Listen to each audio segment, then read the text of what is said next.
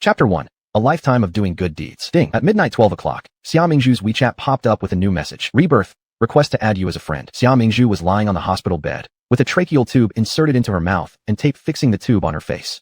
Her aged face looked somewhat distorted due to it. Hearing the sound, she tremblingly picked up her phone. Her phone unlocked instantly upon being directed at her face. Seeing someone adding her as a WeChat friend, she immediately accepted the request. Shortly after, the WeChat interface began automatically jumping. A series of messages popped out. You have added Rebirth. You can now start chatting. Rebirth. Xia Mingzhu, female, 88 years old, female entrepreneur. Engaged in charity work for 60 years, built 55 children's welfare homes, donated a total of 200 billion yuan to disaster areas nationwide, helped build and pave bridges in poor villages, a total of 3,487. Conditions met to activate Rebirth. Xia Mingzhu, question mark. Every word was familiar, but put together they didn't make sense. Who is this? She had remained single all her life, childless, without friends, and her familial ties were very distant. So who has calculated her entire life so clearly? The messages continued to jump. Rebirth. In Xia Mingzhu's lifetime, she read a total of 10,950 novels. Please select one from them to start an alternative life. The screen instantly filled with densely packed novel cover images. Start an alternative life? Xia Mingzhu's aged face reddened slightly with confusion. After searching with her gaze, she fixed her eyes on a book called I Went Viral After Appearing on a Dating Reality Show. Then, she trembled and extended her finger. But just as she used her last bit of strength to touch the screen, suddenly, a feeling of palpitation swept over her. Unconsciously, her finger brushed lightly past a book titled The Short-Lived Common Daughter of the Duke's House. Then, as if exhausting all her strength, her hand fell down. Following the alarm sound of the electrocardiogram machine beside her, she slowly closed her eyes. Bang, bang, bang, bang. Sounds of night watchmen striking gongs came consecutively. Xia Mingzhu suddenly opened her eyes and realized there was not a stitch of fabric on her body. Her delicate skin was exposed to the air. A man was above her, his large hand touching the curves before her chest. Ah! In indignation and fury, she screamed and kicked the man off her. The man was kicked off the bed and landed hard on the floor with a bang. Xia Mingzhu's heart also trembled in unison. How strong had her legs become? As she touched her young, white body, her arms and legs moved around vigorously, completely intact. Xia Mingzhu's eyes sparkled. Ha, so it's really possible to be reborn. But, judging by the look of this exquisite room, it doesn't seem like the dating show I selected. Which book am I actually in? Xia Mingzhu, isn't this what you wanted? Why pretend? At that moment, the man who fell on the ground started speaking. The man's black eyes flickered with mockery, his handsome face cold as ice. Even though he lay on the floor in disarray, the dignity about him couldn't be concealed. Right now, however, he appeared powerless, staggering steps as he stood up. His red-tinged eyes revealed he'd been drugged. Being drugged, bearing the same name. Could it be? Xia Mingzhu hesitantly asked, Kia? How dare you? Kia frowned, disdainfully said, even my sacred name you dare call? Xia Mingzhu remained silent. Her head was buzzing. She finally knew which book it was. She had entered a classical fiction involving struggles within the noble families. She became the evil supporting role, Xia Mingzhu, the legitimate daughter of the guardian prince family. On the other hand, the illegitimate daughter Xia Qinghe became the main character in the story, intelligent, gentle, and beautiful. When Xia Qinghe was born, her mother died during childbirth. An astrologer said she wouldn't live long and brought bad luck to both parents. Therefore, Xia Qinghe was sent to an estate by her father, only returning when she turned 15. Because of the guilt of having neglected her, after Xia Qinghe returned to the household, her father and elder brothers lavished her with kindness. The original self believed that Xia Qinghe had taken away the love from her parents and older brothers. Thus, to win back attention, she committed several outrageous acts. But things went increasingly wrong, causing the guardian duke and her brothers to detest her deeply. Moreover, Xia Mingzhu was both foolish and weak-minded, capricious and arrogant, focusing solely on romance. That day, under the instigation of others, during the banquet held by the guardian prince family for Crown Prince Kia, she drugged him. According to the storyline, soon, her unfortunate elder brother Xia Yunze would rush inside. Seeing his own sister being violated, unable to control himself, he broke both the crown prince's legs. And since a country cannot let a cripple become the crown prince, Kia soon became the exiled prince and was eventually locked away in the cold palace. Eldest brother Xia Yunze also received the charge of plotting rebellion, was exiled to the frontier to suffer, and was forbidden from ever returning to the capital. The original self became completely disgraced overnight, becoming a laughingstock across all of the capital. Not long after, the family of the duke would be annihilated as cannon fodder, and she herself would endure severe torture in the imperial prison until she died with her heart torn out. Flipping through the plot that she had just barely memorized, Xia Mingzhu wiped away a bead of cold sweat. Meow. It was one thing that human hearts could be treacherous, but the key point was that the original self was stupid and had been easily deceived, leading to being completely used up without a trace left behind. Right now, at exactly the wrong moment, she had happened to reincarnate right at the critical moment when the original self and the crown prince were passionately battling. No, she must hide the crown prince immediately. The people coming to catch them were about to arrive. Xia Mingzhu instantly jumped off the bed, grabbing the collar of Crown Prince Jia on the ground and dragging him behind the curtain by the side of the bed. Jia, filled with shame and anger, glared at her with eyes ready to spout flames and struck away her meddling hand. You dare! How dare you treat me like this? Are you asking for death? Xia Mingzhu immediately realized that in an ancient feudal dynasty, her behavior constituted a great disrespect. She pinched her own slim waist hard and quickly looked as if about to cry. My lord, I know you've been drugged, and so have I. The ones who planned against us are on their way, please bear with it for now. Born delicate and charming, her almond eyes filled with tears, looking all the more innocent and pitiful when she appeared contrite. Jia momentarily gave up his resistance, and seeing this, Xia Mingzhu immediately pulled the crown prince behind the curtain again. As she dragged him, she couldn't help but inwardly complain. How is he so heavy? Is he a pig? Jia squinted slightly, turning his head in confusion towards Xia Mingzhu. Was that voice Xia Mingzhu's? Was she cursing at him? This woman truly was utterly rude. Out of the corner of his eye, he caught sight of her white, jade-like skin, causing his breathing to tighten. TSK the crown prince is indeed well built, probably quite skilled in bed too, but unfortunately not today. Speaking of which, the crown prince should thank me.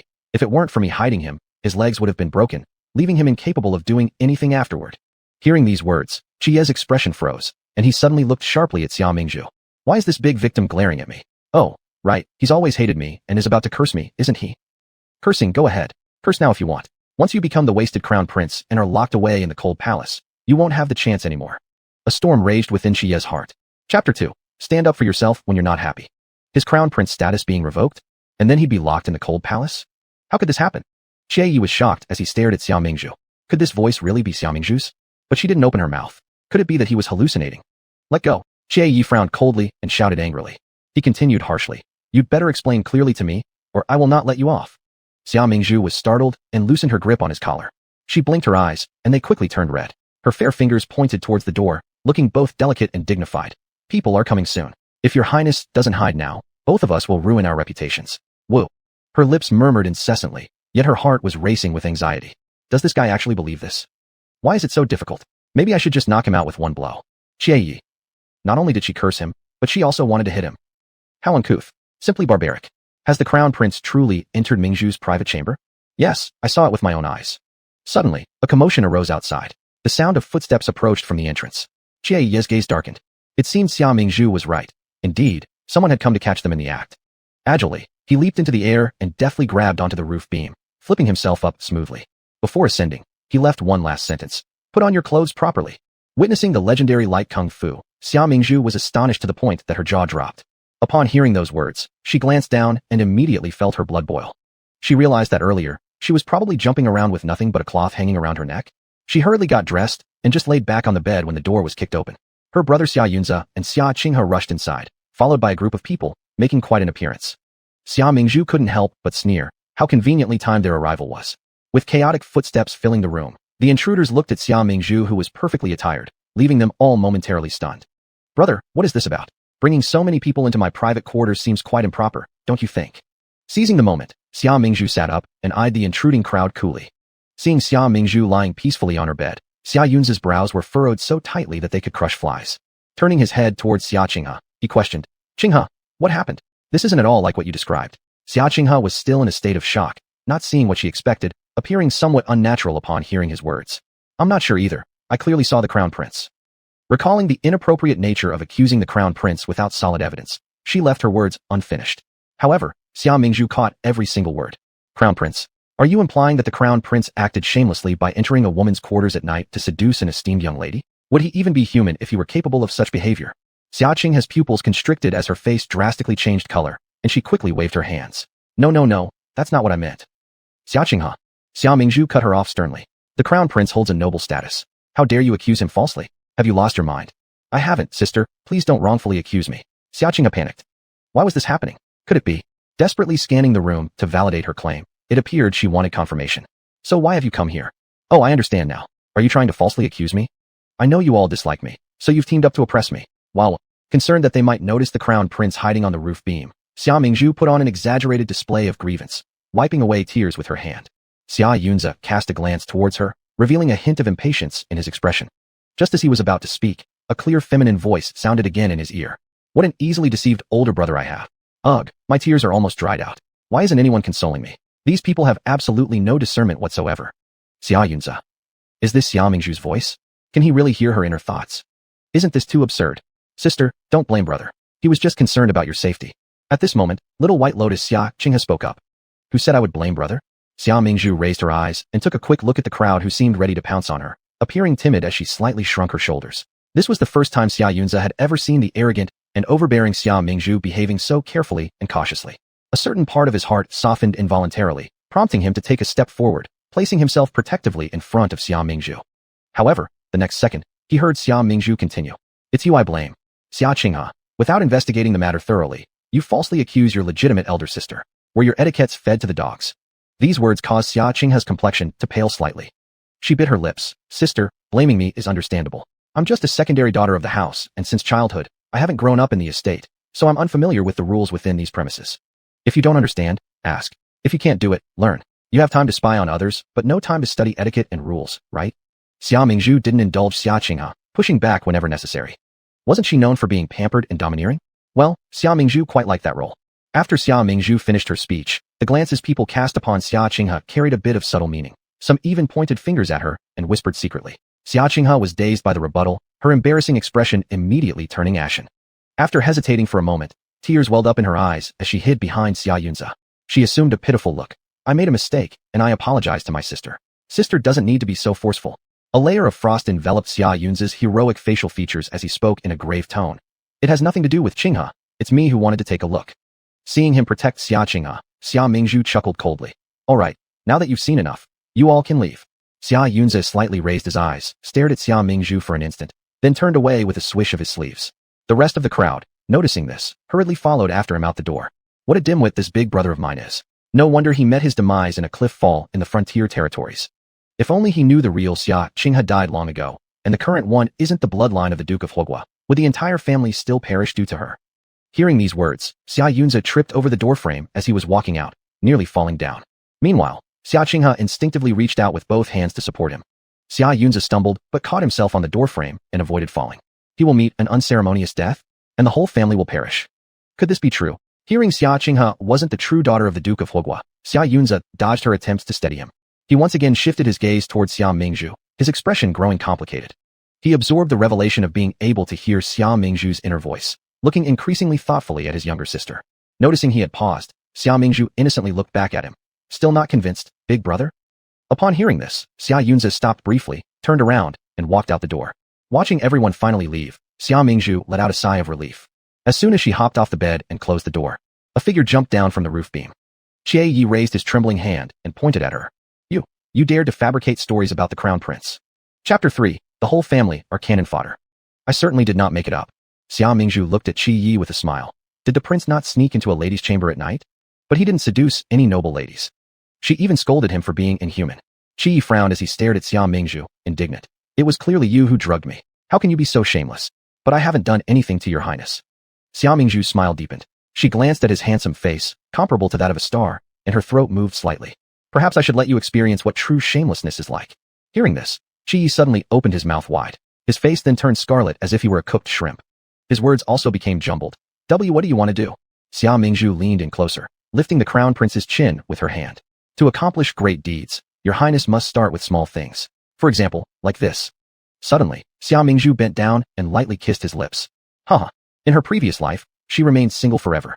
In this life, she finally tasted the flavor of a man. Cool, but very soft, very sweet. Their lips rubbed against each other, their breathing intertwined. A moment later, Xia Mingzhu reluctantly let go of Qi Yi. Looking at Qi Yi, whose chest heaved violently and whose lips were glossy with moisture, Xia Mingzhu asked solicitously. How about it? Does the crown prince like it? Want to play something bigger? You shameless. Qi Yi glared at Xia Mingzhu with a pair of phoenix eyes full of embarrassment and indignation. He rushed towards the door determinedly. Be careful, there are people guarding outside the door. Xia Mingzhu reminded him. Qi Yi paused for a second, lowered his head to think for a second, and then spent a second glaring at Xia Mingzhu resentfully before jumping out from the rear window. When he landed to leave, some voices came from behind. Not bad figure. Feels powerful when touching the small waist. I originally planned to sleep with him, get some enjoyment, while helping him find an antidote. Such a strong body is wasted. What kind of vulgar words were these? What had she been thinking about all day? Qi Yi was stunned for a moment, then ran even faster. The next day, after Xia Mingzhu yawned and slowly sat up, two maids heard the noise outside the door and entered. Are you awake, miss? Upon seeing two suddenly appeared graceful young girls, Xia Mingzhu's heart was filled with suspicion. However, she did not show it. Having been immersed in business for many years, she had long learned to keep her emotions in check. The two maids brought toiletries. After washing and brushing, Xia Mingzhu changed into a fresh outfit. "Miss, would you like some water?" One of the maids brought over a teapot. After drinking half a glass of warm water, Xia Mingzhu quickly calmed down and inquired the names of the two maids, Qiufeng and Qiushui. After tidying up, Xia Mingzhu took Qiufeng and Qiushui, walking briskly towards the hall. The National Protection Duke went to war, the birth mother went to pray in the temple, now the eldest brother Xia Yunze managed the house. Of course, she still had her second, third, fourth, and fifth brothers, just none of them were at home now. As soon as Xia Mingzhu entered the room, she saw Xia Yunze and Xia Qinghe sitting at a square table respectively. Today, Xia Yunze wore a navy blue robe, with a straight posture, clear and elegant features, and a gentlemanlike demeanor like jade. At the first sight of him, Xia Mingzhu's eyes quickly sparkled with admiration. Eldest brother is quite handsome too. Alas, he died after falling off a cliff, and a girl who adored him committed suicide because of him. Truly a pitiful couple. Xia Yunze was just raising his teacup to drink tea when he suddenly choked on it. Xia Qinghe surprisingly glanced at Xia Yunze choking on water and asked worriedly, "Is elder brother all right?" "No problem." Xia Yunze paused for a moment, put down the teacup without changing his expression, and said calmly, "The water was too hot." He inconspicuously looked at Xia Mingzhu entering, his gaze profound, quickly digesting the fact that he could hear her inner voice. He even subtly glanced at Xia Qinghe sitting beside him. There was no expression on her face. Could it be only he could hear Xia Mingzhu's inner voice? He became curious. Who was the girl who committed suicide for him? And could it be that the National Protection Duke's residence really met the downfall described in her inner voice? But how was that possible? Their grand National Protection Duke's residence, blooming with prosperity, how could it fall so easily? When will mother return, big brother? At this moment, Xia Qinghe suddenly spoke, interrupting Xia Yunze's thoughts. Xia Yunze looked at her. "Why? Do you miss mother?" Xia Qinghe looked hesitant. Her beautiful almond-shaped eyes reddened slightly at the corners, her nose slightly red as well, looking pitiful like a little creature that had been bullied. Xia Yunze immediately sensed something was wrong. "What happened? Who bullied you?" Xia Qinghe shook her head, tears welling up in her eyes. "Granny lie, she's just doing it for my own good." "How insolent! When did the servants in the mansion dare to bully their masters?" Xia Yunze seemed angered, his gaze stern, his voice carrying a hint of authority and majesty. "It's not their fault. I'm just a secondary daughter, low in status and humble in identity. It's understandable that Granny looks down on me. But I'm a little afraid of her. Can mother who come back to serve me again?" As she said this, Xia Qinghe's whole body trembled, like a frightened fawn. It was precisely this pitiful demeanor that made Xia Yunze feel sympathy for her and go out of his way to protect her. With a wave of his hand, Xia Yunze reassured her. "Don't worry, big brother can handle this small matter." "Thank you, big brother." Xia Qinghe tightly held Xia Yunze's hand, nodding at him with determination. Xia Mingzhu watched all this from the side, almost laughing. This Xia Qinghe is really going too far. She clearly knows she isn't the daughter of the National Protection Duke's residence, yet she acts so familiar with elder brother. What's her intention? Xia Yunze's hand, which had been held by Xia Qinghe, trembled slightly. His expression grew complicated as he glanced towards Xia Mingzhu. Last night, he had heard Xia Mingzhu saying that Qinghe wasn't the true daughter of the Duke's family. But that was impossible. Qinghe had originally been taken to the estate by Mother Hu, and not long ago, she had returned to the mansion together with her. Mother Hu, who was once the wet nurse to their mother, was absolutely loyal and would never betray the National Protection Duke's residence. Next, Xia Qinghe will throw herself into Big Brother's arms, crying in sorrow to gain his sympathy. Xia Yunze internally dismissed Xia Mingzhu's words as unreliable. But the next moment, Xia Qinghe indeed threw herself into his arms and began sobbing. Xia Yunze was startled. In the past, he would have been deeply moved and would have immediately punished those servants on her behalf. But at this very moment, he couldn't be moved. His eyes stayed fixed on Xia Mingzhu, as if seeking confirmation, and asked, "Mingzhu, are you talking?" Xia Mingzhu looked utterly bewildered. "No, I'm not. I mustn't let elder brother know I can foresee future events. Otherwise, he will surely see me as some kind of monster." Xia Yunze instantly widened his eyes like bells, utterly incredulous. After a long pause, he rubbed his forehead and told Xia Mingzhu, "Mingzhu, first go with Qinghe to the main hall for breakfast. I'll join you in a bit." Xia Mingzhu readily agreed, but inwardly mused. Miserable timing. Soon, Xia Qinghe will fall from the steps and blame me for pushing her. Xia Yunze's heart leaped with shock, and he turned his head quickly to look at Xia Mingzhu. Chapter 4. Acting with full effort. Xia Mingzhu walked out together with Xia Qinghe. Perhaps they thought at this distance, Xia Yunze wouldn't be able to hear them. Finally, Xia Qinghe revealed her true colors. "Sister, do you really think you deserve the identity of the legitimate daughter of the Duke's house?" Her coldly mocking voice suddenly pierced their ears. Xia Mingzhu's beautiful eyes looked at her. Xia Qinghe no longer had that frail and gentle appearance. Instead, she showed sharp claws, as if eager to tear her apart. She was quite clever, maintaining an image of meekness and innocence before her parents and brothers. But in front of her, she turned into a terrifying figure. Xia Mingzhu suddenly understood why the original host insisted on being the vicious supporting character. This two-faced and treacherous type is truly unbearable. Xia Qinghe, aren't you tired of living like this? Xia Mingzhu sneered coldly and said, I was born as the legitimate daughter of the Duke's house, my status naturally high. Where is this talk of whether I'm worthy or not? Xia Qinghe smiled indifferently, full of disdain in her gaze. Thinking oneself superior just because of noble birth, yet wasn't she still manipulated by me? I hope these thoughts of yours will console you. I tell you, if you have even a hint of self-awareness, you should voluntarily break off your engagement with Prince Ning. Otherwise, don't blame me for being unfriendly. So this was about that. Xia Mingzhu got angry too, narrowing her eyes slightly. I actually want to hear how exactly you plan to treat me unfriendly? She always favored soft words over hard ones, most despising others' threats. Xia Qinghe stepped forward strangely, speaking arrogantly. I've known Prince Ning for several years, we understand each other well. What do you two have? Although His Majesty granted the marriage between us, do you know how much he loathes you? If you don't step down voluntarily, I'll make your parents and brothers slowly drift away from you, letting you experience the feeling of being abandoned by everyone. You remember, the position of Prince Ning's wife can only belong to me. Xia Mingzhu snorted coldly. Since you both love each other so dearly, why don't you let him dissolve the engagement himself? You know very well that's impossible. Xia Qinghe glared at her furiously. Xia Mingzhu laughed derisively. What's so impossible? Isn't it just because Prince Ning is worried about defying the imperial edict, which would anger both the emperor and the dukedom? She just remembered, there's such a troublesome issue. Her arranged marriage to Prince Ning. Last night, when Prince Ning and Xia Qinghe tricked her and the crown prince in a bed together, it was originally a 3-in-1 strategy. Firstly, it was an opportunity to get rid of the crown prince, bringing him down. Secondly, once she loses her reputation, naturally the marriage couldn't continue, so Prince Ning wouldn't have to marry her anymore. Thirdly, Xia Qinghe could take her place and marry into the Ning mansion. Perhaps the Duke's household would feel indebted to Prince Ning and become his ally due to this misdeed. Unfortunately, the weather didn't cooperate. This foreign soul ended up crossing into her world, breaking their plans. No wonder Xia Qinghe couldn't keep calm. However, she herself doesn't intend to marry Prince Ning. This marriage has always been nothing but trouble for her. She needs to find a way to end it as soon as possible. And Xia Qinghe saw Xia Mingzhu completely ignoring her threat. Her eyes flashed, and then she followed Xia Mingzhu. Just as Xia Mingzhu was about to descend the steps, she suddenly stepped in front of Xia Mingzhu. Then she screamed, "Ah!" in agony, and she rolled down the stone steps. Xia Mingzhu, acting really convincingly. It made her wince in sympathy. Qinghe. Xia Yunze ran out at the first time, hurriedly helping Xia Qinghe sit up. Qinghe, are you alright? Xia Qinghe held Xia Yunze's wrist. Don't blame sister, it was my fault, my foot slipped.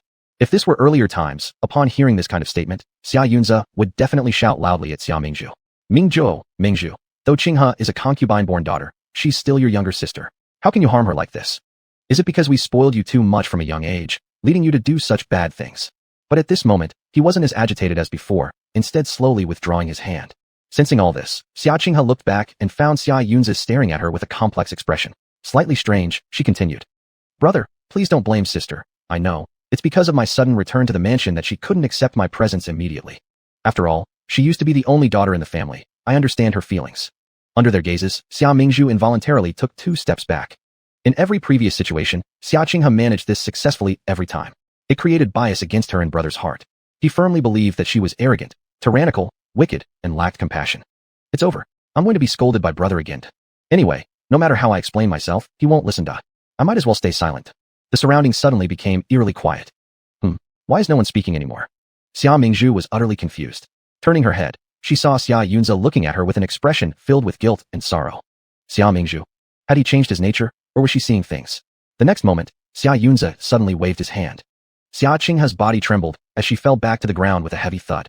Xia Qinghe was stunned, staring wide-eyed at Xia Yunze. Big brother? I just saw it clearly. You fell by yourself, and you actually slandered Mingzhu. Xia Yunze looked at Xia Qinghe's familiar yet strangely distant delicate face. He had been deceived by her for so long. How detestable. No wonder the servants who attended to you didn't like you. People who are pitiful always have something hateful about them. No, big brother. Xia Qinghe kept shaking her head, tears streaming down her cheeks. I've always been looked down upon by others, lacking security, so maybe I was mistaken earlier. It was all a misunderstanding. Xia Yunze coldly glared at her. An incident like this, I don't want to see it happen again. Xia Qinghe nodded continuously, still appearing pitiful. Xia Yunze didn't say anything else and ordered a servant to escort her back to her courtyard. Xia Mingzhu. Hey, how did Big Brother's stubborn brain suddenly get enlightened? Why is he still staring at me silently? Could it be that someone took over his body? Xia Yunze. Xia Yunze's thin lips parted slightly, just as he was about to speak when he suddenly saw an elderly servant rushing over. Xia Mingzhu also noticed the old servant and subtly raised her eyebrows. This must be someone reporting that second brother got into trouble, right? Alas, my talented second brother, tricked into the gambling den where he developed a gambling addiction, lost hundreds of thousands of taels of silver, was then expelled from the family in anger by father, had his hands cut off by enemies, and even worse, his manhood taken away, rendering him completely useless, leading him to commit suicide by jumping into the river. Xia Yunze. A dark flash quickly passed through Xia Yunze's eyes, and his hand clenched tightly at his side, but he still forcefully suppressed the turmoil in his heart. He walked forward, saying, Lao Lu, what's wrong? Master Xia, you should go check out the Rui gambling den. Master 2 has been detained by someone.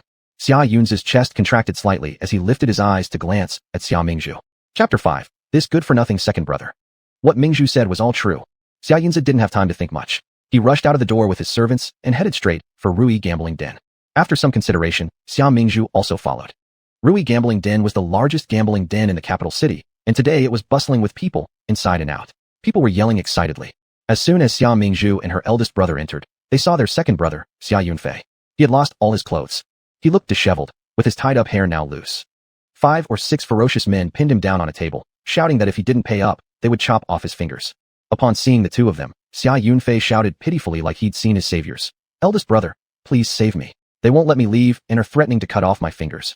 Xia Yunze glared at him angrily. If you hadn't come here to gamble, how could they have caught you?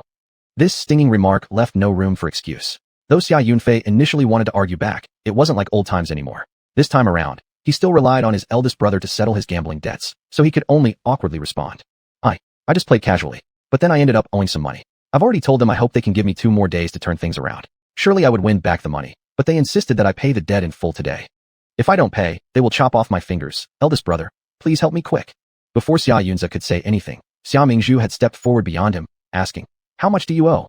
30,000 taels. Xia Yunfei responded nervously. Xia Mingzhu's eyes widened in disbelief. 30,000 taels? Are you insane? The amount of 30,000 taels is equivalent to about 1,500,000 RMB. This wasteful kid. She originally planned not to care too much because sooner or later the whole family was going to perish. However, this good-for-nothing spent such an enormous sum, dragging her into a terrible situation. How could she stand it? She couldn't. Let this prodigal son meet his end quickly. Therefore, she loudly declared, debts must be repaid. That's justice. Xia Mingzhu. Hearing her speak like that, Xia Yunfei yelled her name in anger. I am your real second brother, and yet you are siding with outsiders against me? What benefit would there be to you if my hands are chopped off? As he shouted, he turned to seek support from Xia Yunze again. Big brother, look at her. She is getting increasingly vicious. Xia Yunze sighed. He was about to instruct the den's assistants to let the man go first, but instead heard Xia Mingzhu's internal thoughts. Fortunately, it is me who came along today, and not Xia Qinghe. Otherwise, Xia Qinghe might have urged big brother to repay second brother's debt under the premise of not embarrassing the family. And that would result in us giving second brother even more money every time he gambles. In the end, when second brother develops a gambling addiction and owes hundreds of thousands of taels, father would cast him out of the family in anger. His enemies would cut off both his hands and mutilate him, leaving him entirely ruined and driven to commit suicide by jumping into the river. Today marks the start of second brother's tragic destiny. I intend to kill this tragedy in its cradle. Xia Yunze hesitated silently after sensing these sentiments. Xia Yunfei also overheard Xia Mingzhu's words, but with his mind in chaos, he didn't fully understand nor realize the voice actually belonged to his sister Xia Mingzhu. He continued pleading anxiously. Big brother, say something. Quickly save me. Just help me pay the debt. Xia Yunze brushed the non-existent dust off his sleeves and calmly uttered 2 words. No money. How could you possibly have no money? Xia Yunfei immediately retorted loudly. If you haven't brought any, just send for the house accountants. The family's money is not intended to fill your gambling holes. Xia Yunze shot a dagger-like glare at Xia Yunfei. This stupid younger brother must have been tricked. After all, behind gambling dens and brothels lie complex networks of criminal influence. And those capable of ordering around such a gang couldn't be mere commoners either. Intimidated by his elder brother's stern gaze, Xia Yunfei felt his heart sink. His lips quivered a few times, rendering him unable to produce any further argument. At this moment, Xia Mingzhu turned to address the burly thugs in the gambling den. Would you kindly ensure that the job is done swiftly, sparing my brother unnecessary suffering? One of the thugs replied, young lady, rest assured. We've been doing this job long enough, whether it be hundreds or even 1,000, we're experienced. Our actions are always efficient. Xia Mingzhu gave a rather satisfied nod before turning her gaze to Xia Yunfei, observing him as if he were a pig waiting to be slaughtered. Startled for a few seconds, Xia Yunfei gritted his teeth and spat out. Xia Mingzhu, do you even know what you're doing? I'm your second brother. How can you be so heartless? Do I not know what I'm doing, or do you not know what you're doing? Being the legitimate son of the prestigious Guardian Duke residence, how dare you run to a low-class place like a gambling den, losing money and being captured by others? Now you even have the nerve to shout at me. The face of our honorable Duke's residence has been completely lost because of you. Xia Mingzhu launched into a torrent of scolding that left Xia Yunfei speechless. Because no matter how arrogant and unruly Xia Mingzhu had been in the past, she still showed some respect to her family members and never dared to speak to him like this. And these words of scolding sounded oddly familiar, especially the last sentence. Wasn't this what he always used to shout at her? Did she just return it word for word? Brother, you mustn't let them chop off my hands. If they do, I won't be able to hold a pin anymore. With gritted teeth, Xia Yunfei urgently spoke again to Xia Yunze. Besides, I haven't even taken a wife yet. If I'm disabled, which girl from any household would still agree to marry me? What will become of me then? Big brother, I am your real younger brother. You good-for-nothing thing. Let this serve as a lesson you'll remember forever this time. Xia Yunze replied with deep frustration. Xia Mingzhu approvingly glanced at Xia Yunze. Big brother truly understands my feelings. No wonder he is the eldest son of an esteemed house. He sees things clearly. Upon hearing his sister's praise, Xia Yunze faintly smiled at the corner of his mouth. Seeing that neither of the two were willing to pay a single penny, the eyes of the several thugs flashed dangerously. Suddenly, they dragged Xia Yunfei off the table and pinned him to the ground. Shut the hell up, we need 30,000 taels of silver today. The gambling den's rules, 3,000 taels per finger. You decide whether or not to pay. Don't touch me. Don't move. Seeing the chopping knife in the henchman's hand, Xia Yunfei swallowed nervously. 3,000 taels per finger. He owed 30,000. 10 fingers wouldn't even cover the debt. He'd be completely ruined. The thugs exerted tremendous strength without showing any mercy. Terrified, feeling immense pain coursing through his body, Xia Yunfei desperately cried out to Xia Yunze repeatedly. Big brother, save me, please save me. I am your real brother. You can't stand by and watch me die. Xia Yunze looked at him with a furrowed brow but remained silent. Just as the thug was about to swing down the shiny blade, Xia Mingzhu suddenly shouted, Wait! Chapter 6, A Completely Worthless Bean Sprout. Xia Mingzhu exclaimed loudly.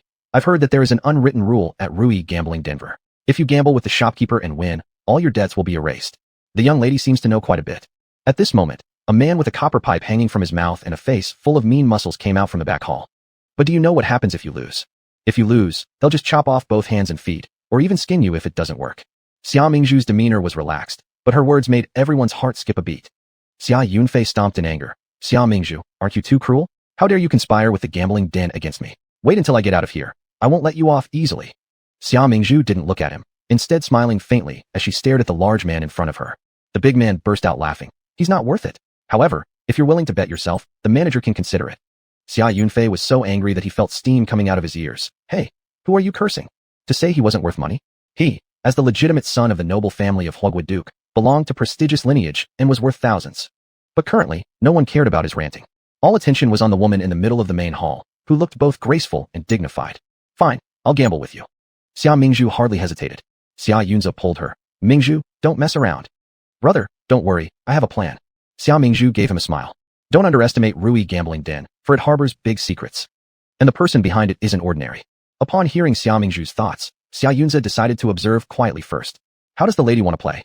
The burly man standing tall like a wall before them asked. He had a broad and sturdy figure, towering at 9 feet, and his face was filled with a cruel and cunning expression. But Xia Mingzhu was completely unfazed by all of this. Let's go big then. Upon hearing her wish to play big, the manager became instantly interested. How do you want to play? One game decides everything. How about that? Alright, but if the lady loses, you can't renege, alright. The manager mocked her. Lose? We need to see who wins first. Xia Mingzhu proposed. I suggest we roll the dice. It's quick and makes money fast. Please begin. Subsequently, the two started their match. Xia Mingzhu placed her choice on big and watched calmly as the other side made its move. The manager seized the dice cup, swirled, and tossed it swiftly, making the dice rotate ferociously within the dice cup, each movement resembling stormy wind and heavy rain with immense power. Bang! With a single slam from the manager, a layer of dust surged up from the tabletop, swirling violently, leaving people dizzy. During this time, the manager stealthily probed with his left hand, attempting to alter the number inside. However, none of this could escape Xia Mingzhu's eyes, who used her method to turn the numbers into big. When the dice cup was lifted, without a doubt, Xia Mingzhu was the winner. The manager immediately doubted his life. How could this happen? His face was riddled with disbelief. Well then, thank you, manager. Xia Mingzhu smiled coldly. Now release the prisoner. Seeing Xia Mingzhu winning effortlessly, brothers Xia Yunze and Xia Yunfei were stunned. When did their sister become such a gambling master? Nevertheless, winning was good news. Xia Yunfei instantly perked up and shouted to the several henchmen holding him. Haven't you heard? The debt is cleared. Let me go. The henchmen exchanged puzzled glances and slowly loosened their grip. Once free, Xia Yunfei ran to Xia Yunze and called out joyfully, Big brother. Xia Yunze nodded to him and then glanced toward Xia Mingzhu. Initially, he was worried whether Xia Mingzhu could win, but now, it turned out his concern was unnecessary. Let's go. Just as Xia Mingzhu and her two brothers turned to leave, they were blocked by the manager and his subordinates. The scene was tense and intimidating, scaring others into fleeing. What's wrong, manager? Do you want to go back on your word? Xia Mingzhu looked at the gambling den apprentices surrounding them and questioned the burly man. So what if I go back on my word? This is my territory, I decide here. The manager spoke arrogantly, looking down on them with disdain. No one has dared to take things from my hands, girl. You're the first. However, as long as you hand over the money and bow 3 times to me, I'll be merciful and let you go. Otherwise, you won't leave this Rui gambling den. However, he didn't finish speaking when he met Xia Yun's fierce gaze. You're asking for death. Xia Yun's hair stood on end in anger, his tightly clenched fists seemingly about to burst into flames. His powerful presence made even the arrogant shopkeeper suddenly panic and back down. However, just for a moment. Once the shopkeeper recovered, he immediately ordered his subordinates to attack. Attack. Teach them a good lesson. In an instant, chaos erupted within the gambling den. Gambling tables broke apart, cards flew everywhere, and screams filled the air. Upon closer inspection, all these screams came from the henchman. The eldest son of the Huowood Duke had been practicing martial arts since childhood, naturally making him especially skilled in combat. For these overconfident fools, Xia Yunza, brimming with rage, almost felled each one with a single kick or punch, his bare hands breaking bones, eliciting cries of pain from his opponents. Wow, he's so handsome. Big brother is truly valiant and extraordinary. Watching her spirited older brother Xia Yunza, Xia Mingzhu's eyes sparkled brightly. But then she saw her second brother Xia Yunfei hiding under a table, clinging to its legs to avoid the fight. She immediately sneered. Not like second brother. He's completely useless, a worthless bean sprout. Xia Yunfei this time heard his sister's thoughts. Huh? Who are you calling a bean sprout? There was no way he could bear it. Wait, wasn't that Xia Mingzhu speaking? But her mouth didn't move. Could it be that his brain got affected from the earlier scare? Everyone stop. At this point, someone else came out from the back hall. Clearly, this was the true owner of the gambling den. Let them go. With a wave of his hand, the people in the gambling den immediately ceased their attacks. Once the situation was settled, Xia Yunfei immediately crawled out from under the table, raising his head and shouting at the person before him. Since your boss has spoken, why don't you get out of the young master's way? The henchmen who blocked their path exchanged glances and slowly stepped aside. Xia Yunfei, Xia Mingzhu, and Xia Yunza then left in great strides. After they left, the shopkeeper approached and asked, Master, why let them go? Wasn't it said? But the man referred to as the master waved his hand and said, Forget about them. The young lord will make arrangements. Though surprised, since it was the young lord's wish, there wasn't much the shopkeeper could say. After leaving the gambling den, Xia Yunza turned to Xia Mingzhu and asked, What exactly happened just now? He still knew his younger sister quite well. This was her first time coming to such a place as a gambling den. To suggest that she was a natural-born gambler would indeed be ridiculous. Chapter 7. Entering the cannon fodder nest. Xia Mingzhu smiled faintly and said, Every time the dice size changes, they switch the dice. 2 types of dice are filled with different amounts of borax. Once shaken, the sound differs. I just did some small tricks following that. Hearing Xia Mingzhu's explanation, Xia Yunfei ground his teeth and cursed. No wonder I always lose. Turns out this gambling den cheats. Xia Mingzhu cast a sympathetic look at him. Sigh, not bad looking, but such an idiot. No wonder he ended up losing hands, legs, and even his manhood. Poor thing. Xia Yunfei's smile froze as his eyes filled with shock. What ghostly voice was that? He confirmed it. There had been no mistake. He could indeed hear his sister's thoughts. You shouldn't act so shocked all the time. In my opinion, you're mentally challenged for being so easily deceived into the gambling den. It's clear you've fallen into their trap. Elder brother's angry cursing pulled Xia Yunfei back to reality. Feeling instantly boo-foo cheap, indignant, Xia Yunfei retorted loudly. Big brother, stop your conspiracy theories already. Let me tell you, I found a master who has taught me many skills. This time I came to the gambling den just to test the waters. Once I'm fully trained, I'll make sure you all change your opinions about me. Xia Yunze trembled in anger. He knew his younger brother's true nature too well, neither skilled in literary nor martial arts, purely an amateur, halfway guy. Who would seriously take him on as an apprentice? He must have been tricked by some street magician. Xia Mingzhu also shook her head from the side. It's obviously a scam, and our second brother actually believes it. The Duke couple must have committed a whole lot of sins in their past lives to give birth to something with a 250 IQ like this. Xia Yunze sighed. Little brother, why don't you let elder brother take you to the Imperial Hospital? There's something wrong with your brain. You need to go there all right. Forget checking your IQ or mental issues. Just do a paternity test. Xia Mingzhu thought silently. Black lines appeared across Xia Yunfei's face. Are these truly his real elder brother and sister? Their words not only hurt his heart, but also wounded his pride. Why don't you guys believe me? Whatever, you'll understand sooner or later. Xia Yunfei acted disinterested and aloof. Xia Yunze wore a look full of frustration. All right, if you say you've met a master, then tell us the master's name and status. Sorry, I know absolutely nothing. How can I casually ask for a master's formal title? Xia Yunfei waved his hand dismissively. Anyway, explaining further to you all is pointless. Thanks for rescuing me, but I have another appointment, so excuse me. With that, he ran off in a flash. Xia Mingzhu looked at his disappearing figure and remarked, still believing in strange practices. Big brother, I think second brother really is stupid. Stupid is stupid, but mentally, I don't think there's anything wrong with him. The person who can deceive him all the way to our dukedom should get a taste of our strength, Xia Yunze said seriously. So what will you do? Xia Mingzhu asked. Xia Yunzi replied, "Go back first. I'll secretly follow this young idiot. He will surely meet up with his so-called master again." Xia Mingzhu nodded. "Be careful." As soon as Xia Mingzhu returned to the residence of the protective duke, she saw Qiu Feng and Qiu Shui anxiously waiting for her in the courtyard. "Finally, miss, you're back. The lady has returned and asked you to see her in the main hall." The maids were talking over each other, and Xia Mingzhu immediately understood the situation. Apparently, Mother Xia had just returned home after worshipping at the temple, together with her fifth brother, Xia Yunwu, who had escorted her along the journey. Summer Lady Xia Qinghe, who remained at the estate, had clearly poisoned their minds against her, and they now awaited her in the living room. Xia Mingzhu acknowledged their request with a nod and quickly headed toward the main hall. In the main hall, 3 people were present: Mother Xia, Xia Yunwu, and Xia Qinghe, who was gloating. Upon seeing Xia Mingzhu enter, Mother Xia immediately showed her displeasure. "Where exactly have you been? Is it that wretched Ning Wang again?" This daughter of hers was stubborn, dim-witted, and infuriating whenever seen. If she weren't blood-related, she'd be sent off to live in the countryside long ago. Next to them, Xia Yunwu chimed in sarcastically, "Her face is thicker than a city wall. This sort of behavior isn't the first time we've seen it. Over these last 2 years, her antics have brought disgrace upon the house of protective duke countless times." Mother Xia's complexion turned dark and menacing. "Mingzhu, have you any sense of shame left? As the legitimate daughter of this family, you set the example in everything you say and do. How can you be so reckless?" "Mother, calm down. Be mindful not to harm your health. Sister merely loves Ning Wang uncontrollably, without harboring ill intentions." Xia Qinghe tactfully handed a cup of tea to Mother Xia while condemning Xia Mingzhu with one sentence. Xia Mingzhu rolled her eyes. A petty individual. However, according to the story's plot, the original owner did truly fancy Ning Wang from a young age.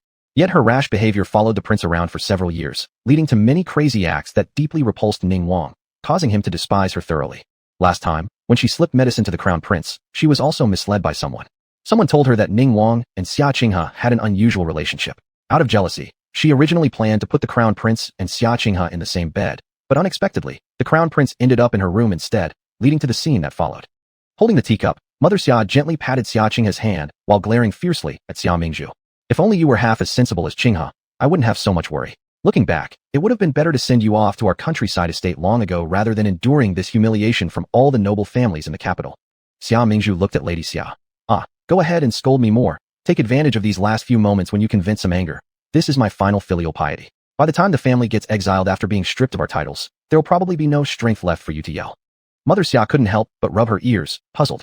Then Xia Mingzhu directed her gaze sympathetically towards Xia Yunwu, who sat nearby, watching the spectacle unfold. Her look deepened with pity. Alas, fifth brother suffered most cruelly, kept confined as a sex pet until he turned mad, eventually getting beaten to death during exile on the road. Clang!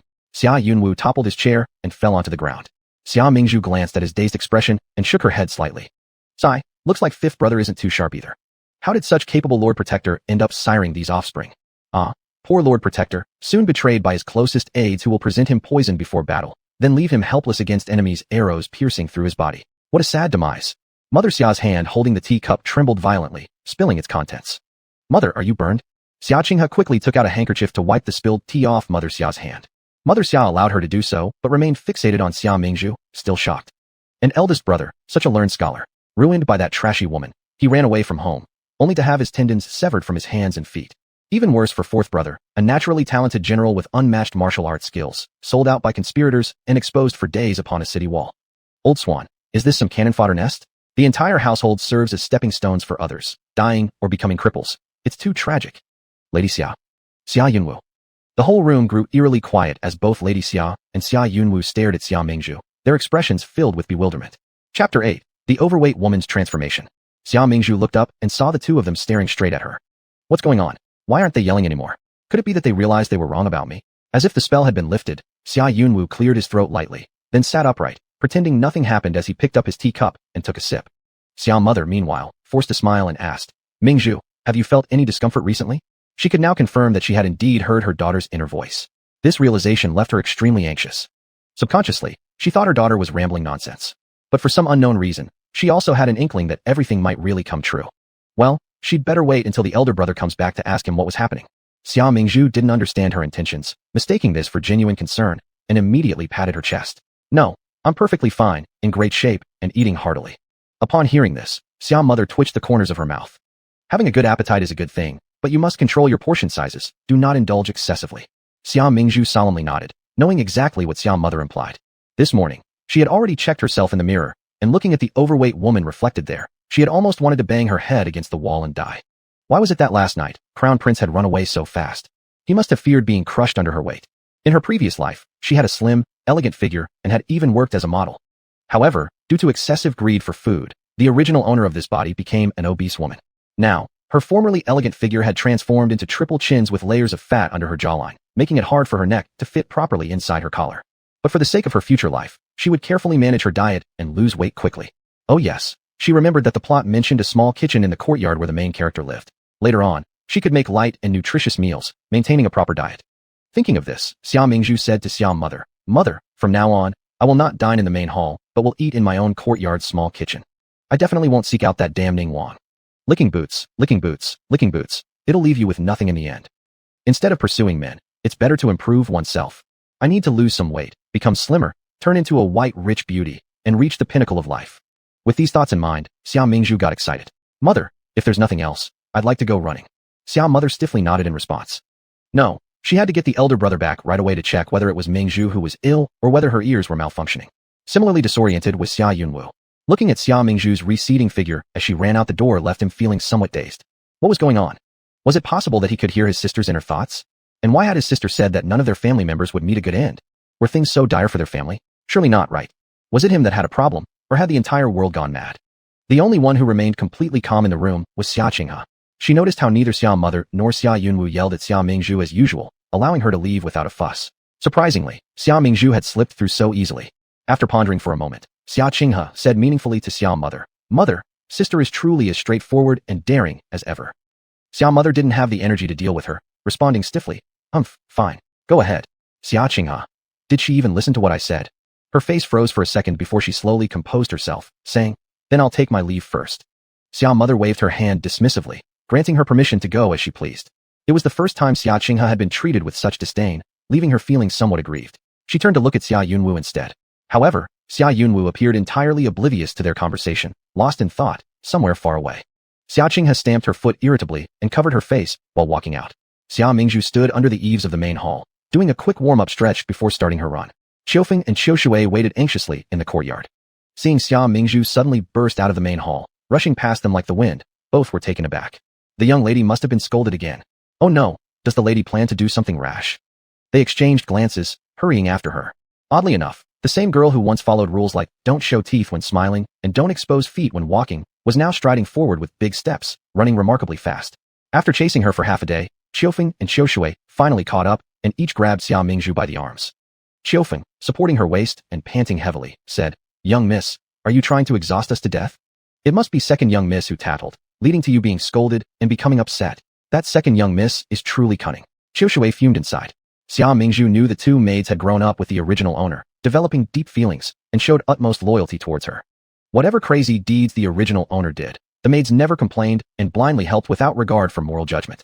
Even if the original owner intended to spy on someone bathing, they would readily fetch stools and assist in finding a suitable window position. Because of this, Xia Mingzhu also grew quite close to the two of them. She said earnestly, "I'm not sad, I just think I'm too fat and want to lose some weight. Will you accompany me?" How could the two maids refuse? Though they were nearly exhausted, when they saw Xia Mingzhu start running again, they immediately followed her. Combining jogging with burpee jumps, aerobic plus anaerobic exercise, Xia Mingzhu trained for half a day straight. But she still remained spirited. What? Old fifth Xia Yunwu's face was full of surprise. Not only I can hear Mingzhu's inner voice at home. Eldest brother Xia Yunze nodded seriously. Your second brother, and I can also hear it. He had just returned from outside, but he didn't encounter old second Xia Yunfei's so-called master. Instead, he dragged Xia Yunfei back. Thank goodness. I thought I was hearing things. Xia Yunwu patted his chest, exhaling heavily. Then he asked curiously, "What's going on? Is she possessed, or is there something wrong with us?" Xia Yunze massaged his aching temples. I am very puzzled too, but I find her inner voice does have a certain degree of credibility. But she said that none of us will end well. Xia Yunfei was still skeptical. How could it be true? I suspect she's cursing us. Whether it's real or not, we need more proof. For now, let's not mention this to outsiders. Xia Yunze instructed his two younger brothers. Xia Yunfei and Xia Yunwu both nodded. After all, telling others about hearing someone's inner voice would make people think they were crazy. This is such a bizarre event. Xia Yunze was now completely confused. He even began to reflect if their lack of tolerance towards Xia Mingzhu was the reason she became this way. Maybe Mingzhu is just sick, so we should treat her better in the future. As they were speaking, Xia Mingzhu, returning from her run, wheezed through the door, breathing heavily. The group fell silent immediately. Eldest brother, second brother, fifth brother. Xia Mingzhu called out, wiping the sweat from her forehead with her sleeve, then cast them a suspicious glance. What were you talking about just now? Why did you stop once I came in? Are you trying to keep secrets this tightly, like conspiring to steal feces? The Xia brothers paused. There it was again, this inner voice echoed. Seeing that the older brothers weren't responding, all staring at her as if their gazes were sharp knives, Xia Mingzhu unconsciously swallowed. Did I do anything wrong? Chapter 9, Jumping Around for Attention. The Xia brothers glanced at each other. Eldest brother, Xia Yunze, gave an awkward cough and spoke up. Pearl, are you tired? You should take care of your body. Second brother, Xia Yunfei, poured a cup of tea for Xia Mingzhu. Have you been running? Exercising is good, but don't overdo it. Exactly. Pearl, taking care of your health is the most important. If it's too much, let a maid run for you. Fifth brother, Xia Yunwu, indicated he had read and replied nonsensically. I understand. Thank you, eldest brother, second brother, fifth brother. Xia Mingzhu accepted the tea and placed it on the table, though she was puzzled inside. What's wrong with the Xia brothers today? Why are they being so kind to me suddenly? Did they poison this tea? The other three people in the room fell silent. Seeing that Xia Mingzhu kept staring at the tea without touching it, Xia Yunfei simply took it back and drank it himself. To prove there was no poison in the tea, Xia Yunwu directly picked up the teapot and gulped down half of it. My second brother just handed me the tea, then snatched it back to drink himself. Could he be suffering from split personality disorder? And the fifth brother, thirsty but not even bothering to use a cup, blowing directly into such hot water from the pot. Is his brain fried? The Xia brothers. Not really. Who exactly has issues here? They stared blankly at each other for a while before eldest brother Xia Yunze broke the silence. Mingzhu, earlier we received an invitation at the manor. Princess Chongning will host a flower viewing banquet, inviting young noble ladies to attend. The date is set 10 days from now, and all of us will participate. Please prepare yourself. Princess Chongning is the current emperor's real younger sister. When they were children, she once shielded the emperor from an assassination plot orchestrated by some inner palace concubines. Her prince consort also died handling tasks abroad for the emperor. Thus, Princess Chongning holds an extremely special status within the royal family. As long as she doesn't rebel, her dignity will always be maintained. I won't go. Xia Mingzhu didn't hesitate to shake her head. I still need to work hard on my weight loss. Who has time to attend something like a flower viewing banquet? Also, Princess Chongning's daughter, Anping County lady, is going to drown accidentally. Afterward, Princess Chongning's temperament will change drastically. If I go, I'll just have to face suspicion and questioning. What a fool's errand. What? Is the Anping County lady going to meet an accident? The Xia brothers felt a major shock internally, looking at each other with horror evident in their eyes. In order to further confirm if what their sister was thinking was entirely reliable, they decided to urge her to attend the banquet to see if her thoughts would match reality. Eldest brother Xia Yunze. The princess sending out an invitation is an honor. It might not look good if you decline, and others may say we look down on the princess. Xia Mingzhu, has my brother gone crazy? He used to hope I wouldn't leave home to attend banquets, fearing I'd cause trouble and disgrace the family. What happened today? Xia Yunze. Am I doing that? How utterly disgraceful. Second brother Xia Yunfei. Go. I know you like meatballs. I'll give all mine to you during the event. I'm on a diet now, who needs meatballs? Moreover, men and women sit separately. Has my second brother lost his mind? Xia Yunfei. Have I kissed the horse's hoof incorrectly, only to get kicked instead? Fifth brother Xia Yunwu suddenly brightened and loudly proclaimed. Oh right. Pearl, I heard Prince Ning will attend too. Are you sure you're not coming? Xia Mingzhu paused.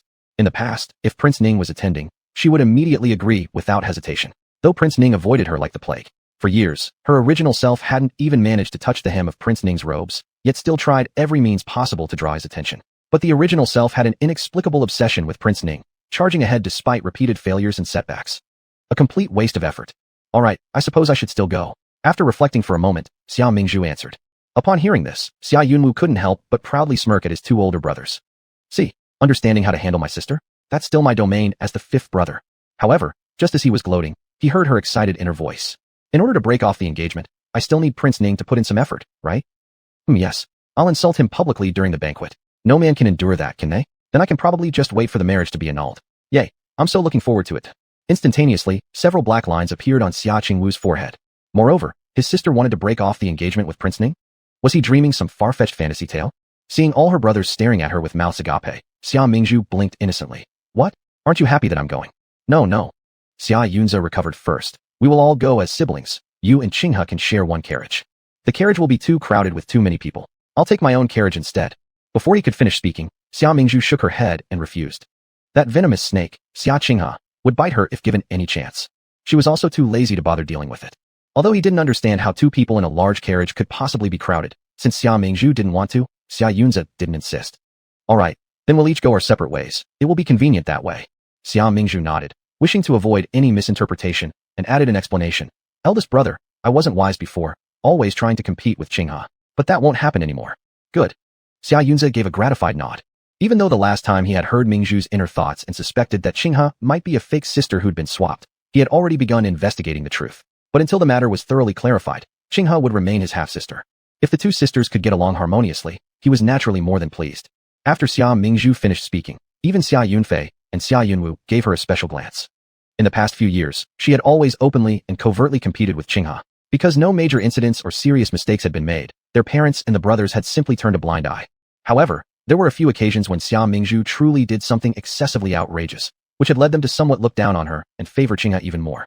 But they hadn't expected Xia Mingzhu to suddenly be so candid today, as if she had completely transformed. It was for the best if she could come to this realization. If she persisted in challenging Qinghe all the time, it wouldn't be beneficial for the Protector General's manner either. Xia Yunze smiled contentedly. Attending the banquet at Princess Chongning's residence is a grand occasion. Tomorrow, I will arrange for tailors from Jinxiu workshop to come into the manor and take your measurements to make new clothes. Thank you, eldest brother, but please don't take my measurements just yet. Let me handle this another way. You all choose first, and I'll go to Jinxiu workshop myself in a few days. Fine. Xia Yunze nodded in agreement. He stood tall like an elegant orchid tree, and his smile resembled the moonlight filling one's arms. Xia Mingzhu nearly stared speechlessly. Haha, looks like eldest brother isn't as cold-hearted as he appears to be on the surface. He is actually a good older brother, taking his responsibilities seriously toward every younger sibling. By the way, the girl who admires him will also attend this event. According to the original plot, after eldest brother fell off the cliff, the girl pined for him and eventually died for him. This life, I really hope they can end up together. Xia Yunze pretended not to notice, but his hair prickled involuntarily. Chapter 10. The despicable man has a mistress. That girl again. She died for him, which clearly shows her deep affection for him. But who exactly is that girl? When she remembered her younger sister saying that they would meet at the banquet, Xia Yunze suddenly felt highly anticipative about the banquet 10 days later. To lose weight, one must control their mouth and keep moving their legs nonstop. Every day, Xia Mingzhu controlled herself to avoid eating salt, oil, or sugar. She only ate boiled green vegetables, boiled chicken breast meat, and some coarse grains as main dishes. Then, she ensured that every day she did a minimum of 10 kilometers jogging plus 200 burpee jumps, keeping her heart rate around 160. In addition, she used medicinal dietary remedies that she obtained from the doctor in the mansion and soaked daily in herbs. A week later, she had lost an astonishing 69 pounds. Seeing how the formerly overweight Xia Mingzhu transformed into a devilishly slender figure, Xiao Feng and Xiao Shui, who were close attendants, were so astonished that they couldn't close their mouths. If it weren't for the fact that they stayed inseparably close to their young lady every day, they would have doubted whether the real young miss hadn't been replaced by a fake one. During this week, Xia Mingzhu deliberately avoided seeing other people inside or outside the mansion. She just quietly exercised in her courtyard. Therefore, even the Xia family didn't know that within just a few short days, she had already made a splendid transformation. With the princess's banquet quickly approaching, Xia Mingzhu decided to visit Jinxiu workshop today to purchase a few outfits that fit her new body. She left the residence with Xiao Feng and Xiao Shui, slipping out through the back door discreetly. The street was bustling with life, full of noise, traffic, carts, horses, and pedestrians, showing an overall picture of prosperity. The three did not loiter, they went straight to Jinxiu workshop. It took the shopkeeper of Jinxiu workshop, Madame Qianyang, a while to recognize Xia Mingzhu. When she finally did, she exclaimed in astonishment. My, if it isn't Xia Mingzhu. In just a few days, you've truly impressed me. Xia Mingzhu smiled upon hearing this. The shopkeeper speaks jokingly. I've come to select some clothes that fit well. Qianyang nodded understandingly. With Xia Mingzhu's significant change in figure, it was evident that her old clothes would no longer do. The princess's banquet is tomorrow, so there wouldn't be enough time for custom orders. However, we do have some fine ready-to-wear dresses. Based on your current shape, I think you could try them on. Alright, let me take a look. Please follow this way. Jinxiu workshop is divided into an inner and outer room. The outer room is used to display items, while the inner room is mainly for receiving distinguished guests. Inside, servants had already prepared snacks and tea for Xia Mingzhu. This set is made from cloud brocade, while this one over here is made from shoe brocade. Since you favor pink-purple tones, this Yunluo brocade looks more elegant. There's also this begonia red. Qianyang warmly recommended one by one. As regular customers frequented the workshop, naturally their preferences were familiar. However, Xia Mingzhu wasn't like her original self anymore. Thus, her aesthetics were different. Her former self adored wearing bright colors, loud reds and greens, thinking they accentuated status. Unfortunately, these choices often made her look like an ostentatious fool. This one is pretty good. Finally, Xia Mingzhu chose a moon-white dress for trial. The hem was embroidered with delicate peach blossoms. Worn on her, it appeared refined and elegant, pure as spring flowers under the autumn moon, exquisitely noble. You really know how to pick. With your fair complexion, this color suits you best. Qianyang sincerely praised. Miss Xia has a bright gaze and beautiful features. This subdued hue looked restrained yet passionate when worn by her, fitting her perfectly. Not only has Xia Mingzhu's fashion sense improved, She no longer caked layers of powder on her face, looking ghastly white like a ghost as she used to. Now, she appears natural and generous. Her strikingly beautiful face, adorned with vivid lips, radiates nobility. Xiaonyang kept praising her today, making Xia Mingzhu slightly embarrassed. Still, Xia Mingzhu saw that her eyes were clear and not full of false flattery. Inwardly, she felt happy. Xiaonyang seemed like a decent person. It must have been hard for her to reach the position of shopkeeper. Unfortunately, her husband had long ago betrayed her, not only using her money to keep a mistress, but also swapping out her biological son. All her hard work throughout her lifetime turned out to be for nothing, but making clothes for others. Xia Mingzhu had the intention to drop her a hint or two and asked seemingly offhandedly. Shopkeeper, do you also have business dealings at Stonebridge Street? I heard from our household staff that they frequently see your man coming and going from one particular household. Stonebridge Street? No. Madame Xiaonyang appeared somewhat startled initially, but quickly composed herself. Suddenly becoming silent, she looked at Xia Mingzhu with astonishment. Her husband began frequenting places years ago and had become even busier lately. She had questioned him before. His answer always involved playing games due to hand itchiness. Knowing his small gambling habit, she hadn't given it too much thought as long as he didn't become addicted. A little gambling, after all, was harmless fun for him. Because the store had been busy these past few years, and she had been completely devoted to him, she never thought about anything else. Could it be that her deadbeat husband has fallen for someone else? Noticing Xiaonyang looking at her, Xia Mingzhu met her gaze. She subtly said, I think you have a very kind face. Coincidentally, the little boy raised by that household on Stonebridge Street looks exceptionally like you. Upon hearing this, Xiaonyang became thoroughly unsettled this time. Not long after the birth of her son, her husband had made an excuse about needing to pay respects to the Buddha by making a vow, then left with the child in his arms under the guise of fulfilling a temple promise. Since it was the child's biological father who took him out, and he returned within half a day, she hadn't felt there was any issue back then. Though occasionally she sensed a missing bond between herself and her son, she figured it wasn't unusual since the child was still very young. After listening to Xia Mingzhu's words, she suddenly remembered a time when her son, who she had raised for a few years, suddenly told her that she wasn't his real mother and that he wanted to find his real mother. Children are innocent in their speech, so she didn't take it to heart. Even when her son was difficult to manage and not close to her, she attributed it to being too busy and neglecting him, believing this was why he treated her like that. She had never doubted that the child she was raising was not her biological son. But now, she began to doubt. Seeing Xiaonyang almost unable to stay still anymore, Xia Mingzhu got up to take her leave. Xiaonyang saw her off at the shop entrance, thanked her repeatedly, and hurriedly left first. Watching her rush away, Xia Mingzhu sighed. Her husband must have hidden Xiaonyang's concubine and real son at Stonebridge Street. If only she would investigate with determination, she would surely uncover something suspicious. It broke her heart to see Xiaonyang being kept in the dark as in the plotline, eventually being used and exploited by the despicable man and his mistress until all her worth was drained, before she met her tragic end. She bought 6 outfits altogether, returning fully loaded. Xia Mingzhu smiled happily, revealing a row of white teeth. Family members, just wait for a brand new me. I'll definitely give you all a huge surprise. Thinking about it, Xia Mingzhu turned around again with Qiu Feng and Qiu Shui to enter the treasure pavilion. A red flower needs green leaves for support. Choosing some accessories to match the clothes is also quite necessary. Just as they were about to enter the door, they heard a thud from behind. Chapter 11 Extreme Hypocrisy, Disgusting. Xia Mingzhu turned her head and saw a young lady getting off a carriage. Due to the intricacy of her dress, she tripped on the hem while jumping down. Not only did the girl fall flat on her face, but her skirt also got torn in a big rip, revealing a large section of her beautiful leg. Oops, giving out leave. Xia Mingzhu widened her eyes. Fortunately, there was no one else around at that moment, so the fuli was only given to her. Otherwise, this girl would have jumped into the river out of shame and anger. Without hesitation, Xia Mingzhu quickly pulled out a set of newly bought clothes and draped it over the girl. You're lucky to have met me. Otherwise, your body would have been seen by others. The young lady raised her head, revealing her entire face, with delicate and beautiful features, almost too pretty. Her eyes, black and white distinctively, exuded a serene quality. But under her eyes was a faint bluish hue, her whole person appearing abnormally pale and sickly. She nodded at Xia Mingzhu, her raven-like eyelashes fluttering. Xia Mingzhu suddenly realized. She couldn't speak. She was mute. Princess, are you alright? Are you injured? At this moment, four maids jumped off the carriage behind, rushing to help the fallen young lady up. Upon seeing this, Xia Mingzhu immediately understood who this young lady was. A pretty mute girl, and she was none other than Princess Anping, the daughter of Princess Chongning. It was rumored that Princess Anping wasn't mute from birth, but lost her ability to speak due to a shock during her childhood. Xia Mingzhu, who was clear about the plot, knew she had actually been poisoned. Princess Anping stood up, wearing Xia Mingzhu's clothes, her beautiful eyes glancing around. She pointed at her own clothes, then at Xia Mingzhu. The serving maid immediately understood. The leading maid stepped forward a couple of steps and bowed to Xia Mingzhu. Thank you, miss, for your help.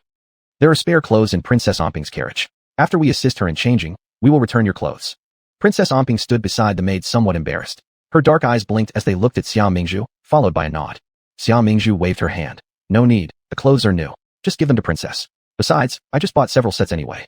As she spoke, she waved the other clothes in her hand. Seeing her generosity, the maid didn't hesitate anymore. Then, thank you very much, Mississippi. Xia Mingzhu nodded. The wind outside is strong. Quickly help your princess get back on the carriage. All the maids bowed to her again, then helped Princess Anping get on the carriage.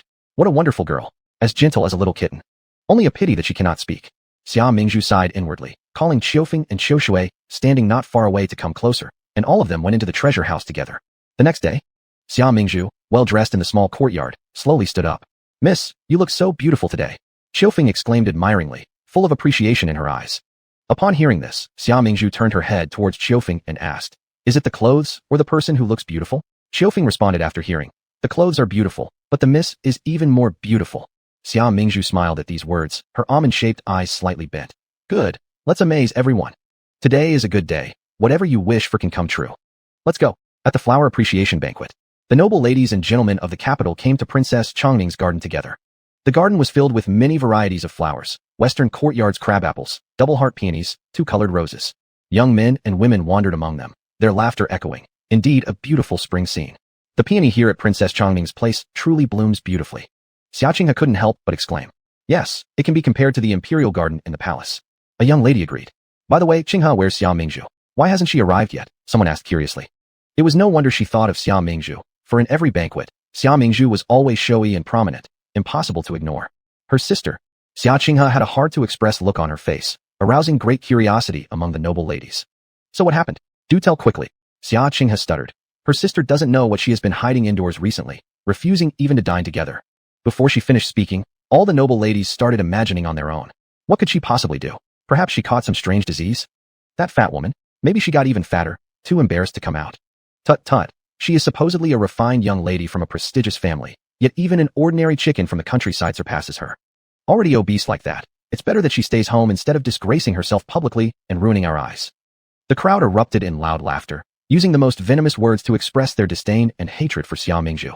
Xia Qinghe, secretly reveling in Xia Mingzhu's misfortune, furrowed her delicate brows as if displeased.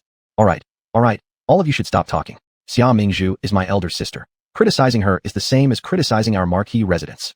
Her words seemed to be defending Xia Mingzhu, yet she didn't refute a single accusation or rumor about Xia Mingzhu being sick, instead giving an impression of tacit approval. TSK, just talking nonsense. At this moment, a crisp female voice rang out from behind the group. Shwa shwa shwa. All eyes turned toward the source of the sound. There came a figure both familiar and strange, walking gracefully closer. Whispers spread through the crowd. Which young lady is this? She has such a refined demeanor.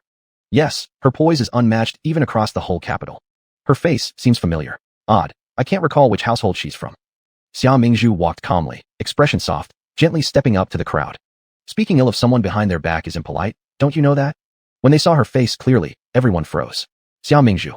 Though her face had slimmed down, her eyes seemed larger, her nose higher, and her figure improved, she was still breathtakingly beautiful, leaving an unforgettable impression at first sight. Stunned, the first person to speak was Xia Qinghe. Perhaps overwhelmed with shock, her voice stuttered. Sister, how did you become so thin?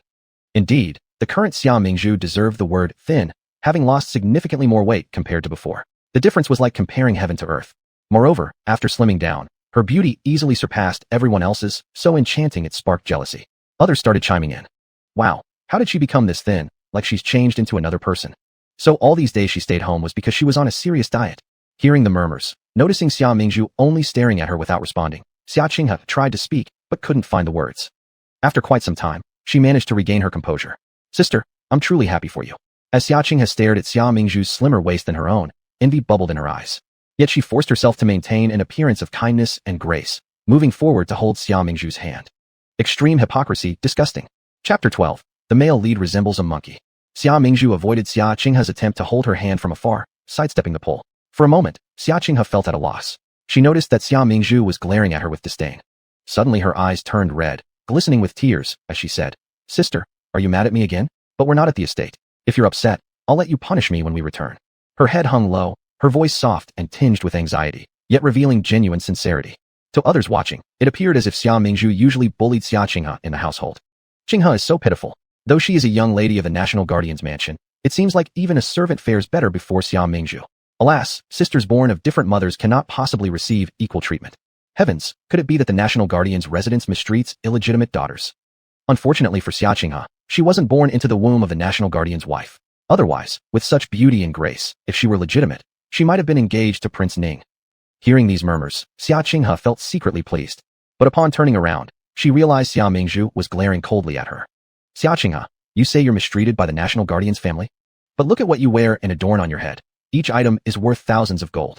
If they truly mistreated you, would they allow you to attend banquets or visit high-ranking homes? Xia Qinghe was left speechless. She covered her mouth, looking regretful, saying, I didn't mean. Sister, I'm sorry. Indeed, Xia Qinghe is adorned better than Xia Mingzhu, who is the legitimate daughter, someone chimed in. She doesn't appear mistreated at all. Yes, which banquet hasn't Xia Qinghe attended? If mistreatment were true, I wouldn't believe it. The couple of the National Guardian treats her kindly, yet she dares to defame them outside. Such an ungrateful, black-hearted wolf. Just now, we suspected Xia Mingzhu had a strange illness because she didn't clarify.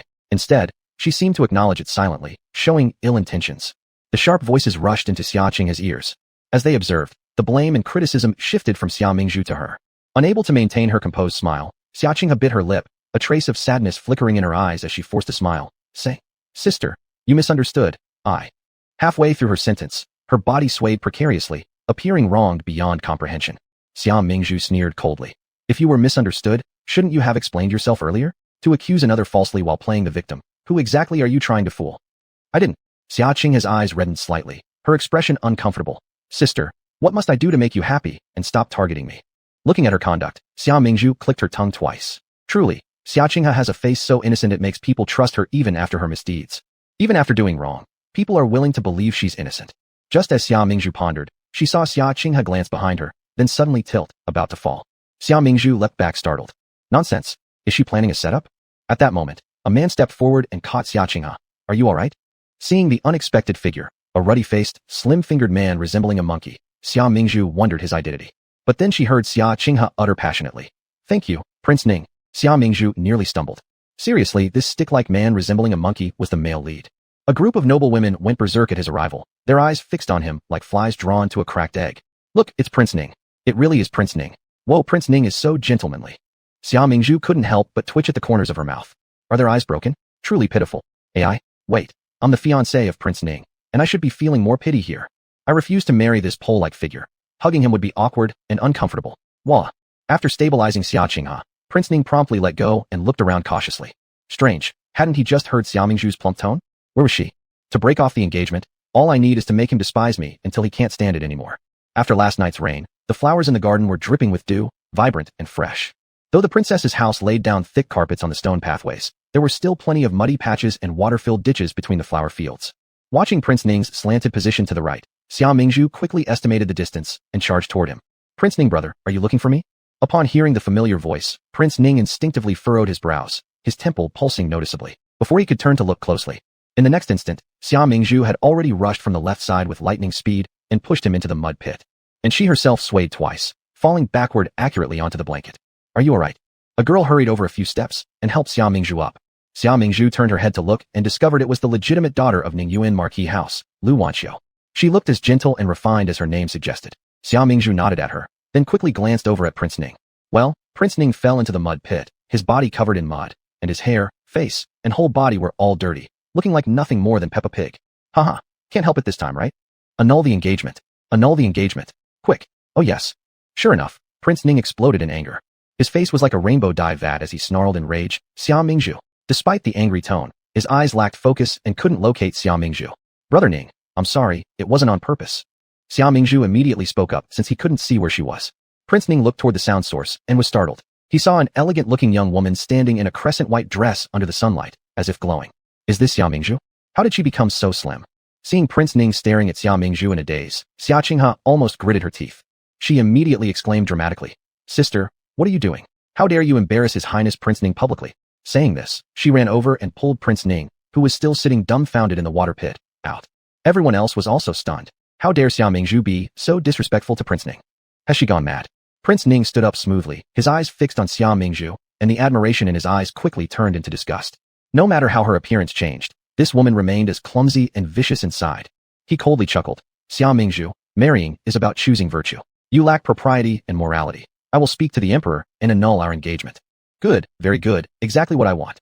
At this point, almost everyone's attention was drawn to Prince Ning and Xia Mingzhu. They didn't notice that in the high pavilion, Crown Prince and Lu Shixuan were silently observing. Chapter 13. Toxic BFF. Upon hearing the Ning Prince's announcement of his intention to break off their engagement, Xia Mingzhu was secretly thrilled. But in order not to ruin her image and raise suspicions, she feigned affection and dashed over to cling onto the Ning Prince's arm. "No, brother Ning. Please don't call off the engagement with me. The Emperor will never allow it." The Ning Prince shook her off firmly, his tone resolute. "If father refuses, I will kneel outside the study until he agrees." "Great. You have the determination. You must succeed. I'm rooting for you. What are you waiting for? Go already. Preferably get this wedding called off today." Seeing that Ning Prince held his head high and looked haughty at her, but made no move to leave, Xia Mingzhu felt anxious and decided to further stoke the fire. "Brother Ning, could it be because of those lowly people that you wish to break off our engagement? You can rest assured. Once we are married, I shall strictly guard the inner quarters. No concubines or maids will enter our home, preventing any other woman from coming between us." The Ning Prince trembled with anger. You are utterly unreasonable. I will immediately go to the palace to request an end to this engagement."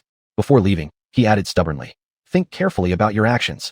Xia Mingzhu smiled sweetly. "Take care, Prince Ning." "Ning Prince. What nonsense is this?" Angrily swiping his sleeve, the Ning Prince stormed off. He was surely eager to kneel before the Emperor and demand the dissolution of the engagement. "Humph, you neo-Korlo Joro. Mingzhu, still have much to learn." Xia Mingzhu, pleased with herself, turned her gaze to the surrounding noble ladies who looked at her sympathetically and instantly put on a sorrowful expression. "Oh dear, what a heartless man Ning Prince is." With that, she quickly covered her face and walked away. "Haha, delighted to death. Gotta run." Under the pavilion. Seeing this scene, Lu Shixuan, the legitimate son of Ningyuan Marquis House, glanced at the cool-faced man beside him with a laugh in his voice. "I didn't realize before, Xia Mingzhu is quite interesting." Prince Qi gave a faint smile at the corner of his lips. However, the sunlight filtered through, making it unclear just how amused he truly was. Lu Shixuan raised an eyebrow upon noticing his reaction. "She seems rather saddened. After all, the two of you did share the same bed. Are you not planning to comfort her?" Qi replied coldly. "Lu Shixuan, you talk too much." Lu Shixuan touched the tip of his nose and fell silent. A gentle breeze blew by. Prince Qi stood tall and proud as his ink-like deep robes flapped in the wind, exuding an almost mesmerizing composure. Recalling the incident last time when they were drugged, she thought back to the moment she found herself in bed with him. Qi lowered his eyes, blushing slightly with red ear tips, his slender peach-shaped eyes somewhat softening his usual aloofness. Xia Mingzhu separated from the crowd and went to a secluded corner where no one was around, laughing aloud as she looked at a blooming peony. "Sweet. Did I really seem like I'd marry anyone else? Phew. Monkey look-alike, as if I care." While she was venting all sorts of grievances in her mind, someone called her name from behind. Turning around, she saw Su Yao, the eldest daughter of the household department's undersecretary. From the previous owner's memories, Su Yao was her only good friend in high society and her closest confidant. When Su Yao saw Xia Mingzhu giggling aimlessly at a flower, there was a flash of disdain in her eyes. But it disappeared just as quickly. Su Yao stepped forward and warmly grabbed Xia Mingzhu's arm, spinning her around in surprise with wide eyes. "My goodness, how did you lose so much weight? Was it because Lord Ning was dieting?" "Not exactly, just jogging and boxing daily for exercise," Xia Mingzhu replied indifferently. Su Yao nodded approvingly while scoffing internally, imitating beauty poorly. Despite this, she pretended to be close and leaned closer to Xia Mingzhu, whispering curiously, "Hey Mingzhu, did you succeed? Did that younger half-sister of yours sleep with the crown prince? Did you catch them in the act, trapping them in the bedchamber?" Hearing Su Yao's words triggered Xia Mingzhu's memory of the events right after she had crossed over. She remembered, it was Su Yao who suggested the terrible plan to drug the crown prince, and the drugs also came from her. The previous host had no idea, however, she knew. All these years, every reckless decision made by the former host was somehow planned by Su Yao. This Su Yao was indeed a troublemaker and definitely wasn't sincerely looking out for the best interests of the previous host. She has always envied the former host, being the first daughter despite having a deceased birth mother and a hostile stepmother. Living in a house filled with numerous siblings born from various concubines, Su Yao lacked favor from her father, making her life unbearable. So, she became jealous of Xia Mingzhu, the beloved pearl of the duke's household. Out of jealousy, she kept giving harmful suggestions to sabotage the relationship between the former host and her own family. Unfortunately, the previous host was foolish enough to listen to everything Su Yao said without discernment. But now, Xia Mingzhu smirked coldly. One shouldn't give second chances to those who disrespect and take advantage. Su Yao, don't take my joke seriously. That's the crown prince, the current crown heir of Diyan. How could I possibly drug him? Never mention this matter again. If the crown prince finds out you incited me to drug him, do you think he would let you go? The reason Xia Mingzhu refrained from yelling and tearing Su Yao apart on the spot was because she knew, according to the storylines, Su Yao had borrowed a lot of silver and gold jewelry from the original character and never returned them. Xia Mingzhu didn't want her to get away with all these benefits so easily. She planned to find an opportunity to take everything back. And since she knew that Su Yao had already been bought off by others, she decided to keep her around as she might still be useful later. Therefore, she temporarily maintained this plastic friendship flower. Su Yao stared greedily at Xia Mingzhu, actually already knowing that on that day the crown prince would end up on Xia Mingzhu's bed. What she couldn't understand was why nothing happened despite her waiting all night for some fireworks. Upon hearing Xia Mingzhu's words, Su Yao suddenly panicked. Mingzhu, what do you mean? All of this is for your own good.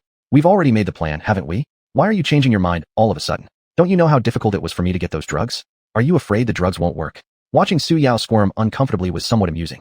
Xia Mingzhu chuckled lightly. The drug should work fine. But, Su Yao, isn't your stepmother's birthday coming soon? Then surely your esteemed cousin, who is like a dragon among men, will come to celebrate too. Why don't you slip him the drug instead? It's for your own good. You? What nonsense are you spouting? Su Yao appeared uncomfortable. How did Xia Mingzhu know about her secret affection for her cousin? And how could she possibly drug her own cousin? If she really did such a thing, how could her cousin ever respect her? She wanted to become his official wife, not some lowly concubine unable to appear in public. Seeing through her act clearly, Xia Mingzhu felt nauseous, as if she had swallowed a fly. If you're unwilling, that's fine. In the future, stay out of my affairs. Xia Mingzhu stopped bothering with Su Yao and turned around to leave immediately. Mingzhu, Su Yao called after her from behind, but seeing Xia Mingzhu refuse to look back, she prepared to rush forward. Suddenly, a familiar, icy figure appeared before her eyes. It was the Crown Prince. Chapter 14. Provoking people who shouldn't be provoked. Su Yao halted her steps, a flicker of surprise flashing across her face. She stood there for a moment, then finally dared not to chase further. Because Xia Mingzhu was right about one thing. If the Crown Prince knew that it was her who incited Xia Mingzhu to slip him the drug, she would surely be in deep trouble.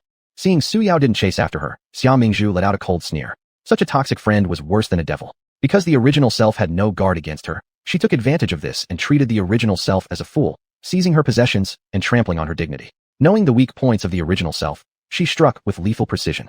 This person doesn't deserve to be the original self's friend. She must find a way to retrieve what was stolen from her by this traitor. With these thoughts in mind, Xia Mingzhu was completely distracted while walking and accidentally bumped into someone. Looking up, she was surprised. It was the Crown Prince. Meeting Crown Prince Qi Yi again, Xia Mingzhu was once more overwhelmed by his stunning appearance. His exquisite features, aristocratic demeanor, his eyes like a light mist when looking over, resembled fresh fallen snow, clear and pure. That night was dark, and she was feeling guilty, so she hadn't dared to properly gaze at the Crown Prince. Now, viewing him up close, Xia Mingzhu couldn't help but admit that the Crown Prince did look like he'd make an excellent lover. Tall and well-built, neither too fat nor too thin, his posture was upright with broad shoulders, narrow waist, and long legs. The only flaw was perhaps his chilly expression, like a block of ice. She couldn't figure out where the original self found the courage to drug him. While Xia Mingzhu was sizing up the Crown Prince was also observing her. From afar earlier, he only noticed she had lost weight, but now, unexpectedly beautiful after losing some pounds. Dressed in a pale moon-white robe, her hair tied with a jade hairpin, her elegance and beauty were striking. Realizing they were standing too close, the Crown Prince moved his foot back, intending to take a couple of steps back, but the woman on the other side suddenly hugged his waist. Oops, slippery road after the rain. It's hard to stand steadily, said Xia Mingzhu, successfully hugging the Crown Prince's noble waist. Just as she imagined, his waist was strong and full of manly strength. Her hands moved subtly, stealing some touches, and instantly felt satisfied. Goose, goose, goose. Brother's legs aren't legs, they are the spring water of the Seine. Brother's back isn't a back, but roses of Bulgaria. Brother's waist isn't a waist, it's a fatal blade. Qi Yi? Did he just hear her inner thoughts? What does she think about all day? The ear tips of Qi Yi turned red again. His finely shaped eyebrows furrowed slightly. Xia Mingzhu, why are you here? Why do you walk without looking ahead? His low voice carried a trace of unnaturalness, almost gentle. An idea came to Xia Mingzhu and she mimicked him. Why does the Crown Prince say such things? This is a public place. Why shouldn't I be here? Or is it that wherever the Crown Prince is, I should avoid and evade? Does the Crown Prince wish to clearly distance himself from me? Qi Yi paused, looking at her with an unfathomable expression. Before he could speak, she tiptoed and leaned closer, her lips near his ear, whispering softly. That day at home, we were so close. When did you and I become so distant? Instantly understanding her implication, Qi Yi's ears turned red. Xia Mingzhu grinned teasingly, released him, and stepped back 2 paces. Seeing that she finished teasing him and wanted to leave, Qi Yi seemed to have smiled. In the next second, he grabbed her hand and yanked her towards him. Mingzhou speaks correctly. You and I have long been open and honest. Indeed, there is no need to be distant anymore. Unexpectedly, Xia Mingzhu was shocked and felt an unusual warmth encircling her wrists, and the force holding her around the waist tightened little by little. Qi Yi confined her in his embrace, making her unable to move even a bit. Xia Mingzhu froze. Finished. It seems like she has angered someone she shouldn't. She was bewildered when she saw how dignified and extraordinary Qi Yi looked, adjusting his collar with one hand, actions both provocative and seductive. Xia Mingzhu's heart thumped hard, trembling as she asked, Your Highness, what are you planning to do? This is a princess's feast, with people coming and going. He can't really act this crazy, right? Had I known he's so dangerous, I wouldn't have provoked him. Now there's no way to escape. People in high positions are indeed hard to get along with, though luckily, I don't often deal with him. Qi Yi, being praised for being handsome earlier, then called crazy later, followed by a relief that they don't need to interact frequently. Were women all this fickle? Moreover, Did it need to be this celebrated that there wasn't much interaction between them? Just irritating inexplicably. Huh? Why did the crown prince stop moving? Let me feel his chest muscles. His abs are rock hard too. And even his biceps feel firm. I still want to feel if his buttocks are as perky. How suddenly everything feels exciting, like my moral compass disappeared. The crown prince froze in place. Did he really hear that? Noticing Xia Mingzhu's gaze dropping, her line of sight truly moved towards his rear end. The crown prince's body quivered slightly, and unable to hold back, he loosened his hand which had been holding Xia Mingzhu around the waist, putting some distance between himself and her treacherous hands. What are you two doing? A voice suddenly came from behind. Qi Yi and Xia Mingzhu both froze momentarily and turned their heads in unison. There they saw Xia Yunze and Xia Yunwu, Xia Mingzhu's elder brothers, striding toward them. They were aware that Xia Mingzhu had recently started running and exercising in her courtyard, but they hadn't expected her to actually lose weight as a result. In fact, at first glance, neither of them even recognized her. As they approached, they noticed how close the crown prince was standing to their younger sister, and both brothers frowned in displeasure, ready to express their anger. The next moment, however, they overheard Xia Mingzhu's inner thoughts. I was just about to feel the crown prince's backside when my clueless eldest brother and fifth brother showed up. Sigh. It seems older brothers never hesitate to ruin their sister's fun. Xia Yunze and Xia Yunwu. They had originally thought their sister was being bullied. Now it seemed unclear who was teasing whom. For a brief moment, an eerie silence fell over the scene. Seeing that the two were standing frozen, staring at her without saying a word, Xia Mingzhu decided to break the awkwardness by greeting them. Huh. Oh, it's eldest brother and fifth brother. Did you guys eat farts? Oops, have dinner yet? Xia Yunze gave her a meaningful look. No, we didn't. Aren't we here to invite you along? He then turned his head toward Qi Yi. Your Highness, the banquet is about to start. Why don't we go together? Qi Yi nodded in agreement. Together, the group walked toward the banquet hall. But halfway through, Xia Mingzhu suddenly asked, Where's second brother? Xia Yunze replied. He said he'd take a breath of fresh air by the river and would come shortly. At the mention of the word river, Xia Mingzhu gasped in sudden alarm. Oh no. So busy flirting with the crown prince that I forgot the important matter. Princess Chongning's daughter, Anping County lady, will fall into the water and drown this time. Although the Xia brothers had heard Xia Mingzhu mention this before, they were still not overly surprised now. However, Crown Prince Qi Yi felt a shock to his core, cold sweat breaking out on his forehead. Anping is in danger? This can't be allowed. His aunt lost her husband already and lives in loneliness. She relies only on her daughter Anping for company. If something truly happened to Anping, how would she survive such heartbreak? Chapter 15. The Bearish Hero Who Saves Beauty. Just as Xia Mingzhu had already turned and ran towards the river, the Crown Prince and the Xia brothers quickly followed. Inside the princess's residence, there was a lake which was originally a great place for boating, fishing, and spring outings. At this moment, however, it resembled a ferocious beast with its mouth wide open, evoking fear at the mere thought of it. On their way, most of the halls and pavilions were gracefully designed, with painted pillars and carved beams, very exquisite. Yet the few of them now had no time to appreciate it. County Lady Anping suffers from mutism. The entire residence regards her as a precious pupil. If something happens to her, I'm afraid none of us here today for the banquet will get away easily. Crown Prince Qi Yi's expression grew solemn as he asked Xia Mingzhu, How do you know that Anping would fall into the water? Xia Mingzhu became slightly uneasy. I dreamt about it. After finishing, she promptly added. However, this dream was very vivid, as if it was bound to happen in reality. Qi Yi. For a dream, they made such a commotion, which was indeed absurd. But for some unknown reason, he just felt that her words were credible. Even her dream talk, he was willing to hear. Regardless of whether it's true or false, let's go over and take a look first, said Xia Yunze. Xia Yunwu asked. Mingzhu, do you know where County Lady Anping fell into the water? Xia Mingzhu thought for a moment and answered affirmatively. The island in the middle of the lake. Xia Yunze said gravely. Falling from the island into the scenic lake is too far from the palace. What should we do? Everyone could sense his undertone. Falling into the scenic lake from the island. Even people on the wooden plank road would have difficulty hearing cries for help, and the county lady had mutism, unable to speak, thus having more harm than good. Everyone suddenly felt anxious and couldn't help but quicken their steps. But upon arriving at the lakeside, they discovered that the plank road leading to the island in the middle of the lake had been destroyed. The plank road is broken. What shall we do? Xia Mingzhu was flustered. Could the plot not be changed? Is County Lady Anping, such an obedient girl, doomed to die? The Crown Prince didn't look too pleased, paused for a moment, then began assigning tasks. Xia Mingzhu, you go find Senior Loaning first to confirm County Lady Anping's location. Yunwu, take some people to search around the princess's mansion to see if she went somewhere else. I'll go to the lake's island together with brother Yunze by boat. The siblings from the Xia family nodded in agreement, and everyone parted ways accordingly. On the other side, Xia Yunfei, dressed impeccably, had already arrived at the lake island earlier. In order to prove that Xia Mingzhu's premonition was unreliable and to cut off the elder brother's intention to bother his master, Xia Yunfei stayed close to County Lady Anping since entering the princess's residence. He was determined to watch whether she would really fall into the water as Xia Mingzhu had foreseen. Seeing County Lady Anping accompanied by her maid coming to the island in the middle of the lake, Xia Yunfei followed immediately, hiding himself in the shadows observing them. Although County Lady Anping couldn't speak, she was rather elegant and refined. However, at this moment, she wore a set of ornate and expensive trailing gown, with heavy decorations on her hair. He felt tired for her just looking at her. Noticing the sun was setting, the banquet was about to start. Xia Yunfei patted down his clothing, stood up straight, and planned to return. It must have been a fault to believe that Xia Mingzhu's intuition was real. He'd return and tell his elder brother, "A woman's words are like a deceptive ghost.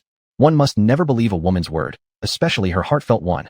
At that very moment, a sudden commotion came from not far away. Startled, Xia Yunfei looked out curiously. He found County Lady Onping and her maid fighting. "Mistress, you can leave with peace of mind. Your maidservant will surely take good care of the senior princess." The maid smirked while looking at County Lady Onping. Onping's face turned pale white, disbelievingly staring at her. "Humph, HMF." Suddenly, the maid swung her sleeves as if trying to knock County Lady Onping unconscious.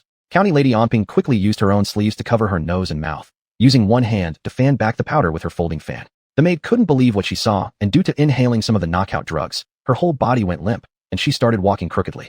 Upon seeing this, County Lady Onping attempted to run away, but in the next second, the maid pulled her hair first. A fierce look appeared on the maid's face as she pushed County Lady Onping into the lake forcefully. While falling into the water, County Lady Onping grabbed the sleeve of the maid, eventually causing both of them to tumble into the lake. The maid was already affected by the knockout drugs, and after struggling a couple of times, sank under the water.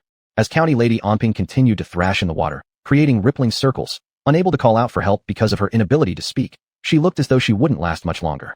Meanwhile, Xia Yunfei, hidden in the dark, widened his eyes as if watching a silent drama. It took him quite a while to react upon seeing County Lady Onping fall into the water, hurriedly rushing forward to save her. Water clung to Onping's hairline, covering her eyes. She felt an icy coldness all around her, the kind that made her limbs stiff and immobile. She tried to breathe, but instead gulped down more water as soon as she opened her mouth.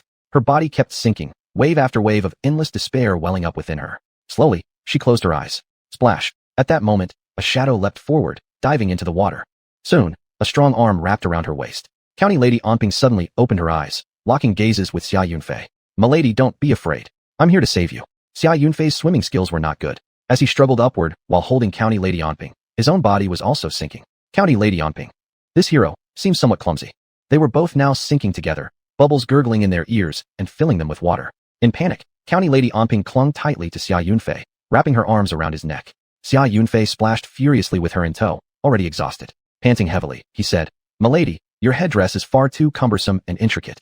It must be discarded. Would the milady allow this?" County Lady Onping was stunned. No way. These are my favorites." Much obliged to the milady for granting permission. Before County Lady Onping could react, Xia Yunfei began tugging at her hair ornaments like plucking vegetables. In no time, her decorations were all gone, and her dark tresses fell loose.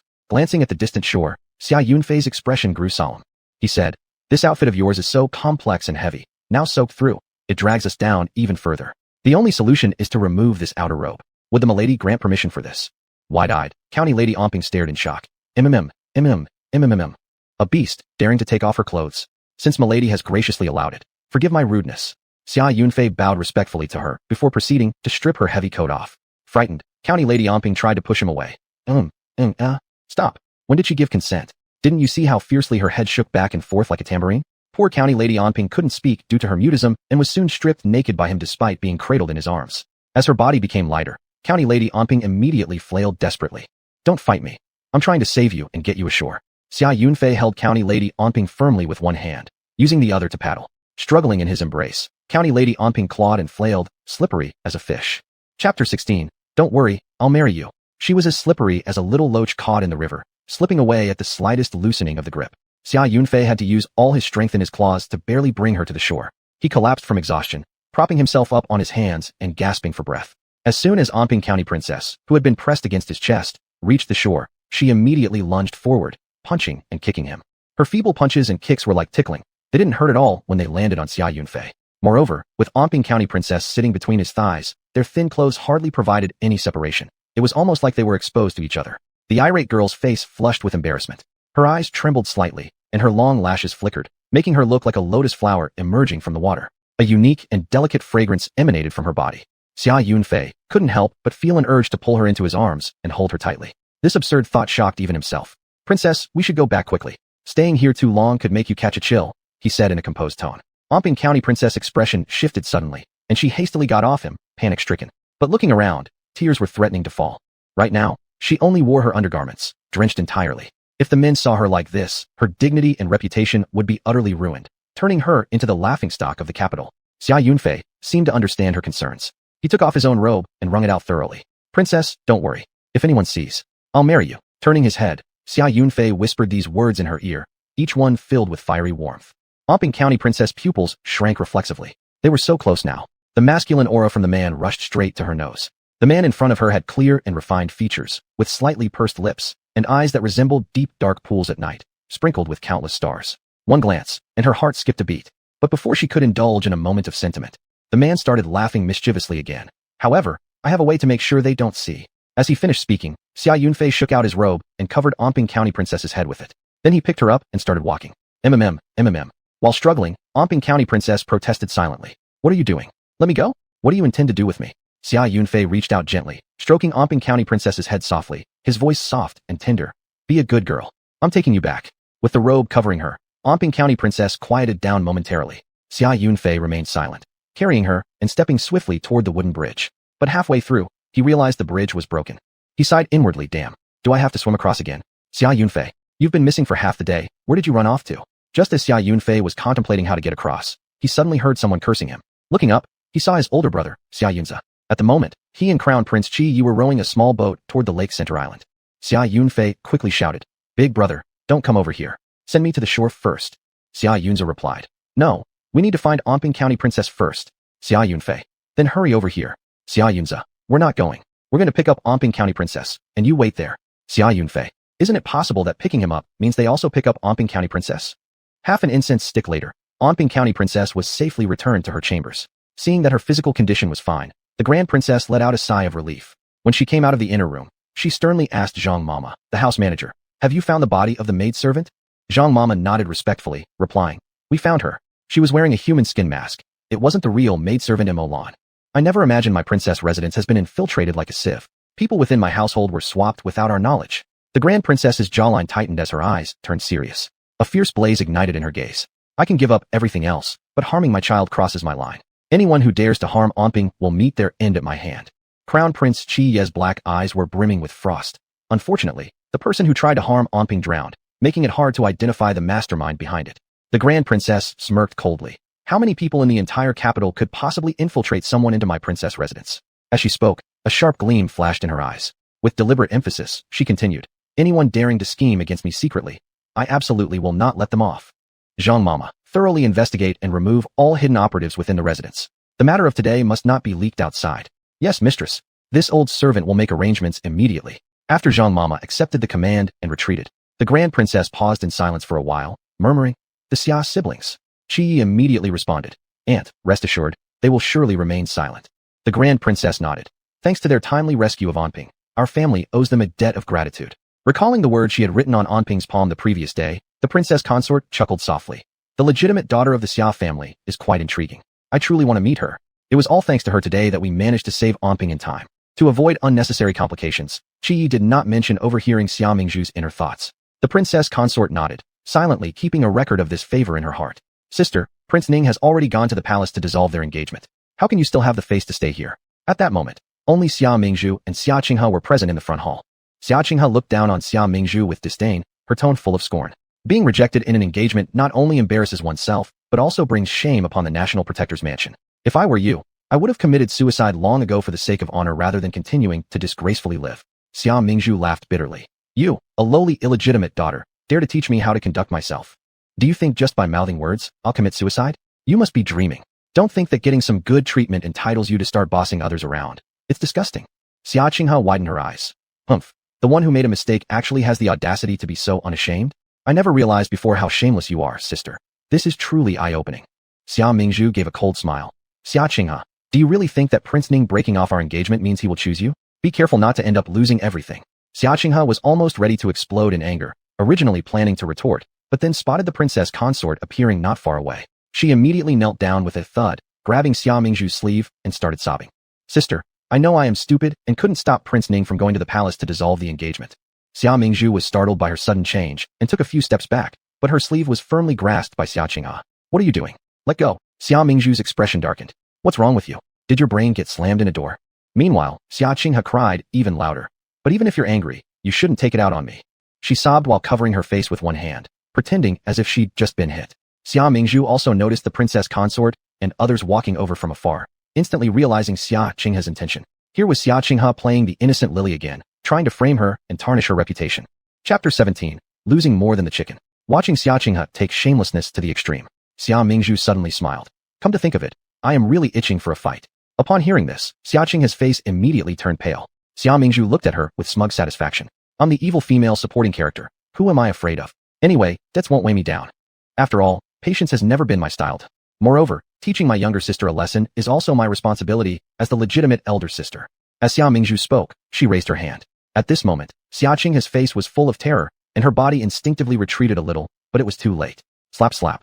Xia Mingzhu patted her slightly heated palms. Seeing the 2 slap marks on Xia Qinghe's face that she had slapped to the ground, Xia Mingzhu couldn't help but curl the corner of her lips upward. Sorry, my hand was too heavy. But next time if you dare to be disrespectful to me, your legitimate elder sister, I will hit you again. Xia Mingzhu's upturned corners mocked as her voice reached the ears of the newly arrived Long Princess and a group of noble ladies. Seeing Xia Mingzhu do such shocking things, the noble women were dumbfounded. Xia Mingzhu paid no attention to them and gave them a sly smile. After all, in the story, she was just an incompetent and evil female supporting character. No matter what she did, it would be linked in other people's eyes to bullying Xia Qinghe, the female lead, even though the original main character wasn't wrong. Since it was going to be wrong anyway, she might as well be ruthless. After all, for an evil female supporting character, not being ruthless enough is a great taboo. Given Xia Mingzhu's crazy actions, there was dead silence at the scene for several seconds.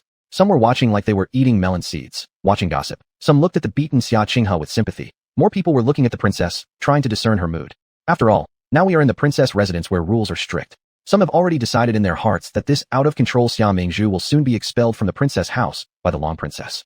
Xia Qinghe, with red eyes, stubbornly looked up at the Long Princess, hoping that the Long Princess would mediate justice for her.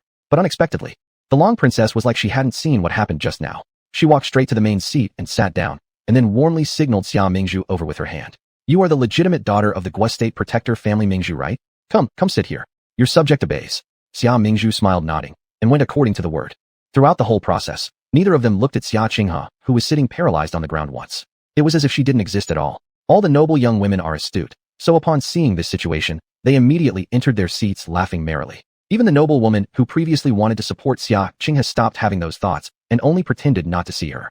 When had Xia Qinghe ever suffered such grievances? She was seething with anger, but she also dared not create disturbances in front of the Long Princess. Without any support, she could only get up herself, covering her swollen red face, and sat at the end of the banquet. Xia Mingzhu was seated beside the Long Princess. Although the Long Princess had rarely met her before, she treated her better than acquaintances. You don't need to be so restrained in front of me. I heard my attendant say that yesterday Anping's clothes were damaged by a carriage, and it was you who helped solve her urgent problem. I thank you. Upon hearing this, Xia Mingzhu lowered her eyes, slightly smiling. Long Princess, you speak too highly. Helping the princess is my good fortune. Since the Long Princess does not mention today's incident, it means she doesn't want outsiders to know about it. I'll just talk about yesterday's events. The Long Princess smiled and nodded. You are a good child. When you have free time, you can often come visit, and also accompany Anping. Xia Mingzhu replied with a smile. Your subject obeys. The people below saw how intimate the Long Princess treated Xia Mingzhu, couldn't help but be surprised and regretful. Was Xia Mingzhu really this favored by the Long Princess? They dared to trouble her multiple times before, truly underestimating themselves. Previously they despised Xia Mingzhu as much as they do now fearfully tremble. The Xia Qinghe sitting at the end of the banquet saw this scene, grinding her teeth even more angrily behind the scenes. Her face cannot be worse. But the Long Princess in the upper seat liked Xia Mingzhu more and more, nodding again when her gaze touched the cute profile of the young girl beside her. Everyone says that the legitimate daughter of the Guo State Protector family is arrogant and haughty, stupid like a pig, originally looking so beautiful. Indeed, rumors cannot be trusted. A banquet can be said to be enjoyable for both guests and host. After it ended, Changning Princess retained Xia Mingzhu for conversation, waiting until the other noble girls left. After pondering for a while, Changning Princess cautiously tested. I heard Ning King entered the palace. He is currently kneeling outside the imperial study, requesting the emperor cancel your engagement. This Ning King is simply too reckless. The state protector established immense contributions for the court. He should not publicly create such fuss about wanting to break the engagement, disgracing the state protector family. Now the entire city is mocking the state protector family. In my opinion, Ning King also owes your household an explanation. The Changning Princess was filled with righteous indignation, berating Ning Wang for his lack of sentiment and morality, but her eyes never left Xia Mingzhu. It seemed that if Xia Mingzhu were to utter a single no, she would immediately rush into the palace to stop Ning Wang from committing such nonsense. But Xia Mingzhu showed little emotion on her face, speaking humbly yet firmly. The relationship between your servant and Ning Wang has been mutually distasteful. A clean break allowing us each to find happiness elsewhere is better than becoming an unhappy married couple bound by resentment. Please, Changning Princess, deliver this message for me. I am willing to call off the engagement. Chongning princess stared at Xia Mingzhu in surprise. Here was another woman who understood life clearly. She favored women like these, which inevitably caused her to think even more highly of Xia Mingzhu. Since fate has decided otherwise, it might be better to dissolve the marriage contract so we can both move on with our lives. As I see it, you two are not suited for each other anyway. The princess's tone softened as she lowered her voice. Rather, the crown prince is calm and steady. He'd make an excellent match.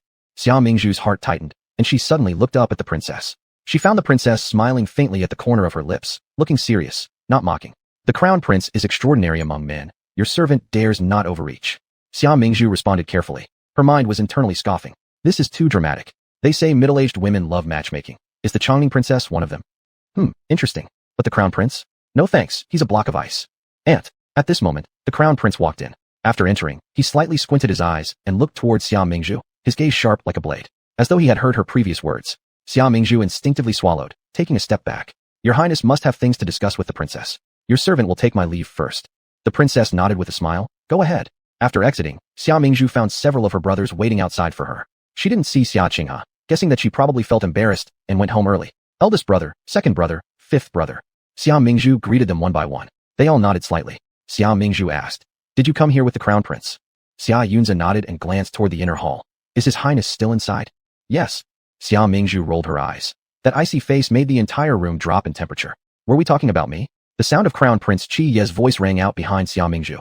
She furtively turned around and saw the crown prince walking toward her, his expression frosty. She felt a bit uncomfortable. Your Highness must have things to talk about with the princess. Your servant takes her leave. Chongning princess smiled and nodded. Go ahead. Chapter 18. Speaking ill of someone and being overheard. Shit. I was speaking ill of someone and got caught. That's bad. Xia Mingzhu dry coughed. How could I speak ill of the crown prince behind his back? We were just discussing what to have for dinner tonight. Xia Mingzhu fabricated an excuse, but it was full of holes. What are you so uneasy about? Qi Yi glanced at her. I'm not uneasy. Xia Mingzhu blinked her eyes and grinned. Qi Yi, after thinking of something, suddenly smiled. I happen to be hungry too. Let's have dinner at your place. Xia Mingzhu widened her eyes in disbelief, staring at him. Eat. All you know is eating. You're already full from the banquet, and you're hungry again. Are you a starving ghost incarnate? Who goes to someone else's house for dinner and invites themselves? He doesn't even ask if we, the hosts, find it convenient or not. He truly has no manners. Xia Mingzhu immediately loudly refused. No. The crown prince's gaze flickered over to her, carrying an indescribable sense of oppression. Xia Mingzhu instantly swallowed the words convenient, quickly changing her response. No. Why don't we go together? There's nothing she can do. As soon as she sees his masterfully crafted face and recalls his powerful and noble status as the crown prince, she instantly feels that even though he might be rude, he's forgivable. Since you've sincerely invited me, I'll accept it. His tone was carefree, yet laced with a subtle sarcasm. Xia Mingzhu's face darkened with anger. Sincerely? Like hell. Am I allowed to refuse? No way. The crown prince turned around, his eyes flickering mysteriously as they lingered on Xia Mingzhu. Xia Mingzhu immediately plastered a smile on her face. Thank you for gracing us with your presence, Your Highness. She had no choice but to concede and act like a sycophant. Your visit truly makes our humble abode shine with glory. Please. Upon hearing that the crown prince was joining them back to their residence, Xia family's brothers cheerfully asked him to get on the carriage first. Qi Yi looked at the few carriages, and then walked towards the one Xia Mingzhu was riding in. This one will do. The brothers were all stunned, looking at each other blankly. Xia Mingzhu saw the situation going awry, and quickly blocked the carriage door with a fake laugh. This is my carriage, Your Highness. Qi Yi smiled faintly, leaning closer, and whispered into Xia Mingzhu's ear. No problem, I want to share a ride with you. This posture appeared so ambiguous to the Xia family brothers that it wasn't even suitable for description. The crown prince and their sister? How possible is that? Xia Mingzhu was also shocked, moving involuntarily to the side. Qi Yi took the opportunity to lift the curtain of the carriage and stepped onto the carriage pole, entering the carriage. After pondering, Xia Mingzhu followed suit and boarded the carriage. But her hurried steps combined with her nervous heart led her to bump against the edge of the carriage without noticing. Ouch, that hurts. She silently massaged her head, glancing up with a resentful glare at the crown prince. The corner of the crown prince's lips curled slightly as he raised his hand and drew the carriage curtain for her before letting it fall gently once more. Suddenly, there was a commotion outside. They've gone inside. A man and a woman alone. The Xia brothers nearly stared through the carriage curtains. That won't do. I must keep an eye on them. Xia Yunwu made a move to approach the carriage. Xia Yunze grabbed him, saying firmly, It's unnecessary. The crown prince is always cautious and steady. There must be an important matter he wishes to inquire about privately from Mingzhu. Recalling the incident at the princess's mansion earlier, their worries settled. All right, let's return home and discuss it further. Initially, Xia Mingzhu was quite nervous. However, once the crown prince boarded the carriage, closed his eyes, and began resting, with no sign of wanting to engage in conversation, she gradually relaxed. Reflecting on everything that happened today, she believed this day hadn't been wasted. At least she had moved one step closer to breaking off her engagement. It wouldn't be long before she could recover her freedom as a single person. Thinking about this, Xia Mingzhu gave herself a small gesture of encouragement and began humming happily. The crown prince slowly opened his eyes, looking at her. The girl in front of him was vibrant and beautiful, enchanting like a crabapple flower. Now, she hummed some unknown tune, clearly in a good mood. He gazed thoughtfully at her. She was only an ordinary person. Yet strangely, why could he hear her inner voice? The Xia family brothers' carriage trailed behind the one Xia Mingzhu shared with the crown prince. Older brother Xia Yunzi sat beside the coachman, while second son Xia Yunfei and fifth son Xia Yunwu entered the carriage behind. Mingzhu and the crown prince's carriage was moving swiftly ahead. To catch up with them, Xia Yunzi urged the coachman to accelerate. However, when the carriage sped up, another carriage abruptly came out from the alleyway. That carriage collided with the Xia family's carriage from the side. The sudden jolt caused the people inside to sway wildly. Xia Yunzi accidentally hit the back of his head directly against the carriage wall. Fortunately, he reacted quickly enough, using his hand to support the side of the door, so the impact wasn't severe. Nevertheless, the collision startled the horses pulling the opposing carriage. The carriage driver accidentally fell off, losing control of the carriage, and the sudden turbulence inside made the women inside scream in panic. Xia Yunzi immediately leaped onto the other carriage when he heard the commotion. He quickly pulled on the reins, barely stopping the runaway carriage and rescuing the young lady inside. However, it had rained the previous night, leaving a large muddy pit on the ground. When the horse hooves flailed about, splashes of mud flew all over Xia Yunzi. Xia Yunzi wiped his face with the back of his hand, just about to return to his own carriage. Suddenly, a delicate hand like carved jade emerged from within the curtain. "Young sir, your clothes are dirty. Perhaps you should wipe them." The hand was fair and elegant, long-fingered with nails as smooth as jade, as if chiseled out of precious stone. It held up a handkerchief so gently that it stirred a soft sentiment in anyone's heart. Xia Yunzi paused for a moment, lightly accepting the kerchief offered by the lady. "Thank you." Despite this gesture, he glanced at the emblem on the carriage, his expression unreadable. Before he could regain focus, the previous coachman climbed back onto the carriage, apologized, and drove off again. As the carriage passed by, a gentle breeze blew through the air. A corner of the closed curtain was lifted slightly, revealing to Xia Yunzi a side view of the lady's profile within. She was dressed in an elegant smoky green silk dress, her glossy black hair loosely tied into a complex floral bun with only a simple green jade pin adorning it. Her gaze lifted slightly, eyebrows like distant mountains under mist, eyes like autumn water shimmering. Her exposed half-face, radiant with skin whiter than snow, resembled a freshly bloomed lotus, stunning enough to leave anyone who looked at her momentarily captivated. Which dim-witted person collided with us earlier? Hey, big brother, why are you standing here daydreaming? Are you alright? At this moment, Xia Yunfei and Xia Yunwu pushed aside the curtain of their carriage and stepped down. Xia Yunzi turned around, looking briefly at his two younger brothers. "I'm fine." Turns out it was the Marquis of Ning Yuan's carriage. "I wonder which daughter of the Marquis household it is." "How do you know it's a girl and not a boy?" asked Xia Yunfei puzzled. Xia Yunwu shot him a glance. "Are you blind? Didn't you see the embroidered handkerchief in elder brother's hand? You brat, how dare you speak to your second brother like that?"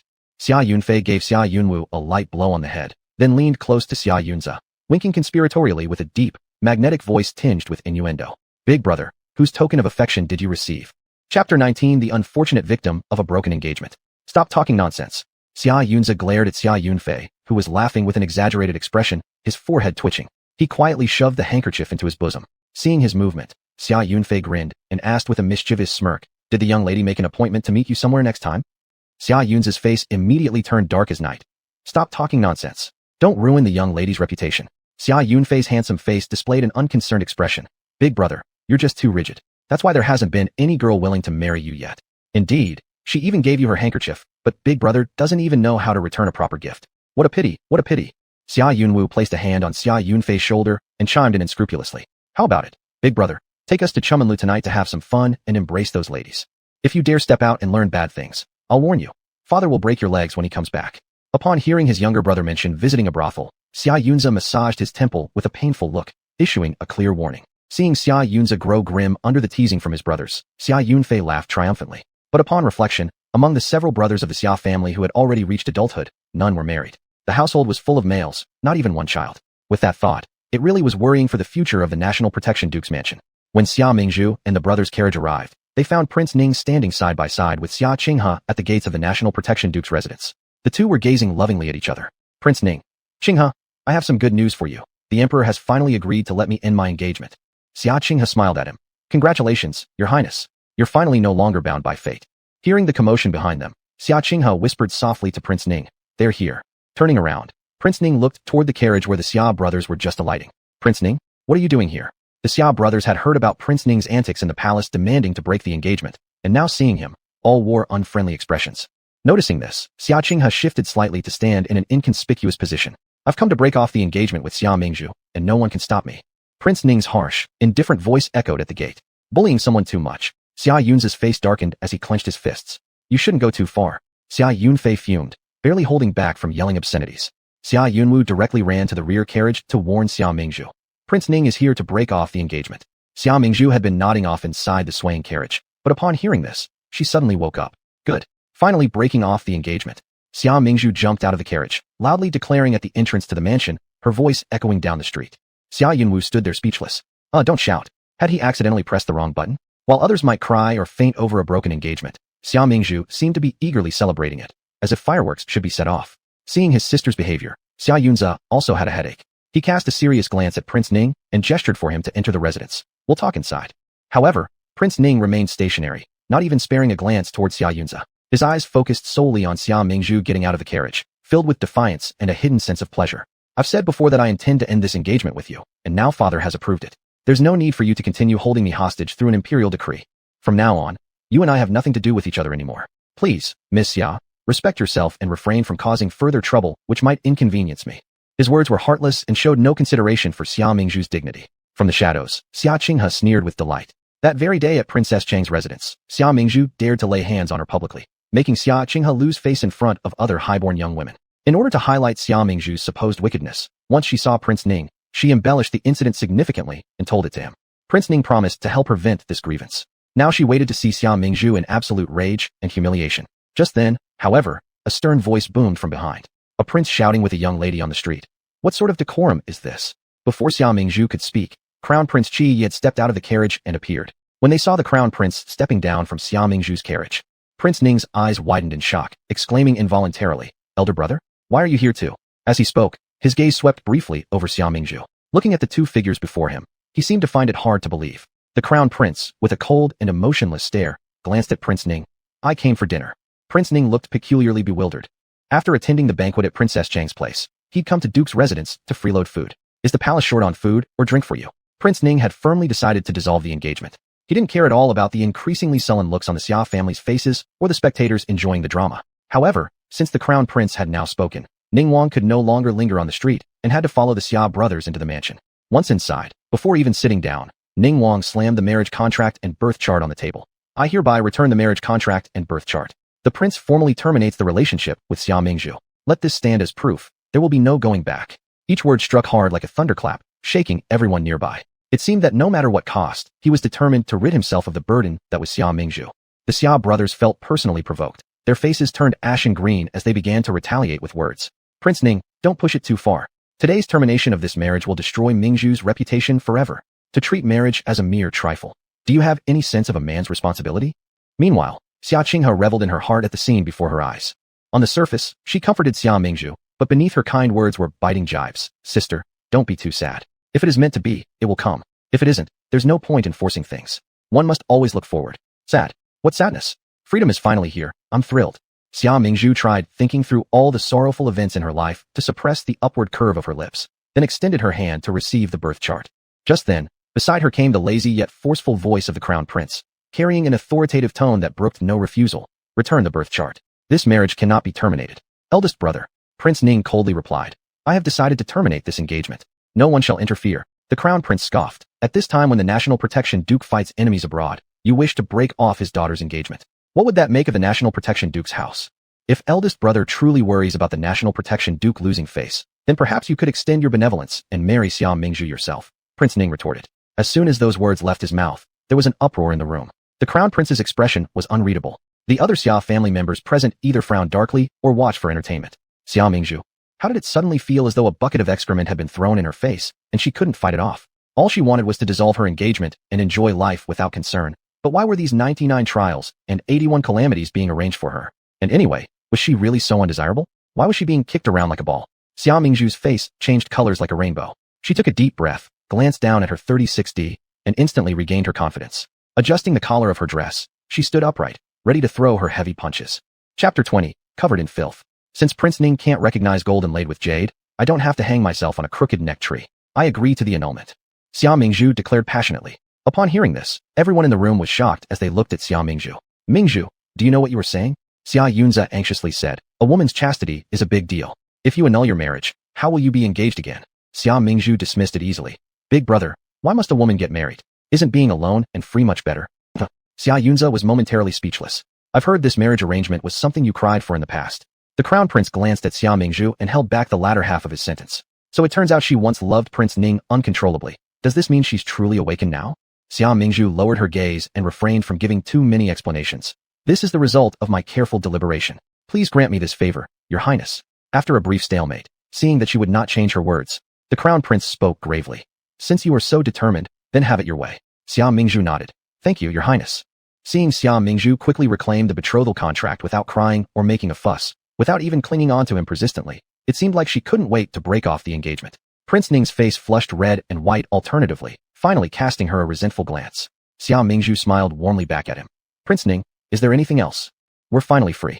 How about you stay so we can hold a banquet to celebrate? No need.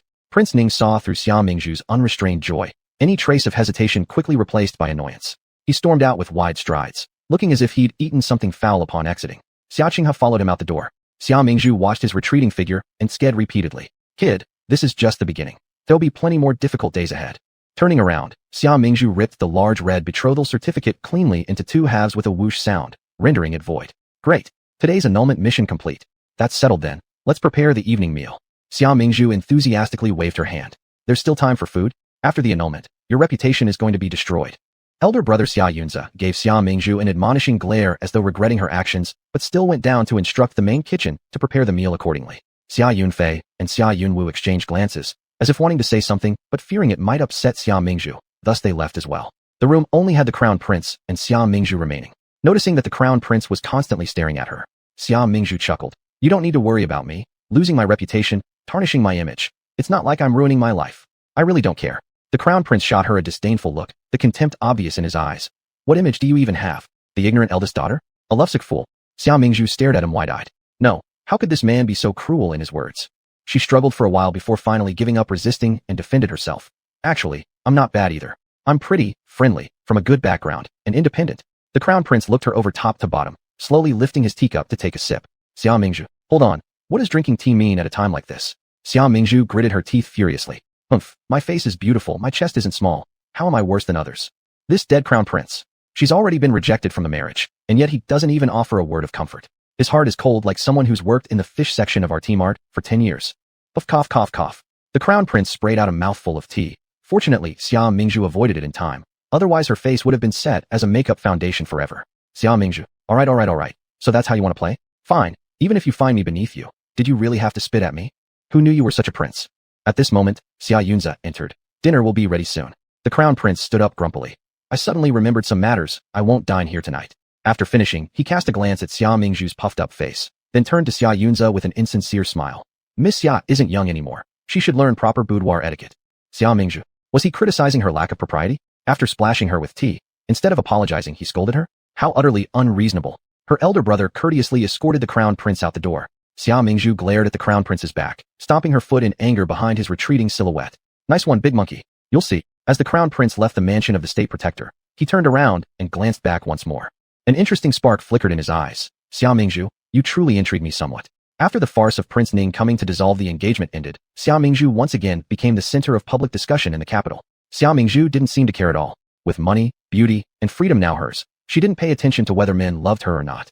Post-annulment, she felt refreshed, finding the sky bluer, the air fresher, and the flowers in the garden more vibrant.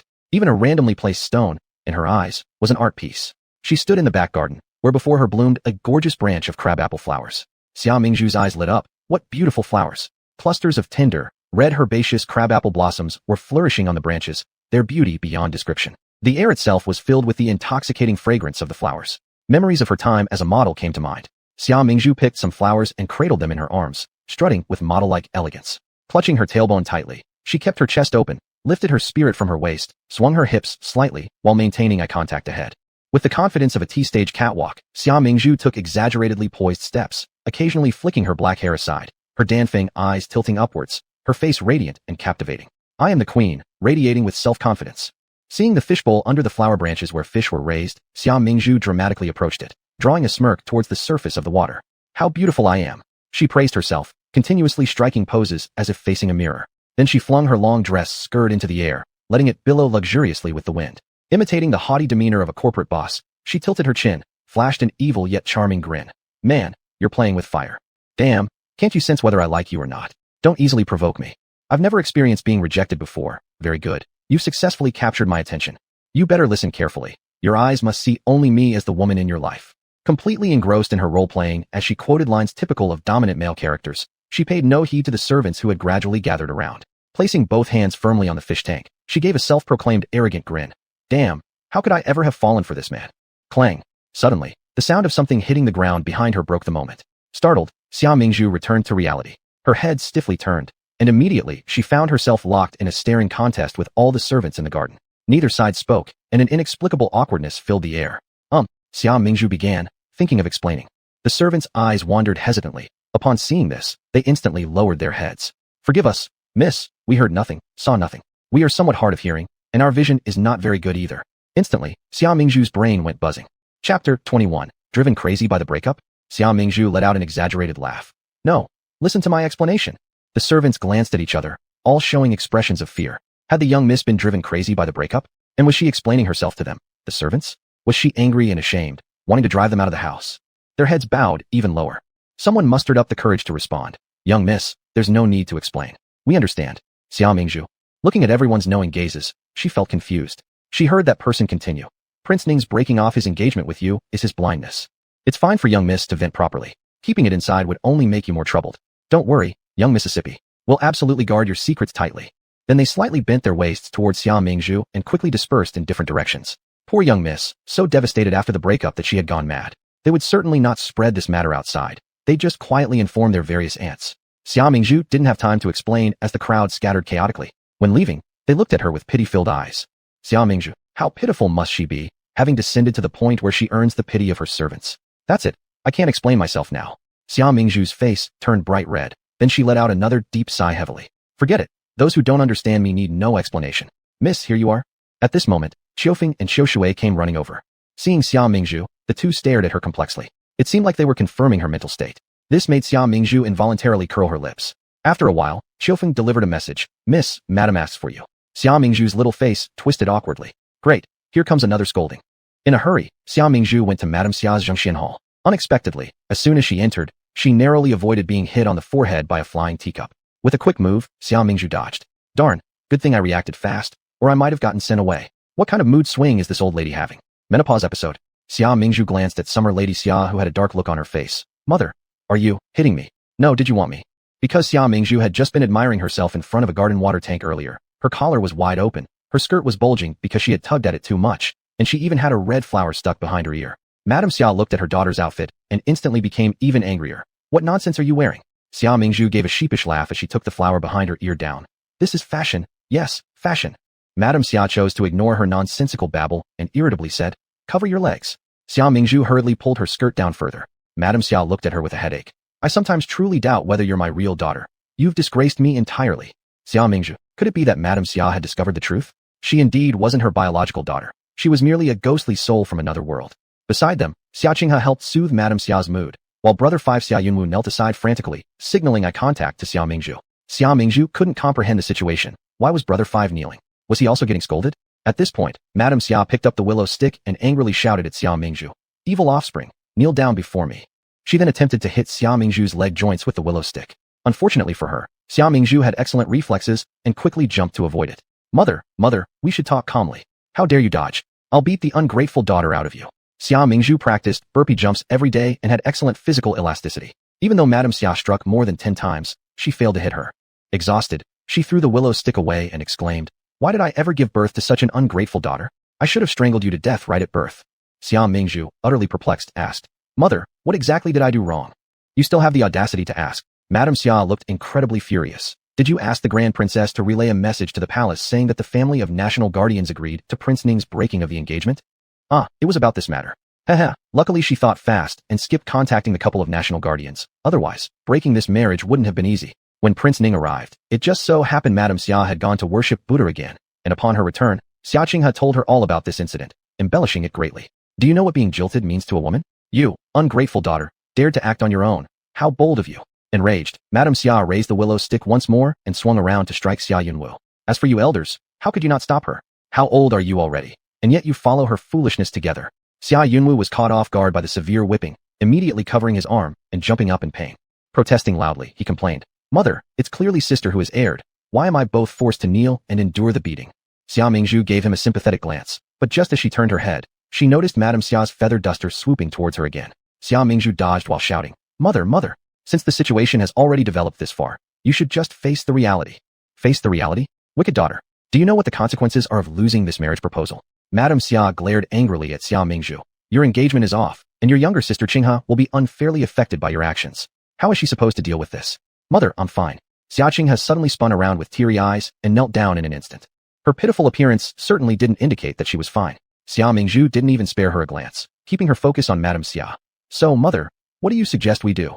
While there's still time before the royal decree about the broken engagement comes down and reconciliation remains possible, go and ask Prince Ning to take back his intention to break the engagement.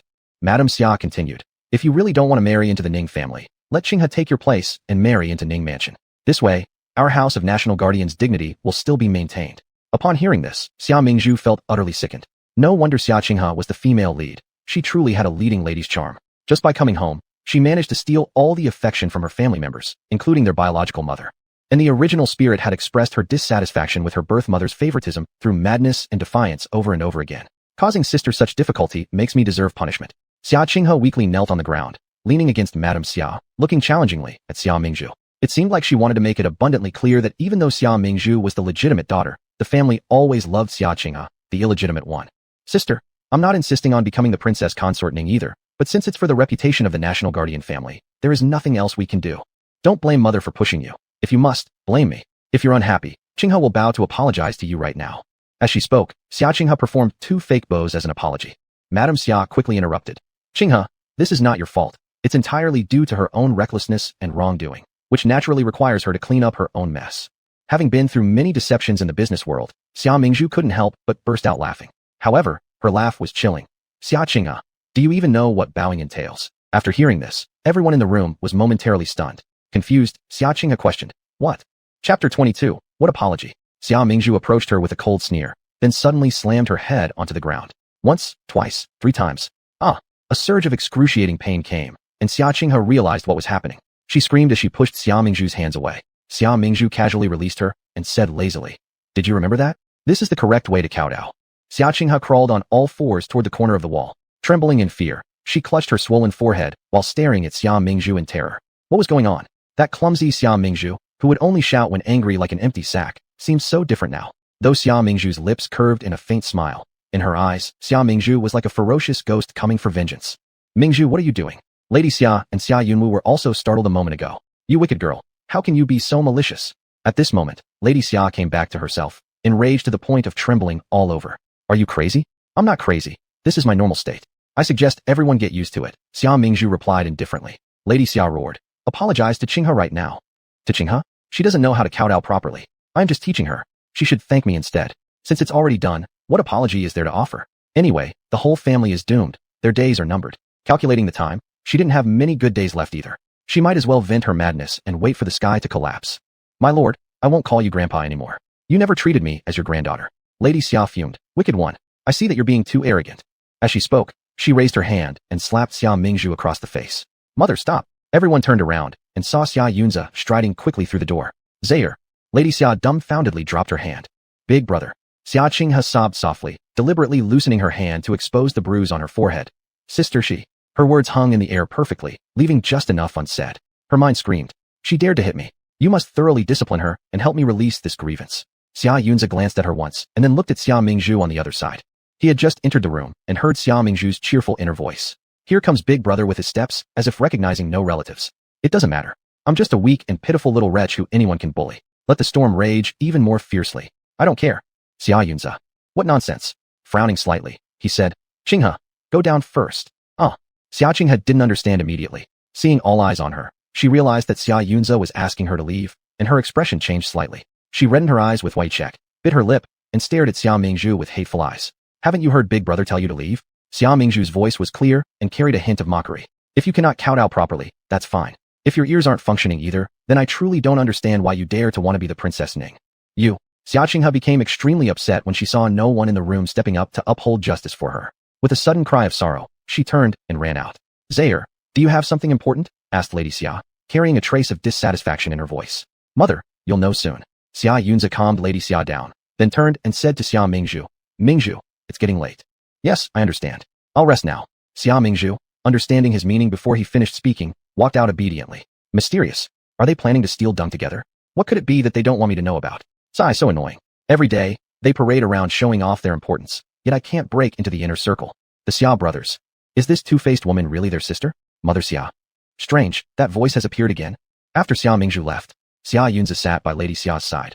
Mother, according to Mingzhu's heart's voice, father indeed captured the close associate who was trying to poison him. What? Lady Xia stared wide-eyed, astonished beyond measure. The last time she had heard Mingzhu's heart's voice, though she thought it absurd, she still sent a letter to the Marquis, urging him to be careful and vigilant. Unbelievably, someone actually intended to harm her family's Marquis. This was far too bizarre to comprehend. Then will we truly end up being exiled and ruined, as her heart predicted?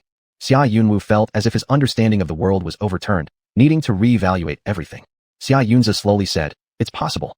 Since her inner voice can predict future events, those incidents might actually come true. What can we do? Lady Xia was in a panic. She had been paying respect to temples and Buddhas her whole life, devoutly praying for decades. How come she couldn't secure health and happiness for her family? Mother, don't worry. Xia Yunzi comforted her, saying, since we can hear our sister's inner voice, I believe we can prevent the events about to happen, and maybe even change the outcome. Older brother is right. Xia Yunwu agreed. If we just ensure those things don't happen, isn't that all we need? Lady Xia nodded, then looked nervous again. But if Mingzhu finds out we can hear her thoughts, will she? Then we won't tell her. Xia Yunzi's eyes darkened. He had thought about carefully questioning Mingzhu, but he also feared frightening her, lest they could no longer hear her inner voice afterwards. In the past, there might have been some misunderstanding about Mingzhu, leading to estrangement between us. However, she is still our closest relative. We must all be more patient with her. When he said this, he especially glanced at Lady Xia. Had he not arrived in time earlier, his mother would have acted against Mingzhu, which surely would have harmed their mother-daughter bond. Lady Xia was feeling flustered and anxious when she caught her son's gaze. It made her reflect on herself. It's my fault. Mother has always been too cold toward her. Whenever she conflicts with Qinghe, I've always assumed it's her mistake without thinking it over. But Mother's just too worried, hating iron because it cannot turn into steel. From now on, I will be nicer to her. Xia Yunzi sighed, then asked, where's the second brother? Xia Yunwu scratched his head and replied, second brother seems to have gone to see his so-called master again. Hearing this, Xia Yunzi raised an elegant eyebrow with a faint hint of coolness. No one in this family ever gives me peace. Master, my older brother said, 9 out of 10 gambles are scams, and 10 out of 10 gamblers lose everything. If I dare go to the gambling den again, he'll break my legs. Xia Yunfei, casually cracking sunflower seeds, said these words to the red-clothed woman practicing swordplay nearby. Hongqi held a long sword in her hand, her movements so fast they were almost invisible. Her crimson gown shimmered brilliantly under the sunlight, making her look like a magnificent sight. After finishing a set of sword techniques, she was already sweating profusely. She coldly put her sword away, saying, if you don't gamble, fine. Even someone skilled in gambling has a day when they'll make a fatal mistake. Xia Yunfei nodded in agreement, believing his master's words made perfect sense. The next second, only to hear his gallant, icy, proud master utter a phrase completely inconsistent with her usual demeanor. Chapter 23, The Tastes of the Flower Queen. To temper your will and hone your mind, Master will take you to Chunman Tower tonight for some insights. Visit a brothel? Xia Yunfei gave his master a surprised look. Who would have thought that his seemingly aloof and dignified master indulged in such frivolous behavior? This was truly jaw-dropping. Chunman Tower was the most famous pleasure quarter in the capital city. It had the southern courtyard and northern pavilion. One was for men, the other for women. The southern courtyard gathered over 70% of the handsome men from across the nation, whereas the ladies in the northern pavilion were not only alluring and captivating in countless ways, but also extraordinarily talented and beautiful. At this moment, Xia Yunfei was perched on the beam inside the room of Su Qingqing, the renowned courtesan of the northern pavilion at Chunman Tower. The master said he would bring him here for an eyeful, and thus took him inside. But it so happened that the courtesan wasn't there. The master, lacking patience to wait, went off to the southern courtyard, leaving him alone there. He couldn't move up or down, so he tightly embraced the beam, fearing to fall. After waiting for quite a while, his master still hadn't returned. Xia Yunfei moved his numbed arms slightly, contemplating that he couldn't continue waiting. He then freed one hand to loosen his belt, planning to use it to descend from the ceiling beam. But before he could tie the belt to the beam, he heard the door creak as it opened. Startled, he hid behind the beam and dared not make another move. Flower Queen Su Qingqing entered gracefully. Su Qingqing lived up to her title as the Flower Queen. Every movement of hers was extremely seductive and mesmerizing. Once she entered, she waved her delicate hand at the attendant maids and softly said, "You may leave now. The matters ahead can only be done by myself." Xia Yunfei on the beam was curious about what exactly were these things that could only be done by her alone. He cautiously peered out. He saw that after dismissing the servants and ensuring the door was securely shut, Su Qingqing sat back on the bed. After taking off her shoes and stockings, she proceeded to secretly sniff at the smell of her footwear. Xia Yunfei. Hiss, this preference had its flavor. Indeed, the flower queens weren't ordinary people. While watching with interest, he noticed Su Qingqing pull out a key from her shoe. Then she got up and lifted the bedding. Xia Yunfei finally spotted a hidden door on her bedboard. Su Qingqing inserted the key into the lock and opened the secret door. Underneath the bedboard lay an empty space, concealing a hidden chamber. When Su Qingqing pushed open the door to the hidden chamber, a large coarse jute sack came into view. At this moment, the sack unexpectedly started to wriggle as if it had life, emitting heavy breathing sounds. Haha. Following this, a pale female hand emerged from the moving sack. Su Qingqing stared expressionlessly at the sack, whereas Xia Yunfei on the beam was completely stunned. What had he just seen? Had the flower queen actually hidden someone in her room? And furthermore, it was a woman? Soon enough, Su Qingqing confirmed his suspicions. She revealed the head of a woman when she opened the sack. The woman was disheveled and unkempt, her hair sticking randomly to her face, and her once fair complexion now smudged with dirt. She looked utterly pitiful. Hiss. Xia Yunfei felt as though something was off with his eyes. Omping princess? How could she end up locked up here? At this point, Omping also noticed Xia Yunfei atop the beam. With tearful eyes, she gazed at him, her voice catching in her throat as it filled with pleading. Her sorrowfully innocent appearance made Xia Yunfei's heart tremble uncontrollably. However, unlike his brother who possessed martial skills, Xia Yunfei was incapable in such a situation and could only give her a slight shake of the head, signaling her not to expose himself. Omping glared coldly at him, her eyes brimming with disappointment. Yet, in the next instant, she was cruelly dragged out of the sack. Su Qingqing retrieved a silver needle, then aimed to stab it toward Omping Princess's neck. Seeing the gleaming silver needle approach, Omping, frightened like a little rabbit, tried to shrink backward. But her frail body, under the iron-like grasp of her opponent, was like a battered doll, easily controlled by the latter's hand. In despair, Omping Princess closed her eyes, tears streaming down. You're truly a debt from my previous life. At this critical juncture, Xia Yunfei suddenly shouted and hurled the noose created with his belt towards Su Qingqing's neck. Immediately after, he grabbed hold of one end of the belt and jumped down from the beam. As he plummeted, Su Qingqing on the other end was instantly strangled by the tightened noose, directly hoisted into the air. Su Qingqing grabbed at the rope of the belt, struggling desperately until her movements gradually ceased. Xia Yunfei probed her nose and realized she wasn't dead, merely unconscious. After pondering briefly, he moved her body into the secret space beneath the bed. Then he took Omping Princess's hand, and the two swiftly ran toward the door. Just as they were 2 or 3 steps away from the door, it was abruptly flung open from the outside. In a moment of urgency, Xia Yunfei hid Omping Princess inside a water storage vat placed in the corner of the room. The water vat was large and decorated with lotus flowers on top, making it difficult to be noticed. As soon as Omping was hidden, Su Qingqing's personal maid entered the room, locking eyes with Xia Yunfei instantly. After a brief silence, piercing screams rang out. Help! Catch the intruder! By the time Xia Mingzhu, Xia Yunze, and Xia Yunwu arrived, Xia Yunfei had already been apprehended. The Madam of Chunman Tower sat in her chair, with a table in front of her. On the table were tea and pastries. Behind her stood many beauties, while Xia Yunfei was being held captive, looking utterly dispirited. Upon entering, elder brother Xia Yunze kicked Xia Yunfei. You shameless little bastard, indulging in drinking, gambling, whoring, completely useless. Xia Yunze snarled. How much more absurdity do you plan to create? Gritting his teeth, Xia Yunze went on. If I had known how incompetent you would turn out, I should have sent you with Fodder to battle instead of letting the 4th one go. Xia Mingzhu also shook his head with a sigh. Yuri literally asking for your doom. Even the gods couldn't save you, my friend. Elder brother is absolutely right. Xia Yunwu stepped up close to Xia Yunfei, shoving aside the tortoiseshell-clad man restraining him and laughing softly. Second brother, if you wanted to visit Chunman Tower for some insights, why didn't you bring me along? Too unbrotherly of you. Begone. Xia Yunfei glared at him and turned to Xia Yunze, his eyes brimming with tears but unable to cry. Brother, I am falsely accused, brother.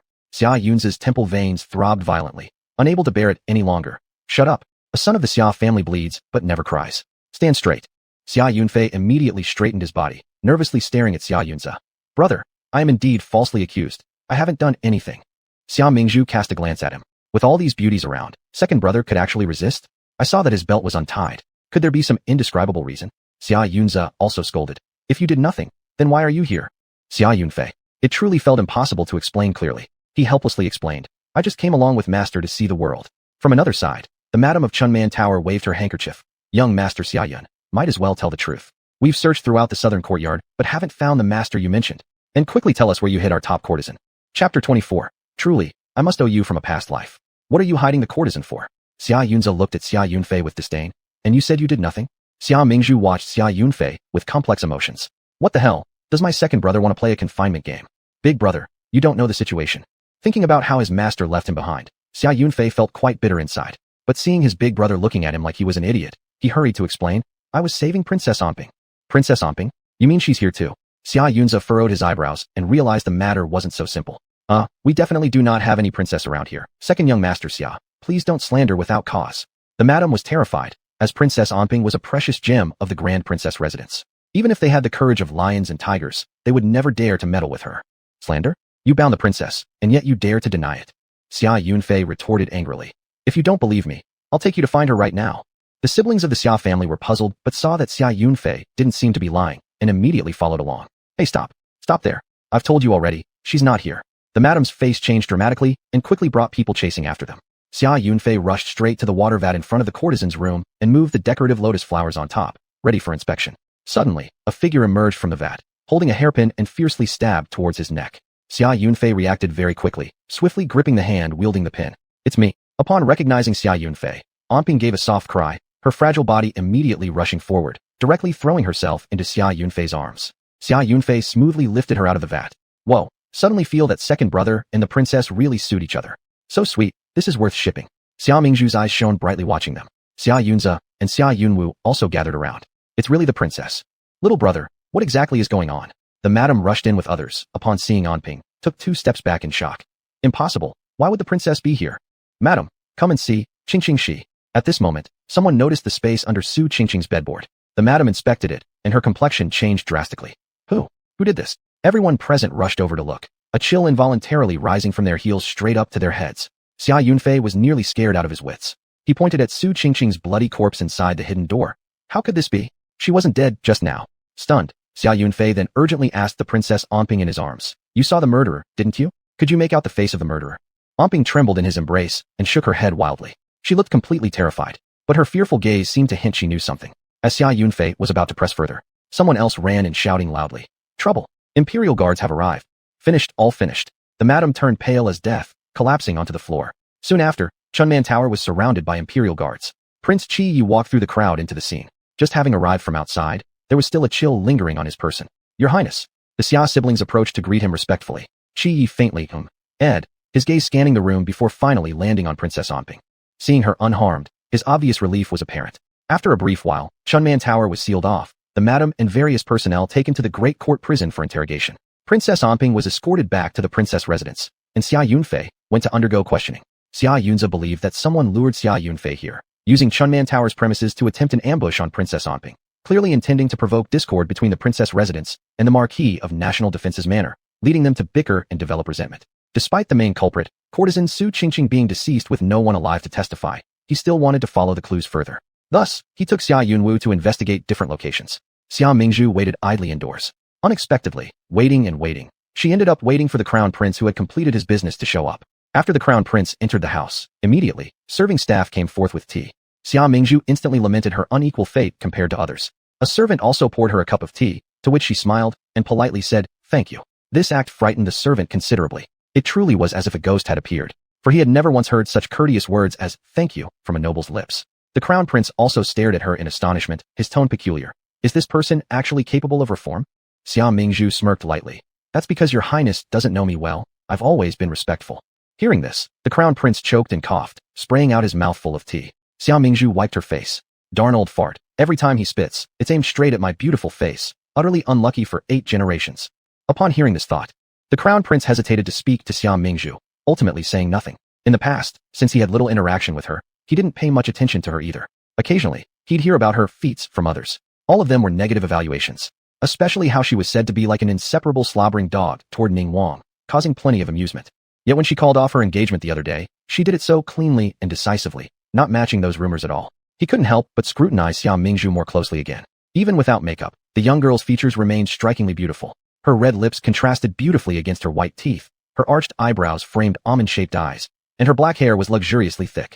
People in the capital favored beauties like Xia Qinghe, whose delicate faces inspired protective instincts. But upon closer inspection, Xia Mingzhu possessed a stunning and bold kind of beauty, which suited his taste better.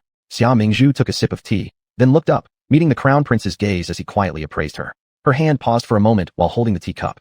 Geez, why is the crown prince sneaking glances at me? Could he actually like me? Oh my, if that's true, the whole capital will explode. Everyone would definitely think I broke my engagement with Ning Wang because of the crown prince. This is blatant foot-in-the-door stuff. Crown prince. There it goes again. Once more, he heard Xia Mingzhu's inner monologue. The crown prince paused for a second, then spoke sternly. You are the legitimate daughter of the state protector's manor. You must be careful with your words. What? Xia Mingzhu was confused, a question mark slowly forming on her forehead. I didn't say anything from start to finish. How am I supposed to be careful with my words? Perhaps her evident bewilderment was too glaring. Without waiting for her reply, the crown prince's scoff followed. The state protector's family has strict rules and deep traditions. You should reflect on your own issues more often and remember that you're a noblewoman of the capital, not a performing monkey for public entertainment. What's going on here? Is this guy having some kind of meltdown? Or is he mentally twisted? Running to a brothel just to lecture me? Alright, you've mastered Pua skills perfectly. Well, it's no use arguing with him. As someone raised under the red flag, I know every word can cost lives in this feudal dynasty. Better flatter him. Inside her head, Xia Mingzhu ranted wildly. But what came out of her mouth was only one sentence. I'm utterly speechless, and I will follow your teachings carefully. The corners of the crown prince's lips twitched uncontrollably. Utterly speechless. More like 1,000 arguments raging inside your heart. Chapter 25. Your brain, even if healed, will still drool. Seeing Xia Mingzhu's seemingly obedient demeanor, the crown prince's eyes suddenly flickered with a cold smirk. It's good that you understand. Xia Mingzhu slightly raised her gaze and saw the crown prince staring at her directly. His eyes contained both mockery and a hint of coldness. She stood up and elegantly wiped her mouth with a handkerchief. I'm going back. Your Highness, enjoy your meal. But in the next second, suddenly, her foot slipped. Xia Mingzhu lost control of her body and fell forward. As she panicked and was about to hit the ground face first, a strong arm suddenly grabbed her waist. Then, following the momentum, she directly threw herself onto him. Their eyes met as their noses touched, and the breath between their lips became intimate. Xia Mingzhu was dumbfounded, as if they were both petrified. My first kiss. Oh no. Xia Mingzhu instinctively let go of the crown prince's lips. When they separated, there was even an awkward pop sound in the quiet. Xia Mingzhu's face turned red. Awkward. In her previous life, which lasted 88 years, she had never been so bold to make such contact. Prince Qi looked composed on his face, but his ear tips also blushed slightly. He only felt that his throat was dry, and his body was filled with uneasiness, causing him to let out a faint sigh. Xia Mingzhu felt her heart beat wildly, as if it had been shocked by electricity. She admitted she couldn't resist temptation, especially when he sighed so beautifully. At this moment, she heard a cold voice beside her ear. How long do you plan to stay here? You're heavy. Did he just say she was heavy? Xia Mingzhu, who was originally a little moved inside, suddenly got angry and retorted irritably. Why doesn't your Highness admit that he is too fragile? You can't even carry me. Is that so? Then I'll let you know whether it's me or... The crown prince whispered meaningfully in her ear. Realizing girl Xia Mingzhu's face immediately turned red hot. She quickly propped herself up, abruptly getting up and stepping backward. However, she suddenly heard a tearing sound. This made the situation even more embarrassing. Her dress was caught on the leg of a chair. Not only did her dress tear, but a large part of her snow-white thigh was exposed.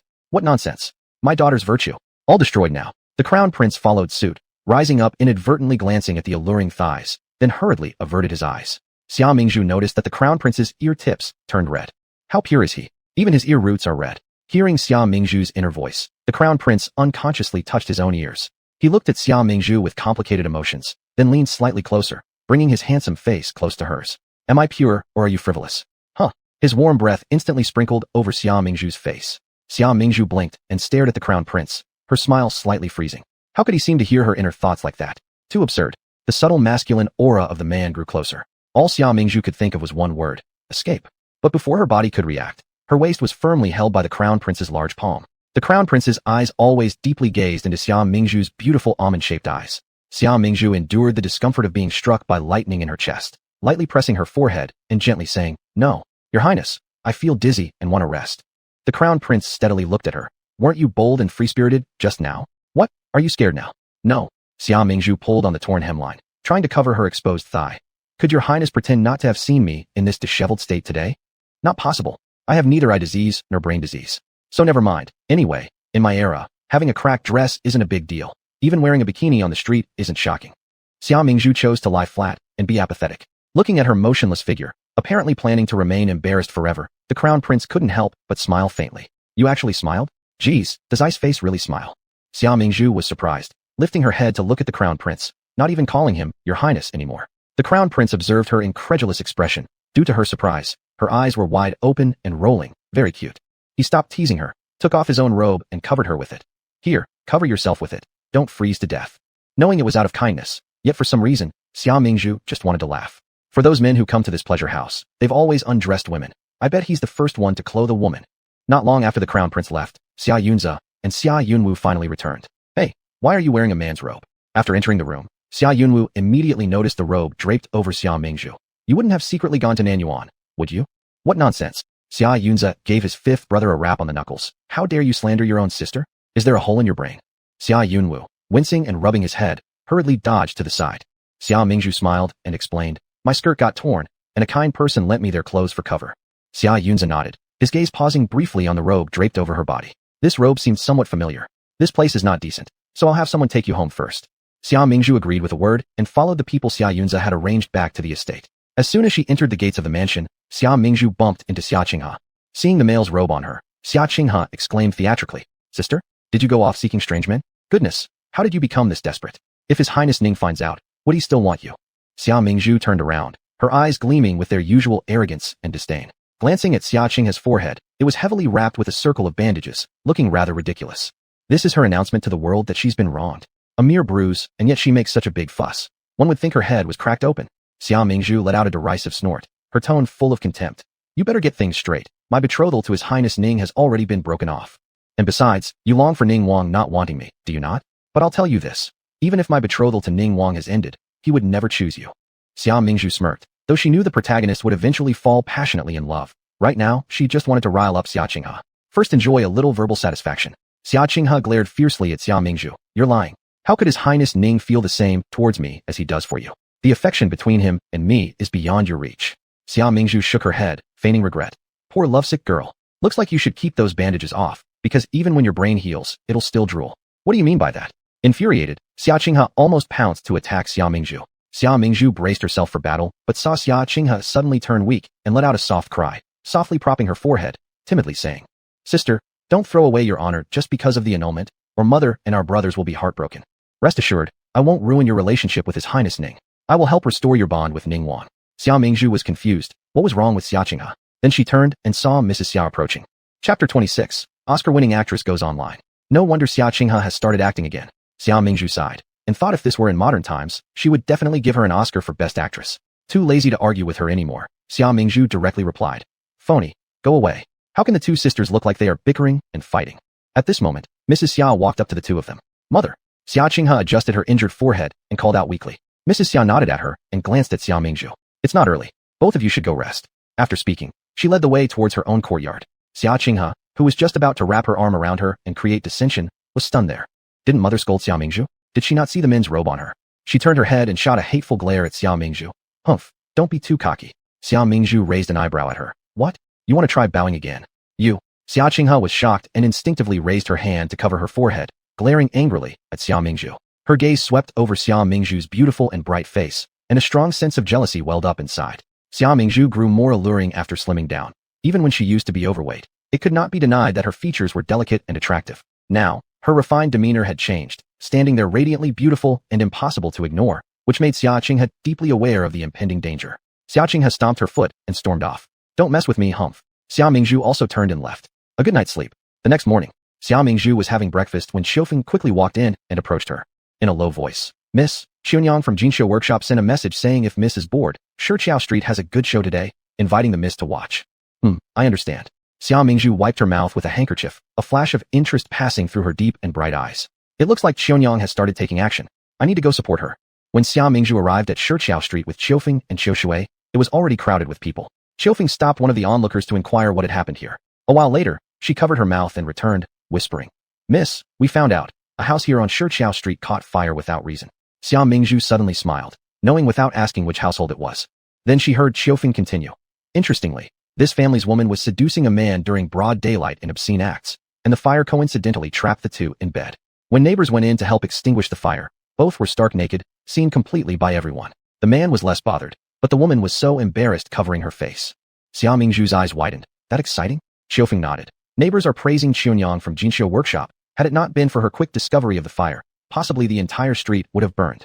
Ah, my goodness, truly handsome as if hanging a thermos on your ass, with a stunning bottom full of elegance. Xionyang did a great job. While they were talking, they saw a large group coming, led by none other than Xionyang. Luda, how dare you keep a concubine outside despite how well I treat you? Have you lost your conscience to a dog? Xionyang didn't care whether the adulterous couple had their clothes neatly dressed or not. She had Luda severely beaten, then ordered for the pair from the bed to be dragged out and paraded on the street for public shame. Once seeing this, the concubine began wailing loudly. Xia Mingzhu looked at her, finding this concubine only counted as pretty, unable to match Xionyang's beauty, yet younger and energetic. Luda, Xionyang's husband, was beaten until bruised all over. In a rush, he grabbed his robe, shaking while buttoning it in front of everyone, defending himself. Do you understand anything, a housewife? When the street caught fire, I rushed in to help put it out. Where are those dirty deeds? Xionyang's expression cooled slightly. Putting out fire? Really boasting about yourself now? Is putting out fire done by stripping your pants off? Before Luda could reply, someone in the crowd laughed and said, True, Luda, what kind of fire needs pants off to extinguish? Isn't it heartburn perhaps? The crowd burst into laughter. People discussed among themselves. This Xionyang sincerely saved the fire, never expecting to uncover her own husband and his concubine. Right, that dogman years ago already betrayed his wife. Hadn't it been exposed due to this fire, Xionyang would remain clueless. Poor Xionyang, devoting herself to running the shop business. Her husband doesn't cherish her properly, but instead keeps a mistress elsewhere. Heard that the man is shameless enough to bring the son of his mistress into their estate, living luxuriously. Simply despicable. Listening to these voices, Luda's face immediately turned red like a cooked shrimp. He was concerned about saving face. Being stopped here by so many people to gawk made him feel utterly humiliated. Thus, he started cursing. Xionyang, as a wife, how dare you completely disregard your husband's dignity? How normal is it for a man to have 3 wives and 4 concubines? I haven't even taken any concubines, merely kept someone on the outside. Yet you've already grabbed all the power at home. I've already given you face. The other woman also chimed in with airs of arrogance. Sister, Lu Lang and I truly love each other. It's just out of respect for our many years as husband and wife that he hasn't divorced you. You should be grateful. Seeing their shameless mouths, Xionyang only felt sick to her stomach. She directly took out the pre-prepared divorce papers she had ready. She said, This is the document for separation. Luda, quickly sign it, then continue back into bed with your young lover. From now on, there will be no connection between us. Luda never expected that Xionyang would want a divorce from him, his lips twitching as he replied, Divorce is acceptable? How are the shop assets divided? Even though Xionyang had prepared herself mentally, she still felt a chill of sadness. Years of marriage were worth less than money. But through this, she could clearly see his suppressed nature. She calmly responded, You don't deal with business affairs at all, so naturally you're unaware that the shop's operation has become dismal, with not only zero profit, but substantial debt losses. As she spoke, she signaled behind her, and immediately an apprentice brought forward a pile of account books. Luda couldn't wait to snatch the ledger and flipped through it, loudly shouting, Impossible. How can there be a loss? Where did all the money go? The other woman also crowded over to take a look, her eyes almost popping out. A loss of 35,000 taels? Isn't that going bankrupt? Over these years, Luda had been generous, and the other woman's appetite had been indulged significantly, always dreaming of replacing Xionyang. She believed that after becoming the boss lady of Jinsho Workshop, all the money would be freely accessible. However, she didn't expect Xionyang to tell them that Jinsho Workshop had gone bankrupt. Facing the accusations of the two, Xionyang secretly sneered. After Miss Xia warned her, she uncovered the two's affair. But she didn't make a move. Instead, she silently planned carefully. She transferred all the extra money elsewhere. All the main shop apprentices were replaced with her own people. She meticulously managed the books. It was precisely to ensure this adulterous pair wouldn't get a single cent. Although Luda suspected something, he was helpless. He thought Xionyang was just an ignorant woman and never imagined she'd have such skills. His face turned cyanotic, his fists clenched tightly. Filthy woman. You must have tampered with things, right? Chapter 27. The future great general is still young. Luda abruptly slammed the account book to the ground. His face turned so grim that it seemed he was about to do something frightening in the next second. The assistant hurriedly pushed Xionyang back. However, before Luda could make his move, people from the government had arrived. It turned out Xionyang had already filed a complaint against him. Initially, she and Luda had signed an agreement where Luda would remain loyal to her forever, refusing to take concubines or support another household. Now, he brazenly kept the side family outside, which was caught red-handed with government witnesses. Therefore, the divorce process was completely legitimate, and even if Luda didn't want to sign the separation document, he still had to. As the crowd watching on the road grew more numerous, seeing others pointing fingers, Luda felt both his dignity and reputation were lost entirely. He cursed Xionyang fiercely, but after calming down, he ultimately gave up on confronting her head-on and agreed to sign the separation paper, under the condition that the shop's debts would have no relation to him. Xionyang accepted his demand. In return, the house would belong entirely to her. To avoid delays, after signing and stamping the documents, Xionyang immediately took the divorce papers to the officials to register them. With the divorce papers registered, even the custody of the 2 children was officially confirmed. Xionyang retrieved her son, while the adopted son returned to his biological mother. The concubine sat on the doorstep crying bitterly with her own son, making Luda increasingly uneasy. Xionyang paid them no further attention. Instead, she held her emaciated son's hand and went to Zuexiang Tower. Zuexiang Tower was a famous wine tower in the capital city, and Xia Mingzhu was waiting there. When mother and son came upstairs and opened the door to see Xia Mingzhu, Xionyang immediately pulled her son down to kneel before her. If it weren't for Miss Xia's reminder, our mother-son relationship might not have been recognized. Miss Kindness is unforgettable. Even if I have to become a beast, I must repay Miss Kindness. Xia Mingzhu hurriedly helped her up. Get up quickly, don't be so formal. After getting up, Xia Mingzhu carefully observed the small boy Xionyang was holding by the hand. This child had surely suffered much at the hands of the other woman. His clothes were ragged, his complexion pale, and his body skeletal. Is this the future key henchman of the major antagonist, Lu Mingyuan? And he's so young, looking like bean sprouts. Who could have guessed that within 10 years, he'd be the main culprit behind thousands of casualties and rivers of blood? Remembering from the plot, after Qianyang passed away, Lu Mingyuan discovered the truth. At that point, trapped like a beggar in a woodshed, he fully embraced his dark side. He escaped during the night by crawling through a dog hole, joining the military later. Due to being extremely fearless in battle, he became a great general in no time. At the moment, coincidentally, there was a palace coup happening. The situation in the capital was unstable. He led his troops back to the capital and conquered everything with relentless strength, presenting a significant obstacle in the protagonist's path to ascend the throne. In short, the bad guy was a tough fighter. Seeing Xia Mingzhu staring at her son blankly, Qianyang couldn't help but ask, "Miss Xia, is there anything wrong with you, honor?" Xia Mingzhu shook her head. "No, this kid is great. Send him to join the army. He will surely achieve greatness in the future." Join the army? Qianyang was somewhat astonished, but since Miss Xia said it, she was willing to trust her. Therefore, she just nodded, saying, "I understand." Xia Mingzhu inclined her head and then asked, "What are you planning to do in the future?" Qianyang sighed. "Even if I leave the capital city, as long as I escape from that man, I am content. Brocade Workshop can no longer continue operating. Women of this era who got divorced were not treated well." Qianyang's voice was dry, and she bit her lower lip until a few streaks of blood appeared. "Although everything has been resolved, I still can't comprehend why he treated me like this when I devoted my entire heart to him."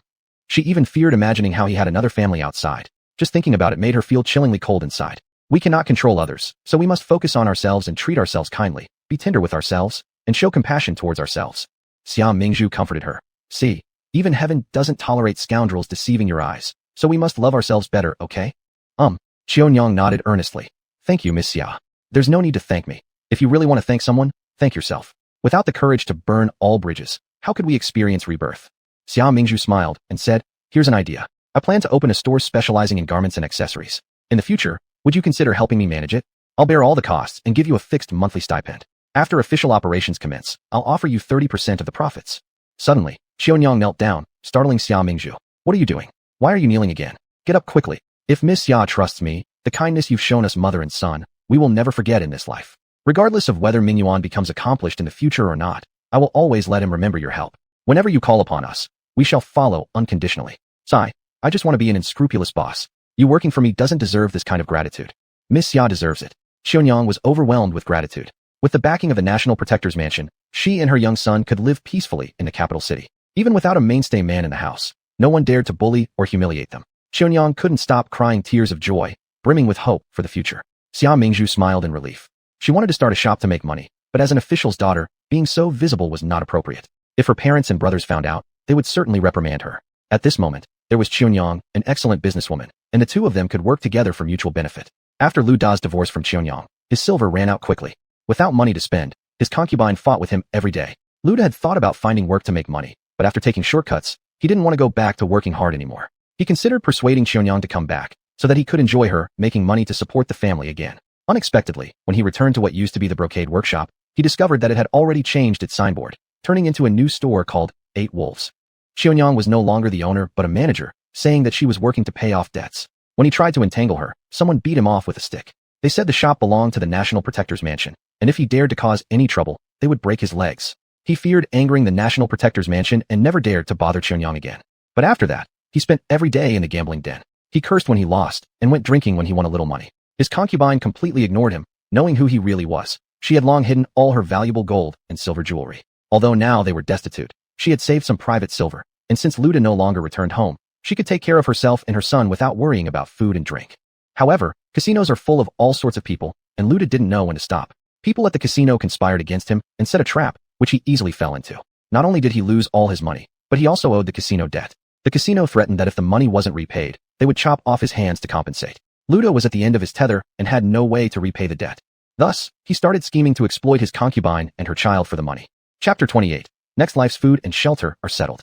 Lu Da, having spent a long time in the casino world, knew full well how formidable those people were. Thus, he hurriedly returned home, calculating in his mind that if he couldn't raise enough money, he would persuade his concubine to pawn this residence to the gambling den. The moment he stepped in, a tantalizing aroma reached his nose. Surprisingly stepping inside with wide strides, he just happened to see his concubine chewing on roasted chicken behind his back. Previously, when he was at home, she complained endlessly about his lack of money and served nothing more than boiled wild greens. So where did the money come from for roasted chicken now? Startled by Lu Da's sudden entry, The concubine also got quite a shock. She hastily hid the roasted chicken behind her back, wiping her greasy mouth with her sleeve, looking warily at Luda, unable to speak for a while. How could Luda not understand? Back when he thought of doing something legitimate, he had considered raising silver by pawning the concubine's jewelry. However, she only brought out some worthless silk flowers as an excuse. At that time, he hadn't scrutinized things too carefully, but looking at it now, it seemed she had secretly stashed away all her valuable items. Suddenly filled with despair, Luda thought about how he had schemed against his legal wife, Qianyang, for the sake of this concubine, leading to their severance of affection and duty. For her, he went to such extremes, yet she still guarded herself so vigilantly against him. With these thoughts, he lost control and kicked over the dining table before storming into the bedroom. After a pause, the concubine finally realized what he intended to do. By the time she caught up, she found Luda searching through her bedclothes and cabinets. Before she could stop him, Luda already found a wooden chest. Inside were golden bracelets, gemstone hairpins, pearl and silver accessories, glittering and dazzling. Luda closed the box, picked it up, and walked off. Seeing him taking her possessions and about to leave, the concubine desperately clung to his leg and fell to her knees crying out, Not this. This is all I have left. You can't take even one piece. You'll be sentencing me and my child to death. Even your life may be at risk. Can't you save my life first? Fueled by rage, Luda gave her a harsh kick. Weak as she was, how could she withstand such strength? She fell onto the corner of the cabinet, hitting her head hard. Luda ignored her completely, taking only the jewelry to the pawnshop where he exchanged everything for silver. After settling his debts at the gambling den, there was some leftover money. Thinking about it for a moment, he decided to buy 2 roasted chickens on his way back home. After all, the concubine was his true love, and it wasn't right to have taken her personal savings this time. She must be crying her eyes out at home right now. He needed to go and console her. After all, they now depended solely on each other for survival. With that in mind, he quickened his pace, thinking of then finding proper work, never gambling again, and soon promising her that he'd let her enjoy a prosperous life with him. Hastily entering the house, silence filled the air within. Confused, Luda put down the food in his hand, stepping inside to find his concubine still lying on the ground, unmoving, her face pale and horrifying, blood oozing out of her head and spreading over a large patch of the floor. Apparently, the concubine had been accidentally killed by him moments earlier. Luda took 2 steps back, falling onto the ground. "Ah, mother, you've killed my mother." Right then, his son returned from playing outside. Seeing the concubine lying in a pool of blood, he screamed in panic. The neighbors rushed over, seeing the scene, immediately reported it to the authorities. Luda was taken away by officials. If everything went according to plan, food and shelter for the next life were settled. After the concubine was murdered and Luda arrested by the government, the adopted son, left homeless, turned to Qianyang again, crying and calling her mother. But Qianyang ultimately refused to take him in and helped find another family outside the city to adopt him instead. Upon hearing this, Xia Mingzhu couldn't help but admire Qianyang's level-headedness. Xia Mingzhu has recently become a frequent guest at the princess's mansion, and during their conversations, subtly hinted to the Grand Princess that the mutism of Lady Anping might possibly be caused by poison. Stunned, the Grand Princess was speechless. Xia Mingzhu didn't care whether she believed it or not. After all, she said what she needed to say, and reflecting on it later, she wouldn't regret it. On that day, as Xia Mingzhu stepped out of her carriage, a ghostly hand grabbed her arm from behind. Mingzhu, you're finally back. I've been waiting for you for ages." Xia Mingzhu restrained the urge to throw a palm strike, and looked back to find Su Yao, her poisonous friend. Su Yao grabbed Xia Mingzhu's hand pitifully and asked, Mingzhu, did I do something wrong that angered you? Why didn't you visit me today?" Xia Mingzhu quickly shrugged her hand off. "Visit you? Why should I visit you? Oh, don't touch me. I'm afraid I might develop an allergy." Su Yao, was she toxic? Could being touched by her cause allergies? She suspected Xia Mingzhu was scolding her and muttered with grievance. "Tomorrow is my mother's birthday. You promised to accompany me to Treasure Pavilion to choose a set of hairpieces to enhance our appearance. You haven't forgotten, have you?" "Oh, this thing. Yes, good idea, let's go." Xia Mingzhu agreed very easily. She was just about to retrieve all the money's worth of jewelry owed to the original self, and this time it would be best to collect a little interest first. "Then let's go." Su Yao saw that Xia Mingzhu was still as foolish as before, and a trace of contempt flashed in her eyes. But it disappeared in an instant. Xia Mingzhu was her most reliable money bag, so she had to coddle her well. Although she had already put on a sincere smile, Xia Mingzhu still caught the fleeting look of disdain in her eyes. Inwardly, she cursed. Damn it! How can there be such an ungrateful and thankless person in this world? Today I must give her a lesson. The two went to the Treasure Pavilion together. The shopkeeper recognized these 2 big spenders from afar and happily welcomed them inside. "Shopkeeper, bring out the newest and best headpieces and jewelry." Xia Mingzhu didn't mince words, commanding directly. All right. The shopkeeper knew big business was coming and quickly laid out the best sets of accessories on the table row by row. Xia Mingzhu swept her hand over a row of accessories and picked out a few of the most expensive ones. Mingzhu, you really know how to choose." Su Yao's eyes were filled with unrestrained excitement. She happily told Xia Mingzhu, "Your vision is still good. You immediately picked out the most expensive ones." Xia Mingzhu smiled. "A penny for a penny's worth. It's better to buy expensive things. Those cheap ones are not even decent when worn outside." "You're absolutely right." Su Yao laughed, even more joyfully. Anyway, she was the old free rider, spending Xia Mingzhu's money without any regret. Mingzhu, aren't you going to pick a set for yourself? Su Yao asked. These few sets are the ones I've selected for myself. Xia Mingzhu replied casually, then turned to the shopkeeper and said, wrap these up for me. I'm taking them home. For yourself? Su Yao's face stiffened slightly, glancing at the shopkeeper beside her responsible for reception, feeling somewhat embarrassed. But she still responded, okay, then I'll choose some other ones. She turned her head and carefully inspected the other jewelry. In front of her, the box was full of dozens of headpieces, dazzling to the eyes. Su Yao chose a complete set of ruby headpieces. Each ruby on the headpiece was sizable, scattering brilliant light under the silk lining cloth. Chapter 29, Punishing the Freeloader. After selecting the headpieces, Su Yao still felt a bit uneasy in her heart. The best ones have all been taken by Xia Mingzhu. She's leaving me dissatisfied, Su Yao said with an undertone of jealousy as she asked. Mingzhu, haven't you been feeling down lately?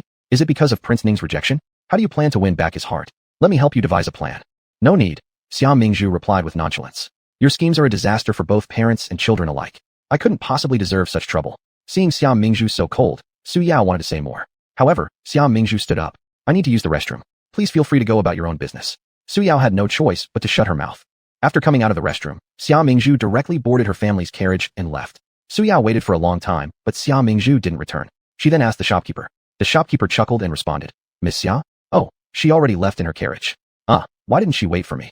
Su Yao agreed half-heartedly, picked up her own set of headpieces, and started to leave. She seemed completely oblivious to any issues until she reached the entrance of the treasure pavilion, when the shopkeeper suddenly chased after her. Miss Su, you haven't paid yet. What? Su Yao was utterly confused, her expression as if struck by lightning. With full shock on her face, she asked, Did Miss Xia not pay? The shopkeeper shook his head. Miss Xia didn't pay. In fact, she said that since she usually pays for you, it's now your turn to pay for her. Miss Xia took away 7 sets of headpieces, all the most expensive ones from our store. Miss Su, please settle the bill quickly. Don't put me in a difficult situation. Because they were standing at the entrance, a crowd began gathering to watch the spectacle. Hey, isn't this the daughter of the Vice Minister of Revenue?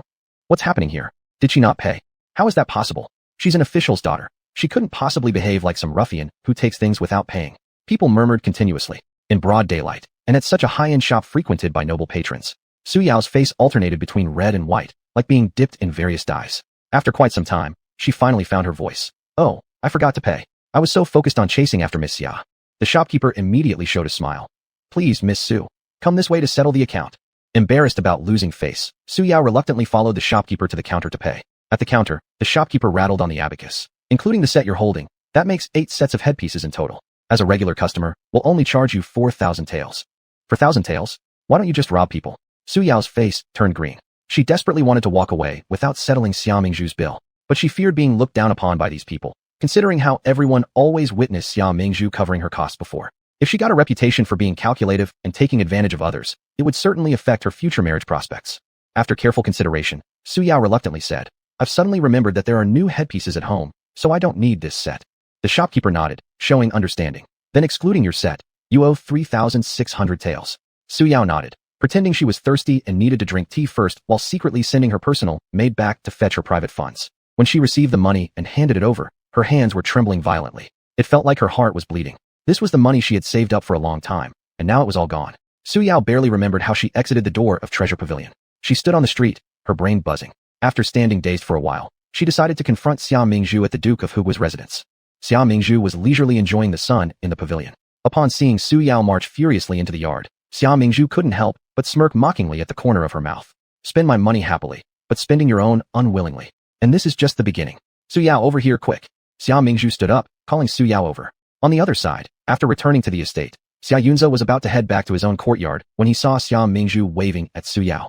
He thought for a moment, then walked around to hide behind the green vines to eavesdrop on their conversation. Seeing Xia Mingzhu, Su Yao immediately questioned her. Mingzhu, why did you rush back so soon? Why didn't you inform me? Didn't I ask the shopkeeper to tell you? Xia Mingzhu responded coolly. Su Yao choked.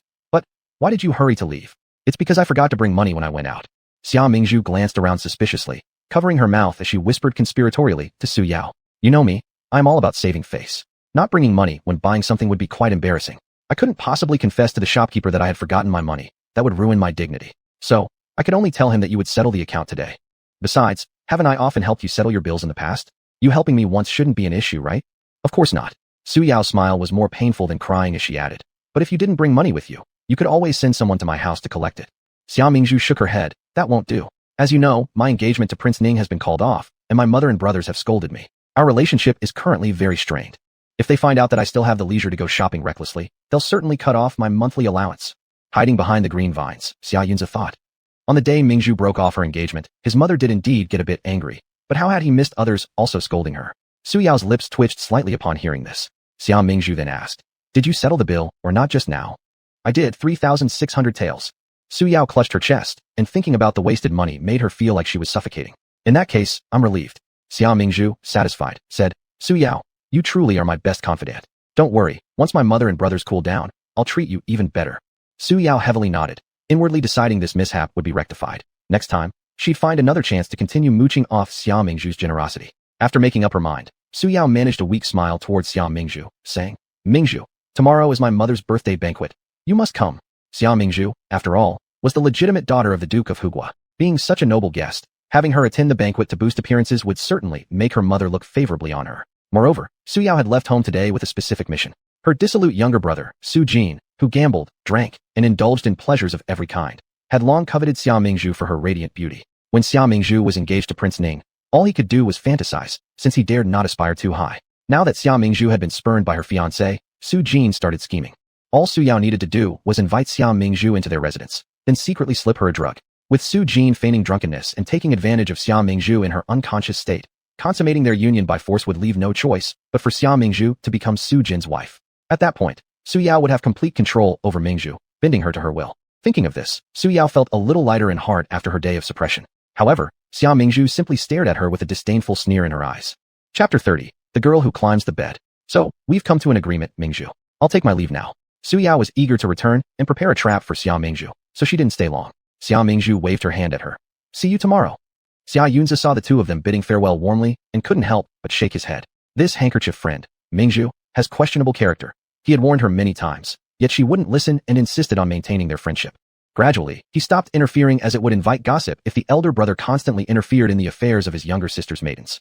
He stepped out from behind the green vines and decided he still needed to reprimand Xia Mingzhu somewhat. But before he could approach, he overheard Xia Mingzhu's thoughts. Su Yao, how many advantages have you taken of me in the past? These 7 sets of ornaments are merely interest, and sooner or later, I'll make you pay back everything." At that moment, Xia Yunze was walking inside with a dark face when he heard this sentence and almost tripped and fell. It seemed that his younger sister wasn't entirely stupid and wasn't always easily deceived. Wait and see. Dream ah dream. Crazy ah crazy. Please return what is mine, and spit out whatever you've eaten. What followed seemed like singing. The tune was strange, but it matched his current mood well.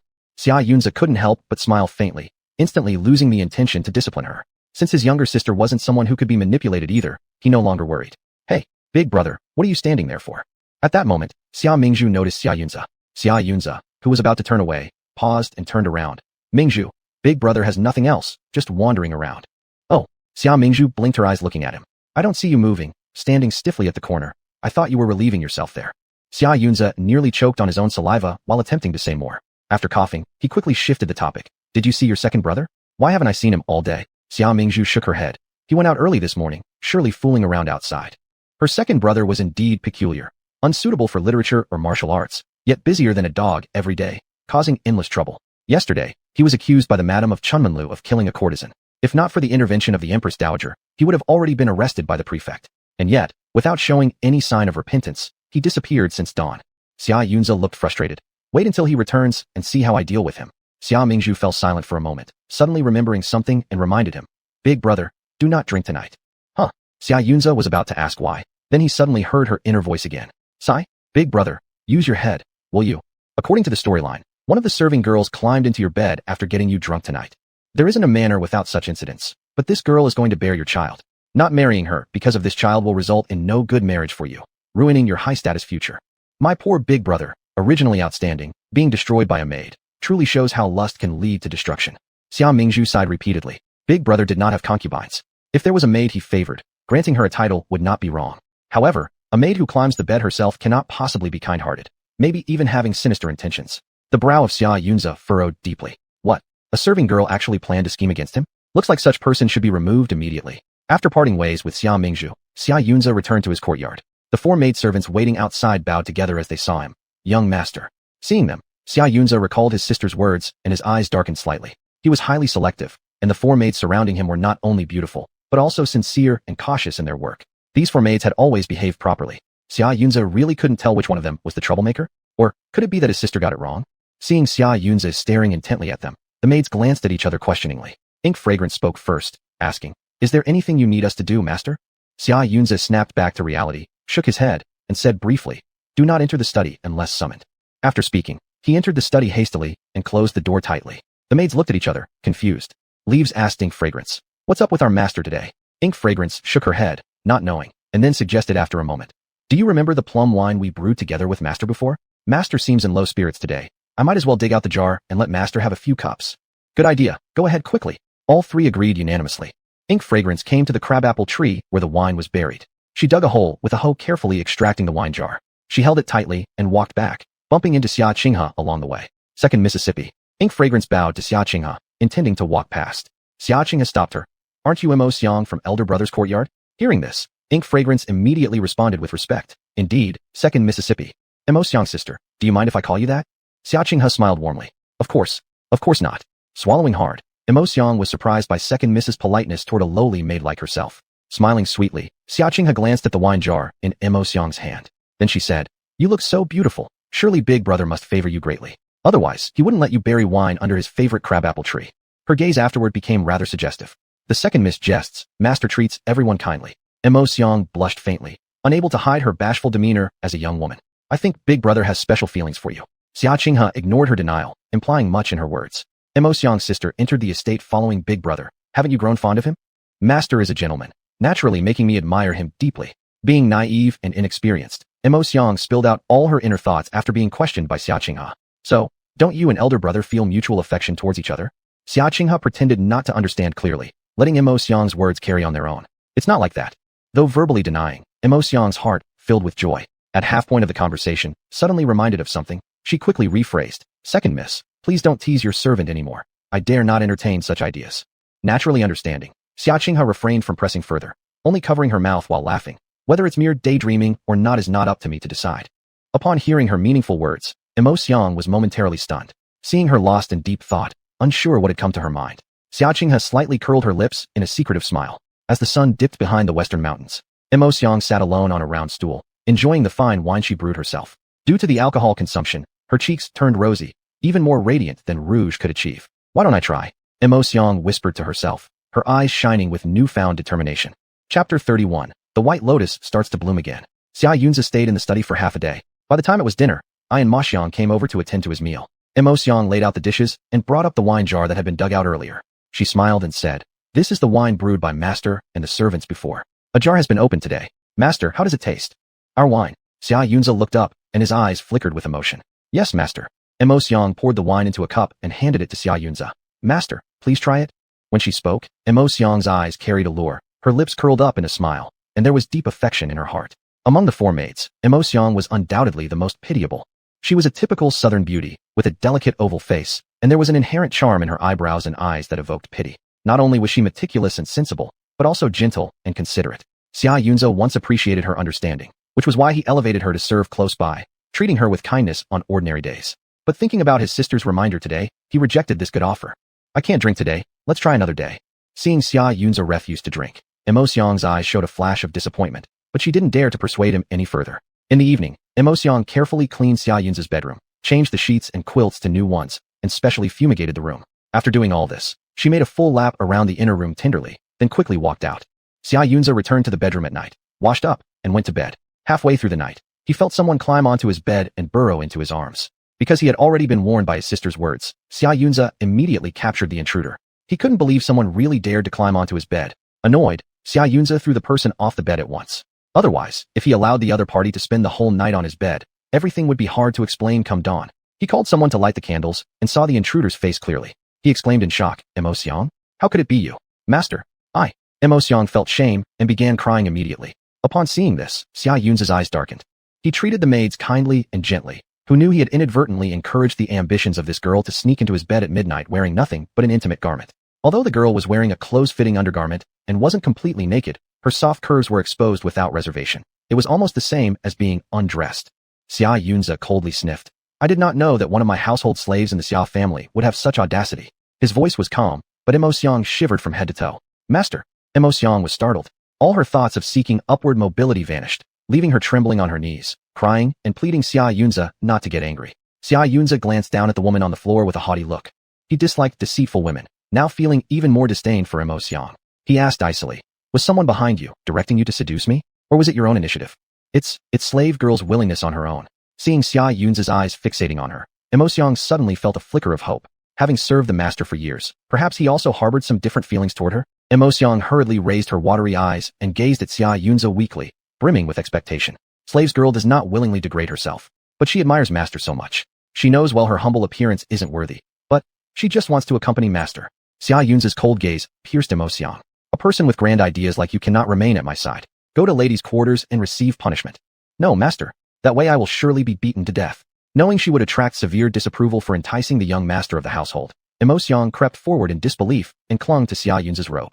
Crying, she pleaded, "Master, how can you treat me this way? Slave girl truly loves you. Forgive me, master." Xia Yunze's eyes were always pure and untainted by worldly concerns, thus remaining unmoved by Mo Xiang's pleas. The rules of the Huogua Gongfu house must not be broken. Even if I don't care about myself, I must still consider my fellow brothers. It would be wrong to tarnish their reputation due to my mistake. After speaking, he summoned someone to escort her to the main house.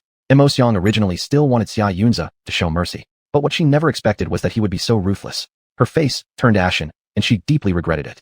Originally, when they reached the right age, the manor would release them back home where they could find decent husbands. But she entertained improper thoughts? Now it's a mess. Forget flying high. Even surviving might be difficult. Mo Xiang was soon escorted to the main hall. "Let go of me. Let go of me." Mo Xiang, her clothes in disarray, was roughly pushed into the hall by a group of maids and matrons and forced to kneel on the ground. Lady Xia sat majestically at the center, with Xia Mingzhu and Xia Qinghe seated on either side. "How dare you, you wretched servant? To seduce the master is an unforgivable act. Master Xia has always been disciplined. If he were corrupted by your wickedness, how could we bear it?" Lady Xia thundered, her voice brimming with fury. "Milady, I truly adore young Master Xia with all my heart. Even if I must toil like an ox or horse, I would do so willingly. Please grant me this blessing." Mo Xiang pleaded tearfully.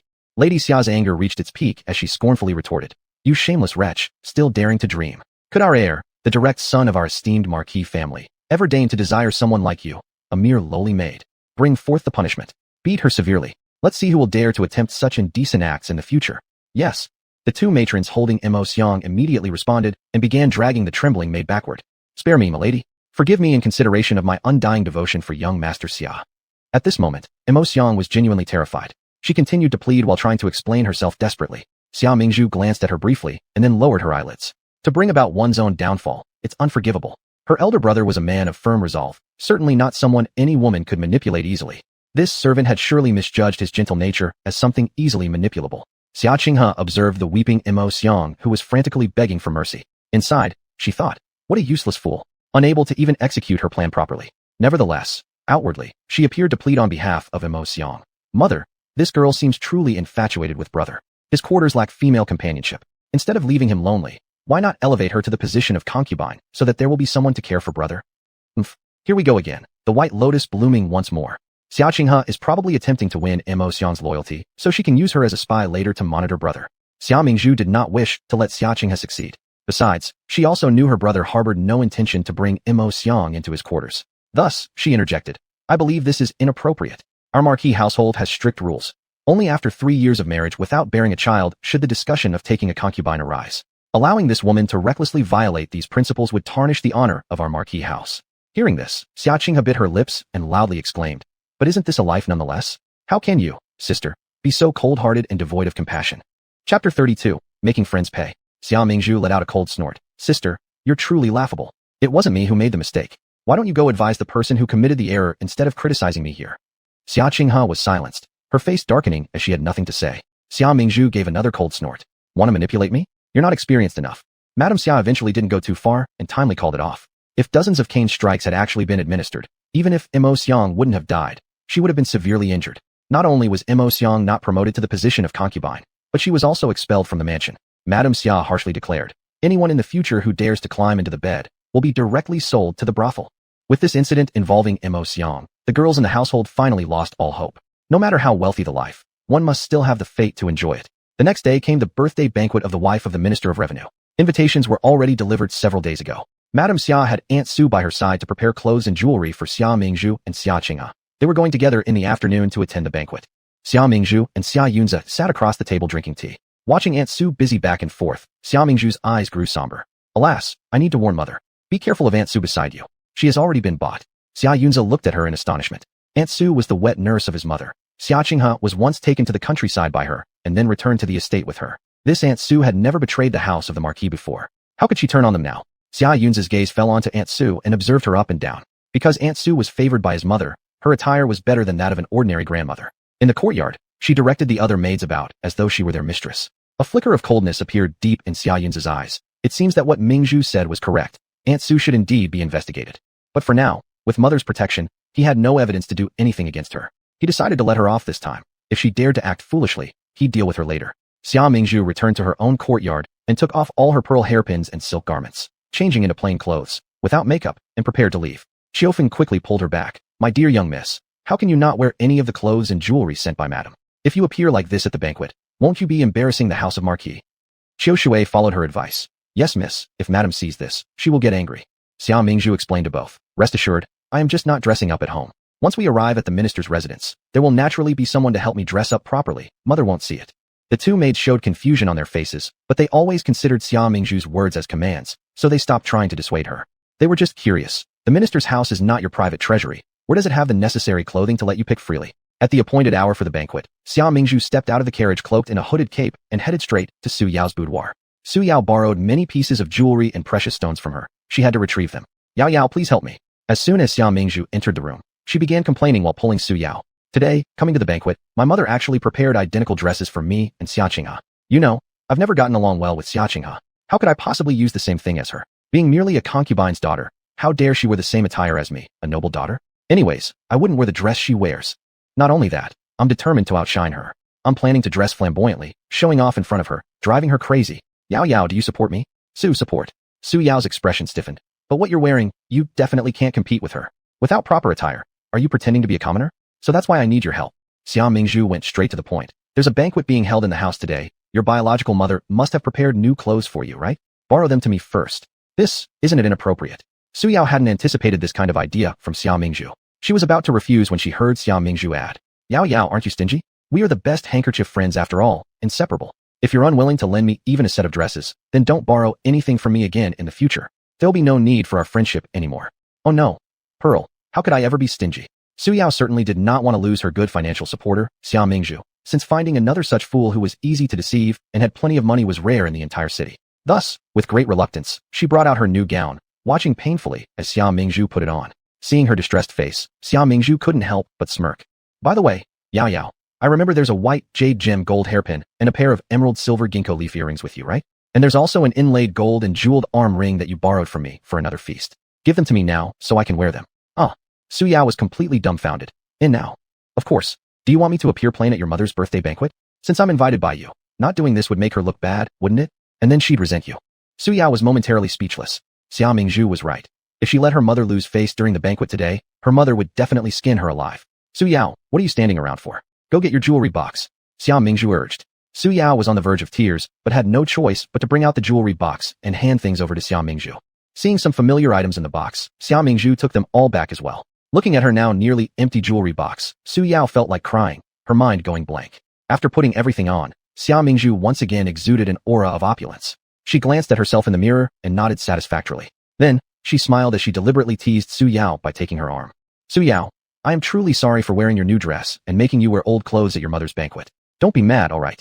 Gritting her teeth in silent fury, Su Yao forced a smile and said, How could I possibly be mad? It doesn't matter. You coming is already bringing honor to me. Was she not angry? After giving back all those valuables, even her carefully prepared new gown was lost to her. She was furious. Good, then let's go outside. Xia Mingzhu stood up. It's still early. You go ahead. Mingzhu, I need to prepare a bit more, and then I'll find you later. Su Yao seemed to finally realize something different about Xia Mingzhu. Xia Mingzhu nodded. All right. Su Yao didn't leave with Xia Mingzhu, but Xia Mingzhu wasn't concerned. As long as she got everything back, she happily strolled around for a while. Su Yao's father was the current deputy minister of revenue, who loved to talk about propriety and integrity publicly. However, he was quite greedy for beauty, keeping many concubines and indulging in improper activities behind closed doors. Chapter 33, The Big Boss with an antagonistic background music. Therefore, there are many illegitimate sons and daughters in the Shirlang family. Although Su Yao is the legitimate daughter left by the previous madam, as there are many children in the family, she is not valued by her father and has no status at home. The most favored child in the Sherlang family now is the legitimate son of the current Madam, Su Jin. However, this Su Jin is indulged in drinking, eating, gambling, and womanizing. He's utterly incompetent. Now, Xia Mingzhu encountered this incompetent Su Jin who blocked her on the road. Behind him were several young nobles, among whom the most prominent was the third son of the current emperor, Prince Jin. Prince Jin was tall and slender with a somewhat effeminate appearance. His skin was extremely pale, even showing signs of illness. Although also of noble lineage, he differs from the crown prince and Prince Ning who were born to the empress and a noble consort respectively. His mother was merely a lowly foot-washing maid to the noble consort, who passed away long ago. It was due to the emperor mistakenly identifying her as the noble consort under the influence of alcohol that he received favor, resulting in the birth of Prince Jin. It was heard that when he was 5 years old, he accidentally fell into the water and his health deteriorated ever since. He was unpopular in the palace, almost like an invisible person. Yet Xia Mingzhu did not dare underestimate him in the slightest, because she knew that this frail third Prince Qi Tianqing was actually the big boss villain in the story. Just look at his name. It signifies boundless potential for this young man. As the plot unfolds, he recruited many capable individuals such as the young General Lu Mingyuan, becoming the dreaded ghost prince cursed and feared by ministers behind closed doors, massacring cities, boiling people alive, burying captives alive, cruel and inhumane. The amount of sinister deeds he covertly committed was shocking. He evolved from an overlooked and destitute prince to someone wielding great power, contesting on equal footing with the protagonist enveloped by destiny and fortune. Although his end was pitiful, failing to bring down the protagonist and ending up with no proper burial himself, he was indeed a formidable character. He hasn't taken a principal wife yet, but has married a niece of Madame Su's family as a concubine, making them relatives by marriage. He probably came today to celebrate Madame Su's birthday at the Su family. Upon seeing him, Xia Mingzhu remained calm on the outside, but her heart was screaming wildly inside. Melancholic aura, savage eyes, freezing gaze. This dude literally enters the scene with a villain-themed music playing. At this moment, Su Jin mockingly said, "Oh, who could this be? Isn't this Miss Xia whose engagement to Prince Ning was broken off? Still having leisure time to stroll around?" Xia Mingzhu looked straight at him and publicly mocked him, which showed how lacking in propriety this Master Su truly was. Weighed down by heavy fat, Su Jin appeared sturdier than his companions. Seeing Xia Mingzhu looking at him, Su Jin immediately puffed out his chest arrogantly, his lecherous gaze fixed on Xia Mingzhu's bright and beautiful face. To be honest, after losing some weight, Xia Mingzhu was indeed becoming more dazzlingly beautiful day by day. TSK. Does he want to stir up trouble? Xia Mingzhu smacked her lips without anger, but gave him a condescending glare instead, changing the tone. "Having not seen you for a while, Master Su's manners seem to have improved." Upon hearing the implied mockery, a few people couldn't help but chuckle softly, covering their mouths. Prince Jin also glanced at Xia Mingzhu, his sickly pale face carrying a playful smile. This woman was indeed very interesting.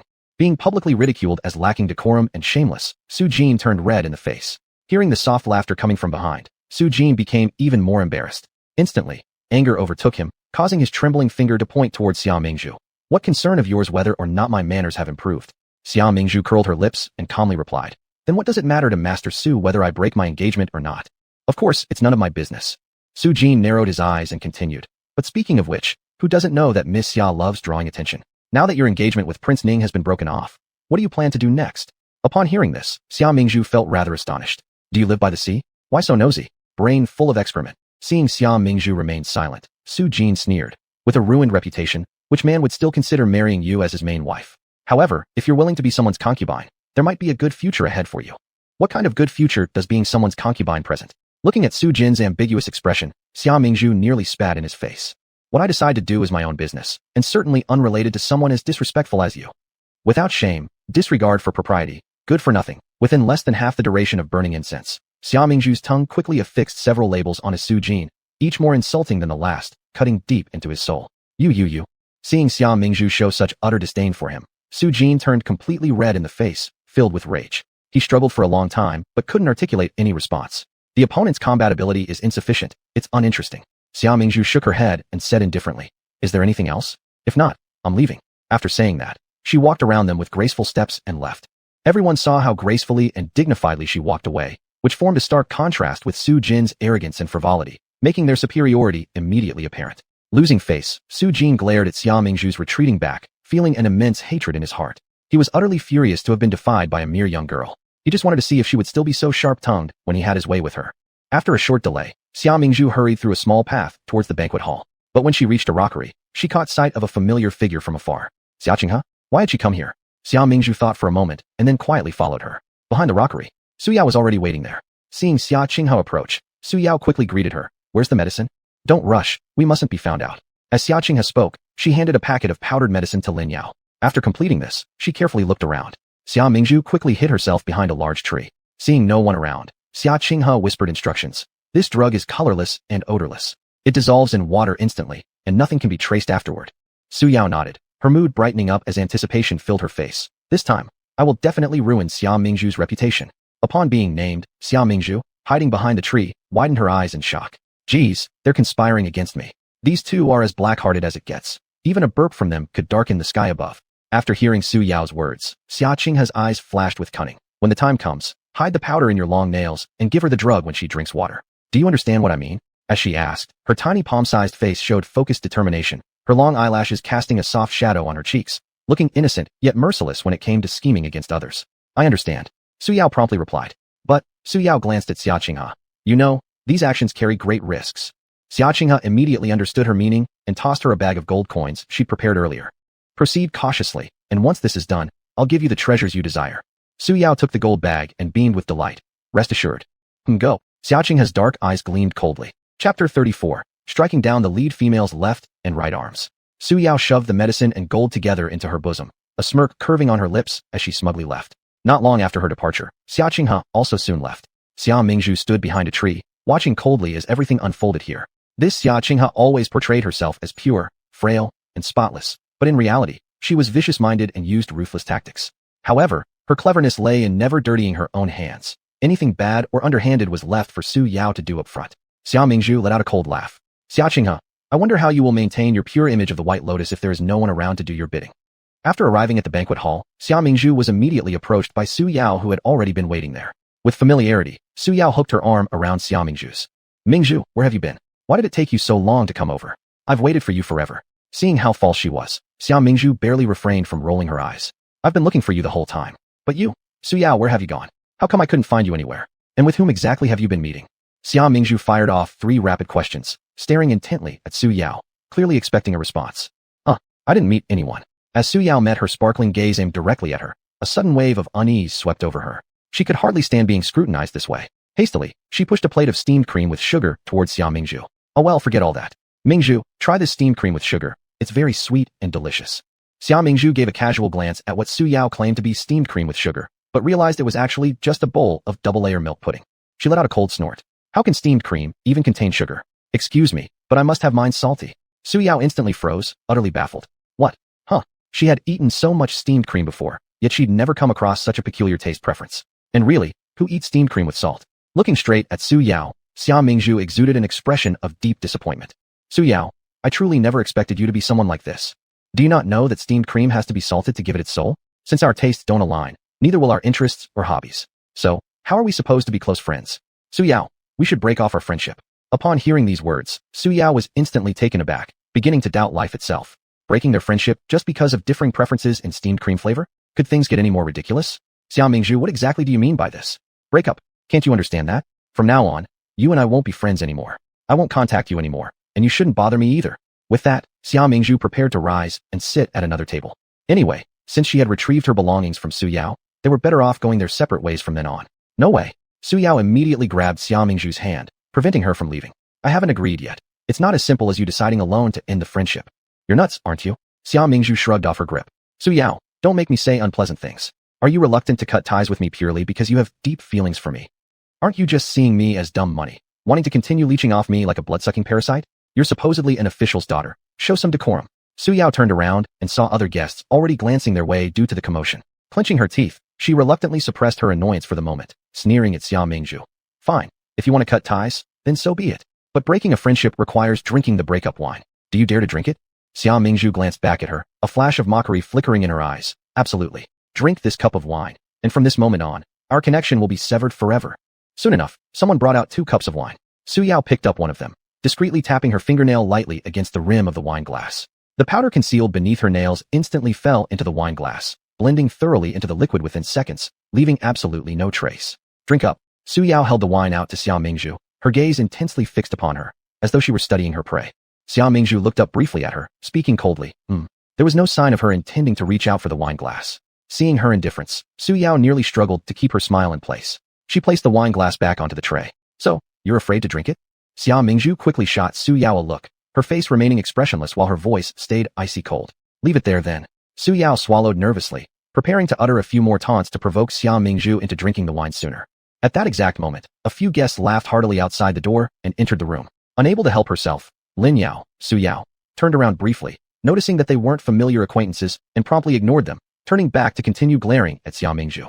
Stop stalling, Xia Mingzhu. If you really don't want to drink, just admit it since no one is paying attention here. It wouldn't hurt to show some weakness in front of me. She wore an expression of smug satisfaction, unaware that the moment she had turned her head, Xia Mingzhu had swiftly and cautiously swapped the positions of their wine glasses. Seeing Xia Mingzhu still staring at the wine glass before her without drinking, Su Yao stood up first, picking up her glass.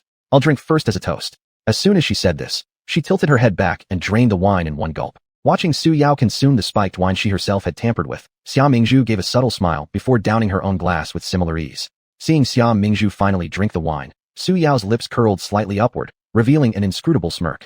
After finishing the cup of wine, Xia Mingzhu clutched her chest and bent over, appearing to be in some pain. Su Yao hurriedly supported her. Mingzhu, what's wrong with you? You shouldn't have been so reckless when you know you can't hold your liquor. She lowered her head, hiding the sinister grin on her face, pretending to be caring. Let me take you downstairs to rest, and ask the servants to prepare some sobering soup for you. With that, she half-supported and half-carried Xia Mingzhu out of the room.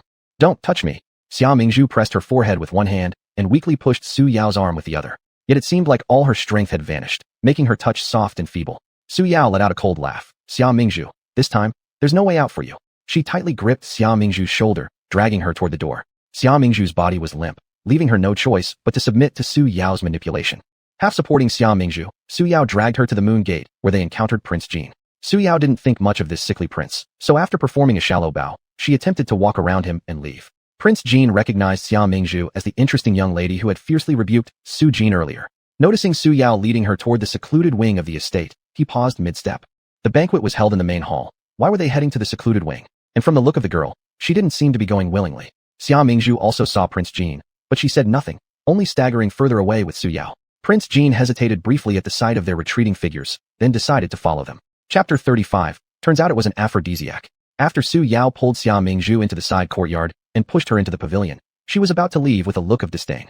However, just as she turned around, she suddenly noticed something strange happening to her body. She felt an inexplicable heat throughout her body. Her cheeks flushed with the pink of evening clouds, and her originally clear eyes now gradually became hazy, losing their usual clarity. No. Realizing something, Su Yao's eyes widened with surprise and shock. She wanted to leave immediately. However, the sensation of burning heat grew increasingly intense, and her consciousness began to blur. In an instant, she fell onto the bed. Ugh, it's so hot. Well played. Turns out it was an aphrodisiac. At that moment, Xia Mingzhu, who had been thrown onto the bed earlier, sat up. Seeing Su Yao, who had taken the drug, with a face as red as a fully ripe apple, tearing at her own clothes. Xia Mingzhu frowned deeply as she observed her. Su Yao, this scheme won't work with only women. I wonder which ugly man you've enlisted. Su Yao's eyes were blurred with mist. Upon hearing this, she slowly raised her head and looked at her dully. After a while, she finally spoke. Huh? Su Yao shook her head hard, trying to regain her senses. But the heat on her body became worse. Not only was her face heated, even her neck and exposed skin turned flushed. She fiddled with the cloud-patterned buttons on her clothes, gradually exposing more and more of her skin. Xia Mingzhu watched coldly, her eyebrows twitching. The temperature around her seemed to drop further. Xia Qinghe and Su Yao had teamed up. This was the plan they had in mind. Truly commendable. Thinking of this, Xia Mingzhu's gaze grew colder, her fists tightening. Su Yao, those who seek harm shall find harm themselves. This is your retribution for all the evil you've done. With that, Xia Mingzhu didn't linger any longer and quickly left the room. However, she hadn't expected to bump into someone right outside the door. My goodness, what are you doing lurking here and scaring me? Oh my god, why is your highness the prince here? Startled almost off her feet, Xia Mingzhu was about to curse when she caught sight of the person and swallowed her words instead. To her astonishment, she saw the notorious villain Prince Jean standing under the window, apparently watching for quite some time already. Seeing Xia Mingzhu come out unscathed, Prince Jean smiled, revealing a mouthful of white teeth. Xia Mingzhu was stunned, wanting to gouge out her eyes to clean them. What in the world? When did the icy demon prince start smiling? Standing outside the window peeping? Admit it, you're a creep. Seeing that Prince Jean remained silent but continued to stare at her with an almost smirk-like expression, Xia Mingzhu felt slightly uneasy and tried to make small talk. There will be another great show later. Your position over there isn't good. How about moving a little closer? Prince Jean clearly lacked a sense of humor and simply stared at her silently with his piercing, icy eyes. Finding talking to herself rather dull, Xia Mingzhu stopped. Shit, how hard is it to say one sentence to him? Makes me look like a buffoon. What a social death, seriously.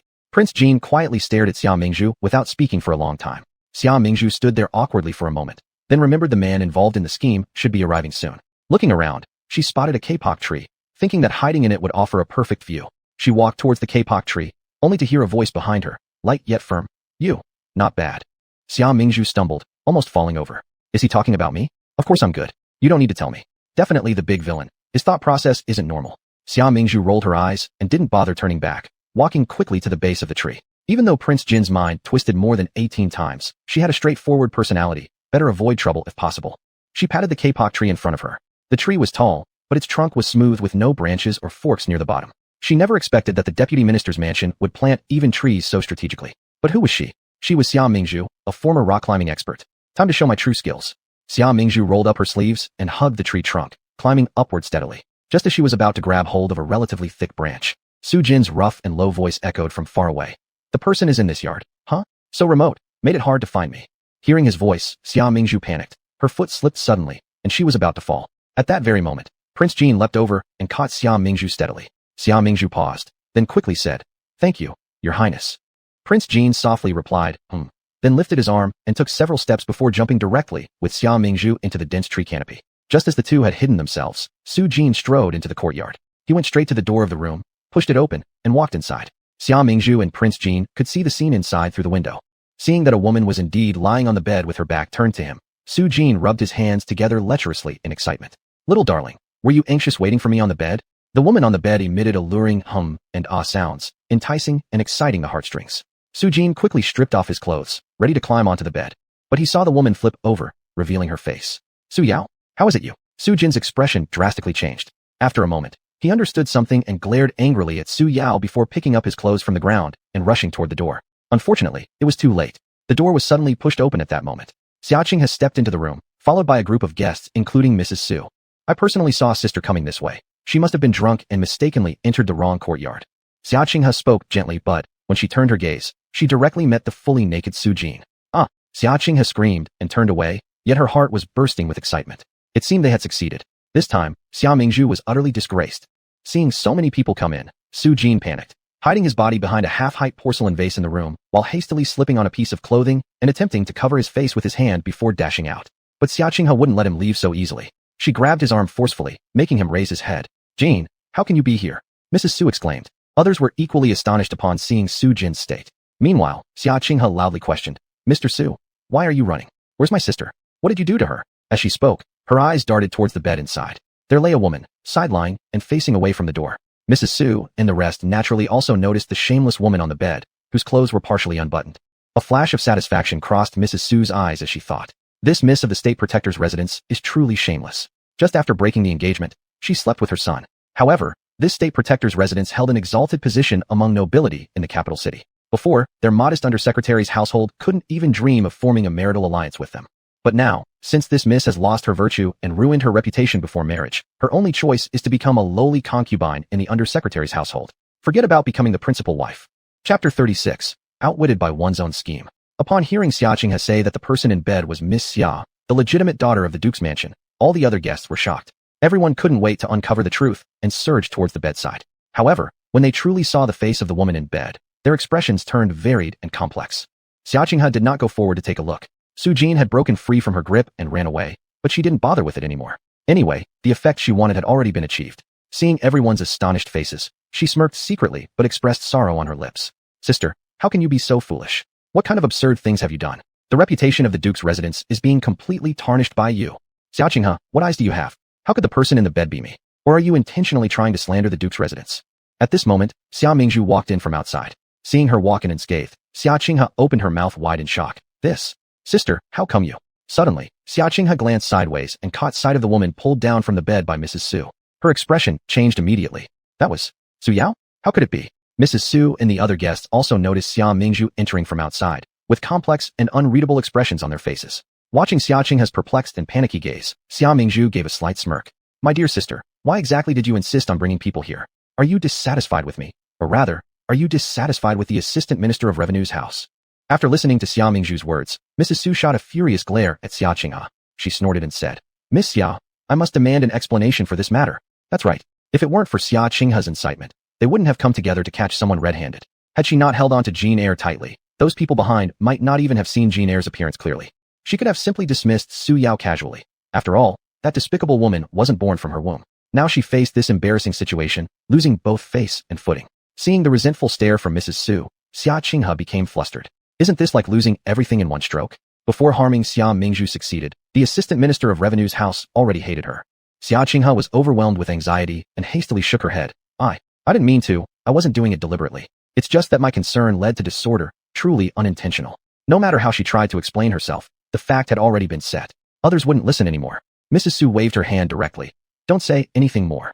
She was deeply enraged. Jean Eyre was her beloved son whose name had now been utterly ruined due to Xia Qinghe. How could she swallow this bitter pill? From now on, the Assistant Minister of Revenue's family would be irreconcilably at odds with Xia Qinghe. When had Xia Qinghe ever been publicly humiliated like this? She looked about to cry, biting her lower lip in secret.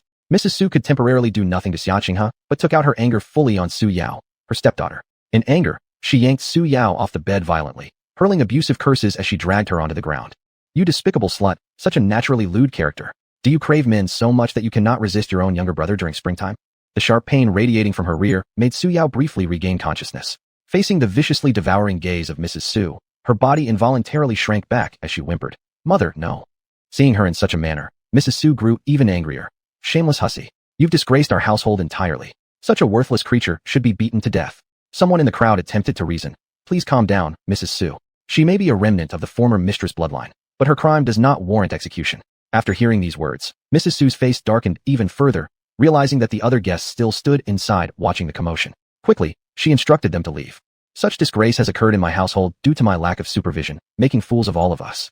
Spring Peach, escort everyone back to the hall to continue feasting. Yes. An attendant called Spring Peach emerged through the crowd to lead them out. While walking out, the ladies continued gossiping wildly among themselves. TSK. After we leave, there's no telling how harshly Mrs. Su will discipline Su Yao. In the future, she might be hard to see. To protect her son, Mrs. Su must send her far away. The daughter of the late wife and the son of the current wife? Oh my goodness. Isn't that considered incest? This is probably the biggest joke in all of Beijing this year. Their house is indeed extraordinary amidst chaos. Listening to the chatter of these women, Xia Mingzhu shook her head. She had lost interest and decided to follow the others out. Upon arriving in the courtyard, she instinctively glanced at the kapok tree. The figure of Prince Jean had already disappeared, indicating he had already departed. Just as she was about to turn and leave, Xia Qinghe came running from behind, grabbing hold of her sleeve. Xia Qinghe looked angrily at her and questioned. Xia Mingzhu, you did this intentionally, didn't you? You weren't in the room, yet you hid and refused to show up, just to see me make a fool of myself and lose face, right? Xia Qinghe's face darkened with anger. She still hadn't realized she had been outsmarted, making all her years wasted. So what if I did? Xia Mingzhu coldly snorted. Xia Qinghe, was your head caught by a door or kicked by a donkey? Could you possibly think that since you plotted against me, I should let you succeed without fighting back? Is there such a thing in this world? After saying that, Xia Mingzhu shook off Xia Qinghe's hand and decided not to bother with this madwoman anymore. Standing at the spot, Xia Qinghe watched as Xia Mingzhu's figure walked further and further away. Her eyes turned cold, her body filled with a hostile air, like an angry leopard ready to pounce and tear Xia Mingzhu apart the next second. But ultimately, she did not chase after her. Because the scandal involving the Assistant Minister of Revenue's residence had surfaced, the banquet ended much earlier than expected. Various families climbed into their carriages and returned home one after another. Lady Xia was waiting inside the carriage of the Duke's mansion. She also attended the banquet, but, being devout in Buddhism, did not follow others to witness that dirty, disgraceful event. However, she heard the beginning and end of the matter from other ladies. At this moment, she frowned deeply, her expression somber. It was absurd that the scandal involving the Assistant Minister of Revenue's residence had somehow become related to their Duke's mansion. When Xia Mingzhu came to the Su residence, she originally rode in her own carriage. But on the way back, she was informed by the maid chauffeuring that her carriage had already returned to the mansion ahead of time. What the heck? The carriage goes home without its master? This is absolutely ridiculous. Chauffeuring also told Xia Mingzhu that Lady Xia wanted her to join her in the carriage and had waited for quite some time. Xia Mingzhu didn't dare delay and quickly went over. Upon arriving at the carriage, however, she met Xia Qinghe. Xia Qinghe saw her too, glaring at her angrily. Xia Mingzhu wouldn't allow herself to suffer any loss and shot her 2 fierce glares back. She then walked past Xia Qinghe grandly. Both were holding onto their pride fiercely. They wouldn't give in to each other and practically forced themselves onto the carriage together. But as soon as both entered the carriage, they heard Lady Xia roar, "Kneel down." Chapter 37. The person who lies without preparing. Miss Xia Mingzhu's body seemed to be accustomed to accepting the command of Lady Xia. Her body moved faster than her brain. Before she could react, there was a splash, and she had knelt on the carriage floorboard. After realizing it, Miss Xia Mingzhu felt extremely regretful. Shit, I feel like I have a large amount of slave nature in me. How did Grandma become angry again? If I had known, I should have fled earlier. Alas, this difficulty is hard to pass. There's trouble coming. She turned her head to look, and saw that Xia Qinghe had also knelt down.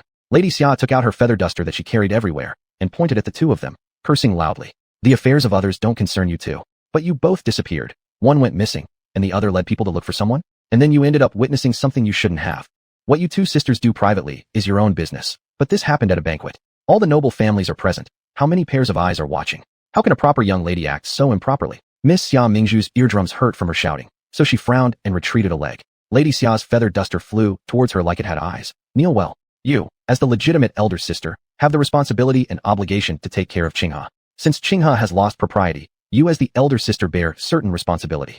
Taking care of her? Grandma must not have heard the story of the farmer and the snake. I don't want to be bitten back. Miss Xia Mingzhu rolled her eyes. Mother, your words are wrong.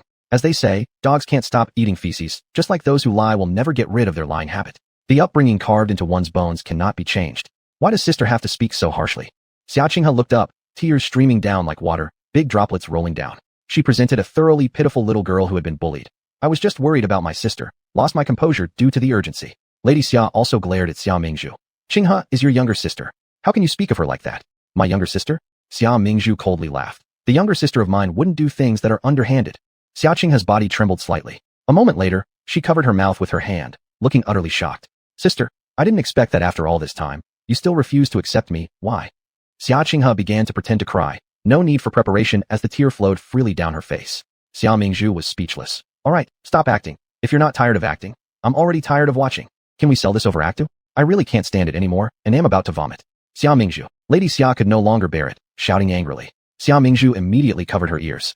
My goodness, isn't Grandma a person who respects Buddha? This loud voice might scare Buddha himself. Following this shout, the curtain of the carriage was lifted from the outside by Xia Yunze. Mother, wouldn't it be better to talk about it when we get home? Seeing Xia Yunde, Lady Xia snorted coldly. Go home? Once we get home, each of you will return to your own courtyards. Who would bother listening to me then? Even though she said that, she still put down the feather duster in her hand and sat back on the seat of the carriage. Xia Yunze glanced at Xia Qinghe, who was crying with her face covered in the corner. Knowing that his two younger sisters had once again caused friction, he shook his head helplessly. Mother, there's no one in my carriage. How about letting Mingzhu come with me in my carriage? Upon hearing these words, Xia Mingzhu's eyes brightened. Thank you, elder brother, for saving my life. Lady Xia looked at Xia Yunze, slowly nodded, and said to Xia Mingzhu, go ahead. Xia Mingzhu immediately got off the carriage and quickly followed her elder brother. After getting on Xia Yunze's carriage, Xia Mingzhu discovered that there were also Xia Yunfei and Xia Yunwu on the carriage. Xia Mingzhu looked at Xia Yunze. Elder brother, didn't you say there was no one in the carriage? Aren't there second brother and fifth brother too? Unexpectedly, her aloof elder brother also became a person who lied without preparing. Xia Yunze raised an eyebrow and glanced at her. What? Do you dislike the crowded space? Or would you prefer to go back? No. Xia Mingzhu shook her head like a rattle drum. Not crowded, not crowded. I like to be closer to my brothers. Huh? Elder brother, aren't we considered people? Xia Yunfei said irritably at this moment. That's right. How can elder brother say such things about us? Younger brother Xia Yunwu also revealed a dissatisfied expression. Xia Yunze. Then why don't the two of you get off? Xia Yunfei and Xia Yunwu. They'd rather keep quiet instead of having to run all the way home. The carriage drove out of the alleyway, heading towards the residence of the guardian duke. On the road, Xia Yunze instructed his younger siblings. Third brother is returning soon. These next few days, all of you stay in the residence and don't go anywhere. When he comes back, let's have a good family reunion. Third brother is returning? That's great. Xia Yunwu happily said. This time he's been traveling for such a long period. He'll surely bring me back lots of novel things. Indeed, it has been quite a while. Isn't this the 6th month since third brother left? Xia Yunfei added. Xia Yunze nodded. It's been half a year since he last communicated. I wonder if our third brother has changed, whether he's grown taller or thinner. Taller and thinner, I don't know, but his brain is surely messed up. At this moment, the three brothers heard Xia Mingzhu's sharp thoughts. Third brother Xia Yunrong, originally a man of letters, was ruined by a deceitful woman who tricked him into leaving home, and then had his hand and foot tendons severed. Xia Yunze was shocked and almost fell off his seat. My poor third brother. The woman you brought back was in love with someone else. What you thought was a tale of beauty saving the hero was actually a carefully planned trap intended to end your life. Xia Yunfei shuddered all over. This revelation would cause an explosion. If our third brother finds out that the woman he loves is being kept by someone else, won't he be enraged enough to explode? Xia Yunwu accidentally tore the curtain. Here we go, it begins again. The gears of destiny are turning once more. Fortunately, they heard their sister's inner voice and can now prepare for precaution. So Shizujanyu? It's time for the brothers to act. On the day when third master Xia Yunrong returned to the capital, the weather was clear and sunny. He and his companion Miao Qin strolled back leisurely. When they arrived at the gate of the marquis residence, however, they found the main gate closed and no guards were in sight. Let's go check out the side gates. Xia Yunrong frowned slightly. When they went to the side gates on either side, they discovered those gates were tightly shut as well. Master, shall we go to the rear gate? Miao Qin asked quietly. Let's go see, said Xia Yunrong darkly. He had clearly sent a letter home several days earlier to inform them of his return. How strange that not only was there no one to welcome him, but he was also locked out. What nonsense. When they walked around to the back gate, they saw it open from afar. Xia Yunwu's expression relaxed somewhat, thinking perhaps something had happened in the residence which led to such low-key handling with only the small gate open. But as he approached with Miao Qin, the door seemed to have its own will and abruptly shut in front of his eyes with a snap. Xia Yunrong's eyes widened in shock. What kind of ghost play is this? Is this intentional? In anger, he strode forward and began pounding forcefully on the bronze door ring hanging on the gate. Open up quickly for your master. Chapter 38. The woman Brother 3 brought back is a tough one.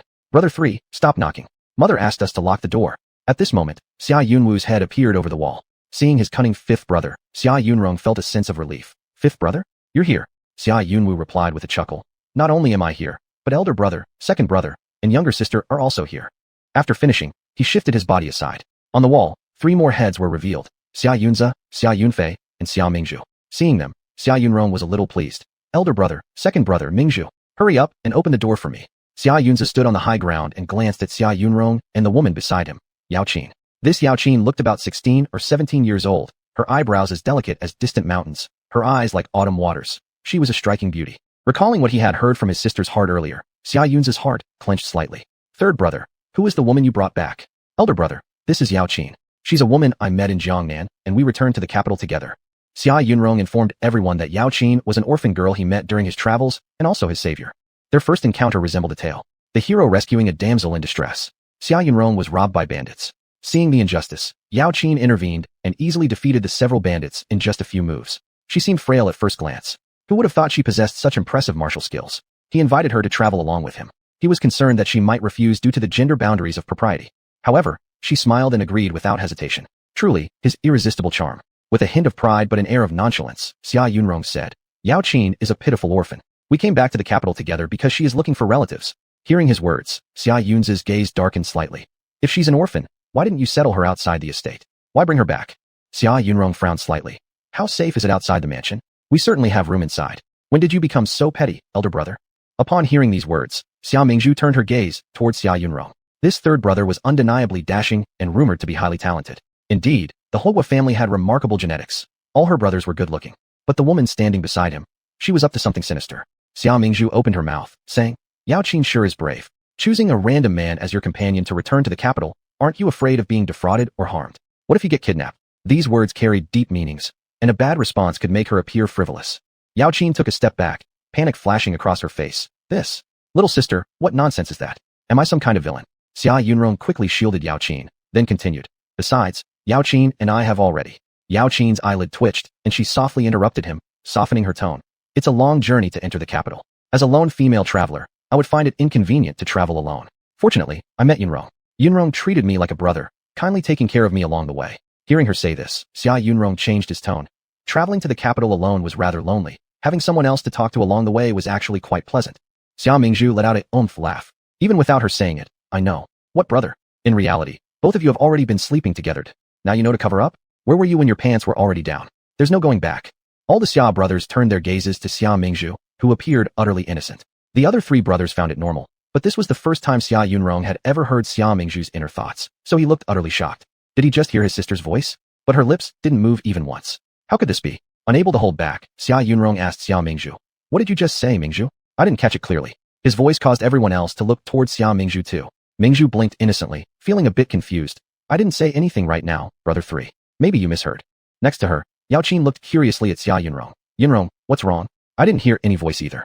Observing the situation, Xia Yunze exchanged a glance with his 2 brothers, Xia Yunfei and Xia Yunwu. They had now confirmed that the sisters' inner thoughts, no matter whom they targeted, could be heard by the entire family but not by others. Xia Yunrong shook his head and turned his eyes back to the siblings. Elder brother, second brother, fifth brother, sister Mingzhu, let's discuss this back home. Quickly open the gate and let Yao Qin and me in. Older brother 5, Xia Yunwu, spoke bluntly. Third brother can come in, but this mysterious woman cannot be allowed into the house. Hearing this, Yao Qin's expression immediately turned panicky and uncertain. I just came along with Yunrong because it was convenient for us both. I am searching for my family. If it's inconvenient at the mansion, I will not disturb further. Her words were filled with sorrow, matching the slightly red rims of her eyes, making her seem pitiful. After speaking, she turned to leave, but Xia Yunrong immediately held her back. Don't go. You don't even know the exact whereabouts of your relatives yet. It's not too late to leave once we find them. Saying this, he then turned his head toward the Xia brothers, his gaze resolute. If it weren't for Yao Qin, I would probably have already died on the road. She's an orphan with no one to rely on. I can't be ungrateful. The residence of the Duke of Protecting the Country was located in a place where high-ranking officials and nobles of the capital gathered. Although they were at the back corner gate, the loud noise drew quite a few nosy onlookers peeking out. Wave after wave of fiery gazes fell upon the group of Xia brothers, all watching like spectators of a play. Seeing Xia Yunrong's persistence, Xia Yunza thought for a moment and then instructed Xia Yunwu to open the door. Xia Yunwu's eyes widened in confusion as he questioned, "Didn't we agree to?" Xia Yunza shook his head at him and whispered briefly into his ear. Xia Yunwu nodded and quickly went to open the door. Older brother is right. Rather than let people from other estates mock us, it's better to let the third brother bring that woman in first and deal with her later. After entering the house, Xia Yunrong settled the orphan girl, Yao Qin, in his own courtyard. Then the brothers all went to the main hall of Madame Xia. As soon as they entered, there was no time for greetings before Madame Xia's feathered duster flew toward them. "Kneel down." Xia Mingzhu was about to kneel when her older brothers both grabbed her arms and stepped back 5 steps together, with Xia Yunwu closely following behind. Once at a safe distance, the brothers released her arms, leaving Xia Mingzhu still somewhat bewildered. The next second, the feather duster powerfully struck the back of Xia Yunrong's knees, causing him to yelp and kneel involuntarily. Xia Mingzhu watched with a twitch at the corner of her eye. Amazing. Truly impressive, even in old age. Scared me to death. I thought I was going to get hit again. I heard Madame used to be on the battlefield when she was young. This feather duster wields fiercely. After kneeling down, Xia Yunrong covered his sore knee while casting a resentful glance at his other brothers. "You rebellious son, do you want to make me die of anger?" Madame Xia scolded harshly, radiating terrifying authority. Chapter 39. A son stupid as a pig. Mother, I was wrong. Please don't ruin your health over this." Xia Yunrong wasn't foolish. He knew it was best to take the initiative in apologizing and begging for mercy. Madame Xia gave a cold snort and got straight to the point. "So how do you plan to deal with that woman in your courtyard?" "Mother, Yao Qin has come to the capital to search for relatives, and once she finds someone to rely on, she'll leave." Madame Xia gave another derisive snort. "Searching for relatives? Do you really believe that nonsense? What if she never finds them?" Madame Xia now regretted raising her son to be so innocent, making him easily trust others' words. Xia Yunrong seriously replied, "If she cannot find her relatives, then staying in our household isn't necessarily a bad thing." "Staying indefinitely? Do you mean to make her your concubine, or even marry her?" Madame Xia said bitterly. "You've openly brought a woman home like this, who among noble young ladies would still agree to marry you? If no one marries me, then so be it. Besides, I look down upon those vulgar and superficial women anyway." Xia Yunrong muttered under his breath. To him, Yao Qin was like the moon above or snow amidst clouds, incomparably superior to any ordinary girl. And he certainly wouldn't belittle her by making her a concubine. No one knows a child better than their parent. After hearing her son's words, Madame Xia understood what was going through his mind. She couldn't help but explode in anger. "You can't actually be serious about marrying her, can you? She might be acceptable as a concubine, but how could you dare to marry her? Aren't you afraid of bringing disgrace to our family honor by marrying such a person of dubious origins? Hasn't Mother always taught us to be compassionate and righteous? A gentleman is open-minded. Your father does not care whether Yao Qin comes from humble beginnings, nor does he care about other people's opinions. If Mother truly cannot tolerate her, then I will move out and start my own household." Xia Yunrong stiffened his neck. "Even if I must sell calligraphy and paintings on the street, I will not let her be unhappy." In Madame Xia's expression filled with shock, there surfaced a trace of sorrow. "What? You would actually leave home just for that woman?" Xia Mingzhu looked at her sympathetically and shook her head before picking up her teacup and sipping tea in small bites. "Oh dear, what is it like to have a love-struck son?" After the son passed away, he left all property rights to his girlfriend. The brothers of the Xia family all turned their eyes towards Xia Mingzhu simultaneously. Xia Yunrong's face alternated between red and white until finally he shot Xia Mingzhu an inscrutable glance. Xia Mingzhu was calmly drinking tea and didn't notice everyone's gazes. Her thoughts were solely consumed by her inner musings. It's no wonder elder brother 3 doesn't listen to mother. I understand because I know the plotline. That Miss Yao Qin may have remarkable skills. Her outward demeanor appears gentle, but behind the scenes, she stirs discord. Mother forbade third brother from socializing with wastrel youths because she wanted him to focus on his studies. But to Yao Qin, this became an accusation that Mother only cared about appearances and could not stand seeing him having fun. Mother prohibited third brother from visiting brothels for fear that he would stray onto bad paths. But in Yao Qin's mouth, this became Mother fearing that he would grow knowledgeable about the matters between men and women and return home too early to marry and seize control of the household management. Upon hearing these things, the Xia family members maintained stern expressions outwardly, but deep inside, they were stunned. No wonder the third son had grown so rebellious, clearly manipulated by the wicked woman. And when Xia Yunrong heard Xia Mingzhu's inner voice, his furrowed brows nearly crushed flies. Had Yao Qin really driven a wedge between him and his mother? It seemed like she did say these things during their rants. However, being the kind-hearted person she was, Yao Qin must have spoken without malice, just saying what came to her mind. Surely she couldn't be using any devious tactics like his sister implied? Annoyance flashed across Xia Yunrong's face as he cast another side-eye glance at Xia Mingzhu. Her current slim figure made her appear more brilliant and poised. Yet somehow, he found her far more detestable now than she had been when she acted recklessly in the past. In fact, there are ways for third brother to see through the true nature of that Miss Yao Qin. Thinking about this, Xia Mingzhu put down her teacup and raised her head. All eyes of the Xia clan quickly shifted away from her, but perked up their ears instead. What method? Speak quickly. Xia Mingzhu swept a gaze over everyone, muttering internally. Yao Qin intends to get closer to elder brother 3, so she won't leave easily. Why don't we assist her in finding her relatives in the name of our Duke-protecting family house? It shouldn't take long before we discover something. Then, we'll see what excuses she has left to cling around elder brother 3. However, according to the storyline after finding her supposed relatives, well, let's discuss this later since there may still be changes. Anyway, this situation should not be rushed. In the end, that woman has already entered our household, so it would be better to foil her scheme and make third brother completely lose hope in her. Upon hearing Xia Mingzhu's inner thoughts, Madame Xia gradually calmed down. That's right. This stubborn son of hers was like a mule when set on something. Rather than obstructing him endlessly and damaging their mother-son relationship, it would be wiser to let him see the truth and repent thoroughly. Having thought this through, Madame Xia stated openly and straightforwardly, well, since the person has already entered the household, please allow Miss Yao Qin to stay in the dukedom's residence. Upon hearing these words, there was no surprise evident on the faces of the other members of the Xia family. Xia Yunrong, however, was utterly stunned. Mother, do you really, truly permit Miss Yao Qin to reside in the mansion?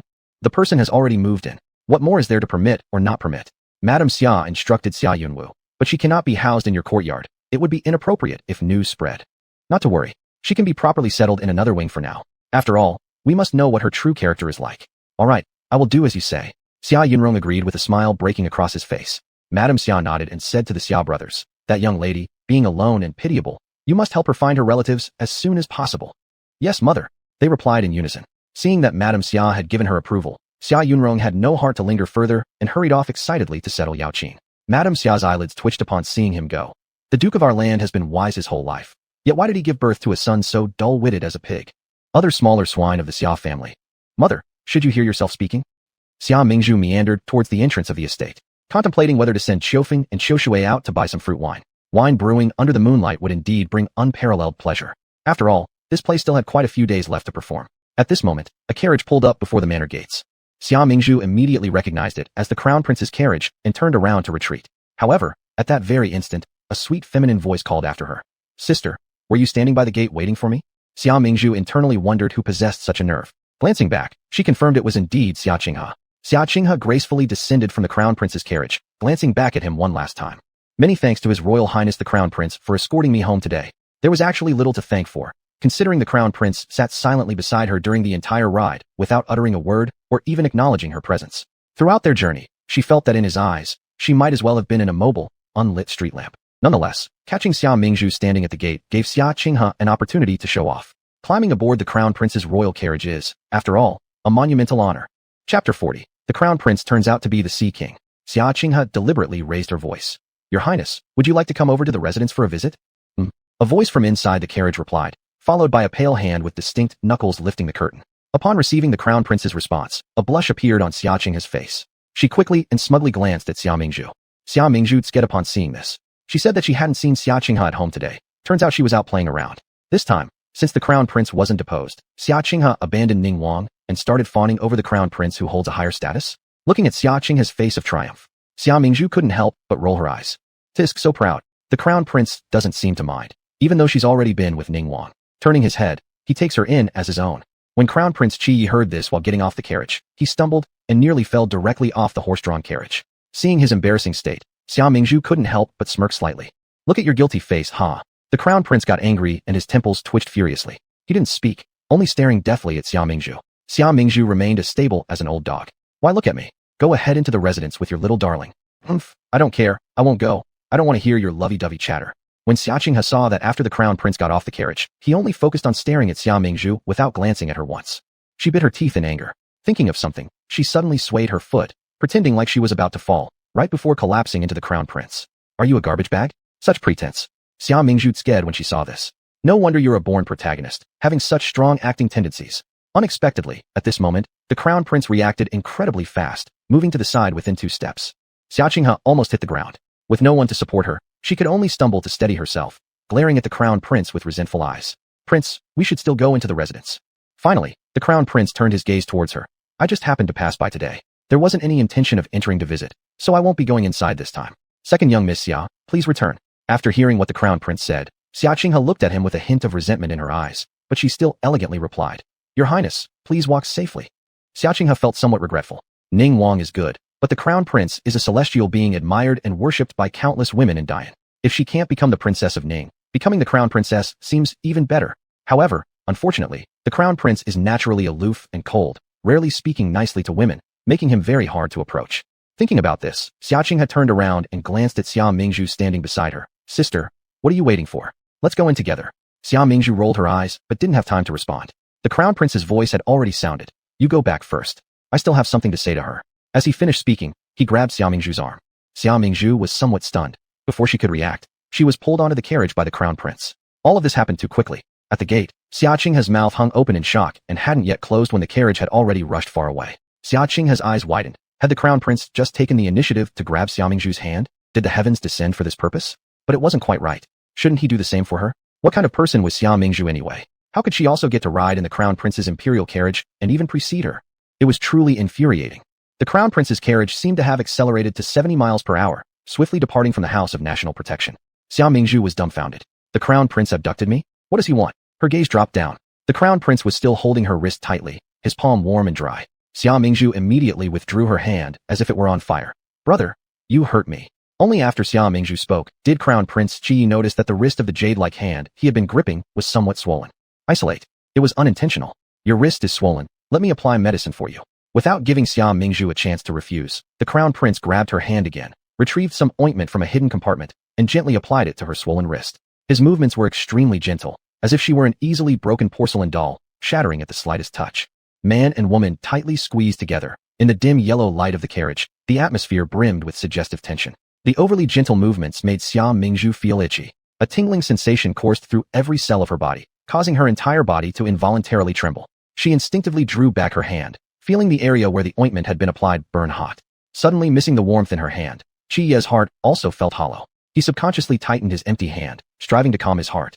For a long while, Xia Mingzhu gave a dry laugh. Your Highness and I aren't that close. Such intimacy might not look good for you if anyone sees. Humph, did you just now pull Xiaqing's hand on the carriage in the same way? Who would have thought you're actually a sea king? Heartbreaker. Upon hearing her thoughts, the crown prince's face darkened. He leaned back against his seat with a faint sneer. His tone was nonchalant, but laced with mockery. You overestimate yourself too much. You haven't reached a point where you can affect my future yet. What a petty man he was. If it weren't for the fact that her status was far below his noble standing, she would definitely slap him twice. All right, joy is yours. I own nothing except those damned wrinkles at the corners of my eyes. Xia Mingzhu blinked her eyes and asked the crown prince. Your Highness, why did you return with my younger half-sister today? Xiaqing, huh? Qi Yi remembered earlier on the street when she had suddenly rushed forward, almost getting hit by his carriage. Recognizing who she was, he happened to send her back to the mansion along the way. Just as he was about to explain, Xia Mingzhu let out a mischievous chuckle. Never mind, I know what happened. Of course, the heroine tends to ruin things, right? I get it. It's rumored that every man in the book falls deeply in love with her. Here's an idea. How about we make a deal? I'll help you pursue Xiaqing, and you help me ask the emperor for an immunity gold medal. How does that sound? What do you mean by pursuing? Qi Yi couldn't help but doubt whether he misunderstood something. Xia Mingzhu grinned knowingly at him. I already understand your feelings, rest assured. The crown prince remained silent for a moment. And what exactly do you know? But wait, she offered to help him pursue Xiaqing. Does she think he harbors affection for Xiaqing? Since childhood, he has never genuinely liked any woman. No, that wasn't right.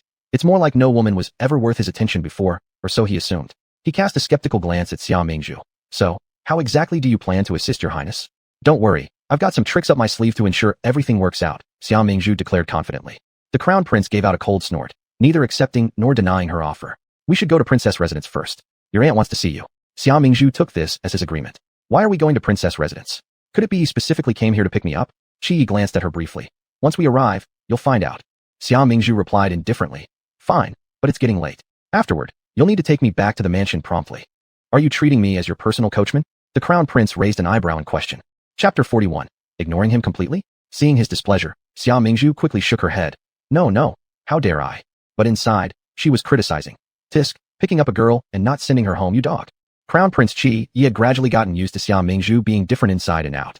He calmly turned his head away, but inside he was pondering. What does she need an immunity token for? Is she afraid of death? But if she really feared death, how could she still dance on the edge of disaster every day? She truly is a strange woman. When the crown prince lowered his eyes, Xia Mingzhu looked at him. In the original book, the crown prince was just a plot device, a small cannon fodder who disappeared early on. She wasn't sure if it was due to her arrival, but she always felt that the current plot seemed to be collapsing online, with the crown prince having the potential to become the male lead instead. Could it be that now the story's plot has been redirected to a new path? Xia Mingzhu worried that her limited brain power would be drained, so she stopped thinking further. She found a comfortable position and leaned against the carriage wall, closing her eyes. So quiet. This carriage is really comfortable. Might as well take a nap. ZZZ. The Crown Prince, ? Not driving the carriage, but instead treating him like air? That's quite something. The two arrived at the princess's residence. Xia Mingzhu had just stepped off the carriage and hadn't stabilized herself when suddenly someone rushed over and tightly grabbed her. Hey! Startled, she took 2 steps back and saw who it was, blurting out, Anping County Princess. Geez, you scare me to death. I thought it was something else entirely. It's actually you, Princess. Summer sister. Anping affectionately clasped Xia Mingzhu's hand. Princess, you can talk now. Xia Mingzhu was greatly shocked, surprised at how fluent she was speaking. Anping County Princess nodded. Mother took me to see several skilled poison doctors, court physicians, and even folk healers have examined my voice. Now they've finally managed to cure it. Xia Mingzhu smiled and said twice, That's good. Anping also smiled, her happiness sincere from the bottom of her heart. No one knew how happy she was when she discovered she could speak again. She was no longer the little mute. The Crown Prince smiled watching the two. Let's go in. Our aunt is waiting for us. Yes, Summer sister, come with me to see Mother. Anping held Xia Mingzhu's hand and ran towards the drawing room of the princess's mansion. Slow down. Be careful you don't fall. The Crown Prince shook his head and followed behind them. On the way, Anping had a radiant expression. After gaining the ability to speak, she spoke freely and was very humorous. Xia Mingzhu laughed while listening. Her own lively nature resonated with those similar to her, leading her to feel a natural affinity. As they passed through fake mountains and rocks, they arrived at the drawing room. The elder princess wore a deep purple brocade embroidered long robe with Dan patterns, exuding grace and elegance with every movement. Seeing them, she raised her right hand and beckoned. Come quickly. The three entered the pavilion. Xia Mingzhu advanced 2 steps and bowed. Your Highness, elder princess. Good. Come sit closer. Today the weather is splendid. Join me in appreciating the scenery of the garden. Anping County Princess, mute illness, was cured, and the happiest person was the elder princess. Looking at her delighted expression, her eyes sparkled with joy, her face full of bright smiles. Xia Mingzhu sat near the table, with Anping on one side and the elder princess on the other. Crown Prince Qi Yi sat opposite the elder princess. At this moment, maidservants came forward carrying wine and food. Dozens of dishes flowed endlessly, continuously replenished. Xia Mingzhu understood that this was a feast to thank her, thus she didn't engage in excessive formalities. Together, they indulged in feasting, occasionally drinking some wine, which led to a lively time. Meanwhile, Xia Mingzhu's poised manner also earned Crown Prince Qi Yi a different regard. He internally noted that she appeared unbothered by worldly affairs. This time, making the elder princess indebted to such a great extent would naturally cause the latter to show her more respect later on, valuing her higher. Moreover, she seemed much steadier, and people were willing to listen to her speak. Just as he was thinking, he noticed Xia Mingzhu stand up, holding up a cup of wine and drink it, her cheeks glowing red. Sitting here doing nothing is boring. Let's take turns showing off some talents. Pooh cough. Qi Yi spat out a mouthful of tea, violently coughing while covering his mouth. He must be crazy if he thought she was steady. No, it should be her who was crazy, daring to make illustrious figures like the Crown Prince, princesses, and county princesses perform programs for her entertainment. The elder princess didn't mind. I haven't played the qin for a long time, and today I do have the itch to play. Might as well let loose fully. Upon her words, a maid brought forth the qin. The elder princess gracefully seated herself. Her fingers were incredibly beautiful, as delicate jade hands swept lightly across the strings. Flowing music filled the air, making everyone present feel peaceful and relaxed. Xia Mingzhu may not have understood qin, but she could hear the superior skill in the elder princess performance. As the melody ended, the crowd remained unsatisfied, and the elder princess seemed self-immersed in her own reverie. Bravo! So melodious. Xia Mingzhu clapped her hands to take the lead. Anping County Princess cheered and supported her as well. Qi Yi's eyebrows slightly raised. His aunt had superb qin skills, but since her husband, the imperial son-in-law, passed away, it had been a long time since she last played. It seemed that Xia Mingzhu's unintentional act today helped alleviate years of depression. My qin skills are average. Instead, I will create a painting. Anping County Princess also became interested and asked for some xin paper. After grinding the ink, she picked up the brush like a jade maiden dancing with a sword, the ink flowing under her brush like dragons and snakes, unrestrained yet controlled. Soon, a magnificent peony came alive on the paper, vivid and lifelike, causing admiration from everyone present. Both the elder princess and the county princess had performed, and Xia Mingzhu looked at the crown prince. Your Highness, it's your turn. Qi Yi was almost made to laugh by frustration at her, forcing the crown prince and heir to the throne to perform for her. How much courage did she possess? No wonder she demanded an immunity token. At this level, 10 lives wouldn't be enough for all the chaos she could cause. Seeing the crown prince sitting firmly without moving, directly staring at her with a look in his eyes subtly tinged with exhaustion, Xia Mingzhu blinked. Why doesn't his highness perform? Is it unwillingness or inability? Could it be that the crown prince knows nothing? A man handsome but useless? Qi Yi. Xia Mingzhu, you don't know anything about music, chess, calligraphy, or painting, so how dare you criticize others? Qi Yi laughed out of irritation, and he stared at Xia Mingzhu word by word. I am skilled in crossbows, but it requires someone's cooperation for me to shoot arrows. After a moment, Xia Mingzhu, with an apple balanced on her head, stood at a target 100 steps away. Your Highness, can you really hit it? Xia Mingzhu trembled like a sieve, only hoping the crown prince would fire quickly to end this mental torment. Yet simultaneously, she hoped he wouldn't shoot because it was just too terrifying. Is this really a display of archery? She suspected that he wanted to eat tofu pudding. Qi held the bow and arrow, and seeing Xia Mingzhu's face devoid of all color, there was a hint of mischief gleaming in his eyes. Rest assured, I have already arranged for a physician to be ready nearby, he said calmly, loading the arrow onto the bow and aiming towards Xia Mingzhu's direction with ease. In front of all witnesses, he aimed the sharp silver-tipped arrow at the apple on Xia Mingzhu's head. Xia Mingzhu couldn't help but suck in a cold breath. Chapter 42. I think I saw my great-grandmother. The kind of performance that could only be seen in traveling circus troupes was indeed more interesting than playing musical instruments, board games, calligraphy, or painting. However, it would have been better if she weren't the target. Xia Mingzhu secretly regretted her decision, and her face turned into a palette of colors. Damn, I got carried away. Why did I let this demon perform? Now I think I saw my great-grandmother. Big brother crown prince, you must aim accurately. And Ping, who was watching nearby, felt a little worried. How did she not know that her big brother could use such a 100-step through-the-rush archery technique? She quickly turned her head to shout towards Xia Mingzhu on the other side. Sister Xia, don't move. Arrows and swords don't have eyes. Please don't move. The grand princess didn't make a sound, but she was well aware that the crown prince wouldn't do anything to truly harm Xia Mingzhu. Thus, she only stood far away, silently observing. This scene caused her eyebrows and eyes to involuntarily curve with a subtle smile. That man who looked down on all things, cared about nothing and no one, was actually serious about competing with young girls. Xia Mingzhu didn't know what everyone else was thinking. All she saw was the crown prince pulling his bow and aiming straight at her forehead. The carefree look disappeared from his eyes as he suddenly appeared sharp and focused, staring at her as though she were prey. Xia Mingzhu's face turned ghastly pale. Deep fear seized her heart. Shit, is he really going to kill me? It's just about performing a show for you. So resentful. May your children have no assholes.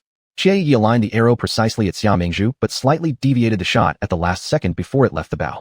Seeing this, Xia Mingzhu was almost scared to death and shouted, Wait, I need to relieve myself. She wanted to escape through using the restroom as an excuse. Losing face was fine as long as she didn't lose her life.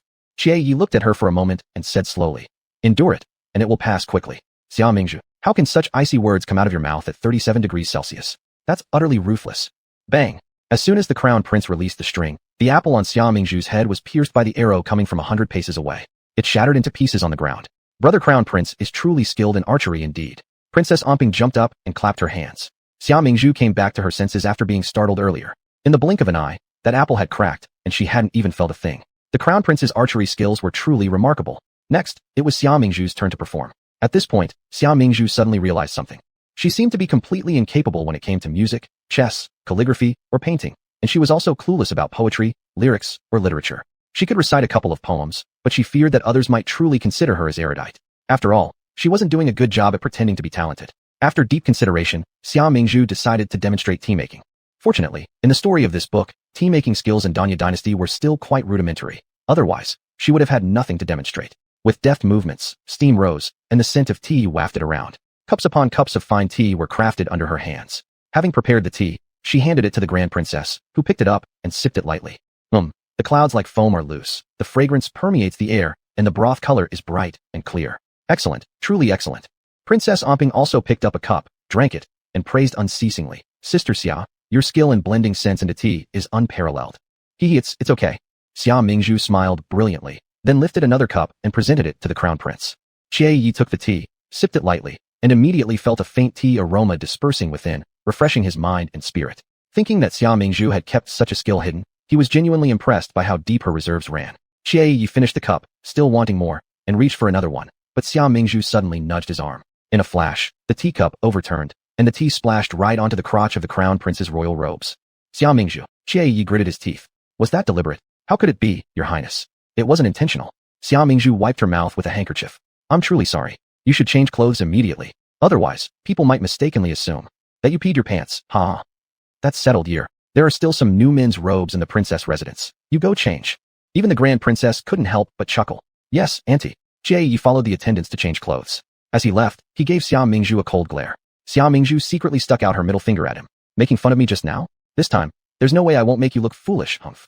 Because the crown prince dirted his clothes, Xia Mingzhu was sent home by Qie Yi's personal attendant, Chong Long. Chong Long was 2 years older than the crown prince, with a clear gaze, tall and slender stature. He had been by the crown prince's side since childhood, looking after his daily life and protecting his safety for over a decade. His loyalty to the crown prince was unwavering. Xia Mingzhu had read about his ending in the book. He endured several stabs to protect the deposed crown prince in the cold palace and was eventually thrown into a freezing well to drown. Thinking of this, Xia Mingzhu warned, Changlong, stay away from water wells in this life. Changlong didn't understand the meaning behind Xia Mingzhu's words, but still nodded earnestly. Yes, Miss Xia, rest assured, I will remember. Xia Mingzhu smiled, feeling that this simple-hearted guard was far more adorable than his master. Xia Qinghe had been waiting at the entrance of the Hugui Duke's mansion. She wanted to see how long it would take for the crown prince and Xia Mingzhu to return, whether Xia Mingzhu had truly charmed the crown prince. After waiting for a long while, even after going in and out several times, the two hadn't come back yet. Xia Qinghe stomped her foot, not understanding what was wrong with herself. In the past, her heart was only on Prince Ning, and she rarely cared about other men. But now, she couldn't control her emotions. Seeing the crown prince go out with another woman made her uncomfortable. As for why she felt uncomfortable, she couldn't explain it herself. Since they weren't coming soon, she was about to step inside. Suddenly, she heard the sound of a carriage stopping behind her. Upon seeing the carriage stop, Xia Qinghe quickly hid behind the door. Whoa! The driver, Changlong, jumped down and opened the curtain, saying, Miss Xia, we've arrived at the mansion. Xia Mingzhu responded, preparing to step out by leaning on his arm. However, she twisted her ankle when getting off, causing her body to tilt. Changlong immediately tightened his grip on her, their distance becoming very close. From Xia Qinghe's perspective, peeking outside stealthily, it seemed as if they were sharing a farewell embrace. Xia Qinghe widened her eyes in shock. How dare Xia Mingzhu get close to a mere servant? It was absolutely shameless. Suppressing her astonishment, she looked at Xia Mingzhu with disdain. Earlier, when she saw the crown prince inviting Xia Mingzhu onto the carriage, Xia Qinghe had felt some jealousy. Now, it seemed like he just wanted to ask about her relationship with that servant. Indeed, considering Xia Mingzhu's status as a jilted fiancé, how could the crown prince possibly look at her? But why did Xia Mingzhu lower herself so much as to fraternize with the crown prince's servant? Xia Qinghe indulged in endless speculation, soon curving her lips into a mocking smile. Believing she had completely uncovered the truth, a tinge of melancholic malice crossed her clear and exquisite face. She was determined to let Xia Mingzhu lose all reputation and be unable to survive in the capital any longer. Chapter 43. Even the Shadow Queen would have to step back after meeting you. Xia Mingzhu had no idea that someone was already plotting against her from behind. After bidding Canglong farewell, she quickly entered the main gate of the Marquis's mansion. She walked towards her courtyard. When she reached the moon gate, a figure who seemed to have been waiting there all along blocked her path. Xia Mingzhu was forced to stop and raised her eyes to see Xia Qinghe's inscrutable face. Sister, weren't you supposed to go out with the crown prince? What happened? Did the crown prince leave you behind? As she spoke, she couldn't help but cover her mouth and laugh, disdainfully scanning Xia Mingzhu up and down. Her gaze swept over Xia Mingzhu's face, revealing a hint of jealousy.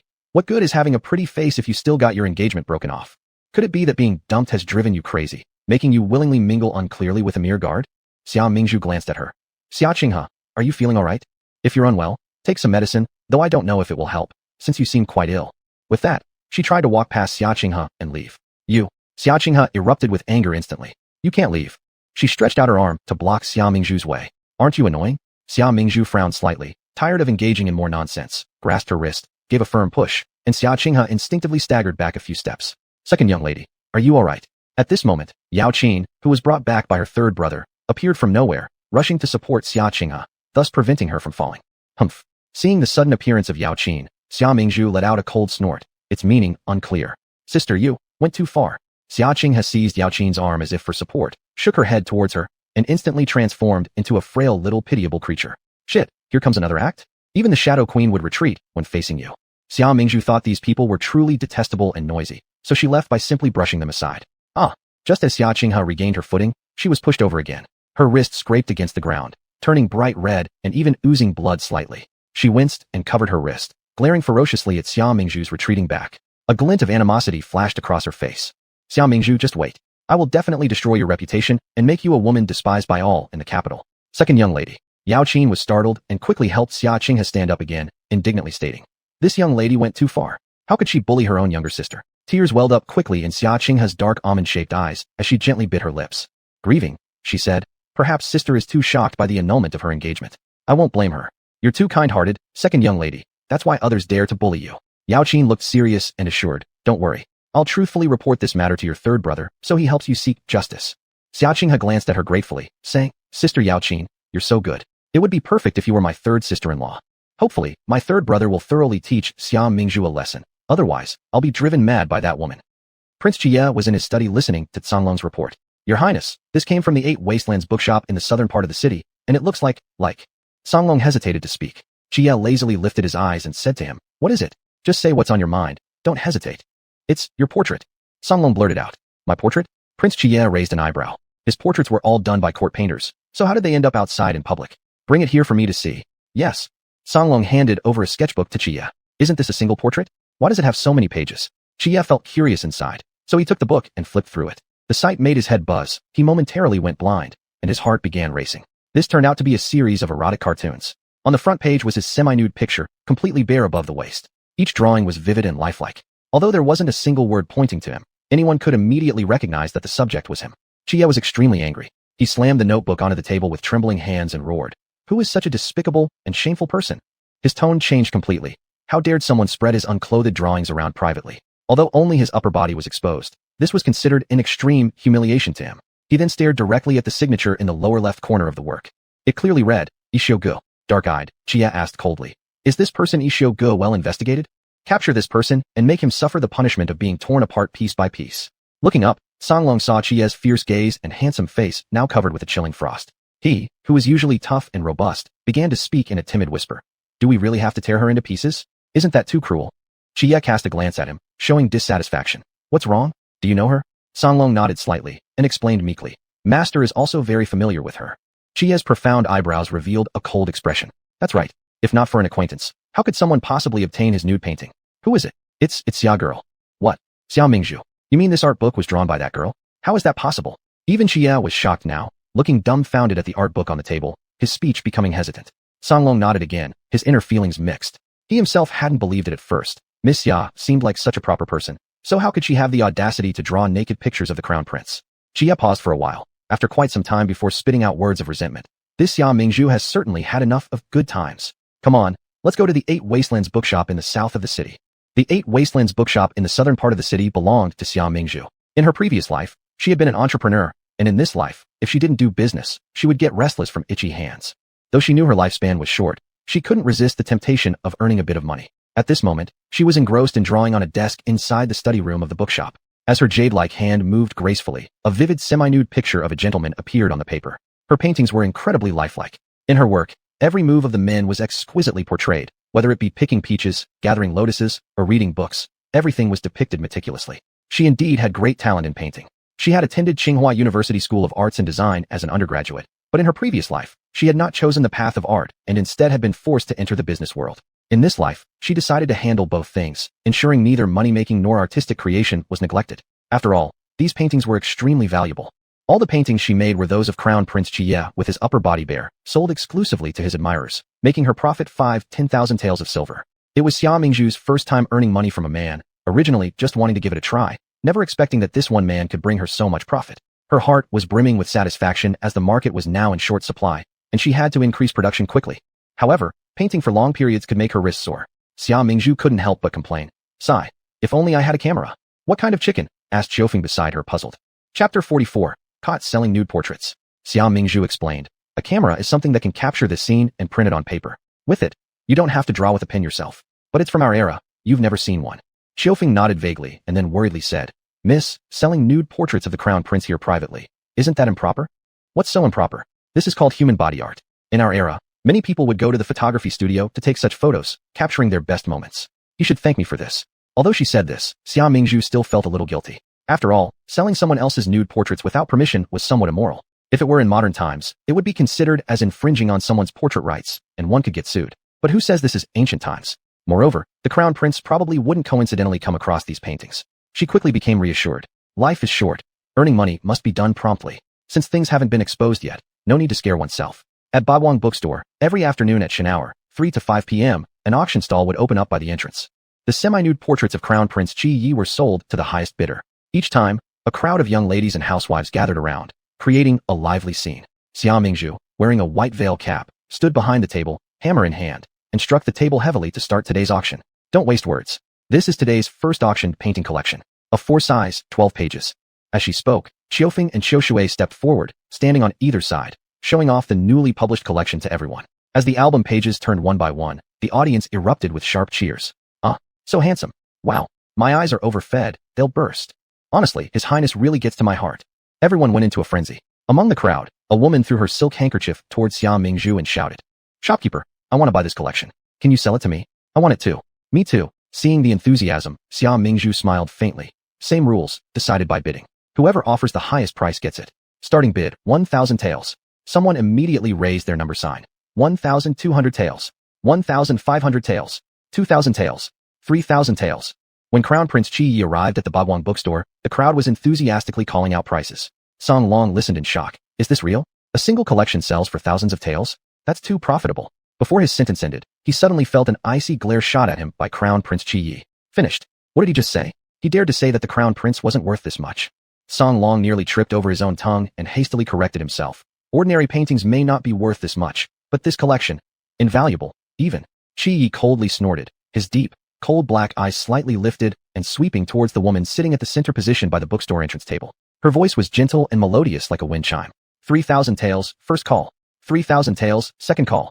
That voice sounded extremely familiar. Qi's face revealed a trace of anger. It was indeed her. This woman was simply beyond redemption. Are you sure there's no one willing to bid higher? As Xia Mingzhu spoke, she held up the album lying beside her.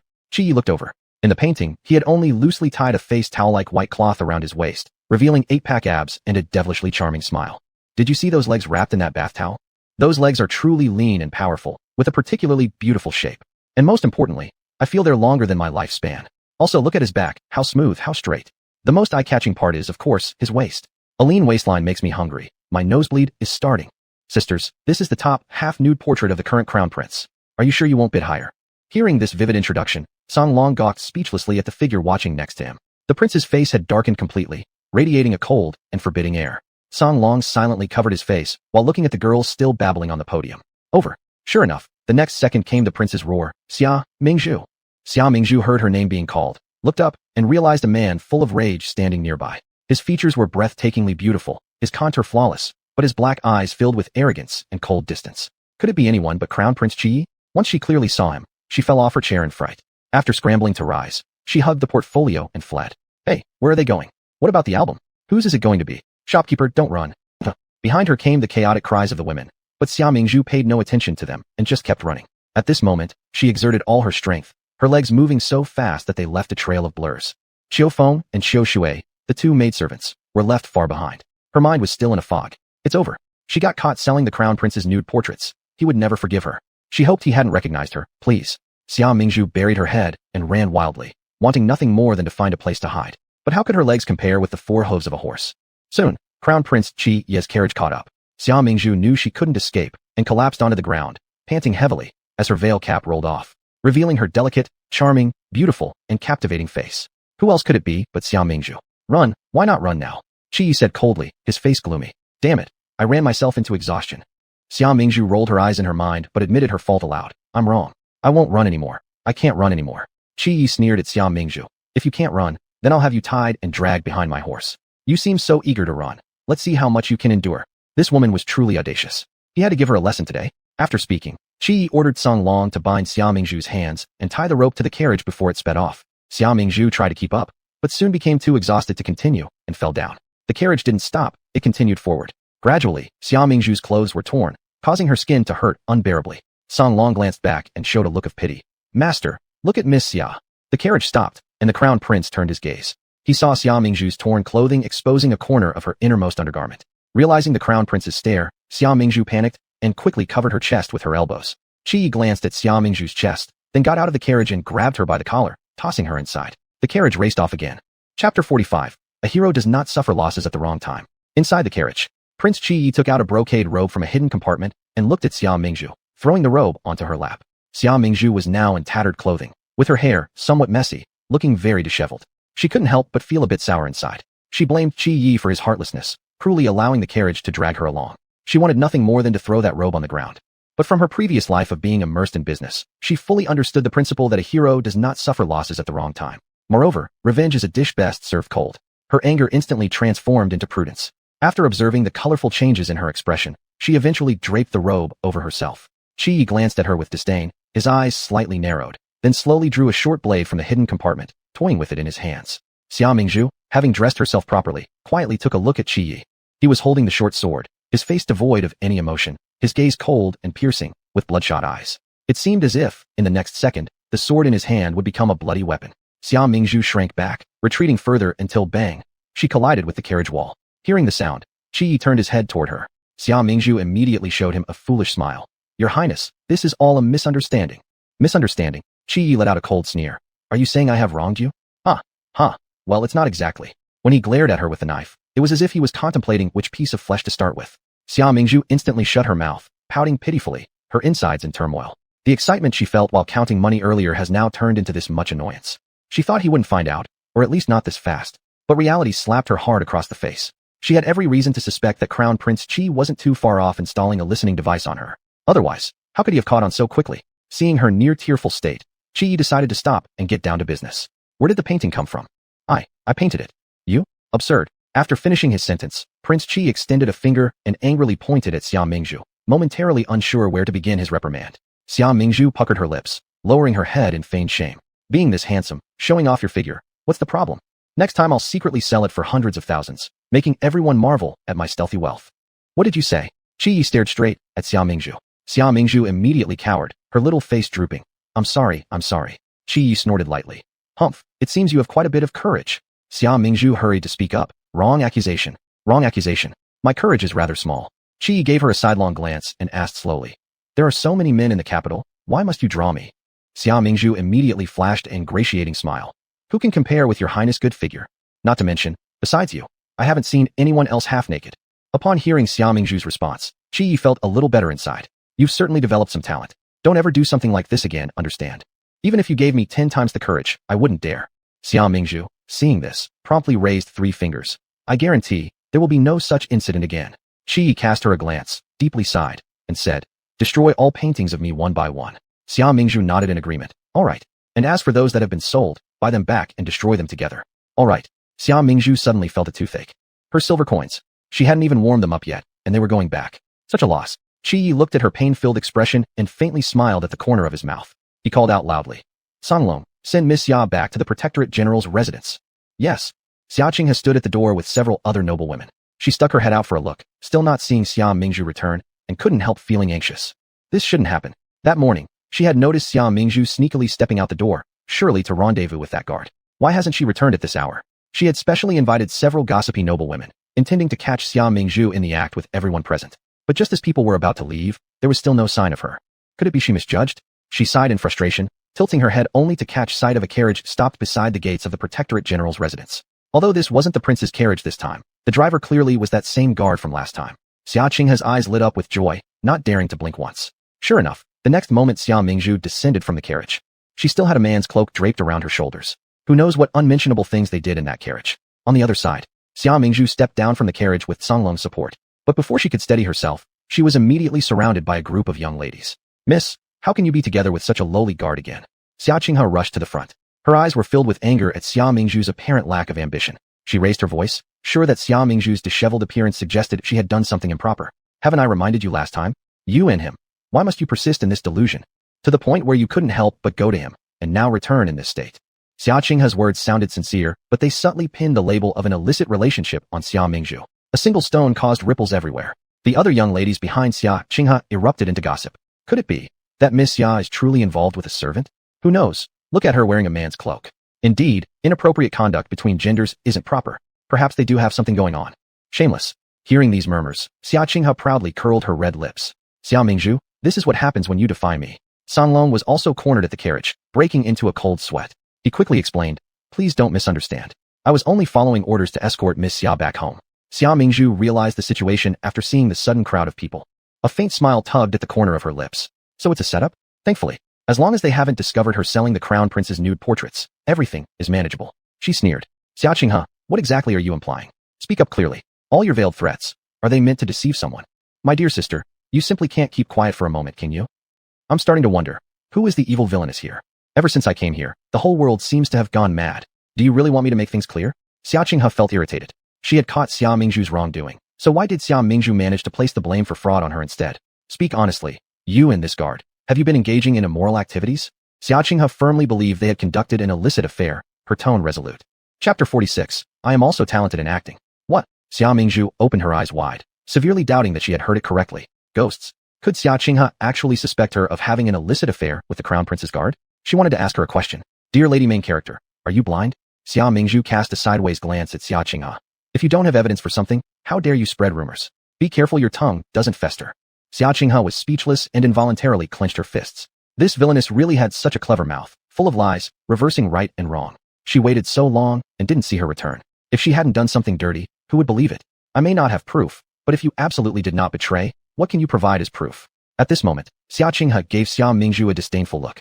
My maid saw you hastily leave from the side gate. If you weren't guilty, why wouldn't you walk through the main gate? With gritted teeth, she mockingly glanced at Xia Mingzhu. Today, she would see how this villainess gets through this. Even a hint of the stigma of committing adultery would mean this wicked woman couldn't possibly come back from it. With that thought, Xia Qinghe waved her sleeve impatiently.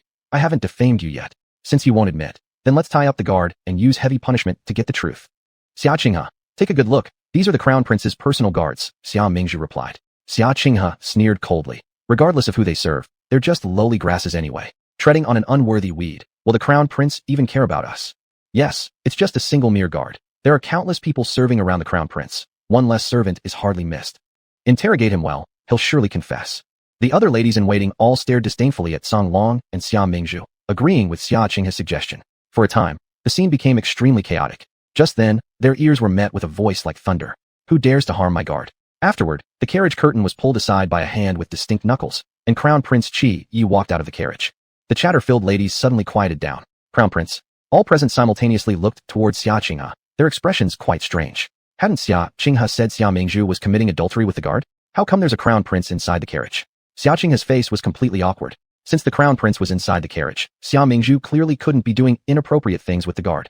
Earlier, she made grand claims about inflicting severe punishments on the guard. But then the crown prince appeared. It was akin to getting slapped straight in the face. This slap stung hard, leaving her face swollen. And the previously barking group of ladies-in-waiting were now shocked into silence. Xia Mingzhu curtsied first, calling out, "We greet your royal highness, crown prince." Only then did everyone else react similarly, beginning to bow in unison. "We greet your royal highness, crown prince." Qi nodded to the women, and after looking at Xia Mingzhu said, "Miss Xia had her dress ruined by my carriage. Thus I offered her my robe, and sent my guard to escort her back. Oh, so that's how it is. We almost wrongly accused Miss Xia." With the crown prince's explanation, the young noble women instantly understood that they'd misjudged earlier. Someone directly glared at the instigator, Xia Qinghe. Xia Qinghe, can you next time figure things out before speaking rashly? Exactly, accusing your own elder sister, utterly ridiculous. Xia Qinghe felt both humiliated and angry, her face changing color rapidly. This round, she had lost, and lost miserably. She bit her lip, tears slowly gathering in her eyes. Sister, it was a mistake on my part. Nonsense, here we go again? Such bad luck. Seeing her act, Xia Mingzhu knew she was about to perform again, sneering internally. Everyone knows how to act. Without hesitation, Xia Mingzhu loudly cried before her, her ink-like eyes brimming with tears. Sister, why do you slander me so badly and ruin my reputation? She asked plaintively, her teardrops silently sliding down, as if she were a delicate apricot flower swaying in wind and rain. Startled, Xia Qinghe, whose tears were on the brink of falling, paused. How could Xia Mingzhu snatch her scene? Everyone seeing Xia Mingzhu's pitiful appearance couldn't help but sympathize, disdaining Xia Qinghe's behavior more. Previously, we all assumed Miss Xia to be arrogant and tyrannical, while the second lady was gentle and kind. But apparently, this isn't necessarily the case. That's right, understanding people superficially leads to misunderstanding. Xia Qinghe always prides herself on being gentle and courteous, but she mistreats her own elder sister like this. Always putting up a lily-white appearance. Turns out she has such a poisonous mind. Xia Qinghe was scolded to a daze. Why wasn't this turning out as she had imagined? She had invited these gossips intending to crush Xia Mingzhu thoroughly, ensuring she would never recover in the whole city. But instead, she had only hurt herself with her own plans? How then would she stand in the capital city moving forward? As those ladies-in-waiting grumbled and left, Xia Qinghe shouted and wanted to catch up. Hey, no, wait, don't go, listen to my explanation. Second young Miss Xia. At this moment, Crown Prince Qi Yi called out to Xia Qinghe, casting a cold glance at her. People always say that sisters share deep affection, but you seem to enjoy seeing your elder sister disgraced. What's your intention? Xia Qinghe could no longer care about the others, and quickly turned to deal with the prince before her. Your Highness, I truly did not intend to harm my sister. I really saw your guard embracing her. Enough. Prince Qi interrupted her sternly. Even if it's just an ordinary guard following me, I won't tolerate any defamation or slander from you. After saying this, he cast a cold glance at her, his gaze as sharp as a knife, scaring her so much that she didn't dare say anything more. After Crown Prince Qi Yi left the Marquis of Protection's residence, Xia Qinghe was punished by Lady Xia and sent to the Buddhist hall to copy scriptures. Yao Qin went to see her and brought her some food. Xia Qinghe had a good cry in front of Yao Qin. After comforting her properly, Yao Qin turned and walked out of the Buddhist hall. Miss Yao, where are we going next? Asked the serving maid. Yao Qin stretched out her nails coated with bright red lacquer and snapped off the most beautiful flower from a pot of Junzi orchids. Then she carelessly threw it on the ground and stepped on it with her foot. Let's go find the third young master. The third son of the Marquis of Protection's household, Xia Yunrong, was also known as one of the renowned young talents in the capital city, a great scholar, admired by countless people. After his return to the capital, the poets and scholars of the city organized a crescent moon poetry gathering, taking turns to host it every month on the 15th day, reserving Zue Xiang Tower for the event. Everyone would drink wine, admire the moon, write poetry, and discuss lyrics. This time it was Xia Yunrong's turn to host, so he sent an invitation to Xia Mingzhu. Xia Mingzhu received her first invitation to such a poetry gathering, and she was surprised. At this moment, she still didn't know that the invitation in her hand was issued by her dear third brother. She curiously examined the invitation several times, utterly confused. The whole city knows that the direct daughter of the Xia family is adult. Why do this group of talented scholars invite me? I, Xia Mingzhu, have neither knowledge nor am I a gifted woman. Our two groups have nothing in common. Wouldn't I ruin your event? Chapter 47. Could it be a Hongmen banquet? She had never been invited before. An unusual event must harbor strange intentions. Tricking me? Wanting to laugh at me? Just to liven up the gathering. At this gathering, TSK, I'll just take a look. Could it really be a Hongmen banquet? But even a Hongmen banquet holds no fear. A poetry meeting, isn't it just composing poems and writing lyrics? When it comes to poetry, Xia Mingzhu actually knows a few poets. Number 1 Li Bai, number 2 Du Fu, number 3 Wang Wei, and also number 4, 5, 6 contestants. Thanks to their kindness, these masters have left a few poems in her mind, so she can perhaps make a fool of herself here a little. Tonight, the bright moon hangs on the branch, and the drunken fragrance tower in the capital is full of distinguished guests. This tavern, as the venue for the current crescent moon poetry gathering, already has many talented men and women gathered even before the designated time. In front of the tavern, carriages are parked everywhere, and the atmosphere spreads from the entrance to the second floor. Xia Mingzhu's carriage came closer from afar, then stopped in front of the tavern. As the autumn wind and Xiao Shui lifted the curtain, Xia Mingzhu gracefully stepped out of the carriage. Today, she was wearing a goose yellow embroidered white magnolia long dress, walking brightly with every step, making her jade jewelry jingle melodiously, paired with her delicate and beautiful face. This outfit truly lives up to, well, not exactly dog-like appearance, puffed, but definitely graceful beyond compare. Seeing Xia Mingzhu get out of the carriage, some scholars and elegant women who were talking at the door obviously showed some surprise, unsure why she would appear here. Xia Mingzhu, facing the astonished gazes of everyone, walked slowly into the tavern and directly ascended to the second floor. On the second floor, each pavilion is covered by white gauze, providing excellent privacy. The central hall on the first floor has already started bustling. Xia Mingzhu lifted the corner of the gauze slightly to look down below. The crowd was dense, with many talented scholars and elegant ladies gathered together. Right below her pavilion side stood 3 familiar figures. Upon seeing them, Xia Mingzhu's pupils contracted sharply. Xia Qinghe, Yao Qin, and third brother Xia Yunrong. Amidst the commotion, their conversation drifted faintly into Xia Mingzhu's ears. Has she come? How come we don't see her? Who in the capital doesn't know she's a dummy, notoriously unlearned? How could she write poetry? She probably didn't dare to come. Don't rush, maybe she's already here, only we haven't seen her. Seeing them, Xia Mingzhu knew another bad day had begun. Damn, I knew it. Why give me such posts for nothing? Originally there were people who wanted to see me humiliated. Seeing Xia Qinghe looking towards the entrance with obvious malice, Xia Mingzhu mocked and curled the corner of her lips. You little wench. Let you be your own heroine for now. Soon you'll be kneeling calling dad. Glancing sideways at the second floor, the entire second story behind the silk curtains should be occupied, showing vague dark shadows. Xia Mingzhu turned around again, hearing a wave of noise coming from downstairs. Looking down, it turned out that Crown Prince, Prince Ning, and Prince Jean had arrived. Everyone quickly stood up to welcome them, bowing respectively. Xia Mingzhu couldn't hide herself in the pavilion any longer, letting Xiao Feng and Xiao Shui lift the silk curtain and bow to those upstairs along with everyone else. The moment the silk curtain was lifted, Xia Qinghe spotted Xia Mingzhu keenly. She raised the corners of her mouth, sneering.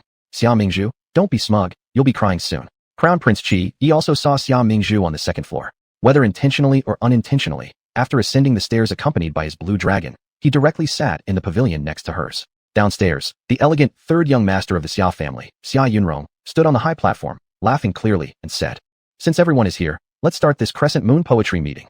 There's no need to be formal, go with the flow. Beside him, Yao Qin suggested, writing poetry, it's only fun with punishment. Why don't we write a poem on the spot, one each? If anyone fails, they will be punished to bark like a dog, alright? A gleam lit up Xia Qinghe's eyes downstairs, as she immediately laughed. That's quite good. Saying this, Xia Qinghe even lifted her chin, glaring brazenly at Xia Mingzhu upstairs several times, her gaze filled with disdain for Xia Mingzhu. She just waited to see Xia Mingzhu embarrassed. She could even make Xia Mingzhu crawl and bark like a dog. Xia Yunrong immediately responded. Then, let's each write a poem, without restriction of rhythm or rhyme. If anyone cannot continue, then they shall drink a cup as a penalty. Xia Qinghe looked at Xia Yunrong discontentedly, knowing that ultimately he wouldn't allow Xia Mingzhu to completely lose face. But Xia Mingzhu was just a nobody, completely ignorant about playing the zither, chess, painting, or poetry. The task of writing poetry alone would embarrass her enough. Xia Mingzhu smiled faintly, not paying any attention to the undercurrents between those downstairs, leaning comfortably against the refined seat, leisurely tasting the pastries. This cake doesn't look too good, but when eating, cough cough cough. Miss, please drink some water, how come you got choked? Xiao Feng hurriedly held the teacup to pour her a cup of tea water. Xiao Shui patted her back to soothe her breathing. Yes, miss, we told you not to talk while eating. Xia Mingzhu took a few sips of the tea and finally finished her sentence. Tastes okay, why don't you two give it a try? We servants just don't have the mood to eat. Xiao Feng set down the teacup with a worried expression on his face. Miss, these people are obviously targeting you. Although her young miss really knows nothing about playing the zither or chess, and is not skilled in calligraphy, her painting skills are actually quite good. Unfortunately, today they were supposed to write poems, not compare paintings. Xiao Shui blinked her big eyes and said, why don't we sneak out from the back door while no one is paying attention? Xia Mingzhu was amused by the two and consoled them, don't worry. Although I haven't read all the books in the world, I've been reading widely lately and have an extraordinary memory. It's just composing poetry. How could it be difficult for your miss? While the mistress and her maids were chatting, a group of talented men and women had already begun reciting poems, competing against each other and complimenting each other.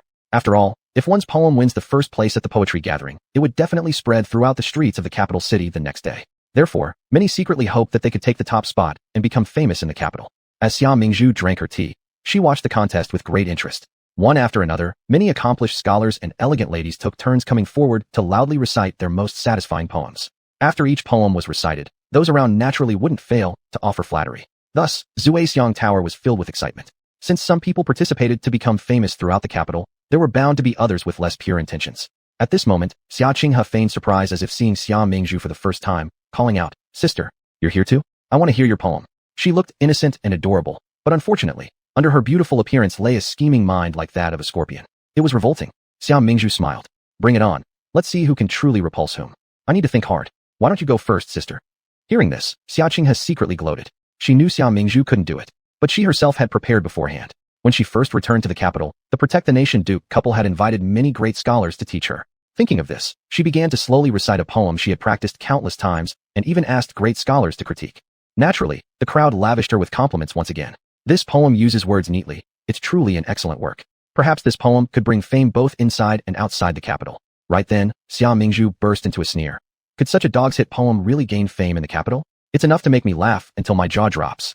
Chapter 48. Time to give up early and go home for rest. Sister, you actually said my poem is nonsense. Do you have any fine work of your own? Xia Qinghe, who had just been fantasizing about making a name in the capital, was now full of anger. She wanted to curse Xia Mingzhu out, but in the end, she restrained herself. This was a poetry gathering where all the notable figures in the capital were present. If she lost control here, it would spread all over the capital by tomorrow. She glared at Xia Mingzhu and said, We agreed that everyone writes one poem. It's your turn now. Instantly, all eyes turned to Xia Mingzhu, some of them eager to see the drama unfold. After all, she was known as the dim-wit miss of the capital. Let alone writing off the cuff, even reciting one might be challenging. Even Songlong, the royal guard, asked Crown Prince Qi Yi in a low voice. Master, can this Miss Xia really write a poem? Everyone knew that the lady of the house of the Guardian General was uneducated, only knowing how to chase after men with her infatuation. Now demanding an on-the-spot poem composition from her was surely humiliating her. Qi Yi also slightly frowned, his gaze looking towards the adjacent pavilion. In the neighboring room, Xiaofeng and Xiao Shui were holding Xia Mingzhu's arms, somewhat worried. Young lady. Amongst all these people, Xia Mingzhu remained calm and composed. She reassured the two maidservants with a smile. Finally, it's my turn. Without a hint of fear or hesitation, she boldly vied with Xia Qinghe for the attention of the audience. Fine work may not be, but I do indeed have a poem here. Please allow me to present it to all of you. Seeing a servant coming forward with paper and brush, she gestured to decline. No need. I will recite it. Her handwriting resembled a dog's crawl, and it wouldn't do to bring it out and embarrass herself. Standing there, Xia Mingzhu smoothed the lines of poetry flashing through her mind. Do you not see the yellow river's water rushing from the heavens, flowing to the sea without returning? Do you not see before the bright mirror in the hall, old men lamenting their white hair, their morning black silk strands becoming evening frost?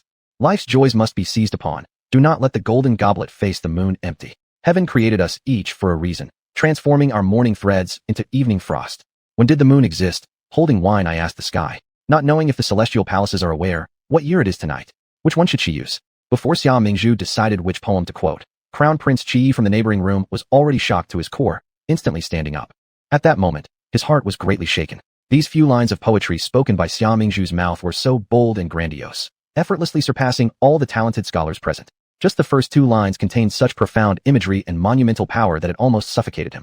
Such extraordinary poetry, throughout the entire literary circle, could be considered timeless masterpieces.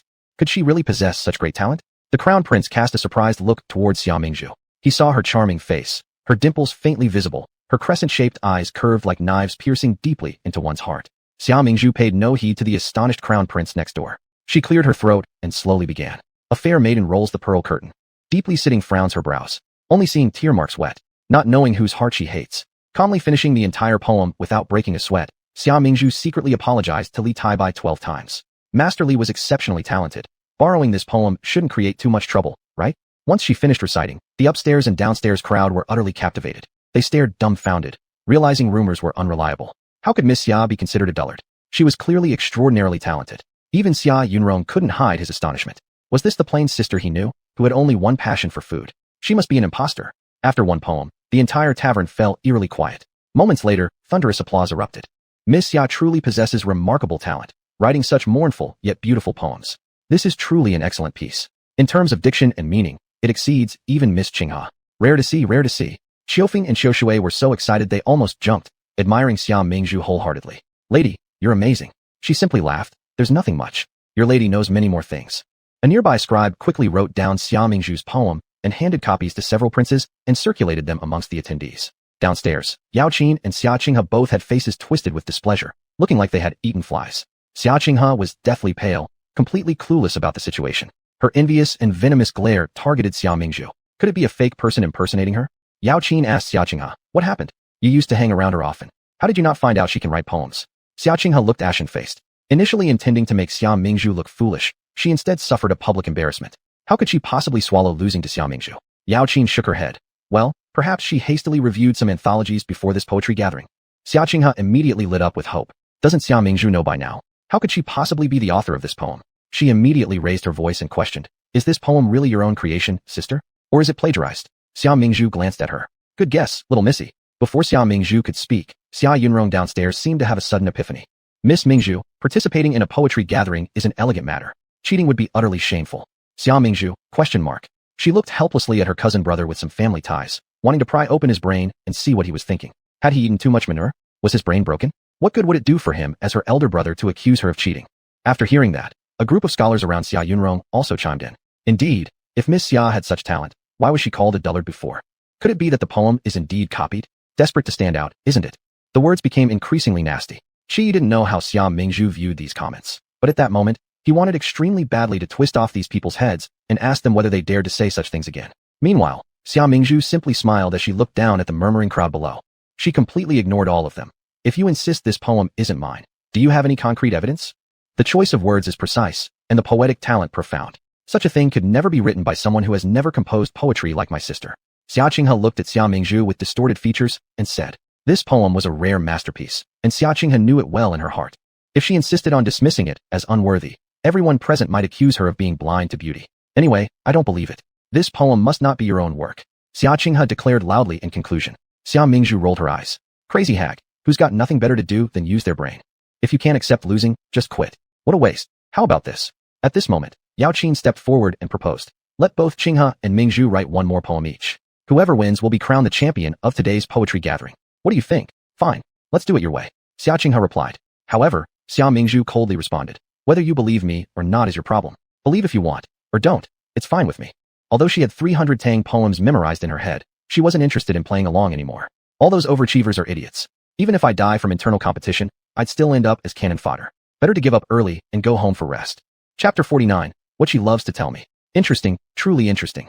At this moment, Prince Ning from upstairs suddenly spoke up. For each of us to compose a poem right now, in my opinion, the topic should be chosen by Qinghe girl. When he said this, he didn't even glance at Xia Mingzhu. Instead, he looked down at Xia Qinghe below, his eyes filled with tenderness. Xia Qinghe also turned her head back to look at him. Their gazes met in the air as they gazed deeply into each other's eyes. Their affair revealed plainly. Xia Mingzhu made a tut-tut sound. The main characters are truly passionate lovers. These two really do suit each other. One can pretend, and the other is lacking in virtue. They match perfectly. But if you insist on comparing, do I have to compare? She replied, you all play yourselves. I don't want to compete anymore. Absolutely not. Absolutely not. Absolutely not. Prince Ning, Xia Qinghe, and the crown prince chimed in unison. Xia Mingzhu scratched her ear, understanding Prince Ning and Xia Qinghe. But why was the crown prince involved? She turned her head towards the next room, finally resisting to say something. Your Highness Crown Prince, it's getting late. Time to go to bed. Crown Prince, no way must compare. Xia Mingzhu, do I not need any face? Xia Mingzhu wanted to fight back a bit more. I already said.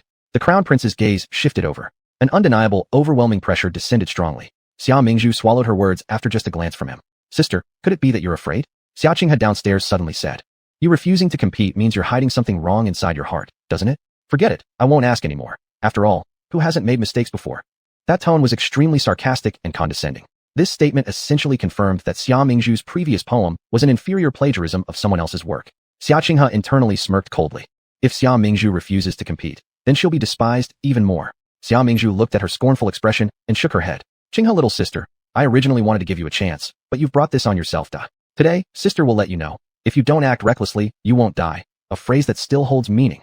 Since I cannot refuse your gracious invitation, I would rather follow than decline. Xia Mingzhu showed no fear, raising her head and meeting Xia Qinghe's gaze squarely. Xia Qinghe momentarily froze, then immediately smiled.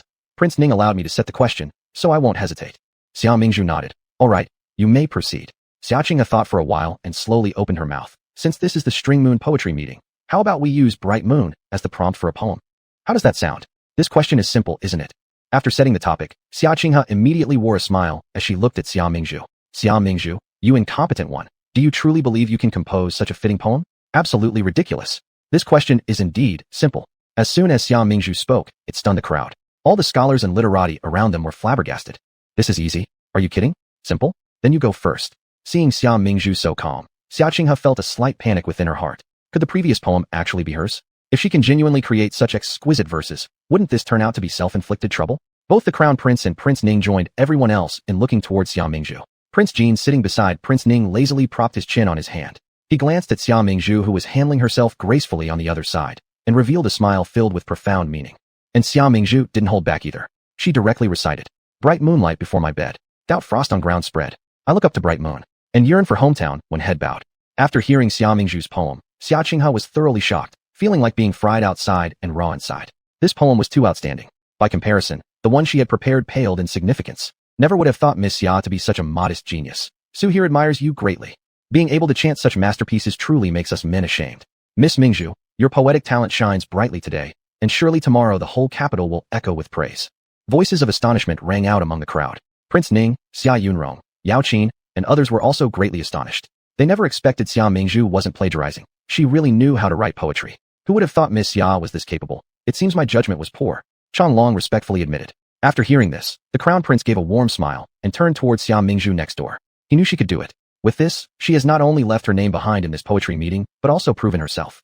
From now on, in this capital city, no one would dare to insult or belittle her casually. Hearing everyone praising Xia Mingzhu, Xia Qinghe felt utterly embarrassed. How could she accuse her of cheating when responding with a spontaneous poem before all these people? Her eyebrows slightly moved, her facial expressions changed several times, and finally, she forced a smile and praised sincerely. Sister's poem is excellent. I willingly concede defeat. As she said these words, she appeared poised and composed, showing no signs of being a sore loser. Instead, her demeanor commanded newfound respect. Even Xia Mingzhu couldn't help but applaud for her. Truly befitting the female lead. I'm thoroughly impressed by her acting skills. Top in saving face. When Xia Mingzhu came out of Zhuexiang Lu, fragrant drunken pavilion, she saw Ning Wang comforting Xia Qinghe. Xia Qinghe had tears welling up in her eyes, red cheeks, and her whole body trembled incessantly, as if she were a little white rabbit that had just been bullied. Upon seeing Xia Mingzhu, Ning Wang immediately shielded Xia Qinghe behind him. Xia Mingzhu, you only won with one poem, so what? There's nothing amazing about it. In my heart, Qinghe is 1,000 times, 10,000 times stronger than you.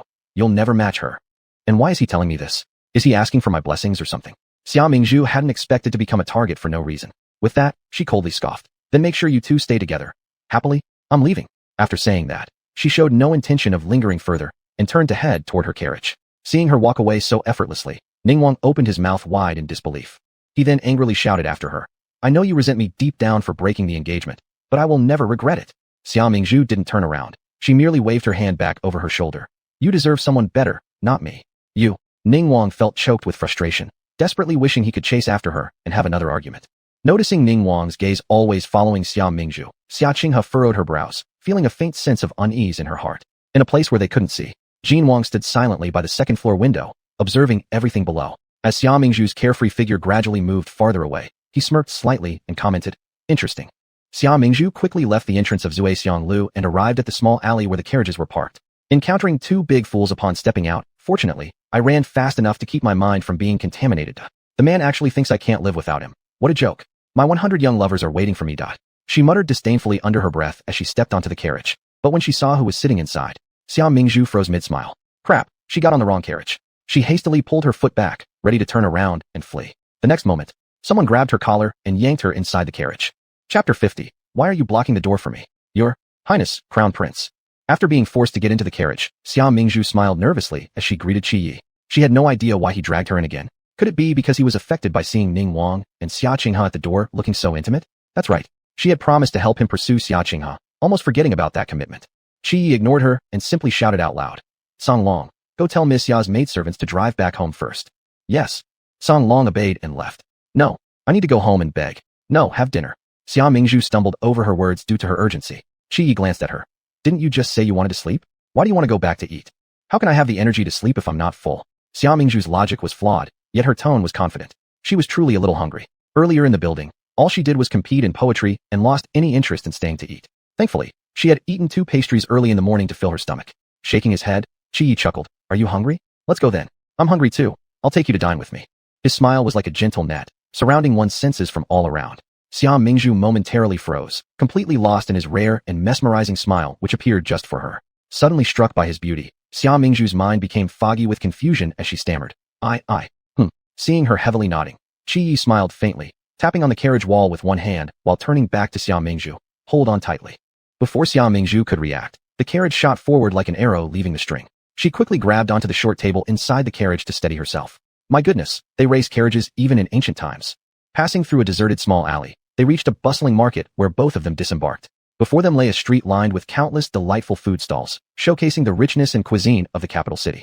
The long street was bordered on both sides by a series of food stands.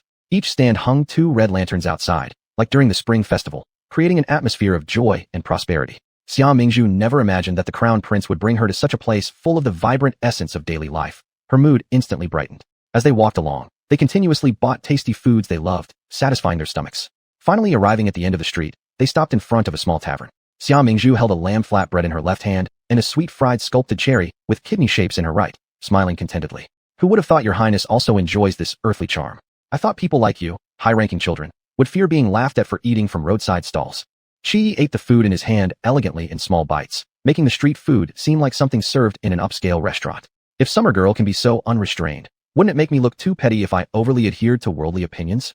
Lifting her gaze, Xia Mingzhu's eyes inadvertently plunged into his starry, gem-like black pupils. Qi slightly pursed his lips. His pair of eyebrows gracefully framed his pale forehead like a jade crown. His deep and tender gaze seemed to pull at one's heartstrings. This sudden flutter of affection once more touched Xia Mingzhu's heart deeply. It was a sensation she had never experienced before. Over and over again, she got lost within his enchanting swirls of emotions throughout the day, her heartbeat racing more fiercely than world wars combined. No, all men are for the female protagonist. I, as a side character, shouldn't entertain inappropriate thoughts. Xia Mingzhu steadied herself, deciding to keep her promise. Highness, you and Xia Qinghe.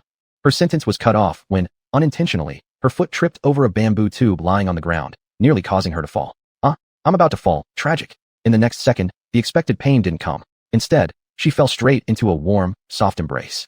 It was Crown Prince Qi Yi who gently caught her slender waist in one swift movement. Encircling her in his arms at the moment she hit the ground. The faint warmth of her presence lingered around Qi Yi's neck, infiltrating deep into his heart.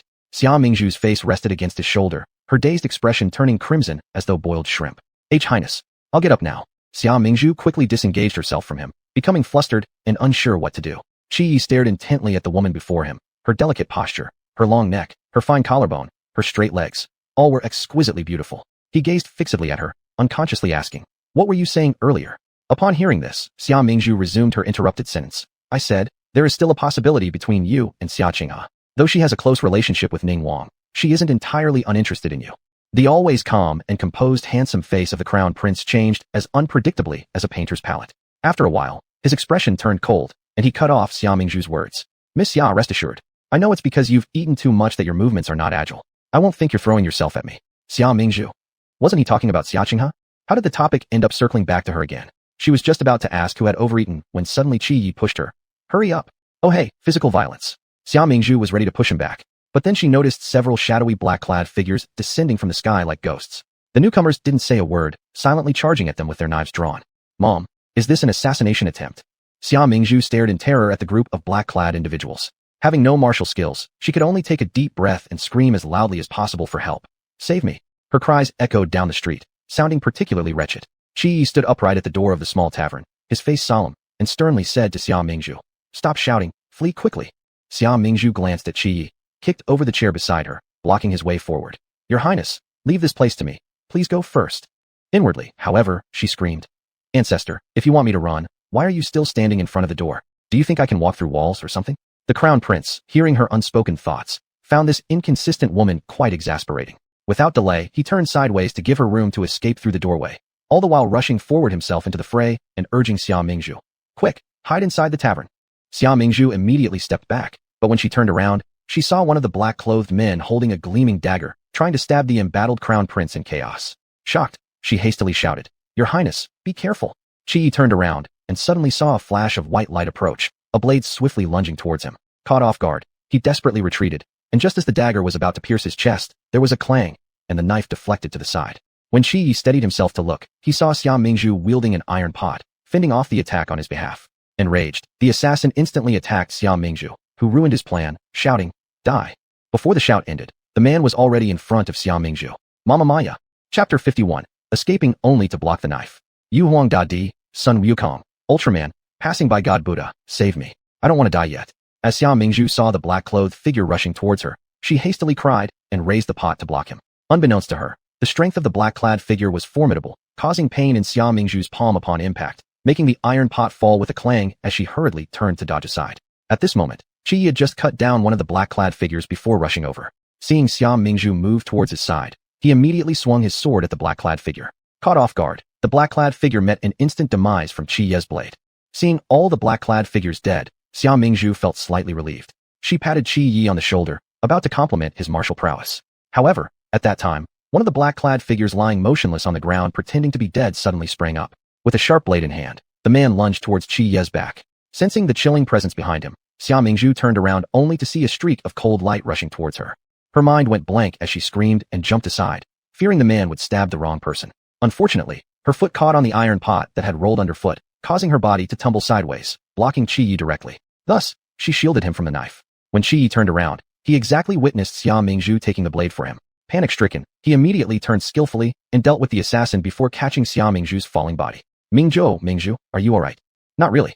Next time if you don't watch your step, I'll slap myself. Xia Mingzhu thought, taking a glance at the blood-red gash on her shoulder before fainting. It took Xia Mingzhu more than a month to fully recover from her wound. During this period, Crown Prince sent countless rare treasures and valuable medicinal herbs, which she readily accepted without refusal. Joke's on her since she lost so much blood. How could she not take some compensation? Besides, she even suspected he deliberately used her as a human shield. Otherwise, why did he invite her to dinner? That decrepit old man is indeed wicked. Even now, recalling these events made Xia Mingzhu extremely furious. Clutching her embroidered fists tightly, she marched forward, wishing she could knock out the Crown Prince's white teeth right now. The Crown Prince was waiting in the main hall. Though seeing him, Xia Mingzhu naturally refrained from striking him, merely casting him an angry glare. "What do you want? Inviting me for dinner again? Last time we went out together, it ended horribly. I won't go again. I must have bad luck this year. Why has this been such an unlucky period?" Leaning on his knees while sitting on the chair, Crown Prince Qi Yi looked at Xia Mingzhu and involuntarily moved his fingers after hearing her words. "I've come to inform you that the assassins and those behind them that night have yet to be uncovered. It may be an enemy seeking revenge. To avoid getting implicated, be cautious when going outside." Recently, he had been swamped with work, continuously investigating the matter of the previous assassination attempts and those responsible. Unfortunately, there had been no leads thus far. After all, anyone capable of ambushing someone as influential as him, the Crown Prince, certainly wasn't an ordinary person. Xia Mingzhu's focus abruptly shifted elsewhere, eyes widening. "You actually have enemies?" Qi Yi remained composed. "Yes, secretly. I'm unsure of how many enemies I've amassed." Xia Mingzhu, "Oh my, I thought I was befriending nobility, but instead found a ticking bomb." But upon reflection, it made sense. In this power struggle for the throne, despite his princely status, he was also the most visible target. Just like dancing on the edge of a blade, one slight misstep meant certain doom. But he already had no choice. If he didn't participate willingly, he'd end up being forced into the game. Qi Yi silently stared at her. The woman's expression flickered momentarily, then settled into calmness. "Don't worry about me. Whether sooner or later, death is inevitable. I'm not afraid. Anyway, without the matters involving the Crown Prince, their family, destined as cannon fodder, wouldn't last long either." Witnessing her magnanimity, Qi Yi couldn't help but respect her even more. He smiled radiantly, akin to the clear sky after the rain. With both the capital prefecture and the Golden Bird Guards having replaced personnel, and with this strict security overhaul, the current public order in the capital city should be manageable. There's no longer any need to worry about potential assassination attempts. Nevertheless, it is necessary to beware of poisoning, covert scheming, and surprise attacks among other assassination techniques. Xia Mingzhu shivered reflexively upon hearing his words, glaring discontentedly at him. Could you stop saying such terrifying things with a smile? Qi Yi replied, sure. Xia Mingzhu, suddenly feeling the crown prince is so obedient, it's almost tempting to ruffle his hair. Xia Mingzhu's actions were always faster than her thoughts. By the time she contemplated, she had subconsciously lifted her hand to pat the crown prince's head. As expected, it feels so soft. Xia Mingzhu suddenly felt like a wealthy boss casually touching a young model. She luxuriously slid her knuckles through his soft hair down to his snowy white nape. With a silent sigh in her heart, she thought, that's satisfying. Qi Yi's eyes suddenly widened, and a blush slowly crept up from his ear tips. Here was this tough guy standing at 1.80 meters being told he was well-behaved and having his head patted. He couldn't help but sink into deep silence. Feeling warm breath on his earlobe, he inexplicably felt parched. For the first time in his 20-odd years of life, he willingly let someone get this close to him. What are you two doing? At that moment, someone suddenly burst in from the doorway with a loud shout as if they had been caught doing something unspeakable. Both Qi Yi and Xia Mingzhu looked up sharply, only to see Xia Qinghe standing there. Xia Qinghe stood frozen in place, glaring widely at the two in front of her, her expression sour. She wasn't sure why, but when she saw Xia Mingzhu being intimate with the crown prince, it felt like the melons she'd grown were stolen by Xia Mingzhu. Being jolted back to reality by Xia Qinghe, Xia Mingzhu gradually realized just how out of line her actions had been. It turns out I have such guts. Uncomfortably, she gave a dry cough and sat upright. Ahem, there was a leaf in the crown prince's hair, so I helped remove it. The crown prince Qi Yi glared sharply at Xia Qinghe who had interrupted them, emitting an icy coldness all around. It seemed as if someone had disturbed a pleasant thing. Xia Qinghe shivered down her spine, instinctively shrinking her body. Could it be? Does the crown prince have other feelings for Xia Mingzhu? This fleeting thought quickly dissipated from her mind. There was absolutely no way such a thing could happen. Xia Mingzhu was the woman whose engagement had already been broken off by his own brother. If he dared to mess things up, he'd be cursed to death by the censors united together. Is there anything Miss Xia Qinghe wants? Qi Yi's demeanor was already back to normal, as if her earlier assumption had been merely a delusion. Calmly steadying herself, Xia Qinghe paid a respectful bow. Mother asked me to find sister. Upon hearing this, Qi Yi stood up, casting a glance at Xia Mingzhu. You two chat. I'll go to the study to find brother Yunze. Saying this, he strode away. Once he left, Xia Qinghe immediately rushed over to Xia Mingzhu. I'm warning you, stay away from His Highness the Crown Prince. Smirking slightly, Xia Mingzhu tilted her lips upward. Why do you have to talk to me like that? Are you speaking as Crown Princess now? Are you trying to date two people at once? Xia Qinghe froze, her heart racing. She hesitated briefly before snapping. You don't deserve such closeness with the Crown Prince. Xia Mingzhu shrugged indifferently and replied. Oh really? And what business is it of yours? Your sister sent me to look for you. Xia Qinghe said curtly. As soon as the words left her mouth, Xia Qinghe shot another sharp glare towards Xia Mingzhu before spinning on her heel and storming off. Left alone, Xia Mingzhu chuckled softly under her breath. How childish can she get?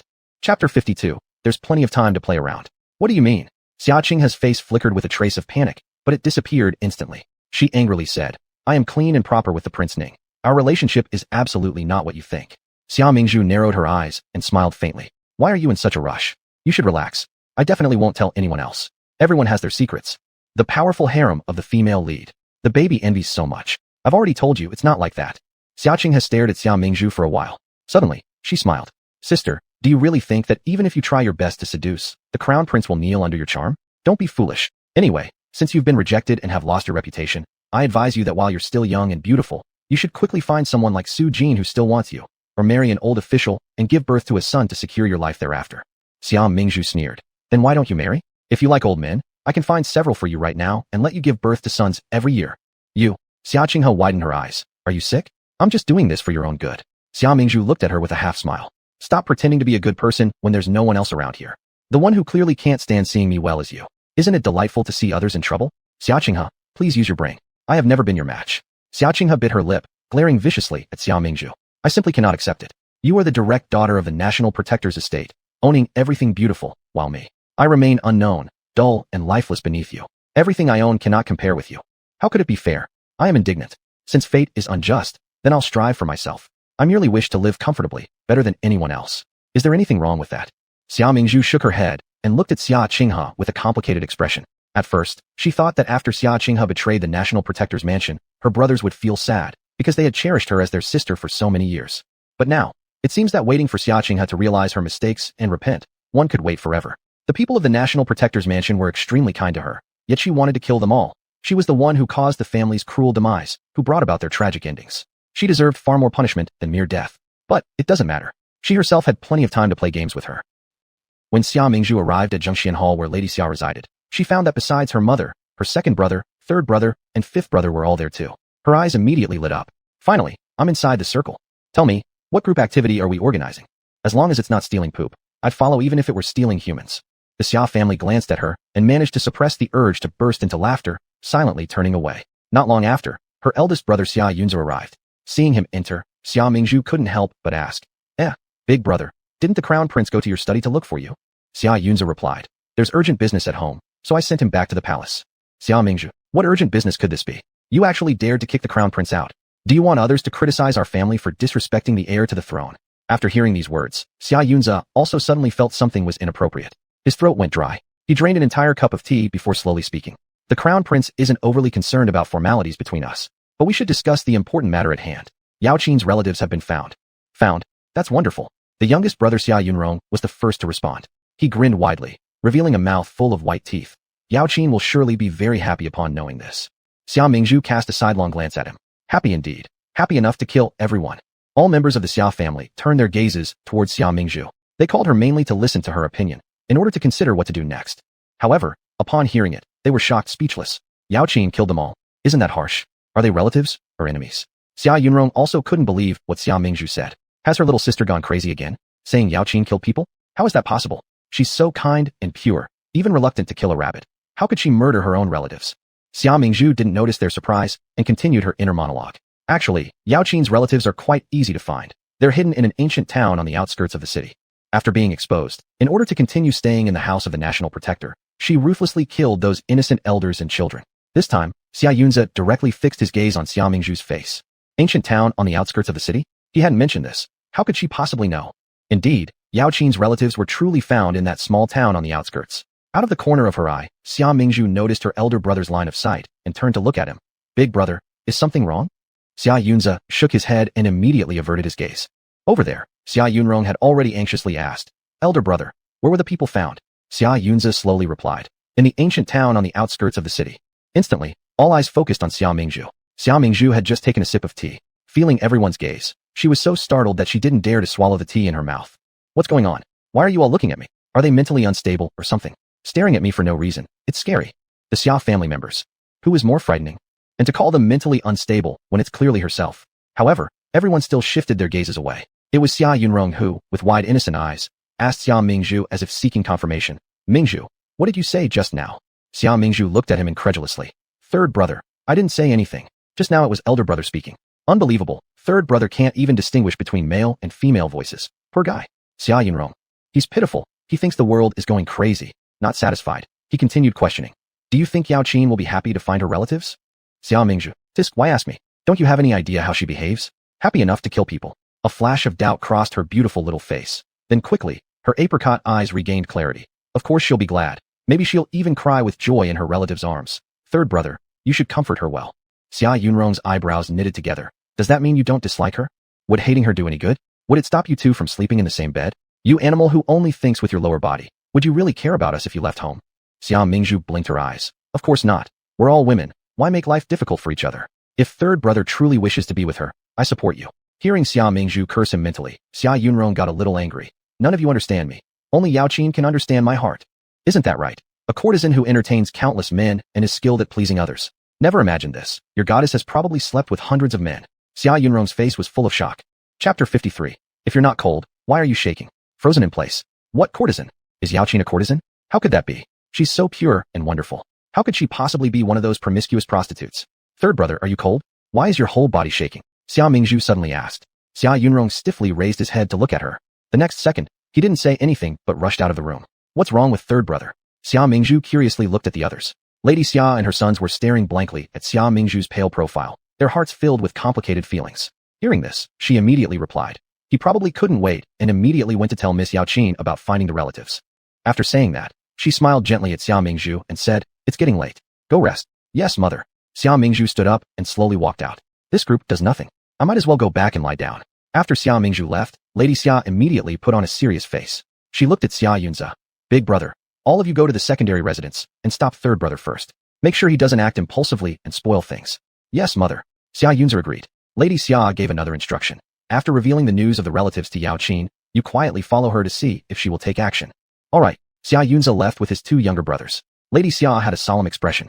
If everything Miss Mingzhu has said is true, then she can no longer ignore it. In order to prevent third brother from being bewitched by that woman again, she must find a way to make him see the truth about the other person as soon as possible. Although confronting these facts will be painful, only then can the problem be completely resolved. In a small grove on the outskirts of the old town, Xia Yunrong helplessly glared at Xia Mingzhu behind him, his tone filled with impatience. I've already told you not to meddle. Why did you insist on following me? Xia Mingzhu slightly arched her eyebrows. You search for your person, and I enjoy my scenery. The world is vast. We're just coincidentally on the same path. That doesn't mean I'm following you.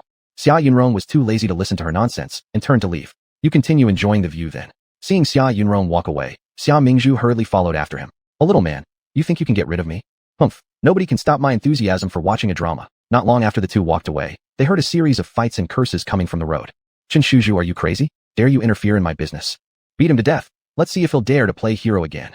The cursing voices startled Xia Mingzhu. Chen Shuzhu, Yao Qin's cousin. Yao Qin's relatives in the old town were her aunt's family. Her explanation to Xia Yunrong was also that after her parents passed away, she wanted to come to the capital to seek refuge with her aunt.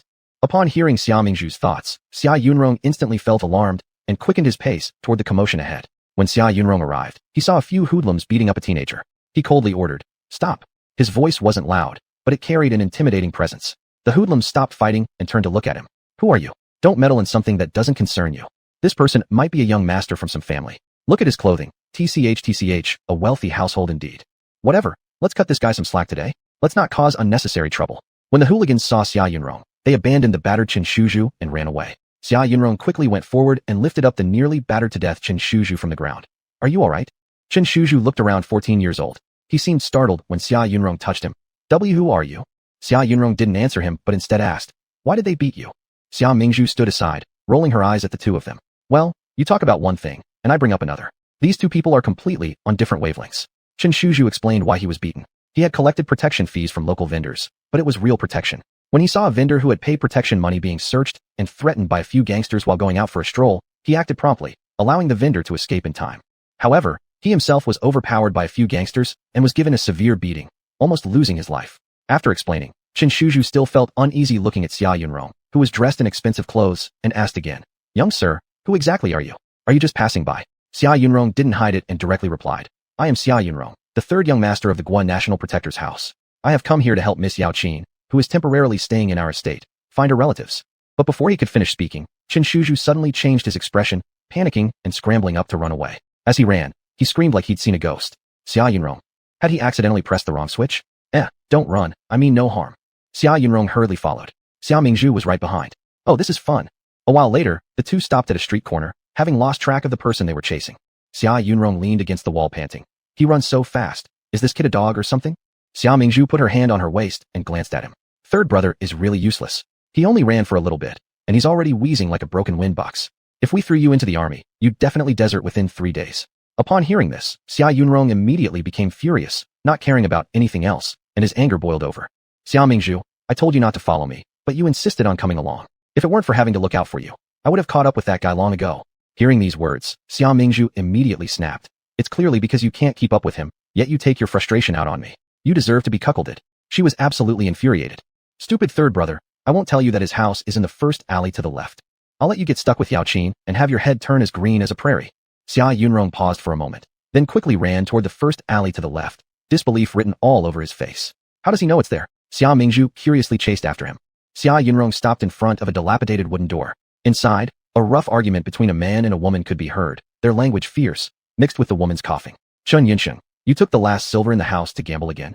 Do you even know that money was supposed to be used for Shuzhu's school tuition? The woman screamed hysterically, and the man's agitated voice followed. You women know nothing. What you've got is barely enough for any tuition, so I might as well take a risk myself. Have you seen how much your constant medicine has cost me? Now you're regretting marrying an old hag like me? We'll see who wins. Amidst the commotion, Chen Shuzhu's panicked voice also came through. Parents, stop arguing. Someone from the National Protector's house is here. We need to hide. Hiding? Where can we hide? Chen Yinsheng shouted. We should hide anyway. We can't afford to offend the National Protector's house. The woman inside pleaded. Hurry, or it will be too late. Chen Shuzhu opened the door and just happened to come face to face with Xia Yunrong standing outside. Chapter 54. A dangerous woman arrives. Xia Yunrong's eyes widened in disbelief. Her younger sister was truly gifted at predicting events. Could it be that Yao Qin had indeed been deceiving him? A sharp pain pierced his heart. Inflamed with fury, rage, and hatred, his face twisted into an especially sinister look. The few people in the room were stunned by the murderous aura surrounding him and instinctively took several steps back. As Xia Yunrong stepped through the door, he began to close in slowly. His face contorted grotesquely, eyes blazing, as he growled through clenched teeth. Speak. Are you really Yao Qin's relatives? What is her true identity? What is this Yao Qin you speak of? We don't know her. Chen Yuxing, along with his wife and child, retreated further while denying it. You must have mistaken us for someone else. As he spoke these words, his gaze darted around, revealing his lack of confidence. Xia Yunrong saw through his lie immediately. Are you deceiving me? Why? Why must everyone deceive me? The red bloodshot veins appearing in his eyes made him appear like a wild beast consumed by rage. Bang! With a loud sound, he smashed the soup bowl on the table, breaking it to pieces. Sharp shards of porcelain pierced his wrist, causing a gush of crimson blood to spray out. The sticky blood painted his pale face bright red, making him resemble a malevolent ghost who died unjustly. He, however, seemed completely unaware, fixated only on interrogating Chen Yuxing and his family. You? Don't do anything rash. Chen Yuxing grabbed a stick from the corner to protect himself, but couldn't stop trembling. Chen Shuzhu knew a bit of rough martial arts and wanted to rush out, but he was held back forcefully by his mother. When Xia Mingzhu entered, she saw exactly such a tense standoff scene. Seeing Xia Yunrong's appearance, she felt a jolt of alarm. Damn, is this a rescue or a killing spree? Why does it feel like you're here to clean up after Yao Qin? To avoid further shocking Xia Yunrong, which might lead him to impulsively make a mistake, Xia Mingzhu decided to step in herself. She swept the room with a cold gaze before heading straight to the kitchen and picking up a cleaver. What are you doing? Upon seeing an even crazier person, Chen Yuxing's family looked panicked. Don't be afraid. I'm just a butcher. I've never killed a person. Relax. She smiled faintly at them. I'm just checking how sharp this knife is. With that, she grabbed a pig's trotter that she had taken from the kitchen and placed it on the center of the table. Lifting the cleaver in one hand and holding down the pig's leg with the other, she started chopping furiously with a series of clangs. Chen Yuxing and his family almost had heart attacks watching her. Chen's mother pulled at Chen Yuxing's sleeve, whispering anxiously, "Won't this female devil cut us down?" Swallowing hard, Chen Yuxing tried to keep calm. That's impossible. Murder is against the law.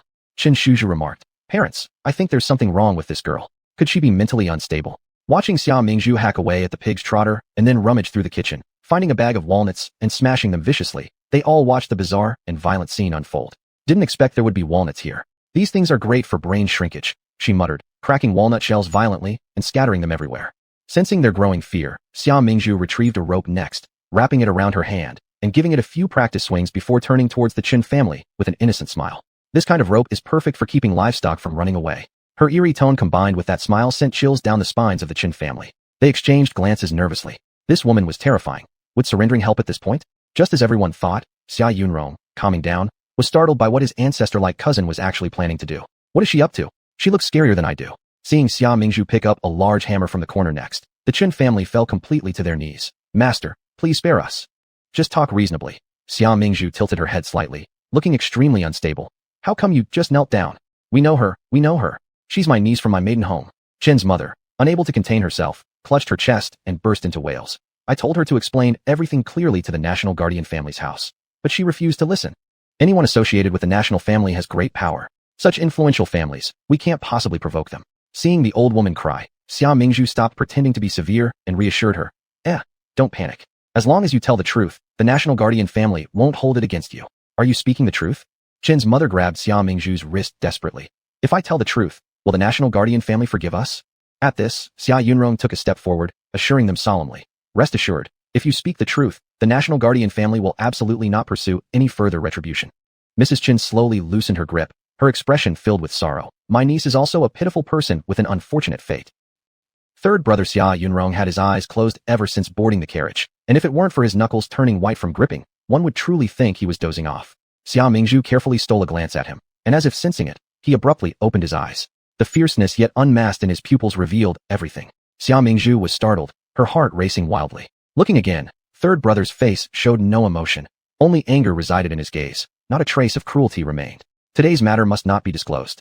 Xia Mingzhu quickly complied. Broken-hearted people are terrifying to, especially those who don't cry or make a fuss. It's even scarier. Seeing Xia Mingzhu's tactfulness, Xia Yunrong closed his eyes once more. Inevitably, Mrs. Chen's words echoed in his mind again. Yao Qin, because of her family's poverty, was sold by her father to a brothel when she was young. At first, she sang in the brothel. Later, as she grew up, she began earning money by servicing customers. Later on, she was barely redeemed from the brothel but was trained into a deadly assassin.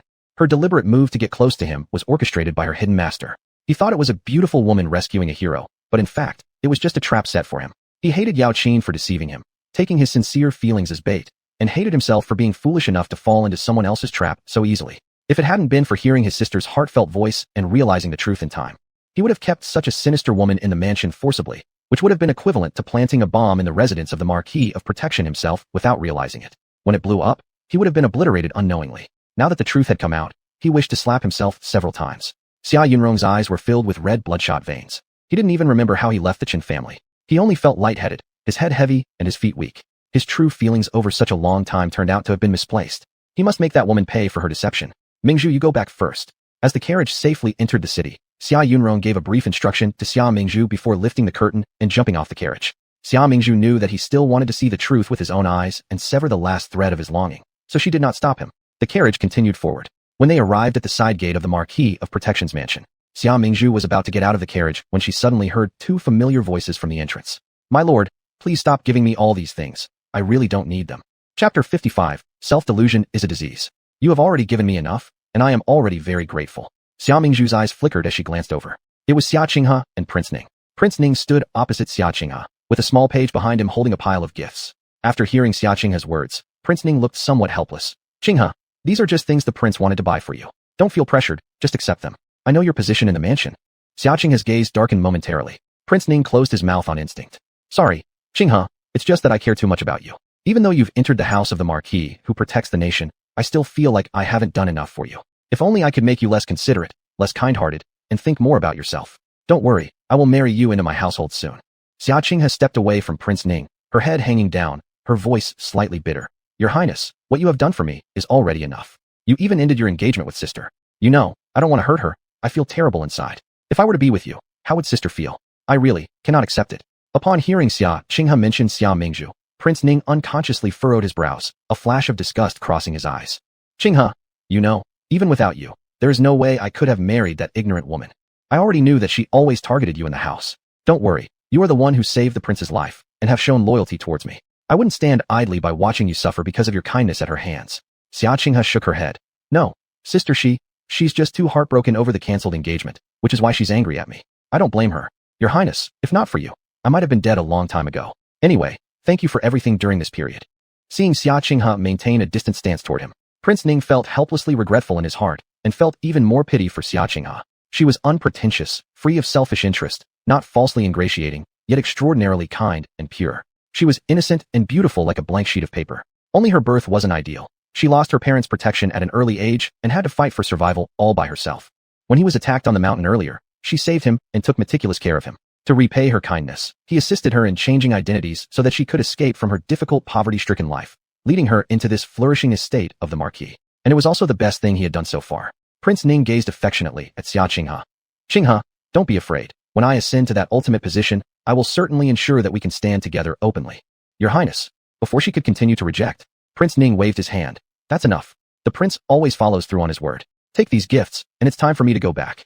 Seeing his persistence, Xia Qinghe sighed and reluctantly accepted the goodwill of Prince Ning. Just as she turned around with the items, she saw Xia Mingzhu stepping out of the carriage. Sister, don't misunderstand. A hint of smug satisfaction crossed Xia Qinghe's eyes, but it vanished instantly. Quickly, she bit her lip, looking somewhat uncertain as she glanced at Prince Ning. The next second, Prince Ning exploded with anger. Xia Mingzhu, do you have any shame left in you? Is spying on others here meaningful? Xia Mingzhu, is this guy's brain full of crap? Even using common sense. I'm just going home. Continuing his tirade, Prince Ning added, though I don't know where you learned that I would come here, Xia Mingzhu, our engagement has been called off. If you keep harassing me like this, it will truly be inappropriate, and I won't show you any mercy anymore. He glared at her with coldness in his eyes, filled with warnings. Xia Mingzhu took a deep breath and felt her hand itching. Damn, this guy's mouth is seriously asking for a punch. If it weren't illegal to hit royal family members, I'd beat your teeth out of your head. Though she couldn't strike, she could still curse. Crossing her arms, Xia Mingzhu smirked and sarcastically said, does His Royal Highness know of a disease called self-delusion?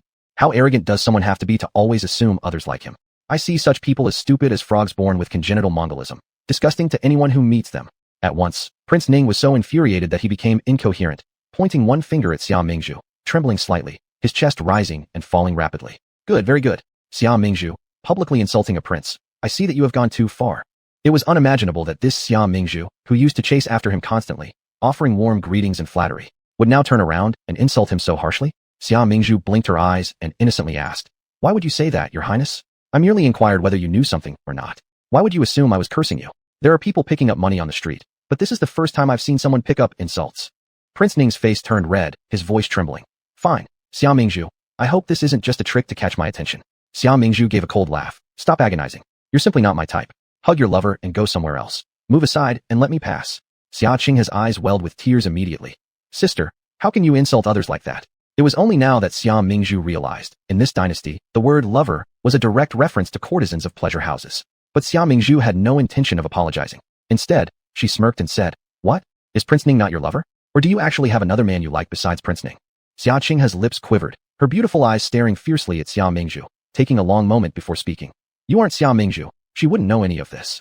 Xia Mingzhu scoffed internally. Guessed right, but no prize. Prince Ning had just recovered his senses, looking at Xia Qinghe in disbelief. Qinghe, are the things she said true? Have you fallen for someone else? Xia Qinghe's complexion changed slightly. That was correct. She used to firmly aim toward Prince Ning. However, recently, someone else's figure began to emerge gradually in her eyes and heart. Her attraction was based on supreme power. This person surpassed Prince Ning in every way, more outstanding, more capable, and even more likely to succeed as the heir to the throne. Her internal balance shifted completely toward this individual. Yet, as she didn't hold much weight in this person's eyes yet, she couldn't abandon Prince Ning either. At least not until their relationship was finalized. Having experienced the immense influence of royal authority, she no longer wished to return to being an ordinary peasant girl. Xia Qinghe shook her head, her tears brimming but unshed, pitiable and delicate. Sister, why must you defame me this way? I know I'm of humble birth and cannot compare with all of you genuine ladies, but I also understand propriety and shame. I've worked so hard already. Can't you just let me be? Prince Ning's expression followed suit with a subtle change. He remembered Xia Qinghe's humble origins and knew how much effort she had put into learning the manners of the noble young women of the capital city. At this moment, he felt only pity for her, and any doubt dissipated. Chapter 56, The Ultimate Lick King. Qinghe, please don't cry. It's my fault. Your Highness will never ask again. No matter what, Your Highness will always be by your side to protect you. Xia Mingzhu felt that her sense of values was being challenged.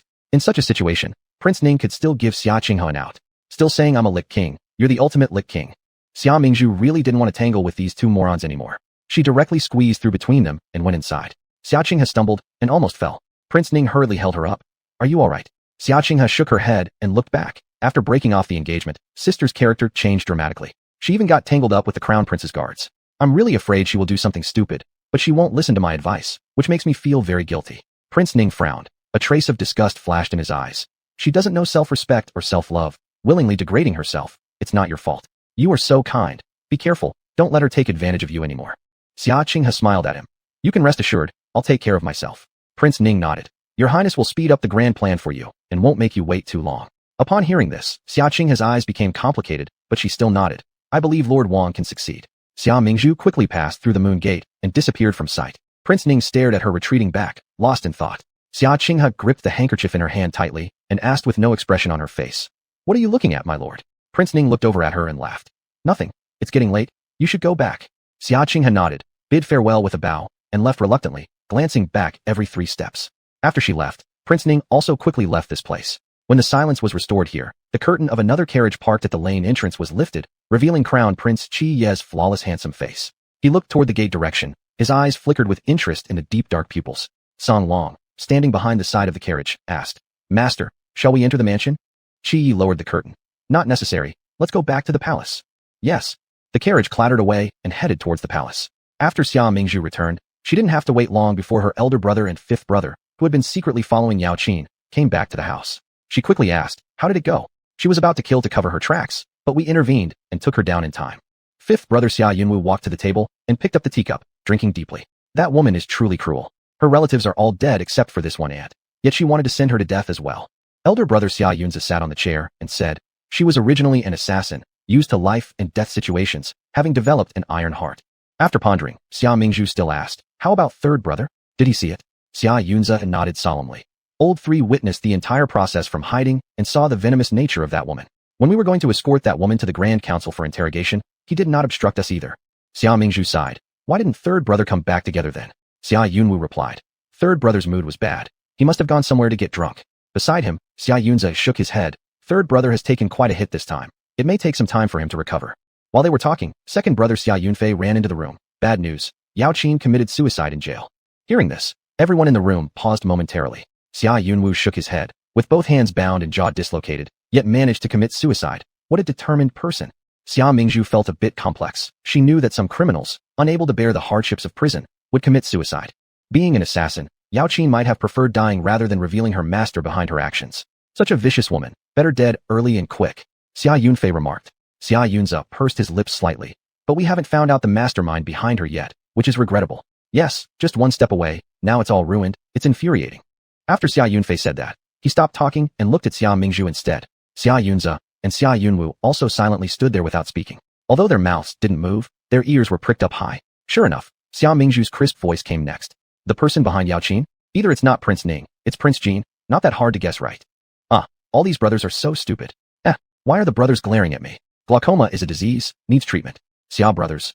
Didn't they suddenly become angrier? However, the sister said the person behind wasn't Prince Ning, it's Prince Jin. Prince Ning wanted the throne, they all knew. After all, Ning Wang's mother was a favorite concubine of the country. Although Ning Wang wasn't of the main line, he enjoyed deep imperial favor and was privileged in every way. He could even challenge the crown prince on court matters, revealing his obvious ambition for that position. But Prince Jin, that little-known nobody, was also secretly planning? If Yao Qin was indeed his person, then this man's strength was unfathomable, and they couldn't afford to underestimate him any longer.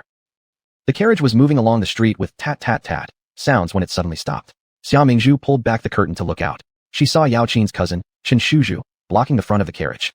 His expression was serious, and upon spotting Xia Mingzhu, he walked towards her slowly with a cold face. Seeing his manner, Xia Mingzhu slightly frowned her delicate eyebrows. Could it be that he learned about his cousin's death and has come seeking revenge? Thinking this way, she asked, Chen Shuzhu, why are you here? Of course I've come for you. Miss Xia of the Guardian Duke's mansion. Although Chen Shuzhu lightly smiled, his face remained unusually cold as he slowly said this to Xia Mingzhu. Xia Mingzhu briefly paused, realizing he had discovered her identity. After nodding, she said, yes, I am Xia Mingzhu from the Guardian Duke's mansion. What's up, do you need something? Indeed I do. Chen Shuzhu nodded and then looked at Xia Mingzhu and said, do you know about Yao Qin, her passing?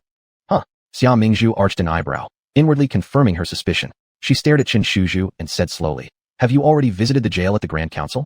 Yes, my family, and I just recovered her body. Chen Shuzhu stood with his back to the sun. Light filtered around him, creating a dim illumination on his face, making his dark eyes shine faintly.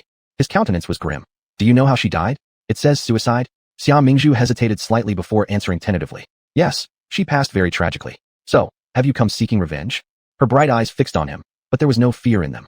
At hearing these words, Chen Shuzhu's eyes tightened sharply as he glared fixedly at Xia Mingzhu. Xia Mingzhu vigilantly watched him as he gradually approached, thinking he was coming into the carriage, but instead, he stopped right in front of her. Chapter 57, The Fatherly Elder Brother. With a thud, Chen Shuzhu suddenly knelt down. What are you doing?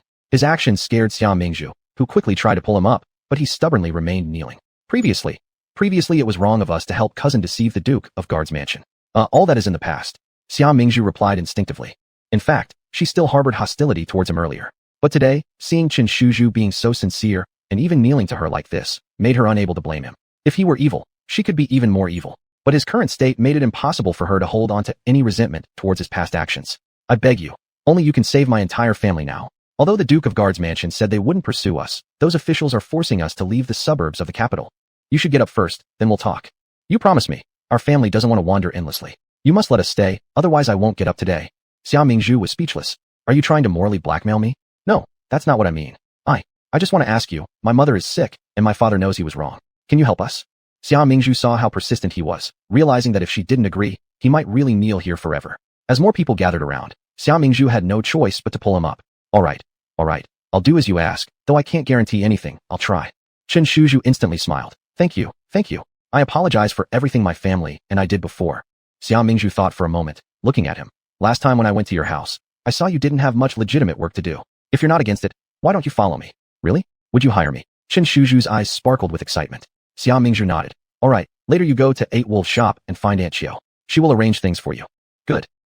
I'll go right away. Chen Shuzhu was flustered and incoherent with excitement. His family had offended the Duke of Guard's mansion, and even though the Duke's household didn't bear a grudge, they would still be bullied near the outskirts of the capital. If he could work for the young miss of the Duke of Guard's mansion, wouldn't he then be worry-free? Seeing Chen Shuzhu run off into the distance, Xia Mingzhu couldn't help but chuckle. It was only an impulse of hers. Although she knew some general storylines, she wasn't clear on every detail. If she could establish her own intelligence network, then all the secrets of Great Yin could be exposed under her watchful eye. More importantly, she could make money by selling information. And since Chen Shuzhu frequently mingled on the streets, giving him the task of gathering messages from various sources and establishing an intelligence network suited him perfectly. Actually, it's not bad in this world. Even though I don't know how to change the fate of the cannon fodder in my family, it seems like second brother and third brother haven't followed their original paths. If the intelligence network I build could play a role, maybe I could gather some experience to reverse our fates. Thinking about this, Xia Mingzhu sat back on the carriage and began to seriously consider this matter.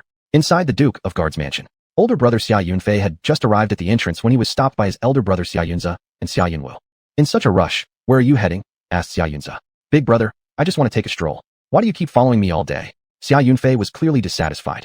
Seeing him pounding his chest in exaggerated fashion, Xia Yunze gave him a blank look. "I warn you, immediately cut off any contact with that strange woman. Never go looking for her again." "What woman? That's my master," Xia Yunfei retorted. "My master is a great immortal, far superior to those disreputable women." At this, he laughed mischievously, raising his eyebrows and getting closer to Xia Yunze. "Brother, I heard that while I wasn't home, a suspicious woman tried to sneak into your bed. Am I right? Is it because you found yourself powerless against her advances?" Xia Yunze stared at him expressionlessly, like a subway grandpa scrolling through his phone. "Xia Yunfei, what kind of face is that? Is something wrong?"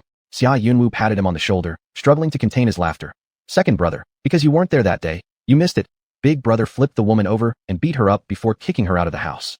Xia Yunfei. Sure enough, his big brother was cleaner than tap water. Looking at Xia Yunze, his gaze changed entirely as he gave a thumbs up. "Big brother, you're truly my brother. A paragon of male virtue. At your age without a single woman around you."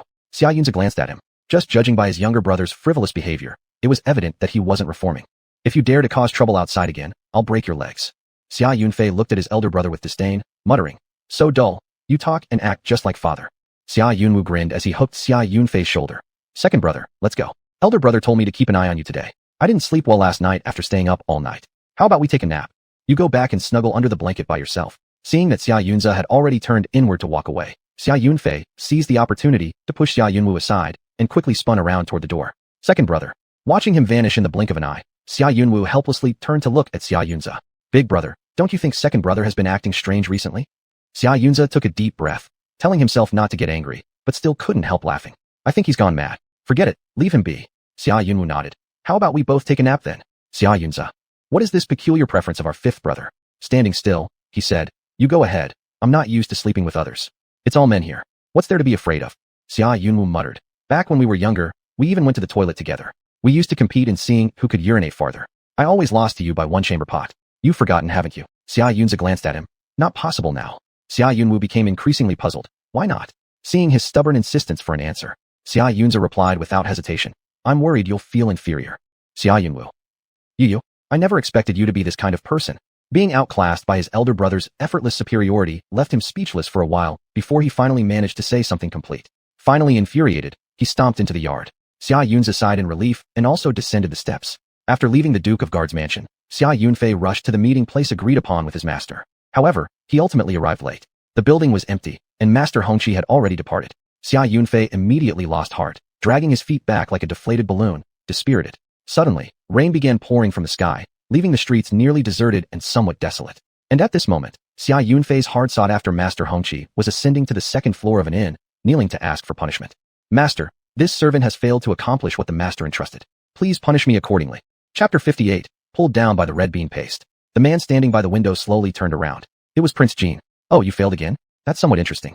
The corner of Prince Jin's mouth slightly curved, but his gaze was absent-minded. He radiated an oppressive aura that warned others not to come close. He appeared calm and peaceful, but Hongqi felt startled in her heart, knowing that her master was displeased. She hurriedly begged for punishment. "Master, it is your servant's incompetence. Please punish me." Prince Jin looked at her. "Do you know the reason?" Hongqi carefully replied. "I accidentally overheard Xia Yunfei say that his sister seemed like a completely different person. Not only had her temperament changed entirely, but she could also predict future events." "Predict the future? That's interesting." A wicked smile spread across Prince Jin's lips. "Rise." Seeing his expression finally soften, Hongqi felt slightly more at ease. "Thank you, master."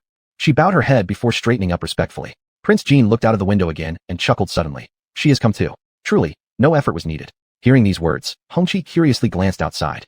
Among the crowd rushing in the rain, Xia Mingzhu was seen walking into this tavern with an umbrella. "You may leave now." As soon as Prince Jin's voice sounded again. "Yes." Hongqi retreated 3 steps, then turned and left. Prince Jin stood by the window, lost in thought. "Scared. I just sent the carriage back and got drenched." Xia Mingzhu entered the inn lobby and shook off the water from her umbrella, planning to take refuge here from the rain. As soon as she stood still, an inn attendant came over respectfully and said, "Miss Xia, someone upstairs invites you." Surprised, Xia Mingzhu raised her eyes. Out of caution, she asked the attendant, "Who's upstairs?" The attendant became even more respectful in tone. It is His Highness, Prince Jean. Prince Jean? The ultimate antagonist who embodies evil in the plot. After some thought, Xia Mingzhu followed the attendant upstairs. There was nothing else she could do. Fleeing wasn't her style. When Xia Mingzhu entered the room, she saw exactly that a servant had spilled a plate of red bean buns in front of Prince Jean. Instantly dissatisfied, Prince Jean said, "Pull them down. They're ruined with bean paste." Several assistants immediately rushed over and held down the two servants. The two shouted help as they were dragged away. Suddenly, Xia Mingzhu felt the vague gaze of killing intent land on her. The air froze for a moment. She gripped her trembling hands and quivered. "Your Highness summoned me?" Prince Jean narrowed his eyes and scrutinized her. "Sit." "Shit, there's not even a stool in the room. Sit on your lap." Xia Mingzhu's gaze scanned around, then returned to Prince Jean. "Did your Highness summon me up here for something?" "No reason. I merely happened to see Miss Xia by the window and invited you upstairs to sit for a bit." Leaning lazily on the bedstead, every move of Prince Jean was captivating. "Servants, bring a chair for Miss Xia." Soon, servants placed a table in front of the bedstead, brought chairs, served tea and snacks, and even prepared food and wine. "Miss Xia, please." Sitting upright on the bedstead, Prince Jean invited Xia Mingzhu to take a seat at the table. Xia Mingzhu tilted her head and caught sight of his collarbone under the slightly open neck of his clothing. Though his appearance was delicate yet handsome, his current deep-set eyes, when he turned his head to look at her, mingled a strange mix of coldness and temptation. His rosy lips parted lightly. "Please be seated." Xia Mingzhu swallowed hard. "Motherfucker, why is this big villain so handsome?" It was as if there were little people fighting in her mind, one side telling her to leave immediately while the other wanted her to linger and watch a bit longer. After hesitating for a moment, Xia Mingzhu sat down. "Thank you, Your Highness." Prince Jean gave her a glance and spoke abruptly. "You have quite a bold disposition." Xia Mingzhu blinked and looked at him. Prince Jean smiled faintly. "How did you come out alone without bringing along a personal maid?" Xia Mingzhu realized. "There were many tasks, so I sent them back first." "Don't you usually use your maids for errands? Why do you instead care for them?" Prince Jean chuckled lightly. "Miss Xia truly has the body of a young lady but the destiny of a wet nurse." "Xia Mingzhu, you're the wet nurse. Your whole family are wet nurses. Do you know how dangerous it is to be out alone?" Prince Jean stared meaningfully at Xia Mingzhu. "Miss Xia has remarkable beauty. If this prince were moved by your looks, I could simply restrain you, feed you the soft bone powder hidden in my sleeve, then confine you in my private residence. Even after your father returns, he wouldn't dare recognize you." Xia Mingzhu was somewhat confused. What does that mean? Does this guy find me beautiful and wants to lock me up in his house for some confinement play? She began to doubt whether the person in front of her was the same sickly individual she encountered in Zu's estate. Since Prince Jean became mentally unstable, he looks much more spirited overall. Prince Jean sighed, thinking she was afraid. "You young ladies from noble families know nothing about the dangers of the world." Xia Mingzhu pretended not to see his probing gaze. This Prince Jean was an extremely meticulous and ruthless person, likely having 100 tricks up his sleeve. She had to stay fully alert when dealing with him. "The prince is right. A maiden's reputation is no joke." "I was just joking," Prince Jean said. "Don't take it too seriously." Prince Jean poured Xia Mingzhu a cup of wine. Worried that drinking might lead to trouble, Xia Mingzhu sidestepped his gesture, picked up a cup of tea from the table instead. "My throat isn't feeling well. This will do." She took a sip of tea and shifted her bottom slightly. Prince Jean was indeed cruel. Even the stool they brought for her was a broken one. It was icy, hard, and uneven. Her buttocks were tensed as she sat there rigidly, bracing herself. After sitting for a long time, her bottom started to hurt and feel a bit numb. Too stingy. When she became rich, she would buy the entire dine and force Prince Jean to sit on this broken stool so his backside could feel the same discomfort. "Xia girl, what are you thinking?" "About your behind." Xia Mingzhu blinked. "I'm thinking that the rain has eased, and I should head back." With those words, she stood up, intending to bid farewell. "Thank you for the warm hospitality, Your Highness, but I must take my leave now. I haven't permitted you to go." Suddenly, Prince Jean grabbed Xia Mingzhu's wrist and leaned in closer. "Why do I feel Xia girl is different from before?" Where am I different?" Xia Mingzhu retreated until she directly bumped into the wall. "You used to be arrogant and did things without considering consequences. But now you are extremely rational, even enduring this uncomfortable stool without complaint." Prince Jean locked eyes tightly on Xia Mingzhu. "You're not Xia Mingzhu from the Marquis' mansion. Who exactly are you?" He propped a hand against the wall next to Xia Mingzhu, almost as if he enveloped her within his arms. Though such a position would usually make someone blush and feel awkward, Xia Mingzhu felt nothing but inner coldness. "Not possible. I got exposed after only 2 meetings. This Prince Jean is truly incredible. Looks like maintaining my character is essential." Xia Mingzhu lifted her hand and pushed his away, frowning coldly. "I don't know what you're talking about." Prince Jean smirked faintly, his pale lips curling in mockery. "Stop pretending." Chapter 59, Arrival at the Dismemberment Site in a Second. Prince Jean coldly snorted. "The real Xia Mingzhu wouldn't give me a second glance. She wouldn't have come upstairs from the start. So who are you really? Why do you pretend to look like her? Or have you already killed her, skinned her, and made a human skin mask that you've put on your face?" Xia Mingzhu listened with her hair standing on end. "What nonsense are you talking about?" This guy's words could instantly make one imagine the dismemberment site. The big villain's mind is indeed different, full of plots and conspiracies. Prince Jean revealed a trace of a mocking smile in his dark features and reached out to touch Xia Mingzhu's face, trying to rip off the human skin mask he thought was on her. But the skin beneath his hand felt smooth and soft. No sign of what he thought would be the seam of a mask appeared. His movements paused momentarily as he looked down at the woman before him. The woman had flawless white skin which blushed faintly due to their ambiguous proximity, highlighting her beauty even more. As she looked at him now, her eyes were like black lacquer spots, shining with moisture, resembling clear bright vortices, carrying a silent allure in their depth. Covering the tremor in his heart, Prince Jean asked again, "Where is the real Xia Mingzhu?" Xia Mingzhu twitched her lips. "My goodness, so persistent. Is he a Taurus?" She pushed Prince Jean back a step, slightly turning her head. "I am Xia Mingzhu, believe it or not." After saying that, Xia Mingzhu ignored him and left directly. Prince Jean stared at her back shadow, narrowing his eyes with a crooked smile. "I must grab the tail of your little fox." Only after walking 100 meters did Xia Mingzhu dare to look back. Fortunately, he didn't chase me. Taking a deep breath, she turned back and walked forward slowly. This Prince Jean alone had hundreds of tricks up his sleeve. If she stayed longer, she would surely blow her cover. By comparison, her foolish older brothers seemed much cuter. Thinking thus, Xia Mingzhu quickened her pace and headed toward the direction of the Marquis's residence. Xia Yunfei waited for his master Hong Qi but couldn't find her. Feeling frustrated, disregarding the heavy rainstorm, he just sulked and kept moving forward. At this time, a carriage rushed past him. He was splashed all over by the passing carriage, leaving spots of mud all over his off-white robes. Even more enraged, he cursed, "Damn, which blind fool didn't see your grandpa here?" The carriage stopped. The curtain opened, revealing a slender figure of a lady wearing a veil cap. Seeing someone emerge, Xia Yunfei irritably shouted, "Didn't you see my clothes? They cost a fortune and took months to embroider stitch by stitch. Now they're dirty. You must compensate me." The woman did not move, her eyes from under the veil hat seeming to stare at Xia Yunfei. Xia Yunfei. Which word wasn't clear, or were his fingers too short? Compensate. Hey, can't you hear me? Xia Yunfei shouted once more. The other person still stood in front of him, looking down at him without saying anything. Xia Yunfei. All right, it was his bad luck encountering someone with brain damage. Xia Yunfei turned to leave. Yet the other party suddenly cried out, "Ah," and leapt swiftly towards Xia Yunfei. Unavoidable, Xia Yunfei had the woman land in his arms. The sudden weight threw him backward until his body pressed against the wall, steadying him, but his head hit the corner with a bang. Muttering in pain, he reached out to push the woman off. "Are you insane? Get off." "No, don't." The woman finally spoke. Xia Yunfei burst out laughing. "So, since the brat stained my clothing, I haven't even blackmailed you. Yet you want to blackmail me instead?" While speaking, he used one hand to restrict the woman's waist while raising the other high to pull off the veil cap from her head. He wanted to see which bold girl in the capital dared act this way. As the veil cap was pulled off, a charming face was revealed. The young girl looked refreshingly beautiful, her eyes clear as water, with several glittering pearl hairpins in her dark wisteria-colored hairdo, her exposed neck section pure and long, just like a lotus flower in the pond, very elegant and clean. Now, Ping innocently tilted her head, her bright and clear eyes gazing at Xia Yunfei, showing pure confusion, as if puzzled why he suddenly removed her veil. "Little mute? Is that you?" Xia Yunfei was utterly shocked. "You can speak now?" "Yes, big brother Yunfei." Ping seemed very happy right now. Only then did Xia Yunfei realize that he was still holding her waist, hurriedly letting go. Slightly embarrassed, blinking his eyelashes, "Sorry, did I hurt you?" "No."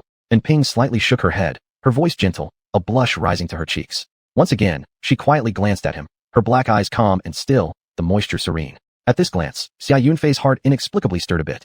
However, before he could speak, the figure in front of him moved. A fresh and delicate fragrance wafted towards him. In the next moment, the girl grabbed his wrist and sidestepped.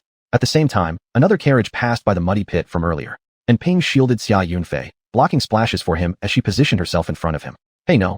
Xia Yunfei pulled Ping behind him, since his clothes were already dirty. Adding a few more spots wouldn't bother him. Her waist was slender, feeling oddly warm and soft under his arm.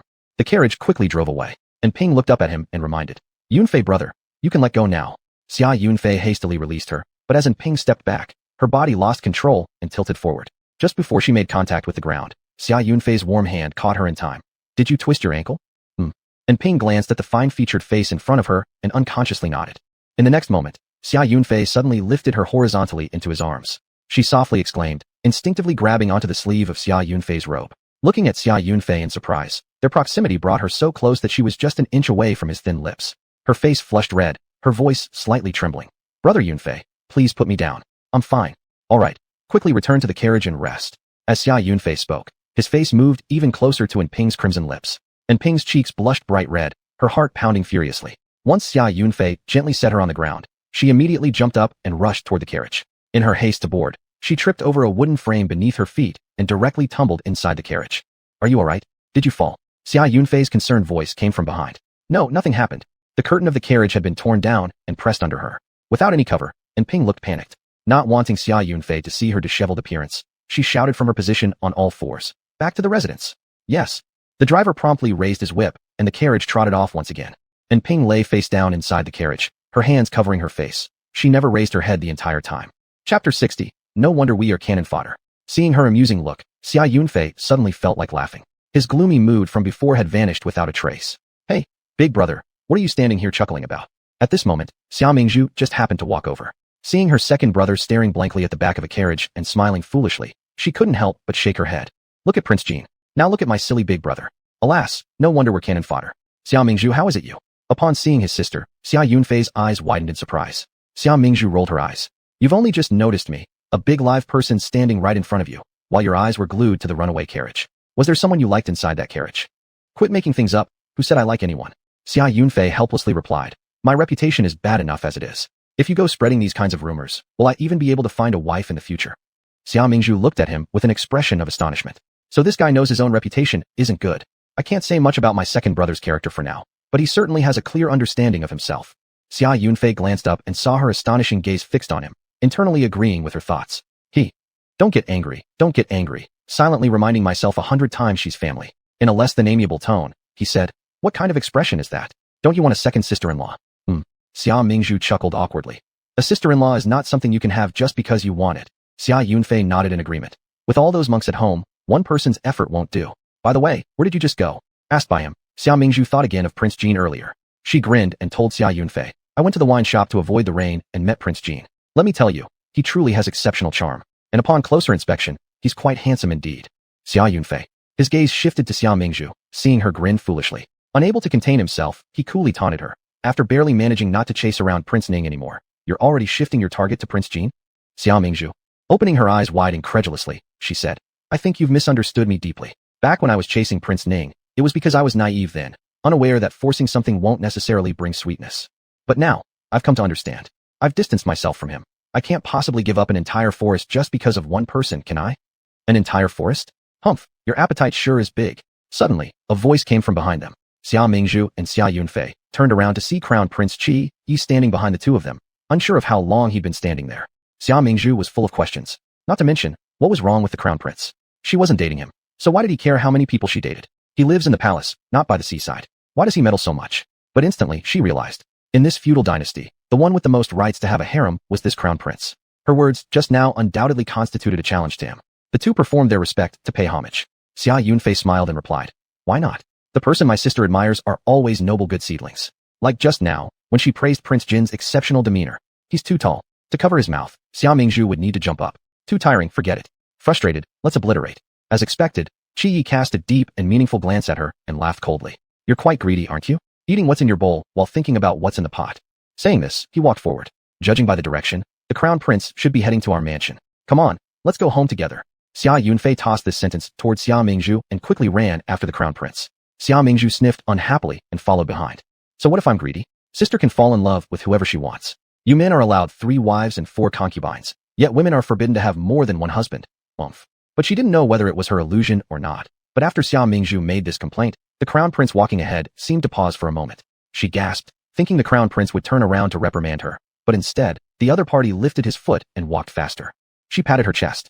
Geez, I thought he heard me. What a scare. When the group arrived at the mansion of the National Protector, they had just entered the courtyard. When Xia Qinghe came rushing over like a cat seeking its illicit prey, there she was, graceful and elegant, bowing elegantly to Crown Prince Qi Yi. Your Royal Highness. Qi Yi inclined his head slightly, inviting Xia Qinghe to rise. No need for formalities. Xia Mingzhu narrowed her eyes and watched them from afar. So far, the plotline has gone haywire. Therefore, any man appearing near the female lead might ascend to the male protagonist. She calmly observed the Crown Prince's reaction, yet it seemed as though he was completely unaffected by the hormones exuded by Xia Qinghe, the heroine. He consistently kept a distance of no less than 2 meters between them, as if there were invisible lines marking out boundaries. Afterward, he left without hesitation, walking straight past Xia Qinghe and departing. This made Xia Mingzhu suspect. Had the plot swapped the position of the female lead? If so, with whom? Mingzhu, your elder brother is calling you to come in. Xia Mingzhu stood there dazed, looking up to see her second brother Xia Yunfei, standing at the study door shouting for her. She hurried over promptly. Standing not far away, Xia Qinghe's eyes flickered when she saw this, and she too followed them. However, once Xia Mingzhu entered the room, the study door slammed shut right after her. Xia Qinghe was left outside. Her face instantly lost all its color. appearing ominous and horrifying. She remembered how before, when her brothers discussed matters, they only let her enter and never allowed Xia Mingzhu, that foolish love-struck idiot, to listen in. But now something seemed wrong. Why did she feel like she had swapped places with Xia Mingzhu? Inside the room, eldest brother Xia Yunza asked Crown Prince Qi Yi directly. Your Highness, is there a new complication on the battlefield that prompted you to rush over? 6 months ago, the chief of the Wuxi barbarians, Tan Zhang, instigated chaos. The emperor dispatched their father, the national protector Xia Zhonghai, to quell the rebellion. Their father, fierce and stern, maintained strict military discipline and was a true hero who could stabilize the chaotic world. Just recently, they had heard their sister Xia Mingzhu's warning. Mingzhu said that their father would be poisoned by a trusted subordinate, rendering him powerless in battle, ultimately dying pierced by 10,000 arrows. They immediately sent a message to their father, and following Mingzhu's warning, he indeed caught the trusted subordinate attempting to poison him. Although the traitor had been dealt with, battles change in an instant, and new complications could arise any time. Hearing Xia Yunza's words, Qi Yi nodded. The grain shipments sent by the court were intercepted again by the barbarian tribes. Although the grain defenders fought valiantly, the grain was still plundered. He spoke solemnly. Without sufficient provisions, the army would inevitably suffer in battle. Upon hearing the Crown Prince's report, the Xia brothers were immediately worried. How can the soldiers fight if they're starving? That's true. Without these soldiers, how could we have peace and prosperity in our nation? The court is gathering more grain supplies, Qi Yi replied. Already collecting 500,000 measures of grain. I've come this time because I wish for Brother Yunza to personally escort the grain to the border city, ensuring that it reaches your father, the national protector. Chapter 61, Start of Chaos. Xia Yunza was the son of the Guardian Duke and possessed exceptional martial arts skills. With him guarding the grain transport, everyone was assured that it would not be raided again. Xia Yunza immediately nodded. All right, this time I will personally oversee the transport, ensuring the grain reaches the military camp safely. Qi Yi agreed, and then discussed with a few others how to guard this batch of supplies on the road. Seeing their serious expressions, Xia Mingzhu knew something was amiss. She couldn't help but mutter to herself. TSK, I hear that after discovering the betrayal of his confidants, my righteous and loyal father, the Guardian Duke, suddenly changed as a person, beginning a chaotic spree of killings. In his chaos, others are also implicated. What he doesn't know is that the leader of the Wuxi savages, Qin Zhang, has already formed an alliance with the nobles in the capital. The traitors he killed were nothing but small fry. The real mastermind has yet to emerge. Alas, no wonder they say great heroes don't usually fall on the battlefield at the front lines, but rather by the hidden arrows from behind. As Xia Mingzhu thought, she felt a sudden stillness around her. Looking up, she saw the shocked expressions on the faces of her brothers and the Crown Prince. She was quite startled, swallowed nervously, and silently criticized herself. Damn, what's going on? Why does everyone feel so eerie lately? Are they secretly mutating? With a loud smack of her lips, Xia Mingzhu hesitated whether to get up and leave. Suddenly, the group dispersed their gazes. Xia Yunza coughed lightly and suddenly said, I've heard the fourth brother has also started leading troops recently, completely defeating an enemy regiment just days ago. He's showing promise. Over time, he'll surely grow into a general capable of standing on his own. Upon hearing about Xia Yunda, Xia Mingzhu frowned. My fourth brother, Xia Yunda, a natural general betrayed by villains, was left hanging on the city walls for 7 days and nights. Truly pitiful. Her older brother, Xia Yunze, began to cough even more violently. Her second brother, Xia Yunfei, stared wide-eyed. Their fifth brother, Xia Yunwu, plopped down onto a chair looking as if the sky had fallen. Even their third brother who constantly held a wine jar was so shocked he raised his head. What? Fourth brother was going to die tragically? And even have his body hung for days? It was absolutely unbearable. Qi Yi watched Xia Mingzhu intently, emotions swirling inside. Could she really predict the future? Xia Mingzhu carefully pondered the events involving fourth brother Xia Yunda. When she looked up, she found the discussion among the several people in the room heating up further, their expressions heavier than before. Standing up, Xia Mingzhu said, You guys talk business, I won't meddle with you. I'm off to eat something. Having said that, amidst the focused gazes of a few people, she calmly departed. Currently, the big kitchen was deserted.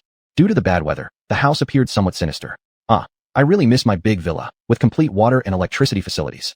In the dimness, while muttering, Xia Mingzhu felt her way to find the candle. However, despite trying multiple times, she could not ignite the tinder. Furrowing her brows in earnest study of the firestone, a ghostly female voice suddenly came from behind. Xia Mingzhu. Turning back, Xia Mingzhu noticed a white-clad woman had appeared somewhere in the room. Her face turned pale as she shouted, A ghost! Almost instinctively, she hurled the firestone she had been holding at the figure. The ghost was struck directly and toppled over. Xia Mingzhu's heart raced. And then, she saw the ghost rise again. Apparently enraged, the ghost yelled, Damn you, why did you hit me? On closer inspection, Xia Mingzhu realized who it was and exclaimed, Xia Qinghe, why are you dressed like this? Xia Qinghe's face turned beet red, unsure whether it was from anger or being hit. Hearing the Crown Prince liked simple elegance and frugality, she deliberately dressed plainly. She applied some white powder on her face to look paler, hoping it would make her appear more pitiable and draw the Crown Prince's compassion. But Xia Mingzhu mistook her for a ghost? She truly was her nemesis. As Xia Mingzhu was about to say something, another haughty shout echoed from behind. Autumn Water, you wicked girl, do you intentionally defy me? You can't stand still without causing trouble. Hearing this arrogant voice, Xia Mingzhu furrowed her delicate eyebrows and glanced at Xia Qinghe, still standing in place, then turned to exit the door. Seeing this, Xia Qinghe also followed her out. Outside, Madame Su stood fuming in the courtyard, arms akimbo. Autumn Water was pushed and shoved onto the ground, her face swollen from slaps, clearly having endured quite a beating. Xia Mingzhu frowned and walked forward. Seeing her come out from the kitchen, Madame Su's face flashed with a moment of panic, clearly not expecting her to be in such a place normally reserved for servants. Oh miss, why are you here as well? Xia Mingzhu ignored her and instead went to help the girl Qiu Shui, who was on the ground. Qiu Feng and Qiu Shui were maids who had been by the side of the original hostess since childhood, even younger than the hostess herself. After Xia Mingzhu came over, she received much care from these two girls. Moreover, she herself had lived through an entire life before. In her heart, these two young maids were like children, so Prince Jean saying she had a penchant for being a nanny wasn't wrong either. Xia Mingzhu steadied her mind and poked Qiu Shui's swollen half-face. Hey, someone hit you. Miss. Qiu Shui's eyes were bright red with tears streaming down her swollen cheeks, but stubbornly refused to say another word. Did she hit you? Xia Mingzhu pointed toward Madame Su standing not far away. A flash of panic crossed Madame Su's eyes, but quickly disappeared. She was after all the wet nurse of Lady Xia, the head madam of the house, enjoying a lofty status within the household. Even Xia Mingzhu, as the elder daughter, should show her some respect. Thus, she firmly stood in place unmoving, only glaring severely at Qiu Shui, who shivered. Seeing her expression, Qiu Shui tightly shut her lips, staying silent. It wasn't that she didn't feel aggrieved, but she knew it would cause trouble for her own mistress if she said anything. Xia Mingzhu straightened her expression. Qiu Shui, how have I usually instructed you? Qiu Shui immediately froze, replying. The miss told us not to start trouble, but also not to fear trouble. Xia Mingzhu nodded and asked again. How many slaps did she give you? After hesitating for a long time, Qiu Shui muttered, 2 slaps. Before she could finish speaking, she saw her lady rubbing her fists towards Madame Su, delivering a resounding slap in return. Slap. The crisp sound of the slap echoed particularly loudly. Madame Su was stunned. What just happened? Xia Qinghe, who was standing at the doorway watching the commotion, was also dazed. Was she seeing things or what? Xia Mingzhu smiled sweetly at Madame Su and said, Sorry, as you must know, what goes around comes around. Besides, Qiu Shui is in my courtyard. I treat her like a little child. If this child gets hit and no one stands up for her, it will affect her mental health. Wouldn't you agree? Having finished her speech, slap, Xia Mingzhu delivered another slap. Chapter 62. Not yet married but already ruined her reputation. You dare to hit me? Mrs. Su covered her already numb face, her eyes filled with disbelief. She had been serving the lady for over a decade. Even the lady herself had never laid a finger on her. The servants below all listened to her, and whenever there was something good or delicious in this household, the lady always rewarded her first. How could Xia Mingzhu, a young woman not yet married but already having ruined her reputation, dare to hit her in public? Anger surged uncontrollably in her heart. But Xia Mingzhu, despite her youth, was still her mistress, so she couldn't hit back. All she could do was cover her face and question. At least I'm an old servant by the side of the lady, and you dare to hit me? Aren't you afraid I'll tell the lady? She believed she had delivered the strongest deterrent against Xia Mingzhu. Xia Mingzhu gave a cold snort. Even if the prince himself were here today, I would still hit you without hesitation.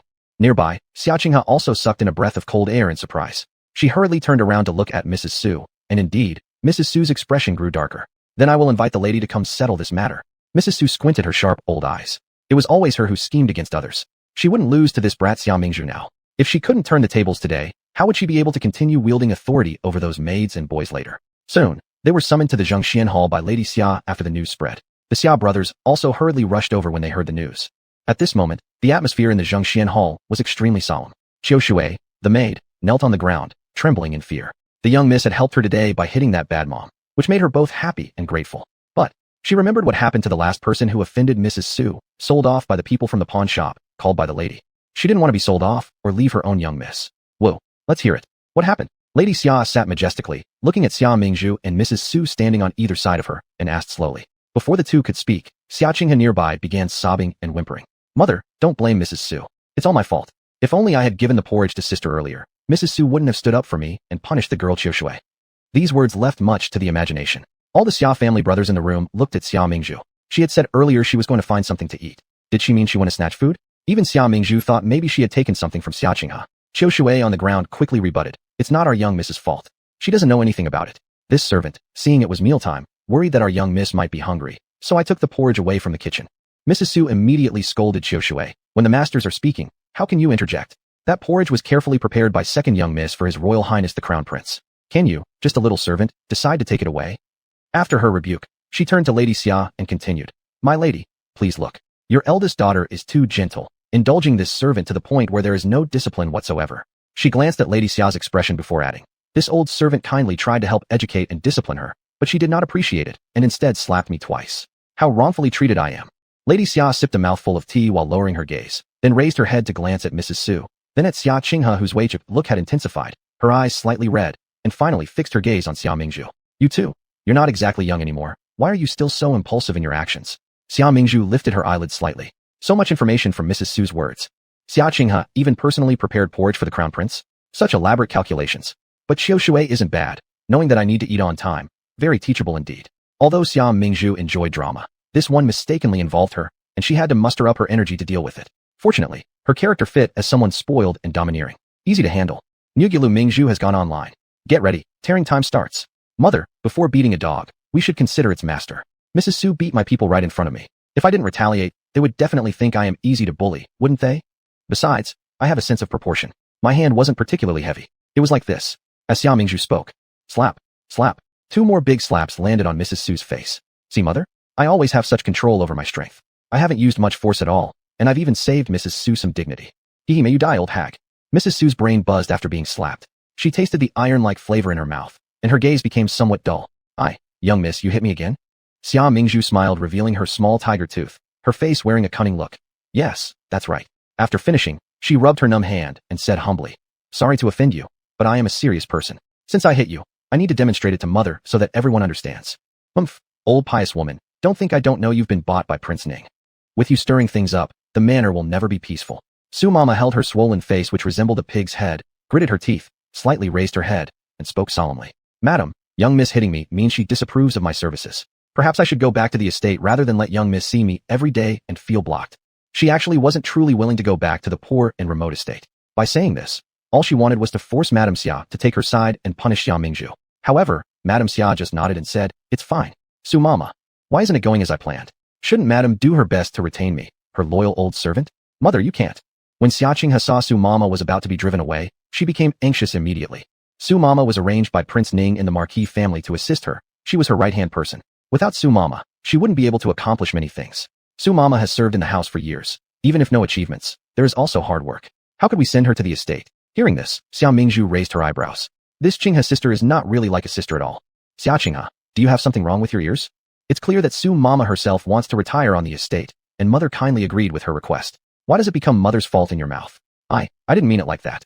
A flash of dark clouds passed through Xia Qinghe's eyes, and she immediately realized something was wrong. She and Su Mama came here to accuse Xia Mingzhu, but how did it end up Su Mama being driven away? If you didn't mean it, then I don't think you're one of those who likes to slander the mistress.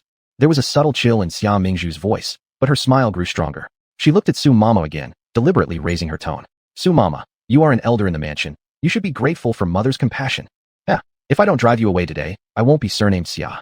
Chapter 63. The Dog Prince Loves to Eavesdrop. After being stared at for a long while by Xia Mingzhu's bright eyes, Mrs. Su's back suddenly felt a chill, and she reluctantly spoke. Madam has been like a mountain of grace to me. Without her, there would be no me today, and I naturally feel grateful. Seeing Xia Mingzhu lean towards Lady Xia, the 2 mother and daughter chatting with laughter, Mrs. Su was flustered inside. Indeed, even if Xia Mingzhu is worthless, she is still Madam's biological daughter. Even though Madam has shown various degrees of disfavor toward her in the past, when it comes down to crucial times, Madam naturally leans towards her own daughter. No matter how diligently I've served Madam for decades, in their hearts, I am but a servant after all. She harbored resentment in her heart, yet her face appeared pained. The old servant is willing to go to the estate, but I'm worried about you, Madam. Only my homemade congee can satisfy you. Xia Mingzhu turned around and met her eager gaze with a cold laugh. Congee? It's this very congee, painstakingly made by her hands day by day, that has worsened mother's health until eventually she had no choice but to stay in bed as a waste. Lady Xia's complexion immediately changed, disbelief washing over her as she glanced towards Mrs. Su, an imperceptible flicker of menace crossing her brows.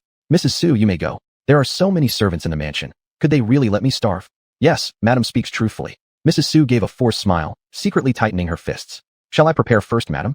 Lady Xia waved her hand lightly and said, Go ahead. Jir, send 2 people to assist Mrs. Su. She must be safely delivered to the estate before nightfall. Yes, mother.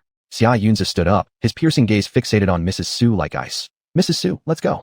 Mrs. Su didn't expect things to end this way, despairing, finally leaving reluctantly with heavy steps. Watching her leave, Xia Qinghe stood there feeling desolate and troubled. With Mrs. Su gone, Xia Yunzi returned to the mansion. Arrangements were made for a banquet, since Crown Prince Qi Yi would remain for dinner. When Qi Yi arrived at the flower hall, through the beaded curtain, he saw the delicate figure of a young woman, mistaking her for Xia Mingzhu. His heartbeat fluctuated instantly, and the corners of his lips, previously tightly closed, slightly rose in an almost invisible arc. But as he approached, the strong aroma and scent of powder overwhelmed him, raising his eyes only to find Xia Qinghe in plain attire instead. Your Highness. Upon seeing Qi Yi, Xia Qinghe elegantly stepped forward and bowed gracefully, appearing graceful and delicate. Qi Yi glanced behind her to confirm no one else was there, then immediately bypassed Xia Qinghe, stepping away. Xia Qinghe was momentarily stunned, then glanced at her clothing. Confused, had she received incorrect information? Does the prince dislike her outfit? Crown Prince, the banquet is set up in the rear chamber. Allow me to lead you there. Xia Qinghe paused, then caught up from behind. Even before reaching her, the sharp, unpleasant fragrance preceded her arrival. A flicker of irritation crossed Qi Yi's eyes as he quickened his pace. At the door of the rear hall, inside came the clear, pleasant laughter of a young girl. Following was Xia Mingzhu's critique. Crown Prince, your majesty looks tense every day, as if I owe him money which he's demanding. Anyway, I won't sit at the same table with him tonight. We'll eat separately. Qi Yi's lips had been firmly pressed together all along, and now his entire face darkened. Standing behind him, Xia Qinghe heard these words clearly. Witnessing the prince's expression, she inwardly sneered. Xia Mingzhu, daring to criticize the prince behind his back. You're in for a bad time. Seeing Qi Yi standing motionless, Xia Qinghe quickly raised the curtain for him. Crown Prince, please come in. Hearing her voice, Xia Mingzhu froze, turning around to see indeed Crown Prince Qi Yi entering frowning. She was so startled that her teacup nearly fell, thankfully rescued just in time by Xia Yunfei beside her. Your Highness, Brother Heir and I were going to greet you, but we hadn't expected you to come yourself, ha. Xia Mingzhu gave Qi Yi a pleasing smile despite her inner grumbling. Dog Prince, coming silently without making a sound, and liking to eavesdrop on everything. Qi Yi sniffed coldly. Is the evening meal ready? I'm hungry. Oh, I'll rush to the kitchen. Xia Yunfei, seized with sudden enlightenment, hurriedly lifted the curtain and went to the large kitchen, dragging Xia Qinghe along as well before leaving. Initially unwilling to leave, Xia Qinghe decided it was better to avoid getting involved should the prince become angry soon, and so followed. Seeing them all run off unkindly, Xia Mingzhu felt miserable inside, but still wore a cheerful expression as she said, I have some bean porridge cooked here. Would the crown prince care to try some? Drink it, especially prepared for you. The evening twilight settled upon her, enveloping her in its glow and enhancing her charm further. As Qi Yi looked at the lively Xia Mingzhu with a rich array of expressions on her face, he suddenly found her extremely interesting, and his mood became much brighter. He sat beside Xia Mingzhu and said, all right. Xia Mingzhu stiffened slightly, unsure whether he had heard her previous comment about not sitting at the same table as him. Subsequently, she respectfully offered him the bowl of congee with both hands. Your Highness, please enjoy. My meal needs to be tasted by someone first. Qi Yi placed his sleeves near his forehead. The varying shades of shadows fell on him, making him resemble the moon in the sky and snow on the earth.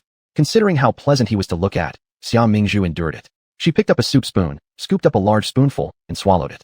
After a moment, she pushed the bowl along with an unused spoon towards Qi Yi. Prince, I'm fine. The crown prince glanced at the new spoon but didn't take it. Instead, he ate from the spoon she had already tried. Thunderstruck, Xia Mingzhu froze on the spot, feeling somewhat disoriented. Goodness, is the crown prince sharing the same spoon with me? Doesn't he know this counts as indirect kissing? Or is his highness confusing spoons? Hence, Xia Mingzhu thought as such, her heart gradually calming down. The porridge tastes good. Please serve some more. The crown prince showed no unusual behavior, finishing the entire bowl of porridge. Oh, he really eats like a starving ghost reincarnated. Xia Mingzhu put on a fake smile and served him another large bowl. Qi Yi looked at her with a slight smirk. Young Miss Xia knows the rules. By this time, Xia Mingzhu's mind had already turned into a mess, and only after a while did she react, realizing that he wanted her to taste for poison again. Didn't I just do that earlier? Doing it again? He must have too much free time. Xia Mingzhu grumbled inside, but outwardly gave no sign and reached for the new spoon. Qi Yi stopped her. His voice was unhurried but firm. No need to bother. Let's use the one in my hand. Xia Mingzhu's fair cheeks immediately flushed red, her big eyes looking as if they would pop out of their sockets. When Qi Yi noticed her hesitation, he sneered. What? You're repulsed by this crown prince? Is it a matter of being repulsed or not?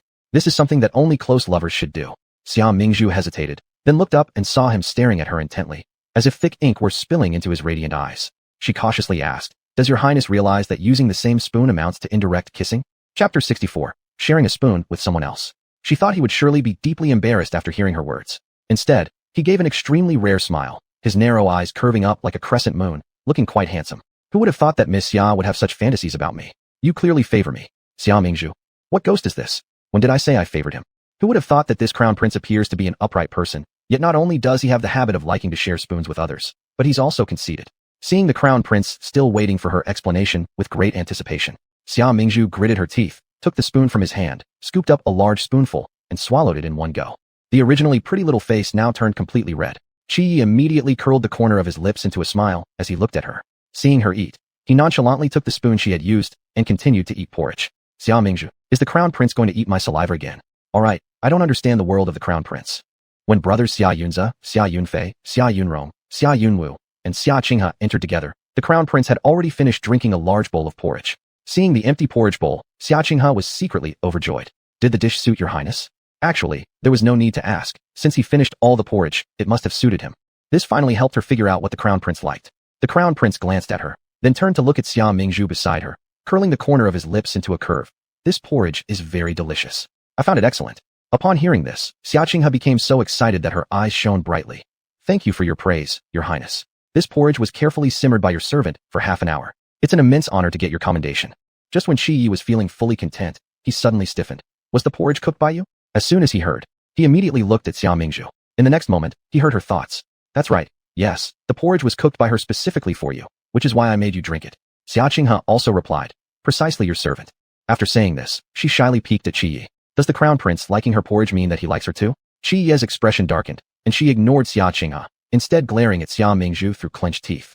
Very good, extremely good. Seeing his suddenly expressionless face break into laughter, Xia Mingzhu felt a jolt of tension, instantly sensing it like an ominous cloud covering the sky. The banquet is ready. The crown prince has waited long enough. Please calm your anger. Xia Yunze led several spineless older brothers who were all pleading for mercy. Xia Qinghe also curtsied respectfully, wiping sweat with her handkerchief, though she was filled with confusion, not knowing what angered the crown prince. Xia Mingzhu frowned while looking at the angry-looking Qi Yi. Didn't you just drink so much porridge? Why are you upset about the delay in serving the feast? Could it be that you're mad because the bland porridge filled your stomach and left no room for the big meal? Who made you drink so much anyway? Qi Yi's eyelids twitched as he eyed Xia Mingzhu meaningfully, the unfathomable emotions in his eyes spreading like wildfire. No problem. I'm full from drinking porridge, so I won't stay for the banquet. Young Miss Xia, see me out. Huh? Oh, suddenly being named, Xia Mingzhu was startled, muttering inwardly. How dare a man want a girl to send him home? What kind of mentality is this? Drinking porridge with my spoon, walking out requires me to escort you, and you aren't even my parent, spoiling you like this. Walking ahead, Qi Yi stumbled slightly, almost falling. Xia Mingzhu hurriedly followed with concern. Your highness, be careful. It serves you right for messing with me, sister. The Xia family brothers who remained behind looked at each other in bewilderment. What did they just hear? The crown prince drank porridge using their sister's soup spoon? The usually aloof crown prince actually shared eating utensils with someone? They seemed to have uncovered some earth-shattering secret. Xia Qinghe originally wanted to follow out to send off the crown prince, but upon turning and seeing her brothers standing there perplexed, she paused. After exiting the marquis estate, arriving before the crown prince Qi Yi's carriage, Xia Mingzhu struck her pose to send him away. Please walk slowly, your highness. Qi Yi turned back and lazily swept her with a glance. Tall and handsome, his imposing presence pressed down on everyone. His eyes reflected the cold glow of the moon, brows slightly knitted together, like a heavenly deity scrutinizing mortal ants below. Such powerful bearing. Xia Mingzhu stepped back slightly, appearing somewhat shaken. Qi Yi looked at her, his expression complicated. You don't need to be so formal in front of me. Oh, how amiable towards me now. Is the sun really rising in the west? Xia Mingzhu was thoroughly baffled, unsure of what madness had possessed him, but still wisely responded with a all right. Huh, what situation is this? Still not leaving? What? Are you so dissatisfied with me? Qi Yi revealed a sneer. Not at all, not at all. How dare I? Xia Mingzhu instantly recovered her sycophantic demeanor. Your highness is tall, strong, and incredibly handsome, with an elegant demeanor and kind personality. You're simply the man every woman in the world wants to marry, without exception. Xia Mingzhu smiled flatteringly at Qi Yi. After hearing her words, Qi Yi's previously gloomy expression immediately turned sunny. And you? Me? What about me? Xia Mingzhu looked at him curiously. What do you think of me? Qi Yi asked. I also think you're pretty good. Xia Mingzhu replied. The prince has been kind to me, so I have no reason not to like you. Xia Mingzhu laughed, but it was unusually fake. That's not what I meant. Qi Yi left his sentence unfinished, trailing off. Xia Mingzhu stared at him expectantly. She had a feeling today's crown prince was somewhat different from usual. Never mind, you can go back. Qi Yi massaged his temples and waved her away with a gesture. Oh, Xia Mingzhu quickly turned around. This man really is getting harder to deal with. Just as she was about to dash off, Qi Yi called her back again. Wait. Xia Mingzhu halted, turning around in surprise to look at him. In the palace, they are soon going to choose a consort for me. Qi Yi knitted his thick eyebrows together. Beneath them were his determined and intelligent eyes which for the first time revealed some hesitation before her. Xia Mingzhu immediately understood. Ah, now I know why he's been acting weird today. Pre-wedding jitters. Also, fair enough. There's no free love in ancient times, let alone the marriage matters of the crown prince being decided by himself. She couldn't help feeling a bit sympathetic, so she advised. Hey, don't stress out. Try to be more relaxed. Just think of your future wife-to-be as a lucky charm.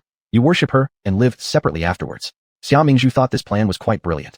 But unexpectedly, Qi Yi gave a cold snort, seemingly laughing out of irritation. TSK. Live separately. Xiao Mingzhu, you sure have guts. Xiao Mingzhu didn't understand why he got angry. She was giving him advice, and he should be grateful to her. Why was he instead flying off the handle? Is it because he thinks I've tainted love, defiled marriage? Who would have thought? This crown prince is just a pure-hearted boy after all. Chapter 65. The woman who enraged the emperor. The crown prince eventually stormed off in a huff. Xiao Mingzhu looked at his departing carriage with complicated eyes. The crown prince was indeed a strange person. Sometimes he stared at her with a heavy gaze. Other times he ignored her completely. Sometimes he spoke to her kindly. Other times he hurled insults. She quickly figured out his character. An unpredictable moron.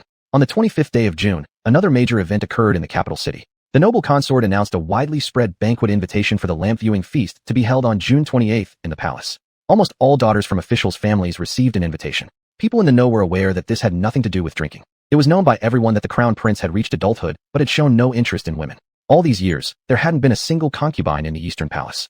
High-ranking officials in the court had repeatedly petitioned the emperor to select a consort for the crown prince to secure the foundation of the nation. In essence, this lantern-viewing banquet was the emperor's way of hosting a selection contest for the crown prince. The talented and beautiful young women of the capital numbered in the thousands. Numerous noble ladies holding invitations dressed up early on the day of the banquet, hoping to make a stunning impression at the feast. After all, once one entered the Eastern Palace, even as just a low-ranked attendant, they would enjoy boundless wealth and honor when the crown prince ascended the throne. Moreover, the crown prince could write poetry at 4, compose at 7, debate with renowned scholars at 12, shoot arrows accurately from 100 paces away at 14, oversee the performance assessments of scholars across the realm at 15, and became regent at 16. He was a genius in both literary and military pursuits, with an appearance unmatched in the world and bearing like none other. Girls of marriageable age in the capital were vying tooth and nail to enter the Eastern Palace. But Xiao Mingzhu didn't want to. She scrutinized the invitation in her hand back and forth. Isn't this selection too hasty? After all, the empress isn't his real mother and doesn't genuinely care for his well-being. The crown prince's birth mother, the empress, had passed away long ago. The emperor never remarried, leaving the management of the palace to consort Gui. Now, even the names of herself and Xia Qinghe, her sister, appeared on the list for the selection. It wasn't worth mentioning about Xia Qinghe being a concubine's daughter, but her own name was also listed even though she had already been disengaged from an engagement. This clearly showed how casually consort Gui approached this matter. Xiao Mingzhu shook her head. I don't wish to become the crown prince's consort anyway. Can I just not attend this banquet? Sitting beside her, Xia Yunzi glanced at her and said, once the imperial family selects, the chosen one must comply. Do you have a choice? Hearing this, Xiao Mingzhu instantly lost spirit and muttered, fine, I'll go. But selecting a consort should be about finding someone well-educated and virtuous. That has nothing to do with me. I'll just go to the Forbidden City for a fancy meal. I've heard that each meal in the palace consists of 48 dishes. I will indulge in this extravagant royal banquet. The location of this lamp-viewing banquet was set in the imperial garden, and consort Gui herself would personally oversee the final selection for the crown princess. When Xiao Mingzhu and Xia Qinghe arrived at the imperial garden, many noble ladies and accomplished maidens were already there. The garden was beautifully decorated with colorful ribbons hung everywhere, along with various lanterns suspended above. Servants and guards were all over the garden, making the setting quite grand. For now, since consort Gui hadn't arrived, the invited noble women gathered into small groups, chatting and admiring the lanterns. Seeing the Xia sisters, many turned their attention to them. Xia Qinghe looked around and smiled coyly. Sister, those noble women are giving you odd looks. As someone who had her betrothal ended, you really shouldn't be attending this banquet.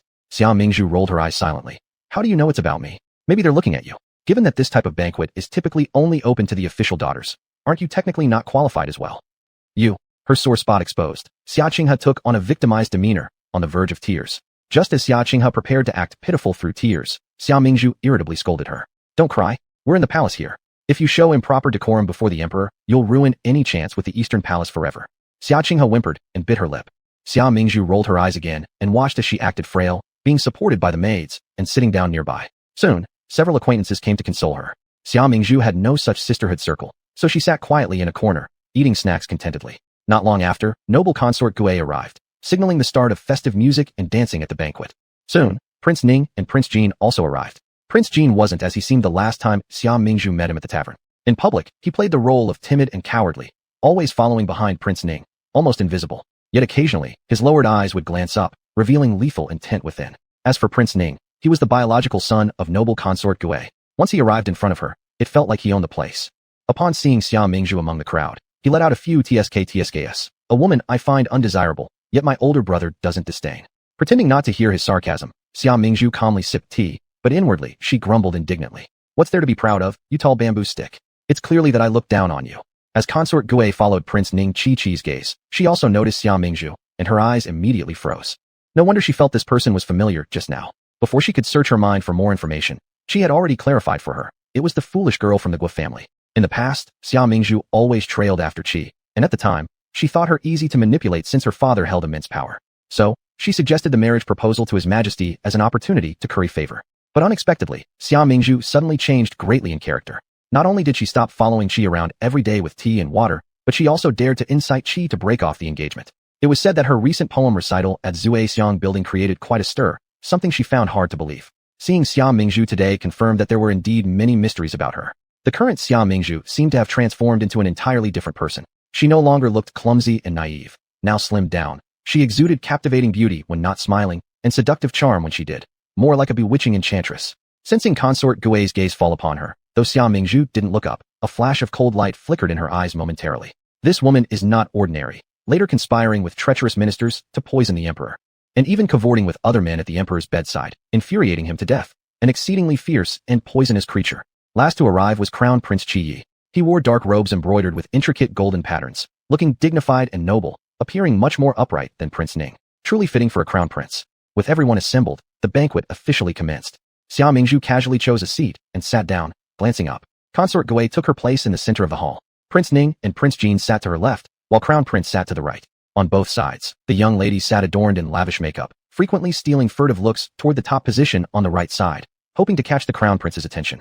However, the Crown Prince sat straight-backed, his eyes showing no ripples. To him, this banquet was merely a necessary ritual that he had to attend. He never intended to select any Crown Princess. Xia Mingzhu also looked over at the Crown Prince seated above. A one-to-many matchmaking event without a time limit. Good luck to you. Chapter 66. Two men competing for one woman. Lady Gao looked over the young ladies with interest. She whispered to Prince Ning beside her. Cheer, since you've already broken off your engagement with Xia Mingzhu, this is a good opportunity to look at the noble women from various families. If there's someone who catches your eye, tell me, mother. You're not getting any younger. If you find someone suitable, it should be settled. I understand, mother.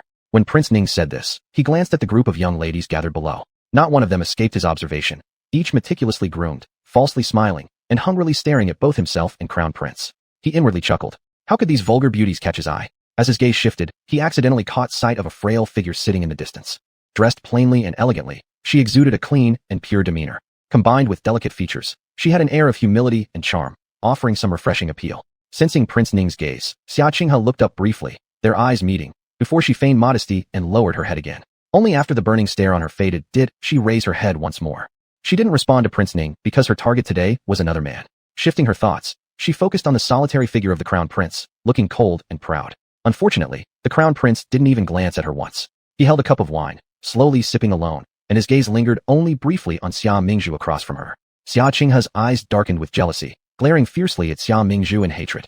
Halfway through the banquet, Lady Gao suggested that every two young ladies form a pair to offer a toast to everyone, so she and the Crown Prince could clearly observe all the noble women. The young daughters of prestigious households eagerly carried their wine cups forward in turn. This girl is too thin, unacceptable. She won't bear well in the future. This one is too fat. Look at that physique. Where's the gracefulness of a maiden? Oh no, this one has a slight hunchback.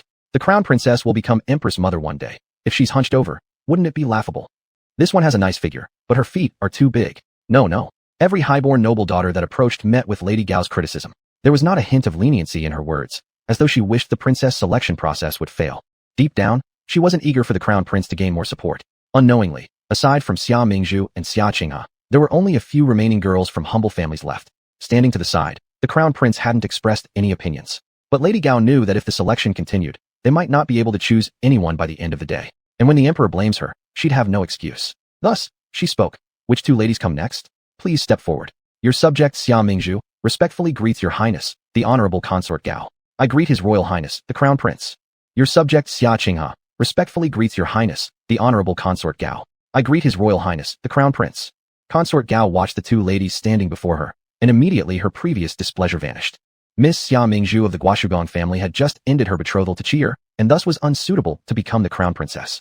This country-raised illegitimate daughter, however, seemed quite compatible with the Crown Prince. Although she came from low status, unworthy of being Crown Princess, which might lead the emperor to object, if the Crown Prince insisted, she was more than willing to provide assistance. After all, the more absurd the Crown Prince's behavior, the better Qi would appear. Stand up and lift your heads so her highness may see. Xia Mingzhu and Xia Qinghe obeyed Lady Gao's order, straightening up and looking at her. Xia Mingzhu looked stunning in her light purple silk gown, her clear gaze reflecting an elegance that accentuated her beauty. Xia Qinghe also bore no comparison. With her pale complexion, almond-shaped face, she contrasted sharply with Xia Mingzhu's bold and dazzling features, radiating the innocence and purity akin to a dew-covered white rose. The young ladies of the Xia household are truly beautiful. I take one look and immediately like them. If my memory serves me right, you're the one who dazzled everyone last year at the palace banquet. You look like a celestial being now. The house of Huoguo knows how to cultivate their young ladies. Consort Gao praised Xia Qinghe repeatedly, without mentioning Xia Mingzhu once. Yes, your majesty remembers such events from a year ago. Your memory is excellent. Xia Qinghe responded gently, feeling elated by Consort Gao's compliments. Look, even her highness likes me. Can Xia Mingzhu compete? Everyone present realized the same thing. Consort Gao favored Xia Qinghe. Yer, what do you think of Miss Xia? Asked Consort Gao to Crown Prince Qi. Qi's gaze, however, fell upon Xia Mingzhu, who kept her head bowed. He replied absent-mindedly, she's fine. I knew you'd like Miss Xia. Consort Gao's laughter grew even louder as she reached for a jade ruby from the nearby eunuch, clearly preparing to hand it over to Xia Qinghe. Xia Qinghe's heart leapt with joy, and she was just about to extend her hand. Suddenly, Prince Ning stepped forward from behind and snatched the jade ruby, which symbolized the selection of the crown prince's consort. Cheer, what are you doing? Consort Gao hadn't anticipated this act from Prince Ning. I like Miss Xia Qinghe, Prince Ning declared while holding the jade ruby firmly before thrusting it back into Consort Gao's hands. At that moment, Xia Qinghe was taken aback. The jade ruby had slipped through her fingers? After hearing Prince Ning's words, Consort Gao's features turned cold immediately, and she reprimanded. Cheer, stop playing around. Miss Qinghe is not suited for you. Your mother will choose another noblewoman for you. Why? Didn't mother just now praise Miss Qinghe endlessly? Prince Ning retorted, brimming with anger. Oh my goodness, two men competing for one woman. This scene is too intense. Meanwhile, Xia Mingzhu watched closely, enjoying the drama unfold up close. Annoyed, Consort Gao glared at her son, furious enough to want to kick him for failing to understand her painstaking intentions. All this fuss over a single woman has clouded his judgment. But at the same time, she knew her son's obstinate nature. If he dug in his heels, even 9 oxen couldn't drag him back. With frustration, she pressed her chest, then suddenly shifted her gaze to Xia Mingzhu standing silently nearby. Xia Mingzhu was casually sipping her wine, clearly relishing the spectacle unfolding. Seeing this made Consort Gao angrier. Her thoughts spun rapidly, and she suddenly smiled, curling her lips. Prince Ning and His Royal Highness have such deep brotherly affection. It's truly playful teasing, without considering how awkward it might make the ladies. Enough, I shall take back this jade ruby for now, and you brothers must cease your antics. The banquet continues. Don't let anything dampen our spirits. Oh yes, I've heard about the wonderful poem Miss Xia Mingzhu composed last time at Zuexiang Pavilion. It was about the bright moon. Why don't you recite it now for everyone? She said this while her eyes darted towards Xia Mingzhu. Upon hearing these words, Crown Prince Qi glanced towards Xia Mingzhu again instinctively. All those present also fixed their gazes on Xia Mingzhu, their eyes filled with envy, disdain, or curiosity. Guess who's been served some juicy drama? Truly, unexpected calamity. Chapter 67, Bowing to Wipe the Crotch. Suddenly turning into a melon, Xia Mingzhu looked up and saw all eyes were focused on her. She took a deep breath, stood gracefully upright, but before she could speak, a cold sneer from Prince Ning came alongside. She's merely lucky for the moment. A bumbling fool is still a fool. A country chicken will never turn into a phoenix. Upon hearing this, everyone burst out laughing. How infuriating! Xia Mingzhu glared at him angrily, then returned to calmness. She restrained herself and chuckled. Yes, I am not very talented, so let me embarrass myself right away. Saying that, she held her wine cup and passed by Prince Ning. But pretending to lose her balance, she tilted sideways and splashed the entire cup of wine onto his robe. You old sixth, now you'll know what heart-stirring cold truly feels like. Xia Mingzhu, what are you doing? As a chill suddenly hit his body, Prince Ning immediately screamed and jumped up. Everyone nearby was shocked as well. The palace maidens serving them hurriedly brought silk handkerchiefs to wipe Prince Ning clean. Seeing that the wine had fallen perfectly where she intended, Xia Mingzhu smiled in satisfaction. Then, she acted panicked. Oops, my apologies, Your Highness. My hand slipped. However, seeing your current appearance gives me inspiration. A revised version of the poem from last time just came to mind. Let me see if you like it. Xia Mingzhu recited slowly. Before the bed, bright moonlight. Spilling bowlful of wine soup. Lift your head for a silk handkerchief. Bow down to wipe your crotch. As she recited, she gestured with her hands. With a loud bang, everyone in the banquet burst into laughter. This time, however, the mocking laughter was directed at Prince Ning. After finishing her poem, Xia Mingzhu gave a slight smile. Haha, since you've made me lose face, it's only fair that I make you lose yours too. You think you can bully me? Why don't you weigh how much you really amount to first? Seated beside Prince Ning, Prince Jin watched Xia Mingzhu with great interest, his lips curling up involuntarily. This woman has more tricks than expected. The crown prince's gaze remained fixed on Xia Mingzhu. Looking at her smug expression, he couldn't help but laugh. Prince Ning was nearly driven mad with anger, glaring at Xia Mingzhu while cursing furiously. Xia Mingzhu, you have some serious guts daring to satirize me. You're royal prince. Don't you want to live anymore? Empress Noble's sharp eyes pierced towards Xia Mingzhu, and she shouted coldly. TSK. The crime of offending a prince is punishable by death. Servants, slap her face. Let's see if she'll keep talking nonsense. Hearing these words, Xia Qinghe glanced at Xia Mingzhu, her mouth curving up with a tinge of malicious smile. Xia Mingzhu looked up, her eyes icy. Your Majesty, might there be something inappropriate here? I'm merely carrying out your instructions. How do your punishments fit justice, then? What? Do you dare to question this palace? Empress Noble was enraged. Quick, attack. What are you waiting for?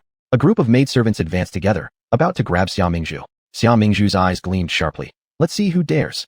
Do you want to test my 8-section brocade? Come on then, approach me. The maidservants were terrified by her audacity. If no one moves their hands, I'll order your mouths slapped as well. Empress Noble showed her cruelty all over her face. With no choice but to comply, the servant stepped forward to hold Xia Mingzhu's arms tightly. Release me. Suppressing people through authority? Is this lawlessness or what? Xia Mingzhu cried out. Poisonous women are indeed cruel. They aim for underhanded strikes when given an opportunity. Law? I am the law. Prince Ning rose stiff-faced and strode towards Xia Mingzhu. Though calm in appearance, the intense pressure radiating from between his brows carried an aura reminiscent of destruction at a wave of a hand style of tyrant novels. And Ma, autumn's chill has arrived. Perhaps it's time to bankrupt House Wang. Hit her already. What are you all waiting for? Empress Noble ordered again loudly. At that exact moment, Prince Qiyi, the crown prince, abruptly stood up, his pupils freezing cold like ice. Just as he was about to utter a word, a clear voice rang behind. Highly esteemed Empress Noble, why should you be so furious? Everybody turned around. Princess Chongning appeared gracefully, offering a light smile to the Empress. Miss Mingzhu is innocent and straightforward. It's merely some joking, isn't it? Some lively banter always livens up this imperial feast. Seeing Princess Chongning arrive, Empress Noble choked on all her previous anger. Being in the palace for years, she was fully aware of the influence the princess wielded both in the emperor's heart and within the court. Therefore, even after taking control of the 6 seals representing supreme female power, she tried her best not to come into direct conflict with the princess. Regaining her composure, Empress Noble buried the ferocity in her eyes deeper inside. Her previously gloomy demeanor loosened slightly. The princess is absolutely correct. The imperial feast must remain harmonious and joyous. Therefore, Miss Xia's disrespectful conduct can be forgiven. The princess lightly smiled. Indeed, Empress Noble understood the situation perfectly. No wonder over the years, while empresses and concubines surrounding His Majesty changed constantly, only Empress Noble consistently retained her favor. The senior princess beckoned Xia Mingzhu over, bringing her close and lightly tapping her forehead with delicate fingers. You're always rash and reckless. Don't forget to thank noble consort Gao. Xia Mingzhu complied smoothly, bowing gracefully to consort Gao. I thank you, Your Excellency, for your kindness in not punishing me. Seeing the senior princess showing such closeness, Consort Gao suddenly became much more lenient. All right, you may rise. Xia Mingzhu stood up and returned to stand by the senior princess. The senior princess smiled warmly and pulled Xia Mingzhu to sit beside her on an empty seat. Moments later, the crown prince, Prince Ning, and Prince Jin stood together before the senior princess and Xia Mingzhu, heads bowed as they respectfully greeted her. Recalling Prince Ning's earlier words, in this palace, I am the law. Xia Mingzhu could hardly suppress her laughter. Big stick, aren't you embarrassed? I'm embarrassed for you. Meanwhile, Xia Qinghe, seeing how favored Xia Mingzhu was by the senior princess, burned with jealousy in her sharp gaze, unconsciously reducing the almond pastry in her hand to powder. After the banquet concluded, Consort Gao flung her teacup to the ground in uncontrollable rage. In this palace, no one has dared to defy me so insolently. Prince Ning, standing nearby, also gave a cold snort. This Xia Mingzhu is truly becoming more and more out of control. Consort Gao glanced at him, using the brocade handkerchief offered by a maid to wipe her hands clean. Speak. What is your relationship with that illegitimate daughter of the Xia family? Upon hearing Consort Gao mention Xia Qinghe, Prince Ning quickly responded, Mother, she is the woman I admire, and I wish to marry her. Marry an illegitimate daughter? Do you even have a brain? Do you want a woman to ruin your reputation? Consort Gao berated him furiously. I once thought you were the most clever and sensible among my children, but now you've become so confused. Then recalling something, Consort Gao questioned, Cheer, tell your mother the truth. Was it this woman who incited you to end your engagement with the legitimate Xia daughter? Such a scheming woman must be completely cut off from your life. Mother, please calm down. Prince Ning looked troubled but still attempted to explain that Xia Mingzhu is the legitimate daughter of the duke's household. She will have a bright future even if the engagement ends. But Qinghe is different. She's an illegitimate daughter, and our bond is one of mutual affection. If I abandon her, she will have no way to survive. Chapter 68. You mustn't think money is vulgar. Noble consort Gao coldly snorted. Humph, how dare she, a mere illegitimate daughter, covet the position of Ning Wangfei? She's simply shameless. Prince Ning discontentedly replied, Mother, Qinghe, though an illegitimate daughter, is kind and pure-hearted. She's far better than that arrogant and ill-mannered Xia Mingzhu. Noble consort Gao gave another cold snort as she turned to Prince Ning. You shouldn't have come to the palace tonight. You've made such a mess, and now everyone's eyes are on you. You shouldn't be so impatient. Prince Ning was scolded by noble consort Gao and didn't dare to say a word. His head hung low with a severe and grim expression. Noble consort Gao glanced at him. This palace warns you. Before you secure that supreme position, you and that illegitimate daughter must not have any more dealings. Otherwise, don't blame this palace for being merciless. What? Prince Ning's face was filled with shock. Is mother planning to harm Qinghe? No, I promised her, I will protect her well. In this life, in my eyes and heart, there will only ever be her. Noble consort Gao's gaze was icy and her face stern. If you want to protect her, it's not impossible. Go back and court Xia family's legitimate daughter, and then, this palace will permit you to bring both the legitimate and illegitimate daughters into your house. In order to ascend to the throne, the support of the imperial princess is indispensable. Previously, she had repeatedly plotted against Ping, hoping to use Ping's death to completely break the strong-willed imperial princess so that she could no longer aid the crown prince. But something seemed to go awry every time, and all her plans fell through. Since brute force wasn't working, trying to ally with them might not be bad either. Although the imperial princess was distant from Qi'er, she was extraordinarily close to Xia Mingzhu. If Qi'er married Xia Mingzhu, there would be a chance to turn the situation around. This, Prince Ning frowned. Of course, he also wanted to ascend the throne as soon as possible, but he had just begged the emperor to cancel the engagement recently. Going back on that decision would make him look foolish.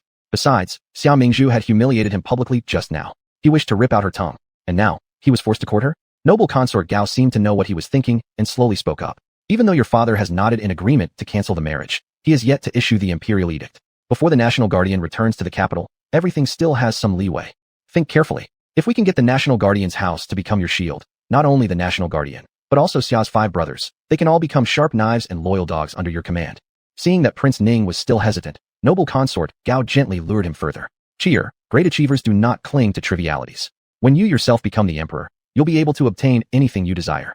At that time, even if you wish to make the illegitimate daughter empress, this mother doesn't oppose it.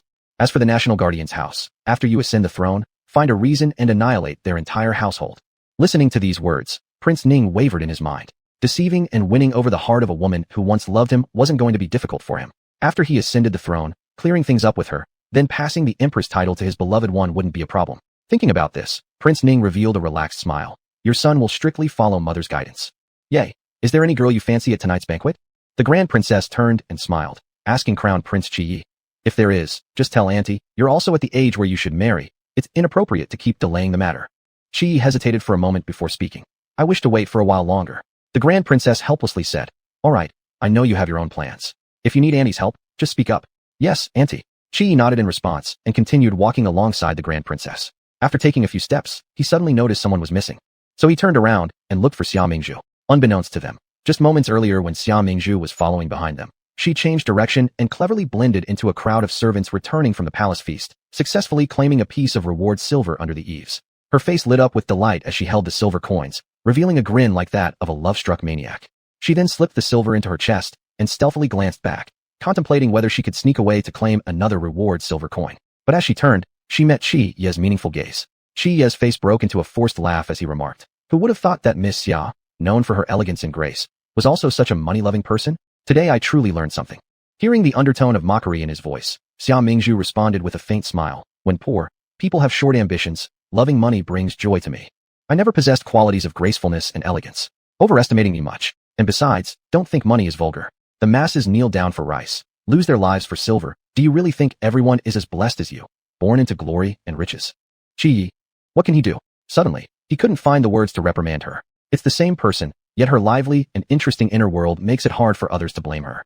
Xia Mingzhu pulled a face. If your highness looks down on me, why do you follow me around? Qiyi responded, I am not following you. I'm going to your house to discuss tomorrow's grain delivery travel plans with Yunza.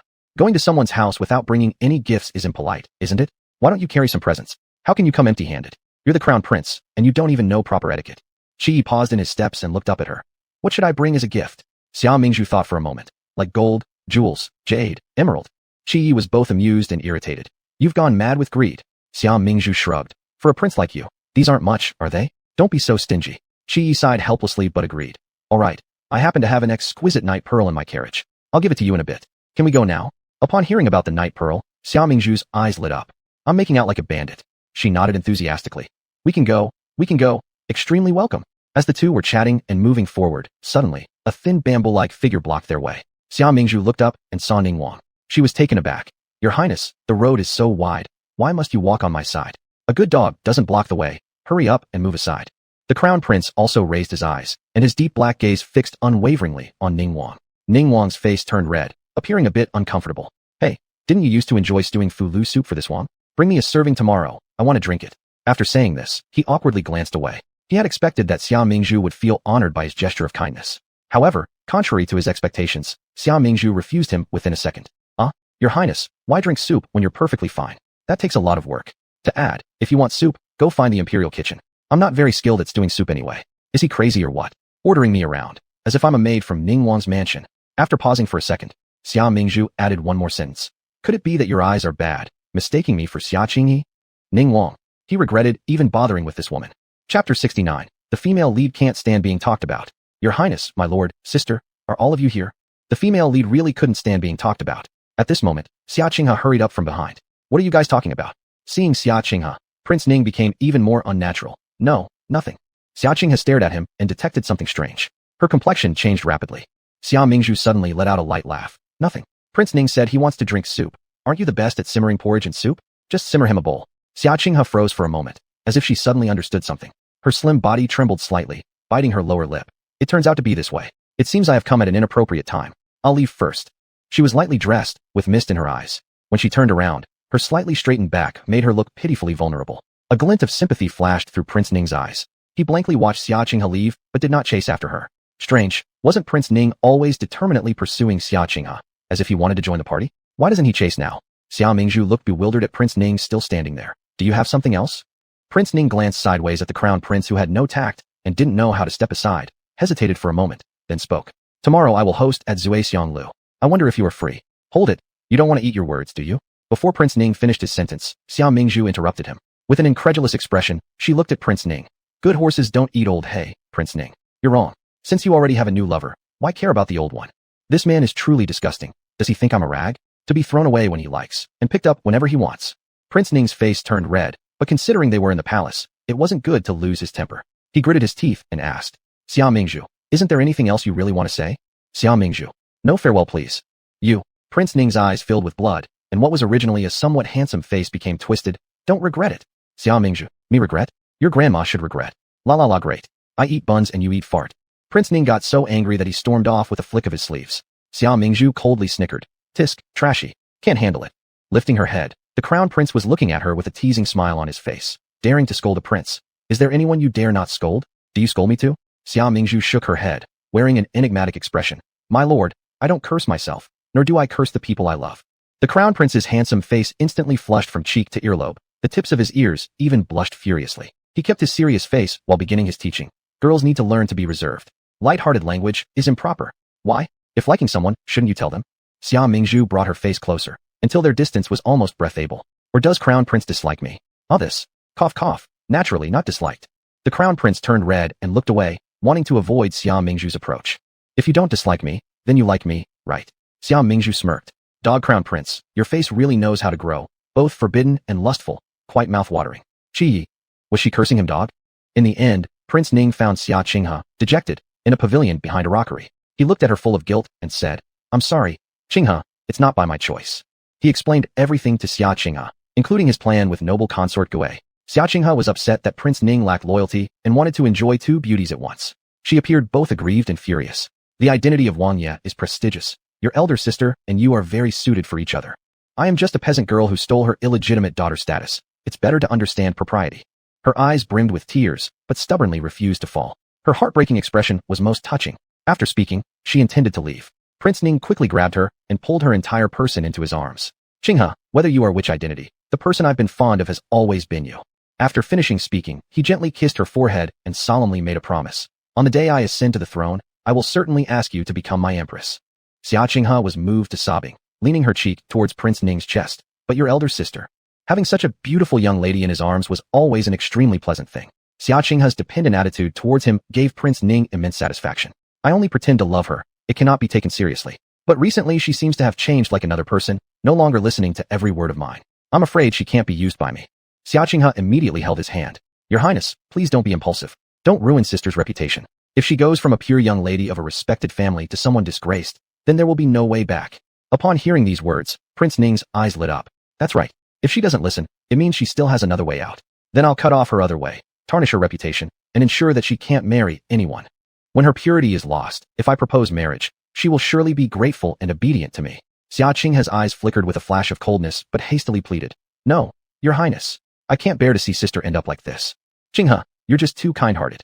Even though she's your nominal elder sister, when it comes to conflicting interests, disputes are inevitable. If she treated you well and regarded you as a real sister, It might be acceptable, but she does not do so. You're good, but kindness without edge will only hurt yourself. If you lack the mindset for self-protection, one day you'll suffer greatly. Prince Ning was carefully instructing her. Yes, I understand. Xia Qinghe humbly accepted the lesson, burying her face into Prince Ning's chest as she softly agreed. The prince smiled at her. Don't worry. Even if I marry her into the house, I won't share the same bed with her. My body and heart belong to you alone. A single sentence made Xia Qinghe's heart bloom with happiness and pride. She pretended to glare at him and teasingly scolded. How could that be possible? Won't sister then become a live widow? Prince Ning gave a cold snort. I won't touch her anyway. Hearing his resolute tone, Xia Qinghe smirked inwardly. Xia Mingzhu, how dare you stand in my way? Seated in the study, Xia Mingzhu sipped tea while listening to Crown Prince and her brothers discuss tomorrow's grain transport assignment. As she listened, she gradually understood several key points. 1. The court merely issues the task. As for how to accomplish it and whether those involved will survive unharmed, apologies, no responsibility taken. 2. During the escort period, or employment term, there's neither insurance nor pensions, and dying on the job brings no condolence or compensation. 3. No salary aside, the rest periods are miserably short. Once the mission starts, positions cannot be altered even if one tires and wishes for an easier post. Too dark. So evil. Eviler than the ruthless capitalists I met in my previous life. Chapter 70. Got hit by a stunned blow. The Xia brothers looked at her thoughtfully. Blackheart Capital? This was interesting. Their sister seemed to know many incredible things. Because of this, they avoided risks numerous times. For example, Xia Yunfei, the second brother, if not warned by his sister, would definitely have been trapped in the gambling den. The consequences were unimaginable. And Xia Yunrong, the third brother, brought back Yao Qing. She was a remorseless killer and harbored no good intentions toward the Viscount's estate. They remembered their sister's recent prophecy regarding the fate of the fourth brother. Skilled in martial arts, born a military genius, yet betrayed by villains and hung on the city wall for 7 days and nights by enemy forces. They had to find the fourth brother immediately and save him, but it was such a pity that they couldn't bring their sister along to the frontier city. Otherwise, they might discover more information. Thinking about all these, Crown Prince Qi Yi also turned to look at Xia Mingzhu. Sometimes, he just wanted to cut open her brain to see what she was thinking inside. Xia Mingzhu took a sip of tea and saw that several people in the room kept staring at her head. She felt nervous because of being stared at like this. She neurotically touched her upturned hair fuzz. What? Did my hair offend you? Several people shook their heads and retracted their gazes. Xia Yunze smiled. Mingzhu, remember to write letters to your older brother after I leave Beijing. Xia Mingzhu obediently nodded in agreement. With my chicken scratch handwriting, you probably won't be able to understand my writing anyway. But poor handwriting doesn't matter. I can find someone on the street to ghostwrite for me. Should I find Scholar Li who is graceful and elegant, or Accountant Liu who is strong and sturdy, or maybe Teacher Zhang from the private school who is humorous and lively? Oh gosh, what to do? It's so hard to choose. I want them all. Xia Yunze. He really feared that when he returned to Beijing, he would discover his sister had found 100 prospective husbands for him. Crown Prince Qi Yi suddenly coughed lightly and said to Xia Mingzhu, I happen to communicate with Brother Yunze every few days. When you feel like writing a letter, let me be your ghostwriter. Xia Mingzhu, did she look that eager? Qi Yi slightly tilted his gaze, dark eyes profound and cold, asking indifferently, understood. Okay. 100 dream men vanish in an instant. Xia Mingzhu gave Qi Yi a resentful glance. Thank you, Your Highness. Qi Yi saw Xia Mingzhu puffing out her cheeks dejectedly and faintly curved his lips. Elder brother Xia Yunze looked relieved as though watching over a non-player character. Seeing that Your Highness takes good care of my younger sister makes me feel very secure. Xia Mingzhu, secure? Secure in hell. The next day, third brother Xia Yunrong decided to accompany elder brother in escorting military supplies to the border city. Xia Mingzhu, along with second brother, fifth brother, and Xia Qinghe, sent them off outside the city gate. 10 miles outside the city gate in a pavilion, besides the convoy transporting grain, there was another caravan. And standing before the caravan was a beautifully dressed young gentleman in disguise. Xia Mingzhu immediately recognized her. She was Lady Lu Wanqiu from Ning Yuan Marquis' mansion. Upon seeing her, Xia Mingzhu suddenly caught fire with excitement. After greeting Lu Wanqiu, she directly pushed her towards Xia Yunze. Brother, this is Miss Lu. This time she's going out to practice leadership. Her business caravan also goes to deliver goods to the border city. There are dangerous thieves out there. Since you're going the same way, why not travel together? That way, you can keep each other safe along the road. Xia Yunze showed a hesitant expression. This. Before he could refuse, he heard his sister's thoughts. My dear elder brother, in the original plot, this young lady has secretly admired you. Later, after hearing news of your supposed death falling off a cliff, she committed suicide out of grief. In this lifetime, I hope this ill-fated pair can achieve a happy ending. He swallowed the words, not too convenient, back immediately, and instead changed his response. That sounds reasonable. Thank you, young Master Xia. After expressing her gratitude, Lu Wanqiu slightly raised her head. When Xia Yunze saw her delicate features, he felt an earthquake of emotion within him. It was indeed the very young lady who had given him a handkerchief to wipe his clothes last time. When Lu Wanqiu met Xia Yunze's surprised and tender gaze, her cheeks reddened slightly. The two looked deeply into each other's eyes. Xia Mingzhu stood beside them, smiling like a proud aunt. Big brother, Wanqiu, you guys need to work harder. Let something exciting happen on the journey. After bidding farewell to her brother and Lu Wanqiu, Xiaoqing has suddenly pushed a fortified, portable stove into Xia Mingzhu's arms. The morning air is chilly, and I am weak-bodied. Carrying this stove would actually inconvenience me. Please help me hold it, sister. Even though Xia Mingzhu didn't know that the portable stove had been tampered with, she refused anyway. Are you disabled? You want me to carry your stuff? How about I also carry you onto the carriage, baby? Xiaoqing's face instantly went white. I just suddenly feel unwell. Why must you be so heartless, sister? Here again to pick fights. Could it be that you're following the plot? Strange, isn't it? Isn't the plot all messed up now? I've already figured out your true face behind this innocent female lead facade. You're not a pure white lotus at all, yet you still pretend in front of me. Xia Mingzhu was tired of pondering and directly tilted her head slightly as she spoke. Xiaoqing, remember these 3 points. First, do your own things yourself. Second, bother me less when there's nothing and don't come to me even when there is something. Third, stay away from me because the air you breathe will cause my allergies. That's too much. Xiaoqing's face was filled with ruchik, on the verge of tears. She tightly gripped the hem of her skirt, then suddenly clutched her stomach. Ouch. It hurts. Xia Mingzhu frowned slightly. Hey, Xiaoqing, your stomach pain came awfully fast. It feels like it's custom-made. It hurts so bad. Xiaoqing bent over, her little face deathly pale, showing signs of immense pain. Qinghe, what's wrong with you? Could it be you ate something bad? Seeing her pitiful appearance, the second brother and fifth brother who were walking behind her quickly hurried forward, supporting her on either side. I'm in so much pain. So uncomfortable. Xiaoqing tightly clutched her stomach with both hands, then suddenly slumped and fainted into Xia Yunfei's arms. WTF. She fainted just like that? So skillful. Give you a thumbs up. Xia Mingzhu stood there stunned. Hurry, let's go to the medical clinic. Xia Yunfei hastily supported Xiaoqing, and together with Xia Yunwu, hurried toward the carriage with her. On the way, he didn't forget to turn around and call Xia Mingzhu. Mingzhu, hurry, keep up. You guys go first. I'll take another carriage back to the city. Xia Mingzhu waved at them. Don't think I haven't seen the hospital plot before, where the heroine ends up swapping hearts or kidneys with someone else. Another trick, trying to trap me again? No way am I falling for it. Xia Mingzhu went alone to look for another carriage. While walking back, she wailed and sang. One person's loneliness, 2 people's mistakes. But before she could sing the critical line, she was hit by a stunning blow. Her body immediately went limp, knocked unconscious. Just before fainting, she flicked her eyes. See? This is real fainting. Chapter 71. Making big money by selling herself. When Xia Mingzhu woke up again, she found herself displayed like a commodity on a soft bed in the center of the room, and her face was covered with a veil. Her clothing was revealing, barely covering 1/10 of what she usually wore. Cold, she wanted to pull the blanket beneath her to wrap herself, but she discovered she had no strength in her body. She felt as limp as noodles and couldn't even utter a sound. The only thing that could move freely was her eyeballs. Shit, have I been struck at an acupuncture point? Xia Mingzhu's eyes darted around wildly. She noticed the hall she was in was lively, illuminated by flickering, eerie light. Wine glasses were being raised, and a voluptuous pipa player swayed gracefully amidst licentious revelers enjoying pleasures without restraint. It was clearly a place for amusement and indulgence, but it wasn't the capital city. She had secretly visited all the brothels in the capital, but none were this big, so extravagant, or this advanced. At this moment, the madam walked over to Xia Mingzhu and smiled lightly. Esteemed guests, this is tonight's auction item from our red mansion. She has no name, only a symbol. Her symbol is Bright Moon. The madam was a woman in her 40s, dressed rather provocatively, with heavy makeup. Though old, her charm and beauty when young were still visible in her features. Hearing her words, Xia Mingzhu was shocked, as if suddenly awakened from a dream. Auction. I know this well. I used to sell the naked portrait of the crown prince. Now fate turns, and it's my turn to be sold. As the madam finished speaking, the bright environment became dim except for the central couch, where Xia Mingzhu lay, which remained illuminated. Xia Mingzhu chuckled inwardly. Not bad. This red mansion knows how to create an atmosphere.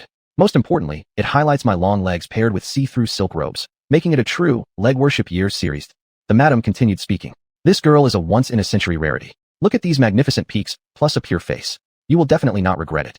The base price for taking Bright Moon away is 3,000 taels, and each bid must increase by no less than 100 taels. 3,300 taels.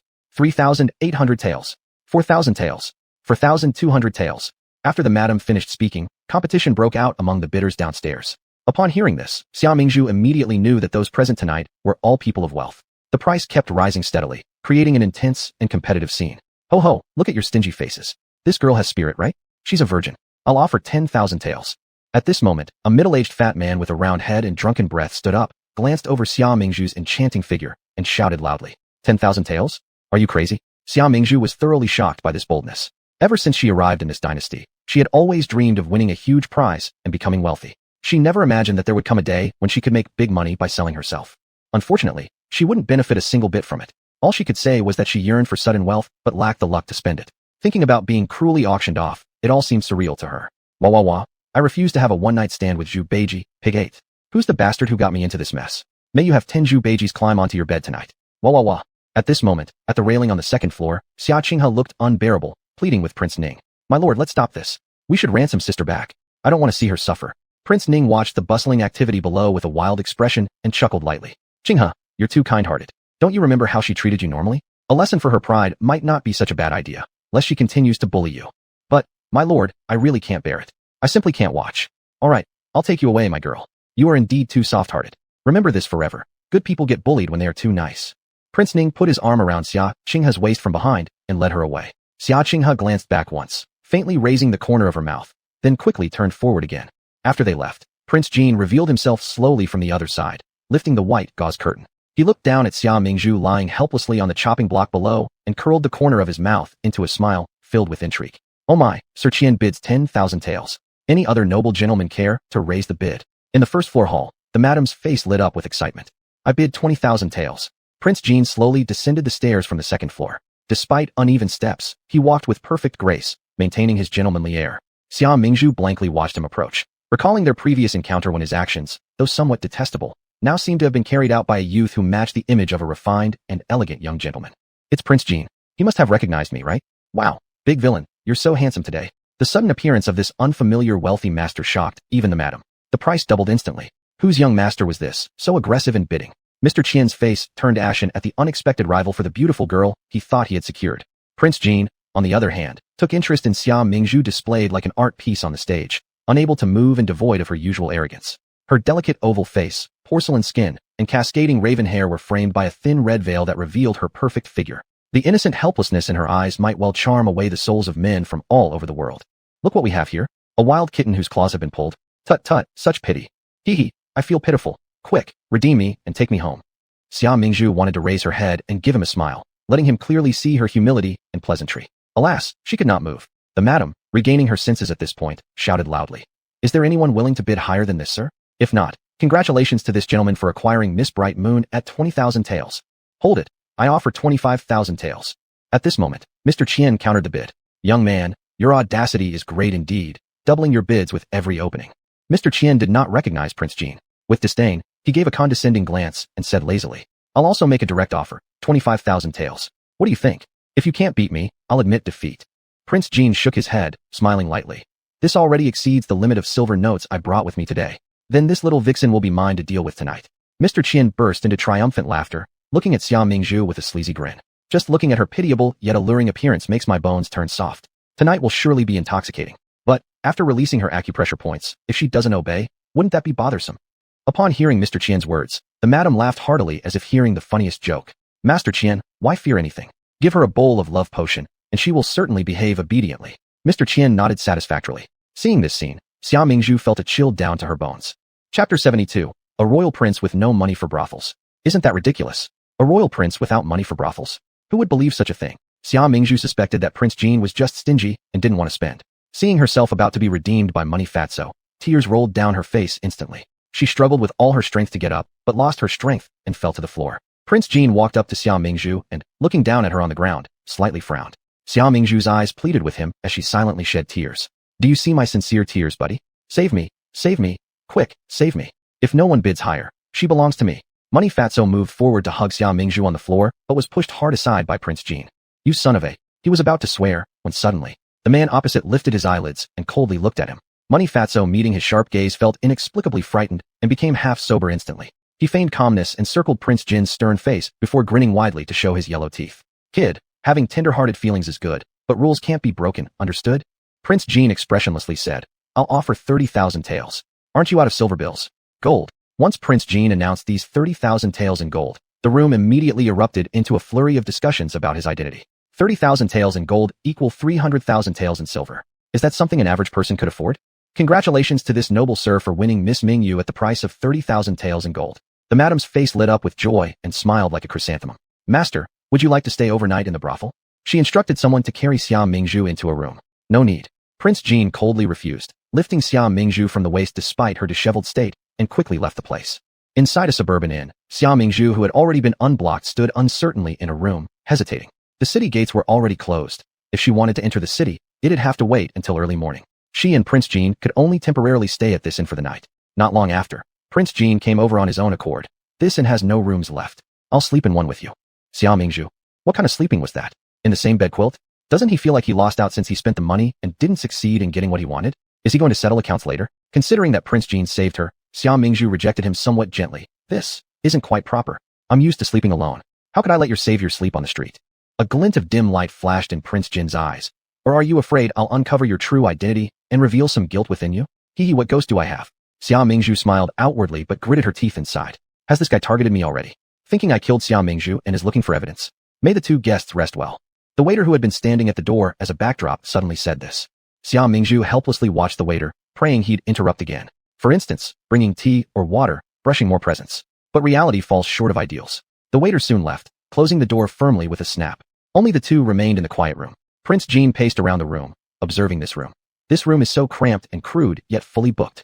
Xiao Mingzhu responded. Common folk don't care about that much. As long as they can sleep, it's fine. Prince Jean meaningfully glanced at her. However, the Xiao Miss I know was always picky, insisting on only the best. Xiao Mingzhu maintained her composure. People change. Once used to rich delicacies, one might still crave porridge and light dishes. Prince Jean softly chuckled, and then stepped up close to Xiao Mingzhu. Tonight, will you murder me in my sleep? Xiao Mingzhu looked at him speechlessly. If your excellency fears so, running now is still timely. Prince Jean scoffed. What am I afraid of? I'm not an impersonator. Xiao Mingzhu. Isn't this enough yet? After saying this, Prince Jean gave her a cold glare. I'll find your flaws sooner or later. Xiao Mingzhu. She wanted to say something, but seeing his unyielding look, she eventually shook her hand in frustration. All right, good for you. Just keep looking for flaws. She turned and threw a set of bedding at him. The bed's too small. You sleep on the floor. Even if it were a king-sized bed, I feel it'd still be crowded right now. Prince Jin's face darkened. He had just saved this woman, and instead of gratitude, she demanded he sleeps on the ground. He angrily grabbed the blanket thrown at him with accuracy and covered his head entirely before glaring furiously at Xiao Mingzhu. I've been used to luxury and comfort. How can I bear the cold of sleeping on the ground? Besides, is this how you treat your savior? Xiao Mingzhu turned to her side on the bed, lazily raised her eyes, and with a curl at the corner of her lips, she lightly said, if it's too cold, stand up and sleep then, don't make noise here. Prince Jean. What was he thinking rescuing her for? He wanted to throw her back. Xiao Mingzhu turned over and faced away from him. This Prince Jean is truly detestable. I equally disdain every haughty person above others. Nighttime. The sleeping Xiao Mingzhu was startled awake by a scream. Mother, mother, mother, no, don't kill my mother, no. Xiao Mingzhu woke up in shock and found that the voice belonged to Prince Jean lying on the floor. Seeing Prince Jean frowning tightly on the ground, her heart stirred. Prince Jean is having a nightmare? His mother passed away due to illness. Why is he yelling not to kill his mother? Listening to rumors, his birth mother was originally a foot-washing maid for the concubine Gui, mistaken as her by the emperor during a drunken stupor.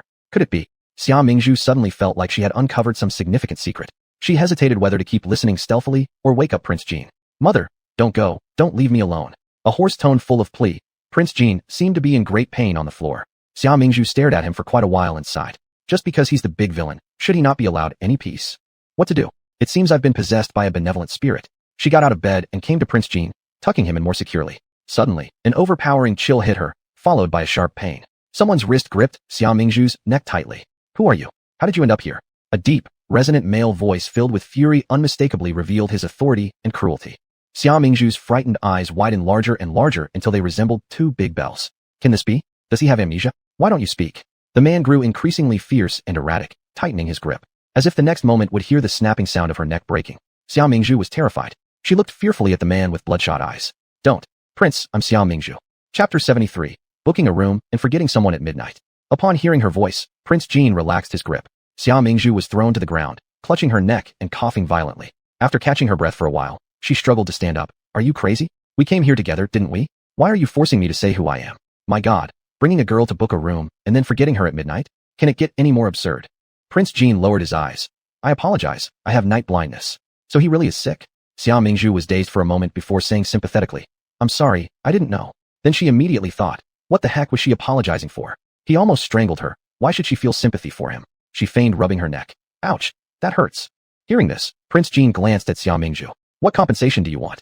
Huh? Xiao Mingzhu widened her eyes and ventured. Don't you have a lot of gold? I want 2 pieces. Prince Jean. She was still as unpredictable as ever. All right. He agreed and stared at her ambiguously, his voice low. You're not allowed to tell anyone about my night blindness, otherwise. All right, Xiao Mingzhu laughed, rest assured. Looking at her beautiful face, Prince Jean inexplicably felt a bit uneasy. He shook off this strange sensation and warned her. Apart from the gold I give you, don't expect anything else. Inside, Xiao Mingzhu was already grinning. What does that mean? All I want is money. I don't want anything else. This must be what it feels like to mooch. Pretty nice, da. But she still complained with feigned grievance. Heartless. At dawn, the sky brightened. Xia Mingzhu carried in a basin of cold water and walked towards where Prince Jean was sleeping, cooing sweetly. Your Highness, it's time to get up. I've brought your washing water. Prince Jean rubbed his eyes groggily and just opened them. As she approached, Xia Mingzhu tripped on her feet and with an oops, let go of the basin, splashing both water and basin right onto his face. Still half asleep, Prince Jean jumped up from the ground. But it was too late. From head to chest and down to his feet, he was soaked. Enraged instantly, he demanded, Xia Mingzhu, what do you think you're doing? Xia Mingzhu pretended to be shocked, covering her mouth, speaking softly. Oh no, Your Highness, are you alright? I didn't mean to. I just wanted to bring you some washing water, but accidentally messed up. You wouldn't blame me, would you? Haha, serves you right for choking me last night, making even drinking water painful this morning, duh. In light of the gold, I'll only take back some interest. That's fair, right? She even stepped closer and taunted further, ruffling his hair. Oh dear, look at all the water in your hair. Are you cold, Your Highness? Prince Jin's face turned green. Was she being intentional? That basin had fallen directly on his head without missing. Clenching his teeth, he muttered, not cold. Xia Mingzhu nodded like a leader patting his shoulder. Well, hurry up and get up. It's not early anymore. Prince Jean. Why did he save her? Could someone please take her away already? Early in the morning, Xia Mingzhu and Prince Jean entered the city. But they saw Ning Wang and Xia Qinghe at the city gate. Your Highness. Xia Qinghe greeted Prince Jean and then turned around to see Xia Mingzhu. Sister, how come you're?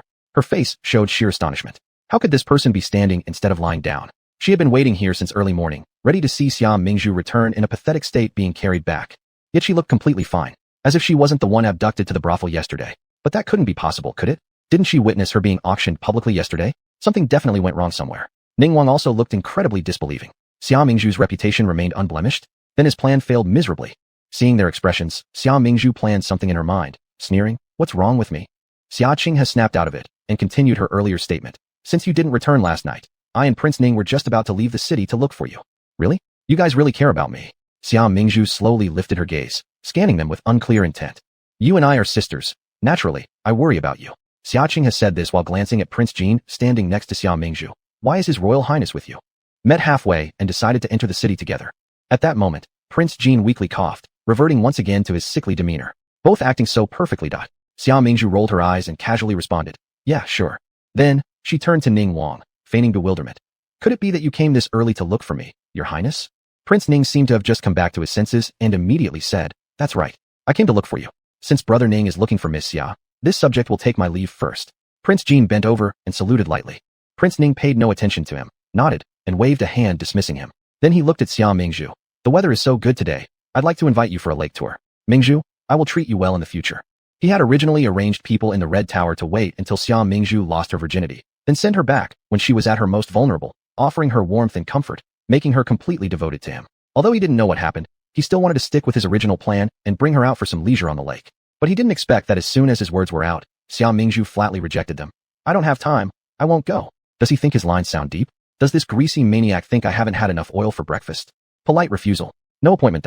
Prince Ning did not expect Xia Mingzhu to be so cold toward him now. He had been so nice to her, yet she remained unmoved. Seeing the impatience on her face, unwilling even to meet his gaze while frequently looking at the retreating back of Prince Jean instead, made Prince Ning furious. What did Xia Mingzhu mean? Could it be that he was inferior to a foot washer's son?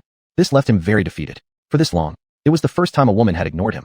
At the same time, it aroused his desire to conquer her. Unwilling to give up, he again extended an olive branch to Xia Mingzhu. You've been gone all night. Mother-in-law must be worried sick. Why don't I send you home? After finishing, he turned to Xia Qinghe for confirmation, right? Xia Qinghe almost couldn't stop laughing. You two are putting on a double act. Xia Mingzhu was already amused by this exchange. She sneered at Prince Ning.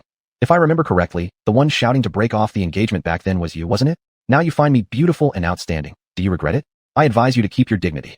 Xia Mingzhu, do you know what you're saying? Prince Ning could no longer hold back. Xia Mingzhu cleaned her ears. Shout softer, you're hurting my ears.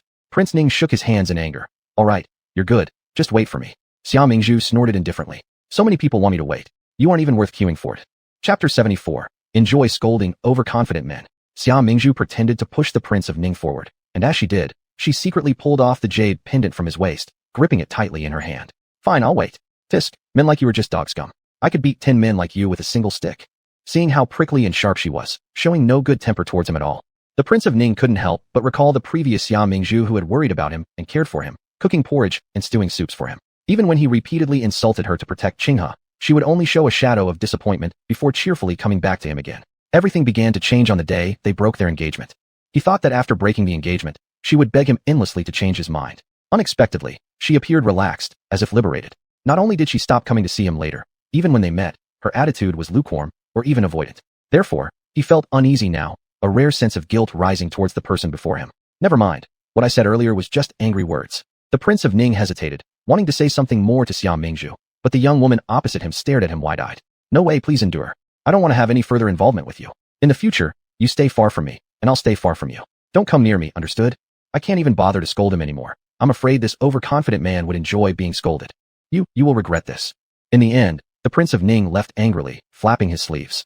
Xia Mingzhu shook her head. I can only be grateful for my current self. Abandoning a deadbeat guy like him is nothing. Xia Qinghe turned to look at her. Sister, you've gone too far. You've chased away the Prince of Ning.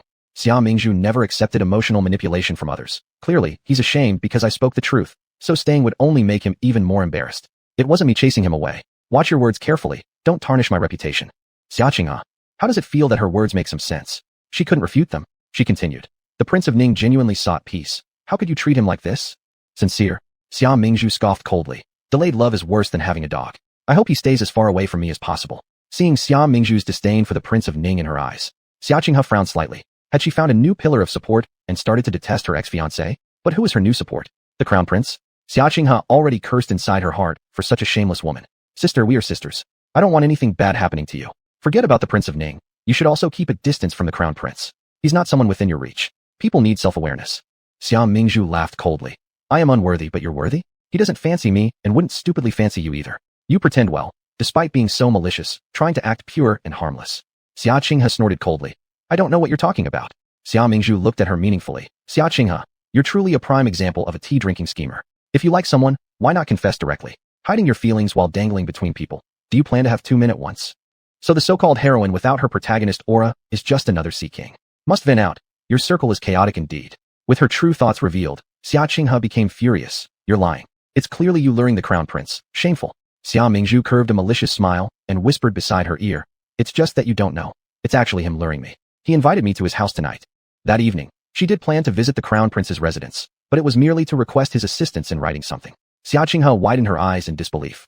Her face instantly turned pale as she shook her head at Xia Mingzhu. No, impossible. How could he be with you? Xia Mingzhu enjoyed her almost defensive expression, quietly adding fuel to the fire. I'm not lying.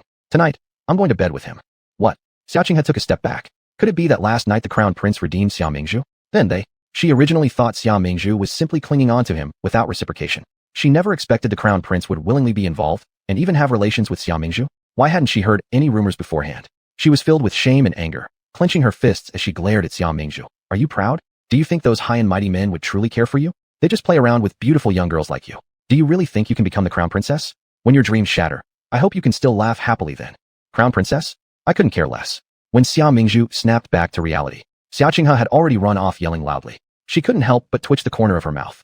Truly youthful and full of energy, Xia Mingzhu walked forward with an indifferent expression, turning a corner. Then, she saw a ghost. Why you? Your Royal Highness, when did you arrive? Xia Mingzhu felt a bit guilty. How long had he been standing here? Surely, he hadn't heard her nonsense words just now? Since you told Xia Qinghe that you would come to keep me company tonight. So he did hear it. Xia Mingzhu gave an awkward smile. You shouldn't take it to heart. Women tend to say things they don't mean when arguing. Don't take it too seriously. You also said that I lured you and invited you to my house tonight. Qi raised his eyebrows and approached her step by step. You have ruined my chastity. How should I punish you then? The look in his eyes was wild with defiance, like a fierce beast. With each step closer, she instinctively took a step back. She kept retreating until she hit the wall behind her and had no choice but to look up into his eyes. I'm wrong. Her voice trembled. Qi looked at the face of this young woman so close to him, feeling ripples in his heart. Aren't you afraid of me? No. Xia Mingzhu found her throat dry. Mom, I've fallen in love. His breath was just within reach, with a slight lemon fragrance. They stared into each other's eyes. Sparks jumped in her watery pupils and reflected into his eyes. His face slowly moved closer, and his warm breath blew onto her cheeks. As his lips were about to touch hers, she closed her eyes in a trance. Suddenly he stood up and coughed. Where does such a heavy powder smell come from? Xia Mingzhu opened her eyes wide. At the sight of Qi Ye's magnified handsome face, she woke up as if from a dream. Immediately 4 words floated above her head.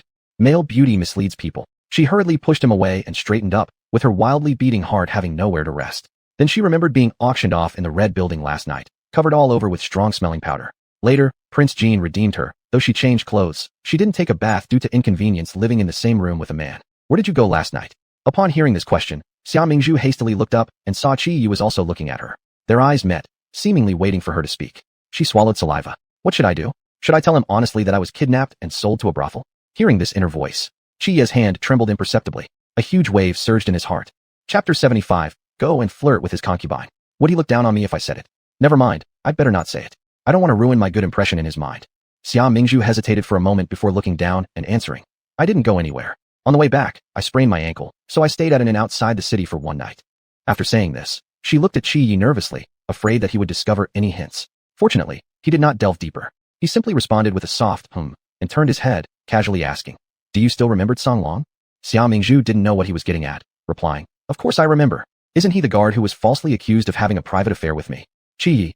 There was no need to explain things in such detail. After coughing lightly, he continued. He has a sister whose martial arts skills are exceptional. Now she is doing nothing in Crown Prince's palace. Why not let her go to your place and protect you?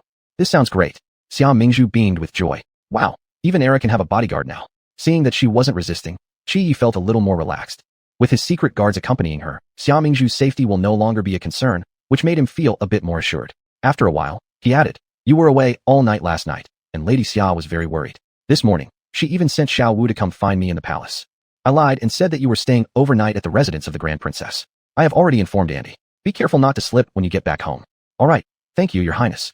Xia Mingzhu never expected the Crown Prince to have handled everything well for her and was deeply grateful. Could it be that he appeared here at dawn just to find me? Oh my, I am completely smitten. The Crown Prince quickly delivered Song Long's sister, Song Feng, to the house of the Marquis of guarding the country. However, these people were sent under the name of the Grand Princess. Song Feng had an imposing demeanor, excellent skills, and extraordinary lightness kung fu. With just a tap of her toes, she could soar into the sky. Having her around, Xia Mingzhu felt like she had found a treasure and decided to put her to use right away that evening. Song Feng, change into men's clothing and follow me to the house of Magistrate Yang. Yang Huan, as the Deputy Inspector General, although only ranked 5th class, was still capable of overseeing the royal family and impeaching ministers. Known as stern and fair, countless officials both large and small had fallen due to his accusations. Tonight, Xia Mingzhu was heading to his residence. Yes. Song Feng obeyed without questioning much. Xia Mingzhu liked this about her. For someone like me who is lazy to talk, it's best to avoid unnecessary words. Not long after, the two dressed as men stood in an empty alley. Song Feng lightly tapped her toe and soared up into the air. Xia Mingzhu watched as the figure in front of her disappeared in the blink of an eye, then saw her already standing on the roof far away. Wow, that's amazing. She praised, took a deep breath, and pulled her sleeves upward, beginning to climb the wall. Song Feng's elegant face showed a hint of confusion as she frowned and stared at Xia Mingzhu. Watching her clumsily fall halfway up the wall, but keep climbing and sliding down repeatedly, Song Feng couldn't bear to watch anymore. Her mouth twitched, then leaped back down, grabbing Xia Mingzhu around the waist and taking off, carrying her over the wall in a few steps. Xia Mingzhu only felt her body becoming lighter suddenly, almost like flying. In the blink of an eye, she was standing within the courtyard of Yang's residence. Wow, Song Feng, you're so cool. Xia Mingzhu couldn't contain her excitement. It felt like she was flying earlier. It's way better than a roller coaster. Have you ever ridden one, Song Feng? No. Song Feng paused momentarily. What was a roller coaster? She had only heard of horse carriages. Not riding it doesn't matter. It's nowhere near as thrilling as this. Xia Mingzhu consoled her as she glanced around and began walking along the wall toward the deeper parts of the courtyard. Song Feng followed closely behind. As they moved further into quieter paths, Song Feng became curious and asked, Where are we going? Xia Mingzhu, without turning her head, replied, To the most beloved concubine's quarters of Magistrate Yang. As to why to the concubine's quarters, this remained an unspoken secret. If it weren't for knowing the plot beforehand, Xia Mingzhu wouldn't have thought that Magistrate Yang, who acted strictly righteous on the outside, was actually someone who favored his concubine over his wife. This concubine was Magistrate Yang's childhood friend. While Yang treated his main wife strictly and tightly, he truly cared for the concubine. He purchased several estates for her, allowing her entire natal family to live luxuriously. In contrast, his main wife had it much harder. Song Feng was startled, wanting to say something but, thinking twice, swallowed her words. Magistrate Yang's concubine had already gone to sleep. Since today was the 15th day of the lunar month, Yang was, as usual, sleeping in his main wife's quarters. Hence, only the concubine was in her room. Xia Mingzhu let Song Long wait outside while she sneaked into the room in the dark. The full moon rose above the tree branches, its clear light flowing through the window like water, bathing the bedside of the concubine. Xia Mingzhu gazed straight at the concubine who was lying sideways on the elaborately carved, tall wooden bed. The woman appeared to be in her 30s or 40s. Though time had left some marks on her face, she did not look old at all. On the contrary, she still retained a certain charm. The kind of enduring beauty that young girls could not possess. No wonder Yang Huan cherished her so much. Indeed, she could easily captivate men. Xia Mingzhu couldn't help but glance a few more times, and after regaining her senses, remembered the main purpose of her visit. She approached the bedside of the concubine, bent over slightly, and gently brushed her cheek with one hand. Beauty. In a coarse voice, Imitating a man's, she called out. Startled awake. The concubine jumped down from the bed and grabbed her clothes protectively in front of her body. With wide eyes full of shock and fear, she glared at the person in front of her. You? Who are you? What do you want? It's not important who I am. Xia Mingzhu stood up as the concubine did, with a mischievous smile on her face, teasing her lightly. Beauty, after seeing you on the street today, I've thought about nothing else but you, unable to forget. You've made me pine away for you terribly. As she spoke, she spread her arms wide and lunged directly toward the concubine. Beauty, give in, and I will spoil you greatly. Don't do this. Unbelievably, the concubine darted aside, evading her embrace. Xia Mingzhu persisted, speaking arrogantly. Beauty, don't worry. I'm not the kind who forgets once dressed. If you yield to me, I'll definitely come every night to, not ride you, but sleep with you. I'm certainly much better than old Yang Huan. To sum it up, I have high looks, an impressive physique, and my skills are excellent. Guaranteed to make you drunk with pleasure. Spouting such vulgarities, she lunged again toward the concubine. No, help me. Frightened, the concubine fled wildly, screaming repeatedly. Song Feng crouched in the grass beside the window, watching Xia Mingzhu's beastly behavior with speechlessness. Never would she have thought Xia would be so desperate. Ultimately, the concubine failed to escape Xia Mingzhu's clutches. Xia Mingzhu reached out and pulled her over, hugging her tightly in her arms, then kissed her cheek. Beast! Infuriated and humiliated, the concubine pried open Xia Mingzhu's hands, pushing her away forcefully, shouting loudly, Someone help! Come quickly and capture this lecherous person. Chapter 76, a huge scapegoat for you. As the torches outside lit up, the guards shouted and rushed over. In a panic, Xia Mingzhu dropped the jade pendant she had secretly taken from Prince Ning's sleeve to the ground by accident. Humph, you dare send me to a brothel? Naturally, I must reciprocate your gift, so here's a huge scapegoat for you. Then, she leapt out of the window.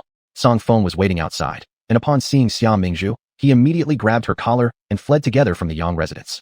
While running, Xia Mingzhu couldn't help but feel pleased inside. I've heard Censor Yang is a silver-tongued orator. I hope he will indeed stand up for me and give Prince Ning something to think about. The next day, outside the Shenyang Palace, several officials encountered Yang Huan, the censor-in-chief, who looked quite sullen. Why is Censor Yang in such a hurry? Someone greeted him with a laugh. Yang Huan glanced at the other person and coldly said, I'm going to impeach before His Majesty. The other official's lips twitched slightly as they coughed lightly. Is Censor Yang impeaching someone again? And who might it be this time? Yang Huan clutched his tablet tightly in agitation and angrily exclaimed, I'm impeaching that shameless little brat, Prince Ning. Upon hearing this, the official who spoke frowned faintly and quietly warned him. Prince Ning is a narrow-minded man. By impeaching him publicly, aren't you ruining his face completely? Given his nature, he'll surely act against you sooner or later. I don't fear him. How dare he sneak into my estate and make improper advances toward my concubine? It's truly disgusting. With an unpleasant expression, Yang Huan snorted coldly and swept away without another word. The other officials standing nearby exchanged uncertain glances. Censor Yang is confused. Why would he offend Prince Ning over a trivial concubine? This is a grudge-bearing man. If he provokes him, there will be great trouble ahead. Just as they were whispering among themselves, Crown Prince Qi Ye's voice suddenly came from behind them. This Censor Yang shows no fear of power and acts with righteousness and impartiality. He is indeed a learned man worthy of our admiration. Hearing these words, some agile-minded officials readily agreed on the spot. Your Highness is absolutely right. Censor Yang's courage to show no fear of power and act with integrity is commendable. That's correct. We should all emulate him. Reasonable indeed, very reasonable. Qi Ye's narrow eyes gleamed deeply, his thin lips curling slightly. He always indulged her every wish. At court assembly, following routine, the officials took turns reporting important matters, and the ministers deliberated together while the old emperor habitually dozed off in his dragon throne. After an unknown length of time, the emperor half closed his eyes and waved his hand, prompting the eunuch in charge of imperial decrees to immediately exclaim in a shrill voice, If anyone has something to report, speak now. Otherwise, the court is dismissed. I have something to report. A loud shout resounded. The ministers were all startled by the voice and silently turned their heads toward where Yang Huan stood. Yang Huan stepped forward and loudly declared, Your Majesty, I have something to report. The emperor gave Yang Huan a strange look and asked, What matter does Lord Yang wish to present? Yang Huan scanned the ministers briefly and finally fixed his gaze on Prince Ning, who seemed lost in thought. Your Majesty, I intend to impeach. Upon hearing the familiar word impeach, the emperor's lips twitched as he lightly coughed. Is Lord Yang impeaching again? Who is the target this time? The ministers displayed peculiar expressions, thinking how perfectly suited the position of censor was for Yang Huan. I impeach Prince Ning. In the middle of the night, he broke into a commoner's home, molested virtuous women, disregarded the law, and behaved improperly, disgracing the royal family. Please, Your Majesty, punish Prince Ning. This caused a massive uproar. The officials were shocked, looking at each other with disbelief evident in their eyes. Broke into a commoner's house, molested a virtuous woman? Where is all this coming from? Prince Ning wore a dumbfounded look, but quickly became furious after realizing the situation. Yang Huan, you don't spout nonsense. He stared incredulously at Yang Huan, unable to believe what he'd heard. Never in a million years did he expect today's sharp tongue to be aimed at him. He began to wonder whether he had unknowingly offended this official lately, but it didn't seem right. There had been no interaction between him and Yang Huan. So why was he being targeted? While Prince Ning's mind raced, the emperor on the dragon throne looked at Yang Huan curiously and said sternly, "Lord Yang, explain exactly what happened. Tell us everything clearly." Yang Huan recounted a rough version of last night's events and concluded dramatically by pounding his chest. "Prince Ning sneaked into my residence last night. Thankfully, my concubine remained virtuous, shouting loudly, which prevented further disgrace. I humbly request your judgment, your majesty, to severely reprimand Prince Ning." Prince Ning's head filled with dark thoughts. "How can you determine that the culprit was me? Do you realize the crime of framing a prince?" Yang Huan then produced the jade pendant he picked up in his concubine's room and had a nearby eunuch present it to the emperor. "This is what the villain dropped when he fled in a panic last night. Moreover, according to my concubine's statement, that man repeatedly referred to himself as this Wang, which clearly indicates royal family membership." The emperor took the jade pendant and examined it. Inscribed in the middle of the jade was the character Ning. This was undoubtedly the jade Prince Ning had always worn. There was no doubt about it. Enraged, he roared, "Prince Ning, do you have any explanation? Was his son out of his mind? Just after breaking off the engagement with the daughter of the Marquis of Huogua, how dare he sneak into an official's house and attempt to molest a concubine? Wasn't marrying a highborn noblewoman far superior to disgracing someone's lowly concubine? Was there something wrong with him that hadn't been discovered yet? Father Emperor, your son has been falsely accused. Please believe me. I've been framed." Prince Ning's face turned crimson with anger, unable to defend himself despite having 100 mouths to argue otherwise, feeling deeply aggrieved. How unlucky he was to be smeared first thing in the morning. A shadow of doubt crossed the emperor's eyes. Normally, he favored Prince Ning, secretly hoping that he wasn't a pervert who lusts for other men's wives. But Yang Huan insisted firmly, even producing Prince Ning's personal jade pendant, forcing the emperor to believe him against his will. Seeing his hesitation, the crown prince stepped forward. "Your Majesty, Prince Ning may be in the wrong, but upon reflection, his crime isn't so serious. Prince Ning, after all, is of royal descent and holds a revered status. Even if this offense involves insulting or killing an insignificant concubine in young adult's residence, can a noble king truly bear the death penalty?" His shocking words struck terror into the hearts of all the officials. "That's incorrect, Your Highness. I've devoted my entire life to serving the Dai Yin Empire faithfully. If only servitude without dignity remains for us, it would indeed make one shiver with fear." Yang Huan glanced strangely at the crown prince, deep thoughts flickering through his mind. On the surface, the crown prince appeared to plead for Prince Ning's leniency. However, his few choice words stirred resentment effortlessly, pushing Prince Ning straight into opposition with all the officials. This move was nothing short of adding insult to injury and shifting blame elsewhere. By this disturbance, the emperor's path to showing mercy toward Prince Ning was surely obstructed. Indeed, as expected, the swarm of officials erupted in fury, even scholars viewing Prince Ning as their sworn enemy. "That's correct. I cannot agree with the crown prince's views. Yes, regardless of social standing, law-breaking by princes must receive the same punishment as commoners. Insulting an official's wife is not a trivial matter. Prince Ning sneaked into another person's home under the cover of darkness, acting as though the place were uninhabited. Such reckless behavior deserves severe condemnation. Absolutely, Prince Ning's debauchery is unforgivable. Is it possible that His Majesty and the Crown Prince intend to protect him? If even official families are treated like pigs and dogs, does this indicate a path to national collapse?" Chapter 77. Everything returns to its original place. The emperor on the dragon throne wiped the cold sweat off his forehead. This group of scholars with their sharp tongues was truly hateful, making a mountain out of a molehill. If they continued, the entire imperial family would lose face. Perhaps he himself would be deemed an incompetent emperor who brought disaster to the country. Now all he wanted was to quickly brush this issue aside and stop thinking about protecting Prince Ning. Taking advantage of the breathers that the censors were taking, he hurriedly spoke. "Prince Ning has committed such grave offenses. I am deeply grieved. According to the Great Yin laws, nobility can be spared from death except for treason. Therefore, Prince Ning shall receive 50 strokes of the cane as an example to others." "Father Emperor, no." Prince Ning stared wide-eyed in disbelief. "No, Father Emperor, I am wronged." He then glared resentfully at the Crown Prince. "It's the Crown Prince, Father Emperor. It must be the Crown Prince trying to harm me." Prince Ning gritted his teeth in silent hatred. The Crown Prince was truly insidious, smiling in front of people, but being a treacherous villain behind closed doors. "Hold your tongue, you ungrateful son. How disappointing we have spoiled you to such an extent that you dare to falsely accuse even your older brother who came to plead for you." The emperor roared angrily. "Bring him down. Beat him." Prince Ning ultimately could not escape the caning.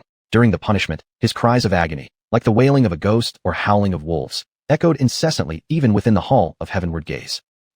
When Xia Mingzhu arrived at the Crown Prince's residence, she heard the Crown Prince say that Prince Ning had been impeached by others in court today, and there were eyewitnesses and evidence provided. The emperor was furious and punished him with a bastinado. Prince Ning received 50 strokes, his buttocks practically shredded. With these injuries, he wouldn't be able to get out of bed for at least 2 months. Xia Mingzhu smirked after hearing this. "Dead, good for nothing, finally getting what you deserve. If you have the guts to scheme against me, you should have the guts to endure the punishment I give you." After listening, the crown prince looked at Xia Mingzhu with a complicated expression. It seems she truly has no lingering affection for Prince Ning anymore. Otherwise, she wouldn't be so merciless. In the past few days, Xia Mingzhu had learned a lot about her elder brother Xia Yunze from the crown prince. Under the leadership of her elder brother and third brother, the grain convoy reached the frontier camp without any significant issues. Moreover, because they stayed together throughout the journey, the bond between her elder brother and Lu Wanshun, the eldest daughter of the Ning Yuan Marquis house, blossomed rapidly to the point where they had privately pledged their love to each other. After the merchant caravan's affairs were settled, Lu Wanshun didn't rush back, but chose to stay in the military camp waiting for Xia Yunze, intending for them to return to the capital together. The patriarch of the guard family also found Lu Wanshun to be a gentle and kind person and planned to propose a marriage alliance with the Ning Yuan Marquis house upon returning to the capital, formalizing their union. The reunion of lovers made Xia Mingzhu feel particularly happy. She even became less resistant when Crown Prince Qi Yi forced her to practice calligraphy. You don't have to always rely on someone else writing for you if your handwriting improves. Qi Yi stood with his hands clasped behind his back, and when he turned around to see the symbols resembling foreign characters scrawled across the paper, frustration welled up inside him. What is this? Hieroglyphics. I'm writing modern simplified characters. Your ancient complex ones are just too troublesome. Xia Mingzhu, utterly exhausted, slumped onto the desk. Your Highness, can I not practice this writing? She frowned, looking pitiful. No, you have gained a reputation for poetry now. You can't continue being idle as before. There will come a day when you have to write. And look at your handwriting. All right. Xia Mingzhu rubbed her nose and pleaded. Then could I possibly write at night from now on? I can't wake up early in the morning. Qi Yi sighed silently and decided not to deal with this woman anymore. Yet, a hand stealthily crept up to fiddle with his Adam's apple. In fact, while Prince had been speaking to her earlier, she hadn't really been listening, her eyes solely focused on the up and down motion of his Adam's apple. His sexy Adam's apple paired with such a distinct jawline. It's truly breathtaking. Qi Yi suddenly grabbed Xia Mingzhu's restless hand with one move. You're becoming more and more daring. Xia Mingzhu remained silent, only staring straight into Qi Yi's eyes with hers. Her gaze was exceedingly moist and bright, as if speaking silently. The slight tilt at the corners of her eyes carried a bit of allure, naturally forming eyes that captivated others. For a moment, Qi Yi couldn't help but stare blankly. How could a woman be so captivating? Just as he was lost in thought, Xia Mingzhu suddenly leaned forward, giving him a light peck on the cheek. I kissed him. I actually kissed him. You? Qi Yi was caught off guard, feeling a brief warm sensation followed by a faint floral fragrance on his cheek. You overstepped. Despite the itch deep within him, he stubbornly maintained a cold demeanor. Oh, am I? Then your Highness may punish me. Xia Mingzhu blinked her big, lustrous eyes repeatedly. Yeah, I've held his hand and kissed him. All that's left is to share a bed. I want to have a friendly discussion with the pure-hearted crown prince. Upon hearing her inner voice, Qi Yi's slightly red handsome face suddenly exploded in embarrassment, his ear tips turning blood red, his breathing becoming disordered for a few seconds. His figure unmoving, he feigned calmness. You are penalized with copying 2 more sheets of calligraphy. Humph, so boring. Xia Mingzhu pouted and resignedly sat properly, practicing writing according to the model sheets Qi Yi had written for her. Qi Yi's black eyes gazed at the beautiful yet dissatisfied little face, his lips slightly curving upwards. It was not that Xia Mingzhu couldn't read or write, but rather she simply couldn't write in traditional characters, and so she learned quite quickly. In just a few days, she had learned to write quite a few characters. As for how good they were, that would need further discussion. This day, Xia Mingzhu came to the crown prince's residence as usual, but heard an earth-shattering and shocking piece of news. The military camp at the border had been attacked by enemy troops in the dead of night. Xia Yunze had fallen off a cliff, his life unclear. And Lu Wanshun had witnessed this scene, unable to bear the shock, falling into the cliff and following him in death out of love. No, it can't be. Upon hearing this news, Xia Mingzhu felt as if the sky was about to collapse. What exactly happened? Everything had been fine before. How did things revert to their original places all at once? Elder brother fell off a cliff to his death at the border? And the girl who admired him followed in death out of love? Is it impossible to change the plot? Even if the events deviate a little, will they be automatically corrected afterward? Then what about second brother, third brother, fourth brother, fifth brother, even herself? Wouldn't they all end up badly as the book described? Xia Mingzhu panicked, quickly turning to find Song Feng. Recently, second brother has been running around outside. You go check where he's been going. Yes. Song Feng went out soon returned. Second master Xia has gone to the gambling den. I've heard he has been spending every day there and has already lost quite a lot of money. Xia Mingzhu recalled the ending of second brother Xia Yunfei from the book. He was deceived to the gambling den and became addicted to gambling, losing hundreds of thousands of taels of silver, and was finally maimed by his enemy, his hands chopped off, castrated, turned into a total cripple, eventually drowning himself. Xia Mingzhu sat dejectedly on the chair, her mind in turmoil, deeply disappointed. After she crossed over, the original plot was disrupted, and she thought that things still had a chance to change. But now she realized that she hadn't changed her fate. Instead, she had become a pawn of destiny, placed wherever, unable to move. Chapter 78. Should I kill the female lead?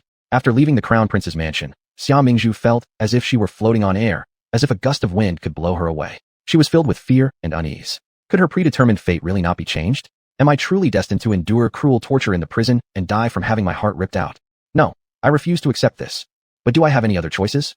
Xia Mingzhu let out a deep sigh, feeling increasingly unwell. The storyline is just too overwhelming. What must she do to reverse its course? With these thoughts swirling in her mind, she entered the gates of the Marquis residence. As soon as she stepped into the courtyard, she heard an angry shout. Xia Mingzhu. Xia Qinghe arrived before her voice did, her clear and beautiful face full of anger. Blocking Xia Mingzhu's path, her delicate eyebrows furrowed sharply. Do you know that elder brother Ning has been beaten by his majesty? She finally stopped calling me sister so creepily. Is this act over? Xia Mingzhu sneered coldly. What does his beating have to do with me? Upon hearing this, Xia Qinghe grew even angrier. Prince Ning met only the two of us that day, and his jade pendant went missing. Was it your doing? She's pretty sharp. Xia Mingzhu didn't deny it, but instead stared thoughtfully at the clever female lead before her. If I want to forcibly change the plotline, would killing the female lead cause everything to collapse and reset? Seeing Xia Mingzhu staring intently at her, Xia Qinghe became somewhat displeased, her red lips parting slightly. Why are you staring at me like that? Xia Mingzhu replied with a smile. I'm just checking how strong your neck is and how easy it might break. Though smiling, her expression carried a fierce menace. Would the beauty still remain beautiful if her head was severed? Startled, Xia Qinghe took 2 steps back. Why you wouldn't dare? Xia Mingzhu gazed at her, suppressing the murderous intent brewing in her eyes. If you return to your room now and don't come out tonight, you'll avoid trouble. Saying this, she turned and left. She feared that if she stayed longer, she'd give in to the urge to kill her. Stunned, Xia Qinghe fumed silently. How dare she say such things? Who does she think she is? Seeing Xia Mingzhu simply issue an order and leave, Xia Qinghe stood rooted in place, puffing up like a blowfish. At this point, a maid approached. Second miss, it's time for dinner. Xia Qinghe shot her a glare due to her bad mood. Who commands who here? Everyone thinks they can boss me around. This is beyond acceptable. The little maid shrank back, not daring to utter another word. After separating from Xia Qinghe, Xia Mingzhu returned directly to her own room. It wasn't clear whether the rest of the Xia family knew about her brother falling off the cliff, but she currently had no energy or intention to inform anyone or offer comfort. Once inside her room, she sat at the desk, her mind chaotic. It wasn't yet time to kill the protagonists. If the plot collapsed, everyone might be wiped out, which would surely result in more loss than gain. Yet, she couldn't just let things play out without intervention. She needed to find a way to alter the original storyline's outcome. But this plot keeps going back and forth, offering hope, then destroying it again. It's utterly exhausting. Sigh. It's difficult, frustrating, and I really feel like punching zero. When Crown Prince Qi Yi arrived at the Marquis residence, Xia Yunwu led him to the door of Xia Mingzhu's chambers. Xia Yunwu glanced through the window and sighed at the faint silhouette within. After returning, my sister has been distracted, locked herself in her room, and hasn't even come out to eat. Qi Yi looked grave. Yesterday, he already noticed something was off with her. Could it be that she was obsessing over something? He quickly walked forward and knocked on Xia Mingzhu's door. For a long time, there was no response. Qi Yi suddenly sensed something amiss. Xia Mingzhu normally didn't like reading or writing. Why was she sitting at the desk for so long today? So he hurriedly instructed Song Long and Song Feng to break down the door. When they entered the room, it turned out that the figure sitting at the desk wasn't Xia Mingzhu, but just a wooden frame with pillows tied to it. Oh, how could this happen? Xia Yunwu followed closely inside and was startled. Rushing to the desk, he found a letter there. On the letter were just a few simple words. Dear family, I've gone to the frontier city. Please don't worry about me. Xia Mingzhu originally intended to travel nonstop. However, fate wasn't on her side. As soon as she exited the city, heavy rain began pouring down. Occasional lightning flashes lit up the clouds. Afraid of being struck by lightning, she quickly sought refuge in a nearby dilapidated temple. Thunder roared outside as torrents of rain cascaded down. Xia Mingzhu stomped her feet after entering the temple. Good thing I ran fast, otherwise, I'd be completely drenched tonight. Such a violent storm. Whose trial is this anyway? It scares me half to death. Inside the ruined temple, there were no lights, making the atmosphere dim. The smell of wet would spread as the rain poured down outside. The spacious building was full of various piles of clutter in different dark spots, appearing like lurking beasts in the gloomy, rainy weather. It all seemed extremely eerie. Xia Mingzhu rummaged through her baggage for a while and pulled out a candle and some flints. Holding the 2 pieces of flint awkwardly, she struck them together in an inexperienced manner. Sparks splashed from the edges but failed to light the cotton wick of the candle repeatedly. Frowning heavily, Xia Mingzhu let out a groan. Young ignorance praises flashlights, mistaking bulbs as treasures. Then I scrambled back for my flashlight, only to find it's gone. Gritting her teeth, she tried again. A single flint slid against the other, throwing off sparks that leaped and fell without igniting anything. Angered by her failure, she hurled the flint stones to the ground. She was about to swear when suddenly she heard a scoffing laugh. Can't even use a flint? That's quite dumb. At the sound, Xia Mingzhu's whole body went rigid. Damn it, there's someone else here besides me. The voice had come from behind the Buddha statue nearby. Xia Mingzhu didn't think Buddha would be bored enough to watch her struggle with the flint for fun. There was definitely someone hiding behind the statue. Raising a half-shed bristle whisk from the altar before her, she held it defensively in front of her and carefully approached the statue. Who's pretending to be a ghost? Tightly gripping the whisk, she shouted toward the area behind the statue. It's me. Out stepped a tall and elegant figure from behind the Buddha statue. Seeing his face, Xia Mingzhu was shocked. Prince Jin. How are you here? Did you follow me? Xia Mingzhu questioned accusingly. Prince Jean shot her a glance. I was here long before you came barging in. After saying this, he casually picked up the flint stone Xia Mingzhu had discarded on the floor near the cushion where she'd been sitting. In one smooth motion, he lit the flame with ease. Xia Mingzhu immediately cheered. Just when I thought meeting this living Yama was bad luck, turns out it might not be so terrible. Without hesitation, she lavished him with praise. Wow, you managed to light it right away. You're amazing. However, instead of replying humbly, Prince Jean started taking off his clothes without a word, exposing a predatory intention. Startled, Xia Mingzhu hurriedly covered her eyes and warned him. Don't you dare act improper. I'll tell you, the sound insulation here is poor. If I scream, someone will come over. But the man seemed to have ears stuffed shut for years. They were plugged, and he kept moving forward. A wave of alarm swept over Xia Mingzhu. He was the infamous villain who killed mercilessly, and according to rumors, he had eaten human flesh too. Mommy, what should I do? Should I fight? But how can I possibly beat a 6 feet 3 inches muscular man? Or maybe I should just give in. Chapter 79. Does the big brother fight in person? Big brother, I'm really sorry. I'm young and lack knowledge, unaware that this place has an owner. I came in without knocking, which was impolite, but it wasn't intentional. Please forgive me. Xia Mingzhu quickly pleaded for mercy. After King Jean took off his shirt and laid bare his upper body, he crouched in front of Xia Mingzhu. Xia Mingzhu immediately lost her words. What? Could he be submissive? But how can I possibly dominate him? Seeing her standing still, King Jean instantly grew displeased. Not only are you foolish, but you have no insight. Didn't you see the wound on my back? Aren't you going to apply medicine for your king? Who is stupid Dasha-chan? Xia Mingzhu felt dissatisfied, focusing her gaze. She indeed saw a deep wound on his back, with skin and flesh torn open, blood flowing nonstop, looking very terrifying. She was startled. Wow, where did you want her to get hurt like this? How did you end up like this? King Jean glanced at her as he raised his eyelids, then threw her a bottle of medicine. Xia Mingzhu hurriedly caught the porcelain vial he tossed, and poured the entire bottle of trauma medication onto his wound.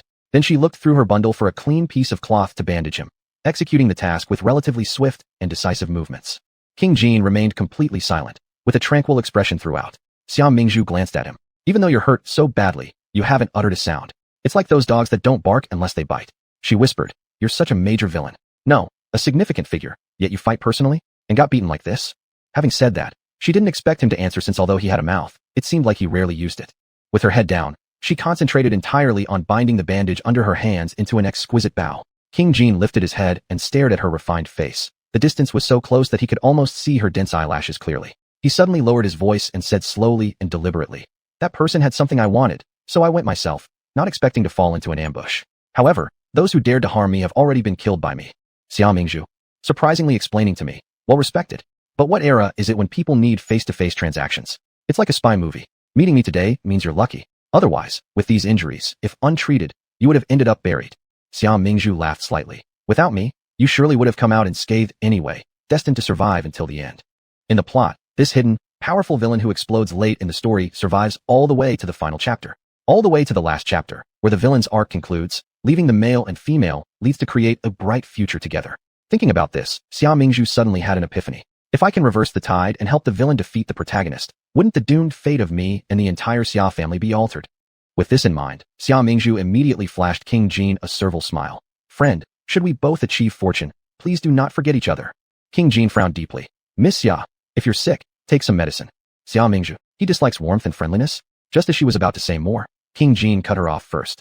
How do you know that I'll come out of this situation unharmed? Why are you here? Could it be that you've had someone secretly watching me? Xia Mingzhu denied it instantly without hesitation. How is that even possible? I don't have the guts. King Jean stood up, towering tall, gazing down on her with piercing intensity, his eyes filled with alarming menace. He chuckled coldly. Don't tell me you can actually predict the future. Xia Mingzhu was somewhat intimidated by his frightening tone and involuntarily stepped back as he drew closer. This man, changing his face faster than turning a page. A terrifying villain, too scary. Seeing her stay silent, he continued to chuckle derisively. Hardly anyone knows my true temperament. Even those around me aren't aware, and from the start, you've shown fear of me, Miss Xia Mingzhu. Care to explain why? Feeling sweat starting to trickle down her forehead, Xia Mingzhu thought. Woohoo, I shouldn't have talked so much. Truly wise ones die from speaking too much. How could she explain it to him? Shall she tell him this is a book?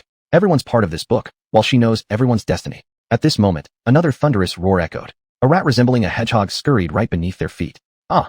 Xia Mingzhu screamed in panic and instinctively leaped forward, climbing onto King Jin's back. This nearly made King Jin stumble. King Jin turned red with rage, but also pale with fury. Discomfortedly trying to push her away, he growled. Miss Xia Mingzhu, let go.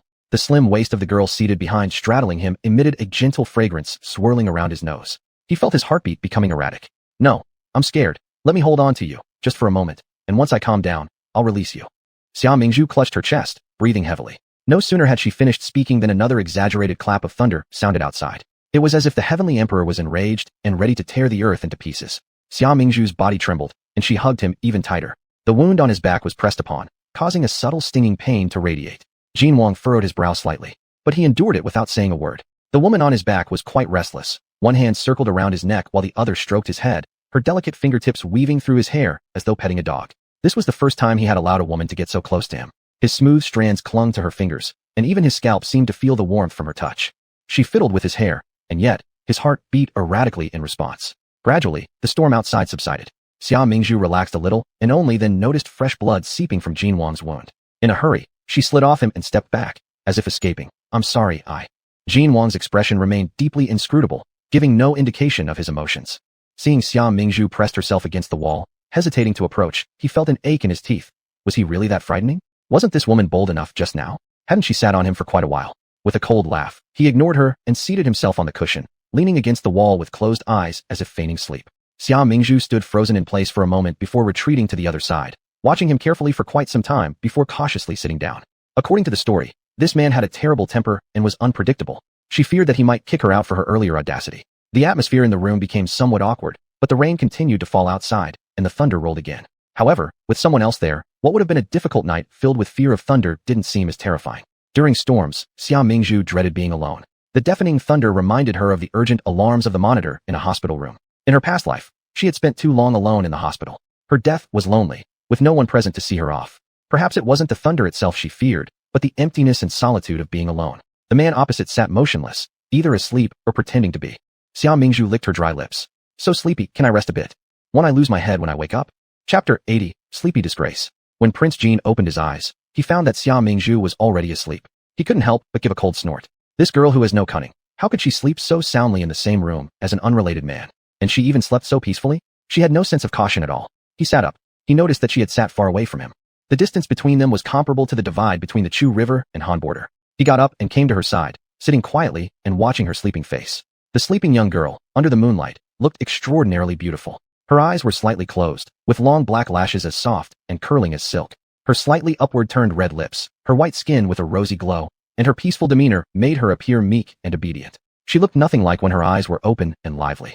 During his deep thought, a tender body suddenly rolled to his side, tightly sticking to his body, and her boneless hands circled around his waist. Prince Jin's body froze as he looked down and saw that Xia Mingzhu was deeply asleep. Her lips unconsciously smacked twice, and below them was her loose collar and the barely visible sight of boundless beauty. He quickly averted his gaze, with a hint of barely noticeable panic and stiffness on his face.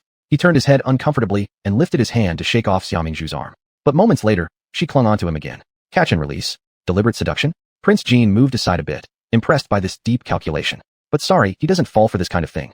Wherever he went, Xia Mingzhu followed him as if equipped with a tracking device. Prince Jin frowned and cast a glance at her. Just one look and his usually calm face flushed slightly. Why didn't she have a decent sleeping posture? Her clothes had all shifted. He resisted over and over, but in the end, he couldn't help reaching out to pull her collar up a little, being careful as if committing a crime.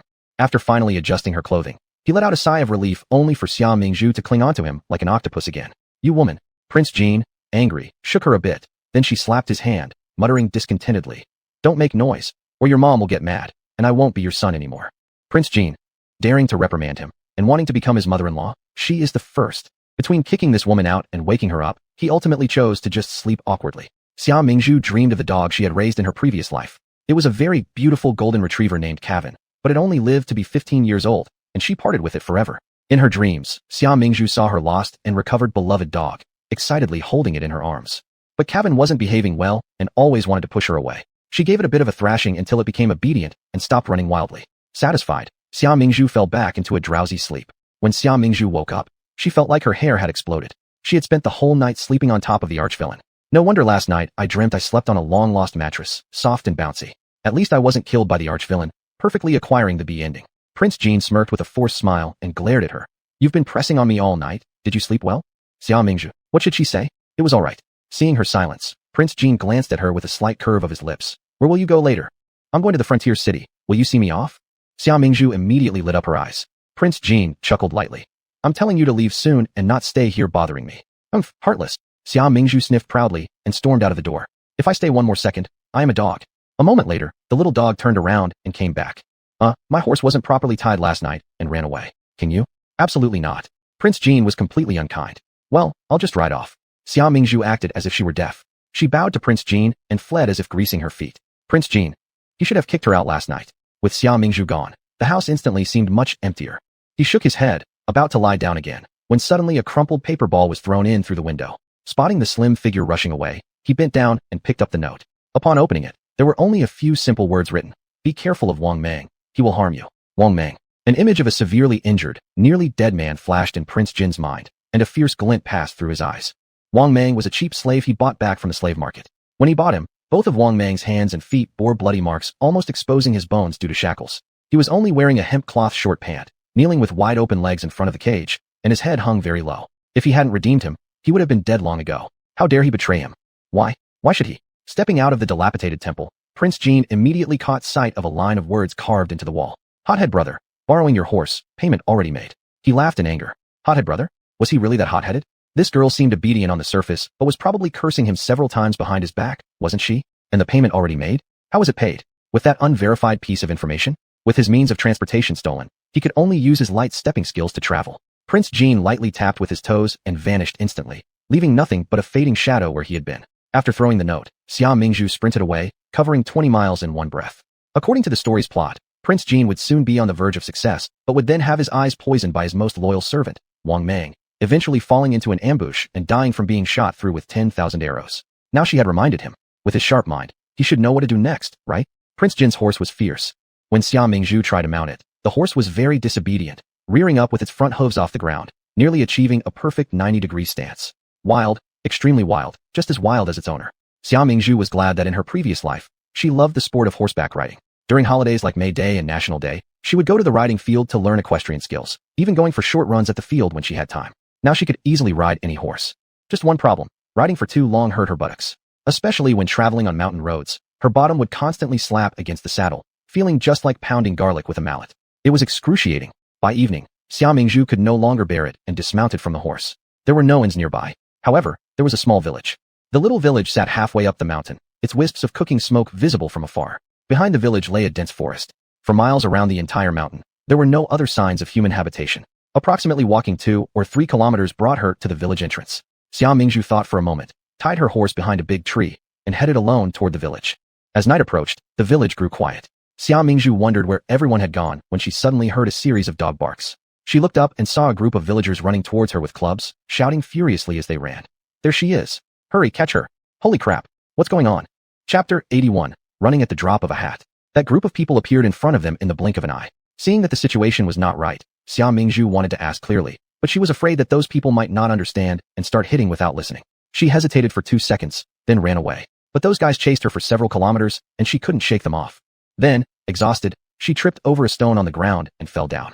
The group of people stopped opposite her. How come she just keeps lying on the ground? Wasn't it just a fall? Could she be really dead? Hey, aren't we chasing the wrong person? In the dim light, we didn't see clearly earlier. This isn't Miss Yi, is it? Yeah, Miss Yi wears coarse hemp clothes. This woman, although she looks very similar to her, wears silk and satin, more like a noble woman. Upon hearing this, all the villagers stepped back 2 steps. One doesn't mess with nobles. Their single garment is worth more than their lives. Not long after, Xia Mingzhu slowly came to. Ouch, why does my head hurt so much? She clutched her head and stood up, looking blankly at everyone. Which one of you are? You've been chasing me for so long, shooting a movie or something. We're not shooting a movie. The villagers denied. Is shooting a movie a name? Xia Mingzhu. It seems these villagers aren't very smart. She tentatively asked. Why were you chasing me before? Sorry, lady, we mistook you for someone else. An auntie replied. Mistaken identity? Xia Mingzhu doubted it. With a face as beautiful as mine, even if I had white powder on my face and blood on my head, I'd obviously still look better than the average person. You must be blind to mistake me for someone else. But she still nodded. Oh, it's like that. She looked around. What exactly is this place?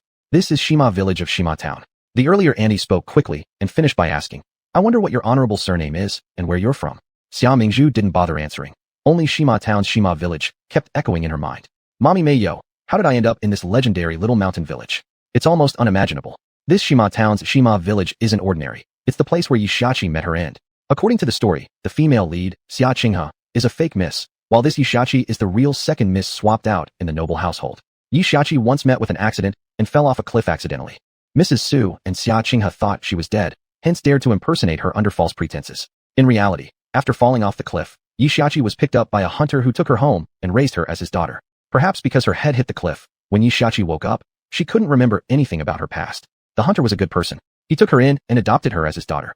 However, the good times didn't last long. The next time the hunter went up the mountain, he was bitten by a wild beast and ultimately didn't survive. After the hunter's death, his younger brother and sister-in-law didn't want to support Yi Xiaoqi for nothing, so they arranged for her to marry the fool son of a wealthy family in the same village, exchanging her for a few taels of silver. Yi Xiaoqi didn't want to marry a fool, so she chose to run away. But in the end, she was caught and forced into marriage with the fool. Ultimately, she was driven mad and drowned in an icy winter in a frozen lake. And now, it should be the time when Yi Xiaoqi was running away. Xia Mingzhu immediately became spirited.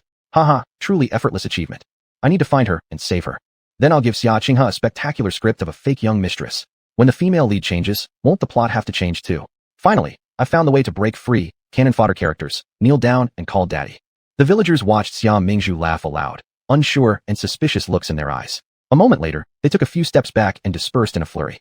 Xia Mingzhu felt that the surroundings suddenly quieted down. Surprised, she looked and saw that those villagers ran away like they'd seen a ghost. Hey, don't go yet. You haven't told me where Yi Xiaoqi is.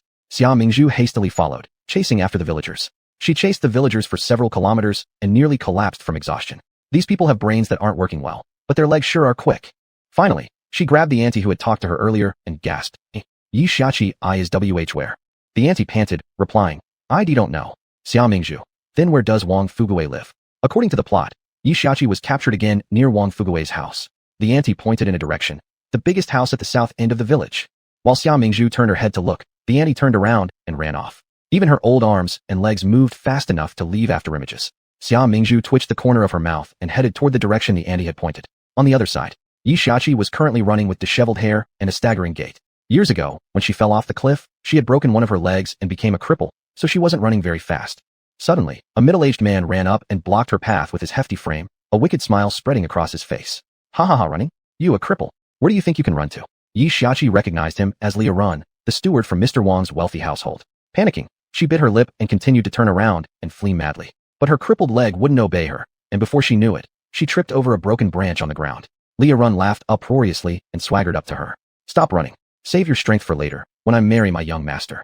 Saying this, he shamelessly scanned Yi Xiaoqi up and down with his lecherous eyes. Yi Xiaoqi cried until her tear stains turned her eyelids red, and her cheeks were streaked with tears. Because of struggling so desperately in her escape attempt, her collar slipped down, exposing her smooth shoulders. At this, Liu Run swallowed his saliva. He then delivered that classic line. This little miss is so feisty. Master's fool of a son has such good luck. It's been ages since I've touched a woman. He's just a dumb fool who doesn't know how to enjoy carnal pleasures anyway. Why not let me have some fun with you instead? Hara. As Yi Xiaoqi looked at his big, black teeth, extreme revulsion surged within her. She quickly picked up the dry wooden branch that had tripped her, trembling as she pointed it at Liu Run and said in a quivering voice, Why you? Don't come any closer. Not being obedient yet. There will be hell to pay shortly. Liu Run effortlessly broke the wooden branch into 2 pieces, then with the other hand, slapped Yi Xiaoqi with a loud slap. A red handprint immediately appeared on Yi Xiaoqi's face. Clutching her face tightly, she glared at Liu Run with burning hatred. Don't come near me, or I'll never let you go unpunished. You're frightening me to death. How exactly are you going to punish me? Liu Run sneered mockingly, inching closer step by step, his face twisting into a despicable grin. Don't get me wrong, your pretty little face is quite charming. Hee hee. I've never tasted the flavor of a cripple before. Today is a perfect day to try something fresh. Chapter 82. Morals are declining. Seeing him reach out to unfasten his belt, Yi Xiaoqi's heart was filled with dread. She shook her head and struggled as she backed away, tears flowing uncontrollably down her face. No, you dirty person. If you dare touch a single hair on my head, I will haunt you even if I become a ghost. Little cripple, no one will come to save you. Liu Run licked around his lips in a circle, becoming more excited. You can't escape from me. Saying that, he leaned forward, grabbed Yi Xiaoqi's feet with one hand, and forcefully tore at her blouse with the other. Rip! It was the sound of cloth being torn apart. No. In a panic, Yi Xiaoqi picked up a rock and smashed it onto Liu Run's head. You've killed me. Liu Run's head ached. He touched it and found blood. Instinctively, he took a step back, clutching his head as he swore under his breath. Damn it. You dare to hit me? I'll play until you die today. A look of cruelty appeared on his face. Yi Xiaoqi knew she couldn't escape. When Xia Mingzhu arrived, she saw exactly what Liu Run was about to do to Yi Xiaoqi, forcing himself upon her against her will. She glanced below his waist, scared, and said, Even someone this small dares to commit such wrongs. It truly shows how morality is deteriorating. Liu Run's face alternated between red and green. He hastily pulled up his pants and pointed at Xia Mingzhu while cursing loudly. You damn girl, how dare you ruin my business? Xia Mingzhu ignored him and instead looked towards Yi Xiaoqi, who had just scrambled up off the ground. Seeing her skin that could be pierced by a breath and her stunning beauty still astonished Xia Mingzhu. Indeed, true young misses are at the top of the food chain. Honestly, this face does resemble mine somewhat. Upon seeing Xia Mingzhu appear at a critical moment, Yi Ziyaka's eyes lit up. As if seeing a bodhisattva, she immediately cried out, "Miss, please save me." Hearing this cry, though Xia Mingzhu lacked martial prowess, she bravely stepped forward nonetheless. After all, the successors of socialism must oppose criminal offenses. Reporting crimes is a sacred duty for ordinary people like us. Thus, Xia Mingzhu said to Liaran, "I'm going to tell Wang Fugui that you want to sleep with his daughter-in-law." Wang Fugui was the landlord father of stupid Wang Bao. At the mention of reporting him, Liaran panicked and hurriedly fastened his belt. You don't make things up. I just saw her running away, and I wanted to help teach her a lesson from Master." Mentioning Master reminded him of his main task. He yanked Yizayaku off the ground. "Come on, your family has already accepted silver from my lord, and the indenture papers have been signed. You are now a slave to the Wang family, so quickly follow me back home to marry the young master." No. Yizayaku resisted fiercely, but due to the disparity in strength between the sexes, she was dragged forward like a little chick by her adversary. "Release that girl." Unable to tolerate it anymore, Xia Mingzhu shouted in anger, leapt up, and performed a set of military boxing. The surrounding area fell deathly silent. After a long pause, Liaran came to his senses and spat at her. "Your face looks nice, but unfortunately, you're crazy." "Xia Mingzhu, I suggest you watch your words." He continued dragging Yizayaku along. "Hold it." Xia Mingzhu glared at him and said, "If I don't show you some consequences today, you won't take me seriously." Saying that, she took a step back into position, stomped hard on the ground, producing a thunderous bang sound. Suddenly losing balance, she plunged into a deep pit. Shit, which unlucky bastard dug this hole here? Why don't they place a warning sign? Isn't this a joke? The insults swirling in her mind were endless across the screen. Her sudden fall startled both Yizayaku and Liaran alike. Moments later, Xia Mingzhu climbed out covered in mud. "Miss?" Yizayaku tentatively asked. "What's the matter with you?" "Nothing." Xia Mingzhu smiled gently. "I fell into a pit just now. Where did we leave off in your conversation?" Liaran crouched down to inspect her, then suddenly burst into laughter, extremely arrogantly saying, "Trying to save with this stupid appearance? It's already too late for begging for mercy. And you, Missy, don't think of running either. Who says I won't pull you down with me? I'll fight you to the end." Yizayaku stared at him and shouted boldly, "If we're not living, then none of us should live." Having finished speaking, she rushed over, grabbed Liaran around the waist, and pushed him backward, clearly attempting to throw him into the same deep pit she'd fallen into earlier. Xia Mingzhu was stunned. "Mom, she's crazy and I love her so much." Just as Yizayaku and Liaran were about to fall into the deep pit together, Xia Mingzhu reached out and pulled Yizayaku's arm, bringing her back up. After a while, Liaran's entire body was buried in the pit, leaving only a round head exposed. Trapped in the soil and unable to move, he could only open his mouth wide to beg for mercy. "Miss, no, ancestor, please let me go. I know I was wrong. It's all Wang Fugui's fault. It was all his doing. Please let me go." Xia Mingzhu smiled and looked into the distance. "Oh, I thought I heard something. Are there wild beasts outside the village?" Yizayaku cleverly played along. "Yes, wild beasts often appear around the outskirts of the village. Sometimes they even break into the village." Xia Mingzhu nodded. I remember the last time I saw a wolf. It had sexy toenails like those from a meteorite, pitch black, sharp, and bloodthirsty, easily tearing people apart."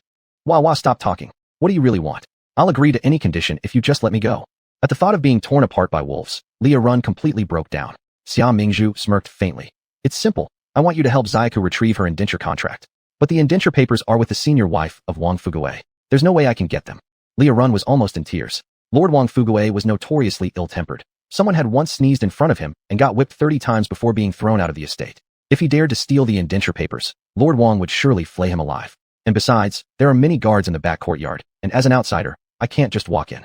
It seems I have to handle this personally. Xia Mingzhu had a plan, but it was a bit risky. Since Yizayaku's legs were not convenient for movement, she would have to do it herself. Thinking of this, she whispered a few words into Yizayaku's ear. Upon hearing them, Yizayaku widened her eyes and hastily grabbed Xia Mingzhu's hand. "That absolutely won't work. Are you trying to lose your life?" "Don't worry, I have my own measures." Xia Mingzhu's expression became subtle. By evening, a grand red sedan chair was carried to the Wang household. "Hurry up, everyone. Take a few more steps quickly so we can reach Wang's house before dark, or we might delay the auspicious timing of the newlyweds' wedding ceremony. Master Wang will definitely treat us well when we arrive," Liaran shouted loudly. All right, the men carrying the sedan quickened their pace. Chapter 83, Spending the Wedding Night with a Fool. The bright red soft sedan chair was carried all the way to the Wang family residence. Xia Mingzhu, with a red veil covering her head, was supported by others as she descended from the sedan chair and hobbled into the house. "Thank goodness I look like Yishachi, so there was no slip-up along the way. Suddenly, I feel like Detective Conan has possessed me. Xia Mingzhu glanced around through the thin gauze. The room was already filled with many people, and 2 large red candles were lit on the altar table against the wall. The flickering candlelight reflected on a big, double happiness character on the wall. A pot-bellied middle-aged man and a woman sat beside each other. Seeing Xia Mingzhu walk into the room, the couple exchanged glances and nodded with a smile, seemingly quite satisfied. They were the parents of the fool Wang Bao, Mr. and Mrs. Wang Fugui. Villagers who had come to drink at the wedding banquet gathered at the door, peeping inside and whispering to each other. This Yi family girl has a great figure and is handsome looking too. Wang's stupid boy really got lucky. That's right. With his idiotic appearance, finding a wife would be considered lucky in itself, but he managed to find such a good one. Pity, a flower stuck on cow dung. As they spoke, Xia Mingzhu nodded inwardly. Who can blame me? Pairing Yishachi with a fool is just bullying. So I'm hiding Yishachi and taking her place in this marriage with the fool. After knocking him out, I'll go look for the indenture contract. But will I count as remarried after leaving the Wang family? The bride was taken to the bridal chamber, and the feast began. The Wang Fugui couple happily invited the guests to take their seats in the front courtyard. The noisy sounds within the room gradually faded away. After everyone left, Xia Mingzhu quickly tore off the red veil on her head. She began searching everywhere in the room. She searched every possible spot where something might be hidden, but still found nothing. Strange, where could it be hidden? Should I check the other rooms? Just as Xia Mingzhu was about to open the door and leave. Crack, the door opened. Someone was pushing the door to come in. Xia Mingzhu quickly grabbed a large vase and hid behind the door, vigilantly watching the entrance. Let's see who gets this vase smashed over their head. The door opened, and in came a hopping man. Wife? Where did the wife go? That's the little fool Wang Bao. If it were someone else, their skull would have been shattered long ago. Xia Mingzhu put down the vase she was holding and stepped out from behind the door. I'm here. Wife, why are you hiding behind the door? Are you playing hide and seek? I want to play too. Wang Bao looked like a child, his words full of childish innocence, just like a 5-year-old. He was now pulling on Xia Mingzhu's sleeve, demanding to play hide and seek. Xia Mingzhu stared into his large eyes like black grapes. Is he really a fool, or pretending? Xia Mingzhu raised her hand and slapped Wang Bao directly across the face. Wang Bao rubbed his cheek, and a flash of confusion passed through his eyes. Why did you hit me? It hurts so much. I helped you swat a mosquito, don't forget to thank me. Wang Bao blinked his round big eyes for a long time, then finally covered his face and reluctantly said, Oh, thank you. Xia Mingzhu widened her eyes and observed him for half a day, then thoughtfully slapped his other cheek, which hadn't been hit yet. With a crisp slap sound, Wang Bao froze, a trace of weird and disbelief flashing in his eyes. Why did you hit me again? Xia Mingzhu replied. Well, I have a bit of obsessive-compulsive disorder. Just now, your imprints on both cheeks were asymmetrical. Now, they're symmetrical. Wang Bao looked at her blankly. Thank you. His mind is clearly not faking it. Xia Mingzhu said nothing, opened the door, and prepared to leave. You're going somewhere? There are guards outside.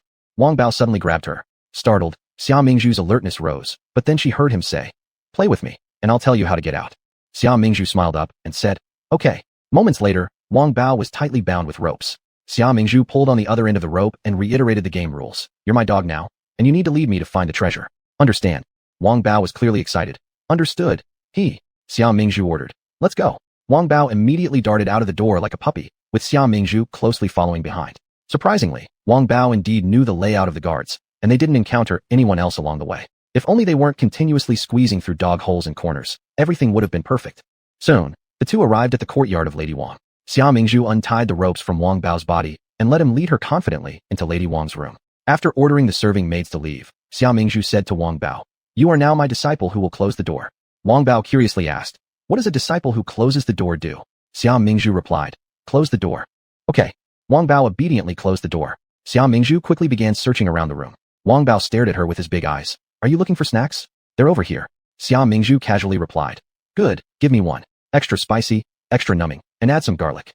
As if he hadn't understood, Wang Bao munched on half a pastry and came closer to Xia Mingzhu, asking, Do you want something fun? Xia Mingzhu nodded. Exactly, I'm looking for treasures. What's fun about treasures? But I know where they are. Wang Bao muttered something before saying again. Look, there are many of them over there. He pointed to a display cabinet filled with dazzling antique ornaments. Xia Mingzhu glanced back and said, No, I don't want those. Then what about behind this? Wang Bao twisted the vase on the rack. The rack turned open, revealing a secret chamber behind it. This is getting interesting. Xia Mingzhu gave Wang Bao a brilliant smile and praised him. Well done. You truly are the king of games. Wang Bao laughed foolishly. Xia Mingzhu briefly thought, then entered the secret chamber to examine it. She soon found what she was looking for, a red wooden box, unlocked. Upon opening the lid, she saw a stack of indenture contracts inside. Finally found it. Xia Mingzhu felt relieved as she picked out Yishachi's indenture contract and spread it on the table for a look. Things in the countryside are indeed cost-effective. The price of a girl is merely the cost of cooking a dish in the house of Duke, who protects the nation. Seeing the lit candle nearby, she lifted the indenture contract towards the flame. In no time, the indenture contract burned into ashes. With this, Yishachi became free once again, unbound by any contract. I want to play too. This is so fun. Suddenly Wang Bao clapped and shouted, grabbing the rest of the indenture contracts from the box and tossing them all into the candle fire. Xia Mingzhu, Sixa, what are you doing? A sharp voice suddenly interrupted from outside. Chapter 84, just a little bit short. It was Mr. and Mrs. Wang Furwei who had returned. Upon seeing them, Xia Mingzhu almost burst into tears. Damn it, how could they arrive so conveniently? Unfortunately, I was just a little bit short of escaping successfully. Seeing the contract of servitude burnt halfway, like paper money, scattered all over the ground, Wang Furwei immediately turned black in the face. Outrageous. Who did this? Xia Mingzhu. Eyes that only blink without proper judgment. What do you mean? The iron wasn't my doing. But Wang Furwei's gaze still locked onto her. How dare you make trouble in my house? Who gave you the guts? While shouting this, he made an aggressive move to hit Xia Mingzhu. Xia Mingzhu quickly dodged aside, at the same time picking up a candlestick and using it as a shield in front of her. At this point, Wang's wife suddenly screamed. She's not the crippled girl from Yi family. She's an imposter. Wang Furwei also cried out wildly, transforming into the appearance of Yi family's daughter, coming here to fool my son. She must be a monster. What nonsense is this? Xia Mingzhu's long eyelashes flickered. She heard what they said. Still, she didn't understand much of it. However, she quickly realized what was going on. A stage was set up at the entrance of the Wang family mansion, with plans to burn her alive before the public. Villagers who heard the news gathered outside his home. Xia Mingzhu was bound to a cross-shaped wooden frame, surrounded by many people chattering noisily. Beneath her, piles of dry firewood were stacked, leaving her unable to move. The ropes tying her were even adorned with talismans to subdue demons. The villagers were agitated, shouting loudly to burn the demon quickly. Bound to the wooden frame, Xia Mingzhu sighed. No wonder Wang Furwei can be a landlord. What a good trick of diverting blame. It's clearly a personal grudge, but has been elevated to a level of global enmity against me. Everyone, please remain calm. At this moment, Wang Furwei spoke angrily. Fellow villagers, this is a demon. I will now burn her, after which everyone will have no need to fear any more chaos caused by demons. Good, kill her. Demon, kill her. The commoners applauded unanimously. Xia Mingzhu looked at them, shaking her head. Why bother? I'm just a passerby. I'm truly not some kind of demon. But no one listened to her. These people seemed like NPCs, emotionless, endlessly clamoring. Don't hurt her. At this moment, Yi Xiaoqi ran over, spreading her arms in front of Xia Mingzhu to protect her. I can testify that she is not a demon. Please release her immediately. Seeing her, Xia Mingzhu's eyes changed. Didn't I tell you to hide? Why did you come out? If I don't come out now, you'll turn to ashes. Yi Xiaoqi shot back, then turned to the crowd in front of her. She is really not a demon. Please let her go. Wang Furwei squinted at Yi Xiaoqi. Young lady Yi, if you accepted our silver coins but refused to marry into our family, such breach of trust. Now, do you have any right to vouch for others? The silver coins weren't received by me. I was forced. Yi Xiaoqi tried her best to explain, but soon was interrupted by Wang Furwei. If you're defending this demon so much, are you part of the same gang? Seize her as well. Immediately 2 men stepped forward and controlled Yi Xiaoqi's arms from behind. Yi Xiaoqi panicked, turning her head and noticing Li Run winking at Wang Furwei, then breaking into a grin. Suddenly, her whole body went cold. They all knew about it, and it was intentional, with the purpose being to get rid of Xia Mingzhu. But why? Was there someone else directing things from behind? Thinking about these matters, Yi Xiaoqi felt as if her heart would leap out of her chest, tense throughout her entire body. She had never experienced anything like this before. Previously, this small village was lifeless. However, due to Xia Mingzhu's sudden arrival, the entire village seemed to come alive once again. Before, no matter how hard she struggled within her own life vortex, she was destined to be restrained. Now, ripples formed in her heart, as though wanting to break free from shackles, gaining freedom and hope. Just as she lost herself in thought, Wang Furwei had already thrown the torch in his hand forcefully. The torch fell on the dry wood and instantly sparked a fierce fire. The intense heat mixed with choking smoke came rushing forth, while the crowd surrounding was stirred into motion by the leaping flames. Burn well. Burn her. No. Yi Xiaoqi screamed desperately, trying with all her might to stop everything, but she was roughly shoved away and landed full of mud. Without regard for the situation, she hurriedly got up from the ground but was grabbed again by several individuals, forcing her to watch helplessly as this tragic event unfolded and couldn't do a thing to stop it. Am I really going to die this time? I thought I held a redemption script, but it turns out to be a song. Its name Kult. As intense flames burst out, Xia Mingzhu's head slightly drooping listened to the voices from all around, feeling a bit dizzy. As the old saying goes, when a person is about to die, they can see their beloved ones and the people they most want to see. The feeling of death came rushing at her. Xia Mingzhu coughed, and in front of her eyes appeared the figure of a man who was elegant and handsome, like the moon after a storm. Strange, I seem to see Crown Prince Doggy here. Haha, I must be dying. Just as Xia Mingzhu passed out, she fell into a warm embrace. She struggled to open her eyes and looked up at his face, slightly curled eyelashes, a high nose bridge, and a pair of black eyes that shimmered like a glass of clear wine. How wonderful, she thought. The big demon has come to save the little demon. Then she fainted. Miss Mingzhu. Xia Mingzhu. Seeing her slowly close her eyes, Crown Prince Qi Ye's heart almost broke. Song Feng hurried to Xia Mingzhu's side and checked her breathing. Your Highness, Miss Xia is fine. She just fainted. On the other side, Song Long gave a spinning kick and took down a row of villagers surrounding them. Wang Furwei attempted to flee but was grabbed by Song Long and dragged before Qi Yi. Qi Yi asked angrily, Speak. Who was your mastermind? Wang Furwei nervously glanced at the noble-looking man in front of him. This lowly one didn't know who's behind it all. It was only a young lady she. Before Wang Furwei could finish his words, a short arrow suddenly shot out from the darkness and killed him on the spot. Song Long moved toward the direction where the arrow had come from, chasing the hidden assailant, but found nothing. Doctor, is she all right? Ah, this voice is so familiar. Where have I heard it? Xia Mingzhu flickered her eyelids and saw several shadows. The gentleman, she should be fine for now. She just inhaled too much smoke and got startled. If she drinks a few prescriptions of medicine, she should be all right, which sounded like a doctor's voice. Someone responded. That's good. Xia Mingzhu abruptly opened her eyes, putting on an act of suddenly sitting up from severe illness. Who am I? Where am I? What am I doing? After speaking, she looked at the others beside her, as they also stared back, exchanging puzzled looks with each other. A moment later, Crown Prince Qi Yi broke the silence. Doctor, perhaps you should examine her again. Xia Mingzhu blinked and focused her gaze on Qi Yi, instantly letting out a loud owl. Chapter 85. Is she being manipulated by the plot? Your Highness, why are you here? Seeing the look of surprise on Xia Mingzhu's face, Qi Yi slightly curled his lips. What? Can I come here? How could that be? I am very glad to see you, Your Highness. Xia Mingzhu's lips curled up, showing a sweet smile. The whole empire is yours. Who would dare to control you? Qi Yi looked at the young girl in front of him with burning eyes, and a flicker of laughter flashed in his eyes. Rest assured, those people from Shima village have already been handed over to the authorities. The government will deal with them appropriately. Xia Mingzhu glanced around. Where are we now? This is Qinghe City, replied Qi Yi. Qinghe City was the largest city nearby, about 3 days' journey from Shima town. Unbelievably, she had been unconscious for 3 days. Xia Mingzhu nodded her head, remembering her main concern. My brother. Did they find him? Big brother fell off the cliff. He can't possibly be dead, right? And Lu Wanxiu. She jumped off the cliff to die with her lover, so faithful to love, but tragically so. For a while, Qi Yi remained speechless. Only after her turbulent inner voice calmed down did he slowly open his mouth. I am about to tell you this good news. Yun's brother and Miss Lu have been found, and they haven't died.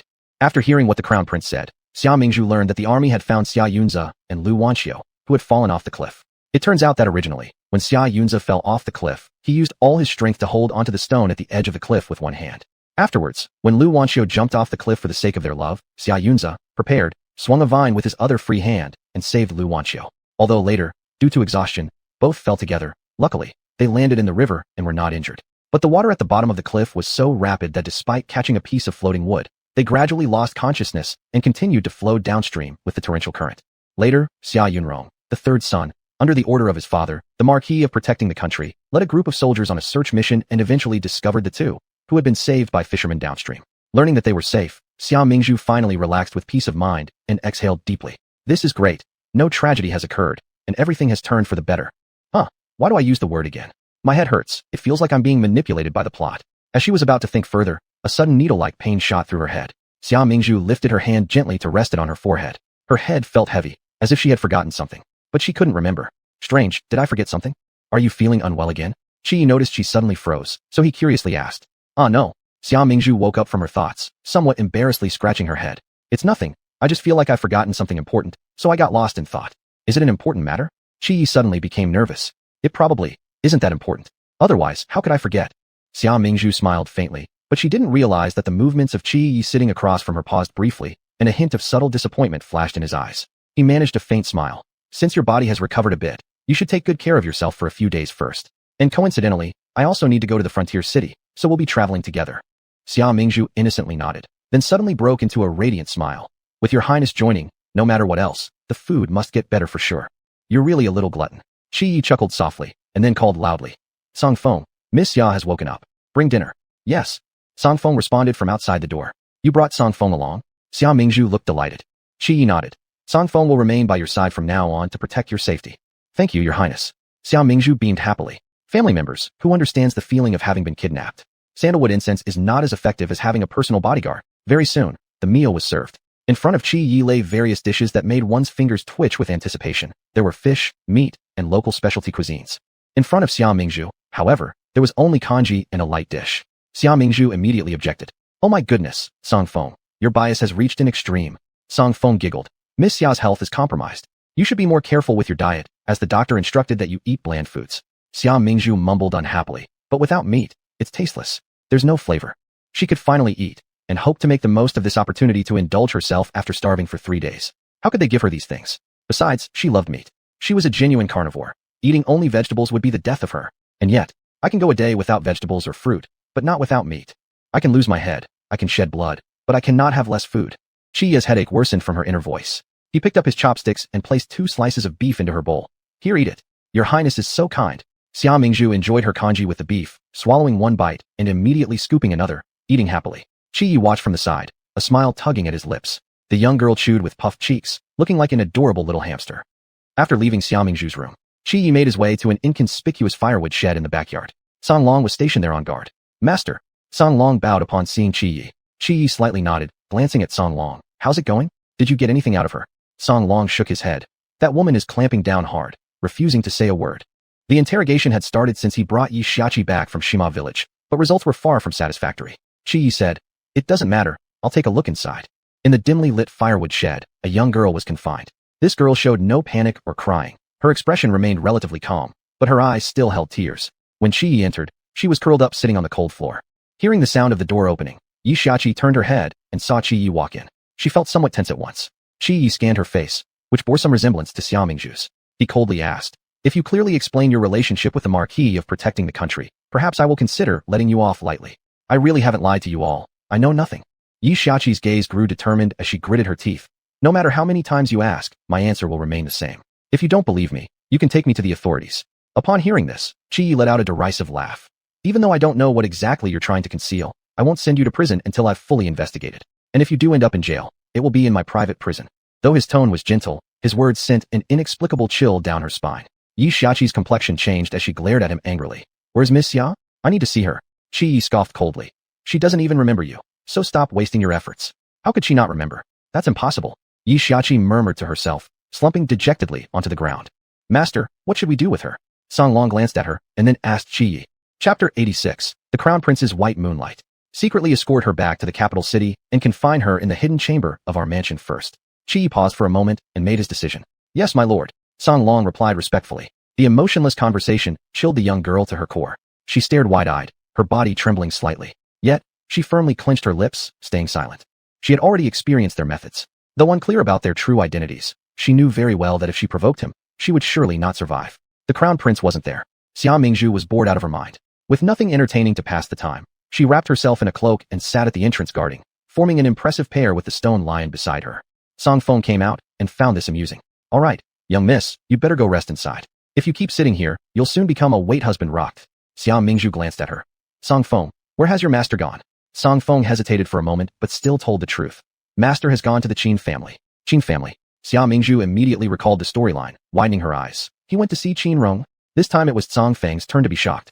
Her eyes opened wide as she looked straight into Xia Mingzhu's eyes. "Miss knows Miss Rong?" Xia Mingzhu nodded affirmatively. "Yes, I do know her. Or rather, I'm aware of her existence, but I haven't met her personally." Song Feng nodded again, finally understanding why Master told everything to Miss Xia, yet not fearing that she might get angry upon hearing. Unaware that she had been misunderstood, Xia Mingzhu screamed internally towards the sky. "Qin Rong, oh my goodness! The Crown Prince's White Moonlight. This woman is no ordinary person. She is the only one reborn in this book. In the future, she will become the left arm and right hand of the main character, her money bag, the top female merchant of Dian Dynasty." Thinking about this, Xia Mingzhu murmured softly. "This clearly isn't about leaving me a few days to recuperate. It's about giving himself some time to seek out his white moonlight." Upon arriving at the Qin family residence, Crown Prince Qi, he instantly spotted Qin Ronger fussing around herbs in the courtyard, holding a short spade. Her beauty stood supreme, possessing great charm. She had red lips, white teeth, a modest outfit that, though lacking in jewels and finery, could not mask her natural gracefulness, her posture as radiant as the clear moon, her temperament like fine jade carefully polished. Though she was the daughter of a merchant, not an ounce of vulgarism clung to her. A flicker of admiration crossed Qi Ye's gaze. He vividly remembered when he was young and played recklessly outside the palace by devious eunuchs who intended harm. They abandoned him on the street and fled without a trace. Lost, cold, hungry, and having twisted his ankle accidentally, all he could do was curl up like a beggar in a corner until he lost consciousness. During a stormy night, he vaguely saw a slender figure approaching under an umbrella, who offered him food and wiped away dirt from his face with a handkerchief. Then, accompanied by a wet nurse, she disappeared, leaving behind the handkerchief embroidered with a clumsy hibiscus flower. Later, he returned to the palace after being searched for. However, the handkerchief he treasured so much never left his side. Every time he saw it, it reminded him of Ronger's kind demeanor, offering him warmth and help during his younger years of destitution. Meeting Ronger again, he saw the same hibiscus flower once more and realized that she was the same person who had saved him by feeding him long ago. His heart brimmed with gratitude for her kindness. Without her, he would not have been what he is today. When he attempted to bestow gold and jewels and thanks, all offers were gracefully refused. Knowing her disinterest in worldly wealth, He did not push further, but instead nominated her family Qin as royal merchants, ensuring her life was free of worry and hardship. Thinking about this, even the normally cool features of Qi Yi softened as he said, "Why must you handle such menial work yourself? Brother Crown Prince, you're here." Qin Ronger paused and joyfully ran over, performing a respectful bow. "Our family trades in medicine. In my free time, I decided to grow some in the yard." Speaking thus, she bounced up and grabbed his arm, asking, "Brother Crown Prince, how come you've suddenly visited Qinghe City?" Qi Yi looked at her affectionately, gently patting her hair, saying, "It's been a while since we last met. I've come to check up on you. This time, your highness should stay for a few days before leaving." Qin Ronger smiled sweetly, resembling a bright hibiscus flower. Qi Yi asked curiously, "I heard from Lord Qin that you've started attending private school with your brothers. How has it been going?" Lowering her head bashfully, Qin Ronger replied somewhat embarrassed, "Not much learning actually happened today. I'm quite ashamed to say it." "Oh really?" Qi Yi questioned, looking intrigued. Fulling, the maid nearby, spoke up laughing. "Mistress fell asleep in class today and even snored." As Fulling narrated, she covered her face, giggling uncontrollably. "Fulling, who asked you to say that? Crown Prince Qi Yi is going to laugh at me." Qin Ronger was flustered, her face turning red as she spoke and lightly slapped Fulling twice. Fulling quickly begged for mercy. "All right, I won't say it anymore." Then came another burst of laughter. "You bad girl. Good miss, I was wrong. I dare not do it again." Qin Ronger pouted, then ran back to Qi Ye's side, saying, "Prince brother saw that. They always know how to bully me." Qi Yi looked at her with a smile, then turned towards Fulling. "I brought melons from the western regions as tribute today. You go fetch some and let your miss try them." "Yes." Fulling laughed and ran off. Qin Ronger thanked Qi Yi. "Such melons are rarely seen in the palace. Thank you so much, brother Crown Prince, for remembering me." Qi Yi smiled and said, "If you find it delicious, I'll bring more next time." Qin Ronger smiled sweetly. "Thank you so much, brother Crown Prince." After Qi Yi left, Fulling returned carrying slices of melon. "Miss, His Royal Highness truly treats you well. As soon as he arrives at Qinghe City, he comes to see you, as if worried that someone might bully you. Each time he comes, he brings fruits, pastries, or jade bracelets and pearl hairpins, clearly showing how good and important you are to him." Qin Ronger coldly snorted. "What use is this kindness when the Crown Prince will eventually be deposed and exiled to the cold palace? I must take full advantage of his concern and quickly find a way to survive, lest I end up buried with him." "But according to the timeline you wrote down last time, 6 months have passed already, yet the Crown Prince's position remains firm. Could it be that you misremembered?" Fulling questioned hesitantly. Qin Ronger thought for a moment and replied, "The timeline has been postponed. I don't know why either. Perhaps I really misremembered." As she said this, she sat at the stone table in the courtyard, poured herself a cup of tea, and took a sip. "As for the Crown Prince, I cannot reveal any flaw in front of him now. I owe thanks to your quick thinking today. Otherwise, I wouldn't have gotten early news and prepared accordingly, risking exposure." Fulling asked, "Why doesn't the Miss tell the truth to His Highness? Given how much His Highness adores you, whatever decision you make, he surely wouldn't blame you. What do you understand?" Qin Ronger's eyes narrowed like deep pools as she glared at Fulling. Chapter 87. I just want to be lewd. Fulling immediately shrank back, not daring to speak anymore. There was no trace of the joyous relationship between master and servant from earlier. "You damn prince, when will you return? Could it be that upon seeing your white moonlight, you've forgotten to go home?" Xia Mingzhu felt as if she were a badger in a melon patch, hopping up and down with all her gossipy news clutched in her hands. She was frantic with anxiety. The pain of having gossip, but no one to share it with, no one can understand. After an unknowable amount of time had passed, in the distance, she finally caught sight of the Crown Prince's figure. Xia Mingzhu hurried forward without delay, but due to her excitement, she ran too fast and couldn't stop herself, directly falling into Qi Ye's embrace. It appeared as though she had intentionally waited here just to throw herself at him. Xia Mingzhu's mind went blank. She looked up with her flawless little face tightly hugging Qi Ye's strong waist. Her cherry-red little mouth slightly opened in astonishment, her breath fanning across Qi Ye's body. Sorry, I just lost my balance for a moment. Can you help me up? If you can't, then feel free to touch my abs." The second half of the sentence slipped out without thought. Xia Mingzhu blushed bright red. No, that's not what I meant. I was just trying to be lewd. That's really all there is to it." "Lord heaven, what have I said?" Qi Yi pretended not to hear her words, but his face and neck slowly flushed pink. His gaze involuntarily shifted to her vivid red lips. His Adam's apple moved, but he still reached out his hand, pinching Xia Mingzhu's waist to straighten her up. His voice was somewhat low and deep. "Did you eat too much again? Can't even run." Xia Mingzhu's eyes widened. "I didn't know. It's you who ate too much. I haven't eaten yet." "All right. How irritating. I've been waiting for you this entire time without eating lunch."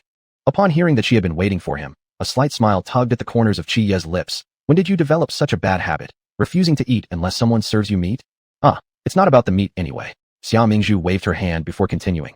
"I'll ask you, weren't you with Qin Ronger?" Qi Yi turned his head, meeting Xia Mingzhu's eager almond eyes. "Was it Song Feng who told you this?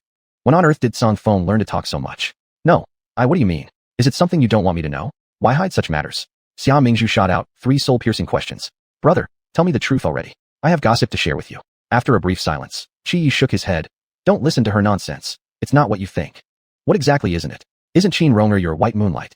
Or did you not visit the Qin residence just now? Xia Mingzhu felt that Qi Yi wasn't being forthright at all, as if hiding something from her. Qi Yi's expression darkened, looking quite displeased. So, must I report to you wherever I go? Xia Mingzhu immediately became respectfully obedient, bowing her head. This subject dares not. But inside, she couldn't resist mocking him. Guarding against me like I'm a wolf. It has made my breast gland sore. Whatever, I won't tell you. Seeing her hypocritical, respectful, and distant demeanor, Qi Yi became even angrier. He glanced at Xia Mingzhu, who hung her head, then walked past her and entered the door. Xia Mingzhu followed behind him. Look, are you angry? Then let's make you even madder, Hyung. Arriving at the entrance to her room, Xia Mingzhu suddenly smiled radiantly at Qi Yi, akin to a blossoming rose. In the future, don't enter my room. It's better for men and women to maintain some distance. Qi Yi, who was wanting to touch his abs just a moment ago. The next second, he heard her crystal clear inner voice. I just want to tell you, I know everything, but I'm not saying anything, making you mad. Goodbye. Qi Yi wanted to say something, but Xia Mingzhu dashed away like a rabbit, slamming the door shut the moment she entered. He paused silently for a moment, then turned to leave. The next day, Xia Mingzhu opened her sleepy eyes to the chirping of birds outside her window. Great, another day lived. At the sound of movement, Songfeng called out from outside. Xia Miss, get ready. Afterward, His Royal Highness the Crown Prince will take you to the Qin residence for a banquet. To the Qin residence? Xia Mingzhu instantly perked up, her resentment toward Qi Yi from yesterday completely vanishing. All right, I'll be right there. She quickly washed and prepared herself, stepping out soon after. Outside the main gate, a well-prepared carriage awaited. Songfeng sat in the driver's seat. Seeing Xia Mingzhu, she immediately called out, Xia Miss, quickly get in. Xia Mingzhu nodded and took 2 quick steps before boarding the carriage. As she pulled open the curtain to climb in, her gaze met directly with the handsome features of Qi Yi. He frowned slightly. Why are you running? Is someone chasing you? Xia Mingzhu stood frozen on the spot, meekly answering, no. Qi Yi's gaze fell on Xia Mingzhu's pale arm as she pulled back the carriage curtain. His voice was faint. Get in, don't waste time. Xia Mingzhu, what a cold-blooded prince. Is he still upset? Anyway, it's good that he remembered to bring me for such a feast. I guess my care for him hasn't gone to waste. Thinking this, Xia Mingzhu's eyes lit up with more warmth, deciding to say something to ease the tension. Your Highness, have you been waiting long? Qi Yi remained expressionless. I just got into the carriage, stop overthinking. Up on the driver's seat, Songfeng. The Crown Prince had obviously risen early and waited an additional half-hour just for Xia Mingzhu, constantly grumbling about her tardiness without sending anyone to hurry her up, but instead stayed put till Xia Mingzhu came out. Such an act of pretense. But Songfeng only dared to roll her eyes privately, keeping a neutral face. Master, may we depart now? Qi Yi nodded. Let's go. The horse carriage began its clippity-clop. Inside the carriage, how could Xia Mingzhu ever expect the Crown Prince would deliberately wait for her? Thus, hearing that Qi Yi had just arrived too, she didn't think much of it, instead smiling widely. I thank your Highness for allowing me to broaden my horizons. Qi Yi clearly still harbored resentment over being locked out by her yesterday, so he closed his eyes, leaning against the carriage wall, and fell silent. Xia Mingzhu shrugged. Such a small heart. Not even one hair can fit in your stomach. The rest of the ride passed silently. Soon, they arrived at the Qin residence. Qin Peibai, head of the Qin family, led a group of people to greet them at the gate. After exchanging pleasantries, Qi Yi and Xia Mingzhu entered the main hall to take their seats with everyone else. Xia Mingzhu wore a goose-yellow dress today, her clear and beautiful face like a lotus flower emerging from water, catching the attention of many people as soon as she walked in. Who is that young lady accompanying the Crown Prince? I heard she's the direct daughter of the Duke, who protects our nation. Isn't she the same Xia Mingzhu whose engagement was called off by Prince Ning, tarnishing her reputation? Shoo, lower your voice. She's still from a noble family. No matter how fallen, she comes from a prestigious background, not someone we can gossip about lightly, especially since she has come with the Crown Prince. Xia Mingzhu vaguely heard the murmurs around her, but she didn't care. Talks from outsiders wouldn't change anything. After everyone settled inside, a soft voice reached Xia Mingzhu's ears. Big brother Crown Prince, Ronger has waited for you for quite some time. Chapter 88, Meeting Arrival. Xia Mingzhu looked up. A young and pretty girl came forward, boldly holding onto Qi Yi's arm without hesitation. Is she the reborn girl, Qin Rong? She's indeed different. Xia Mingzhu glanced at her with interest and finally rested her gaze on the faint scar on her brow bone. Reversing fate, this girl is also quite legendary in the plot. Upon sensing that scrutinizing gaze, Qin Ronger slightly lifted her head and couldn't help but catch her breath. There was such a woman in the world. Even standing silently among the crowd, she radiated brilliance, captivating one's eyes. Qin Ronger suddenly felt an overwhelming sense of crisis. She lightly pulled on Qi Yi's sleeve and softly asked, Big brother Crown Prince, who is she? Qi Yi hesitated for a while before answering, his expression unreadable. The legitimate daughter of the Marquis, Xia Mingzhu, one of our fellow travelers.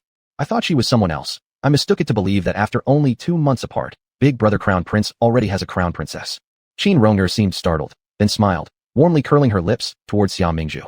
Big brother Crown Prince is an excellent person. If you travel with him, he will surely take care of you. Xia Mingzhu arched her eyebrows. She was showing off her understanding of the Crown Prince and boasting about frequently meeting the Crown Prince, hiding 800 tricks in one sentence. She slowly smiled. Whether he's good or not, I know more than you do. Qin Ronger's complexion changed slightly. She looked at the Crown Prince and said, judging by your words, lady, you must have received no small amount of favors from Big Brother Crown Prince. Xia Mingzhu. Shit, I've met my match. After the banquet began, the Crown Prince and the patriarch of the Qin family took turns speaking. Their speeches were like an old grandma's foot-binding cloth, long and smelly. Xia Mingzhu wasn't interested in listening and picked up a preserved fruit to enjoy happily. On the other side, Qin Ronger looked at her relaxed appearance and involuntarily tightened her grip. Fulling, who was standing behind her serving, stepped forward, pouring wine for her while whispering. Miss, I've inquired clearly. This Miss Xia stays at the same inn as His Highness the Crown Prince, and it's heard that they accompany each other daily, eat together, and travel together, their relationship being very intimate. No wonder he refused to stay at the Qin residence this time. It's all because of her. The swelling jealousy abruptly shattered Qin Ronger's reason, exposing her irascible nature, crushing the wine cup in her hand at once. Ah, miss. What happened? Hearing the commotion, the Crown Prince and others looked over. Qin Ronger forced a smile. Nothing. It was my maid who accidentally broke the wine cup. Behind her, Fulling immediately knelt down. I am foolish. Please forgive me, master. Lord Qin waved his hand. Clean it up quickly. How can we keep proper decorum in front of His Highness? Yes. Fulling got up from the ground and hurriedly tidied up the mess on the table. Xia Mingzhu had been watching quietly all along. Seeing this, she curled her lips in amusement.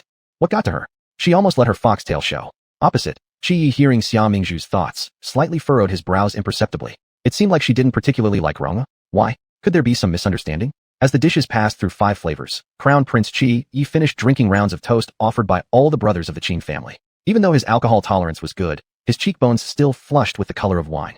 Seizing the opportunity, Lord Qin invited him, and Qi Yi agreed to stay at the Qin residence for the next few days. After the feast dispersed, it was close to midnight. Qin Ronger escorted Xia Mingzhu to the guest room. Just as they reached the door, she suddenly stopped, lifting her head to look fixedly at Xia Mingzhu, asking, what exactly is your relationship with the Crown Prince? Do you really care about what kind of relationship we have? Xia Mingzhu tilted her lips upward. Anyway, for you, he is just a stepping stone, a talisman, or even just a tool for you to change your destiny, right? You, what do you mean by that? Qin Ronger's face flickered. Looking at Xia Mingzhu's sarcastic smile, she felt an instant of unease. It was as if Xia Mingzhu had known her thoughts from the start. She took 2 steps back, and when she turned around, she saw Qi Yi standing right behind them. Did he hear? The depth of Qin Ronger's gaze plunged immeasurably dark in a split second. In just a moment, her tears streamed down in large droplets. Big Brother Crown Prince. I didn't think that way, I really didn't. Fulling immediately pointed at Xia Mingzhu accusingly. Miss Xia is a noblewoman from a prestigious household who doesn't look favorably upon our miss. But that doesn't give her the right to make wild guesses or insult us. Qi Yi looked angry. He grabbed Xia Mingzhu's fine white arm and forcibly dragged her to Qin Ronger. Apologized to Ronger. His forehead veins bulged in anger. Ronger was so innocent and kind. How could she dare to make things difficult for her like this? Even if it meant insulting him, he would feel better than this moment in his heart. No, I haven't said anything wrong. Xia Mingzhu struggled fiercely. If she cries some more, are you going to kill me to atone for her? Apologize now. Qi Yi grew even angrier and tightened his grip. Let go, have you gone mad? The next moment, Xia Mingzhu raised her other hand and delivered a solid punch right to Qi Yi's face. How dare you hit the Crown Prince? Qin Ronger exclaimed. Qi Yi clutched his nose, full of disbelief. No one in the entire Dian dynasty had dared to strike him. Even when he'd erred, all his father did was scold him. He'd never been physically punished. He said with resentment, it seems I've spoiled you too much, letting you lose all sense of humility. What kind of violent nature have you been cultivated with? Xia Mingzhu's eyes watered. And now you start complaining about my violence. What were you doing before? After saying that, she ran into the room, slamming the door shut with a loud bang. Below, the crowd exchanged bewildered glances. After a long while, Qi Yi instructed them. This matter must not be spread outside. Yes. Everyone agreed. Though Qin Ronger nodded along with everyone else, secretly she gnashed her teeth in fury. To be so disrespectful and yet not face any consequences. The Crown Prince clearly had a special relationship with that woman. When the commotion outside finally ceased, Xia Mingzhu, clinging like a gecko to the door panel, let out a small sigh of relief. She struck herself on the palm. You idiot. How dare you hit the Crown Prince? Do you want to defy heaven? Wah, will the doggy Crown Prince hate me now? But I couldn't help myself. Who asked him to cherish an impostor so dearly? Seeing him fawning over her made me want to slap him senseless. Outside the door, Qi Yi fell silent. Finally, he'd forced out her true thoughts. However, was this impostor referring to Qin Ronger? What did she mean by this? Could Qin Ronger's identity be fake? Lost in thought, he paced away. Once he was gone, Song Feng, who had been cowering in a corner like a sparrow, dared to straighten her back. Good grief, she had almost died of fright. Was Miss Xia really so fierce? A delicate girl managed to strike the tall and noble Crown Prince? Had she not seen it with her own eyes? No force on earth could make her believe it. She had been truly stunned and hadn't reacted quickly enough. But even if she wasn't stunned, when these two masters started fighting, Whom should she side with exactly? Chapter 89. Watch me rip your head off. After striking Crown Prince, Xia Mingzhu felt uneasy in her heart. The more she thought about it, the more frightened she became. She couldn't help but pull the door open a crack to sneak a peek at the outside. However, just as her head emerged from the door, a pair of hands firmly grabbed her. Crown Prince Qi Yi gave a sinister smile. Xia Mingzhu, you still dare to show your face? Watch me rip your head off. Ah, no. Xia Mingzhu woke up in fright, immediately sitting upright, rubbing her head and catching her breath. Fortunately, my head is still on. Prince Qi won't really tear off my head out of anger, right? Dare not think about it. Don't dare to even contemplate what will happen later. Knocking sounds rang out again from outside the door. She jumped in fright only to realize it wasn't the Crown Prince, but Song Feng. Miss Xia, His Highness invites you for breakfast. Oh, okay. Xia Mingzhu hesitated momentarily before replying with an unsure sound. YK, truly afraid of what's coming. She took her sweet time getting ready, then shuffled slowly out of the door. Song Feng was waiting by the door. Miss Xia, please follow me. Xia Mingzhu gritted her teeth, determinedly heading towards the Crown Prince's room as if marching to her execution. The Crown Prince sat in the room. Due to last night's drinking, his complexion appeared somewhat pale. Coupled with his moon-white brocade robe, the wind fluttered around his garments, making him seem like he would drift away with the breeze. An indescribable feeling spread through her heart. Xia Mingzhu paused, suddenly remembering to bow. Qi Yi glanced at her with a faint look, his face expressionless. Let's eat. What? Oh, okay. Xia Mingzhu obediently sat down at the table but kept avoiding eye contact with him. She simply lowered her eyelids and quietly drank her porridge. Seeing her dazed state, absent-mindedly shoveling soup into her mouth in a rather clumsy yet cute manner, a nearly imperceptible smirk graced Qi Yi's perfectly shaped thin lips. What? You don't find fault with the lack of meat today? I don't. A dog doesn't resent its master's poverty. No. What I mean is that it was wrong of me to be so picky before. It mustn't be like this in the future. Xia Mingzhu spoke humbly, implying a request for mercy. Ah, so you're willing to change. Qi Yi smiled enigmatically, his dark eyes profound like a deep pool, the mole at the corner of his eye taking on a dangerous and enchanting allure as he laughed. Willing to change, willing to change. Xia Mingzhu quickly concurred, pausing for thought, then added another sentence, her tone laced with some guilt. I'm sorry yesterday. I really didn't do it intentionally. I didn't know why, but my hand. It seemed to have a mind of its own. Humph. Qi Yi chuckled coldly, refraining from saying anything further. Upon seeing this, Xia Mingzhu hastily bent her head to drink her porridge. Geez, this higher-ranking aura is too much. Suddenly got weak knees, feel like kneeling. What should I do? Already being submissive, asking for leniency. Two skeptical gazes were locked on her scalp, making Xia Mingzhu aware that Qi Yi was scrutinizing her, daring not to raise her head any longer. Thankfully, that gaze soon retreated. Early that morning, Qin Ronger rushed over to see Qi Yi with great excitement. She planned to pour oil on the fire, making Qi Yi so furious that he'd harshly punish Xia Mingzhu. But upon entering, all she saw was a warm scene of him having kanji together with Xia Mingzhu. Prince brother. Qin Ronger stopped mid-step, almost dumbfounded. This was different from what she had imagined. That woman had acted so outrageously, yet the prince did not punish her but invited her to have breakfast in his quarters. Qin Ronger started doubting if there was something wrong with her eyes. She rubbed them and looked again, showing a face of severe disapproval akin to that of an old man looking at a smartphone screen, condemning and rejecting Prince Qi Yi's behavior. Prince brother, why is this woman sitting here so comfortably? Qin Ronger ran over and pushed Xia Mingzhu off the chair. You shameless woman, how dare you still appear before Prince brother? Caught off guard, Xia Mingzhu fell onto the floor, hurting her buttocks. In pain, she gasped sharply and frowned, her temper cooling rapidly. Qin Ronger, try touching me again. Hell no, can't endure this anymore. Ronger, don't be impolite. Qi Yi rebuked. Qin Ronger stared at him incredulously. Prince brother, she dared to strike you yesterday. Are you just letting her go like this? Where's the dignity of the heir to the throne going to go? Xia Mingzhu blinked her eyes. TSK, talking about dignity, mistaking a fake Qin family daughter as the benefactor who saved him when he was young. Does he even have any face left? A thought flickered through Qi Yi's mind. He replied slowly. It's my matter, I know how to handle it. Qin Ronger was taken aback momentarily, her mood instantly turning gloomy, her eyes slightly reddened. Yes, Ronger has exceeded bounds. She inwardly hated the situation. How come? Not only did the prince not punish that woman, but now he also seemed distant towards her. Witnessing all of this, 3 question marks slowly rose above Xia Mingzhu's head. Hey, Prince Qi Yi, why are you so cold to your white moonlight? Could it be that you've discovered she's an imposter? I get it. This is your strategy of feigning capture, right? You're using me to upset her, aren't you? Aren't you worried it might backfire? With this thought, she looked at Qi Yi as if he were a fool. Qi Yi. Here it comes again. That pitying glance laced with the anticipation of watching a spectacle unfold. Tisk, hopeless. Prince Qi Yi really is naively stupid. Qin Ronger masquerades as your savior from childhood, and her intentions are sinister. Moreover, in the original story, once you were demoted and sent to the Cold Palace, she turned around and latched onto Ning Wang, teaming up with Xia Qinghe to amass wealth for him and recruit talented people, showing no concern for your life or death. Upon hearing these words, Qi Yi felt his whole spirit shake as he instantly fell into shock. Was Qin Ronger not the savior from his childhood? Did she approach him just to scheme against him? Recalling all those years of her insincere flattery and false affections, He felt utterly sickened by her. Are you full? Qi suddenly asked. Kong Ronger's face lit up. Has the crown prince finally reached his limit? Is he going to drive that woman out? Even Xia Mingzhu looked stunned. What? Dissatisfied with how much I ate again. I'm full. Let's go out and visit an old friend of mine. Qi finished saying what was left on his mind. This morning you woke me up so early. Now you want me to entertain guests? Ruthless capitalist. Though reluctant in her heart, Xia Mingzhu put on a happy expression to annoy Qin Ronger. What a coincidence. I was just thinking about going out. Qin Ronger's complexion changed drastically like an overturned pallet. She bit her lips softly and whispered, Big brother crown prince, shall I? You? Stay home properly. Why do you want to tag along? Are you trying to be a third wheel?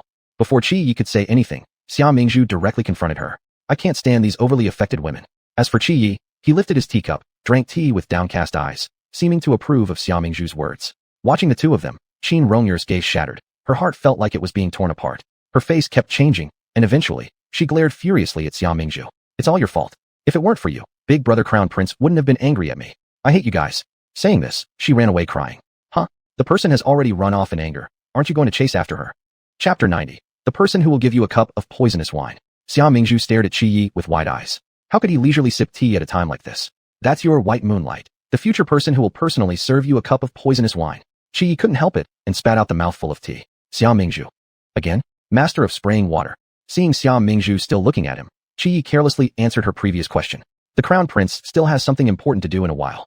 After removing the filter of past favors, he suddenly realized that Qin Ronger was indeed very fake, and there were many suspicious points about her. What's more important than chasing girls?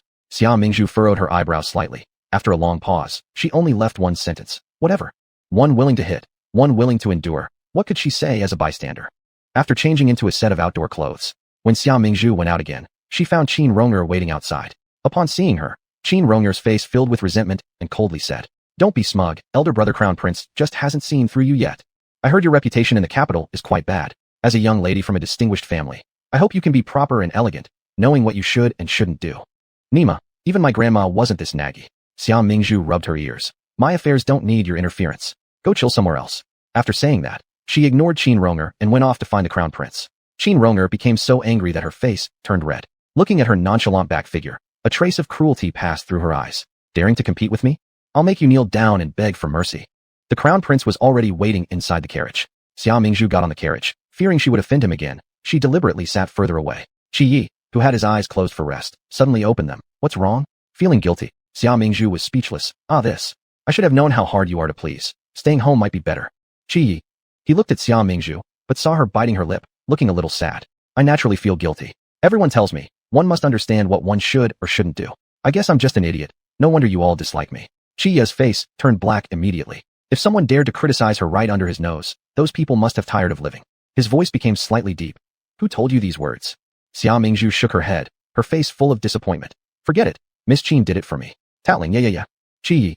He immediately instructed Songlong outside the carriage. Go tell Mr. Qin that his daughter acts against virtue and behaves improperly, asking him to educate her properly. Yes. Songlong swiftly went off. Wow, there's actually someone supporting me now, yay. Xia Mingzhu was happy in her heart, but she showed some anxiety on her face. Your Highness, this isn't good, is it? Qi Yi replied seriously. You're the legitimate miss of the Protector General's mansion, not someone easily bullied by anybody. In the future, if anyone dare to bully you, come tell me. I will surely protect you. Thank you, Your Highness. Xia Mingzhu happily sat well. I see you still have a conscience. On the other side, after receiving the crown prince's message, Qin Ronger's older brother, Qin Ji, was furious. Are you insane? What kind of foolish thing have you done that even the crown prince is offended? Are you trying to kill us?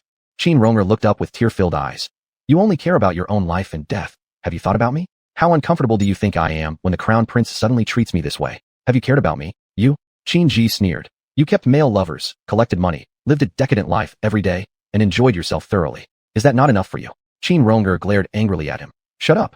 Qin Ji shrugged, snorted coldly. For the dirty things you've done, and yet you fear others talking about it. How hypocritical.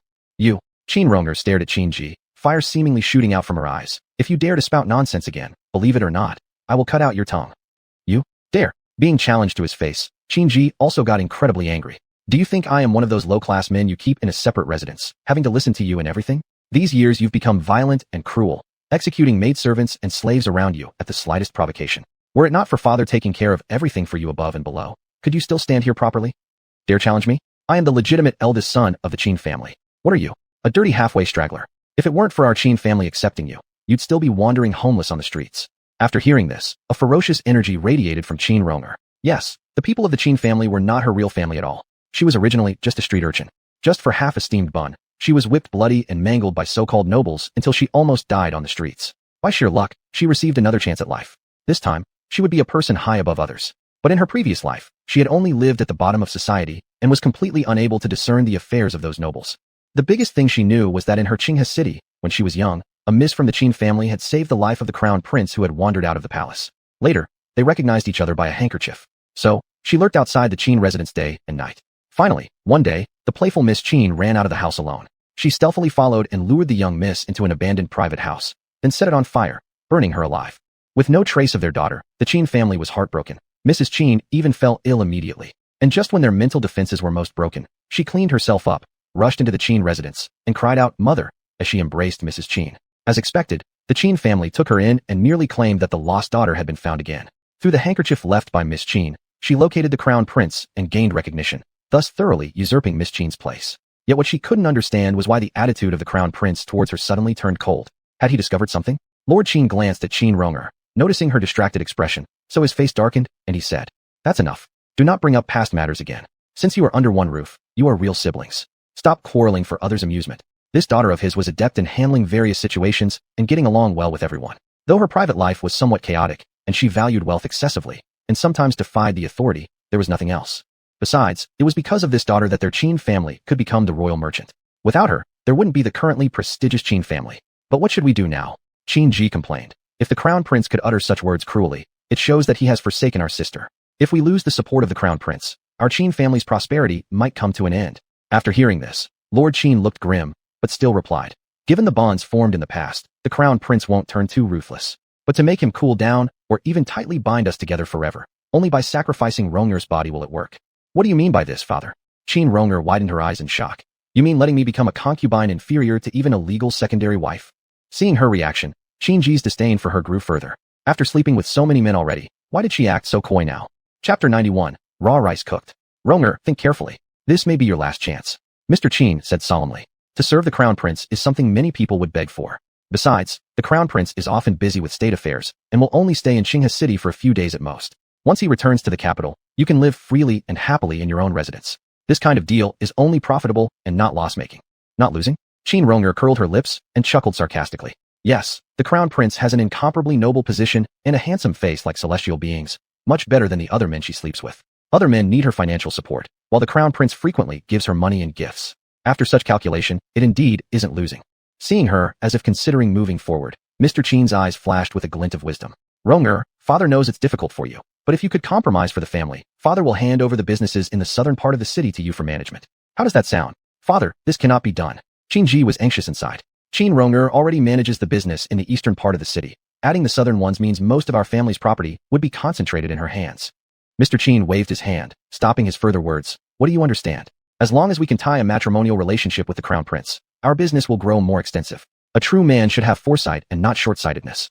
Moreover, although Qin Ronger was promiscuous and brutal, she had a knack for doing business. Otherwise, he wouldn't trust her to manage the shop. Despite Qin Ji's reluctance, after being criticized by his father, he could only slump his head and appear disheartened. Watching him frustrated, Qin Ronger sneered lightly and turned her gaze toward Mr. Qin.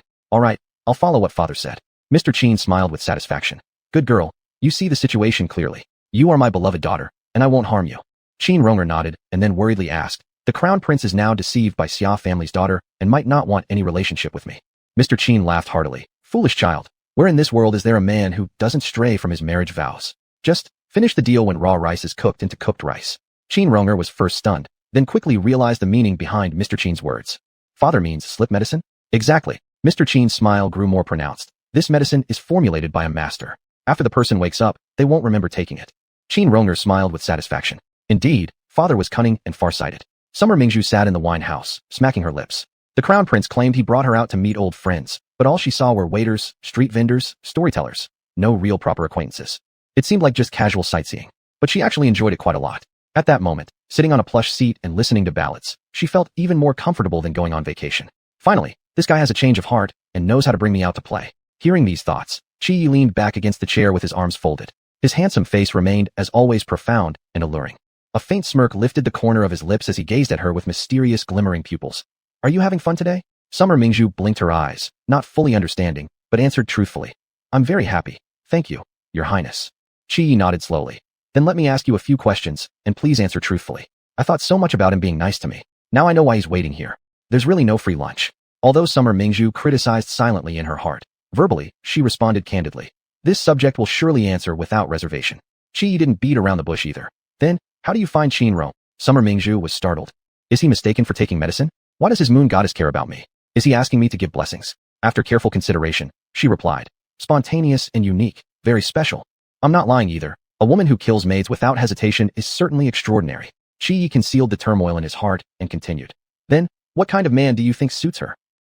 This turns out to be asking whether you two are suitable or not. Crown Prince, exactly how many fish are there in your pond? Without hesitation, Summer Mingzhu answered. Of course, someone as brave and generous as Your Highness. If his generosity is too narrow, it can't accommodate her. Her private keeping of male concubines is shocking in this world. Qi heard this and was struck as if hit by lightning, shocked speechless. Summer Mingzhu glanced at him. Why does Your Highness waste time speculating? If you want to know whether she likes you, why not directly ask her? Qi snapped out of it and denied outright. I haven't. Summer Mingzhu interrupted his words, with an air of understanding. Don't be shy to admit it. Rest assured, I won't spread this around. TSK, I see that your head has already turned into a green prairie. Your moon goddess receives one visitor each night, and even as the crown prince, you can only wait in line. Qi.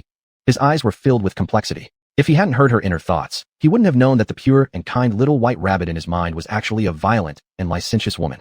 Seeing he remained silent, Summer Mingzhu chuckled softly and took a sip from the teacup by her side. To think, I truly envy Qin Rong. Her life is more comfortable than the emperor's. If I were her, you shouldn't even dream about it. Qi blurted out without thinking. Huh. Summer Mingzhu was stunned. Still dazed, she heard Qi cough lightly. You used my teacup. Summer Mingzhu froze for a moment. She had simply picked up a cup at random to drink tea, but didn't realize that the cup belonged to the crown prince. I'm sorry, I didn't mean to. No matter. This time we are even. It took Summer Mingzhu quite a while to realize what he meant, referring to the last time when he used her spoon to drink porridge. Her face turned red instantly. Damn Qi. Why does he have to bring this up? Qi subtly arched his eyebrows. She stopped calling him Dog Crown Prince and switched to addressing him by his name instead. But hearing the softness in her voice when she called his name made him feel as if his heart were submerged in warm water, inexplicably igniting a surge of heat within. Qi and Summer Mingzhu stayed out enjoying themselves until it became dark before returning to the Qin household. Today, Summer Mingzhu was momentarily delighted in the wine shop and had a small drink. Feeling dizzy and lightheaded, she refused to leave Qi Ye's room. Not knowing what to do with her, Qi covered her with a light blanket and left to go outside. When Qin Ronger entered with tea, he was sitting in the outer room playing the qin. Approaching him, she said, I haven't heard the crown prince brother play the qin for a long time. Qi stopped his movements, his tone calm. Why are you here so late? The weather is cold tonight. I brought some ginger tea for the crown prince brother. Come have some. Seeing him unmoving, and his distant expression unchanged, her eyes brimmed with tears. Crown prince brother, I know you now find me repulsive, but I really don't know what I've done wrong. If you indeed do not wish to see me, after drinking this cup of tea, I promise I will never appear before you again. Chapter 92, Drugging the Crown Prince. Qi Ye's gaze fell on the tea water she was holding. After a while, he said, put the tea on the table, and you leave. Seeing him willing to keep the drugged tea, Qin Ronger's eyes flashed with a glimmer of intelligence. She left a word, Big Brother Crown Prince. Ginger tea needs to be eaten hot in order to get rid of the cold. She took one last look at the tea on the table, then turned and left. The night was deep and dark, and it drizzled outside the corridor. Qin Ronger sneaked into the Crown Prince's room in the dark. The room was filled with the scent of sandalwood. All windows and doors were closed, and neither wind nor rain could penetrate inside. She approached the big bed in the inner chamber, and looking at the bulging silhouette under the quilt, she smiled slyly. Subsequently, she quickly stripped off her clothes and slipped into the person's covers on the bed. The two bodies clung tightly together. Qin Ronger's pale wrist encircled the person's neck, caressing downwards as she called out passionately. Big Brother Crown Prince, please take pity on Rome. So hot. The person on the bed mumbled unclearly. Too busy trying to provoke the body beneath her, Qin Ronger didn't hear clearly. Her restless hands pinched the waist of the person on the bed, and suddenly felt something round. Realizing something was wrong, she was startled, paused for a moment. The next second, she was kicked off the bed by a leg. Who is this? Clinging to me like an octopus, you're going to crush me. The voice spoke with discontent. Qin Ronger's head buzzed as if it were about to explode. She got up from the ground, lit the candle. Then she rushed to the front of the bed, grabbing the person lying there, and pulled aside the embroidered blanket that covered part of their body.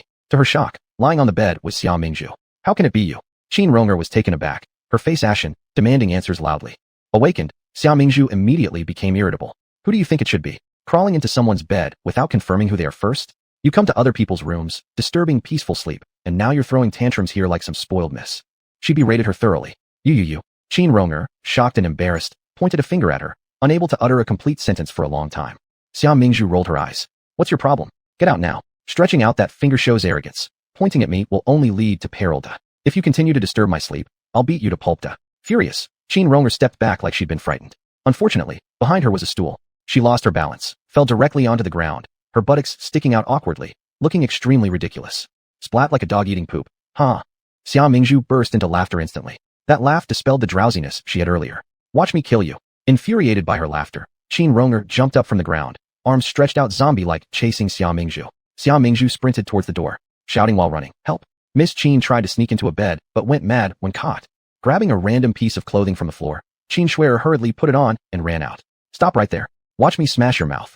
The ruckus soon alerted others. The Crown Prince, Mr. Qin, and elder brother Qin arrived hastily. Seeing Crown Prince Qi Yi, Xia Mingzhu quickly hid behind him. Your moonlit beauty has gone insane and wants to kill me.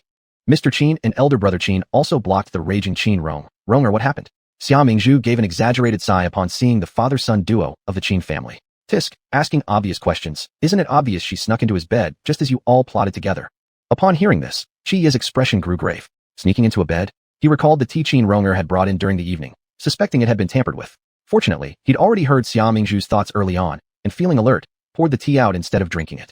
Seeing everyone, Qin Ronger gradually calmed down after being enraged. Seeing her father and elder brother staring intently at her, and the serious gaze of the Crown Prince across from her, cold sweat broke out immediately. She knew any excuse wouldn't save her from potential great disaster. Swallowing hard, she stiffened her body, pretending to be calm. I walked into the wrong room. Go ahead, walk into the wrong room. But why did you touch me if it's wrong? Xia Mingzhu leaned forward and said, Hey, doesn't make sense. If you really walked into the wrong room and saw someone in bed, why didn't you open the cover to see this? Suddenly, Qin Ronger's face turned as pale as paper, her forehead dripping with sweat continuously. I drank too much wine. I was confused. Xia Mingzhu, what a pathetic excuse. For some unknown reason, ever since meeting this crazy family from the Qin estate, she often felt overly normal herself. How dare this Qin Ronger scheme against the Crown Prince? Is life not precious enough? You wicked girl, kneel down. At this moment, Master Qin suddenly roared and struck a hard slap across Lady Qin Ronger's face. Father, why do you hit me? Kissing her face with pain, Qin Ronger felt deeply wronged. Master Qin glared at her angrily, veins bulging from his temple. Why do I hit you? You actually asked me why I hit you. What kind of daughter eats wine? Not only did you get drunk, but also walked into the wrong room. Are you confused? Is this how I've taught you all these days? Morality, integrity, honesty, shame. Have you completely forgotten them all? Bring the house rules. As Master Qin scolded her, he secretly peeked at the Crown Prince's expression. Seeing that the Crown Prince stood there silently, solemnly serious with deepening eyes, and showed no intention to plead on behalf of Qin Ronger, he gritted his teeth and shouted again. Fetch the ruler. Qin Ronger couldn't help but stand frozen in place. This was the first time since she had been reborn into the Qin household that Master Qin had gotten so angry at her. She glanced at the Crown Prince beside her, tears gradually welling up in her eyes. The servant who attended had already brought the ruler and stood nearby, filled with apologies. I'm sorry, Mississippi. Though Qin Ronger felt aggrieved, she had no choice but to stretch out her palm and close her eyes, waiting quietly for Master Qin to bring the ruler down upon her. Suddenly, Qin Dage knelt beside her and pleaded anxiously. Father, please reconsider. My sister is delicate. She cannot bear the beating. His sincere words moved those present. Master Qin hesitated for a moment, then looked at the Crown Prince again. But the Crown Prince remained still, staring at him as if waiting for him to make the next move. In the end, he clenched his teeth and swung the ruler in his hand fiercely. After being beaten by the ruler, Qin Ronger's palm reddened from the imprints of the ruler. Even though she tried her best to hold back her cries, she could not stop her shoulders from shaking with sobs, nor could she stop the tears streaming down from her tearful eyes. She appeared especially pitiful. Xia Mingzhu glanced coldly at the Crown Prince who silently watched everything unfold. Puffed. Men really are heartless creatures, always adept at handling love affairs and knowing when to disengage. After being punished, Qin Ronger ran off crying. Having lost the spectacle, Xia Mingzhu stretched lazily and said, It's time to return to sleep. Xia Mingzhu casually returned to Crown Prince Qi Yi's room once more. Qi Yi followed her inside. Xia Mingzhu glanced at him and suddenly smirked. With the beauty offering herself, why don't you be generous and accept her into your chambers? Chapter 93. Born with unscrupulous desires. Qi Yi was about to respond when he suddenly heard Xia Mingzhu's inner thoughts. You dog of a man, chasing new pleasures and abandoning old loves. Born with unscrupulous desires. Qi Yi. This woman says one thing but means another. Sometimes she really makes his head buzz with anger. His eyes burned with fury as he leaned in. Do you truly wish me to take her in? Xia Mingzhu was just about to continue dreaming her sweet dreams of long life. But before she could fall asleep, she saw Qi Yi standing like a wall in front of her. She was startled and instinctively lifted her foot, kicking him in the chest. Your Highness, if you want to take her in, I will definitely support it. After all, your Highness is quite capable, isn't that right? What? Are you asking for my approval to marry and have children? Do you really see me as your mother? As she was preparing to exert more force, she felt a warm hand grab her ankle. Chi let out a cold snort as he grabbed her ankle. You've never tried. How do you know I'm good? His voice was light and airy, filled with some wild laziness, and it curled around Xia Mingzhu's eardrums. Humph, Minda. Xia Mingzhu's lips curled up slightly as she moved her upper body closer and hugged Chi. Chi didn't expect her to be so bold, but he didn't push her away either. Even though he would never allow other women to get this close to him, he did not mind this kind of intimacy with Xia Mingzhu. Xia Mingzhu smelled the unique male scent on him, and her heart inexplicably began to race, a feeling of palpitations she had never experienced before. Her hands wrapped around his neck, climbing up from there as she gently caressed his face. Hee, hold me tightly, Prince Da. At first, she only intended to use this embrace to escape, but once she held on, she didn't want to let go. Does your highness really want me to try? She leaned her red lips close to his ear, and a soft, coquettish tone fell. Seeing his ears redden, she chuckled softly. Men are seductive, don't blame me for being frivolous. Involuntarily hugging him, she lightly opened her mouth and bit his earlobe. Boom. Chi felt a searing heat enveloping his whole body. Even his heart became hot and burning. His Adam's apple moved slightly. Her actions were clearly provoking a fire. Just at the moment when he was distracted, Xia Mingzhu suddenly jumped off the bed. Do you really want me to try? Aren't you afraid your white moonlight will get angry? With a playful smile, her eyes brimmed with tender coquetry. After speaking, she turned and ran out of the room, leaving Chi gritting his teeth inside the room. Xia Mingzhu. Detestable. Back in the room, Qin Rong'er was furious, sweeping all the tea utensils off the table onto the ground with her sleeve. Shards of ceramics flew everywhere, making a sharp sound of breaking. Rong'er. Qin Lord stood outside the door and called out. Seeing him, Qin Rong'er sat down at the table with a cold face. What does father come here for? Are you going to hit me again? After hearing this, guilt appeared on the usually icy and stern face of Qin Lord. He handed over the medicine he was holding in front of Qin Rong'er and said solemnly, Rong'er, don't blame father. It was beyond my control. Qin Rong'er looked into his eyes and gave a mocking laugh. This ability to act everything fully, father, is indeed remarkable. Seeing she refused to take the medicine bottle in a sulk, Qin Lord took her injured hand actively, sprinkling the powdered medicine while saying with remorse, father hit too hard. But with the crown prince present and the Xia family girl watching, we couldn't afford any faking. All of this is that woman's fault, Qin Rong'er said with hatred. If it weren't for her, crown prince brother would never have treated me this way. Upon seeing her return to her cruel nature, Lord Xia asked, does Rong'er have a plan to deal with her? Qin Rong'er smiled cunningly. Father, I remember there's some sealed fabric in storage. Why don't we give it to that Xia girl to make clothes? Lord Qin immediately understood what she planned to do. Are you going to poison her? Qin Rong'er did not deny it. I'll handle it myself. No need for father to soil your hands.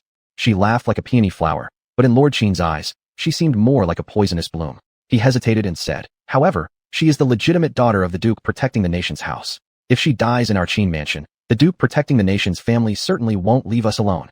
Don't worry, father, it won't harm her life. It will merely cause some rashes on her body, preventing her from appearing in public. After Qin Rong'er finished speaking, she added slowly, once she's out of the way, surely father can achieve the goal of uniting with the crown prince. Hearing that they could form an alliance with the crown prince, Lord Qin had no further doubts. Fine, let's do as you say. Throughout history, great deeds are not bound by trivial rules. In these years, for the sake of smooth trade routes for the Qin family, Qin Rong'er has done many underhanded things. Whenever he knew, he always turned a blind eye. This daughter is ruthless, and only thus can her decisiveness, venomousness, intelligence, and iron hand be seen. Upon seeing Lord Qin's agreement, a smile of ambiguous meaning rose on Qin Rong'er's face. Though the poison was not lethal, it would disfigure one's face, causing pain worse than death. Xia Mingzhu, once your beauty is ruined, let's see what else you'll rely on to seduce Crown Prince. As Xia Mingzhu and Crown Prince Qi Yi were having breakfast, Qin Rong'er arrived. Her eyes brimming with tears, she softly sobbed, appearing frail and helpless. Big brother Crown Prince, last night. Will you forgive me? Qi Yi raised his head, looked at her briefly, and his gaze flickered with a hint of sadness. Tell me, what exactly do you want? I don't want anything. Qin Rong'er's body trembled slightly, then she mustered up courage as if gathering all her might. It's all because I like you, big brother Crown Prince. On the side, Xia Mingzhu lifted an eyebrow and quietly observed them. At this moment, her silence echoed deafeningly loud. Confession. Qin Rong'er is moving closer. Are they about to kiss? Wow, so exciting. Is this something I can watch without paying? The loud clamor was piercingly sharp. Unable to help himself, Qi Yi cast a glance towards Xia Mingzhu, who appeared calm on the surface before raising his hand to stop Qin Rong'er from getting any closer. Sorry, I just consider you as my little sister. Upon hearing these words, Qin Rong'er's face flushed red, then green, and finally pale, showing an unstable sense of crumbling.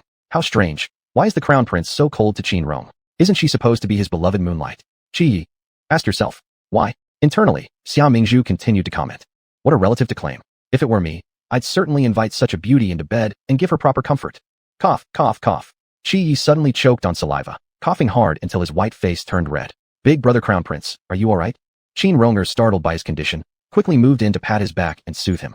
Qi Yi dodged her hand, yet his gaze fixed intently on Xia Mingzhu, gritting his teeth. I'm fine, I won't die. Why glare at me?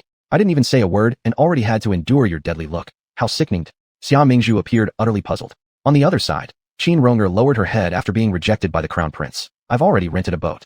I wish to invite Big Brother Crown Prince to join me for a lake tour. Would that be alright?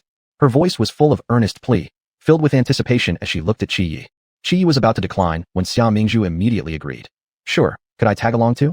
They say the waterscape of Qinghe City is beautiful, so it would be great to take this chance to go and explore. Although Qin Rong'er didn't want to bring along such a glaring third wheel, seeing Qi Yi remain silent for a long time, she paused briefly and gave a nod. Alright, Xia girl will come along with Big Brother Crown Prince next time, and I promise it'll be enjoyable for both of you. She then turned to Xia Mingzhu and added, Miss Xia, as autumn has set in and it's getting cooler, our mansion intends to provide new clothing for us womenfolk. Would you join me later to choose some fabric materials? Please don't mind it. Chapter 94, A Deafening Silence. Upon hearing that there would be new clothes to wear, Xia Mingzhu accepted it openly. The Qin family indeed lives up to its reputation as the biggest merchant in Qinghe City. The estate has its own embroidery artisans who specialize in tailoring new clothes for the masters. When the curtain was lifted, one could see the embroidery room filled with high-quality fabrics and some precious furs. Xia Mingzhu couldn't help but marvel at the sight of the various fabrics. No wonder they are royal merchants. They're dripping with wealth. Qin Rong'er looked at her with a smile, her eyes flashing with an almost imperceptible expectation. Miss Xia, if you like any particular fabric, just say so. We can start now and have it ready by the day of the boat trip. Why is she suddenly so nice to me? Unwelcome flattery never bodes well. Xia Mingzhu's heart was filled with doubts, yet she maintained an air of calmness on her face. I'm overwhelmed by choice. Perhaps Miss Qin should choose first. Seeing her cautious demeanor, Qin Rong didn't hesitate and picked two kinds of fabric right away. I'll take these two. After Qin Rong'er had made her choices, Xia Mingzhu also selected two. Satisfied with her choice, Qin Rong'er smiled brightly, though her thoughts were more sinister. Xia Mingzhu, you're done. Xia Mingzhu detected a subtle abnormality and therefore asked Song Feng to secretly keep an eye on Qin Rong'er. By evening, Song Feng returned with news. Young miss, there's been something strange in the embroidery room. Xia Mingzhu had expected as much and quickly followed Song Feng to the embroidery room. Song Feng led them effortlessly, lifting Xia Mingzhu up gently, and the two flew onto the roof. They carefully peeled back a tile and peered inside. Inside, two slender female figures could be seen. One sat at the table. Naturally, it was Qin Rong'er. Before her laid the fabrics she and Xia Mingzhu had chosen during the day. The other stood to Qin Rong'er's left side, clearly her maid Fu Ling. At this moment, Fu Ling handed over a porcelain bottle to Qin Rong'er. Miss, this poison is distilled from 3 toxic substances, the viper, spider, and duanchong grass. Once sprinkled on the fabric, it will cause the wearer to develop red rashes all over their skin. After several days, the rashes will begin to burst and rot, oozing yellow pus and emitting foul odors. Qin Rong'er took the porcelain bottle and let out a cold laugh.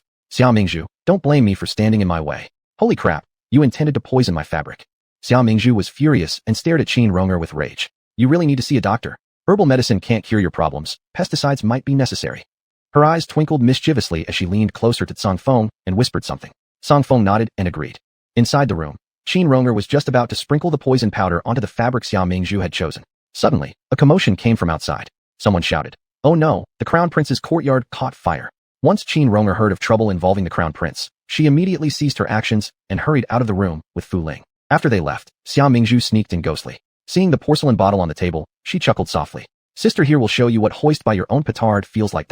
She swiftly approached, opened the porcelain bottle, and dumped all the poison onto the fabric Qin Rong'er had chosen. Then, she pocketed the empty porcelain bottle, pulling out another identical bottle and placing it back on the table before leaving in swift strides.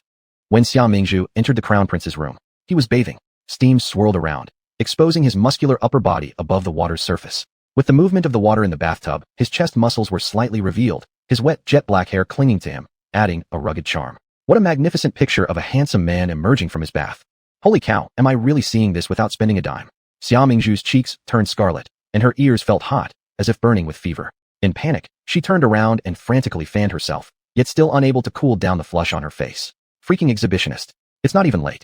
Why do you bathe this early? Despite her complaints, Xia Mingzhu's heart began racing uncontrollably, pounding so hard she feared everyone could hear it.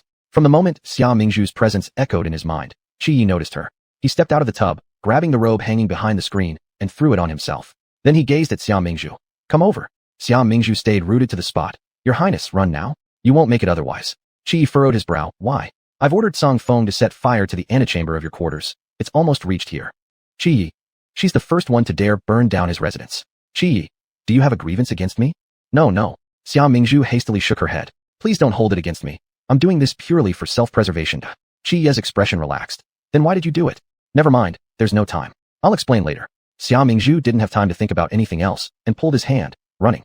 Qi Yi stared at her hand holding his, a trace of smile flashing in his eyes. Qin Ronger brought people to put out the fire in the wing room, rushed over to find the crown prince, only to see him hand in hand with Xia Mingzhu running out of the room.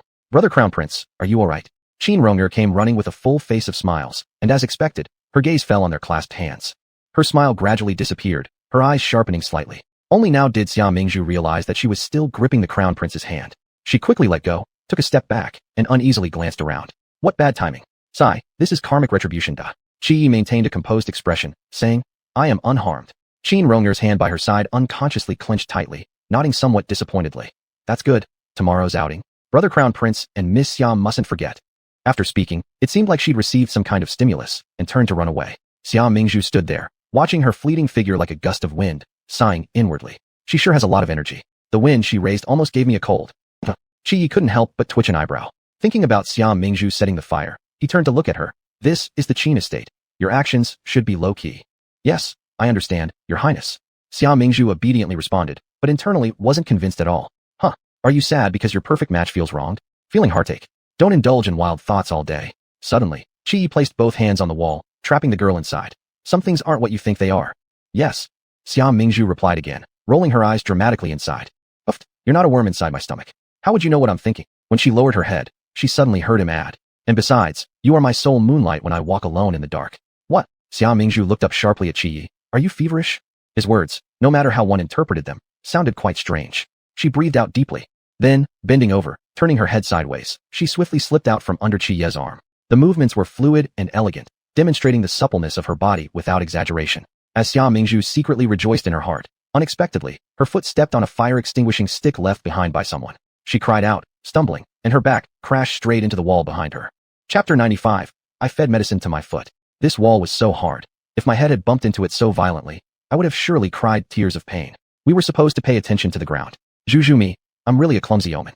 Xia Mingzhu cursed herself silently. Before closing her eyes, she saw Qi Yi turning around from a distance, striding over with long legs toward her. By the time he reached her side, he quickly lifted his arm behind her. Clang! Her head struck against the wall with force. But there was no pain as expected. At the same moment, a stifled groan came from Qi Ye's lips. Xia Mingzhu finally recovered her senses, stood up straight, and turned to look behind her. At this moment, Qi Ye's palm was pressed against the wall. After her previous bump, a red mark had already appeared on his hand. He looked at Xia Mingzhu, breathing rapidly, licking his lips. When he spoke again, his voice was hoarse. Are you truly unaware, or pretending not to know, of my feelings for you? After Qi Yi finished speaking, Xia Mingzhu did not answer. The surroundings fell into a deep silence, a strangely ambiguous atmosphere enveloping the two of them. Under Xia Mingzhu's gaze, he slightly bent over, slowly moving his upper body closer to her. Xia Mingzhu leaned back against the wall, unable to retreat. In her line of sight, Qi Ye's thin lips were getting closer and closer to her. The always cold-faced crown prince actually blushed in an instant. Xia Mingzhu fixed her eyes on Qi Yi, finding him much stranger today than usual. But she couldn't pinpoint exactly what was strange about him. Therefore, she clasped her hands together, imitating the gestures of profound Taoist masters, leaving out only her index and middle fingers. Then, she tiptoed and quickly pressed her fingertips onto Qi Ye's forehead. What sort of demonic spirit dares to possess the crown prince? Go away immediately, Qi Yi. He truly felt quite helpless. He just wanted to get closer to her. Why was it so difficult? What a stubborn girl. He sighed with frustration, supporting his forehead with one hand. I haven't been possessed. Oh, all right. Harmless. I said this guy is strong and sturdy. How could he be so easily replaced inside? Qi Yi. Was that praise? Great. Nothing happened. Let's go back to sleep. While Qi Yi was lost in thought, Xia Mingzhu bolted off like a runaway horse. Only the lonely crown prince with a melancholic gaze was left alone in the wind. I'm so angry, so angry. Qin Ronger returned to the embroidery shop, pounding the table repeatedly due to anger. They were shamelessly flirting right under her nose. Did they think she was dead? That woman is so arrogant. I must give her a taste of her own medicine. Her hands clenched tightly into fists, her eyes blazing with fury. If looks could kill, she would have slaughtered Xia Mingzhu hundreds of times already. Miss, don't get upset. No matter how beautiful that woman is, she's just a pretty face. She doesn't even know the full extent of your capabilities. Fu Ling said. This remark greatly pleased Qin Ronger, who coldly sniffed. What are you waiting for? Aren't you going to spread the powder on that wretch's clothes materials? Spread more. I want to ruin her enchanting face, so this vixen can never seduce Brother Crown Prince again. All right. Fu Ling followed orders accordingly. After doing all this, Qin Ronger's expression improved. She asked, how is that groom? Fu Ling lowered her head and replied. He still refuses to listen. Humph. Kong Ronger chuckled sarcastically, so he has a bit of backbone. The next day, When Fu Ling arrived at the annex residence, Qin Rong'er was blindfolded, playing around with a group of male concubines. Fu Ling entered the courtyard and barely took a step when she heard a scream. Ah! She jumped startled, fixing her gaze, only to see Shan Yao, the new maid in Miss Qin's annex residence. Now dressed untidily, she was thrown to the ground and rolled a few turns before vomiting blood with a loud wah. Qin Rong'er, who ordered the footman to throw out Shan Yao, removed the binding cloth from her eyes and glared furiously at Shan Yao while cursing and abusing her. You lowlife scum, who gave you the audacity to interrupt my good mood? After the curses, she spotted Fu Ling. How's it going? Has she worn the poison dress? Fu Ling glanced sideways at the kneeling male consorts on the ground. They revealed bare shoulders, with tearful faces. They truly evoked sympathy. Qin Rong'er waved her hand, and the male consorts cleverly withdrew. Fu Ling quickly bowed and replied, Mistress, please don't worry. She's wearing it. Upon hearing this, Qin Rong'er's mood brightened significantly. She then instructed, Go fetch my new clothing for me to change. We'll board the ship and find some fun. On the pleasure boat that day, Qin Rong'er was beautifully dressed, arriving fashionably late. Seeing the Crown Prince and Xia Mingzhu on the deck, she gracefully approached and curtsied. Brother Crown Prince, Lady Xia. Qi nodded and asked, Why did you arrive so late? Qin Rong'er shyly smiled. I went to the back mountain to collect herbs and delayed for a while. Please forgive me, Crown Prince brother. Xia Mingzhu glanced at her white and lustrous nails and rolled her eyes. People who always handle herbs have dye marks under their nails. This lie is full of holes. Only a fool like Crown Prince would fall for it. Qi looked at her with complicated eyes, glancing unintentionally at Qin Rong'er's fingernails. Her fingers were clean, her nails smooth and flat, not like those of someone who worked in agriculture. He had never really paid attention before. Crown Prince brother, this mosquito-repelling sachet is what I prepared for you this year. It contains mugwort, mint, patchouli, clove. Wearing it also helps refresh your mind. Seeing Qi staring at her, Qin Rong'er didn't know why, and after a brief pause, she pulled out an intricate brocade pouch from her bag and handed it to Qi. After finishing her speech, she turned to Xia Mingzhu. If Miss Xiao likes, I can make one for you tomorrow. If you don't mind, you may carry it around. No need, thank you. Xia Mingzhu quickly shook her head in refusal. Gosh, this sachet carries love potion that controls one's will. Over time, the person will blindly obey whoever administered it. I definitely dare not wear it. Qi accepted the sachet, but before he could steady it, he heard Xia Mingzhu's inner voice. His hands immediately slipped, causing the sachet to fall straight to the ground. Xia Mingzhu quickly dodged aside. Oh my gosh, almost fed medicine to my foot. That was close. Seeing Xia Mingzhu distance herself so far without saying a word or warning him, Qi felt more displeased than if Qin Rong'er had poisoned him. He felt his heart pierced deeply, angrily turning around and pacing to the other side of the ship. Hey, how come the big guy left without a sound? He didn't even call me. Xia Mingzhu hurriedly followed behind. Hey, your highness, wait for me. After they left, Qin Rong'er picked up the sachet crushed on the ground and slowly stood upright. She looked at the retreating back of Crown Prince, frowning deeply, feeling as if her heart had plunged into an icy well. In the past, every time she mentioned her hard work in nurturing flowers and plants, the Crown Prince always showed care and concern, advising her not to overwork herself. When had he ever been this cold towards her? And why did he refuse her sachet this time? Could he have discovered its hidden secret? Chapter 96, a 500-watt light bulb. On the lake, boats of all sizes darted back and forth, their colorful lanterns dazzling in competition, leaving people marveling endlessly. At dusk, the Qin family's large boat docked beside the lotus pond. The pavilions by the lake were arranged artistically. Red men and green women strolled together. From time to time, someone sang aloud, while others recited poems or composed verses, presenting a lively scene. Qin Rong'er led the Crown Prince and Xia Mingzhu to a pavilion for a brief rest. There were quite a few handsome young men and beautiful ladies in the pavilion. When the three of them arrived, all eyes turned to them briefly, admiration flashing in their gazes, but soon they returned to their own conversations. After sitting down at a stone table, Qin Rong'er clapped her hands, and immediately several maidservants brought out exquisite pastries. The pastries were exquisitely small and beautifully colored, placed on an elegant plate that made one's mouth water. These are the cakes I made personally. Please, Crown Prince brother, you must try them. Qin Rong'er looked at Qi Yi, her gaze half coy and half expectant. TSK, why do I feel like I'm a 500-watt light bulb? Xia Mingzhu shook her head, tactfully got up, and went to admire the lake view by a nearby rockery. Crown Prince brother? Qin Rong'er held up a tray of delicate pastries decorated with black sesame seeds and offered it to Qi Yi. Qi Yi glanced indifferently at the pastries. I'm not interested. These few words felt like a bucket of cold water poured over Qin Rong'er's head, making her eyes turn instantly red. Interesting. On the rockery, Xia Mingzhu's eyes brightened. Today had been worth coming out. It seemed there would be quite a show. In her previous life, she had a particular hobby, watching drama unfold. A friend once teased her, saying that if a doctor examined her, they'd find no rice grains in her stomach, only melons. Xia Mingzhu pulled out a handful of sunflower seeds. Amid the silence between the two opposite each other, she began cracking the seeds without any hesitation. Seeing the awkward atmosphere, Fu Ling, who was following Qin Rong'er, tried to smooth things over. Many men don't like sweets. Miss, don't think too much about it. The Crown Prince probably didn't mean anything else. I understand. Qin Ronger's slightly reddened eye rims added even more charm to her sorrowful appearance. As long as Crown Prince brother doesn't lose his spirit, I am fine. Fengling isn't miss studying new tunes recently? Why not seize the mood and play one now? Fengling redirected the conversation. Alright. Qin Ronger nodded gracefully, stepped out a bit from the pavilion, and began playing music towards the picturesque scenery of the lake. She stood there magnificently, her flute's sound mournful yet enchanting, blending with the beauty of nature and herself into what seemed like a painting. With the gentle wind blowing, Qin Ronger's graceful long skirt fluttered. What should have been a perfectly beautiful scene became somewhat ruined when pieces of sunflower seed shells drifted over like flower petals raining down, landing all over her head and body, carrying the unique aroma of roasted seeds. Qin Ronger hadn't realized what happened yet, but Fengling clearly changed her expression after recognizing what had fallen onto Qin Ronger, yet she didn't dare say anything. When the tune ended, Qin Ronger slowly turned around, looking deeply into the crown prince with affection.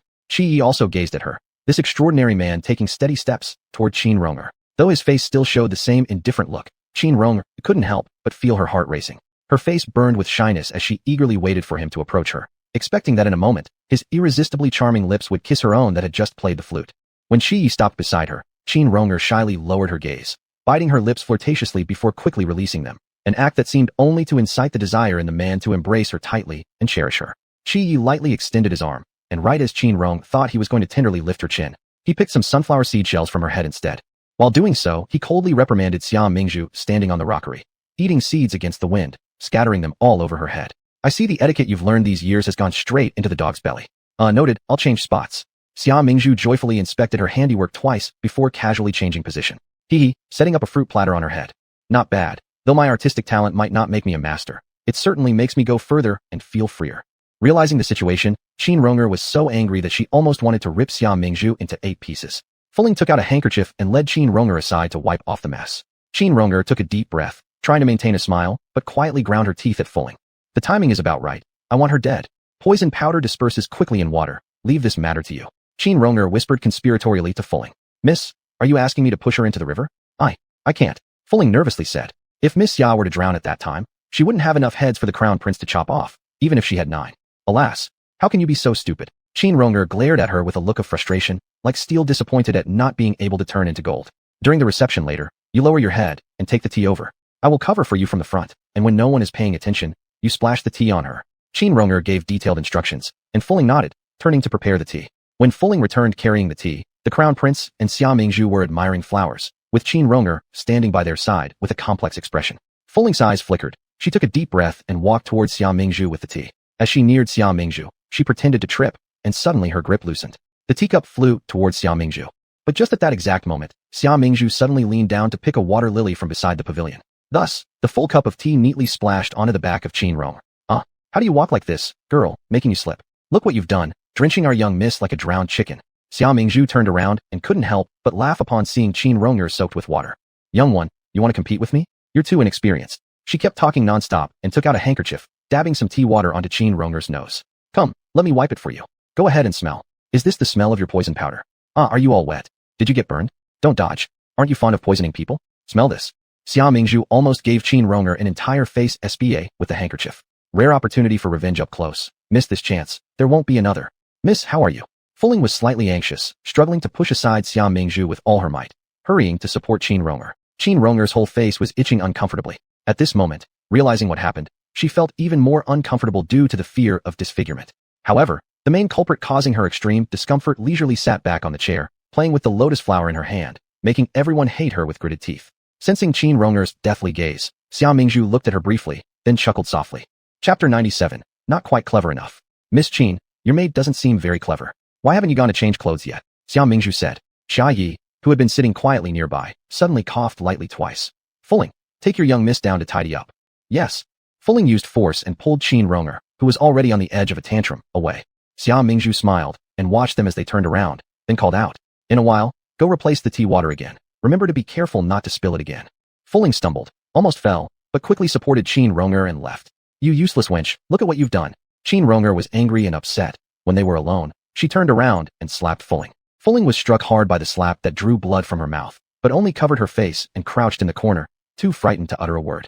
Qin Ronger didn't care about her anymore and ran straight back to the boat. When she found a mirror, she suddenly screamed in horror. My face. Seeing the dense red spots slowly emerging on her face, Qin Ronger was about to break down. By the time Xia Yi and Xia Mingzhu returned to the boat, They saw Qin Ronger, sobbing with her face full of dense red spots. Upon seeing Qiayi, she cried even harder. Prince brother, don't blame Miss Xia. It's all my own fault. I am fine. What strong Longjing green tea? This remark by Qin Ronger had some hidden implications. It sounded like Xia Mingzhu tampered with it, making her unable to defend herself. Xia Mingzhu nodded in agreement. That's right, you can't blame me. After all, I'm not a doctor. You can't blame me for whoever gets sick. That would be too absurd.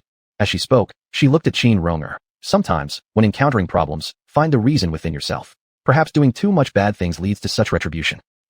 Qin Ronger was so angry she trembled all over, wishing to tear Xia Mingzhu apart in her heart. But with the prince present, she couldn't act and could only turn to look at him, her eyes red-rimmed. She is the one you brought here. Are you just going to let her humiliate me? Prince brother, you weren't like this before. He was good to you before, but how did you repay him? You're clearly a sly fox pretending to be an innocent little white rabbit. Xia Mingzhu turned and glanced at Qiayi, whose jawline was tense. What? Do you think I am wrong? If so, I'll leave then. The show is over. Time to go, time to go. Xia Mingzhu got off the Qin family's barge and boarded a small boat. Just as the small boat began to drift away, Qiayi jumped onto it. Xia Mingzhu turned and glanced at him. What? Aren't you staying to comfort your white moonlight? Qiayi looked at her coldly. Don't say such things anymore. Appointing the Qin family as imperial merchants has repaid their past kindness. I will no longer get entangled with her. Bridges should remain bridges. Roads should remain roads. Xia Mingzhu blinked. Understood, this subject knows. Hey, aren't you afraid of slapping your future face if you keep saying such things? Oh well, why do I care so much? Let's have a small gathering and break up one pair after another. Qiayi, can you be consistent between your thoughts and words? He shook his head, not knowing what went through her mind all day long. However, if it wasn't for Xia Mingzhu, he might have remained confused until death. Thus, he was still grateful to her deep inside. A cool breeze swept toward them. The two sat opposite each other in the cabin of the boat, admiring the beautiful scenery on both banks. At this moment, an ill-timed voice reached their ears. Dead girl, I've worked so hard my legs are getting thinner, and you are still being lazy. They turned their heads to see. On a fishing boat, a burly man was yelling at a young girl. Uncomfortable. Who will do the remaining work if you rest? You're just some pickpocket we adopted, and now you want to sit idle without doing anything. Yet, the young girl endured the pain throughout her body, slowly stood up, and continued casting nets to catch fish. Xia Mingzhu clicked her tongue. What a harsh father. He treats his daughter like a son. Today my luck is really good. I actually met the real Qin Rong. Qiayi showed a flash of astonishment on his cold face. What? Xia Mingzhu, ? You're quite hard of hearing at such a young age. She paused briefly and raised her voice slightly. Nothing. I just mean this father is too heartless. The girl said she felt unwell, yet he insists she keeps working. Qiayi masked the shock in his eyes and immediately regained composure. With a serious gaze, he looked towards the distant fishing boat. In that case, I should call the person over and educate them properly. Soon, the opposing fishing boat paddled over. Xia Mingzhu also got a clear view of the young girl's face on the other side, but was shocked to the point her eyes widened, receiving quite a fright. The left side of the girl's face was almost entirely burnt, the mottled intersecting burn scars making everyone uneasy. The plot said that not only were her body burned severe, but her face had scars too, and it turned out the reality was this bad. It took Xia Mingzhu quite a while to calm down her emotions. Her gaze moved lower, and she realized one of the girl's legs was chained to the fishing boat with an iron chain. This chain clearly restricted the girl's movements and wouldn't allow her to leave the small fishing boat. Xia Mingzhu immediately became angry and looked at the middle-aged man on the fishing boat. How can you treat her like this? What kind of plot is this? How can something like this happen? In response to Xia Mingzhu's questioning, the middle-aged man arrogantly replied, I am this ugly girl's father. I can do whatever I want. It's none of your business. Shit, he's not human. Xia Mingzhu was enraged and wanted to argue further with him. Qiayi stopped her, then threw the middle-aged man a bag of money. Leave the girl behind. Now go away. Thank you, honored sir. From now on this girl is yours to deal with as you wish, life or death notwithstanding. The middle-aged man touched the bulging money pouch, his face lighting up in joy, and hurriedly unlocked the iron chain to free the girl. Xia Mingzhu couldn't believe her eyes. Hell, it seems no matter where you are, having money gets things done. After the girl came aboard their ship, she seemed very afraid of them, trembling and hiding in the corner. Xia Mingzhu carefully approached her, revealing a kind smile. You don't need to be afraid, I won't hurt you. Just tell me, who are you, what's your name, and why are you here? However, the girl tightly closed her mouth, sizing Xia Mingzhu up as if trying to gauge her sincerity. Xia Mingzhu directly extended her hand toward her. Don't worry, we won't harm you. Upon hearing Xia Mingzhu's words, the girl gradually relaxed, but still didn't speak to Xia Mingzhu. Xia Mingzhu could only turn to Qiayi and whisper. Could she be mute? The plot provides very few descriptions about the real Qin Rong. It only says she was saved by someone so she didn't die in the fire, but afterwards endured endless torture until eventually being silenced by the fake Qin Rong. Qiayi was shocked, deeply staring at the girl before him, his expression complex. Could this girl, who suffered through so much, really be his true savior?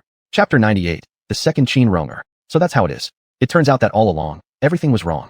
Qiyi could no longer contain the turmoil in his heart. He stared straight at the girl before him and asked, Are you Qin Ronger? You're the real Qin Ronger, right? Oh. Upon hearing the name that escaped his lips, the girl screamed as if suddenly stimulated, crouching on the ground, hugging her head, and crying bitterly. She's not mute after all. Xia Mingzhu sighed, gently patting the girl's back in comfort, preparing to figure things out later slowly. But unexpectedly, the girl spoke up. Yes, this disfigured ugly girl, am the real Qin Rong. Qi looked at the scars on her face and said, later, you will go back to the Qin residence with us. To his surprise, the girl shook her head, her face twisting into an unpleasant wry smile, as if she had resigned herself to her fate, saying, no need, the Qin family has already refused to recognize me. It turned out that after regaining consciousness, the disfigured girl had secretly run out to find Master Qin. At that time, the Qin household had just been honored because of Qin Ronger being promoted to imperial merchant, making the entire estate lively. Master Qin and Lord Qin would not believe her words and drove her away like a beggar. After being caught again, she also lost all hope of escaping. Xia Mingzhu and Qi Yi exchanged glances, both seeing astonishment in each other's eyes. After contemplating for a moment, Qi Yi said, rest assured, within 3 days, I will certainly have you return to the Qin residence with dignity. The girl's eyes instantly lit up with joy, and she quickly knelt down to kowtow. Thank you so much for your help. Thank you. Qi Yi helped her up. This is my debt to you. I'm repaying it now. The girl did not fully understand what he meant, but didn't probe further. Regarding returning to the Qin house, she only held a try-and-see attitude. After all, even her own parents and siblings wouldn't believe her. How could she expect an outsider? Too flustered earlier, the girl's stomach now growled hungrily again. He won't even feed you? What a despicable person. Xia Mingzhu glanced at the girl's stomach and promptly took out the pastries from behind her. Here, eat these. The disfigured girl saw the exquisite pastries and couldn't help swallowing some saliva. After thanking Xia Mingzhu, she immediately took the plate and started grabbing the pastries with one hand. It was as if someone was going to take them from her. She began wolfing them down directly. Xia Mingzhu poured her a glass of water and pushed it towards her. Girl, your fighting power is impressive. If you get the chance, I'll take you to an all-you-can-eat buffet. That kind of place suits you. She chuckled lightly while watching the girl eat for a while. Then Xia Mingzhu turned to Qi Yi again, asking, hey, how did you guess that she was the real Qin Rong? Qi Yi, what do you think? Why else? Before he could answer, Xia Mingzhu patted his head again. Good job, your brain is pretty sharp. Qi Yi, popping the crown prince's head like a ball. She was surely the first person to do that. Xia Mingzhu leaned closer to him, looking over at the disfigured girl and asked, Your Highness, do you actually have a plan to let her return to the Qin residence? Qi Yi shook his head. Not yet. You'd better hurry up then. Xia Mingzhu managed a smirk. If you haven't figured it out, why were you boasting about it happening in 3 days? Truly shameless. Qi Yi lazily raised his head to look at her. Do you have any ideas? No, none. Xia Mingzhu shook her head like a tambourine. Thanks for participating, huh? Qi Yi shook his head, then heard her inner thoughts again moments later. By the way, Qin Ronger was drugged, so she probably won't be back at her private courtyard these few days, right? Then, can I check out her private courtyard and see how many male lovers she keeps? After returning to the Qin residence, Qin Ronger only felt her whole face transform from itching to pain, as if millions of bugs were biting her face. The suffering was indescribable. She ran to Master Qin, crying and yelling, blaming Xia Mingzhu for tampering with her plan, which caused the drug intended for Xia Mingzhu to end up on herself. However, this time, Master Qin did not side with her as usual. Instead, he warned her not to bother Xia Mingzhu and risk angering the crown prince. Qin father sternly ordered, for these few days, you must stay in the mansion quietly, rest and heal your face. You are forbidden from leaving. After Qin Ronger returned to her room, she sat in front of the vanity mirror, staring at her ghostly reflection in the bronze mirror. Thinking about how her father wouldn't let her confront Xia Mingzhu, her barely suppressed anger flared again. She jumped up and threw all the trinket boxes on the vanity onto the floor. In a frenzied rage, she cursed, Xia Mingzhu, I will never forgive you. Taking advantage of the darkness, Xia Mingzhu sneaked into Qin Ronger's private courtyard. The side residence was quite large. After passing through the gate, there was a garden, and behind it were various pavilions, artificial hills, and gazebos. In the center, there was even a man-made lake. In short, it was incredibly luxurious, almost like a royal palace. Xia Mingzhu couldn't help but marvel with a couple of sounds. This is truly how one enjoys life. She didn't know which courtyard Qin Ronger kept her male lovers, so she started to casually stroll around. Soon enough, from the largest courtyard, she discovered a young man with a disheveled collar, confined on a bed. The young man's wrists were bound by cloth ropes to the bed frame. His eyelashes were lowered now, and his smooth black hair fell over his clavicle. He indeed had an exceptionally handsome face, breathtakingly beautiful, indistinguishable in gender. However, there was an air of icy elegance between his eyebrows, and his overall demeanor resembled a hidden sharp sword. Wasn't it said that Qin Ronger kept 18 male lovers, all 185 centimeters tall, varying in appearance, some fat and some slim? But how come there's just this one inside? Nevertheless, this narrow-waisted, broad-shouldered, long-legged guy, half of his chest exposed, exudes so much testosterone. He's certainly a feast for the eyes. Through the window, Xia Mingzhu watched the young man inside and felt unprecedented joy. She smiled so wide only her teeth showed as she wiped her mouth corner and squatted by the window to spy. When her legs were about to go numb and she was about to stand up, she suddenly realized that because she was too engrossed in watching, A strand of her hair got stuck in the crack of the windowsill and couldn't be pulled out. She repeatedly tried to pry herself loose while leaning on the windowsill, but that stubborn lock of hair was immovable no matter what. She started making frustrated noises, not knowing what to do. In the dark, a hand suddenly grabbed her. "Are you okay?" Hearing this concerned question, Xia Mingzhu wanted to turn around and look, but she couldn't lift her head. At this angle, she could barely see the other person's shoes. A familiar pair of black six-part boots. It was Crown Prince Qi. "Sai? This is so embarrassing. I'm fine. I'm practicing yoga." While Xia Mingzhu said that, she secretly exerted force, but it was still futile, pulling her hair painfully. "Since you're fine, I'll leave first." Qi coughed into his hand twice, seemingly trying to suppress a laugh. No, don't go." Chapter 99. Going to the separate courtyard to find a male concubine. As the pair of boots began to move, Xia Mingzhu quickly reached out and grabbed his trouser leg. "All right, actually I have a problem. Please help me with my hair. Embarrassing is embarrassing, but it's no big deal. The face I didn't dare to lose before will be lost someday." Xia Yi is definitely an action-oriented person who does not calculate the cost when doing things. He pulled out a sharp short blade from his shoes and swiftly cut, granting Xia Mingzhu freedom. However, seeing the pile of broken hair on the ground, Xia Mingzhu felt heartbroken. "Oh, how can so much be shaved off? I'm about to go bald, woo woo woo." Xia Yi stood by her side. "Xia Mingzhu, you always bring surprises to me. Why did you put your head into the window?" I just got tired neck and wanted to rest." Xia Mingzhu felt somewhat guilty. Xia Yi looked at her, frowned. "You wouldn't really come here to find Qin Ronger's male concubine, right?" "Mommy, this burning gaze makes me want to crawl into the crack in the earth." Xia Mingzhu blinked her large eyes and presented a flattering yet innocent expression. Where? I was just looking at this separate courtyard because it's pretty and came in for a walk." Seeing Xia Ye's gaze went through the window and landed on the young man inside the house. She also looked over and exaggeratedly exclaimed, "The scenery in this courtyard is really good, especially with so many attendants serving, each one more handsome than the other. I want them too." Hearing this, Xia Yi withdrew his gaze, then think more about it. "Only able to imagine, unable to own right. In what ways do I fall short of your white moonlight? Can she do what I cannot? Your heart is biased towards her so much." 10,000-word omission. Xia Mingzhu cursed him inside her mind 180 times, from 18 generations above, down to his grandson's dog. Finally, she only said, "Why did your highness come too?" Xia Yi glanced at her. "I'm watching over you so that you don't do anything foolish again." "Xia Mingzhu, I am really grateful." Just as they were about to leave, suddenly came Qin Ronger's voice from outside the yard. "Lin Junshu, I'm here." Xia Mingzhu, "Oops, hide quick." She darted around aimlessly like a headless fly. Xia Yi. This leaping up and down, even a blind person could see it, right? In the split second before Qin Ronger entered the courtyard, Xia Yi grabbed Xia Mingzhu's collar and flew onto the roof.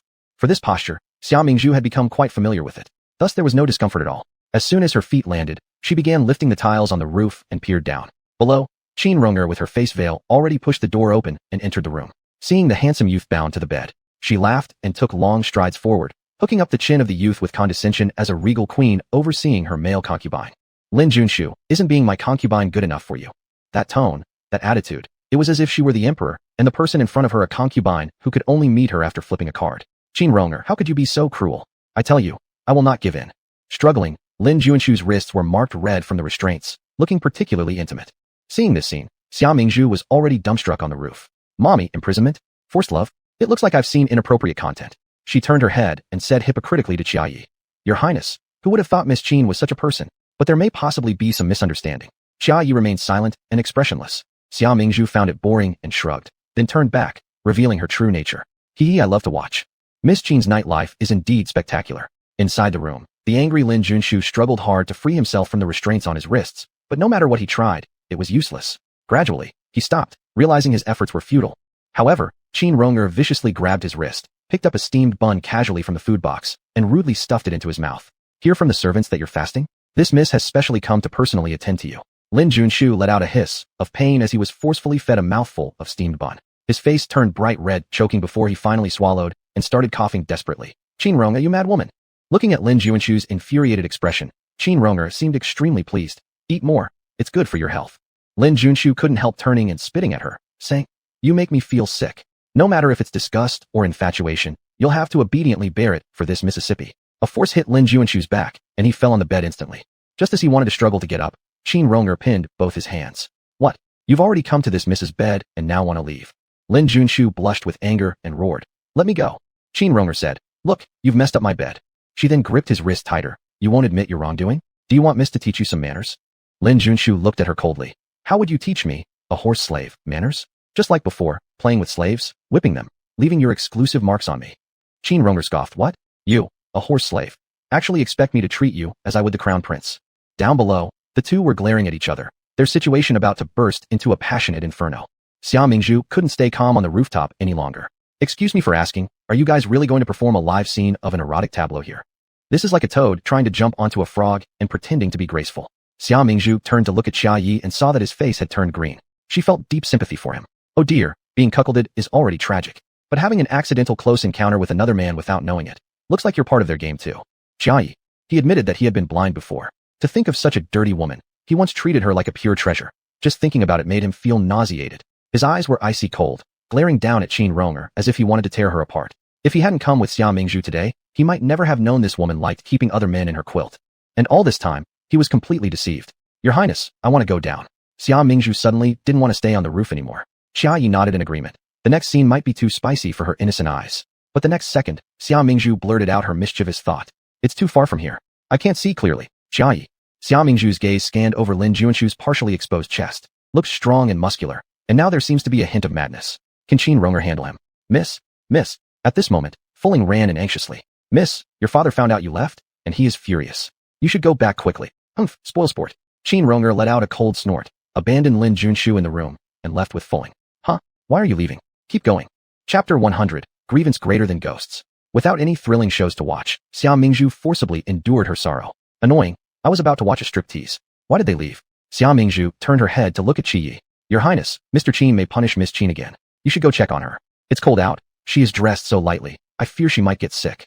Go already, go? After you leave, I can finally take care of some serious business. However, Qi Yi just looked at her and gave a cold sneer.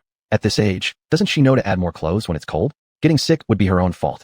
Has he been selling fish at the supermarket for 10 years? His heart is so cold.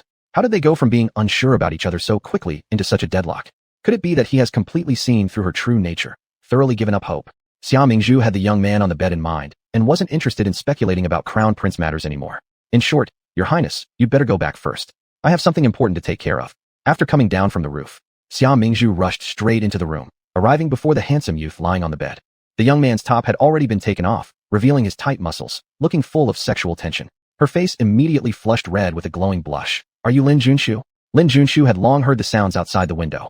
Upon seeing Xia Mingzhu, his usually lustrous eyes darkened, carrying a shadow of humiliation and fierce disdain. And who are you? Don't you remember me? Xia Mingzhu patted her chest. I'm the real niece of your mother's second aunt's sister-in-law's son's wife. Lin Junshu stiffened slightly, looking at Xia Mingzhu with doubt in his eyes. Do we share kinship? Xia Mingzhu nodded. Yes we do. You're my real cousin. Oh no, another day of randomly claiming relatives. This Lin Junshu was no ordinary person. He was actually the heir to a legendary physician's knowledge, with miraculous medical skills capable of reviving the dead and reattaching bones. Truly a divine doctor brought back to life. Unfortunately, such an extraordinary individual had fallen to becoming a lowly stable boy in Qin Ronger's secondary residence. In the plot, Lin Junshu eventually submits to Qin Ronger's tyranny, becoming a compliant concubine in her private quarters. Later, under fortuitous circumstances, he meets the female protagonist, thereafter following her and showcasing his exceptional medical abilities. Now, she was going to seize this opportunity originally meant for the heroine, using it to strengthen herself. Sensing his killing intent fade, Xia Mingzhu finally felt safe enough to run over and try untangling the ropes binding Lin Junshu.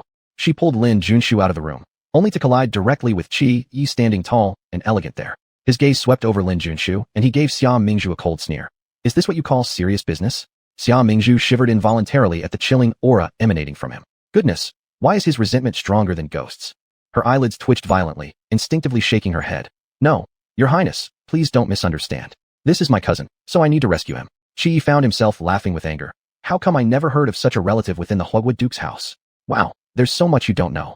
This Lin Junshu has godlike medical skills. He's an important NPC in the book. Xia Mingzhu gave Lin Junshu a meaningful glance, grabbing Qi Yi's arm. Let's leave here and talk later. Qi Yi looked at the hand gripping his arm and inexplicably calmed down a bit, then followed Xia Mingzhu's steps and walked away. As soon as they left the secondary residence, Song Long, who had been lurking in the shadows all along, came rushing over. Seeing Qi Yi, his tone became anxious. Master, how did your hand get scratched? Qi Yi replied faintly. Earlier, some clumsy woman got her head stuck on the windowsill. I impulsively pulled her free and hurt myself. Xia Mingzhu, dude, just give my ID card number already. Only now did she realize that to save her earlier, Qi Yi's hand had scraped against something, leaving it red and swollen. Though there was no blood, it still looked quite alarming. She felt somewhat guilty and whispered softly, I'm sorry. Qi Yi glanced at her. Would you dare put your head through the window next time? I really wonder what sort of nonsense fills your brain. Xia Mingzhu lifted her head, involuntarily spouting back sarcastically. My brain is full of you. She swore she didn't intend even a bit to seduce him. She just simply wanted to scold him. But apparently, men like him lack any kind of self-control. Hearing this flippant remark from her, he unexpectedly paused for a moment, his ear tips turning instantly red. My high-cold, abstinent boss prince is actually blushing. Perhaps Xia Mingzhu's words were too direct. Even the professional guards couldn't help themselves. Xia Mingzhu clearly heard Song Long, Qi's most capable subordinate, stifling a laugh. She herself also involuntarily reddened her face. Lin Junshu knows medicine. I'll bring him to treat the little girl's face. After saying that, she gave Lin Junshu's sleeve a tug and fled as if running away. Lin Junshu quickly followed behind her. Qi looked at her retreating figure and couldn't help but curve his lips slightly. Who are you? How do you know I can practice medicine? After walking for a while, Lin Junshu suddenly turned around to confront Xia Mingzhu. Since coming to Qinghe City, besides secretly treating himself for some minor illnesses, he hadn't exposed his medical skills in front of anyone. How did she know? And as an ordinary civilian, how could he possibly be related to the recently mentioned household of the Marquis protecting the country? Geez, Mr. Little Puppy, quite paranoid aren't we? Xia Mingzhu glanced deeply at Lin Junshu. His defiance against Qin Ronger earlier seemed impressive, but now standing hesitantly opposite her, with worry and alertness gleaming in his eyes. She had a sudden urge to tease him. She tilted her head to look up at the boy who stood more than half a head taller than herself, meeting his eyes. Who I am is unimportant. What's important is that I saved you, and from now on, you belong to me. A playful smile curved at the corner of her mouth. Upon hearing these words, Lin Junshu bit his lips, his face pale. You have ulterior motives? What else? For no reason at all. Why should I help you? Xia Mingzhu tilted her head as she looked at him. Yes, someone as lowly as me. How could I truly meet someone sincere? Lin Junshu's voice was low, teeth clenched tightly, a glint of ruthlessness flashing through his deep eyes. Watching his hand hanging by his side tighten into a fist, looking completely embarrassed. Xia Mingzhu suddenly chuckled. Are you stupid? I was just kidding with you. Kid, just think of me as your older sister. Hearing her soft laughter, he paused, then unconsciously relaxed his stern expression. If you're quite interesting. Aren't you afraid I might be a bad person? Xia Mingzhu's eyes were transparent and clean. Even if so, the current you doesn't seem capable of doing anything to me, right? Your clothes have been stripped. Not even a needle could be hidden there. After finishing her sentence, she let out a sly laugh, displaying an air of smug satisfaction, as if daring him to try something. Lin Junshu. He had never met such a woman before. So genuine, yet so annoying. Chapter 101, The Messenger of Justice. Xia Mingzhu took Lin Junshu to see the ugly girl who had been staying at the inn. As expected, Lin Junshu could heal the ugly girl's face. This made the ugly girl extremely excited. This true young miss would finally be able to proudly reunite with her biological parents after 10 years apart. She outright declared that once she recovered her appearance, she would return to the Qin household and drive away the fake young miss, Qin Ronger. She detested the imposter Qin Ronger, a sentiment Xia Mingzhu understood well. After all, for 10 whole years Qin Ronger had taken over what should have been hers, leaving her suffering outside, while Qin Ronger lived in luxury and ease. And it was because of Qin Ronger that she'd been disfigured by fire. However, thinking about this drama of real and fake heiresses, something suddenly felt familiar to Xia Mingzhu. Strange, what exactly is it? Shit, why does it feel like my brain has frozen? 3 days later, it was the day the crown prince was to leave Qinghe City and set off for the frontier city. Lord Qin invited many noble families to attend a banquet at the Qin residence to see the crown prince off. And right now, in a secluded corner of the rear courtyard of the Qin household, Qin Ronger was coldly glaring at Fulling's good-for-nothing slave, unable even to keep an eye on one person. Fulling's eyes were red and swollen as she quickly kowtowed and confessed her sins. How shall I deal with you, wretched servant? Qin Ronger tilted her head back slightly, revealing a cruel smile beneath her veil. You too, dunk her head in the lotus pond. Fulling's face immediately turned ghastly white. Could she survive this? Qin Ronger smiled smugly, treating human life as grass under her feet. The two hired women stepped forward, grabbing Fulling to drag her towards the edge of the pond. Fulling struggled desperately. No, I've realized my mistake. Please, miss, spare me. Upon hearing her plea, Qin Ronger lazily raised her head to look at her. Madam Lu, block her mouth so her shouting doesn't alert everyone. Yes. The two women tore a shoe off Fulling's foot and roughly stuffed it into her mouth. Fulling shook her head violently, crying out pitifully. Oh, isn't Miss Qin disciplining her servant? At the sound of a crisp female voice, Xia Mingzhu appeared before them. Seeing her, Qin Ronger sneered. Normally, you should avoid me and take another path, but now you dare to stop before me and show off your bravado. Do you really think I won't dare touch you? Xia Mingzhu looked directly into Qin Ronger's eyes without any surprise. All the hatred Qin Ronger felt for her was hidden in her eyes, which seemed ready to stab her. Here's another psycho. Xia Mingzhu chuckled lightly. There's no way, seeing someone trample human lives so carelessly like this, if I don't step in, I'll feel guilty inside. Qin Ronger scorned. And you? Just a useless parasite. If you don't move aside soon, don't blame me for being unfriendly. Have you heard? Qin Ronger threatened. Xia Mingzhu stood there unmoving. Be unfriendly. How are you going to do it? Qin Ronger gave a disdainful laugh and turned to order a few hired women. Throw her together with the wretched servant into the lotus pond. After hearing that, Xia Mingzhu retreated several steps. Seeing Xia Mingzhu seem frightened, Qin Ronger nodded contentedly. She was just about to instruct them to give Xia Mingzhu a lesson when, the next moment, Xia Mingzhu turned around and pushed the straw mat standing against the wall to the side. Behind the straw mat, there stood a crowd of people staring intently at Qin Rong'er. Seeing Qin Rong'er's shocked eyes widening, someone suddenly shouted, "I recognize this woman. She's indeed Miss Qin Rong'er from the Qin family. Heavens, I didn't expect her to be such a person, outwardly looking gentle and virtuous, but actually this terrifying. Not only drowning maids arbitrarily, she also treats esteemed guests in the mansion with disdain. In the future, who will dare to associate with her? This is too malicious. Are the members of the Qin family not restraining her? Just letting her wield power and act wickedly?" Qin Rong'er had no idea how those invited to the banquet had come to the backyard. Seeing that these people not only witnessed her entire dialogue with Xia Mingzhu but also saw her attempting to drown Fulings, her face instantly paled and she panicked completely. She simply couldn't understand how things had escalated to this extent. Xia Mingzhu was very satisfied with exposing Qin Rong'er's malicious nature publicly. Evildoers left alive will cause more harm. I am the herald of justice, and I must courageously stand up when necessary to maintain world peace. Actually, when she saw Qin Rong'er about to commit violence against the maid again, she already had a plan in mind. She gathered the people and had them hide behind the straw mat by the wall, waiting to see Qin Rong'er's reaction. If Qin Rong'er had agreed to let go of Fuling the maid, Xia Mingzhu wouldn't have driven herself into this situation. Yet, as soon as she saw no one was around, her vicious true colors emerged, further confirming the fact that she had been cruelly mistreating the servants in the manor. Misunderstanding. This is all a misunderstanding. Right at that moment, Master Qin hurried over with a group of servants from the front courtyard of the Qin residence. He had just received the news and rushed here without any delay. The guests in the Qin household showed absolutely no respect for Master Qin. We heard it with our own ears. Where's the misunderstanding? This Qin girl is truly malicious, appearing kind and gentle before people, but completely different behind closed doors. Who would have thought someone from such a reputable royal merchant family as the Qin household would be like this? Cold sweat broke out on Master Qin's forehead in his growing panic. If he didn't make a firm statement today, it might end poorly for sure. If word of this commotion reached the imperial palace, their Qin family would likely lose its position as royal merchants. And the crown prince, he's still attending the banquet in the front yard. If things escalated badly, the entire Qin family could face punishment. With these thoughts, Master Qin clenched his teeth and immediately raised his hand, delivering a harsh slap across Miss Qin Rong'er's face.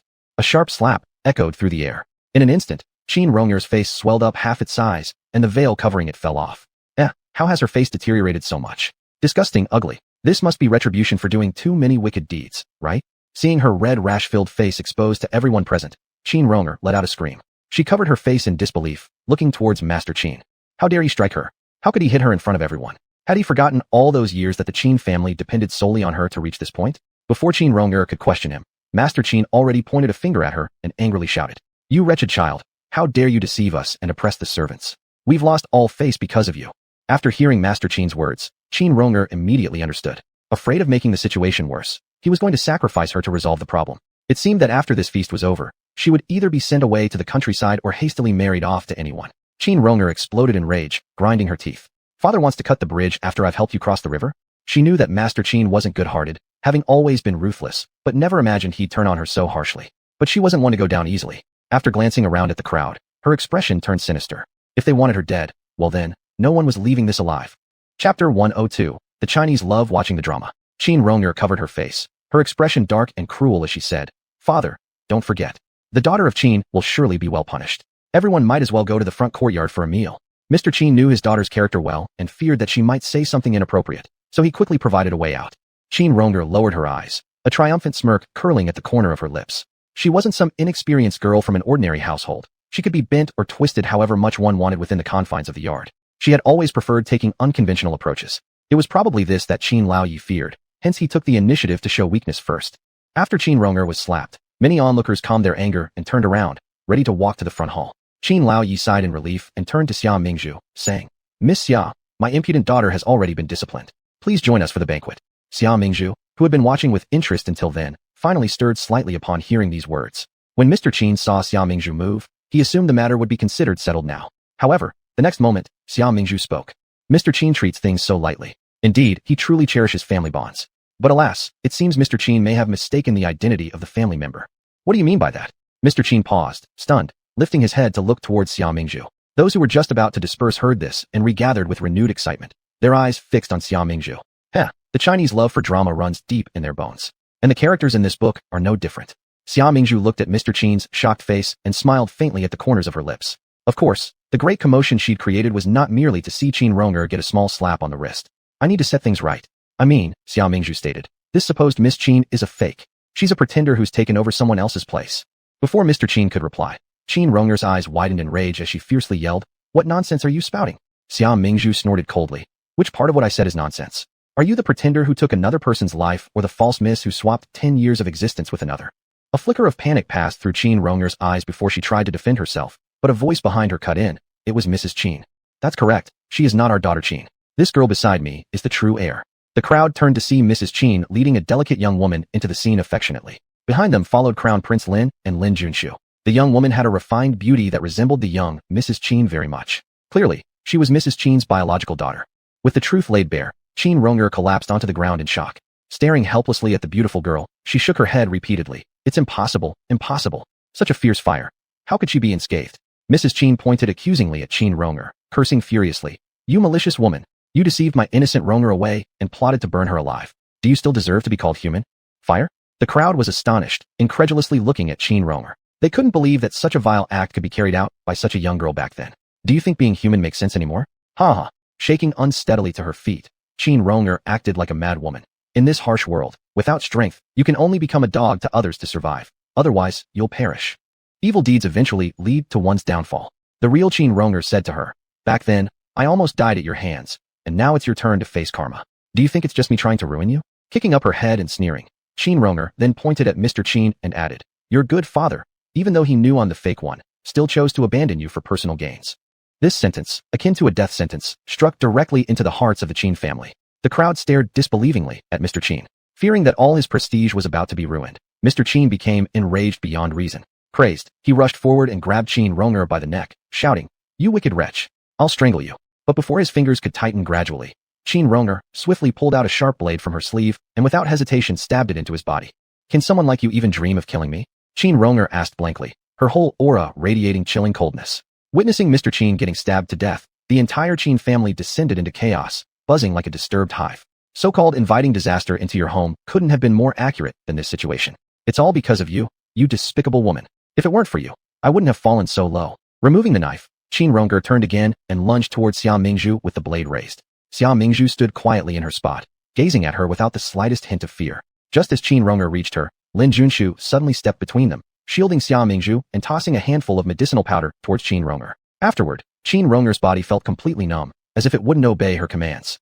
No matter how she thought about moving, her body remained still like a stone carving, rigid and numb, standing frozen in place. Then she noticed Xia Mingzhu watching her with a smile. Her face changed drastically. "It's you. How did you know Lin Junshu would use poison? What have you done to me? Why can't I move my body?" Xia Mingzhu softly replied. "Lin Junshu not only excels in poisons, but also possesses remarkable medical skills. Unfortunately for you, you realized this too late." Qin Ronger's expression shifted again, and in that moment, genuine panic began to set in. Seeing Qin Ronger dare to attack Xia Mingzhu, Crown Prince Qi Ye's face turned blacker than the bottom of a pot. He ordered Changlong to take her to the official court and throw her into the death dungeon. In the underground prison, Qin Ronger sat in her prisoner's clothes on some dry straw that had already turned black inside her cell. As the door to the prison opened, a gust of cold wind blew through the narrow passageway. She looked up and saw Lin Junshu carefully escorting a beautifully dressed woman into view. "Xia Mingzhu, is that you?" Qin Ronger's face twisted with hatred, her red, swollen eyes dried up, showing nothing but intense malice. Xia Mingzhu raised her head to inspect her, then after a brief pause, she finally spoke gravely. "Tomorrow you will go to the execution ground. I've come to see you off." A strange sneer appeared on Qin Ronger's face. "Who would have thought that the only person willing to visit me in my final moments is you? Ha ha ha." As if hearing a grand joke, Qin Ronger laughed so hard her back bent uncontrollably. After a while, she stopped laughing, straightened herself, and raised her head, speaking loudly to Xia Mingzhu outside her cell. "Don't rush to pity me, because you are no less pitiful. You went through all this trouble just to stay by the Crown Prince's side, trying to get close to him, depend on him, making him your slave, fully under your control. But guess what? Your plans are bound to fail. His fate? He'll just end up as an abandoned prince trapped in the cold palace." Xia Mingzhu heard this and responded with a smile, but gave an evasive answer. "Qin Ronger, were you reborn?" Upon hearing these words, Qin Ronger was startled, asking, "How do you know that?" Xia Mingzhu curved her lips upwards. "I am just like you. I know the end results for everyone. What are you talking about?" Qin Ronger abruptly lunged at the door of her cell, her face filled with disbelief. Chapter 103, What are men worth? Xia Mingzhu looked at Qin Ronger and said, "What you know I know too. No, it's impossible." Qin Ronger's eyes were bloodshot, her voice hoarse. "If you knew, how could you willingly stay by the Crown Prince's side?" "Because I'm not like you," Xia Mingzhu said. "I know that in your heart, whether it be the Crown Prince or the Qin family members, they're all just pawns for you to manipulate." "That's right, what are men worth?" Qin Ronger sneered. "The Crown Prince may indeed be a good man, but his end is dangerous. and he will only be a burden in the future. As for the Qin family, they wasted so much of my effort for nothing. I never expected that, with your help, they would still find their real daughter and abandon me. Xia Mingzhu shook her head. In order to achieve your own goals, you weren't afraid to burn an innocent Miss Qin alive. And after the incident, you even killed old Master Qin who raised you. Now, don't you feel even a bit guilty? That was their own fault. The Qin family is utterly worthless, completely useless. In my eyes, they're not even as valuable as a dog. Even looking at them makes me feel sick. You're vicious, selfish, and getting what you deserve now. Xia Mingzhu finished speaking coldly and turned away, unrepentant to the end. Enjoy your time behind bars. You wretch, come back. Did I let you go? Get back here, let me out. Seeing her leave, Qin Ronger wildly shook the prison door. But no matter how loudly she shouted inside the cell, no one paid her any attention. She leaned against the door, looking much like a lamb awaiting slaughter. What are you doing visiting someone as evil as her? Lin Junshu walked back with Xia Mingzhu. His face was full of disgust. A person like her is bound to destroy herself. Xia Mingzhu sighed. Youngster, in the original plotline, she ends up with immense glory. Don't you think she's very capable? If she wasn't morally corrupt, she'd almost be a role model for our generation. I don't. Lin Junshu seemed slightly displeased, lowering his brows, hiding something deep within his gaze. I will become better than her in the future. Xia Mingzhu patted him on the head. You will definitely be the best in the future. In Lin Junshu's eyes, this was undoubtedly the best encouragement. He immediately smiled and followed Xia Mingzhu more closely. These past few days, Lin Junshu hadn't left Xia Mingzhu's side for a single moment. It was as if he took to heart what she said. Since she saved him, he belonged to her. Xia Mingzhu thought for a moment, then seriously asked Lin Junshu, you are now free, able to go anywhere you wish. Do you have any wishes? For example, sightseeing and traveling. No. Lin Junshu suddenly panicked, lifting his face, all color fading. I want nothing. All I ask is to stay by your side. All right. Xia Mingzhu didn't push further. You can follow me for now. If you ever wish to leave, just tell me anytime. I won't leave.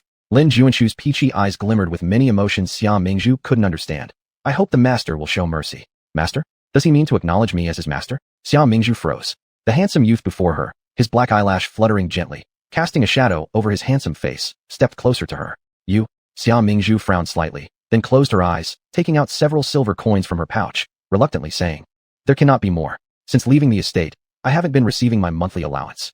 Lin Junshu stared silently. Since Lin Junshu didn't take the money, Xia Mingzhu puzzled. Could he be seeking praise? She quickly added, our Junshu is really great. Just as Lin Junshu was about to say something, Xia Mingzhu suddenly pulled him backward cautiously. They hid behind a wall, muttering under her breath. How did they end up together? Is it because of Qin Ronger's white moonlight butterfly effect? He looked in the direction of her gaze. They saw the crown prince walking alongside the true Qin Rong. One goes, another comes. Must this white moonlight always exist? Hearing footsteps, Xia Mingzhu murmured while shaking her head. Lin Junshu saw she was about to bump into a wall, so he hurriedly pulled her. As a result, Xia Mingzhu lost her balance and wasn't standing steady. To prevent her from falling, Lin Junshu got close to her, and their bodies were unusually close, giving an impression of an intimate embrace where the man was above and the woman below. Goodness, your highness, isn't that Miss Xia? Upon hearing Qin Ronger's stammered voice, Qi Yi paused his steps, glanced toward the wall, and his pupils abruptly contracted. The man had his arms around the woman's waist, and the woman's white hand gripped his neck tightly. In the dim light of the corner, their posture looked disheveled, charged with an irresistible allure. As Qin Ronger glanced at Qi Yi's increasingly cold and indifferent face, she felt beads of cold sweat rolling down. Your highness, Miss Xia, this. Shit, I almost fell to my death. What's the crown prince standing there like an idiot for? He should come over and help me up. This position is killing me. Xia Mingzhu was utterly exasperated. The person who was helping her wasn't doing a proper job of it, while those watching were completely captivated by the scene. Qi Yi took a step towards Xia Mingzhu. Qin Ronger nervously tugged on his wrist. Your highness, don't be angry. What happened between Xia Mingzhu and Lin Junshu? It must be a misunderstanding. Qi Yi approached in big strides, shoving Lin Junshu aside, and lifting Xia Mingzhu by her waist to set her upright. Lin Junshu stood expressionless to the side, saying nothing in explanation. Your highness, you've arrived just in time. After being steadied, Xia Mingzhu smiled at Qi Yi. Seeing the smeared lipstick from when she hastily raised her sleeve, Qi Yi suddenly felt a surge of anger rising from somewhere deep within him. Even he himself hadn't noticed that he was getting mad. His icy and handsome features showed no emotion as he looked at Xia Mingzhu with a heavy tone. Xia Mingzhu, I thought you were so drunk you didn't know who I was. Upon hearing his words, Xia Mingzhu was momentarily stunned before recalling that she hadn't told them about her trip to the prison to find Qin Ronger. She had simply left under the pretext of being tipsy at the dinner party. Now she inexplicably felt a bit guilty. She gave out 2 awkward chuckles. How could that happen? I'd recognize you even if you were turned to ashes. Qi Yi. He really couldn't do anything with her, only suppressing his irritation silently. Seeing his silence, Xia Mingzhu lifted her head. Her porcelain-like cheeks flushed slightly as she reached out and pinched his swollen cheek. What's wrong? Why are you unhappy again? Having already gotten 2 white moonlights, what more do you desire? Truly greedy man. Ha ha ha. Unable to hold back, Qin Rong'er burst into laughter upon seeing Xia Mingzhu teasing the crown prince as though kneading dough. When Qi Yi turned his gaze on her, Qin Rong'er sheepishly coughed softly. Your Highness, it's getting late. You should escort Miss Xiao back. I can go home myself. Thank you very much. Xia Mingzhu waved her hand and turned to leave. I'll escort you. I will escort you. Both Qi Yi and Lin Junshu moved forward at the same moment. Xia Mingzhu watched the pair competing and couldn't suppress a twitch at the corner of her eye. Chapter 104. The Cycle of Feng Shui. Am I actually becoming the center of attention now? Nye's rocket eat bananas, 1 pack per time. Severe illness needs a nuclear bomb, half a caddy for a meal. The Cycle of Feng Shui. Xia Mingzhu couldn't help but sigh. The next second, she threw her arm around Qin Rong'er's shoulders. Let's go and have a drink. You and me. Qin Rong'er squinted and smiled. Good idea, let's toast to your departure.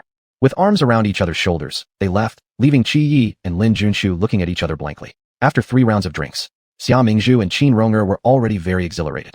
Big brother. It's Big brother. Xia Mingzhu was counting the peanuts in the bowl when Qin Rong'er's sudden high-pitched shout startled her. Seeing her sharply focused eyes on something ahead, Xia Mingzhu turned her head. She saw that it was the eldest son of the Qin family, Qin Ji, who was walking past from the other side of the yard. Qin Rong'er excitedly said, Big brother, take me stargazing. As she shouted, she chased after that figure. Hey, where are you going?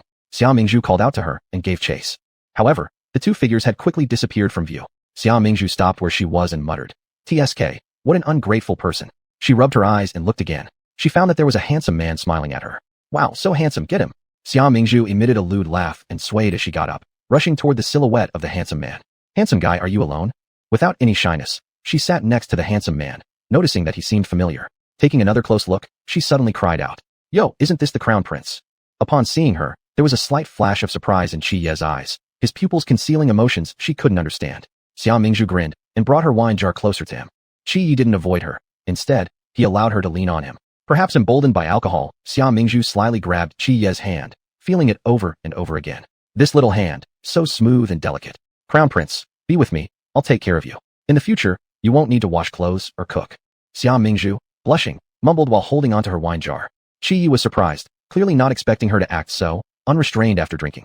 Xia Mingzhu's head was drooping, and her body swayed back and forth, clearly drunk. Qi Yi reached out to grab Xia Mingzhu's arm. I will send you back to your room. No, I don't want to go back, Xia Mingzhu wriggled. I want to find some girlfriends and keep drinking. Qi Yi firmly restrained her. Don't cause trouble. If you continue like this, I will lock you up. Xia Mingzhu quieted down, lifting her face with pitiful almond eyes gazing at him. No, I don't want to be locked up in jail suffering cruel punishments, eventually dying with my heart carved out. This was her tragic end as a plot cannon fodder. But she didn't want to die, especially not like this. I'm afraid of pain, Hua. Xia Mingzhu's pitiful demeanor pierced into Qi Ye's eyes. His gaze flickered with a fierce look. Was someone planning to harm her? He would never allow it. You've had too much to drink. I will send you back to your room to rest. Qi Yi unconsciously lowered his voice, gently coaxing her. Seeing that Xia Mingzhu didn't resist anymore, Qi Yi picked her up to carry her back to her room. However, almost immediately, she slipped off her shoes. My shoe, quick, pick it up for me. All right. Qi Yi had no choice but to first loosen his grip and furrow his brows searching for her shoe. Xia Mingzhu was placed on a stone bench. Her delicate features were wide awake, long hair slightly falling down. When he handed over the shoe, she extended her foot high, like a haughty princess. Qi Yi squatted halfway, resignedly helping her wear the shoe. Once the shoe was on, Xia Mingzhu naturally climbed onto his back, holding tightly onto Qi Ye's neck, resting her head against his broad and sturdy back. Xia Mingzhu felt the night's cool breeze brushing against her face, while also faintly detecting a pleasant scent of bamboo emanating from him. Swaying along, she soon fell asleep. When Qi Yi brought Xia Mingzhu back to her room, Lin Junshu was waiting outside the door. He glanced at Lin Junshu, then calmly walked inside and closed the door. Outside the door, Lin Junshu had deep-set eyes but ultimately did not follow inside. When Xia Mingzhu woke up again, it was already morning. She rubbed her head. What a terrible feeling after a hangover. Wait, how did I even get back here? Didn't I remember encountering a handsome man? Gradually, the memories from yesterday came back. Xia Mingzhu recalled that she had teased a handsome man, and that handsome man turned out to be the crown prince. Recalling all the nonsense she had said to the crown prince last night, she felt her toes curl so hard it could practically make up a whole house layout. Too embarrassing. This is just too disgraceful. Xia Mingzhu abruptly sat up. What happened afterward? It feels like I blacked out. Surely nothing inappropriate happened, right? Weep weep. Who among decent people teases their boss when drunk? Miss, are you awake? Today is the day we depart for the border city. A moment later, Song Feng knocked on the door from outside. Oh, yes, I'm coming right away, she replied. A few minutes later, Xia Mingzhu opened the door and walked out of the room. Song Feng had already left, and Lin Junshu was standing outside the door.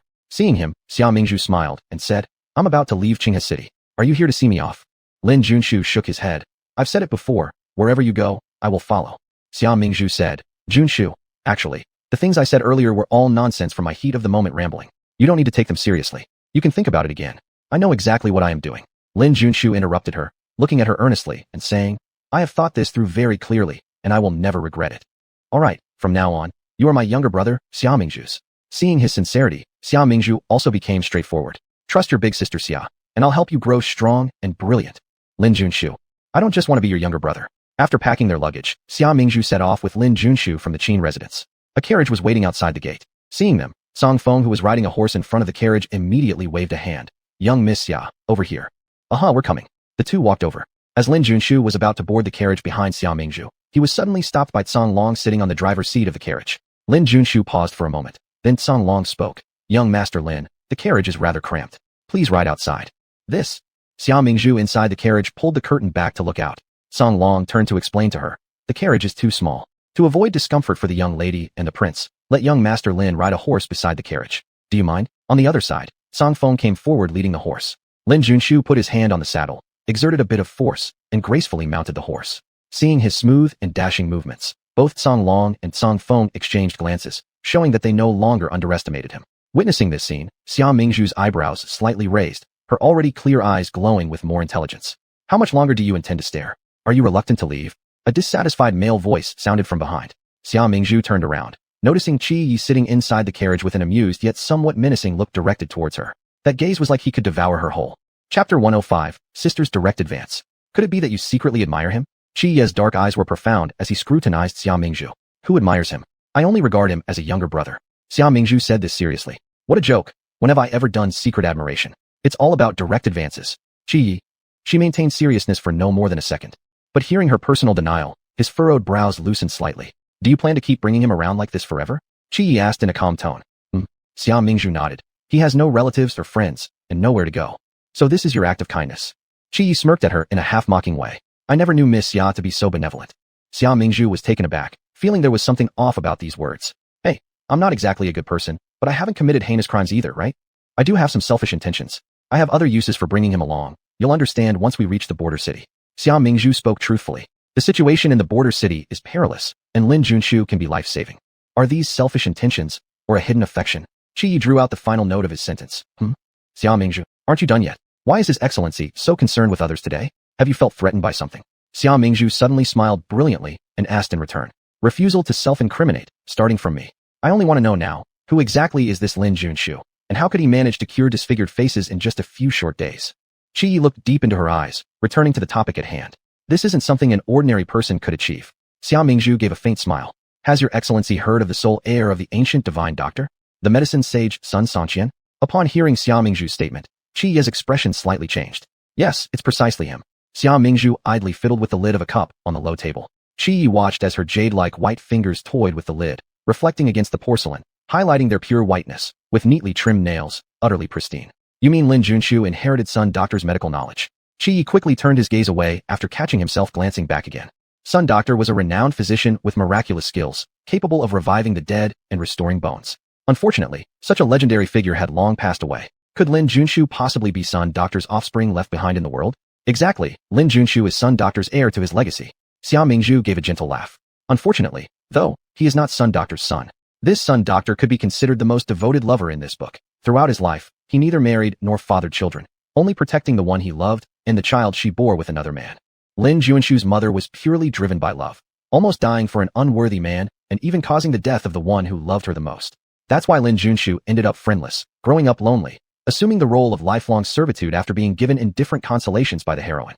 Now, since I've comforted him and pulled him out of a dangerous predicament, I will make him serve as my bodyguard for life. Thinking about this, Xia Mingzhu ignored Qi Yi's glaring eyes and couldn't help but lift the carriage curtain to look outside. Song Feng was riding her horse in front of the carriage window. Seeing Xia Mingzhu peeking out, she smiled. Miss Xia, I have something to report to you. Second Master Xia hasn't had any chance to visit the gambling dens recently, and the gambling debts he owed have been repaid. Oh, Xia Mingzhu became interested. So my rotten second brother decided to quit gambling? What method did you use? It was just hiring several burly men to guard the entrances of each gambling den. Whenever they saw him, they would corner him in a dead-end alley and give him a good beating. Song Feng's voice wasn't loud, but it nearly dropped Xia Mingzhu's jaw. Second Master Xia often got his nose and eyes swollen black and blue. All his belongings and family heirlooms, including the heirloom Hetian jade pendant, were taken away to offset interest. The strongmen even boasted that if they saw him again, they would certainly take his life. Hearing this, Xia Mingzhu couldn't help but raise her thumb in admiration. Impressive, truly impressive. She then asked, did our grandmother pay off so much money? Song Feng shook her head. Mrs. Xia said let the gambling den hack off his hands and feet. The dukedom of Ho won't pay a single penny. That sounds like my grandmother. Xia Mingzhu silently sighed with admiration, but then became curious. Then how were the debts repaid? The money was paid by the Anping County mistress. Recalling something, Song Feng chuckled. Therefore, Second Master Xia entered the princess's mansion and agreed to serve the Anping County mistress for 2 years to repay the debt. Repaying debt through service? Xia Mingzhu laughed softly. Entertaining indeed. At the same time, Xia Yunfei, currently serving in the princess's house to repay his debt, was completely overwhelmed. This morning alone had kept him busy, with Princess Anping's maddening music resonating deeply in his brain. Xia Yunfei, go fetch water, I need to wash. Xia Yunfei, make some tea. I'm thirsty. Xia Yunfei, pick the fish bones out for me. I want to eat the fish meat. Xia Yunfei, since I'm in a good mood today, accompany me to fly kites. Xia Yunfei ran around so much that his feet nearly caught fire, feeling like he was worn down to a dog's level. But when he looked up, he noticed that the golden-haired hound in the princess's house was being served by maids who pushed it on a swing. Him. Tired? No, just give up. Xia Yunfei, come feed me grapes. Anping County mistress's voice rang out again. Mistress. Xia Yunfei glanced at Anping County mistress and abruptly switched to a tone used only by male attendants in pleasure houses, issuing a flirtatious but pleasing voice. Then, pointing at a row of maids behind them, he said, Mistress, I'm still not familiar with things here. How about you let a few experienced maids serve you? Not acceptable. This county mistress wants you to personally serve me. Anping narrowed her clear black eyes, biting her lips, muttering unhappily, wouldn't you be willing? How could I not? Having this esteemed mistress require my service is indeed an honor for me. Xia Yunfei gritted his teeth and spoke. Good, then you'd have no objections. Anping smiled cunningly. Go empty the chamber pot at the outhouse. Upon hearing these words, Xia Yunfei froze, staring into her radiant lively eyes. His eyes widened in disbelief. Unable to contain himself, he cried out. You, how dare you? Who would have thought such a beautiful face hides such cruel intentions? Not only do you work me to death, now you even force me to empty chamber pots, as an insult. Does cleaning a chamber pot seem demeaning? Wait until one day I ask you to wash my feet. Wouldn't you consider proving your innocence by dying? Anping gave a light snort. You take pride in the virtues of educated scholars, refusing to do dirty jobs meant for lower-class people. Then why did you gamble in the first place? Are you aware what happens to gamblers unable to repay their debts? All right, I'll do it. Your humble servant will empty the pot. Though Xia Yunfei agreed to clean the chamber pot, it was strictly limited to the exquisite redwood ones reserved for the countess. Just as he passed a wall, while carrying the chamber pot, a familiar mocking laugh came from above. Wow, turned into a manure handler for the princess. Looking up, Xia Yunfei saw his master Hongqi sitting leisurely atop the wall, munching nonchalantly on grass roots. Chapter 106, Save me, please. Xia Yunfei quickly turned back and seeing no one else, he shouted immediately. Master, please save me out of here. Hongqi spat out the grass root in her mouth and said unhurriedly. What? Not staying here to attend to your little princess anymore. She has both hands and legs. She doesn't really need someone to take care of her. It's just a way to pass the time by teasing me, Xia Yunfei replied. Hongqi sneered lightly, then in the next instant spun gracefully in the air like a falcon, landing steadily before Xia Yunfei. Master, where have you been these past days? Just as Xia Yunfei was talking with Hongqi, he heard someone calling him from behind. Xia Yunfei, are you back from emptying the chamber pot? You were just. At this point, Anping noticed Xia Yunfei standing by the wall and cheerfully called out. She came running over, cheerful as a skylark. But when she saw Hongqi beside Xia Yunfei, her expression changed drastically. Her voice rose, filled with hostility. Xia Yunfei, who is she? She is my master. Xia Yunfei's voice remained light and indifferent. Master? Isn't she that bad woman who took you gambling and abandoned you at the brothel? Anping stared wide-eyed and asked. How can you still hang around with her? Do not be disrespectful to my master.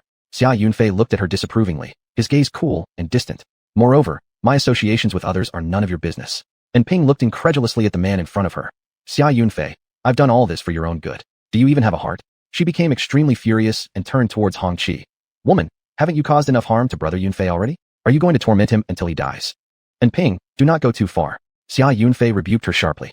Hongqi, however, smiled with interest and scrutinized Anping from top to bottom. Your tongue certainly is sharp, little girl. Anping puffed up her chest. I'm a princess. Don't provoke me. I am super fierce. Hongqi snorted coldly. To me, whether you're a princess or whatnot, it makes no difference. A head is still a head. Chop it off, and it falls. The chilling tone in her voice sent unexpected tremors through Anping's body when it reached her ears. Anping shrank back slightly. Why you? What do you mean by that? Do you actually dare to endanger the life of this princess? Why shouldn't I? Hongqi's eyes narrowed slightly, and instantly she drew her sword, pointing directly at Anping. Xia Yunfei grabbed Hongqi's arm though. Master, do not hurt her. Hongqi looked at Xia Yunfei with surprise. Normally, when she would say something to the west, this disciple wouldn't even glance eastward unless it was a bold move. What was different today? Haha.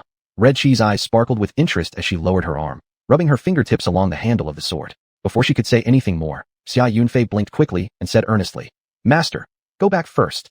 Then, he whispered in her ear, "Master, on the 15th day, I will crawl out through the dog hole. Let's meet on the street with the lanterns." Hong Qi raised an eyebrow slightly, glancing between Xia Yunfei and Ping. And Ping clutched Xia Yunfei's arm with both hands, her wary eyes glaring at Hong Qi. "If you don't leave now, I'll call the guards." Hong Qi gave her a chilly glance and jumped onto the wall in one swift motion, disappearing in an instant. "The person's gone, so why are you still looking?" Seeing Xia Yunfei still staring at the direction Hong Qi disappeared, and Ping felt a full surge of combativeness. Thus, she commanded, "Prepare the meal. I'm hungry. Eating will provide energy for planning the rest. How can you be in the mood to eat?" Xia Yunfei looked at her with widened eyes. Moreover, he still had the chamber pot in the corner that hadn't been emptied yet. How not to be in the mood? "The princess feels extremely good right now." And Ping gazed at Xia Yunfei. "What? Since I didn't allow you to go out with some unsavory woman, you've lost your appetite?"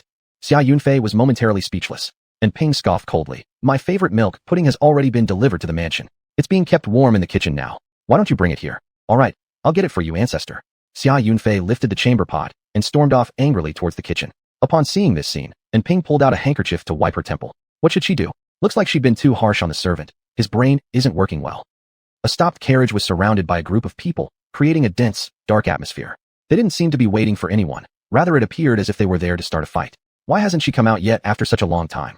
Lin Junshu paced anxiously back and forth. She's relieving herself. What good does it do to urge her repeatedly while she's here? Qi Yi sat upright, speaking calmly. Yet his restless glances betrayed the concern he held for the woman in his thoughts. Song Feng observed them. "Lord, Master Lin, please don't worry. I'll go check." "Fine, Song Feng, you go ahead. I'll stay and keep watch here."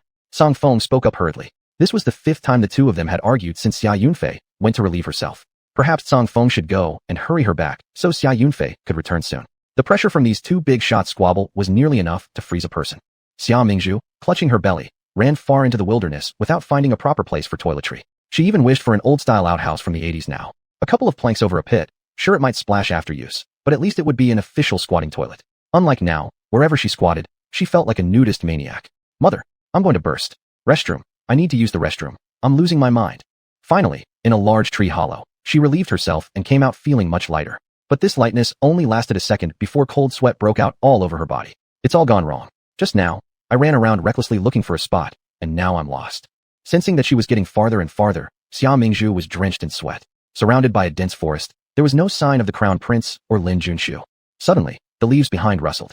In the next moment, an arrow shot through the woods towards Xia Mingzhu.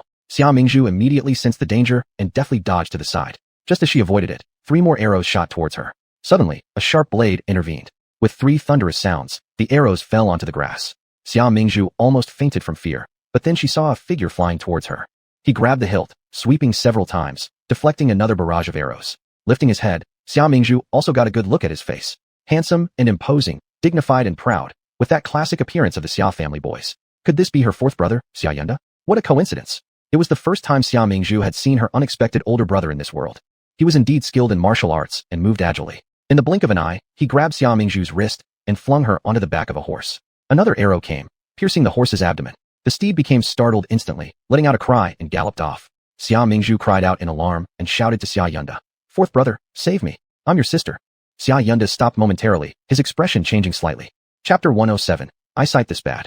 The frightened neigh of the horse was like a signal, and the assassin disappeared instantly. The atmosphere around became solemn. Xia Mingzhu was riding on a frenzied horse, galloping farther and farther away straight towards a broken cliff. Xia Yunda leapt up in a few steps, mounted another horse, and madly pursued. Xia Mingzhu's horsemanship was decent.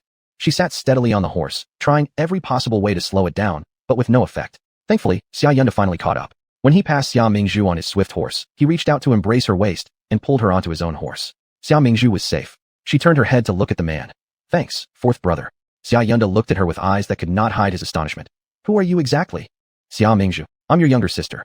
It's also because my eyesight is this bad. No wonder I was betrayed by villains, and even hung on the city wall for 7 days and 7 nights after death."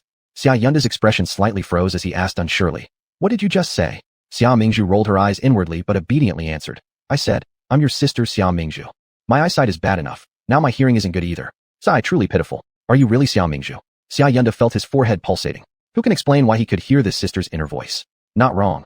I have only become slimmer, whiter, more beautiful, better in temperament. 4th brother, can't you recognize your own sister? Xia Mingzhu looked pitiful.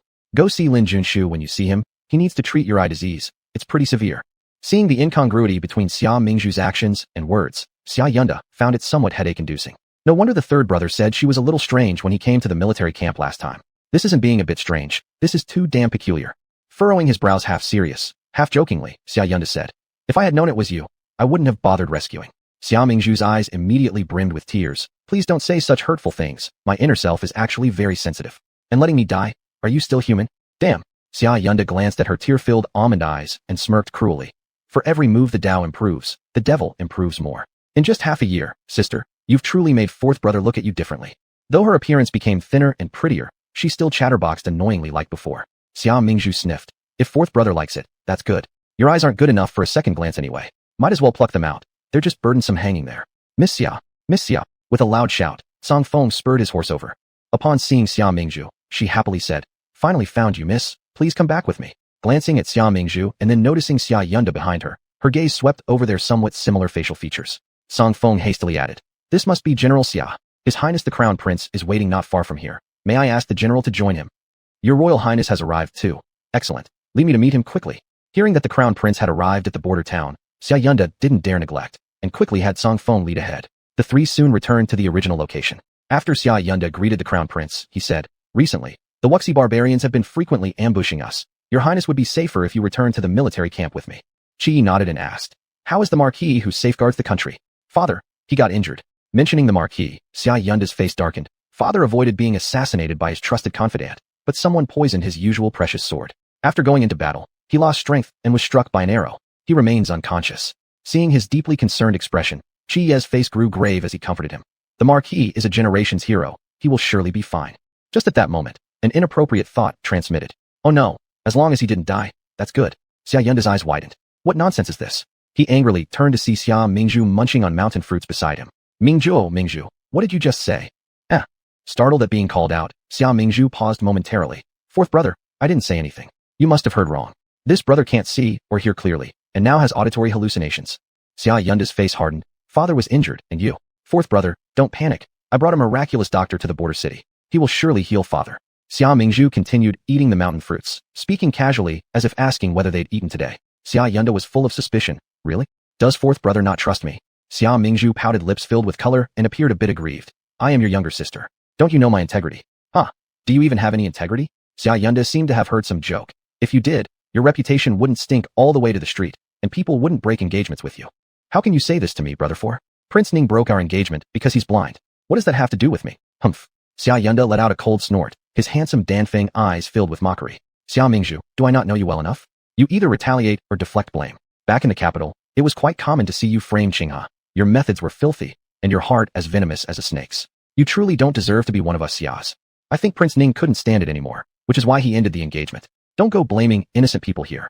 In his mind, whether Xia Mingzhu feigned helplessness or weakness, it was all just a ploy to attract attention. He really looked down on her. At the sight of her appearance, he felt physically sick. The next moment, Xia Mingzhu's eyes turned red.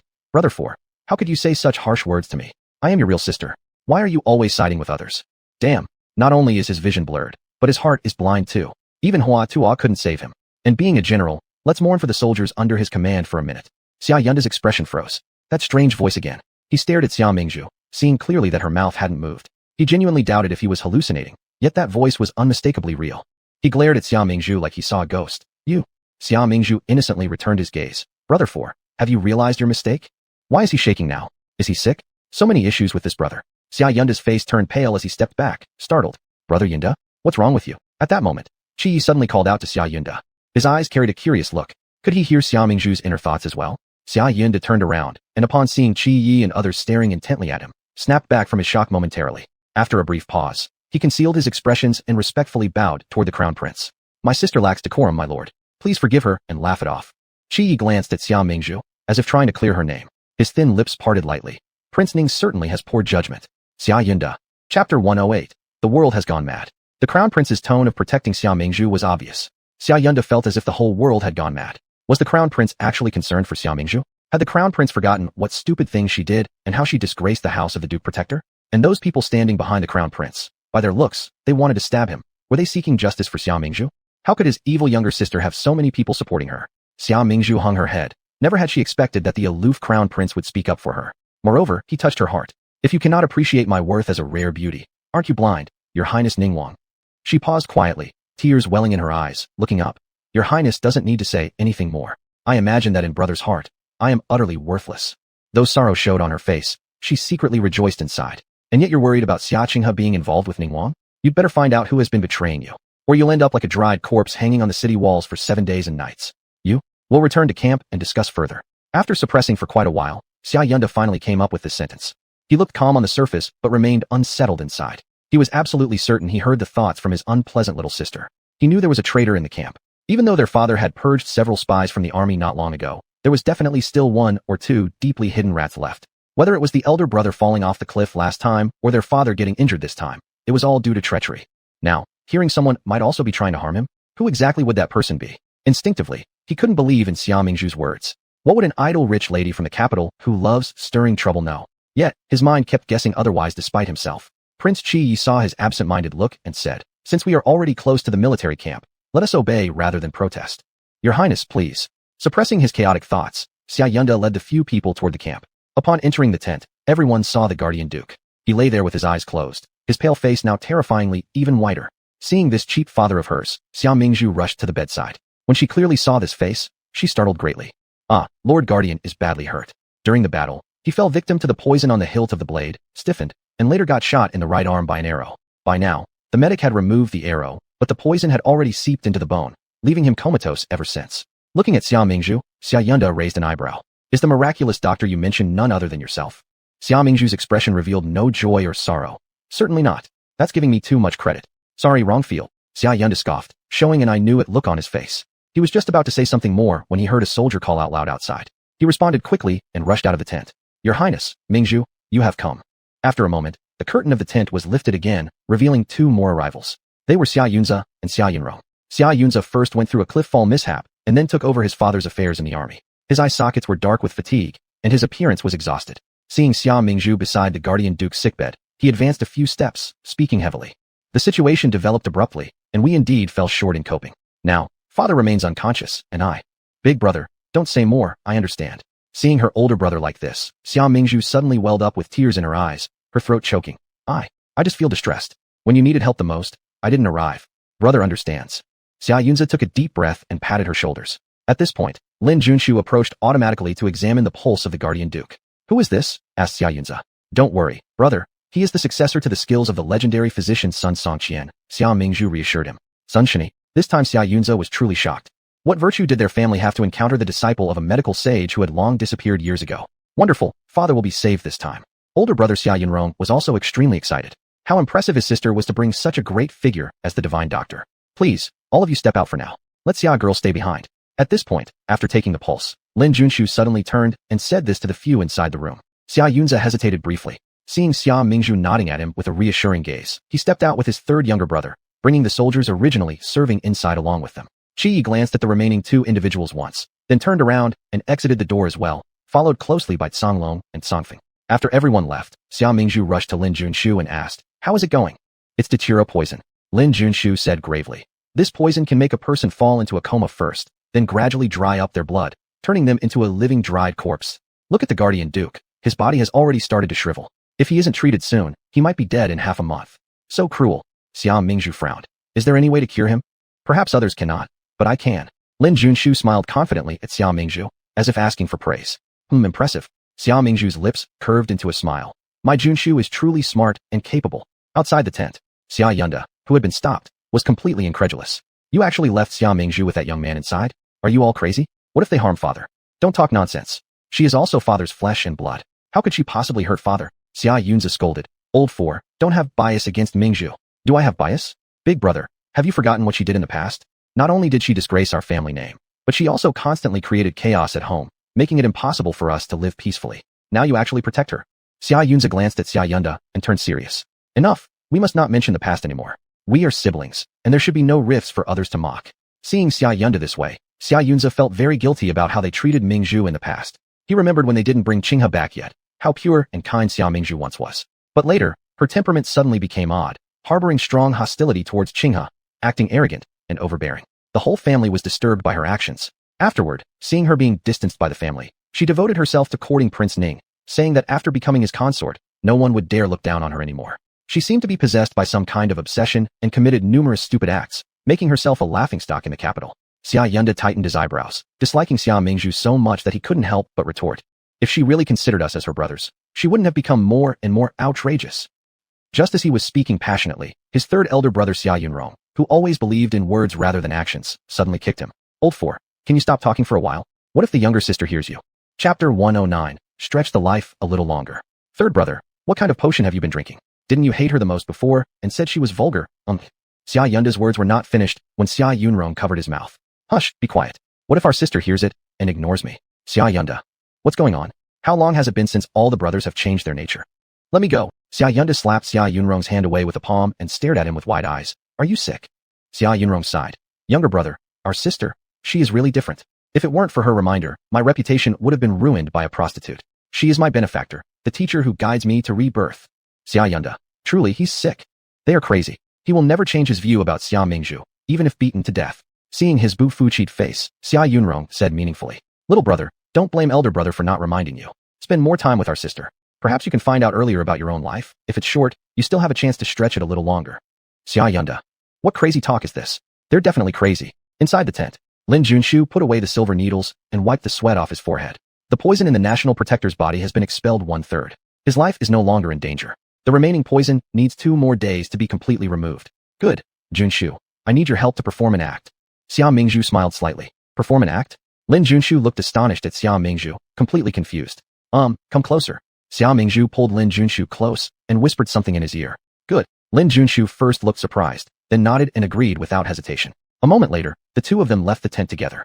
I wonder how the divine doctor sees things. Can the poison in father's body be cured? As soon as they came out, Xia Yunda immediately asked first. Xia Yunza followed anxiously behind. If Dr. Lin could not treat it, their father probably wouldn't survive. Everyone, my medical skills are shallow. There is only a clumsy method here to detoxify. Lin Junshu replied. What method? Please tell us. Divine Dr. Lin, said Xia Yunza. The National Protector has been poisoned severely. His life hangs by a thread. We need heart-tip blood as a life-saving ingredient. Lin Junshu announced loudly. This method is dangerous. It requires the blood of a close blood relative, but I do not know whether any of you are willing. Using heart-tip blood to cure diseases? Never heard of such nonsense. It's absurd. Xia Yunda pointed at Lin Junshu, his face full of anger. Are you trying to harm people, you quack? Believe it or not. Lin Junshu didn't elaborate further. Divine doctor, forgive me, my younger brother spoke thoughtlessly.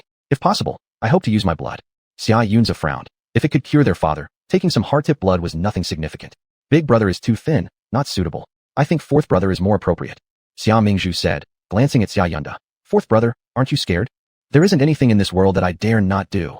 Xia Yunda snorted coldly. However, if it doesn't heal father, I don't mind him having a few more bed companions. Lin Junshu ignored his threat and quickly decided. Good, let's use young Master Xia's blood. Fourth brother, please eat lightly these next 2 days and get ready. Did you hear that, fourth brother? It's time for you to show filial piety. Don't retreat now. Xia Mingzhu laughed happily. Hey, how can someone who dislikes me be a good person? Make the bad fourth brother suffer a bit. The Xia brothers. Is there also retaliation involved? Xia Yunda was even more shocked. This hypocrisy is infuriating, making his head buzz with anger.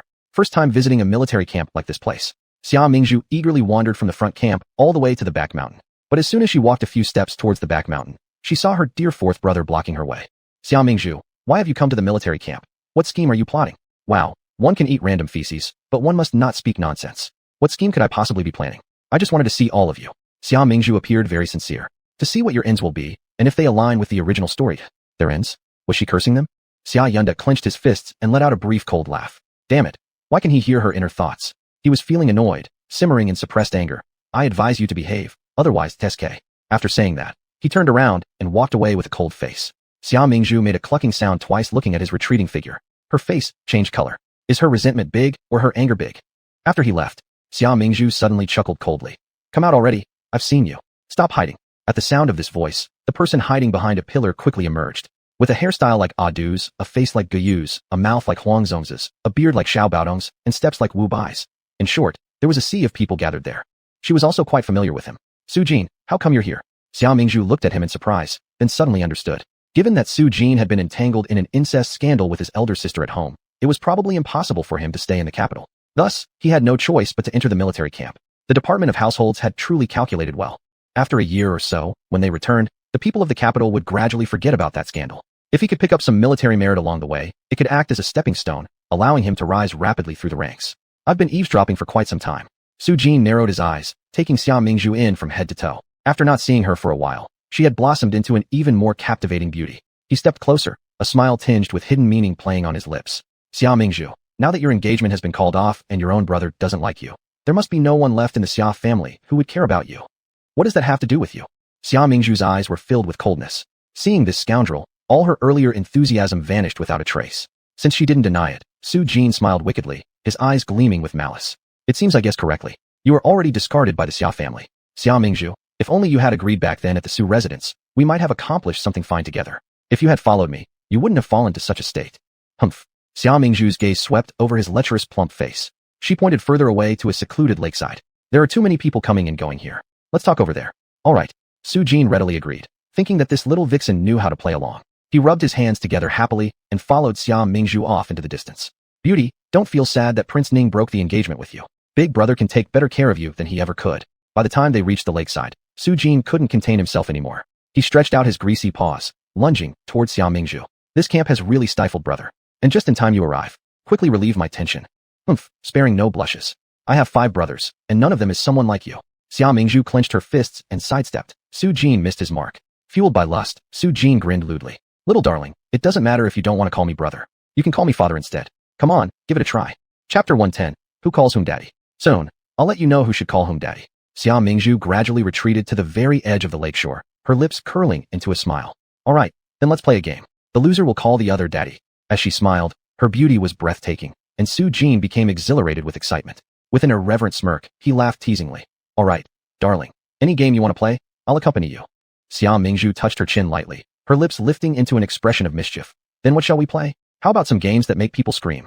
Upon hearing this, Su Jin's eyes lit up and he began to laugh raucously. Good. The louder, the better.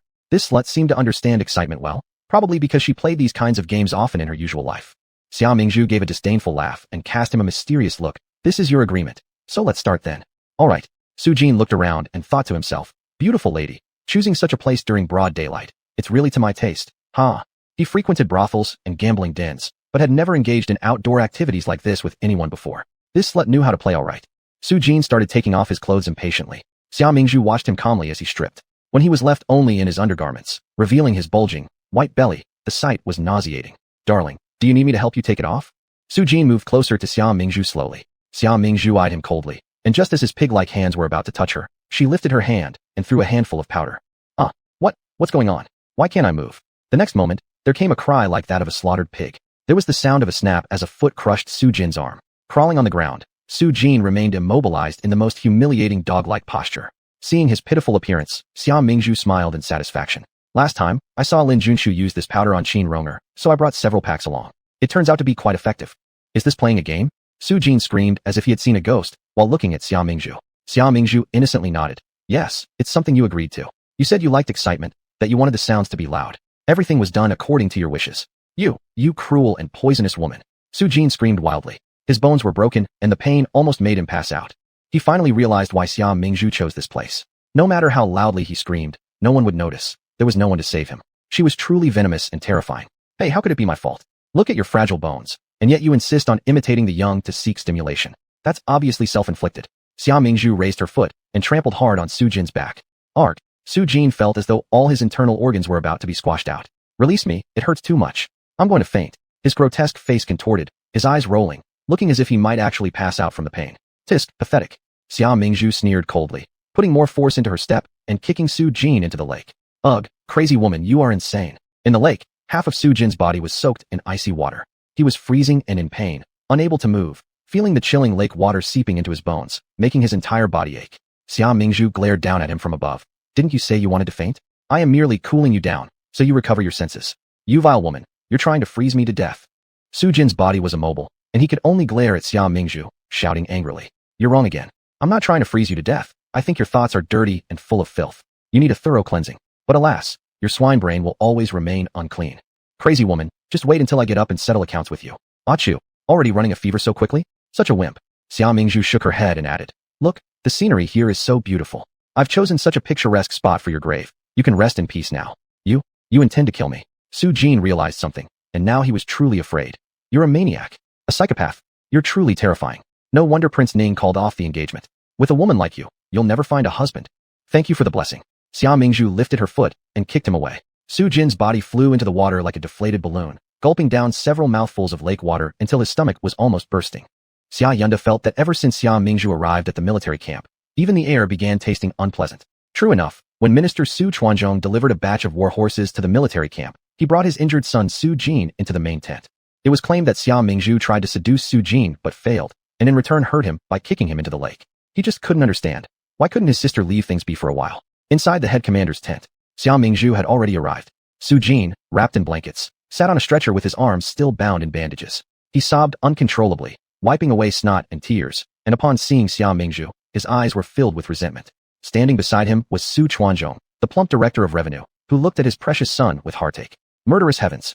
Who could have beaten you so badly? Su Chuanzhong exclaimed to Su Jin. Son, don't worry, I'll avenge you. Upon hearing some movement behind him, he turned around and saw Xia Mingzhu entering the tent. His eyes immediately widened with fury.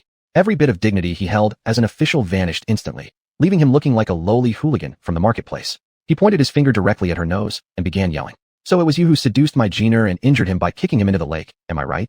How do the Xia family teach their daughters? What kind of ill-mannered girl are you that the Prince Ning broke off your engagement? You're nothing but vulgar. Xia Mingzhu raised her head and glanced at him coolly. Uncle, please use your brain before you talk nonsense. With him looking like Pig 8 from Chinese folklore, how could I possibly have lured him? Su Chuanzhong never expected that Xia Mingzhu, a young woman brought up in the boudoir, would dare challenge him. He used to know her because she was close friends with his unaccomplished daughter, Su Yao. Back then, he often saw her. She used to be this big, chubby girl who couldn't even comprehend the mockery and sarcasm from his daughter, completely dense and stupid. He despised her from the bottom of his heart. And now, someone so unworthy dared to harm his cherished legitimate son. With that thought, he shouted angrily. Jiner has already told me everything. It was you who called him to the lakeside, not only breaking his arm, but also making him soak in the cold water of the lake. How vicious you are at such a young age. You absolutely deserve to have your engagement broken and your reputation ruined. Xia Mingzhu let out a light laugh, her dazzling gaze turning towards Su Jin. Dare you swear that if I really tried to seduce you today, then your relative here, your father, will die the moment he steps out of the military camp, crushed under a horse carriage. Su Jin's face went pale because Xia Mingzhu indeed didn't seduce him. It was his own malicious intent that made him follow her to a secluded spot. The entire tent fell silent. Who could have imagined that Xia Mingzhu would immediately make such a severe vow? But Su Jin didn't dare to say a word. Xia Mingzhu scoffed lightly. So, are you feeling guilty now? Let me tell you this. I'm the one willing to take the oath, but you're not even daring to try. Suppose I did seduce you, then my relative here, my brother, will meet his end under a carriage as soon as he steps outside this military camp. As Xia Mingzhu spoke, Xia Yunda and another brother entered hastily through the curtain. What audacity! Chapter 111. Price hike. Make way, Xia Xiao General is here. At this moment, some soldiers saw the Xia family's 3 brothers entering the room. Xia Yunda walked in front with a sullen face, followed by Xia Yunza and Xia Yunrong. Seeing Xia Yunda's unpleasant expression, Su Chuanzhong and Su Jin exchanged glances, flashing a hint of smugness in their eyes. This Xia family girl was so disrespectful, she probably wouldn't come to a good end. Judging by her brother's expressions, they were surely disgraced by her actions and would punish her severely. Xia Yunda lived up to his reputation as a military camp veteran. His face radiated authority without even speaking. What exactly happened here? Big brother, third brother, fourth brother, you're finally here. Seeing them, Xia Mingzhu tearfully ran over and pointed at the Su father and son. They bullied me and slandered me. You must stand up for me. Xia Yunda disliked her behavior immensely. She lacked composure and discipline, showing no trace of being a well-bred young lady. So he coldly said, Father isn't here, I'm handling military affairs. Therefore, I'll deal with this issue fairly and objectively. Seeing his indifferent demeanor, Xia Mingzhu couldn't help but sigh inwardly. Even if Su Jin is worthless, his family still defends him, while my brothers wish they'd never known me. What a stark difference. Xia Yunda was still alright, but after hearing this, the 2 brothers Xia Yunza and Xia Yunrong felt deeply uneasy. Mingzhu had a point in blaming them. In the past, they indeed hadn't been very kind to her. They always blamed her for not understanding things, tarnishing the marquee house. However, no one ever truly cared about her feelings or protected her interests, let alone defended her. Looking at it this way, they truly didn't deserve to be her elder brothers. Thinking about this, the 2 brothers Xia Yunza and Xia Yunrong simultaneously reached out, dragging Xia Yunda to the side, standing firmly beside Xia Mingzhu themselves. Mingzhu, don't be afraid. Big brother will do justice for you. And third brother too. Third brother will definitely secure you fairness. Seeing himself pushed aside by the 2, Xia Yunda remained silent. The 2 older brothers were acting crazy again. Hearing the words of the Xia family brothers, Su Chuanzhong started to shout. Are you actually going to protect her? Look, she beat our Jin into what state? He's running a fever now, almost dead. Master Su, if you say my sister beat your son, can anyone verify it? Everything requires evidence. You can't just claim something without proof. Xia Yunza spoke firmly. That's right. How could a boy like Su Jin get beaten by my little sister, a young girl? If you slander my sister like this, I may report you to His Majesty. Su Chuanzhong could hardly believe his ears. Were they planning to complain to the emperor? Moreover, didn't Jean mention this girl annoyed the Xia family? Now, the Xia brothers were defending her? He was seething with anger. Young men from the Xia family, don't think your prestigious background allows you to bully others. Our Su family doesn't take this lying down either. Our heir, Su Jin, has been beaten this badly. This matter cannot be settled easily. Either let Xia Mingzhu marry him as his concubine as an apology, or the Marquis house pays 200,000 taels of gold in compensation. Otherwise, this issue won't rest. Concubine? Bah! Even Xia Yunrong, who is normally a studious person, spat on the ground indignantly. You've defamed my younger sister's reputation. Here are my 2 conditions. Either make Su Jin kneel and apologize to my sister, or pay her 400,000 taels of gold as consolation. Only then will this matter be settled. Su Chuanzhong. He realized how wrong the situation had gone. The Xia family was raising their demands unreasonably. Xia Mingzhu laughed heartily inside. Haha, third brother understands me so well. In this crucial moment, he still knows to secure some money for me. Truly, he's my dear third brother. Upon receiving her heartfelt praise, Xia Yunrong puffed out his chest, filled with pride. Just then, Qi Yi, hearing the news, also hurried over with his people. Seeing him, Su Chuanzhong regained some spirit. The Xia brothers favored their own kin, but the crown prince would not let them run rampant indefinitely. Laughing coldly at the Xia siblings, Su Chuanzhong looked at Qi Yi. Your Highness, since they are all part of the same family, naturally they favor each other. But tell us, should the Xia family girl be punished for committing such vile acts? She indeed deserves punishment. Qi Yi raised an eyebrow slightly. Upon hearing this statement, Su Chuanzhong straightened his posture slightly, waiting for him to pass judgment on this matter. But instead, Qi Yi turned to Xia Mingzhu. She blinked her bright and innocent almond-shaped eyes, smiling faintly at him. Her beauty was unmatched. Qi Yi curved his lips into a slight smile. Her punishment shall be that Su Jin be expelled from the army and driven out of the camp. Ah! Su Chuanzhong was completely taken aback. It wasn't until he heard his son wail that he came back to reality. Disbelief etched across his face. Hearing the verdict from the crown prince, the Xia brothers sighed in relief. Su Chuanzhong, however, was Bufu. Your Highness, are you mistaken? It's clearly this woman who failed to seduce my son and then proceeded to beat him. She is just. Lord Su, please show some decorum. Qi Yi cast a cold, piercing gaze at him. Startled, Su Chuanzhong swallowed the rest of his words. Qi Yi said coldly, Miss Xia is so frail and delicate. She is merely a lady without martial skills. If your son was truly beaten by her, isn't he utterly useless? Xia, delicate and frail. Mingzhu, ah, that's right. I am delicate, fragile, and easily pushed over, completely weak, pitiful, and helpless. Please, big brothers and sisters, protect me. At this moment, Su Chuanzhong's expression had completely changed.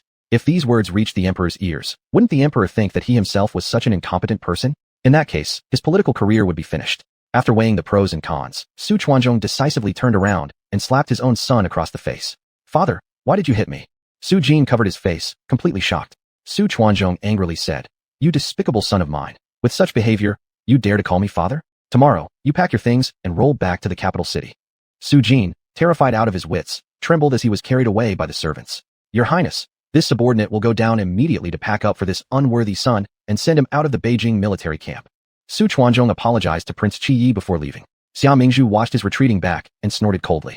If I'm not mistaken, wasn't he here to deliver warhorses to the military camp?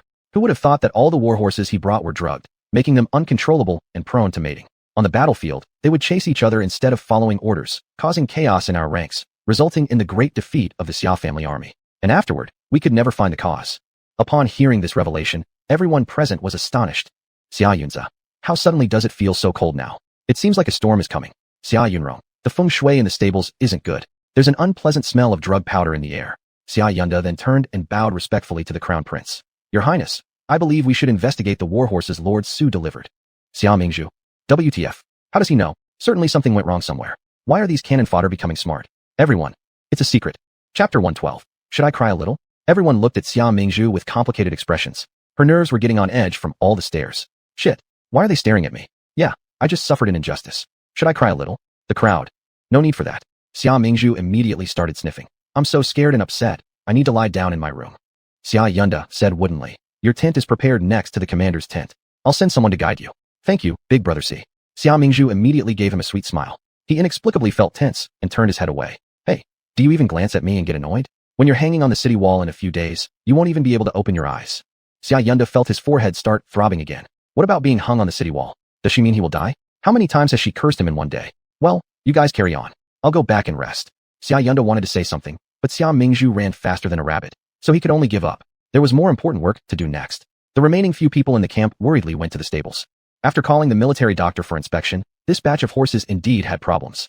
Thankfully, they knew beforehand. Otherwise, during actual combat, Chaos among the warhorses could be fatal. Even Xia Yunda thought it incredible this time.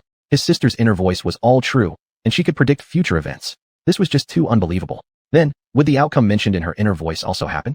Leaving the stable, Xia Yunda leaned against the wall and let out a deep sigh. He stood alone for quite a while before slowly leaving. When Xia Mingzhu came to find Lu Wanxiu in the tent, she found her writing a letter home. The reason Lu's family wrote was to ask her for money. Ningyuan Marquis Mansion had fallen into decline in recent years, which was why Lady Lu, a maiden locked within the boudoir, had been forced to conduct business openly. Looking at her future sister-in-law, Xia Mingzhu sighed in her heart. Sigh, beautiful and capable, in the 21st century, this would be an independent, inspiring career woman.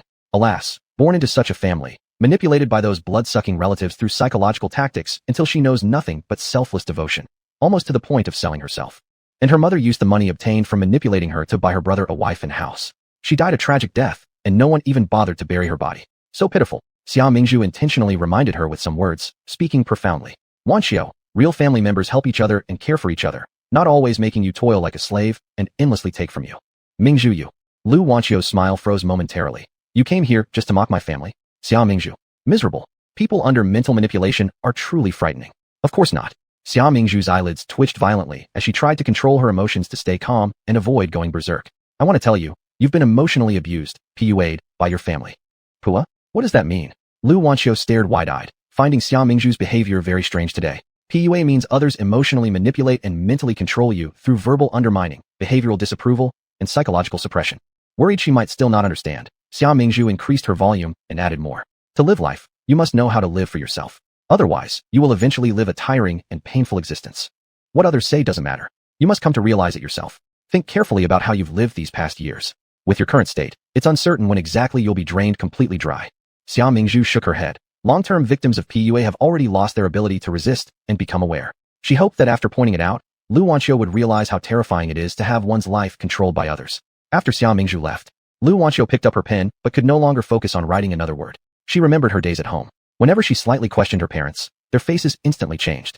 They cursed her as ungrateful, accused her of being disrespectful, blamed her for not spending her earnings on them who had done so much for her, and regretted having ever birthed her. They also told her the money she earned should naturally belong to her younger brother because they were his biological parents and brothers. She must not forget their grace or kindness. Everything was supposedly for her own good. Every time she heard these kinds of statements, she felt overwhelming guilt and a deep sense of sinfulness. So she simply obeyed and handed over the money. Could it be they had PUA'd her all along? After coming out from Lu Wanxiu's place, Xia Mingzhu just felt infuriated without an outlet for her frustration. Seeing dogs by the roadside, she wanted to kick them twice. Seeing flowers by the roadside, she grabbed and yanked them right off. Seeing Lu Wanxiu reminded her of her past self. The harm caused by her original family, she spent her entire life trying to heal. She hoped that Lu Wanxiu would find redemption and be able to break free from the prison of familial bonds. Unknowingly, the flowers in her hand had already been stripped bare. Xia Mingzhu, what are you doing again?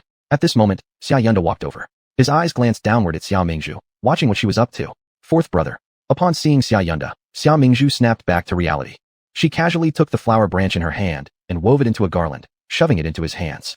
I didn't bring anything for you on my way here. So here, this flower garland is for you. It suits you very well. Xia Yunda lowered his head and looked at the already stripped bare flower circle in his hand. A flowerless garland suited him? Was she hinting that he should not wait until there were no flowers left to pick? As he thought about this, he heard Xia Mingzhu's inner voice ringing in his ears. Haha, this bareness matches your empty brain perfectly, Xia Yunda. He really was thinking too much. Seeing Xia Yunda lost in reverie staring at the garland, Xia Mingzhu decided to play the role of a helpful person. Come on, let me put it on you. Saying that, regardless of Xia Yunda's refusal, she snatched the garland like a shrewd, dirty pot, and placed it on his head with force. In her haste, she pulled out 2 tufts of his hair. She patted her back to get rid of the strands of hair stuck on her hand, looking dead serious. You know what? It actually looks quite good. Huh, just like an oversized globe. Xia Yunda twitched the corner of his mouth, feeling powerless. All right, you'd better go back to your tent and rest. Okay. Xia Mingzhu gave him a suspicious look. Something's off. Usually by now, he would have started yelling. What's going on? Xia Yunda, realizing his own mistake, quickly added, don't cause any more trouble or I won't forgive you. Oh, that's more like it. You scared me there for a second. I almost didn't recognize you. Xia Mingzhu raised her chin. Then try me, humph. After saying that, she turned around and ran off. Xia Yunda looked in the direction she disappeared towards, feeling somewhat gloomy inside. Those words he often hurled at her with irritation before sounded different when spoken now. He wasn't even sure why he felt this way. After pondering for a while, he went to Xia Yunza and Xia Yunrong's tents. Brother, third brother, I have something to ask you both. Xia Yunza and Xia Yunrong were surprised to see him. Xia Yunza asked, didn't you say you still have military matters to attend to? Why have you come to find us? Xia Yunda cleared his throat uncomfortably. pausing for a moment before finally mustering the courage to ask. Big brother, third brother, can you hear what's in sister's heart? Chapter 113, Truly Not a Person. Upon hearing this, Xia Yunze and Xia Yunrong's gazes simultaneously shifted to Xia Yunde. Xia Yunde couldn't help but swallow nervously as he chuckled. Pretty funny, isn't it? I was just joking. Don't take it seriously. Just because one can hear others' inner thoughts doesn't make them a monster. Xia Yunze shook his head. Well, that's not entirely correct. After all, the world is vast, and strange things do happen. Although listening to people's inner voices seems mysterious, it's not impossible. Xia Yunde. If you could hear it directly, then why didn't you just say so? All this roundabout talk had scared him into thinking they would treat him as something bizarre. He patted his chest. I thought I was the only one who could hear these things. I even feared I'd been cursed, which nearly drove me mad. Fourth brother, I was just about to tell you. Regarding what the sister mentioned about you potentially being hung on the city wall, you'd better be careful. What the sister says seems to come true in the future. Xia Yunrong quietly informed Xia Yunde of this. Xia Yunde nodded. I understand, third brother. Xia Yunrong sighed with relief. Good to know you've taken it to heart. If it weren't for the sister's warning, I might still have been deceived by Yao Qin, perhaps sinking deeper into trouble and involving the whole guardian dukedom. Xia Yunrong's voice carried both relief and concern. Even though we've avoided that disaster, according to the sister, there will be more calamity awaiting the guardian dukedom. An unknown fate always instills more fear. The sister said that after this, the guardian dukedom would again face confiscation and exile. He now felt surrounded by lurking enemies who were ready to tear them apart at the slightest chance. And what of his elder brother, second brother, fourth and fifth brothers, and their parents' fates? They didn't seem optimistic either. But they did not yet know how to solve problems concerning events that hadn't happened. At present, the only solution lay with the sister. They could only rely on listening to her inner voice to prepare for what was coming. Xia Yunze gave a solemn nod as he instructed Xia Yunde. Being able to hear the sister's inner voice is a favor from heaven. We must never speak lightly of this matter to outsiders. He had a feeling that what they were hearing now was just the tip of the iceberg. Surely, there were greater secrets yet to be revealed. And the honor or disgrace of the entire family of the guardian dukedom would depend entirely on Xia Mingzhu.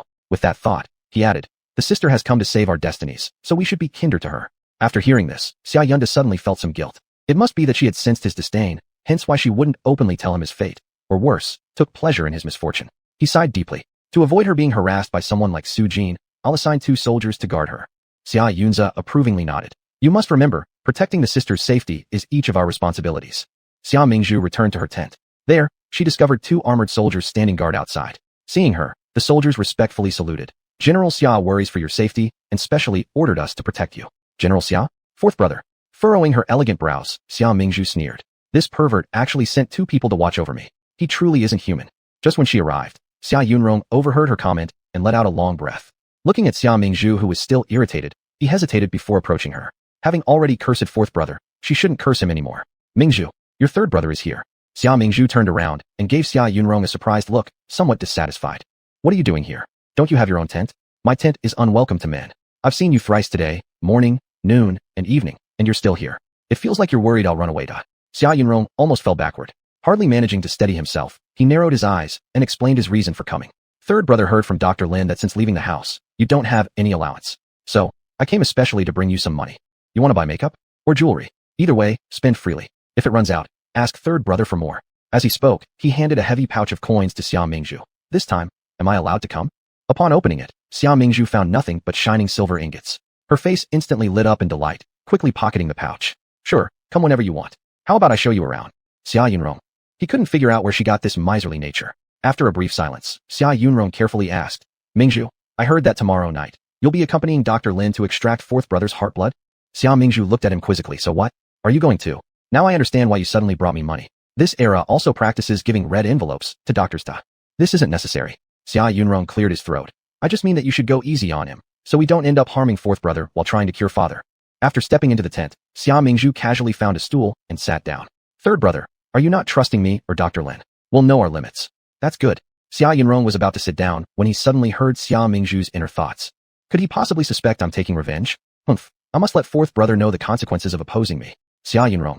Must it be so extreme? In the end, Xia Yunrong still couldn't set his worries aside. Therefore, he came along during the extraction of heart blood. However, he promised Xia Mingzhu that he would only watch and remain silent. The group entered Xia Yunde's tent. Xia Yunde had already prepared himself. He now took off his shirt, exposing his upper body with its graceful muscle lines. Nice view. After entering the tent, Xia Mingzhu secretly glanced at him several times. Upon hearing her compliment on his physique, Xia Yunde turned his head smugly, ready to speak. But then he was suddenly showered with a packet of medicinal powder straight to his face. Xia Yunde froze completely, unable to move. What the hell is going on? Xia Yunrong also exclaimed in surprise before remembering his sister's warning. Hastily, he clamped a hand tightly over his mouth. Fourth brother, please don't blame me. After all, if you wiggle around too much, it won't be convenient for me to operate. Xia Mingzhu drew a sharp sword and gestured towards Xia Yunda's heart area. Xia Yunda felt a chilling coldness in his chest, making his entire back grow cold. On the side, Xia Yunrong watched nervously, trembling inside. He finally couldn't resist and said shakily, Mingzhu, even though the relationship between you two hasn't been great these past few years, you still grew up together. There is still some bond. Please don't be so cold towards him. He has already realized his mistake. Xia Yunda stiffened like a cat whose tail had been stepped on, turning beet red as he spoke. Who made a mistake? If she hadn't been arrogant and insufferable, drawing resentment, would I have acted this way towards her? Everything is entirely her fault. The moment those words left his lips, his face paled. He instinctively looked at Xia Mingzhu. She sarcastically curled her lips. Is that so? It seems fourth brother has strong opinions about me. Perfect, I don't like you either, fourth brother. In the next instant, she raised the knife. Chapter 114. Turned into this sorry state? Ah! Xia Yunrong closed his eyes in terror. Yet, there was no sound of the expected scream of pain. He plucked up the courage and opened his eyes. Only then did he realize what had happened. In Xia Mingzhu's hand, a hen appeared out of nowhere. She raised her knife to slit its neck and let the blood flow, with Lin Junshu assisting. At her feet, a burlap sack continued to bulge and move. Xia Yunrong opened it curiously and couldn't help but take a breath in. Such a large number of chickens. Where did you steal them from? Why are you asking as if you don't know? Of course from the kitchen. Xia Mingzhu answered while putting chicken blood into a bowl. After the chicken stopped moving, she threw it into a bucket and picked up another chicken to bleed. Watch out, your fourth brother might punish you under military law for stealing. Xia Yunrong joked as he glanced at Xia Yunda. However, Xia Yunda remained silent and instead stared intently at the blood in the bowl. Did you plan to use chicken blood all along? He asked Xia Mingzhu. Of course. Do we look like fools to actually use someone's blood? Xia Mingzhu replied, looking at him as if he were an idiot. So about using heart's tip blood as an ingredient, Xia Yunda started. It's clearly used to confuse the enemy. Xia Mingzhu shook her head. Believing everything people say, aren't you dumb? Xia Yunda. Everyone in the army was spreading rumors that after Xia Shao General had his heart's blood taken, he became very ill and could not get out of bed. The Protector Duke's poison had already diminished by 7 parts due to the medicinal decoction. One more treatment tomorrow, and he would be completely healed. Late at night, under cover of darkness, a black-clad assassin slipped quietly into Xia Yunda's tent. At this time, Xia Yunda's eyes were tightly shut, looking like someone on death's door. The assassin approached step by step with a knife in his hand, staring viciously at Xia Yunda on the bed. When the assassin reached the bedside, he swung the blade. But Xia Yunda suddenly opened his eyes at that moment. Startled, the assassin turned to run away. Xia Yunda seemed to have foreseen this, immediately springing up to block the path with his sword and kicking the assassin down to the ground. Outside, shouts and sounds of battle erupted. The tent's curtain was pushed aside forcefully, and soldiers rushed inside. Seeing this, the black-clad man realized he'd fallen into a trap. He attempted to fight back, but was quickly subdued by the soldiers. Thanks to your plan, or the first hidden traitor wouldn't have been captured alive easily. Qi Yi smiled as he stepped forward, followed by Xia Yunza, Xia Yunrong, and others. Your Highness is joking. Even without me, he'd eventually still fall into our hands, Xia Mingzhu said, stepping gracefully out from behind the screen to join the others. Seeing Xia Mingzhu, the captured assassin tensed up, glaring at her with hatred. Xia Yunda quickly advanced, grabbing the face veil covering the assassin's face. Staring at the unveiled face, Xia Yunda's expression froze in shock. Director Su, it's you. Others also showed their disbelief. Who would have thought that the spy hiding within the camp would be an esteemed official of Dabian? Seeing that the situation had deteriorated so much, Su Zhuanzhong finally hung his head. Prince Qi Yi walked in front of him and coldly asked, Director Su, will you cooperate? I will. Su Zhuanzhong spoke, his voice hoarse. Did you conspire with the Wuxi barbarians, chief? Yes. As for the war horses, was it your doing? Qi Yi pressed. Yes. After hearing this, Prince Qi Yi was momentarily speechless. After a silence, Xia Yunda questioned further. So concerning my father, the guardian duke being poisoned, did you have any involvement? Yes. Hearing this, Xia Yunda clenched his fists tightly, his eyes bloodshot, yet continued gritting his teeth to question. Are there others involved in this matter? After a brief contemplation, Su Zhuanzhong replied. No one else. Only me. Alright, last question. Upon hearing this, Qi Yi again asked, who exactly orchestrated all this? And who is the real mastermind behind these actions? It is. Suddenly, Su Zhuanzhong's complexion turned ghastly pale. Veins popped out on his forehead, and his body broke out in cold sweat profusely. Before he could utter the second word, unbearable agony forced him to kneel halfway to the ground, followed by vomiting blood, collapsing afterward. Lin Junshu, seeing this, hurried over, feeling the pulse at Su Zhuanzhong's neck. How's the situation? Xia Mingzhu questioned. It's poisoning, already fatal. Lin Junshu shook his head. The surrounding spectators' faces slightly changed. They had gone through great lengths to capture this internal traitor from the court, but now he was silenced. Who killed him? Could there be other traitors? Xia Yunda shouted. Prince Qi Yi shook his head. This matter must not be underestimated. Let's take Su Jin, his son, back to the capital, to be dealt with by the emperor. Yes. After receiving the order, Xia Yunda promptly dispatched soldiers to carry out the task. Once he emerged from the tent, Xia Mingzhu walked ahead, but suddenly heard someone calling her name from behind. She turned and saw that it was her fourth brother, Xia Yunda. Mingzhu, tonight, we owe a lot to you. To lure out the hidden traitor, Xia Yunda and Xia Mingzhu had staged a drama called The Thief in the Night, retreating to bait the enemy and using themselves as lures. This allowed them to capture the internal foe. Xia Mingzhu arched an eyebrow. Now you realize my worth. You no longer think I bring shame to the house of the Guardian Duke? You are excellent too, with a quick mind like oiled paper, catching everything at once. Xia Yunda. Wasn't it just someone who accused him of being stupid earlier? Moreover, her contradictory nature seemed overly mysterious. It almost made him, a general, want to apprentice under a Taoist priest for advice. Xia Yunda paused momentarily, then suddenly slapped himself across the face. It's all fourth brother's fault. I haven't cared for you enough, been too strict, or shown you the affection you deserve. Xia Mingzhu, too dramatic. Did I accidentally press some wrong button? In front of her, her fourth brother suddenly became emotional. She could even hear his voice trembling slightly through his sobs. She remembered the initially cold and distant fourth brother. How did he suddenly transform into this shape? Mingzhu. Xia Yunda suddenly grabbed Xia Mingzhu's hand, guilt flashing in his eyes. Shocked, Xia Mingzhu quickly withdrew her hand, her eyes full of vigilance. If you have something to say, just speak it. Don't touch me unnecessarily. Get away, monster. Leave me alone. Xia Yunda. What nonsense is this? He stubbornly wanted to add more, but Xia Mingzhu had already spotted Lin Junshu walking ahead. She hastily left him with these words. Fourth brother, calm yourself down. I'll be off first. Then she ran toward Lin Junshu. Xia Yunda looked after her departure with complex emotions, only able to sigh before returning to the tent. Junshu, good job this time. It deserves praise. Catching up with Lin Junshu, Xia Mingzhu started doling out compliments. Lin Junshu smiled at her. Anything for your happiness, I'm willing to do. Such a loyal little puppy brother, so adorable. Xia Mingzhu beamed, but suddenly heard a cool voice behind her. Xia Mingzhu, come over here. She turned around and found Prince Qi Yi staring at her. His brows were tightly knitted, and his gaze on her was like a sniper's scope, ready to fire a bullet at any second. Chapter 115. The dog hole is not easy to crawl through. Your Highness, the Crown Prince. Xia Mingzhu's scalp tingled as she greeted Qi Yi, who was like a walking cold air conditioner. Qi Yi cast a brief, cold glance at Lin Junshu, paused for a moment, then looked back at Xia Mingzhu. His lips moved slightly. You've been quite busy these past few days. I haven't even seen your shadow. That's because I have some serious matters to deal with. Xia Mingzhu wore an expression so sincere that no one could detect any deceit in it. If it wasn't for the voice of her inner thoughts. Oh, he's angry again? The tyrant CEO is hard to please. A cute little puppy would be much softer and nicer. Humph. A cold snort escaped from the back of Qi Ye's throat, its meaning unclear. Xia Mingzhu blinked her big, innocent eyes. If there's nothing else, Your Highness, I'll take my leave. Qi Yi glanced at her, his dark eyes unfathomable. Starting tomorrow, report to my tent at Chin Hour for daily handwriting practice. What? Handwriting again? Xia Mingzhu wanted to refuse. Actually, it isn't necessary. The light in Qi Ye's eyes turned colder suddenly, his gaze icy. Xia Mingzhu's Adam's apple moved up and down, somewhat flustered. Subconsciously, she smiled apologetically, thanking her teacher for the trouble. Truly pitiful. Why do I still have to attend classes after escaping examination-oriented education? Qi Yi lightly hummed in response. Well then, see you tomorrow. Xia Mingzhu, quick to understand, turned and skipped off to find Lin Junshu. Lin Junshu had been waiting there all along. Walking up to him, Xia Mingzhu gently bent her eyebrows. Let's go. All right. Lin Junshu glanced once at Qi Yi behind her, then quietly left together with Xia Mingzhu. Watching them chat and walk side by side, Qi Yi felt inexplicably irked and strode angrily toward his tent. Reaching the tent entrance, Song Long asked him, "What would your highness like for dinner?" "Eat a puppy." With that remark, Qi Yi flung the curtain and entered the tent. Song Long stared with wide eyes, looking towards Song Feng, who had followed Qi Yi back. What's wrong with his highness? And where does one find a milking dog if they only know about milking cows? Ugh, his highness is currently too sour to eat anything. Don't bother him, Song Feng replied, then followed into the tent. Sour? Song Long remained more confused at the original sight, murmuring, how did he get so sour without eating anything? In the secluded south end of the back courtyard of the princess mansion, there was a dog hole hidden deep under lush vegetation. Xia Yunfei came over, planning to escape through this hole.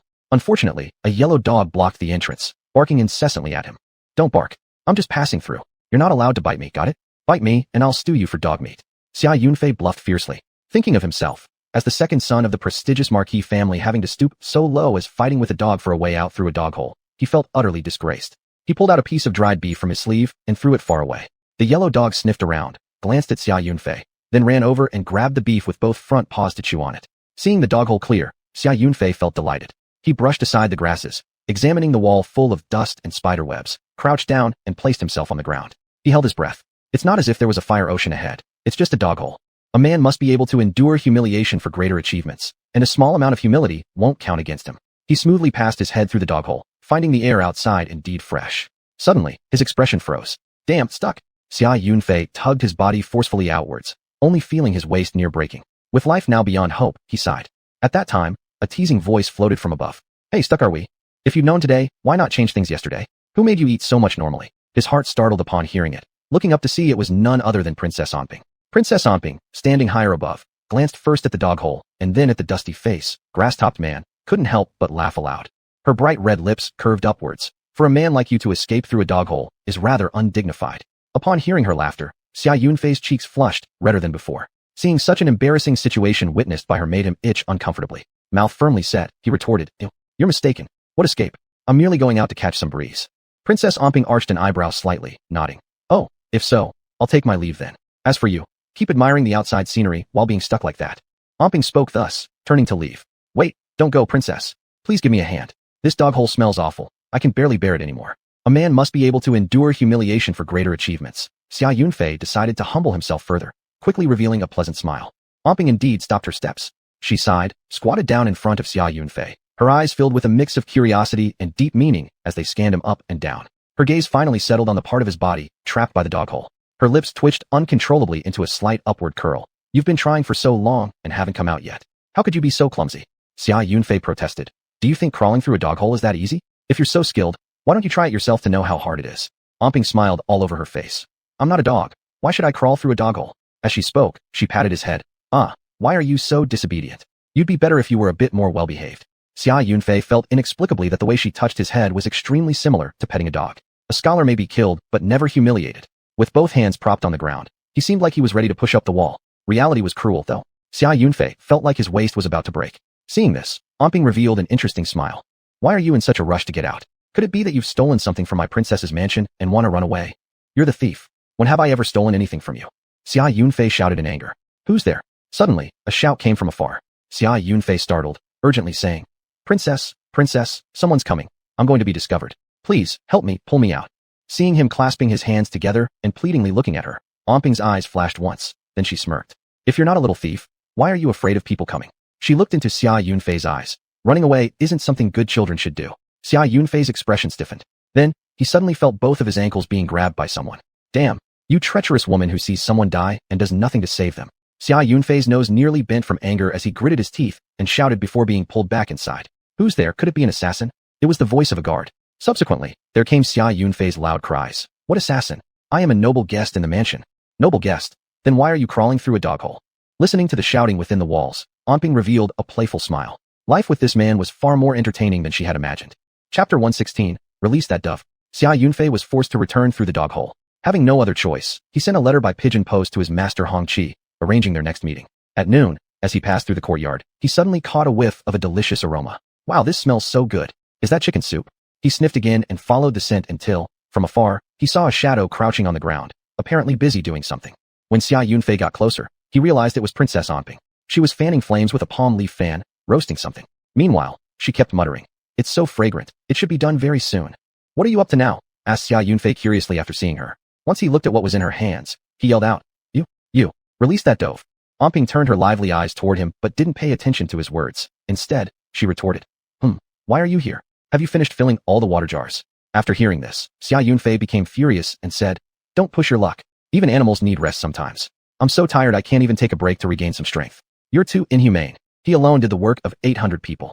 The day before, the servants from the princess's residence came collectively to his room to give him a banner as a token of appreciation for his kindness. Listening to their gratitude, Onping couldn't help but giggle. All right, take a break if you must. Sit down, didn't you see? I'm roasting a squab. I've eaten roasted pheasants frequently, but this is my first time tasting a squab. This squab should be quite nutritious, though this one is somewhat scrawny, not much meat, but still quite fragrant when roasted. Would you like to try some? Xia Yunfei felt his lungs might explode from anger. Still smelling nice. Where did you get this dove? The garrison soldiers caught it. Isn't it a piece of cake for them? Let me tell you, our soldiers are so skilled, they could catch even flies. Princess Onping spoke proudly. Xia Yunfei snorted with sarcasm. Do you know who this dove belongs to? What do you mean? It's just a bird. Does it have an owner? Onping widened her eyes. Not just any bird. This is a homing pigeon. Do you know what a homing pigeon is? Xia Yunfei felt that given a mountain, he could be angry enough to level it. This is a homing pigeon I raised specially for communication with the outside world. So what? A homing pigeon, or whatever. Why are you yelling? I'm eating your pigeon, not your messages. Why are you being so stingy? Onping frowned slightly. Anyway, it's already roasted. Can you bring it back to life? If you can, I'll call you ancestor. Just as the squab was about to finish roasting, she closed her eyes with satisfaction, ready to feast. However, Xia Yunfei grabbed her wrist firmly. You can't eat it. It's evidence of a crime. Come with me to see your mother, the Grand Princess. Ow, you're going to pull my arm off. Let go. Omping stumbled, nearly falling as she was dragged. Xia Yunfei quickly let her go. Are you okay? Painful. Upon rolling up her sleeve, a swollen area with a large bruise appeared around her wrist, purple and swollen. Her hands were small, pretty, and white, making the bruise stand out strikingly. Xia Yunfei stepped back 2 steps. I didn't mean to. Omping rubbed her eyes, sobbing. Your county master is so pitiful. No meat to eat and now injured. It hurts so much. Xia Yunfei softened momentarily. Anyway, the pigeon is dead. It's useless trying to reverse things. Might as well let it serve its purpose and let you eat it. I'll make sure to set up a tombstone, burn incense, offer prayers, and release its soul. May it ascend to the western paradise swiftly. Omping blinked. But my wrist is hurt and I can't exert any force. I'll skin it and cut it up for you. You only need to eat, right? Xia Yunfei massaged his temples as his head throbbed. He truly owed her one. Fine. Satisfied, Omping sat down and scooted closer to Xia Yunfei. Perhaps because she had just cried, her bright eyes, already large, seemed to shimmer like 2 shining bulbs. Feed me. Your Highness doesn't want to touch it anymore. Xia Yunfei clenched his teeth and resigned himself to peeling the meat carefully, ensuring every tiny bone fragment was removed. Seeing how earnestly he handled the task, Omping's gaze softened, and a faint smile crept onto her lips. Sharing the same fate of resignation, Xia Mingzhu now found herself obediently entering Crown Prince's tent, practicing calligraphy under his supervision.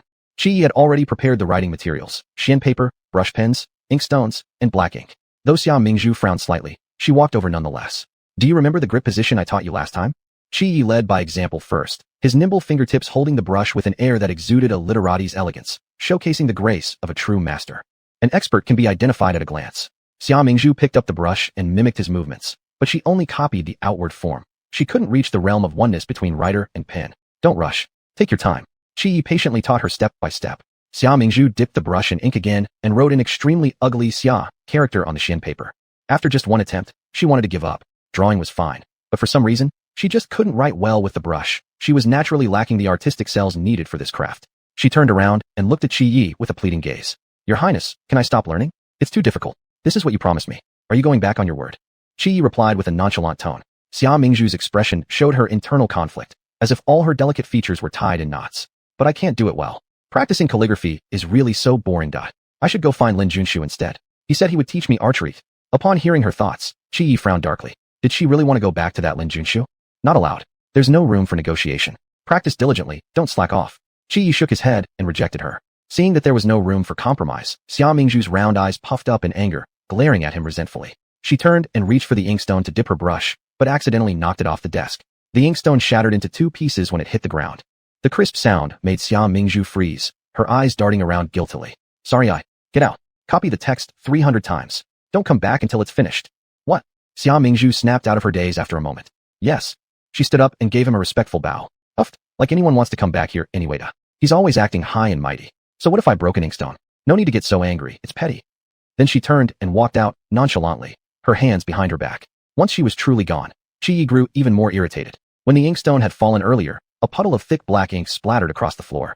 Qi Yi grabbed the tablecloth casually and knelt half-doubled over to start wiping the floor. Master, leave such laborious work to me. Chang Feng offered helpfully. Qi Yi remained silent, keeping his head down while mopping the floor. The force he used was so intense, it seemed as though he could scrape off a layer of the ground. Tish, therefore, I will wait outside. Chang Feng stammered awkwardly, then bowed stiffly before turning away, muttering inwardly. Our master must have offended the god of matchmakers, or why does he keep suffering? She pulled open the tent door, about to walk out, and noticed someone peeking through the curtain from outside. Chapter 117. The Crown Prince is one of us. General Xia, what are you? Upon seeing Xia Yunda lurking outside the door, Song Feng's eyes nearly bulged out of her head. A full-fledged general, doing this kind of sneaky business? She must be in a fake military camp. After being caught peeking, Xia Yunda scratched his nose uncomfortably and gave a light cough. I'm here to see your Highness. He had originally come to find the Crown Prince to report on military affairs, but as he just arrived at the tent, he overheard his younger sister's inner thoughts. Curious whether the Crown Prince could hear them, he hid behind the door for a while. When his sister left the tent, he even scrambled up a tree to avoid being seen. After observation, he guessed that, besides their few brothers, the Crown Prince could also hear his sister's inner voice. Still unsure about this guess, he needed further verification. Now that he was found out, Xia Yunda boldly entered the tent. Highness, I've come to invite you to patrol the back mountain together, and along the way, I will report on military matters. Hearing this voice, Qi Yi looked up at Xia Yunda and said indifferently, Didn't you see me wiping the floor? Haven't. Before he could say the word empty, Xia Yunda added another sentence. I saw Mingzhu go to the back mountain too. We might meet her there. Qi Yi paused, continuing where he had left off. It doesn't matter. I can clean the floor when I return later. Hearing this dramatic continuation, Xia Yunda felt somewhat complicated inside. The crown prince before him was excellent in every way, cultivated, respectful, an elegant nobleman carefully raised by the Dian dynasty. But paired with his sister, it felt like a fine cabbage being eaten by a pig. He wondered what spell his sister cast on the crown prince. As she came out from the crown prince's tent, Xia Mingzhu immediately headed to the back mountain. There, she met Lin Junshu and begged him to teach her archery. Xia Mingzhu had never used a bow and arrow before, so Lin Junshu taught her the method of use and precautions. After memorizing the essentials of shooting arrows, practice came next. Xia Mingzhu found a thick wooden board, drew a bullseye on it with a lump of soil, bound it to a tree, then walked to the other side to begin practicing. She picked up an arrow, stood steady, drew the bow, aimed, and shot. Unsurprisingly, the first arrow missed completely. The second one only hit a four-ring, almost hitting the tree instead. Xia Mingzhu sighed dejectedly. It seems that archery isn't easy after all. Lin Junshu chuckled and glanced at her. I see that your strength is sufficient, but your posture is lacking. How about this? Let me adjust you. Xia Mingzhu nodded and replied, all right. As she prepared to draw the bow, Lin Junshu stepped beside her and helped adjust her shooting posture with his hands. Lin Junshu was slightly surprised. Before, from behind, he couldn't fully observe Xia Mingzhu's expression. Now from the side, he could clearly see that her gaze held no trace of shyness or fear, but rather a fierce spirit in her eyes. It appeared she indeed loved archery and suited it well. Expertly positioning Xia Mingzhu's arms into the most standard pose, Lin Junshu said, this is it, hold it. Under his guidance, Xia Mingzhu targeted the 10-point center. Swish. This time she scored a 6-ring. Xia Mingzhu grinned proudly. Not bad.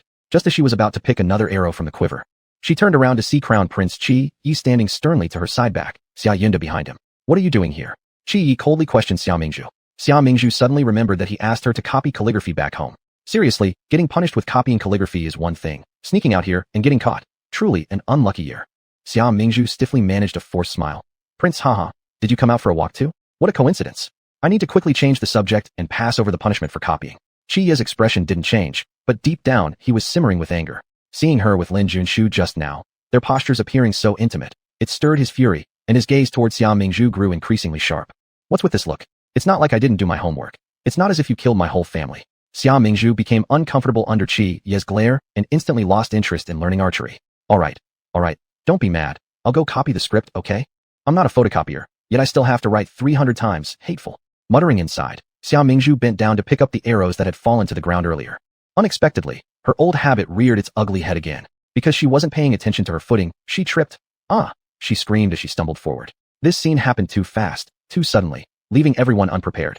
In her panic to avoid landing face first on the ground, Xia Mingzhu instinctively grabbed onto Prince Qi Yi's robe in front of her. A loud tear sounded as Qi Yi's robe was ripped apart by her tug. Falling further, she flailed around and ended up gripping his thin white undergarment. Finally, in a frantic struggle, she also managed to pull off his pants, sending him sprawling onto the ground. Qi Yi looked utterly horrified as he frantically yanked at his pants, trying to cover his exposed long legs. Everyone present was completely stunned.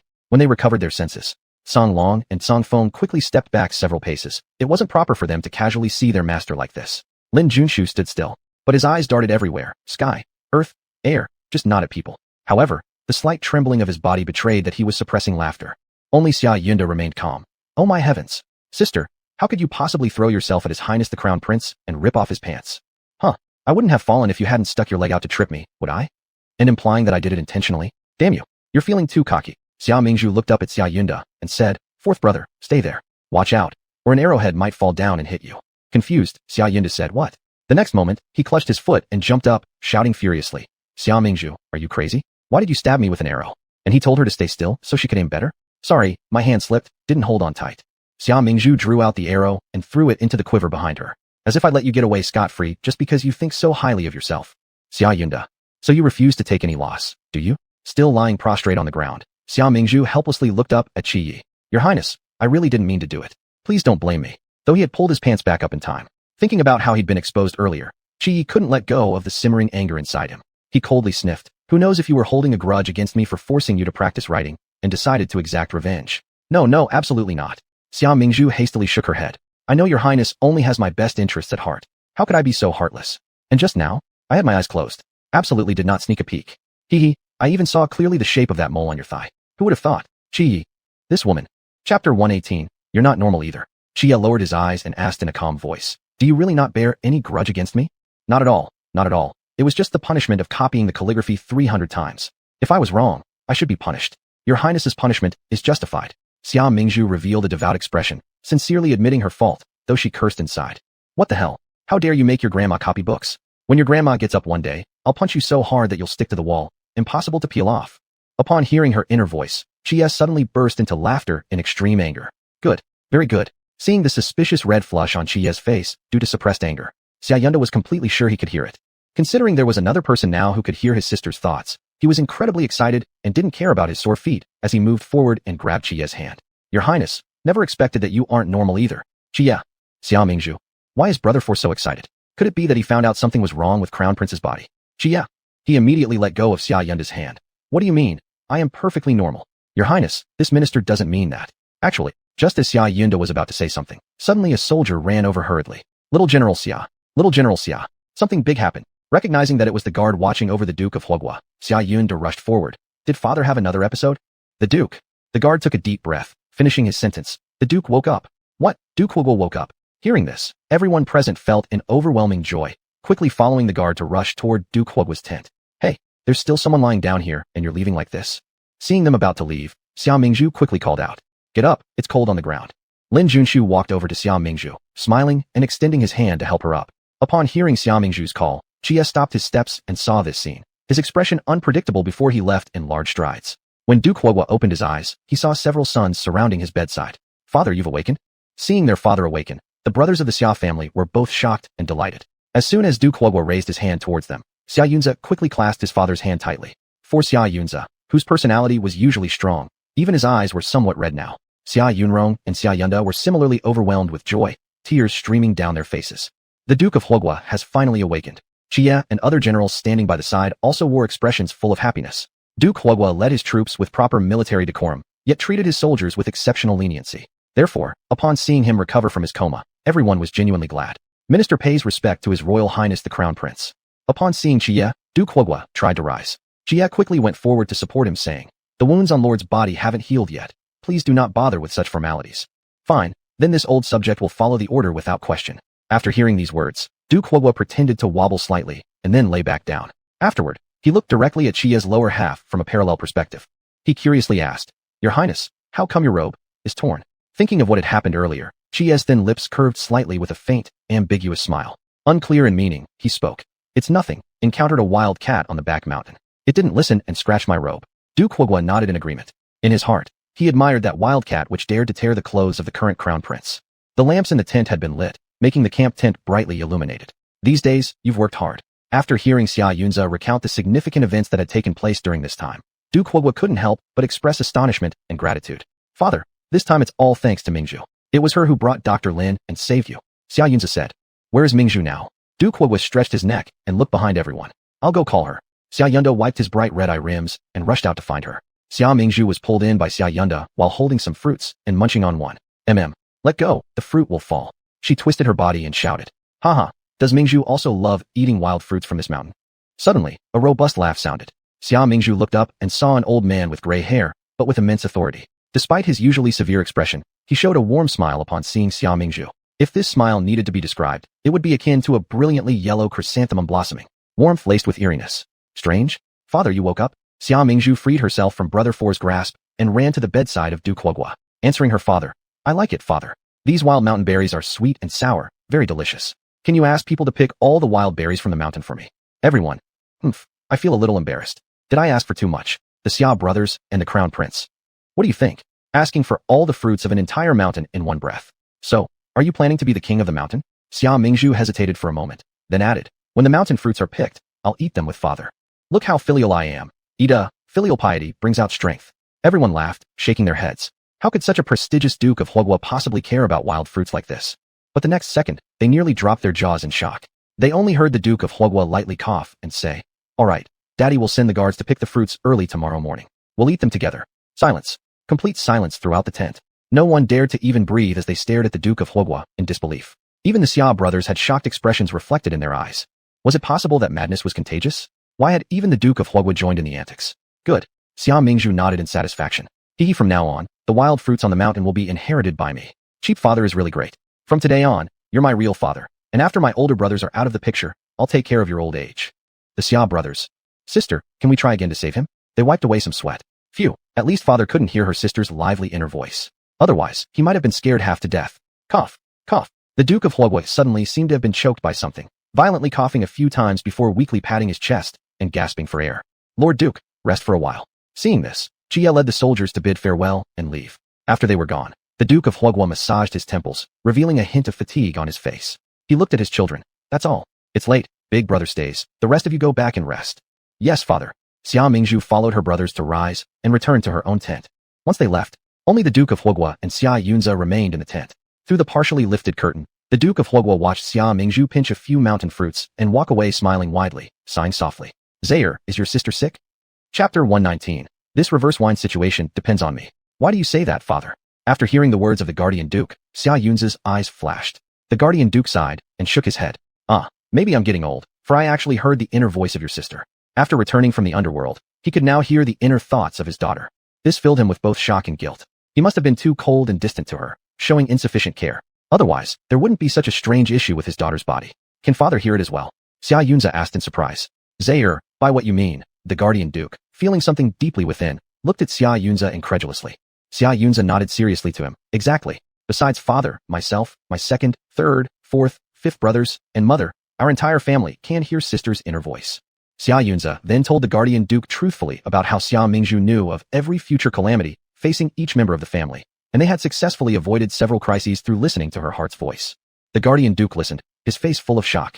His guilt and excitement grew even stronger. Previously, he had often lamented what evil deeds he had committed to be cursed with such a reckless and haughty daughter who was also considered a good-for-nothing. Now looking back, what blind eyes he had. This daughter is simply a blessing for the entire family. As expected, the Guardian Duke kept his word. On the morning of the next day, Xia Mingzhu received a fully loaded cart full of red mountain fruits. Each fruit was brightly colored, sour yet sweet. Thus, when the Guardian Duke sent someone to summon her to the main tent, she didn't refuse. At this moment, the Crown Prince, the Guardian Duke, the Xia family brothers, and a group of generals were gathered inside the military tent discussing battle strategies. General Cheng Qixiang and General Wu Mingda were standing on either side, engaged in endless arguments. General Cheng said, the chief of the Wuxi savages, Tan Zhang, has great intelligence and astonishing arm strength. If we could grant him an amnesty and take him into the court, he would undoubtedly be an extraordinary tiger general. General Wu snorted coldly, but he has gathered a large number of people to rebel, shaking the foundation of our country. Even if he dies 10,000 deaths, he cannot redeem his sin. General Cheng replied. Do you know why Tan Zhang rebelled, General Wu? General Wu answered. Though I don't understand much, it's no more than selfishness driving him, discontent with the court's harsh policies, gathering a crowd and causing chaos. No matter what, he harbors wolfish ambitions, destroying our land, harming our people. His situation deserves execution. General Cheng stated, there's something you don't know. For several years, Wuxi has suffered from continuous droughts, leaving the land barren for miles. The starving civilians had no choice but to follow Tan Zhang in robbing other cities' money and grain, which was truly out of necessity. What General Cheng said may seem reasonable, General Wu angrily countered, but Tan Zhang's actions are extremely cruel. All know that Tan Zhang allows his subordinates to seize the people's grain, and even worse, captures civilians as military provisions. He once ordered the setting up of several large pots in the camp to cook human beings. After breaking into a city, he burned, killed, and looted without mercy, doing everything wicked imaginable. Having no conscience at all, his sins cannot be redeemed. General Cheng sighed deeply. Yet his arrangement of soldiers and military tactics are unparalleled. This is exactly why we couldn't conquer them. This time, there was a sign of auspicious omen in Wuxi, and he initiated peace negotiations. If we could agree, it could prevent future wars and suffering among the common people. As warriors, we should not cause more disputes and disasters because of personal preferences. Having said that, General Cheng turned toward the Guardian Duke as the commanding officer. Please make a decision early, my lord. The Guardian Duke furrowed his brows tightly and was about to speak when he heard the clear inner voice of Xia Mingzhu. What auspicious omen. They just secretly set off fireworks in Wuxi. It's understandable though. Such fireworks have never been seen in Dian before, so these generals naturally wouldn't recognize them. But pity the elder brother, my poor elder brother who was sent out to negotiate with Tan Zhang. Who would have known that Tan Zhang is treacherous and breaks promises? Not only did he privately destroy the pact of friendship, but he detained elder brother. Elder brother originally had a chance to escape, but was betrayed by some scoundrel, ultimately being annihilated by Tan Zhang, and his corpse hung on the wall for 7 days and 7 nights. The Guardian Duke was inwardly shocked. He originally intended to send his fourth son, Xia Yunda, to investigate Tan Zhang's reality. Could it be that this mission would cost his son's life? He stared wide-eyed at Xia Mingzhu, the source of the inner voice. He saw her sitting at the end seat, happily crunching away on the fruit in her hands. Moved by a thought, the Guardian Duke turned to ask Xia Mingzhu, does Mingzhu have any opinions on this matter? Startled at being suddenly called out, Xia Mingzhu raised her head, looking at her father with a bit of disbelief. Am I serious? Are they asking me to deliberate on this major military matter? What am I supposed to do? I'm just here for the show anyway. I didn't think I'd really need to participate. Apart from the Xia family brothers and the crown prince, everyone else present was equally confused. General Chung frankly said, "It is inappropriate to let a young lady participate in such important military decisions. What methods could a woman raised within the inner quarters possibly have? Was the Duke of Protection of Country delirious from illness?" "General Chung, you are mistaken." The crown prince interjected before the protector duke could respond. The spy within the camp was captured by Xia girl strategizing. She isn't an ordinary young lady. Upon hearing this compliment, Xia Mingzhu almost burst out laughing, covering her mouth. "Oh hey, when did the crown prince change his name? That was well said, my mentor. I am indeed extraordinary. Perhaps I'm the legendary savior. Chia, you really know how to take advantage." Seeing that the crown prince had spoken, despite any dissatisfaction General Chung might have felt, he had no choice but to step back. With both the crown prince and the protector duke showing full support, Xia Mingzhu instantly felt the heavy responsibility entrusted to her. Ha ha ha ha. All eyes on me in this reverse wind situation. I think we can turn his plan against him. Later, we'll ambush troops outside Wuxi City, while placing false banners within the camp. Fourth brother will be our inside man, capturing Tanzhong alive. She stood up without hesitation and spoke confidently. Listening to her plan, General Wu loudly praised. "This strategy is brilliant. Miss Xia truly isn't an ordinary person." In the capital, everyone claimed that Miss Xia of the Protector's house was just a foolish young woman, petulant, arrogant, unlearned. Clearly, rumors were inaccurate. Chia's eyes gleamed as they rested on Xia Mingzhu. He only asked her to imitate, not surpass. Her remarkable performance made him truly see her in a new light. Protector Duke also nodded repeatedly, deciding to act according to her strategy. "Very well, Yinda, lead your troops for this expedition to Wuxi. Remember, do not rashly seek glory. Although you're the chief general, soldiers are like brothers in limbs. If it can be helped, place importance on the lives of the soldiers." "Yes, your child humbly obeys your instructions, Father Commander," Xia Yunda replied solemnly. "Generals Wu and Chung will follow for assistance." "Yes, your orders are accepted." Generals Chung and Wu responded. Protector Duke nodded. "Let's end today's discussion here. We'll reconvene early tomorrow morning at dawn." Finally, he specially added a note. "Mingzhu, you come too. You must appear daily from now on." "Ah." Xia Mingzhu froze mid-step as she was about to leave. "Heaven, earth, what sin have I committed to deserve waking up so early to endure this pain?" Protector Duke curled his lips. "It was naturally because your daddy's good luck daughter." Chapter 120, A Bright and Proper Escape. Xia Mingzhu felt as if the sky was about to collapse. From now on, she could no longer sleep in and had to wake up early every day for meetings. How come it feels harder than running my own company? Ever since Xia Yunda set off for Wuxi, the military camp has been much quieter, but Xia Mingzhu was very busy. Every morning, she went with the Duke of National Protection to discuss matters, then came back to practice calligraphy with the Crown Prince. After practicing calligraphy, she learned archery from Lin Junshu, and at night, she counseled Lu Wanxiu who had been psychologically abused by her family. She felt like she was spinning nonstop like a top. Finally, tonight, the top decided to stop functioning. Xia Mingzhu pulled Xia Yunrong who came to see her. "Brother 3, let's escape." "Escape?" Xia Yunrong almost popped his eyeballs out. "Where to? Do you want to go back to the capital?" "Going back to the capital is boring." Xia Mingzhu shook her head and winked mysteriously. "Let's go to Wuxi to find Brother 4. Upon hearing Xia Mingzhu's words, Xia Yunrong had already transformed from being shocked to calm. To be honest, he was also worried about the safety of the fourth brother, especially after hearing his sister's prediction that the fourth brother would be killed by the enemy and hung on the city wall for 7 days and 7 nights. His heart remained unsettled for a long time. He couldn't abandon the fourth brother. If the fourth brother were to truly meet misfortune, he must at least retrieve his body. After making up his mind, Xia Yunrong followed what Xia Mingzhu said and stole an emblem from their father, the Duke of National Protection. The guards at the gate, upon seeing the emblem, allowed them to pass directly. Thus, the two rode their horses openly and honorably through the main gate. When dawn broke, on the road, Xia Mingzhu hummed some off-tune music, feeling extremely carefree. Xia Yunrong glanced at her. "I see sister isn't worried at all." "Worried about what?" "Going out is just like traveling," Xia Mingzhu replied, then asked, "Brother 3, did you bring any silver?" Xia Yunrong pulled a piece of silver out from his sleeve and asked, "Is this enough?" He knew they would inevitably need to buy things when traveling, so he specifically brought a few pieces of silver. "Enough, more than enough." Xia Mingzhu smiled contently. Traveling can happen, but there must be money. There's no way she'd ever do a budget trip in her lifetime. "Who says it's enough? Hand over all your silver bars. I'll see if it's enough for your toll." At that moment, 2 mountain bandits wearing tattered iron armor suddenly appeared on the hilltop. They carried large knives on their shoulders and glared menacingly. Upon seeing them, Xia Yunrong's expression changed, his eyes filled with fear, and he was just about to tell his sister to hide behind him. However, suddenly he heard his sister shout, "What? Am I seeing things? Is that actual living bandits?" Xia Yunrong. He wondered, what exactly was there to get excited about? Quietly keeping 1 silver bar, Xia Yunrong took out the rest and held the silver out in front of himself, bravely saying, "My sister and I have arrived here mistakenly and entered your territory without realizing. This is all our wealth. Both great brothers can take it and use it as you wish. We beg you to let us leave alive." The long-faced bandit on the left estimated and turned to laugh at the bandit on the right. "Big brother, we've struck it rich. The weight looks good." Xia Yunrong hurriedly asked, If we leave the money, can we leave now? You can't go yet. The short-tempered bandit on the right immediately jumped out to block them and laughed at the long-faced bandit. Second brother, didn't you forget? We're bandits now. Rob everything. Saying this, he stared fixedly at Xia Mingzhu, looking her up and down carefully, squinting his eyes while sniffing like a mangy dog. This behavior scared Xia Yunrong so much that he hurriedly pushed Xia Mingzhu behind him and stepped back several paces. They were robbing both wealth and beauty now. Xia Yunrong's entire body tensed. In the past, when traveling, there were escort warriors along with him, and he hadn't fought himself before. Moreover, judging from these two big guys' appearances, they obviously knew how to fight. Even with a sneak attack, his skills wouldn't match theirs, not to mention protecting his sister. After the leader bandit finished checking Xia Mingzhu, he rubbed his chin and grinned. Beautiful. Good figure and face. Truly a stunning beauty. Turning to propose to the second bandit.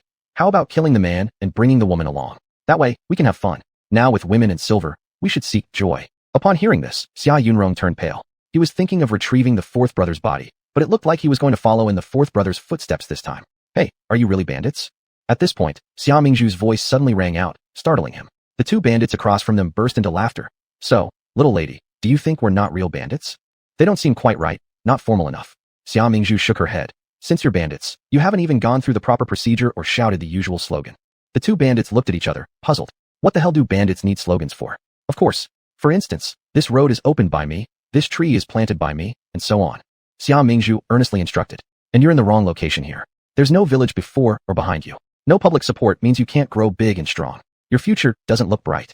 Xia Yunrong's face was like a palette of colors. This sister wouldn't miss any opportunity to cause trouble. Was she born with an extra tongue? Too eager to die? Damn it, stop. The leader bandit couldn't take it anymore. Please, they hadn't even done anything yet, but had already received a long tirade. One more word, and I'll cut out your tongue. Yes, I won't say anything. Xia Mingzhu rolled her eyes. Humph, lazy bums who lack ambition. I don't have the patience to waste my words on you. Bandits. Damn it. You brat. I haven't even started talking about how unlucky we are meeting you. Dare to teach them? Why doesn't she just fly up to the sky? Xia Mingzhu rubbed her ears, slightly raised her eyes, and lazily said, Are you barking like a dog? The bandit was startled for a moment, then became furious, daring to curse me. I think you've lived too comfortably. Xia Mingzhu quickly covered her mouth, looking panicked at him. Oh heavens, after cursing you, I feel my mouth has been dirted. You wench, today I'll skin you alive. The leader bandit felt all his romantic fantasies evaporated as he was left boiling with anger. He charged toward the two of them, sword raised. Brother 3, you hold the rear while I leave first. Xia Mingzhu took full advantage of the excellent tradition of running away when the situation turns unfavorable, seeing her yelp and disappear like lightning far away. Xia Yunrong, is this ungrateful person really his own sister? He swung the silver ingot in his hand and threw it at the charging bandit's head, but missed. The silver ingots fell to the ground, scattered everywhere. The two bandits quickly squatted down and picked them up. Xia Yunrong used this chance to escape as fast as he could. However, he didn't get very far before the two bandits caught up again. They shouted, Dared to insult us, you'll definitely taste how powerful we are. Chapter 121. It's extremely unsafe being with her. Xia Yunrong ran out of breath, sweat rolling down from his forehead. He had never experienced death so close before. All he could do was to lament in silence and thought, My life is over. At this moment, there was a sudden commotion in the woods. Then someone shouted, It's Qin Zhang. Qin Zhang's army is here. Upon hearing this, the two bandits screamed like ghosts. They immediately turned back and fled like rats. Seeing them go, Xia Yunrong wiped the sweat off his head, fell on the ground, and thought that fortunately he ran fast enough to escape a disaster. Xia Mingzhu ran out from the woods and sighed in relief after seeing Xia Yunrong. Phew, I'm smart. I knew from their clothes that they were the bandit gang formed by deserters who gathered up temporarily after the defeat of the rebel forces. After shouting the name of Qin Zhang, these two were indeed scared away. I've heard that Qin Zhang's punishment for deserters is cruel, dismemberment, and boiling. No wonder these two were scared out of their wits. Breathing heavily, Xia Yunrong glanced at her and then asked three penetrating questions one after another. Where were you just now? Were you hiding behind me? Why didn't you act? Xia Mingzhu replied straightforwardly. I think it's not necessary for me to be a burden yet. Xia Yunrong. He has never met someone who speaks twisted logic so assertively. Xia Mingzhu looked at him. Brother 3, will you blame me? How can I? Xia Yunrong forced a smile, sat down on the ground. Let's take a break first.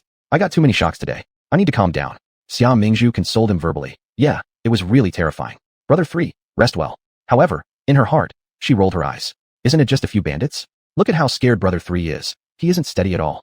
Xia Yunrong.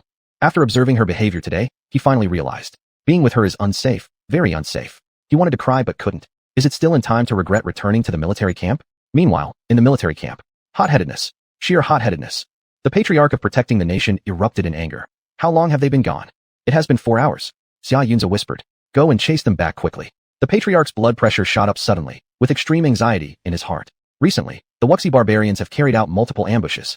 Neither Yunrong nor Mingzhu know martial arts. They dare to sneak out privately, which shows their audacity. Yes. Xia Yunzi replied. I shall go along. At this point, Qi Yi walked in from outside. Your Highness, this trip is extremely dangerous. The Patriarch was somewhat hesitant. Lord Patriarch, please rest assured. Both Songlong and Songfeng beside me are top-notch experts who will surely keep me safe. Qi Yi responded. Seeing his firm resolve, the Patriarch showed full helplessness on his face. Given the unclear situation, Your Highness needs to be cautious. Follow your orders. Xia Yunrong found a large rock where he originally was and sat down to rest. Xia Mingzhu went wandering around alone. Nameless birds kept calling in the woods. Dragonflies were nodding off on the tips of the reeds. A rabbit darted out from the grass, eagerly running forward and munching on young grass wherever it saw some. Xia Mingzhu decided to catch the rabbit so they could eat roasted rabbit. Afraid this rarely seen rabbit would get away, Xia Mingzhu chased after it relentlessly. However, before catching the rabbit, she instead spotted an old acquaintance figure in this desolate wilderness. Jin Wang. Huh? The big villain? What is he doing here? It seemed as if Jin Wang was plotting something secretly with someone. Xia Mingzhu didn't dare to approach. Instead, she hid in the adjacent weeds. The man opposite to Jin Wang was dressed as a general. She recognized the iron armor he wore. Jin Wang actually has contact with Qin Zhang's men. Could it be? Xia Mingzhu felt a shock inside. While stepping back, she accidentally stepped on a dry branch and made some noise. What person is that? Jin Wang and the other immediately sensed someone nearby. Without hesitation, Xia Mingzhu turned around and ran. Jin Wang gave a look, and the man of Qin Zhang left instantly. Jin Wang started chasing on his own. Xia Mingzhu realized she lacked the art of lightness. She wouldn't be able to outrun him. Thus, she concealed herself in a massive tree. When Jin Wang chased to this location and found no one, he immediately flicked his sleeve, causing numerous broken stones to fly up. An ouch followed, and Xia Mingzhu screamed as she fell from the tree. It's her. Jin Wang saw the falling silhouette of the woman. Almost instinctively, he flew over, caught Xia Mingzhu in a bridal carry, stabilizing her securely. They slowly landed, spinning in circles. If it weren't for feeling dizzy and nauseous, this moment would indeed present an elegant and beautiful picture. After landing, Xia Mingzhu felt dizzy and unable to stand steadily. She stepped on Jin Wang's shoes, exclaiming, dizzy, nausea, wanna vomit. Jin Wang, wincing with pain, furrowed his brows instantly. He took a few steps back and suddenly laughed. Is this all you've got for eavesdropping? I'm not eavesdropping. Xia Mingzhu lied without hesitation, blurting out immediately. I just needed to relieve myself, so I wanted to find a place where there's no one around. Really? Jin Wang gave a cold laugh. Do it in front of me. What? Xia Mingzhu froze on the spot. Does the big villain have this kind of hobby? That's pretty special. Prince, this isn't proper. If you can't do it, then you should know the consequences. Jin Wang took one step closer to Xia Mingzhu, so close she could feel his warm breath. The storyline says that this great villain takes enemies' heads as easily as reaching into a pocket. Xia Mingzhu touched her own head, feeling that she might be about to lose it. What the hell? My hands don't even have any knives. I wonder if scratching him with my nails or biting will work. Her heart was pounding nervously, and she spoke shakily. Hear my excuses. No, my explanation. She didn't finish her sentence. The next moment, Jin Wang grabbed her arm. This is your fault. Shocked by the situation, Xia Mingzhu decided to strike first and slammed her head into Jin Wang's stomach. Caught off guard, Jin Wang fell backward onto the ground, and Xia Mingzhu landed heavily on top of him, unable to get up. Xia Mingzhu only felt an intense throbbing pain in her head. And what made it worse was that they were standing near a cave. A part of the ground beneath Jin Wang collapsed, causing both of them to scream as they plunged down together. The entrance to the cave had originally been covered by a thin layer of wooden boards. Due to time, grass had grown thickly over the surface of the boards, so no one noticed it. But now their combined weight was too much, crushing through the wooden boards and tumbling them both into the cave. The bottom of the cave was pitch black, with the wind howling eerily, carrying bone-chilling coldness. When Xia Mingzhu opened her eyes again, she thought she'd arrived at the underworld and saw the river of forgetfulness filled with countless tormented souls. At her ear was the sound of heavy breathing, slightly rapid. Turning her head, Xia Mingzhu met a pale face. Prince. Xia Mingzhu sat up and realized this wasn't the riverbank of the underworld, but rather the edge of a water body inside the cave. Memories returned. She remembered that when they fell from the cave, they had landed in the water. After falling into the water and sinking continuously, Jin Wang pulled her up and swam to bring her to the shore. This person isn't actually bad. In fact, he saved me twice. There was no response from the person beside her. As if dead. Chapter 122. Truly didn't want to deal with her. The surroundings were dim, and breathing was somewhat difficult. All of this felt like a nightmare that had come too suddenly. Xia Mingzhu had never experienced such a situation before, and she was a little panicky as a result. So, she urgently called out a few times. Your Highness, are you alright? Don't shout anymore. I'm not dead yet. Prince Jin slowly sat up, his expression confused, and there was a hint of caution in his voice. Xia Mingzhu noticed the abnormality in Prince Jin and looked up at him. Can you see anything or not? Right, forgot that this guy has night blindness. He's semi-blind. Just now, by that patch of water ahead, I could still see clearly. Now it's too dark here. I'm a little. The volume of Prince Jin's words wasn't loud, but Xia Mingzhu listened intently, her heart swelling with emotion. Haha, this is really good. Seeing that Prince Jin's expression was less than ideal, She immediately changed her tone. It's truly awful. He can't see, so when we go outside, I'll escape into the forest first. Hee, I am really clever. From initially trembling in fear, to later becoming anxious, and then feeling a mix of wonder, Xia Mingzhu finally turned it into privately rejoicing. Not being able to see is no big deal. I'm here. Xia Mingzhu stood up with great confidence. You? Feeling movement beside her, Prince Jin didn't get a word out before his left hand touched something soft, warm and tender. Xia Mingzhu held onto his hand, gripping his palm firmly. Hold on tightly. I'll lead you out. All right. Prince Jin smiled slightly without revealing any emotion, and his left hand that she held also gripped even tighter in response. We need to find a way to get out of here. Xia Mingzhu led him around looking. In the darkness, her vision was much better than others. She steadily walked along the cave wall while holding on to Prince Jin. After walking for quite some time, aside from encountering a flower snake at the very beginning, they hadn't seen half a living thing. Your Highness, can you contact your subordinates now? Xia Mingzhu asked. Don't you have whistle arrows with you? The main villain in the plot seems to have those signal flares similar to fireworks. Why didn't I see him use them just now? Prince Jin maintained a composed expression. They're wet.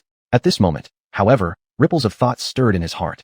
The fact that he always carried whistle arrows with him was something only a few trusted confidants knew, and he certainly hadn't told anyone else.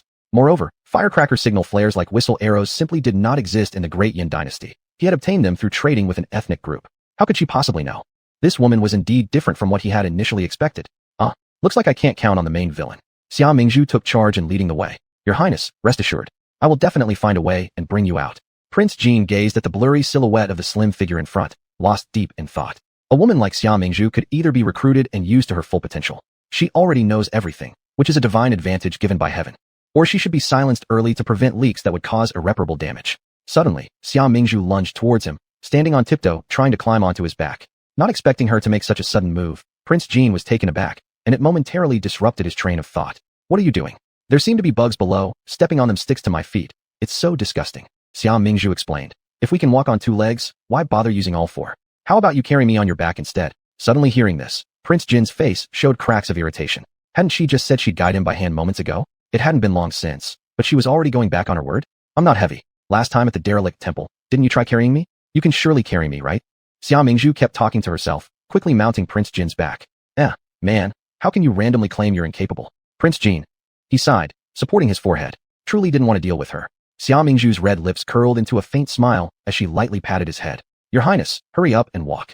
Are you standing still because you're thinking about going back on your promise? Prince Jin unconsciously glanced at her before turning his head away swiftly, sounding somewhat uneasy. But as always, his tone remained icy until it turned almost gritting his teeth. Do you think everyone is like you, breaking promises left and right? Prince Jin ignored the burden on his back and continued striding forward in large steps. Xia Mingzhu gave a startled cry and hurriedly clung to Prince Jin's back, hugging his neck tightly with both hands, as if terrified Prince Jin might toss her off at any moment. Prince Jin felt her octopus-like grip tightening around his neck, making it hard to breathe. He stopped in his tracks and reminded her, don't hold so tightly. I won't. Xia Mingzhu hugged him even tighter and whispered near his shoulder. What if you can't bear my weight and drop me? At least this way, I can cushion the fall. Prince Jin's forehead twitched involuntarily. If you hug any tighter, I'll really drop you. His brows and eyes were cold, and his offhand threat had the desired effect. Xia Mingzhu didn't dare to hug so tightly anymore, though she was cursing inwardly. You stingy ghost. Not even letting me hug your neck. When carrying someone, where do girls keep their hands neatly folded in front of their chests? After walking a little further, the cave revealed 3 passages, and they now stood right at the center of the fork in the road. So which path should we take? Xia Mingzhu was somewhat confused. This way. Although he couldn't see, Prince Jin's sensitivity and perception of the surrounding environment were extraordinarily strong. He found himself inside a cave he had never been to before, yet he could sense that about 30 meters to his right front, there seemed to be a faint breeze coming through. Since there was wind, there must be an exit, which meant a way out. Prince Jin carried Xia Mingzhu along the direction of the breeze. Sure enough, it wasn't long before they located the gap where the wind entered. Prince Jin set Xia Mingzhu down and had her step aside as he used all his strength to strike the wall with one hand, enlarging the opening. The wind outside grew stronger, and daylight began to seep in. Xia Mingzhu cautiously peered out of the cave entrance and discovered that the outside was the back of a large mountain, rarely frequented by people, a place no one usually passes by easily. This place is quite secluded. Is it dangerous? Before she could finish speaking, a woo-woo sound like wolf howls suddenly echoed through the air, mixed with some strange reasons unknown, sending chills down her spine. Xia Mingzhu was shaken to her core and quickly looked toward the source of the sound. She then noticed something dense moving up and down, and as the opening widened and more light streamed in, Xia Mingzhu could finally make out what these dense things were. It turned out to be rows upon rows of enormous spiders. Spiders with vibrant colors, roughly estimated to number in the hundreds based on sight alone. Each spider was about the size of a clenched fist, causing goosebumps just looking at them. These spiders moved fast, and were already within 100 paces of them. My goodness, I have insect phobia. Xia Mingzhu was terrified and escaped the cave before the swarm surrounded them, leaving Prince Jean behind and running off first. Prince Jean gritted his teeth in anger. Hey, you woman, that's pretty unrighteous of you. I'm doing this for the prince's reputation. Xia Mingzhu called back while running. The prince wouldn't want others saying that when faced with danger, he let a woman shield him, an utterly cowardly act. Chapter 123, A Mouth Like an Opened Ladle. Prince Jean. So he should thank her? Seeing Xia Mingzhu's legs running like they had motors installed, she quickly vanished from sight. Prince Jean hurried to regain his composure and dealt with the spider swarm rushing towards him. Though these spiders were large in size and numerous, they were unintelligent creatures. With a wave of his sleeve using his inner strength, Prince Jean sent them flying high into the air before crashing heavily onto the ground, shattering instantly. Master, I've arrived late. Just after Prince Jean had dealt with these spiders, a shadow emerged and knelt before him. Upon seeing this person, Prince Jean remained expressionless, his voice low and deep. Wang Mang. Yes, master. How's the situation now? Fourth son of the Guardian Duke's manor, Xia Yunda, has already entered Wuxi City. However, Qin Zhang refuses to follow your majesty's secret orders and insists on acting willfully. Humph. Prince Jean laughed coldly. Instantly, Wang Mang started sweating cold sweat, not daring to breathe audibly. Everyone says that the leader of the barbarian tribe, Qin Zhang, is highly intelligent, but what they don't know is that the one who actually strategizes behind the scenes is their master. But now, the obedient dog suddenly wants to rebel. No wonder his majesty is angry. How many of our men have arrived? All members of the Shadow Corps are here. They're dispersed, just waiting for your signal to gather back. Prince Jean nodded. Prepare them. They must be ready to act at my command anytime. Wang Mang responded. Yes, master. Prince Jean waved his hand. Wang Mang hesitated for a moment before asking. Is the master injured? No problem. Wang Mang's eyes lit up slightly as he disappeared. Looking at his retreating figure, Prince Jin's gaze turned deeper. Wang Mang is still loyal to him right now. Could he really betray him, as Xia Mingzhu had said at the last moment? When they returned to the safe ground once again, Xia Mingzhu felt as if she had narrowly escaped death. I wonder if Prince Jean is alright. He is so skilled, it shouldn't be a problem for him to deal with a group of spiders, right? As she thought, someone suddenly patted her on the back. Xia Mingzhu was startled. Turning around, she saw it was third brother Xia Yunrong. Seeing her, Xia Yunrong exclaimed, Where did you run off to? Do you know how long I looked for you? Oh, I encountered some matters, but it's all fine now. Xia Mingzhu held onto Xia Yunrong's arm. Third brother, we should hurry up and move. Why are you suddenly so urgent? Xia Yunrong was completely clueless but followed her pace forward together. However, noticing her frequently glancing backward with a guilty expression, he couldn't help but think, what wrong has she done again? The two rode horses for half a day. Finally, they arrived under the walls of Wuxi City. Looking up, not far outside the city wall, there was a dumpling stall. A man with a towel hanging around his neck gently stirred a steaming pot with a spatula, and a woman wearing an apron swiftly served freshly boiled dumplings to customers sitting nearby, simultaneously clearing the utensils left by the previous table's guests. 2 bowls of dumplings. Dismounting the horse, Xia Yunrong called out, and both gathered around a table. All right, esteemed customer, please wait. The man placed fresh dumplings into boiling water. After traveling for half a day, they were truly a bit hungry. Involuntarily, Xia Mingzhu glanced over. She saw the dumpling wrappers wrapped around the meat filling, constantly rolling with the boiling water, gradually turning translucent and glossy. Wow, it smells so good. After a while, the steaming dumplings were served on the table. The large bowl was full of dumplings, steaming hot, with the soup sprinkled with emerald green spring onions looking very appealing. Xia Mingzhu eagerly scooped up a dumpling. The translucent skin faintly revealed the meat inside. Resisting the urge, she was about to put it in her mouth. Careful, you'll burn off your big tooth. Before Xia Mingzhu could take a bite, a sarcastic voice came from behind her. Turning around, she immediately saw the prince's perpetually unchanging icy face. Damn, scare me to death. The prince stared fixedly at her, his eyes filled with displeasure. Haha, your highness, how come you sneaked out too? Xia Mingzhu laughed twice, greeting him with words, secretly rolling her eyes inside. Look at his deadpan expression, as if he has some grudge against me. Qi approached Xia Mingzhu with a serious face, scolding her. Do you even know how dangerous the current situation is? How dare you leave the camp privately? If something happens, who will be responsible? His anger flared instantly, and there was still more resentment in his heart unsaid. He finally found her, yet when she saw him, it was as if she'd seen a flood or a fierce beast. For a moment, he didn't know whether to feel relieved or aggrieved. There's a little danger, but we can overcome it. Oh, by the way, we came here to help the fourth brother enter the city and kill Qin Zhang, right, third brother? Xia Mingzhu turned her head and glanced at Xia Yunrong. What, enter the city to kill Qin Zhang? This wasn't mentioned beforehand. Xia Yunrong's face turned ghastly pale. Why at us? This made everyone seem like accomplices. Isn't this just asking for trouble? Did you see that the crown prince's face has turned green with anger? Can't breathe. Where's his oxygen tube? Killing Qin Zhang? You'll probably lose your head before you even get close to him. Qi said coldly. Ah, these dumplings are getting cold already. Such big matters can be discussed later. Seeing the atmosphere dropping to freezing point, Xia Yunrong quickly stood up, making jokes. Your Highness, please sit down. There's also Tsang Long and Tsang Feng. Owner, bring us 3 more bowls of dumplings. Thank you, third young master. Song Long and Song Feng didn't hesitate either, sitting down with Qi Yi. After Xia Yunrong's reminder, Xia Mingzhu remembered to eat her dumplings. She stopped talking and buried herself in eating quietly. A moment later, Qi Yi asked again, did you encounter any obstructions on your way? This. Xia Yunrong shifted his gaze onto Xia Mingzhu as if waiting for her to answer. Xia Mingzhu licked her lips. Am I your father? Every time you speak, you look at me first. What's wrong? Don't know how to continue without my words. Xia Yunrong. Why could he hear her thoughts? So annoying. The next second, she started speaking fluently. Obstructions? We encountered 2 bandits. Do they count? Those 2 bandits were extremely outrageous. They not only robbed people, but wanted to violate others as well. Her mouth was like an open ladle spilling everything out. Xia Yunrong regretted not covering her mouth. As expected, the crown prince grew darker in complexion the more he listened, his voice rising several octaves in anger. So you still dare to leave the camp privately? Aren't you insane? It's over. There's no turning back from this.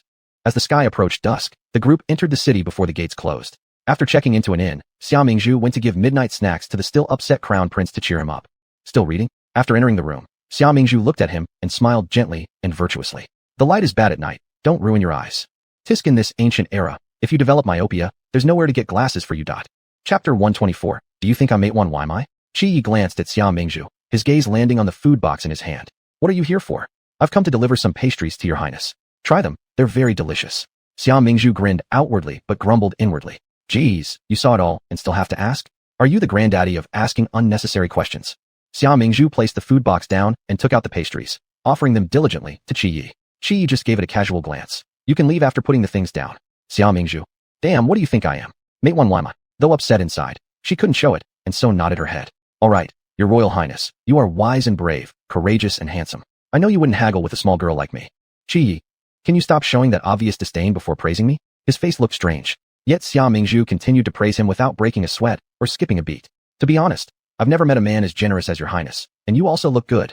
Qi Yi snorted coldly. Is that so? It's quite rare for you to compliment me. Xia Mingzhu chuckled. Every word I said is heartfelt, not exactly a compliment.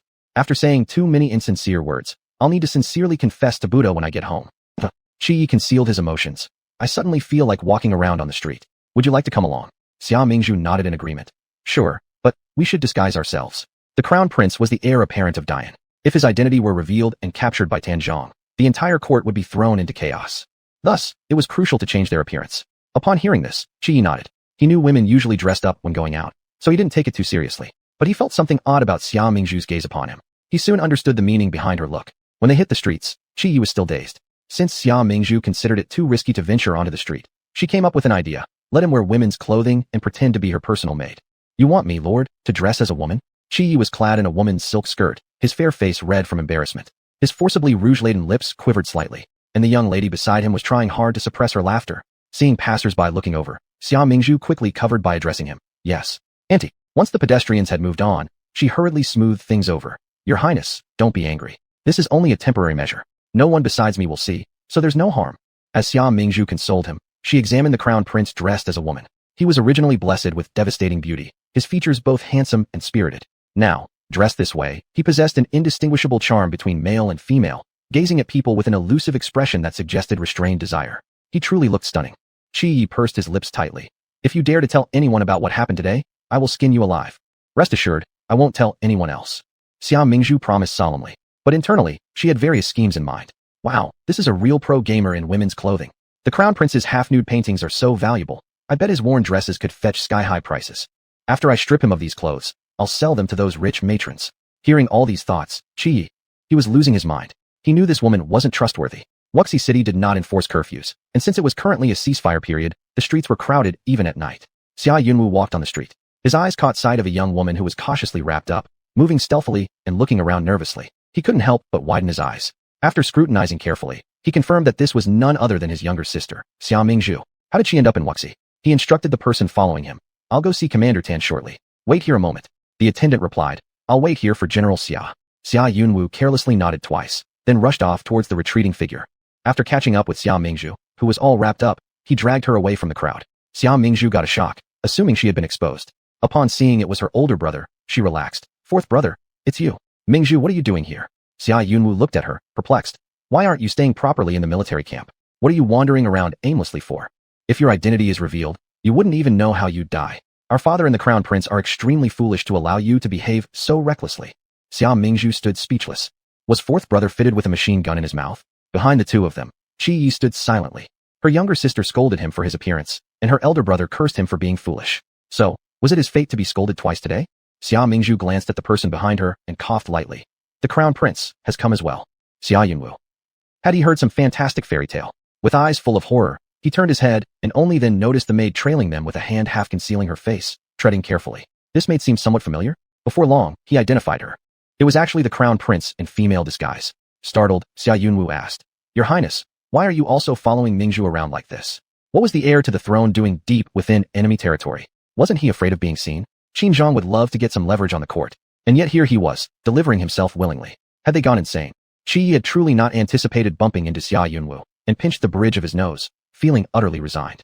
Because a certain someone sneaked out of the military camp without permission, so I came to look for them. When I saw we were nearing the city gate, I decided to venture inside to investigate further." Xia Yunwu glared hatefully at a certain individual named Mingzhu before turning his gaze back to Qi Yi. "Is your Highness, why are you dressed like this?" Qi Yi pressed his lips together, then turned his head towards Xia Mingzhu. His eyes were dark and profound, filled with an indescribable undercurrent that surged forth like a mighty wave, ready to engulf her. Was he furious or just irritated? Xia Yunwu also looked over at Xia Mingzhu. "Did you make His Highness suffer through? No? Dress up like this?" Xia Mingzhu waved her hands. "It's all right, no need to thank me. Helping each other when we're outside is simply what we should do." Xia Yunwu. "Who was thanking you? Can people have a little self-awareness, please?" Just as he was about to say more, General Wu hurried over from the other side. "General Xia, Qin Zhang's people are getting impatient. They're urging you to hurry." Xia Yunwu acknowledged this, and then turned to Qi Yi and Xia Mingzhu. "We shouldn't linger here too long. As soon as the city gates open early tomorrow morning, you two must leave the city. I'll meet you outside the city." Qi Yi nodded. "Qin Zhang is cunning. Be careful, General Xia." Xia Yunwu nodded in agreement. "I understand." But Xia Mingzhu shook her head. "You don't get it. Must you attend this banquet? At Qin Zhang's feast, you will drink wine laced with soft sinew powder and eventually be detained in his palace. Later, when General Wu comes to save you, the two of you manage to escape the dungeon but are betrayed by General Cheng, who had already conspired with the enemy. Chapter 125, I am sorry to you. In the end, General Wu died for you by blocking a blade. Enraged instantly, the poison mixed in your wine was triggered, accelerating blood circulation and causing visceral damage leading to vomiting of blood. You were then struck by one of Tan Zhang's swords and passed away, with your body hung on the city wall. The Crown Prince and Xia Yunda had been too shocked to speak. Mainly, Xia Mingzhu's heart message contained a bit too much information. Xia Yunda would be poisoned and die an unnatural death? General Wu blocked a blade for Xia Yunda and died. General Cheng betrayed his country? Xia Yunda's face was full of fear as he unconsciously took 2 steps back. General Xia, what's wrong with you? The General Wu behind him supported him. Xia Yunda turned his head, saw the spirited General Wu, and couldn't help but sob. General Wu, it is I who failed you. General Wu. Regretful to this extent, what did he secretly do that offended Wu? Although he didn't understand, he still reminded Xia Yunda again to make up his mind soon. At this moment, Tan Zhang's men also came over. Why is General Xia still lingering? Our leader Tan is already anxious. Xia Yunda gritted his teeth, hesitated for a moment, and pointed at Xia Mingzhu. We can go to the banquet, but I must take my sister along. Xia Mingzhu looked at him as if she'd seen a ghost. What?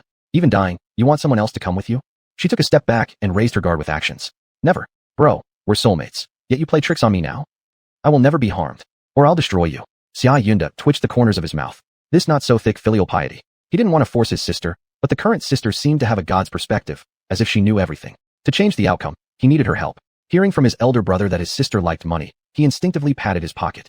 Xia Mingzhu was considering whether she should kick Xia Yunda with a slide tackle when she saw him toss over a money pouch. Tiring out my dear sister to accompany me once. Xia Mingzhu dumbfoundedly received it, opened it, and found a few pieces of gold leaf inside. Her smile immediately lit up. Where does brother say these things? I love attending banquets most. Thank you, brother, for taking me along. Making big bucks. I am a blessed fish descending from the heavens. All right, for the sake of money, I'll follow you through fire and water. Xia Yunda. It sounded like going down to hell, not nearly so exaggerated. He would protect her well. One of those accompanying glanced at Xia Mingzhu, nodded. Let's invite her then. Wait, I'm coming too. At this moment, Qi Yi imitated a female voice. An escort asked. And who might you be? Qi Yi squeezed his throat tightly. I'm his second sister, Xia Qingyi. Xia Mingzhu could barely suppress her laughter. Xia Qing, he would surely find her face red upon knowing the Crown Prince impersonates her. With the Crown Prince participating, she suddenly thought going to the banquet wasn't bad either. Not only could they eat delicious food, but they could also see thrilling performances. A boring life needs seasoning. The escorts weren't particular. Considering they were both weak women from a boudoir, he didn't hesitate to agree immediately. Xia Yunda whispered something into Wu's ear, and General Wu quickly left. Subsequently, the 3 people followed Tan Zhang's group to the palace for a feast. Speaking of Tan Zhang, he truly was someone who appreciated luxury. The temporary palace was very extravagant, with tree shades all around, clear springs flowing, elegant and tranquil. Perhaps even the emperor's summer palace wasn't as exquisite. When entering the grand hall for feasting, someone had already loudly laughed. Everyone, tonight's honored guests have arrived. Please accompany our commander in welcoming them. Hearing this, all the people in the grand hall stood up right away. Xia Mingzhu, Xia Yunda, Qi Yi, etc. entered the hall under everyone's gaze and took their seats. Brother Xia has come personally. Tonight we need to drink to intoxication and return joyfully. Upon hearing the voice nearby, Xia Mingzhu secretly raised her eyes to steal a glance. The burly man before me must be the legendary Tanzhong. According to the plot, he is arrogant, disregards others' dignity, conceited, and looks down on others. Hearing his sister's thoughts, Xia Yunda lifted his head and met Tanzhang's scrutinizing gaze. Both sides exchanged pleasantries briefly. Even though there was fighting just a few days ago, with both sides' flags waving furiously and battles finally subsided, they were having wine together here now. Amidst toasts and lively conversation, it felt like everything was peaceful, without a trace of battlefield smoke remaining. Some generals and staff came forward respectfully to toast wine. Xia Yunda swept his eyes to look at Xia Mingzhu sitting beside him. After waiting a while and not hearing her inner thoughts, he drank the wine assuredly. Qi Yi sat on the other side of Xia Mingzhu, except occasionally lifting her head to say a few words to Xia Yunda and Tanzhong. The rest of the time, she focused on drinking tea, her expression showing nothing. Suddenly, it became quiet at the upper seat. Though the atmosphere appeared harmonious that night, it was actually quite eerie. Tanzhong put down the wine glass in his hand. I wonder if younger brother Xia has brought any good news? It seemed like a casual question, but his eyes were fixed on Xia Yunda's face, as if not to miss any slight change. Without any hesitation, Xia Yunda replied, "Of course, our side agrees to cease the war." Tanzhong clapped his hands and laughed. Younger brother Xia said it well. This battle does not need to continue. But, he added, I have a condition. Hearing this, Xia Yunda coldly snorted in his heart, knowing Tanzhong had other intentions. He leaned forward, signaling for Tanzhong to go on. I want the emperor to bestow upon me the title of king. Tanzhang's words were direct, with ambition and greed shining in his eyes, crude and disgusting. I want to be the second king of Dian, from now on equal to the emperor. Xia Yunda didn't expect Tanzhong to have such an absurd idea. What does having two kings in one country mean? It means the emperor is willing to give half of his realm to Tanzhong. All he could think of at that moment was ridiculous. Absolutely ridiculous. On the other side, Qi Ye's dark eyes widened, glaring fiercely at Tanzhong. Humph, how dare you harbor such ambitions, Tanzhong? You truly wish to overthrow the Dian dynasty completely. How do you dare? Seeing that Tanzhong was waiting for his response, Xia Yunda's hand holding the wine glass turned slightly pale. Being ennobled as king is a great taboo, and it would shake the foundation of Dian. If that happens, who will Dian really follow? After all, Dian does not have any dukedom titles. This is likely inappropriate. As if he anticipated this reaction, Tanzhong calmly stated, I know what your concerns are, but trading a dukedom for peace throughout the realm, why shouldn't we agree? His tone was calm, yet full of arrogance and audacity. Before Xia Yunda could say more, Tanzhong raised his hand and interrupted. Younger brother Xia doesn't need to rush to refuse. You can think about it before answering. He then poured wine into the two empty goblets in front of him. Come, younger brother Xia, I know you're a fine general of Dian. Let me toast you a cup. To show respect, he drank his own glass down in one gulp first. The bored Xia Mingzhu suddenly perked up on the side. Wow, poison wine coming. Trust me, misfortune may be late, but it never misses. Chapter 126, Poisonous Wine to Satisfy You. Hearing her thoughts, Xia Yunda and Qi Yi almost simultaneously raised their heads. Their gazes locked onto the cup of wine that Tanzhong had sent over. Was this the poisonous wine laced with softening powder? But both cups of wine were poured from the same wine pot. Why was nothing wrong with Tanzhong after drinking it? Could he have taken an antidote in advance? At this moment, Xia Mingzhu's thoughts were heard again. What a guy. Tanzhong really wants to send Brother Four to the Western Paradise. Even this wine pot is specially made as Enyang pot. The inner wall of the wine pot is divided into two halves, one on the left and one on the right, allowing it to store two different wines. Normal wine and poison wine are placed on the left and right sides. The spout also splits into two parts. When pouring his own wine, he blocks the right side of the spout, so the normal wine is poured out. When pouring for Brother Four, he blocks the left side, naturally giving Brother for the poisoned wine dot. Upon hearing all of this, Xia Yunda's face contorted as if he'd eaten a fly. This Tanzhong is truly sinister and cunning. If not for his sister accompanying him, he would surely have fallen prey to his treachery long ago. Seeing Xia Yunda not raising his cup, Tanzhang's face revealed displeasure. What? The wine I offered you remains untouched. Are you so arrogant that you consider me unworthy to drink with you? While speaking, Tanzhang's eyes intensely stared at Xia Yunda. I dare not. Commander Qin personally offering wine leaves me greatly honored. Xia Yunda said. But, this wine has such an odd color. Has something been added? Even though the wine looked normal, it didn't stop him from fabricating nonsense, putting poison in the wine. What do you mean by this, Commander Qin? A sudden ripple went through the entire hall. Poison in the wine? Several generals who came with Xia Yunda stood up simultaneously, clang clang, drawing their swords from their waists. Tanzhong turned serious, full of menace, loudly shouting. Don't speak nonsense here. We all drank from the same pot. Where's the poison? As he spoke, seemingly proving something, he grabbed the pot and poured another cup of wine, drinking it himself. However, Xia Yunda wouldn't take any of it, yelling just as loud, "Whether there is poison or not, it can be tested. Commander Qin, dare you drink the goblet in front of me? Dare let a cat or dog test whether the wine tastes good?" Qin Zhang was momentarily speechless but quickly replied, "Stop making trouble. Everyone's wine is the same. If it were poisoned, wouldn't I also be dead now? Younger brother Xia, how could you not trust me?" Xia Yunda smirked coldly and instantly snatched the wine pot from Qin Zhang. Qin Zhang wasn't cautious enough and was overpowered. Xia Yunda held up the wine pot he had seized. "Everyone, please look. The secret lies in this pot." Bang! With a loud crash, the wine pot broke, revealing a hidden mechanism at the bottom. This wine pot's inner wall is split into two halves, storing two different kinds of wine, one side for friends, the other for enemies. At this revelation, the whole hall erupted in chaos. All the subordinates brought by Xia Yunda exploded in anger. Everyone crossed the table, cursing aloud. "Good. Using poison wine to harm others, so underhanded. Qin Zhang, you're cruel-hearted and truly despicable. Surname Qin, aren't you too devious? Anyone daring to curse our General Qin must be sick of living." Meanwhile, the subordinates under Qin Zhang also pulled out knives and swords, glaring and roaring fiercely. It became total disorder. The battle seemed inevitable. Xia Mingzhu observed the situation, clicked her tongue. "There are so many of them, and we only have a few of us. This fight will end with us definitely losing our heads." Hearing her thoughts, Qi Yi immediately blocked her. And Xia Yunda also stepped back, shielding the two and retreating slowly. "It's not advisable to linger here too long. I'll escort you both away first." "Ha ha ha ha ha. Today no one will leave here alive." Qin Zhang laughed wildly toward the sky. "I've laid a trap for you. Why should I easily let you go? I've already arranged a dense network within the city. You won't escape." "Qin Zhang, whether we can leave isn't decided by you now." Xia Yunda politely smiled. "What do you mean by this?" Qin Zhang's pupils contracted, and the next second, his expression changed slightly as he clutched his chest, his eyes locking sharply onto Xia Yunda. "You silently slipped poison into my drink." Qin Zhang lost his earlier arrogance, replaced by an alarming calmness. Only noticing now, Xia Yunda chuckled sarcastically, his disdainful eyes fixed on Qin Zhang.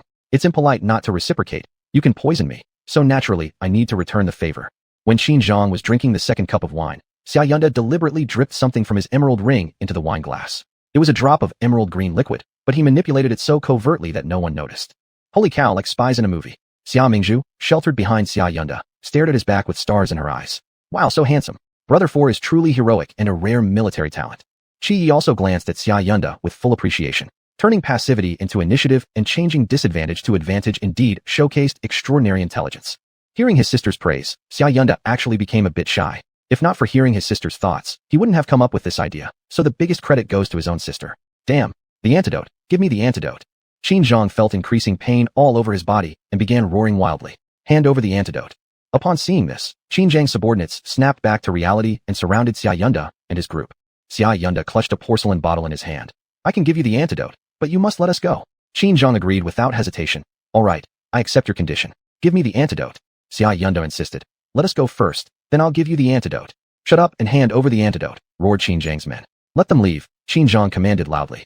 The soldiers stepped aside, allowing Xia Yunda to protect Xia Mingzhu and Qi Yi, and they left along with their troops. Just as they were about to exit the city gate, Xia Yunda tossed the porcelain bottle to Qin Zhang. But inside the porcelain bottle wasn't any antidote. It contained something that would exacerbate the poison instead. Outside the city, General Wu arrived to rendezvous. Seeing Xia Yunda and his companions, General Wu moved forward 2 steps with excitement. "General Xia, I've already captured General Cheng and found letters evidencing his treason within his tent." Saying this, General Wu's face brimmed with admiration. So young yet extraordinarily intelligent, General Xia had not only uncovered Qin Zhang's plot, but also caught the hidden mole. "Good. Take him back to camp," said Xia Yunda. "Aye." General Wu replied, and went to arrange accordingly. Xia Yunda turned around to look at Xia Mingzhu. "Mingzhu, I will ensure you are safely escorted back." "Escort? That clearly means forced return." Xia Mingzhu rolled her eyes secretly. She had sneaked out of camp and probably faced some punishment. "Brother 4, Mingzhu, you're back." At this moment, a weepy voice reached them. Chapter 127. Of course, it means surrendering. Xia Mingzhu turned around and saw her third brother, Xia Yunrong. "Third brother, you've left the city too? That's wonderful." Xia Mingzhu smiled as she greeted him. "Oops, sorry, I completely forgot about you." Xia Yunrong. "Is he so unimportant?" After chatting briefly with her and Xia Yunda, Xia Yunrong said to Xia Mingzhu, "You and the prince suddenly went missing, which worried me, along with Songlong and Songfeng greatly. Later, General Wu sent someone to explain the situation and instructed us to leave the city. And by the way, Lin Junshu has also come." As soon as he finished speaking, a figure quickly ran over, grabbed Xia Mingzhu, and asked anxiously, "Are you all right?" Lin Junshu's sudden appearance even startled Xia Mingzhu. "I'm fine. How did you come here?" Relieved that nothing happened to her, Lin Junshu took a step back. "I was worried about you, so I made the decision on my own." Seeing his nervous eye blinks like 2 little fans, Xia Mingzhu giggled. "Well, don't overthink it. I didn't blame you at all. In fact, I'm quite glad to see you."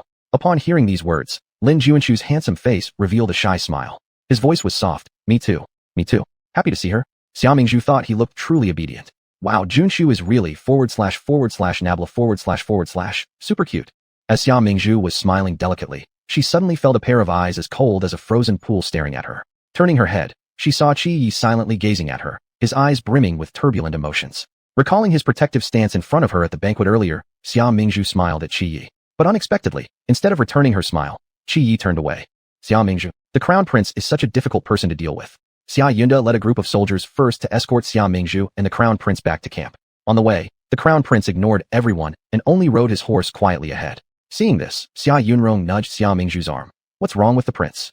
Xia Mingzhu glanced at Qi Ye's retreating back, confused. I don't know either, it's exhausting. Xia Yunrong. For some reason, among his siblings, this literary talent from the capital always felt short of brain power. Xia Mingzhu originally thought she would be punished upon returning to camp. However, what she witnessed shocked her. It turns out, after drinking fake antidote, Tan Zhang's condition worsened, and in anger, released poison smoke towards the Xia family army camp. As a result, several generals and thousands of soldiers were poisoned and critically ill. When Xia Mingzhu's group returned, Xia Yunza, who stayed behind at the camp, hurriedly walked over. You're finally back? Now father and the soldiers have been poisoned by the smoke. Their lives are at risk. Then, he turned to Lin Junshu and deeply bowed. Dr. Lin, shortly after you left, our troops were injured by the poison smoke. Please help our soldiers urgently. Lin Junshu returned the bow. Lord, you honor me too much. But please describe the situation carefully.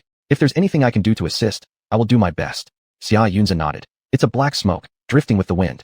The soldiers were caught off guard, inhaling it through their nose and mouth, turning immediately cyanotic, foaming at the mouth, and falling down convulsing uncontrollably. It was a terrible scene. Lin Junshu asked, have there been any casualties? Xia Yunza shook his head. Thankfully, father warned us in time, and the soldiers soaked their cloth masks in water to cover their mouths and noses. Except for a few severe cases resulting in unconsciousness, most remain delirious but haven't died. Hearing Lord's explanation, it seems to be wolfsbane. Wolfsbane? Yes, that makes sense. I noticed plenty of wolfsbane grass outside Wuxi City, so using it to create poisonous smoke seems reasonable. What should we do? Our medical officers specialize in trauma but have no antidotes. Lin Junshu replied. Fortunately, I happen to have pills specifically for wolfsbane poisoning. You can take them back to the army and give one pill to each poisoned soldier, mixed in water to drink. By half a day, they should recover. Xia Yunza rejoiced. I cannot thank you enough, Dr. Lin, for giving us the medicine. Lin Junshu followed Xia Yunza to distribute the medication among the soldiers. Meanwhile, the crown prince, Xia Yunda, Xia Yunrong, and General Wu discussed the current situation with complex expressions. Xia Mingzhu retrieved her often practiced bow and arrows and stood high above, looking around. Strange, the original story never had this plot about being poisoned by smoke. Is this storyline completely falling apart? And wasn't Tan Zhang already poisoned? How could he lead all this? Could there be someone else manipulating things behind the scenes? Suddenly, she remembered the figure plotting secretly in the woods and widened her eyes. Could it be him? Fog started rising silently, quickly enveloping the area. At this moment, a deafening sound of gongs and drums, along with cries, echoed from outside the camp. Trouble! The enemy is attacking. Xia Yunda looked up, greatly startled. What? An enemy attack? With such heavy fog, they must have an ambush. Everyone, be cautious and fight carefully. Xia Yunrong turned around, and his face changed slightly. Where's Mingzhu? She was just standing on the hill outside the tent. How could she vanish so suddenly? Upon hearing this, Qi Yi abruptly stood up, heart racing and mind blank.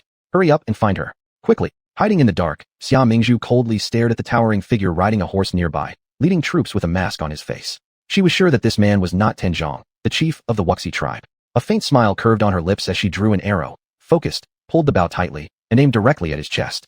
With a swish, the arrow shot out. The man seemed to sense it and immediately fell off his horse, rolling backward. The arrow narrowly grazed his head. Oh no, I missed the target by just a little bit again. Xia Mingzhu was full of regret. When she looked up again, she found that the man had disappeared. Her heart leapt as she felt an ominous presence. Turning around, she saw the man already silently standing behind her.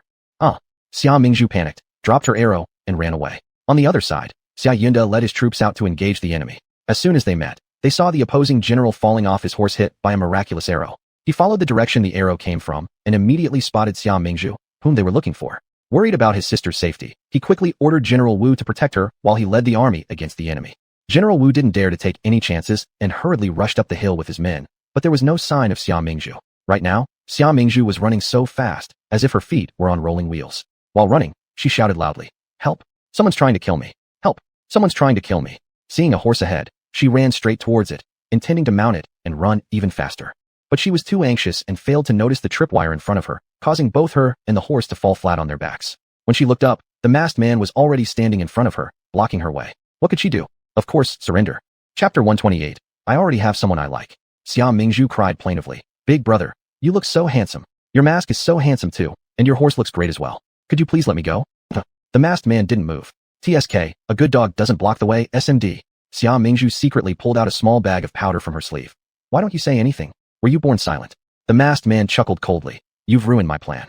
How should I punish you? Perhaps I should take you back and make you my bandit wife. Xia Mingzhu held the packet of powder in her hand and moved backward while laughing. That's not good, right? What's not good about it? I already have someone I like. She said this with a shy expression. Is that so? Who? Xia Mingzhu coughed lightly. Qi Tiansheng. Have you heard of him? After hearing this, the masked man paused for a moment, his eyes flickering. Never heard of him. Isn't he an unknown soldier? He's no unknown soldier. He is our noble Prince Jin of Daiyan dynasty. Seeing that he really hesitated, Xia Mingzhu seized the moment to throw the powder directly at the masked man. Covered in dust, the masked man instantly froze in place. Xia Mingzhu laughed loudly with her hands on her hips. Can't move now, can you?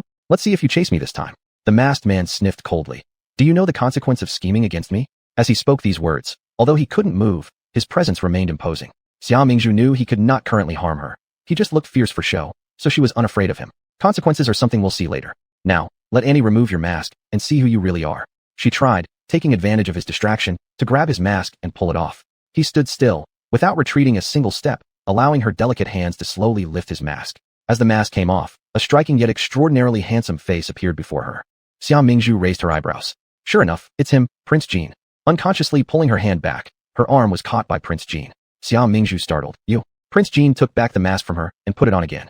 I've been poisoned since childhood. Common poisons have no effect on me. Fuck. Why didn't you say so earlier? Acting like you were immobile, playing with me. Are you? Dang. I shot arrows at the big villain first and then poisoned him. Am I tired of living or what? How suddenly so cold? Xia Mingzhu involuntarily shivered. Looking up, she saw Prince Jin looking at her sternly. Xia Mingzhu smiled brilliantly. I never expected it would be your highness. Compared to the last time we met, your highness appears even more radiant and handsome. Flattery doesn't hurt. Even if the villain won't necessarily fall for it, try anyway. Anyway, praising him doesn't cost me any flesh. Huh. Prince Jin glanced over her once, then suddenly asked, were the words you said earlier true? Xia Mingzhu paused, confused. So many things I said. Which sentence do you old folks mean specifically? You like me? Suddenly bending down, Prince Jin gazed intently at her from above. Xia Mingzhu's heart pounded quickly as she thought for a moment, and then had an idea. She touched her cheeks and portrayed a bashful girl perfectly. That's correct. My admiration for you grows every day. I can't forget you. In front of a girl who admires you. How can you bear to harm her? I admire you. Haha. Actually, I recognized you the moment you wore the mask. What a smart cookie I am. Indeed, Prince Jin straightened up, stared blankly at her for a while, and his gaze gradually became fiery. Xia Mingzhu sighed inwardly, replaying everything that happened and quietly giving herself a thumb up. Her response was clever and flawless. She was basking in self-satisfaction when suddenly she heard Prince Jin utter, my standards haven't fallen that low. Xia Mingzhu. What does that mean? You didn't fancy me? Are you blind and don't know quality when you see it? Inside Xia Mingzhu's mind was filled with dissatisfaction, but she maintained her cheerful facade. Of course, with your excellency's divine beauty, the woman worthy of you must be exceptional. A simple porridge like me, how could I possibly catch your eye? Phew, dogman, destined to live alone. With a face like yours that owes everyone in the world $1 million. Who would look at you? Prince Jin smirked faintly, asking, didn't you realize long ago that I wasn't Qin Zhang? How did you find out? Upon hearing this question, Xia Mingzhu wanted to snort lightly. Between the two of you, where's even the slightest resemblance? A blind person could tell.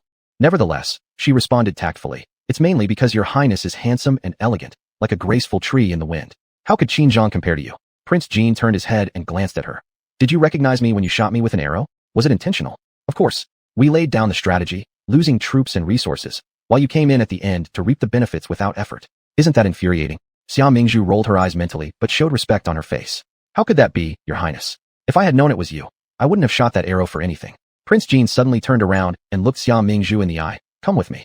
Where is the villain taking me? Isn't he just going to find another place to kill me? Is it too late to run now? Xia Mingzhu took a step back, fear welling up inside her. Your highness, I need to go back soon or my father and brothers will worry. The expression on Prince Jin's face darkened immediately. He let out a cold laugh, the tone raising at the end. Are you defying this king? The sudden chill of his laughter sent tremors through Xia Mingzhu's body. A mysterious chill ran from her feet straight up to her brain. Shit. The big villain laughed so terrifyingly. Does he not believe me? Finished. Xia Mingzhu felt as though her brain had short-circuited. She sniffled pitifully. Your servant dares not. Please don't be so fierce, your highness. Prince Jin furrowed his brow slightly. Was he being too harsh? Come over here. His voice softened unintentionally, something he himself hadn't noticed. Xia Mingzhu. Okay. Oh no. Where's the big villain taking me? He isn't even afraid of hundreds of poisonous spiders. How can I possibly stand against him? Seeing her compliance, Prince Jean led the way forward. Follow me. Oh, Xia Mingzhu hesitated, then followed. She decided to try and make small talk. She quickened her pace to catch up with him and asked aloud, "When does your excellency plan to return to the capital?" Prince Jean, who had been walking ahead, suddenly stopped in his tracks. Xia Mingzhu didn't see him stop in time and collided with him directly. Geez, so hard. She clutched her nose, her eyes watering from the pain. Your Highness. Her voice carried a soft lilt. Prince Jean sighed deeply. This woman knew how to charm and flatter. How come you are so careless when walking? You're blaming me, but why did you stop so abruptly? Why do you have to be so unbending? Sob, my nose would be ruined if it gets flattened, which would make me unattractive. My several brothers are useless. They've been delaying this long to save me. The hastily arriving Xia brothers stared in shock. They'd barely arrived when they heard their sister cursing them.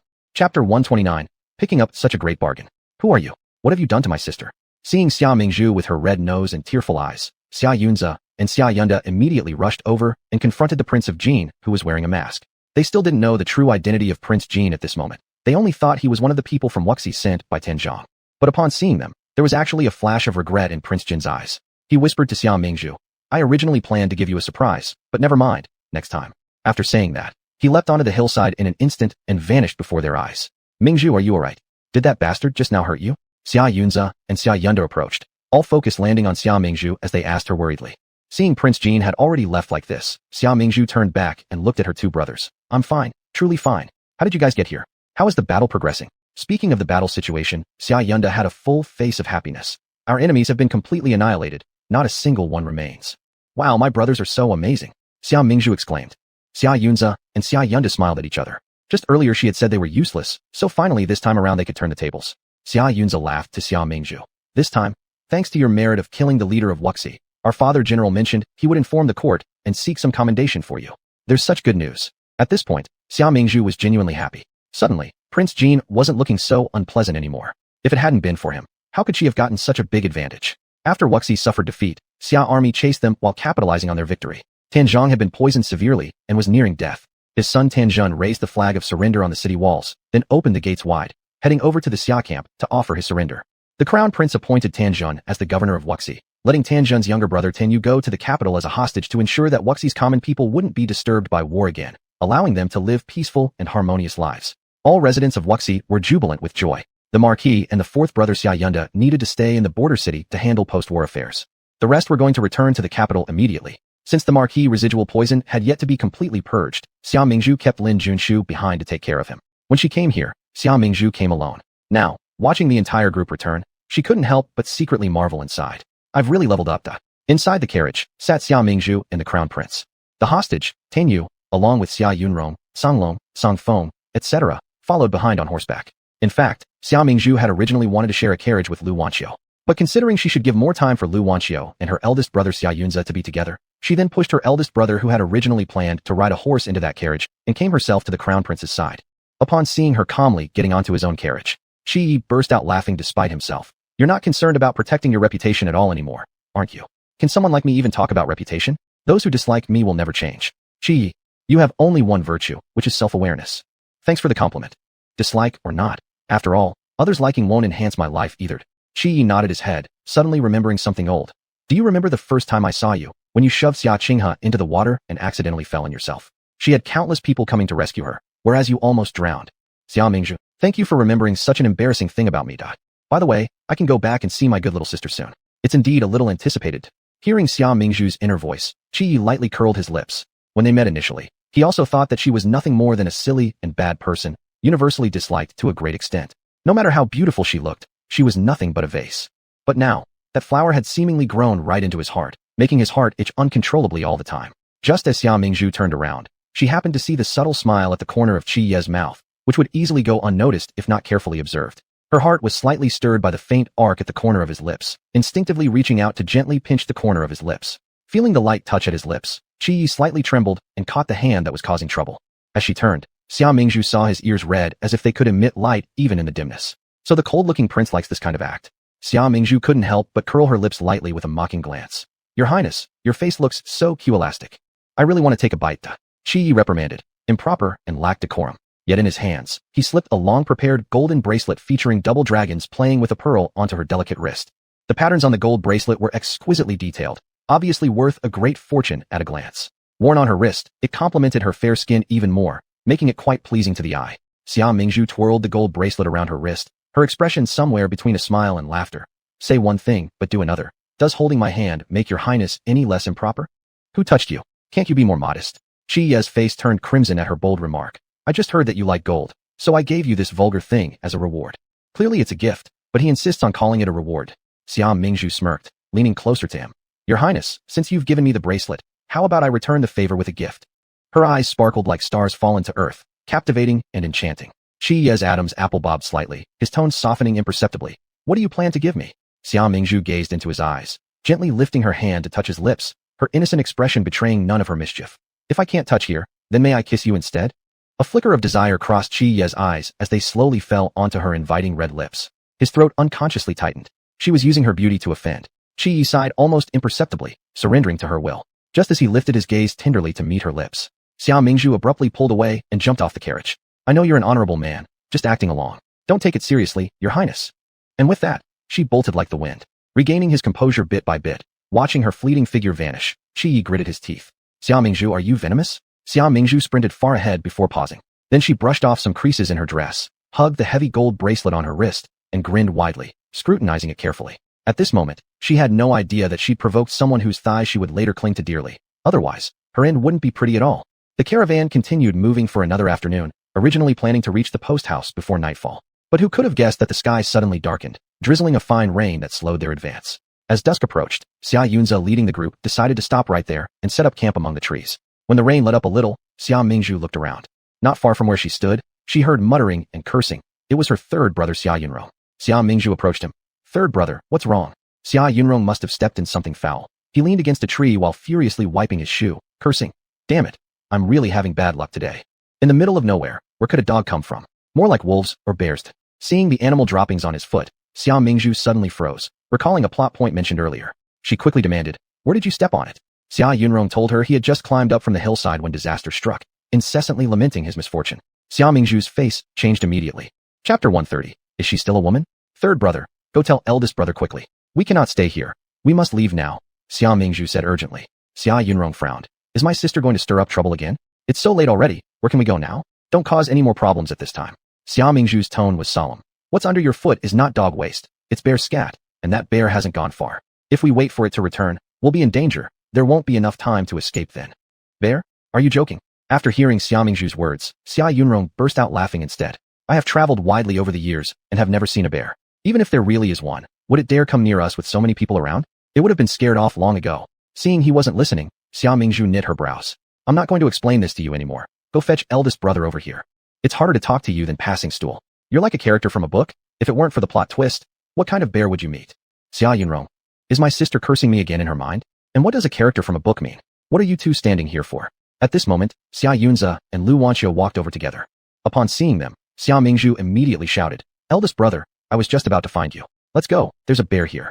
After hearing his sister's words, Xia Yunze's expression immediately changed. He asked 3 consecutive questions in rapid succession. How big is the bear? How many are there? Where's its position? Seeing how serious her brother was, Xia Yunrong couldn't help but shake his head and smile mockingly. You actually listen to her. I speak to you every day and you pay no heed. But whatever she says, you believe. Xia Yunze glanced at him sharply. Whatever she asks you to do, just do it. Has following your sister's advice ever been wrong? His implication being, whatever your sister says is an edict, it must be followed. Xia Yunrong rolled his eyes slightly, thinking inwardly. It's because you've never been chased by bandits before that you'd say something like this. There should only be one, but it will be here soon. Xia Mingzhu tried hard to recall the plot. In the original story, 4th brother Xia Yunda had already passed away. The remnants of the Xia family army fought fiercely to recover his corpse and escort it back to the capital. But on their way, they encountered a bear, and everyone perished under the bear's claws. In short, it was utterly devastating. A wise man does not stand beneath a precarious wall. We need to leave immediately. Xia Yunze made the decision right away, but Xia Yunrong still thought they were overreacting. I'm telling you, elder brother, you guys are exaggerating too much. It's dark outside, where could we possibly go? Wouldn't falling into a trap be more dangerous than facing a fierce beast? Just as he finished speaking, they heard someone nearby scream in pain. It's too late to leave now, quickly climb the tree. Xia Mingzhu was startled and immediately yelled out loud. After hearing her, Xia Yunze didn't hesitate. He pushed Lu Wanqiu onto the tree immediately. Xia Yunrong also got tense. Mother dear, there really are wild beasts? What about the Crown Prince and Master Tan? What should we do about them? I'll go notify them. With swift movements, Xia Yunze climbed up and used ropes to secure Lu Wanqiu, preventing her from falling. then jumped down from the tree trunk. Alright, elder brother, please be careful. Both Xia Yunrong and Xia Mingzhu also climbed up the tree. Xia Yunrong held the tree trunk tightly, consoling Xia Mingzhu. Don't be afraid. The knives and swords held by our troops aren't just for show. If a fierce animal truly comes, the soldiers will kill it before it gets close to us. Xia Mingzhu gave him a disdainful glance, shaking her head. Wild animals tend to leave after they eat their fill, but bears are different. Bears like chasing live things. As long as it's alive, it attracts their interest to attack. Xia Yunrong wanted to say something more, but soon his face went pale. The vantage point from the tree allowed them a better view. He personally witnessed the monstrous black bear charge into the front lines of their group and bite through a soldier's intestines. That bear was so large, nearly 2 meters tall, cruel, and terrifying. With just one swipe of its claw, another person's skull was crushed. Then they heard Xia Yun's angry shout. Shoot arrows, quick, shoot arrows. Human screams and beast roars intertwined incessantly. Most were cries of agony. Soldiers who hadn't managed to get onto the tree fled in panic. Some fell weakly on the ground, and soon became casualties under the bear's paw. Xia Yunza led some soldiers and shot arrows repeatedly at the bear's back with bows and crossbows. However, the bear's hide was rough and covered with thick fur, as though armored in steel bristles. Those arrows could only barely pierce its skin. Screaming in pain, it began rampaging uncontrollably and rushed to an area not far from where Xia Mingzhu and the others were. Seeing the wild beast approach, Lu Wanqiu let out a terrified scream instantly. Her shriek attracted the bear's attention, and it turned toward the direction where they were.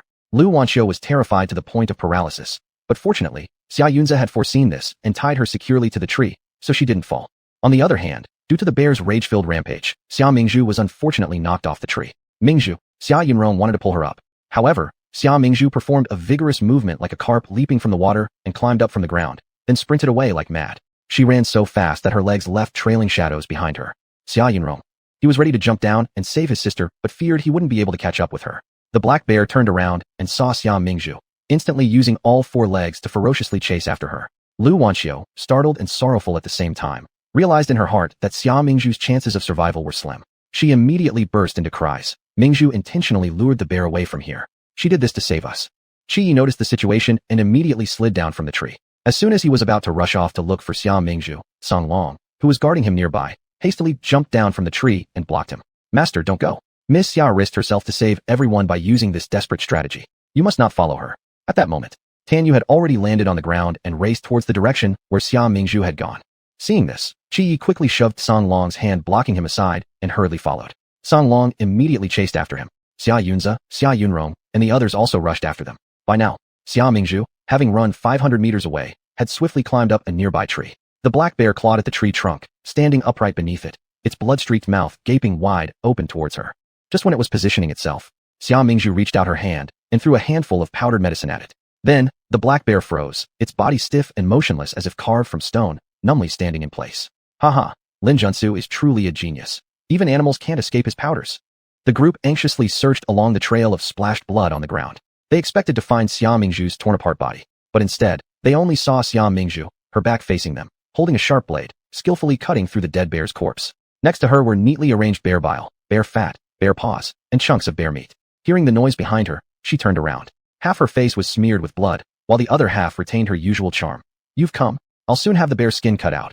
I'm going to make it into a cushion, and none of you are allowed to snatch it. Everyone. Goodness me, is she still a woman? Chapter 131, I have megaphobia. Xia Mingzhu's tone was exceptionally calm, with a touch of possessiveness. Everyone present fell silent in shock. Qi Yi approached and picked up the broken blade from the ground. The bear's skin is too hard. Don't hurt your hand. Let me help you. Xia Mingzhu's phoenix eyes sparkled, a hint of laughter spilling out. Good. I have megaphobia, so seeing such a big bear made me dizzy. Everyone. Only getting dizzy after dissecting it. Isn't that a bit too late? Lu Wanqiu cried as she ran to her side.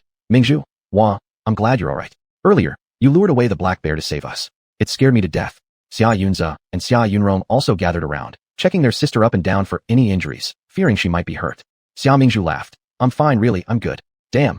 Truly embarrassing. Actually, I didn't intend to save anyone. I just habitually fled. Prince Shi Qinyu observed the dead bear on the ground and furrowed his brow slightly. Did you kill it alone? Xia Mingzhu replied. Of course. Is there someone else here? She stood up, the dusk of the coming night above her head, and the flowing mountain breeze ringing in her ears. Qinyu looked at her with bright eyes, but remained silent. This woman was truly extraordinary. That night, everyone camped outside the forest. Since they had bear meat, they gathered wood, started a fire, and roasted the meat to eat. The bear meat was sliced into pieces, skewered on branches, roasting with sizzling oil, spreading its fragrance far and wide. One bite, full of flavor. The Xia siblings, Crown Prince, Lu Wanqiu, and Qinyu sat in a row on the rocks, eating the grilled meat until their faces got smeared with grease, yet each one was happier than the next. Lu Wanxiu. The roasted meat smells amazing. Xia Yunrong. Truly surviving a great calamity brings good fortune afterward. Getting to taste such delicious roast bear meat is amazing. Xia Yunza. We owe this all to Mingzhu. No need to thank me. Xia Mingzhu sighed contentedly. It was as if she'd returned to her previous life, hanging out with 3 or 4 good friends, grilling together by the roadside, drinking cold beer, and sharing interesting stories from their lives. I wonder if I'll be able to return to the real world after finishing my role in the plot. Upon hearing her inner voice, Qi Ye's eyes flickered. What? Does she want to leave? Where to? Without his permission, she mustn't go anywhere. While he was thinking, he heard her inner thoughts again. Unfortunately, the famine mentioned in the original story is about to come. At that time, the sun will blaze overhead, and not a blade of grass will survive across the land. We probably won't be able to enjoy such good meat anymore. Qi Yi was startled.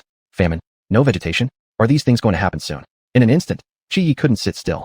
He realized countless people could die once a natural disaster struck. This was a disaster capable of wiping out a nation. Not only him, but the Xia brothers, who could also hear Xia Mingzhu's inner thoughts, lost interest in the meat. Soon, everyone in the land would starve. Although the Dashi Yin kingdom had abundant resources, it might not last long with its large population. And at this moment, Xia Mingzhu fell into deep thought. A famine year is terrifying, but with enough provisions stockpiled, we can still live comfortably. I suddenly remembered that 2 days after the bears disappear, there's an earthquake in Yanqing to the west. Qin Yu, who quietly listened to her inner voice, frowned deeply. The Xia brothers exchanged glances. Yanqing, isn't that the city they are heading to? Earthquake? Could it refer to the earth dragon stirring? Suddenly, Xia Yunza bent over and grabbed a handful of fresh soil from the ground. Turning to Qin Yu, he said, Your Highness, look at the wet soil and the ants moving. The signs are ominous. After pondering briefly, Qin Yu picked up a wooden stick from the ground and quickly sketched out the directions. Worthy indeed of a crown prince. As if etched into his mind, the map of Dashi Yin emerged. Once he finished drawing, he pointed at Shenzhou, which was 300 li away from Yanqing. At the beginning of the year, the governor of Shenzhou already submitted a report detailing strange phenomena occurring there. Not only has Shenzhou experienced half a year of drought, but it suddenly saw insects and snakes running rampant and geese flying south. However, his memorial failed to catch Father Emperor's attention. From what we see now, there's probably going to be an earth dragon stir in the vicinity, and this dragon isn't small. Hearing him say that, Xia Mingzhu understood. If calculated according to the crown prince's reasoning, then Shenzhou, 300 li away, is the epicenter of the quake. If the earthquake magnitude does not exceed 7, there likely won't be much danger for them in Yanqing. But one should always be cautious for unexpected events. We need to prepare in advance, concluded Qin Yu. Xia Yunza nodded. We brought limited dry food. Early tomorrow morning, I'll have the soldiers gather more wild fruits. We'll temporarily rely on them to fill our stomachs, preserving the dried provisions on our person. Xia Yunrong agreed. Right, and we need water bags too. Each person should have a water bag. When the natural disaster comes, we must do our best to survive so that we can help other civilians. Xia Mingzhu. Nice, I can't do much to help, so I'll just be in charge of eating well. Everyone else. However, knowing ahead of time was an advantage, and she had already given them the greatest assistance. The next day, they traveled for the entire day. That night, everyone stayed at an inn. Under the cover of darkness, after everyone else had fallen into a deep sleep, Xia Mingzhu stealthily climbed into the room where Wu Shi's hostage Tenyu resided. Yet, as soon as she entered through the window, she heard splashing water inside. Before she could straighten up, the edge of a precious sword was placed horizontally against her neck. The man behind her, his hair dripping wet, his body heated from the hot water, held a chillingly cold sword blade. What are you here for? Xia Mingzhu paused, then explained, You're taking a bath? I'm not here to spy on you. I have something important to tell you. Tan Yu's delicate features bore a frosty gaze from his peach blossom eyes, but he did not lower his sword. Coldly, he said, Speak if you have something to say. No one is stopping you. Xia Mingzhu wanted to turn around, but Tan Yu seemed afraid she would see everything, gripping her hand tightly while keeping the sword steady. She could only face away from him, silently cursing him.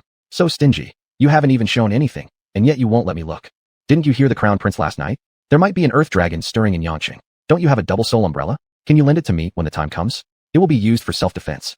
This Tan Yu isn't an ordinary person. In the original story, after Tan's army achieved a great victory over the Xia family's troops, Tan Zhang proclaimed himself king, and internal struggles for power began within their ranks. Tan Yu faced multiple assassination attempts, and it was always the double soul umbrella that protected him. In the plot, this double soul umbrella is described as being impervious to swords and indestructible by stones, making it a rare treasure. Tan Yu didn't expect Xia Mingzhu to request his ancestral heirloom umbrella right off the bat. Moreover, he had never revealed the umbrella to the public. How did she know about it? Did she send someone to spy on him? At this thought, Tan Yu's face darkened instantly. I will not lend it. Do not bring this up again in the future. Xia Mingzhu complained. Why so stingy? The earth dragon flipping has serious consequences, and those of us who don't know martial arts are bound to suffer casualties. Are you really not going to care?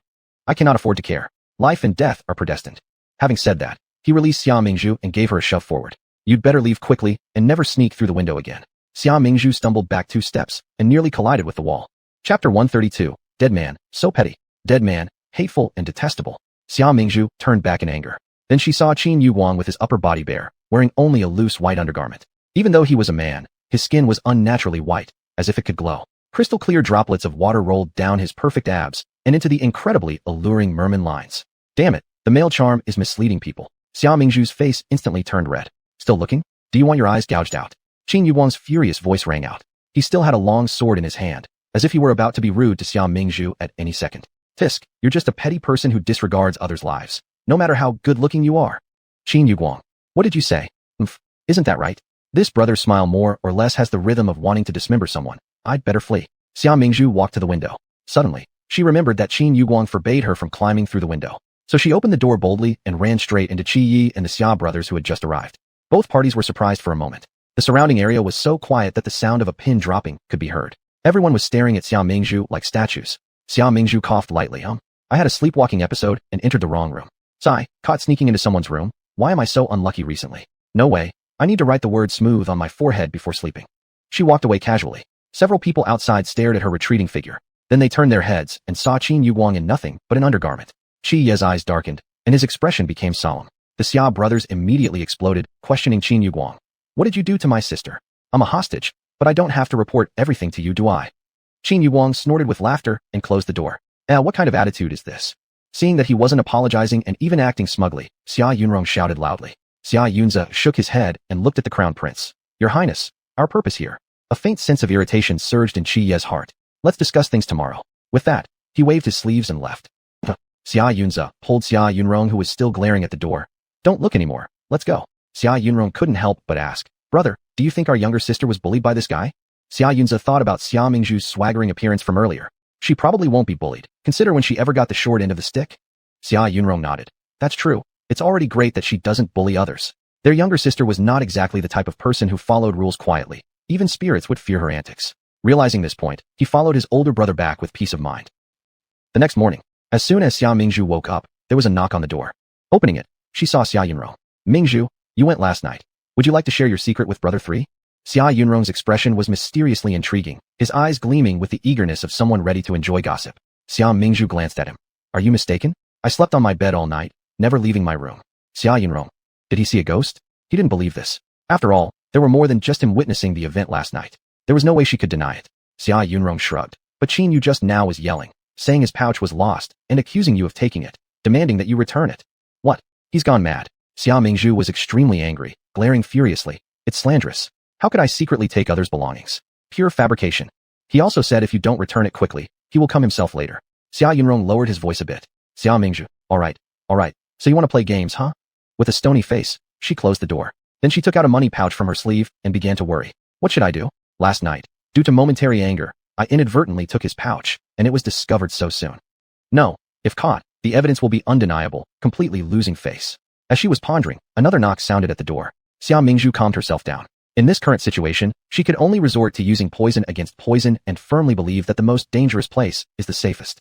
Moments later, Xia Mingzhu opened the door again. Outside, Xia Yunrong looked at her with a complex expression. Young Master Qin has arrived. Xia Mingzhu stretched her head out and indeed saw Qin Yuguang, dressed in white robes, elegant in demeanor. She eyed Qin Yuguang coldly and snorted. Petty man, it was you slandering me stealing things? Come on, search my room. Broken major defenses. He surely wouldn't guess that I hid the pouch in my bosom, right? I'll just throw it in through your window later. Who would even know I took it? Spirits of heaven and earth, assist me in overcoming this calamity. Xia Yunrong glanced at her bulging chest. So you really did take it? How dare you be so blatant about it? After Qin Yu turned around, seeing Xia Mingzhu reminded him of last night's events, and a blush quickly spread across his pale face. His originally angry tone unconsciously softened. It's fine if you don't return the money inside, but you have to give back the pouch. Xia Mingzhu lightly coughed, lacking confidence. You're talking nonsense. I didn't take your money pouch. My third brother can vouch for me. She looked at Xia Yunrong as she spoke. Right? Third brother? Xia Yunrong. He couldn't help it all. Seeing Xia Yunrong remaining silent, Xia Mingzhu stared at him again. Great.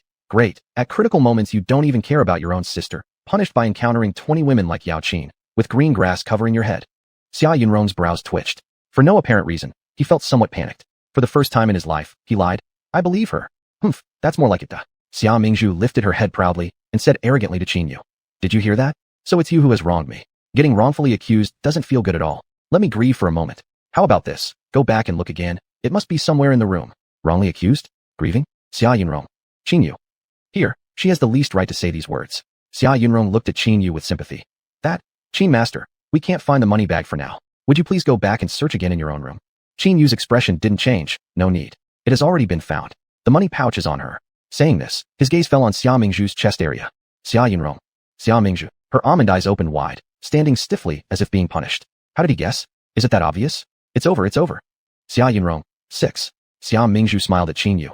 What if I don't have it? Qin Yu had a stern face, moving his eyes away from Xia Mingzhu's generous endowment, his ears turning slightly red. If you don't admit it, I will have to conduct a body search. Chapter 133. He wants to search her. Xia Mingzhu's face turned pale instantly. Her breathing suddenly became heavier, and she stared blankly at Qin Yu. Xia Yunrong turned his head away in embarrassment. Let her sister explain it herself. There was nothing he could do. What are all of you gathered here so early in the morning for? At that moment, the crown prince's voice sounded like a heavenly melody to Xia Mingzhu's ears. Xia Mingzhu turned her head to see Crown Prince Qi Yi and her elder brother Xia Yunza walking over together. Your Highness, big brother, your arrival is perfectly timed. Xia Mingzhu ran up to them and pointed at Qin Yu, saying, he bullied me. Xia Yunrong. Qin Yu. So now we're into the bully accusing first. Qi Yi asked, what's going on here? Xia Mingzhu snorted and said, he accuses me of stealing his money pouch. I am the well-off young miss of the noble Lord Protector's mansion. Is there anything I lack? Why would I steal from others like a thief? Don't blame me for lying. Who wouldn't if you refused to lend me the precious umbrella last night? Taking your money pouch is just a lesson for you. Xia Yunza. Qi Yi. So you did really steal it? Qi Yi hadn't expected that she had gone to his room last night to steal something. Even the dark circles under his eyes from staying up too late seemed to recede somewhat. He cleared his throat. It's just this small matter. Songlong, you go fetch 1,000 taels of silver and present it to Qin Yu for use along the road. Songlong, yes. Qin Yu. Wait a moment. Your kindness is appreciated, but I'm not interested in the silver. That money pouch was specially made for me by my mother before I left. It holds sentimental value to me. As he spoke, he turned around, facing Xia Mingzhu, and slightly bowed. I kindly asked Miss Xia to return it. Xia Mingzhu raised an eyebrow at him, her gaze showing some disorder. Although, I really want to return it to you, cough. Don't lose control. She smacked her lips, stammering, I really didn't take it. Heaven knows, as does the sun and moon, I won't say more. She spoke with a tone of righteousness, seemingly even slightly irritated. Everyone else. She went overboard with her acting. Qin Yu's gaze swept across her dazzling face. He muttered softly. The rope of the money pouch is exposed. Where? Xia Mingzhu looked down at her chest area. In the rush, I didn't hide it properly. It truly has shown itself. Everyone. So, it's hidden on her body. Xia Mingzhu turned her back, taking out the money pouch. She wasn't sure what expression she should have right now, because everyone was staring at her. Qi Ye's eyes widened. Behind him, Songlong and Songfeng's mouths were open wide enough to swallow an egg. Xia Yunza touched his nose, shifting his gaze away. Xia Yunrong looked up to the sky, pretending to be blind. Xia Mingzhu. Haha, if only there were a crack in the ground. I'm tired. I'd like to crawl inside and lie down. After a long time, she finally held up the money pouch awkwardly and said, oh, what is this? The money pouch seems to have grown legs and wandered into my arms by itself. She stiffened her neck, holding out the money pouch towards Qin Yu, saying, I didn't mean to. Here, take your money pouch back. Be careful next time, don't let it wander around. Qin Yu accepted the money pouch, which still carried someone's body warmth, tightened his palm slightly, then tossed the money pouch back to Xia Mingzhu. Without thinking, Xia Mingzhu caught it, only to see him turn and walk away, his ear tips tinged with a suspicious blush. Will you accept it or not? Seeing Qin Yu walk far away, Xia Mingzhu turned her head towards the other few people who were still standing in place. She grinned and put the money pouch back. People may be insulted, but money must not be lost. There's really nothing to be done. I told you it wasn't his money pouch, yet you didn't believe me. Look, it came back, didn't it? Everyone. A while later, Qi Yi lightly said, no problem, everyone makes mistakes sometimes. It's good as long as you correct them. Xia Mingzhu. Hey, turns out you all know everything. You stayed here to give me a moral and legal education? She struggled to think for a while, and finally managed to blurt out, you're right. If you let Songlong fetch the 1,000 taels of silver earlier, can it be given to me? Qi Yi laughed helplessly, because of Xia Mingzhu's shamelessness. In the end, Xia Mingzhu was sent back to her room for reflection. After finishing breakfast, the group set off. They walked continuously for a whole day without stopping for rest in one place. Not until close to midnight, when they were still a little distance from Yang City, did they settle down at an inn outside the city. After arranging everything, Xia Mingzhu first took a look at the surroundings. The station was located in an open mountainous area. Although there were some trees nearby, they were all thin and long, so if they fell, they wouldn't crush a person. Only then did she feel relieved. Lu Wanqiu handed her a water bag filled with clear water and asked, what are you looking at so intently? Xia Mingzhu took the water pouch and hung it on her waist, casually responding, I'm checking if this place is safe. Lu Wanqiu knew she was referring to the ground dragon turning over event, so her expression became more serious. Your elder brother said that if we feel the earth shaking, we should run to an open space. But what if we can't find an open space? In that case, look for a triangular area and hide inside it, because triangles are the most stable, Xia Mingzhu replied. Lu Wanqiu nodded, then turned her head to discuss the evening meal. Although she had been traveling business routes for years, she was ultimately a well-born noblewoman from a life of luxury and hadn't really endured much hardship. Xia Mingzhu shook her head and headed towards Qin Yu's room. Inside, Qin Yu was carefully binding the water pouch and dry rations onto himself. Suddenly, there came a rustling sound from behind him. Who's there? He quickly looked back only to see Xia Mingzhu perched cross-legged on the windowsill in the fading light. Qin Yu's face froze, and once he realized who it was, his neck bulged as he roared furiously. Get down. Who gave you permission to climb through the window again? What climbing? Don't you see I'm sitting? Xia Mingzhu gently swayed her legs. Why are you so angry? There's an old saying about big-buttocked men. Are you calling me big butt? Qin Yu reacted like a cat whose tail was stepped on, his forehead veins protruding with anger. Xia Mingzhu raised her hand. All right, I made a mistake. Big men shouldn't be so petty. Qin Yu gritted his teeth. What does a woman know? And why not? Xia Mingzhu countered. Your mother is also a woman who went through all the hardship to give birth to you. Isn't she amazing? Qin Yu's voice faltered momentarily, his face souring. Leave quickly. Stop being troublesome here. He turned around while saying that, and continued packing his rations. I know it's important to you, so here you go. A money bag flew toward him. Qin Yu reached out to catch it. When he turned back, he noticed the window was shaking violently. The horses outside were restless, and large flocks of birds flapped their wings and flew wildly in all directions within the forest. Qin Yu glared at Xia Mingzhu and asked fiercely, Did you scare the horses on purpose again? Xia Mingzhu jumped directly off the windowsill, her tone grave. You fool. It's an earthquake. Hurry up and call people. With that, she rushed back to where Lu Wanqiu had just been. Qin Yu finally realized the situation and shouted loudly. Run everyone. The ground dragon has awakened. Chapter 134. The earth dragon turns over. Qin Yu shouted while running out of the house, toward an open space. All around were cries of panic. Because Qi Yi and the Xia brothers had given orders beforehand, the soldiers and attendants were only momentarily disordered by the earthquake before they quickly began cooperating in a methodical manner. Important supplies were gathered as everyone concentrated on moving to safer areas.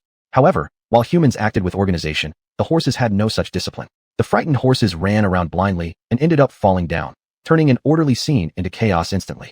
Soldiers were swinging their whips, trying to drive the horses to safer places. But soon the panicked horses dragged them along, some even getting kicked in the chest, forcing them to evade everywhere. Leave the horses alone. Our lives are more important. Qi Yi moved against the fleeing crowd, encountering Xia Yunrong who was being carried away by Cang Long and Cang Feng, his foot having been crushed.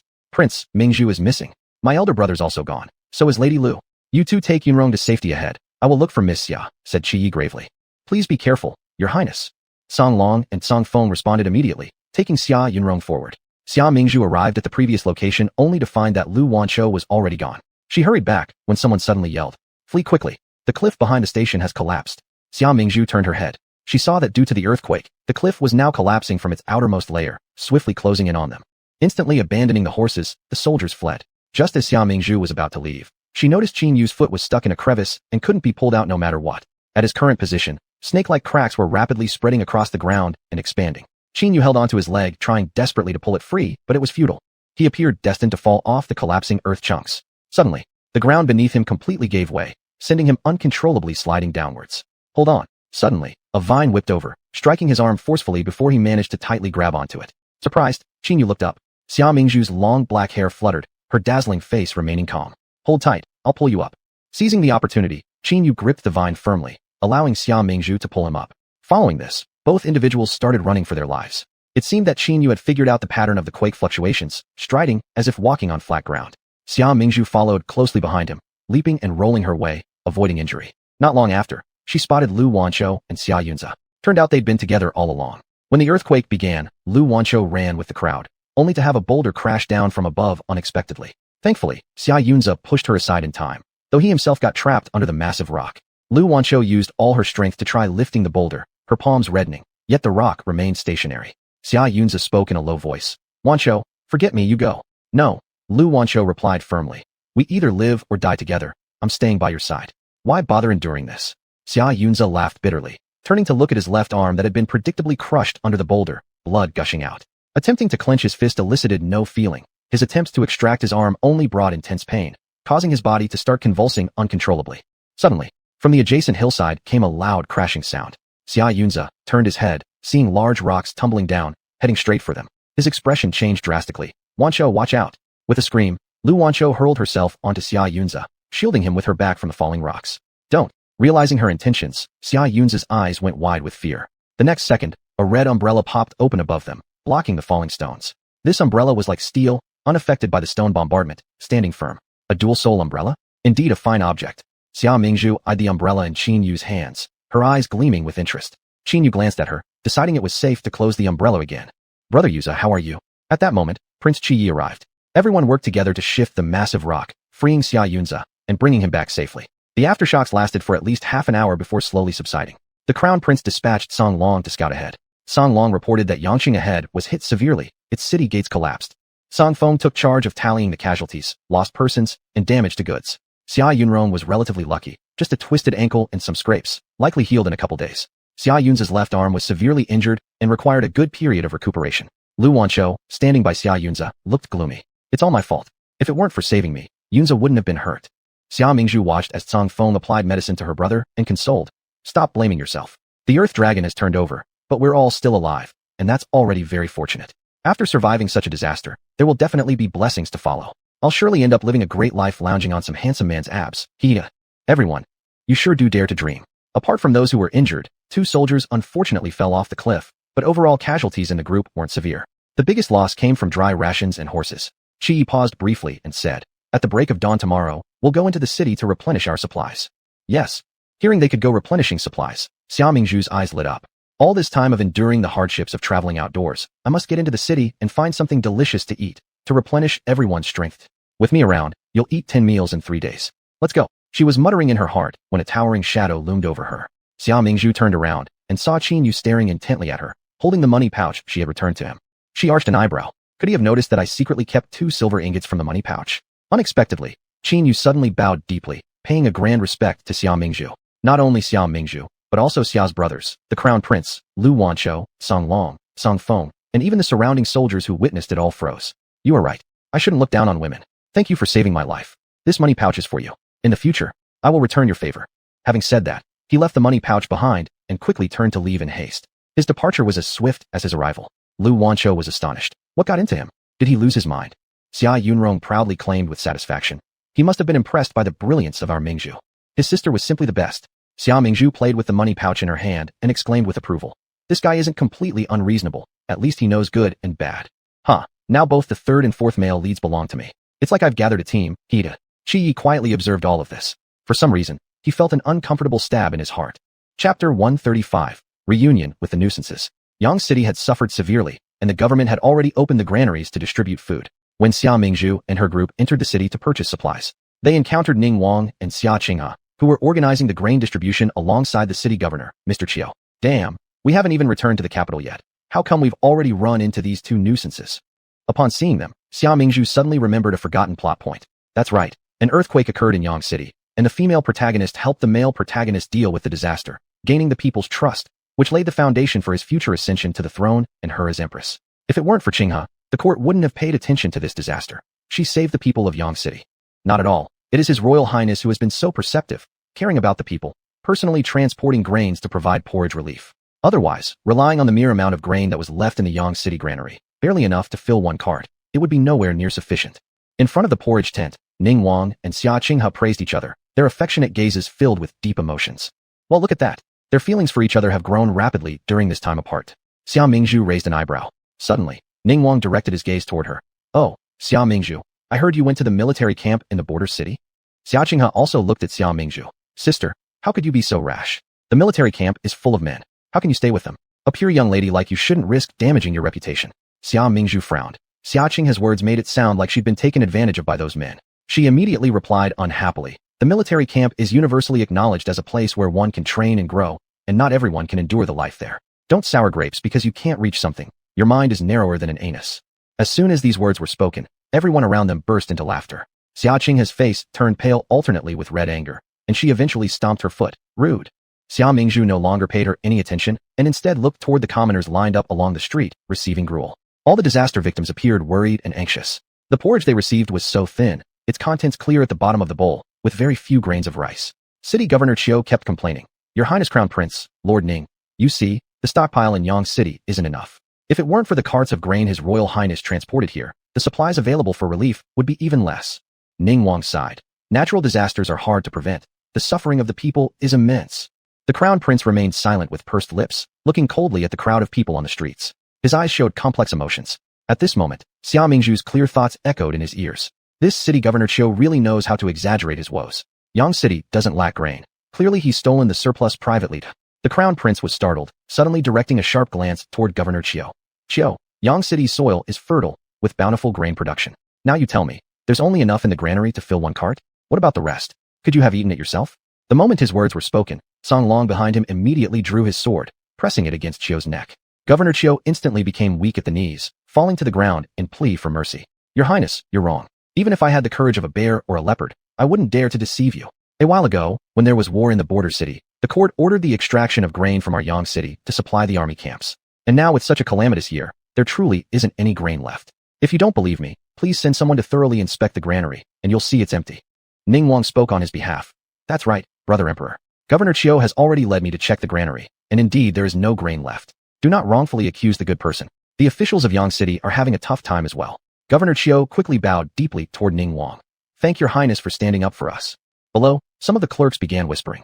It seems today that Ning Wang is benevolent. He first brought life-saving grain, and now speaks up for us. He is truly our benefactor in Yang City. Yes, once we get through this hardship, we should erect golden statues in his honor in Yang City, to express our gratitude for saving our lives. Ning Wang can clearly distinguish right from wrong, and is deeply concerned for the common people. He is worthy of great responsibility.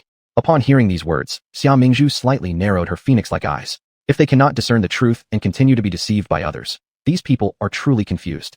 Of course, the granary has no grain, because Governor Chiu has already secretly transported it to the underground cellar of his mansion.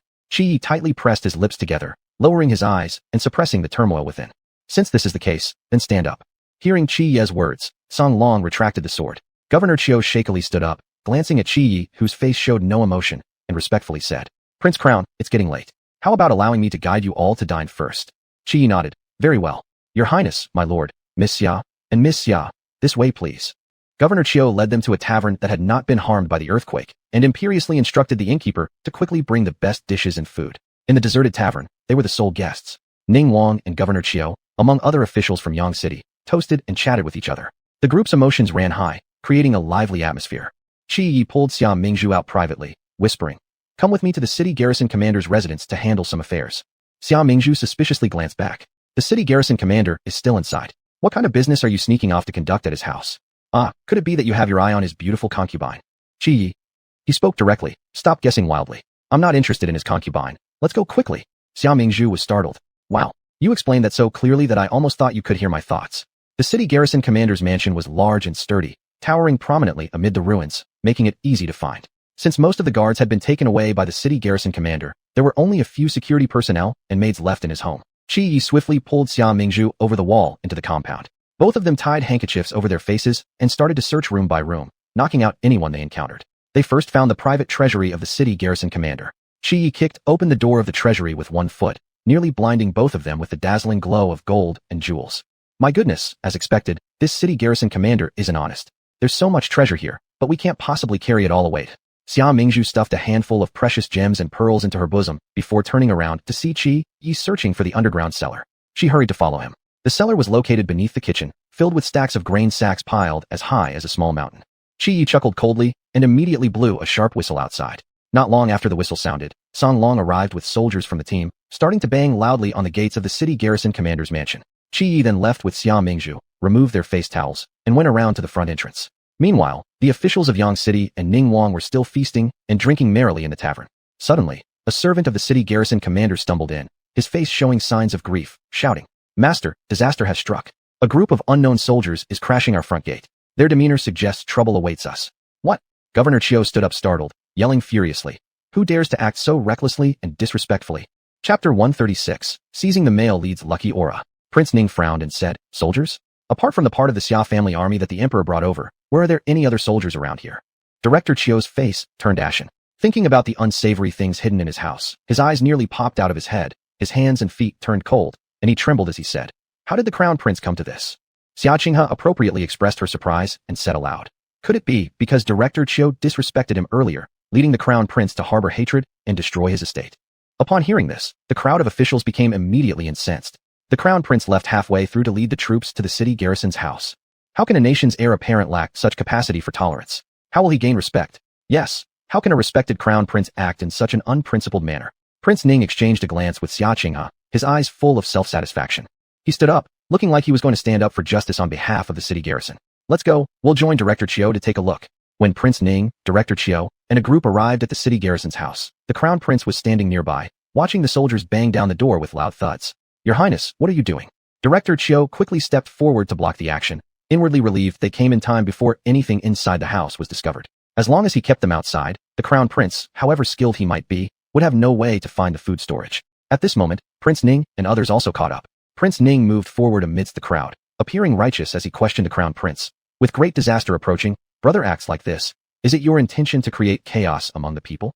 Almost as soon as these words were spoken, with a thunderous crash, the gate was broken open. The Crown Prince glanced at him and lifted a hand, and instantly Cong Long led a group of soldiers rushing inside. Your Highness. Director Chiu looked utterly humiliated and defiant, asking, forcing entry with troops is akin to raiding one's home. May I ask your Highness, what crime have I committed? Feeling confident that his hiding places were secure and not easily found, he believed he had time to maneuver with the Crown Prince. Prince Ning added, brother acting without restraint is truly absurd. If you don't command the troops to stop, do not blame me for returning to the capital and informing the emperor. Qi Yi coldly sneered. The city garrison exploits their authority for personal gain, embezzles food supplies meant for famine relief, and shows such blatant disregard for the lives of the common folk. Ning Wang, will you protect such corrupt officials? The cold words stung Prince Ning's cheeks like knives. His face changed instantly. It's impossible. Director Chiu also shouted out loudly protesting his innocence. At this moment, Cong Long led several soldiers dragging carts filled with grain that had just been discovered. Your Highness, the rice has been found. Seeing his hidden stores of grain being uncovered so swiftly, Director Chiu felt as if he had fallen into ice water, collapsing on the ground instantly. No, it's impossible. How could this happen? Witnessing the carts loaded with white grain, Prince Ning and other officials were completely incredulous. The officials and onlookers began murmuring among themselves. Who would have thought that the city garrison would secretly steal funds, hoarding grain but refusing to provide famine relief? This beast worse than swine or dogs. How does he dare to drive disaster victims towards certain death? Thankfully for the sagacious Crown Prince, if he hadn't noticed issues with the city garrison, we'd still be completely in the dark. Truly deserving of the Crown Prince. At this point, Qi Yi declared loudly, drag the city garrison away under arrest, transport this rice to the soup kitchens, supervise making the porridge on site, and distribute it to the masses. Hearing this voice, the crowd erupted in cheers. Saved. Saved. We really are saved. Crown Prince, your insight is extraordinary. Crown Prince, your insight is extraordinary. Crown Prince, your insight is extraordinary. Listening to the deafening cheers, Prince Ning's face turned green with anger, hatred festering within. He never expected that the city garrison indeed had problems, thus his earlier defense of him made himself seem blind and stupid. Watching everything from a distance, Xia Mingzhu smirked faintly. Yea, the Crown Prince seems to have stolen Ning Wang's lucky aura. How satisfying, truly satisfying. But thoughts quickly sobered her mood. The earthquake is just a prelude to the drought disaster year ahead. Things likely won't be easy for anyone moving forward. After the city garrison was thrown into jail, the Crown Prince selected a suitable individual from the Yanqing officials to temporarily assume his position. A large group once again set off on the journey back to the capital. This time, however, many more people joined the caravan. Prince Ning, Xia Qinghe, and the numerous attendants and guards accompanying them. As they continued forward, they saw more devastation. Affected by the earthquake, peasant dwellings lay in ruins, white banners hung in the fields, and paper money scattered along the roads leading deeper into the villages. The road the group traveled upon even revealed a mountain split right down the middle due to the quake. The entire party had to detour, but they lost their way and mistakenly entered an old, deep mountain forest, unable to find the way out. By now it was past dusk, and the sky resembled a fiery sea ablaze with crimson, brilliant, yet subtly dangerous. As the sun was about to set in the west, the group stopped to rest on the spot. The Crown Prince, Ning Wang, and the Xia brothers went aside to discuss something. Currently, Xia Mingzhu, Xia Qinghe, Lu Wanjia, and the hostage Qin Yu were left here. Xia Qinghe suddenly let out a loud scream. Ah, there's a bug. Xia Mingzhu was startled by her cry. What's so scary about a bug? Why are you screaming like that? Damn, if I thought another bear came again, I wouldn't be surprised. There's a bug on my shoulder, ah. Xia Qinghe panicked, waving her hands but not daring to pat, wailing more and more miserably as if about to cry. Lu Wanjiao was amused by her funny antics. Hurry up and get it off. What's the use of just shouting? In the end, Qin Yu quietly walked over, flicked his finger, knocking the bug onto the ground, and crushed it hard underfoot. Then he walked back the same way. As he passed Xia Mingzhu, he puffed out his chest like a meritorious servant strutting proudly forward. Xia Mingzhu, is he acting weird? Xia Qinghe's face turned pale, patting her heart to catch her breath. She glanced at the tall and handsome Qin Yu timidly and asked Lu Wanjia, who is he? He's from Wuxi, a hostage, and he will accompany us into the capital this time, Lu Wanjia replied. Hostage? Xia Qinghe wrinkled her brows, surprised. Oh, he's from the defeated army. Then why did he help me? Could he want to seek revenge on us at some point? Xia Mingzhu scoffed lightly. Do you think everyone is as full of hate for the world as you are, with grievances heavier than ghosts? Xia Qinghe blushed upon hearing this, stubbornly saying, not bad. If there's a villain in our group, it won't be good for all of us. Xia Mingzhu looked at her sidelong, thoughts swirling. Villain. In the original story, isn't he the person you wanted to cuddle up with? At this moment, Xia Qinghe suddenly stood up. Still, I'm somewhat uneasy. I'll go and probe him. She said this, putting on a soft smile, then slowly walked towards Qinyu. Xia Mingzhu raised her eyebrows with interest. Oh, we're going to have some good drama soon. Chapter 137, The Person Who Sleeps With Him. Xia Qinghe walked up to Qinyu, greeted him, and then sat down opposite him. Seeing him staring at the ground deep in thought, his gaze didn't land on her even once. Xia Qinghe sniffed lightly. Why won't you even look up? Are you repulsed by my appearance? Her voice was teasing, filled with playful meaning, making her seem very amiable. It's no wonder many noble women in the capital city like her. If only her status wasn't that of a concubine-born daughter, nobles coming for an alliance would have broken the threshold trying to court her. Qinyu looked up at her and smiled. Young miss is so exquisite that she transcends ordinary mortals. How could such beauty ever be described as ugly? Xia Qinghe covered her mouth with a handkerchief and giggled, her beautiful eyes flickering as she looked warmly at Qinyu. Mr. Qin really knows how to talk. You've made me feel bashful now. And don't call me young miss. It sounds too formal. Call me Qinghe. Qinyu responded with a smile. All right. Ah. Sure enough, there's something going on. All this while silently observing them. Xia Mingzhu clicked her tongue. In the original story, Qinyu met Xia Qinghe in Yanqing. Due to Xia Qinghe's assistance, to repay her kindness, he became her most capable bodyguard, quietly protecting Xia Qinghe all along. Now with the situation changed, they can still forge a bond because of a bug. What a wicked plot twist indeed. Opposite, Qinyu said something which made Xia Qinghe's beautiful face blush red, looking shyly embarrassed, causing the man to instinctively show compassion towards her, until finally, she returned somewhat flustered. Xia Mingzhu watched and sighed inwardly. What are you, pretending to be some introvert? Just then, the crown prince and Xia Yunrong approached. Upon seeing the crown prince, Xia Qinghe immediately perked up and moved closer. Your Highness, your suffering these days away from the capital has worried me endlessly. Like mosquitoes targeting prey one after another. That's talent of yours. Xia Mingzhu gave her a sidelong glance and went over to Xia Yunrong, asking, Third brother, is your foot all right?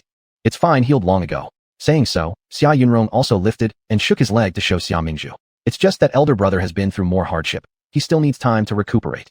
Xia Mingzhu, noticing Lu Wanxiu going to see the elder brother, laughed and replied, with Miss Lu taking care of him, he might actually prefer lying down a few extra days. Xia Yunrong glanced at Lu Wanxiu, who was crouched beside their elder brother speaking softly with some shyness, and chuckled. Ha, that's true. Suddenly, Xia Mingzhu's stomach let out a gurgle.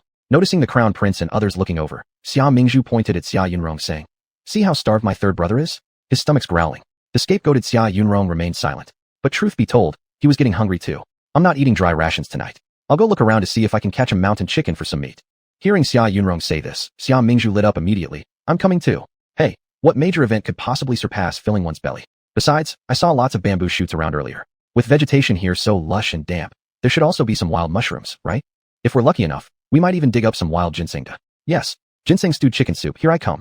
Xia Yunrong listened to Xia Mingzhu's thoughts, and those two words, chicken soup, were enough to make him drool. Not having eaten meat for several days, hunger had turned his eyes green with longing.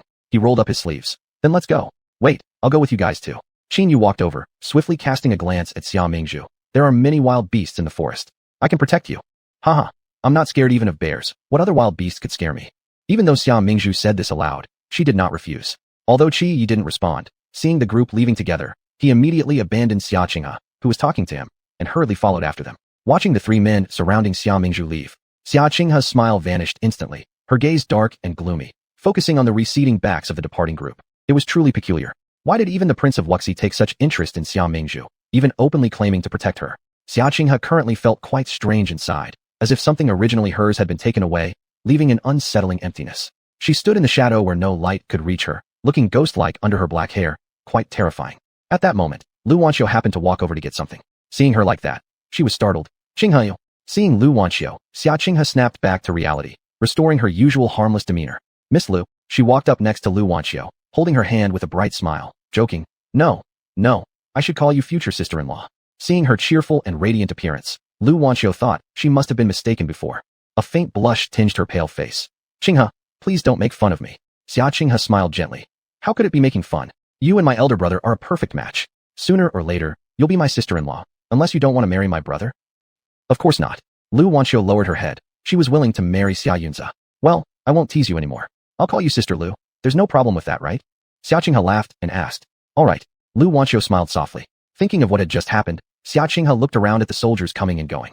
Unable to suppress her curiosity, Her voice rose slightly. Oh, by the way, Sister Lu, I noticed that Prince Wuxi seems especially interested in my older sister. Could it be that something is happening between them? She deliberately left her sentence unfinished, leaving room for speculation. Unaware of her jealousy, Lu Wanxiu immediately explained on behalf of Xia Mingzhu. Nothing like that is going on between Mingzhu and Mr. Tan. They only have some ties of gratitude. Could you explain how? A few days ago, we encountered an earthquake, and Mingzhu saved Mr. Tan when he nearly fell off a cliff. Perhaps he wants to repay her favor. Xiaqing's tone revealed dissatisfaction as she muttered under her breath. I heard that Mr. Tan is the son of General Tanzhong from Wuxi. My older sister saves one of her own kind. That's fine, but why save him? Has she forgotten that it's this Tanzhong who caused our years of war and buried countless soldiers? During their journey together, Xia Mingzhu, Crown Prince, Xia Yunrong, and Tan Yu found great success. They discovered not only a large amount of wood ears and bamboo shoots, but also, while digging for bamboo shoots, uncovered a small wild ginseng root. Xia Mingzhu was filled with joy, watching silently as the Crown Prince cut away the wood ear mushrooms with his knife and placed them carefully into a makeshift grass basket. She secretly gave him a mental thumbs up. Though the Crown Prince has a prestigious identity, he's not at all pretentious. He didn't disdain the dirty and muddy forest goods, and even skillfully wove a grass basket. He truly tries his best. Hopefully, he won't meet the same fate of being deposed and exiled into the cold palace. As for third brother, though he escaped the tragic outcome of being harmed by Yao Qin and running away from home with severed hand and foot tendons, the women who mistreated him were not limited to Yao Qin alone. I wonder if his destiny will change. Just then, Xia Mingzhu looked up and saw the Crown Prince intently staring at her without breaking eye contact. Chapter 138. The hotline you called is not answering. Damn, I just thought of Chow Chow, and there he was staring at me. Gave me a jump. Chi Yi. From the first time they were together, she said he would become a dethroned prince, thrown into the cold palace. He knew she had the mysterious ability to foresee the future. Now so much time has passed, his crisis hasn't been resolved? Could it be that there's some hidden danger he doesn't know about? At this thought, the Crown Prince looked at Xia Mingzhu, his eyes filled with ravenous desire. Xia Mingzhu noticed the Crown Prince fixated on her like a wolf locking onto its prey. She instinctively shrank back, cautiously putting more distance between them.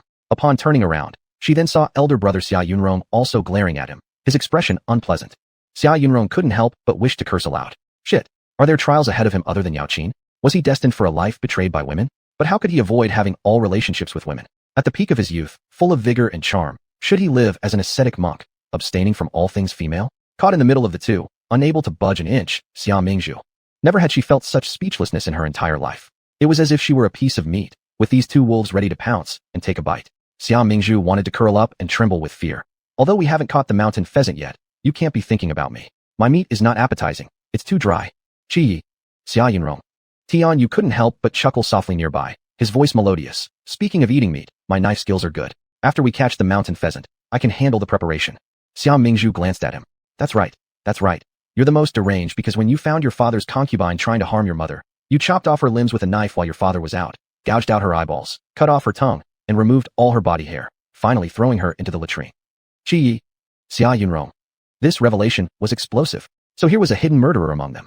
Both men unconsciously edged closer to Xia Mingzhu, their eyes vigilantly focused on Tian Yu.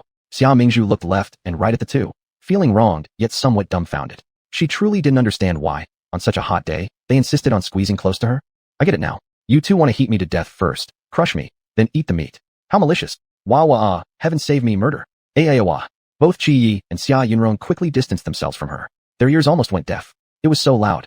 Chi Yi cast a glance at Xia Yunrong, whose eyebrows knitted together tightly. He could affirm that Xia Yunrong could also hear Xia Mingzhu's thoughts. He did not feel the joy or excitement of finding someone similar. Instead, he only wanted to shout, outrageous. How sorrowful. He was no longer unique. He hoped that no third person appeared. Chi Yi gave a light humph, then looked at Tian Yu again. Seeing the utterly bewildered expression on his face, he knew that Tian Yu couldn't hear them. Chi Yi felt slightly better internally, then turned his gaze to Xia Mingzhu, speaking. Don't be afraid, I was just fooling around. Let's go. After saying that, he led the way forward. Xia Mingzhu stared at his retreating back with wide eyes. Psychopath. Look what he's done to the child. Wah wah. I curse you to forever clamp into ginger slices in every life to come. Xia Yunrong still wished to hear more information from his sister, so he called out her name and hastened to catch up. Xia Mingzhu slightly curled her lips, ignoring him and instead quickening her steps. The Xia Mingzhu hotline you dialed is not answering. Please leave a message after the beeps. Tian Yu blinked his eyes. Why did it feel like there was some kind of secret among them that he couldn't see through? With furrowed brows, he deeply considered it, and followed closely behind. Luck was on their side. Before long, they easily captured a mountain pheasant and a wild rabbit. Tian Yu took charge of knocking them both unconscious, then used some ropes prepared earlier to tie up these animals. They started heading back. Once they returned to the original spot, Chi Yi instructed the team to set camp in a relatively flat area. After making a round, Xia Mingzhu discovered 2 large portable cooking pots in the supplies, which were perfect for use. She immediately perked up. Third brother, start the fire in the pot. Sure thing. Xia Yunrong, who followed behind her, replied affirmatively. In no time, the hot iron wok emitted white smoke. Xia Mingzhu put in the last remaining piece of bear fat from the previous time. Following that, she tossed in the cut pieces of pheasant and stir-fried them, added clear water, and placed sliced bamboo shoots. As the chicken and bamboo stewed together, the soup soon turned richly creamy and aromatic. Xia Mingzhu then threw in the washed wood ear mushrooms, and right before serving, sprinkled salt and pepper. When the food was ladled into bowls, a pancake was paired with it, soaked in the soup for a delicious bite. Xia Yunrong, watching nearby, was nearly drooling onto the ground. After Xia Mingzhu finished cooking, he eagerly served himself a bowl and began praising as he ate. Mingzhu, I didn't expect you to have these skills. With your cooking, you could be the head chef at Zuexiang Building. Qi Yi and Tian Yu each took a bowl as well. After just one taste, the fragrant flavor exploded in their mouths. Is it delicious? Xia Mingzhu narrowed her phoenix-like eyes, smiling with red lips and white teeth. Tian Yu silently nodded, a flicker of admiration flashing in his gaze as he looked at Xia Mingzhu. The closer they got, the more impressive she seemed, like a treasure waiting to be discovered. Qi Yi, thoroughly satisfied, grinned and said, "It tastes better than what the royal chef cooks. From now on, how about you cook for me every day?" Xia Mingzhu laughed. "Aren't you afraid I'll take the chance to poison you?" Qi Yi quickly responded, "You wouldn't do that. I trust your integrity." Xia Mingzhu smiled again. "That's right. I'm absolutely sincere towards you and would never harm you." She spoke casually, not finding any issue with her words. However, Tian Yu's face suddenly froze beside her. Qi Yi also uncomfortably averted his eyes. "What sincerity? Why do you say things like that?" Xia Mingzhu looked up at them and added, "I treat friends sincerely. I value bonds deeply." Upon hearing the word friend, Qi Yi suddenly frowned. He abruptly stood up. "Acquaintance?" "Ha, Xia Mingzhu, good job." Xia Mingzhu stared at him, bewildered. "What's wrong? Did I say something wrong? Why does he look so insulted, like he wants to kill someone?" Qi Yi did not answer but turned around and stormed off angrily. Seeing him suddenly upset, Xia Yunrong looked puzzled. "Mingzhu, what's wrong with the crown prince? Did you two argue? How should I know what's wrong with him?" Xia Mingzhu was also confused. This man was like a cat, so pleasant to pet initially, interacting quite happily. But why did he suddenly reveal his claws? Oh well, handsome appearance, great body, but there's definitely a slight issue with his personality. Forget him, let's keep eating. Xia Mingzhu waved her hand and dished out another bowl of chicken soup. Witnessing this, Tian Yu chuckled thoughtfully but remained silent. As Xia Qinghe came out of the tent, she noticed the enticing aroma wafting from Xia Mingzhu's side, accompanied by cheerful laughter. Enraged, she clenched her fingertips tightly and her eyes darted around, coming up with a mischievous plan. Chapter 139, Striking One's Own Face. Xia Mingzhu carried 2 bowls of chicken soup to find her elder brother and Lu Wanxiu. Lu Wanxiu whispered to Xia Mingzhu, "Mingzhu, I don't know whether I should tell you or not, but when you were away, Qinghe was constantly talking with Prince Ning about you, accusing you of rescuing Tanzhang's son from the rebel army, bringing shame upon our great Yan." Xia Mingzhu listened with an indifferent expression. If it were only lip service, there wouldn't be much to worry about. Her brother had fallen asleep, so Xia Mingzhu and Lu Wanxiu quietly discussed for a while before returning to their previous tent. Unexpectedly, just as they arrived, they saw a group of people gathered around talking about something. Upon pushing forward, she noticed her third brother, Xia Yunrong, lying on the ground clutching his stomach in pain. She was startled and quickly asked, "Third brother, what happened to you? Did you fall?" "Fall? He obviously ate something unclean and got poisoned." A cold laugh came from Xia Qinghe. "Sister, you showed off by refusing the food prepared for the troops and insisted on cooking your own meals. Now look at this. If anything happens to third brother, how will you explain this to mother once we return to the capital? Food poisoning? How could it be food poisoning?" After hearing this, Xia Mingzhu furrowed her delicate eyebrows. "Impossible. This is just normal home-cooked food. How could it cause poisoning? Moreover, I ate quite a bit myself, and I'm fine." Xia Qinghe firmly retorted. "Even now, sister, you are still trying to defend yourself. It's truly disappointing." Xia Mingzhu lowered her dark phoenix eyes and was about to speak. Suddenly, Xia Yunrong lying on the ground started shouting wildly, "Quick, grab these little creatures trying to crawl inside me. Ayo, don't let them in." Then Xia Yunrong clutched his stomach again, moaning in pain. Xia Mingzhu, "The fuck? I've read online that eating wild mushrooms often leads to hallucinations where people see various dancing little creatures. Has my third brother started hallucinating?" From Xia Mingzhu's perspective, Xia Yunrong's actions, reaching out aimlessly in the air, closely resembled those described in accounts of wild mushroom poisoning victims. With that, she crouched down and slapped Xia Yunrong hard across the face. Everyone around them was momentarily stunned by the sudden outburst. Xia Qinghe covered her mouth in feigned shock. "Sister, what are you doing? Why have you become so rude, attacking third brother like this?" Ignoring his groaning stomach, Xia Yunrong touched his red cheek, stood up, and questioned Xia Mingzhu. "What is wrong with you, Mingzhu? Why did you hit me all of a sudden?" "Wah, no countdown even. Third brother, I didn't hit you. I was slapping the little creatures crawling around your head," said Xia Mingzhu. On the head? They're running back up there. "Ah, my stomach's okay, but my head hurts so much." Xia Yunrong began moaning again. At that moment, everyone else also sensed something was amiss. "Huh? Which little people? Why can't we see them?" Yeah, none of us see any. I think Xia third young master doesn't look like he's been poisoned by bad food. Instead, it seems more like he's possessed. Xia Mingzhu leaned in closer to glance into the leftover half-pot of soup. An instant burst of rich fragrance filled her nostrils. Seeing a few flower mushrooms at the bottom of the pot, her eyebrows shot up. Someone must have tampered with it. Before leaving earlier, the only ingredient she deliberately omitted were mushrooms since distinguishing wild mushrooms in the field was too risky. Now, someone had secretly added toxic mushrooms to the bottom of the pot, clearly aiming to frame her. Seeing Xia Mingzhu remain silent, Xia Qinghe frowned deeply and sighed audibly. All right, it seems you're terrified. Let's handle it this way. Sincerely apologize to third brother in front of everyone. Promise not to act so independently anymore. Then promptly summon a military physician to treat him. We'll forget about today's incident. Her words seemed genuine and as if she cared greatly about Xia Mingzhu's well-being. TCH, you're really good at playing the part of a saint saving the world while plotting malicious schemes in your heart. If I admitted guilt, not only would I lose the right to cook separately ever again, but I'd lose all my dignity. Xia Mingzhu smirked coldly. It's true someone owes an apology to third brother, but it's not me. It's whoever snuck wild mushrooms into the pot. As she spoke, she fished out the wild mushrooms from the pot for everyone to see. The reason third brother is having hallucinations is entirely due to consuming these wild mushrooms from the mountains. The onlookers began murmuring among themselves.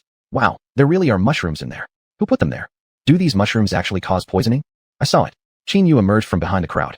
I personally saw Qinghe add mushrooms to the pot, and after that Yunrong added another bowl of rice. Upon hearing this, Xia Qinghe's expression changed slightly.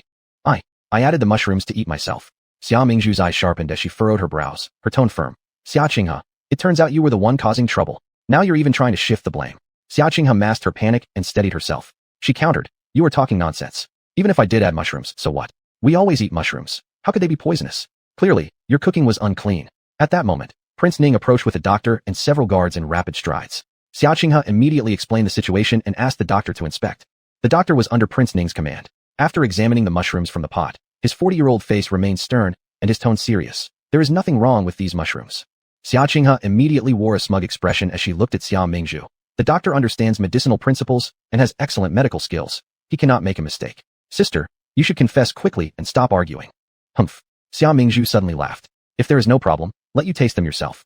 Suddenly, she grabbed a handful of mushrooms and forced the doctor's mouth open, shoving them in. The doctor yelled in fury, what are you doing? The next second, he started jumping like a baboon on the spot. Everyone watched in disbelief as the doctor danced around, as if possessed. Oh my, these mushrooms must really be problematic? Seeing this, Prince Ning and Xia Qinghe's faces turned green. But beside them, Xia Mingzhu was almost laughing until she passed out.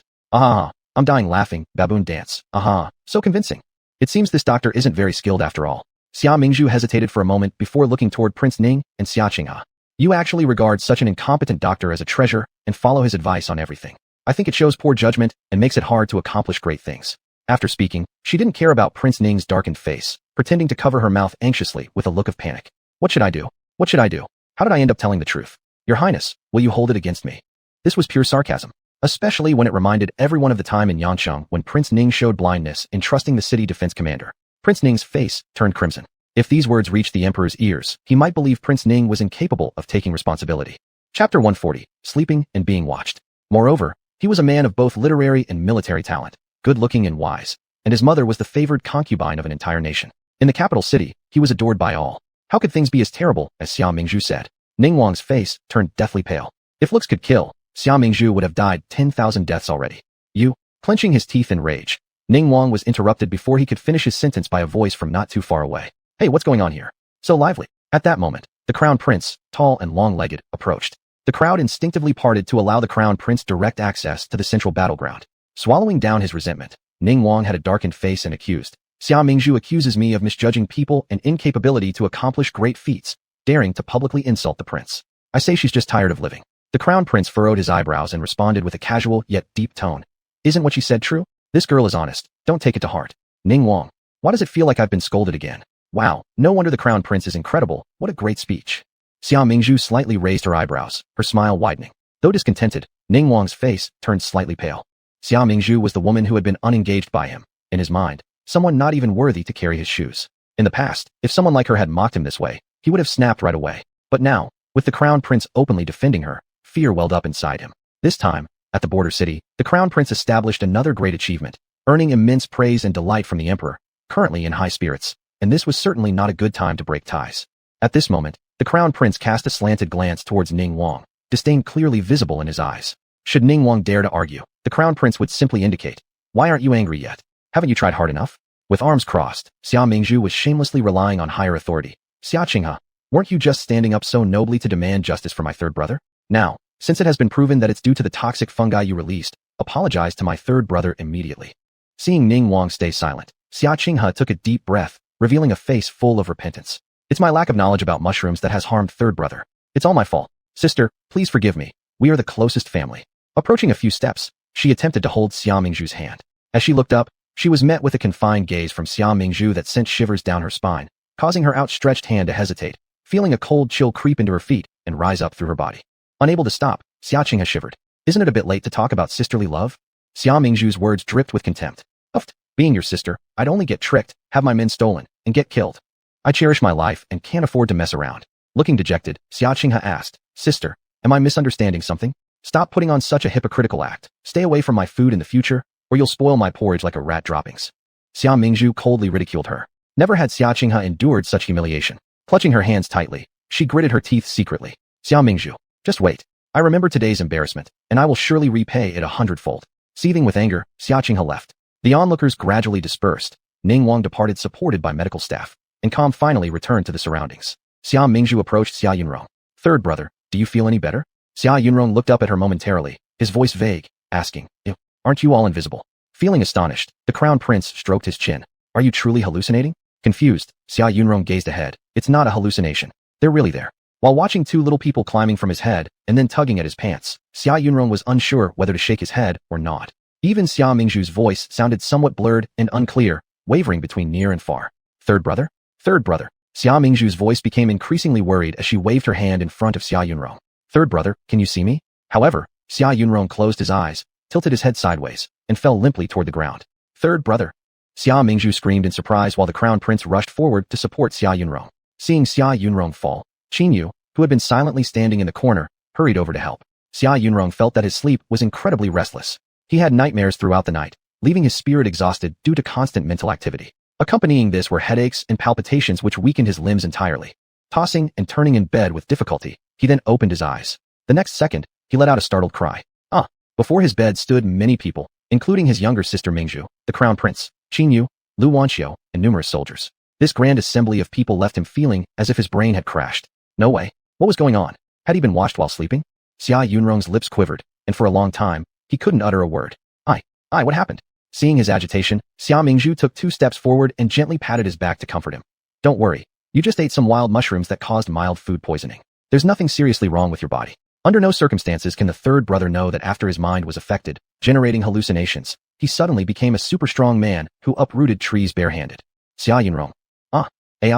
Xia Yunrong's mouth gaped wide open as he pointed at Xia Mingzhu with one trembling finger, then turned it toward himself, clearly perplexed.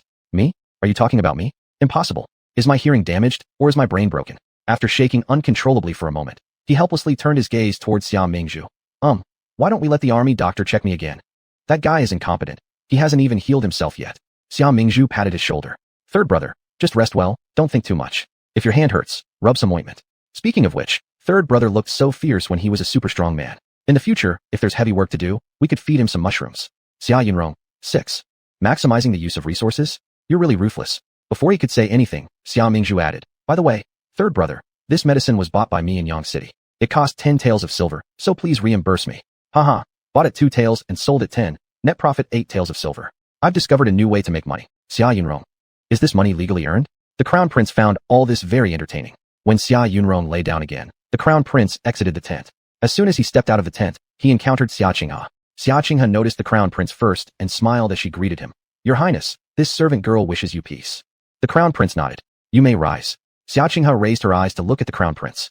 He still maintained that calm and distant demeanor, appearing easy to approach, but actually quite aloof. "Your Highness, do you dislike me?" Xia Qinghe concealed her loneliness in her eyes and suddenly asked. Chapter 141, A Dagger in Front. "Why should I dislike you?" Xie Yi turned his gaze to Xia Qinghe, with emotions swirling in his eyes that were hard to discern. "Your Highness's attitude towards me and my elder sister is completely different. I know my elder sister doesn't have any sisterly affection for me. I just worry she will say bad things about me to your Highness and make you misunderstand me." Xia Qinghe hung her head, really unable to figure it out. Why could the crown prince be so kind to Xia Mingzhu? What kind of enchantment did that wench use on him? She was supposed to be the most outstanding miss from the state protector's mansion. Xia Mingzhu had disgraced their family. Why did the noblest prince of Dadayan take pity on her? What did she deserve? A trace of jealousy flashed in Xia Qinghe's eyes. She bravely stepped forward 2 steps and reached out to pull Qie Ye's arm. Your Highness, I'm no worse than my elder sister. Please give me a chance to prove myself. Her eyes were like a clear pool of water, and when they glanced around, there was a flash of tear light, making anyone looking at her feel immense sympathy. But the man in front of her seemed as if he touched something repulsive. His cold face suddenly darkened, and a death glare came flying over. Xia Qinghe stiffened her body. Her hands ultimately dared not climb onto his shoulders. Humph, Xia Qinghe, I am not Ning King. Qie Yi let out a cold laugh and cast a side glance at her. In front of me, you'd better put away all your little schemes. My tolerance towards you does not mean I am kind. If you touch my bottom line, I will make you pay a price that you'll never forget. Upon hearing this frigid tone, the fire in Xia Qinghe's heart was instantly extinguished, followed by a creeping sense of helplessness. Her complexion alternated between red and green. After standing stiffly for a moment, she left sullenly with a wave of her sleeve. Wow, what a grand show. Haha, I knew this Xia Qinghe definitely had nothing good up her sleeves. Being subtly mocked by the crown prince must have driven her mad. Humph, still accusing me of speaking ill of her behind her back? Am I someone who plays tricks in secret? I always wield a knife openly when I act. Upon hearing the various inner thoughts transmitted from behind, Qie Yi twitched the corner of his mouth and shouted backward. That's enough, stop hiding. Come out. Xia Mingzhu, who had been pretending to be invisible beside the tent, quivered upon realizing she had been exposed. She walked out obediently, glancing up. Hey. The crown prince radiated authority without anger, a glossy black silk robe draped on his body, resembling a bat secretly observing others. Come here. Qie Yi waved Xia Mingzhu closer. Xia Mingzhu mimicked Xia Qinghe from earlier, walking with small, exaggerated steps, and curtsied before Qie Yi. This minister's daughter pays respect to your highness. Qie Yi surveyed her with a mocking look in his eyes. What a wonderful case of Dong Shi imitating Shi Shi and parrot learning tongue. Xia Mingzhu responded sharply. Isn't it just trying to say I can't compare with Xia Qinghe? Indeed. How can an impetuous, clumsy bumpkin like me match someone refined and considerate? After hearing Xia Mingzhu's words, Qie Yi's eyes flickered, a smile playing on his lips. How could she match your usual shameless demeanor, impervious to both sword and spear? Xia Mingzhu said, flattery, flattery. In her heart, she was quite happy. At least this crazy guy didn't outright admit I'm inferior. However, soon, an unfriendly voice disrupted her good mood. Sister, look what you've done. At this time, Xia Qinghe, who had left earlier, stormed back, accompanied by Ning Wang. The two stood in front of Xia Mingzhu, looking ready to question her fiercely. The army doctor got poisoned by a fungus last night, danced around the tree trunk in hallucinations, and was bitten by poisonous bugs hidden in the tree. We only have one military doctor in our troop. If he dies, do you think you can handle it, Xia Mingzhu? Seeing the situation, Qie Yi stepped forward half a step, shielding Xia Mingzhu behind him, frowning slightly. What exactly happened? Speak clearly. Ning Wang replied. Last night, Xia Mingzhu forced the army doctor to eat poisonous mushrooms, leading him to hallucinate and then get bitten by poisonous insects. 5 or 6 insects sucked large blood cavities out of him. It is horrifying. It seems that he won't survive. Xia Mingzhu peeked out from behind Qie Yi, huffing twice. He deserved it. That army doctor should not help you to frame me. See, he got his karmic retribution, right? But, what insect is so powerful that it can kill someone? After hearing Xia Mingzhu's inner thoughts, Qie Yi said, take us to take a look. Several people went into a corner tent. There, the army doctor was surrounded by people, while soldiers were offering all sorts of methods. But everything tried had already proven futile. When the crowd saw the crown prince come, they willingly cleared a path for him. Xia Mingzhu squeezed in after the crown prince, seeing the army doctor lying on the ground moaning in pain. At this moment, his clothes were pulled open, revealing 5 or 6 horrifying blood holes on his stomach and arms. The most terrifying part was that at the edge of each blood hole, there were moving antennae of insects. Apparently, these insects would continue biting, so no one dared to touch them. Prince Ning shook his head repeatedly. This is definitely incurable. There's only one military doctor in the team, and now he can't treat himself. What can we do? A soldier said. I've seen this kind of insect before. It's called a blood-sucking insect. Once someone accidentally gets bitten by it, it will keep drilling into the flesh until it sucks all the blood out of the person. Qi didn't believe it and said, just pull off the insect. Isn't that simple enough? He was about to reach out when Xia Mingzhu suddenly spoke behind him. You can't pull it. It's a tick. Heaven nah. The legendary tick. I've seen it online before, but never seen its real form. Today, I've got an eye-opener.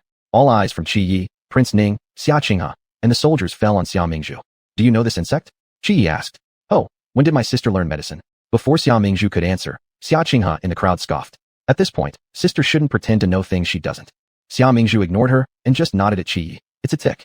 If you forcibly pull it off, it will be even more dangerous. Even if its body is pulled out, its head has already drilled into the military doctor's body. After hearing her words, everyone around felt chilled and scared. What should we do? The venomous insects in the old forest are truly bizarre. At this time, the barely alive military doctor suddenly reached out and grabbed Xia Mingzhu's skirt. He was breathing much more than inhaling, his voice weak. Save me, please. I'm sorry, I shouldn't have framed you. Xia Mingzhu crossed her arms, her phoenix-like eyes cold.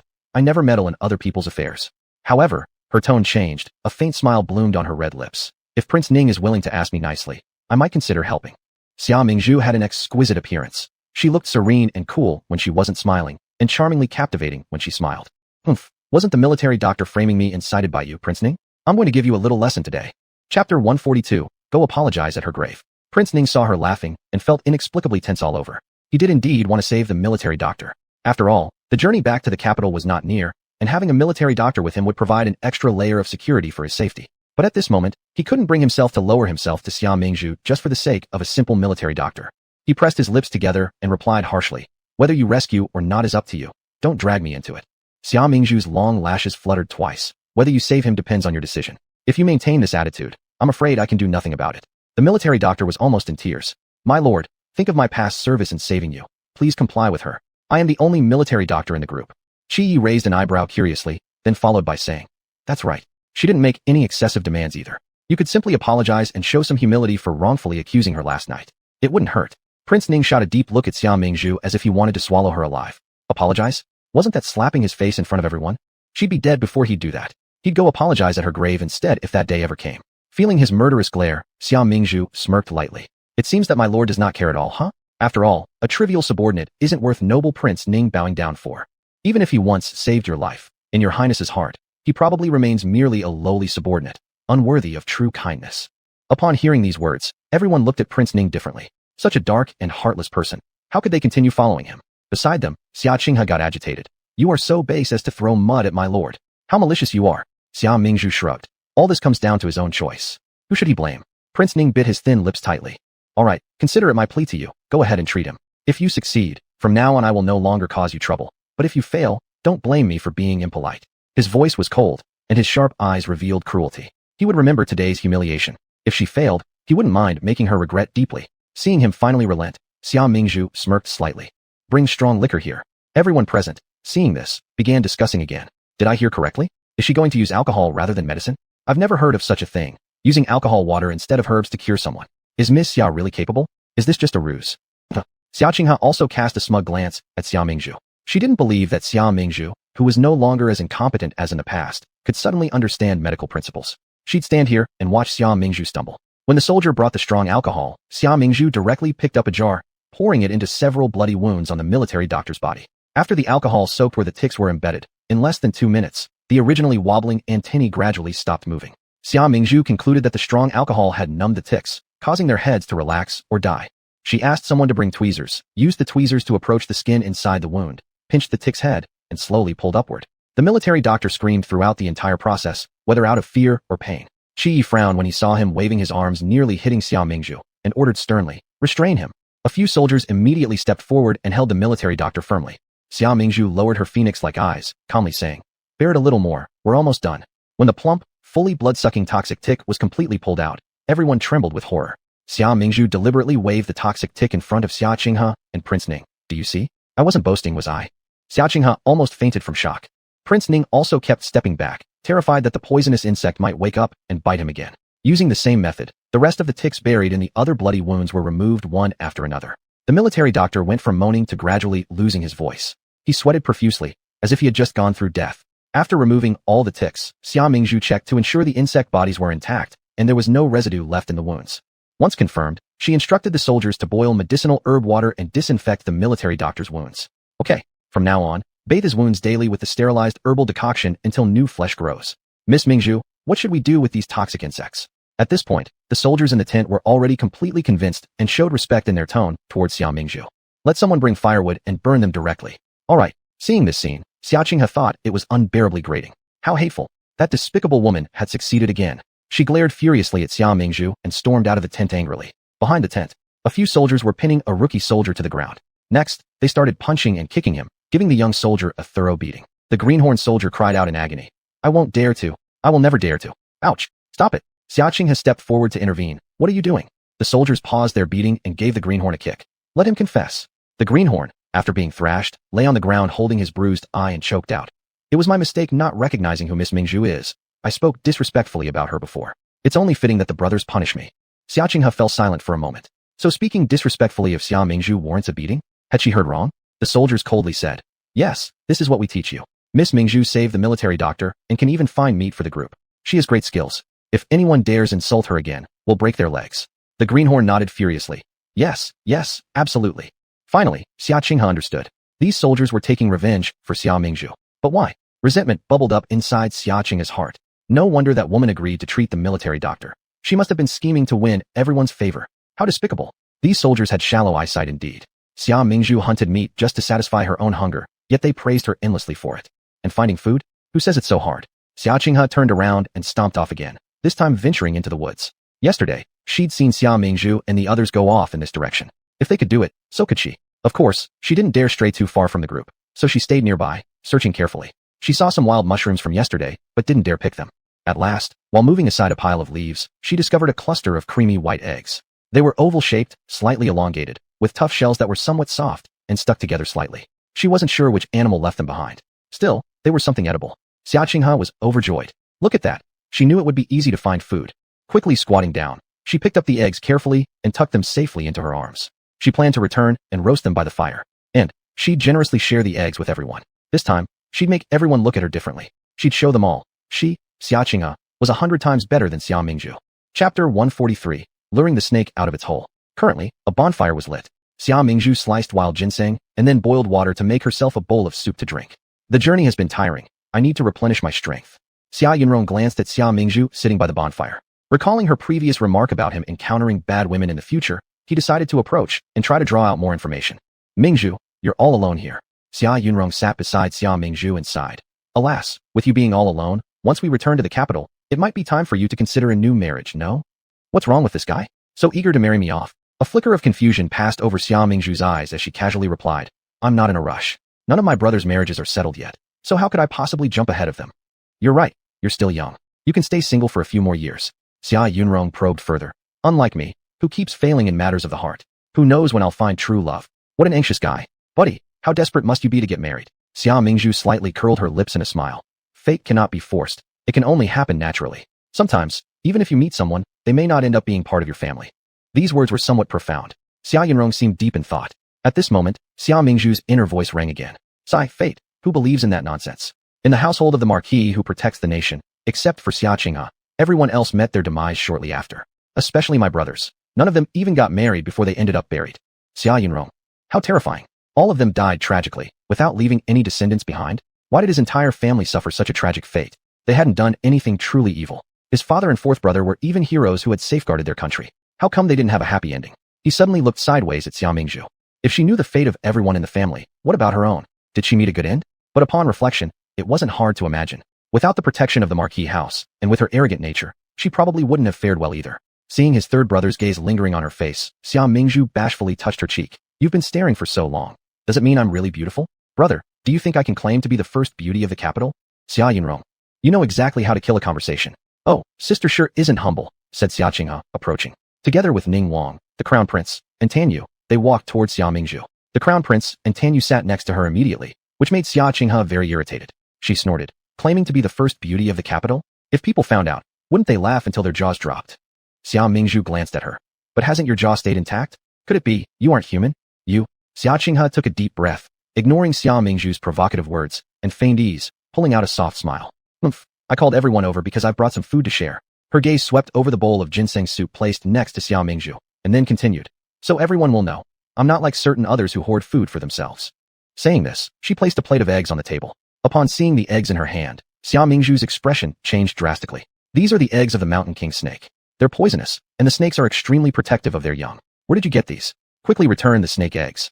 Damn, daring to eat the egg of a king cobra. You're asking for death. What snake eggs? That's impossible.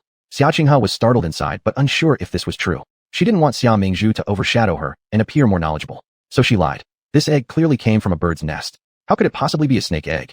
Xia Mingzhu's eyes grew dark, recalling her past experiences dealing with snakes. There was no way she could misidentify it. This place is no longer safe. We must leave immediately.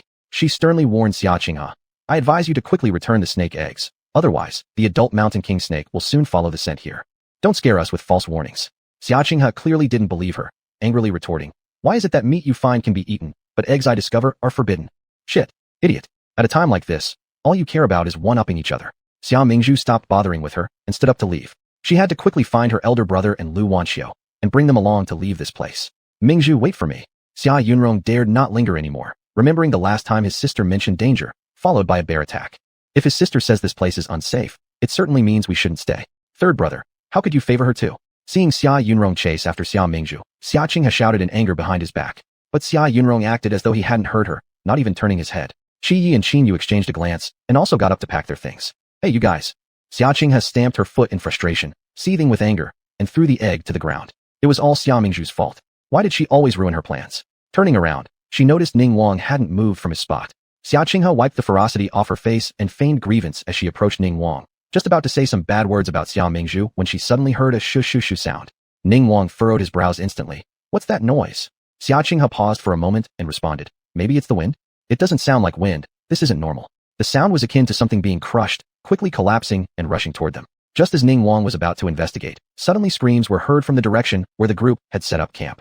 Ning Wang and Xia Qinghe immediately hastened over there. They nearly froze at what they saw. Right now, the entire camp was in disarray, and everyone stared terrified at the opposite side. A huge snake, more than 10 meters long, as thick as an adult's arm, with scales glistening dark green-black, was coiled around a nearby ancient tree. The giant snake hissed, its red tongue flickering as it surveyed the people around it with deep green eyes.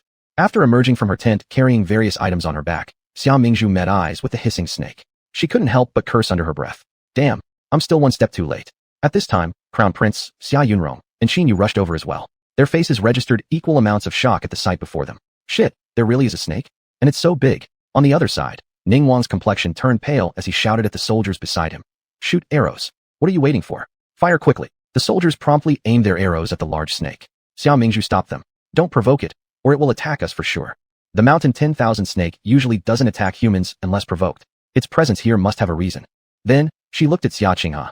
This kind of snake fiercely protects its offspring. You took its eggs, it won't let go easily. Quickly place the egg on the ground. Xia Qinghe's lips trembled. I smashed the egg earlier. Chapter 144. Offering teammates as sacrifice. Xia Mingzhu was utterly speechless. Damn, I knew I shouldn't have teamed up with someone who's mentally unstable. Not only do they get themselves killed, but they also offer their teammates as sacrifices. As Xia Qinghe's words from the other side trailed off, the giant snake had already crawled down from the tree trunk and slithered to the edge of the campfire. On the ground were scattered broken eggshells and oozing egg yolk. The snake circled around the shattered eggshell a few times, seemingly confirming that its child was dead. Suddenly, it opened its massive mouth and let out an aggressive heyu. Xia Mingzhu frowned. The snake is angry now. This is a signal that it's about to attack. Ning Wang turned around anxiously and glared at Xia Qinghe. You greedy thing. Why did you have to eat snake eggs? How would I know those were snake eggs? Didn't His Highness fail to recognize them too, just now? Xia Qinghe muttered softly. Over there, the long snake was already infuriated, knowing somehow that Xia Qinghe had harmed its offspring. It immediately slithered towards Xia Qinghe. Save me, Your Highness. Xia Qinghe took 2 steps back and nearly fell to the ground.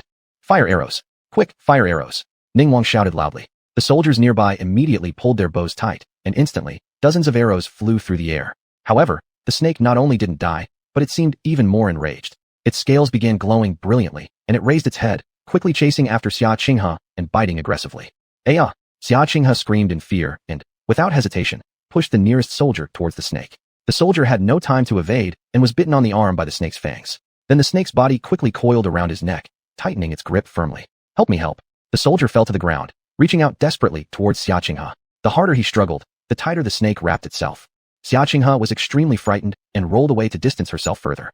The soldier soon perished. Damn, it's so powerful. I wonder if the powder Lin Junshu gave me can treat it. Xia Mingzhu clutched a packet of medicinal powder and was about to charge toward the snake when Qi Yi grabbed her by the wrist. You're insane. It's already furious, and it won't stop until it bites everyone to death. Since this is how it is, I'll take the initiative. After all, snake gallbladder mixed with alcohol is a great supplement. After speaking, Xia Mingzhu tried to shake off his grip, but another hand, belonging to Xia Yunrong, grabbed her other arm. Mingzhu, it's too dangerous. You can't go. Third brother? Perfect timing. Xia Mingzhu turned, and upon seeing Xia Yunrong, her eyes lit up immediately. The safety of the whole team rests on you. Xia Yunrong looked bewildered, still unclear about what she meant, when wild mushrooms were suddenly shoved into his mouth. Then he was kicked by someone with a single foot, landing him right in front of the big snake. They made eye contact as the snake stood upright. SSSSS. The snake continuously flicked its tongue, shaking its head while staring at Xia Yunrong. In the next moment, it lunged toward him abruptly. Xia Yunrong's face turned pale with horror. Terrified, he let out a scream, closing his eyes and grabbing wildly in the air, just managing to grasp the snake's tail. Then he swung his arm around several times, before letting go with a strong toss, hurling the snake far away like a projectile. The onlookers' mouths gaped wide enough to fit an egg, all shocked by Xia Yunrong subduing the snake with bare hands. When had Lord Xia's third son, a frail scholar, become so capable? Wow, what a powerhouse. Xia Mingzhu watched her third brother, eyes shining brightly, and ran a few steps closer to him. Third brother, are you alright? I'm fine. Xia Yunrong scanned the surroundings bravely. As a man standing tall under heaven, it's only right for me to protect everyone. Everyone looked at him with admiration in their eyes. He displayed an arrogant demeanor as he returned to the group, supporting Xia Mingzhu by her arm. Support me, my legs feel weak. Xia Mingzhu quickly helped him steady himself. How do you feel? So scary. I almost died of fright. Whoa. Xia Yunrong glared furiously. Who was the scoundrel that kicked me out earlier? Xia Mingzhu touched her nose lightly. I'll support you back to rest. Sorry, third brother. I originally planned for you to hold the snake still so I could sprinkle the powder on its head. But I hesitated a bit, and the snake got flung away by you, which is unfortunate since we lost the snake gallbladder. Xia Yunrong stopped his steps, looking at Xia Mingzhu with a complex expression. Why are you looking at me? Go lie down quick, or you might see those little men again. Xia Mingzhu responded gracefully. Third brother, go back inside quickly. I'm afraid someone might sneak attack you, so I'll keep watch. Xia Yunrong. Isn't that person you? At that moment, someone cried out in terror. That big snake is back. Xia Mingzhu turned around and heard the rustling sound coming rapidly from not far away. Everyone watched as the grass was flattened in a wide swath, and the giant snake raced towards them at an alarming speed. Step back. Qi Yi swiftly moved forward, pulling Xia Mingzhu, who was still stunned, behind him.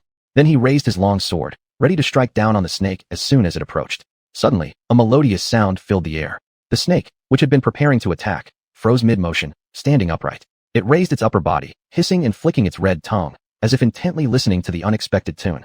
Xia Mingzhu and Qi Yi turned their heads to see that not far from them, Tan Yu, the Wuxi hostage, was standing behind a tree, blowing on a leaf.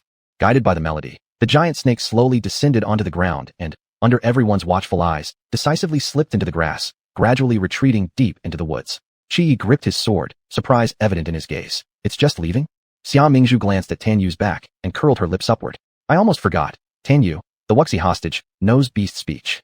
In the original story, it was the big rat under his bed that warned him of the calamity, allowing Xia Qinghe to start stockpiling food 3 months ahead of time, accumulating supplies so she could remain unscathed during the disaster. He could be very useful. If I can win him over, he will definitely become a great help in the future.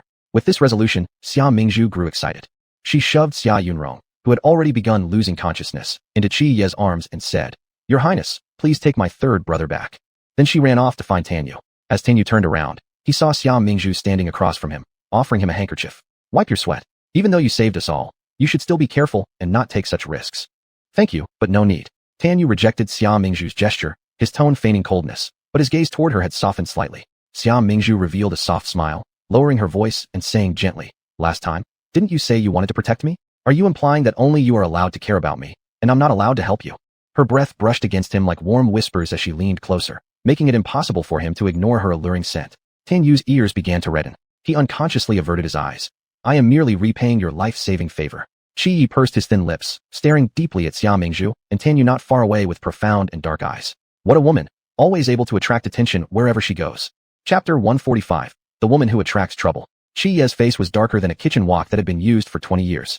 He had finally managed to persuade the Marquis of Gua to keep Lin Junshu, the legendary doctor, in the camp under the guise of needing rest. Now another one comes along. Tan Yu who understands beast speech? It never ends. Qi Yi was sulking when he suddenly felt someone trying to check his breathing.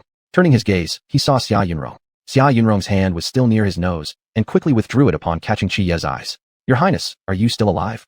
Qi Ye's eyebrows twitched slightly. What else? Why would I be standing if not? But with 4 swords sticking out of your head and blood gushing out non-stop, aren't you in pain? As Xia Yunrong spoke, he helpfully waved his hands around as though trying to pull the swords from Qi Ye's head. Qi Yi sighed silently. He propped up Xia Yunrong's arm and led him toward the tent. Let's go, time to rest. Why should I rest? I feel full of energy. Because you're hallucinating again. The next day, they woke up and the caravan set off.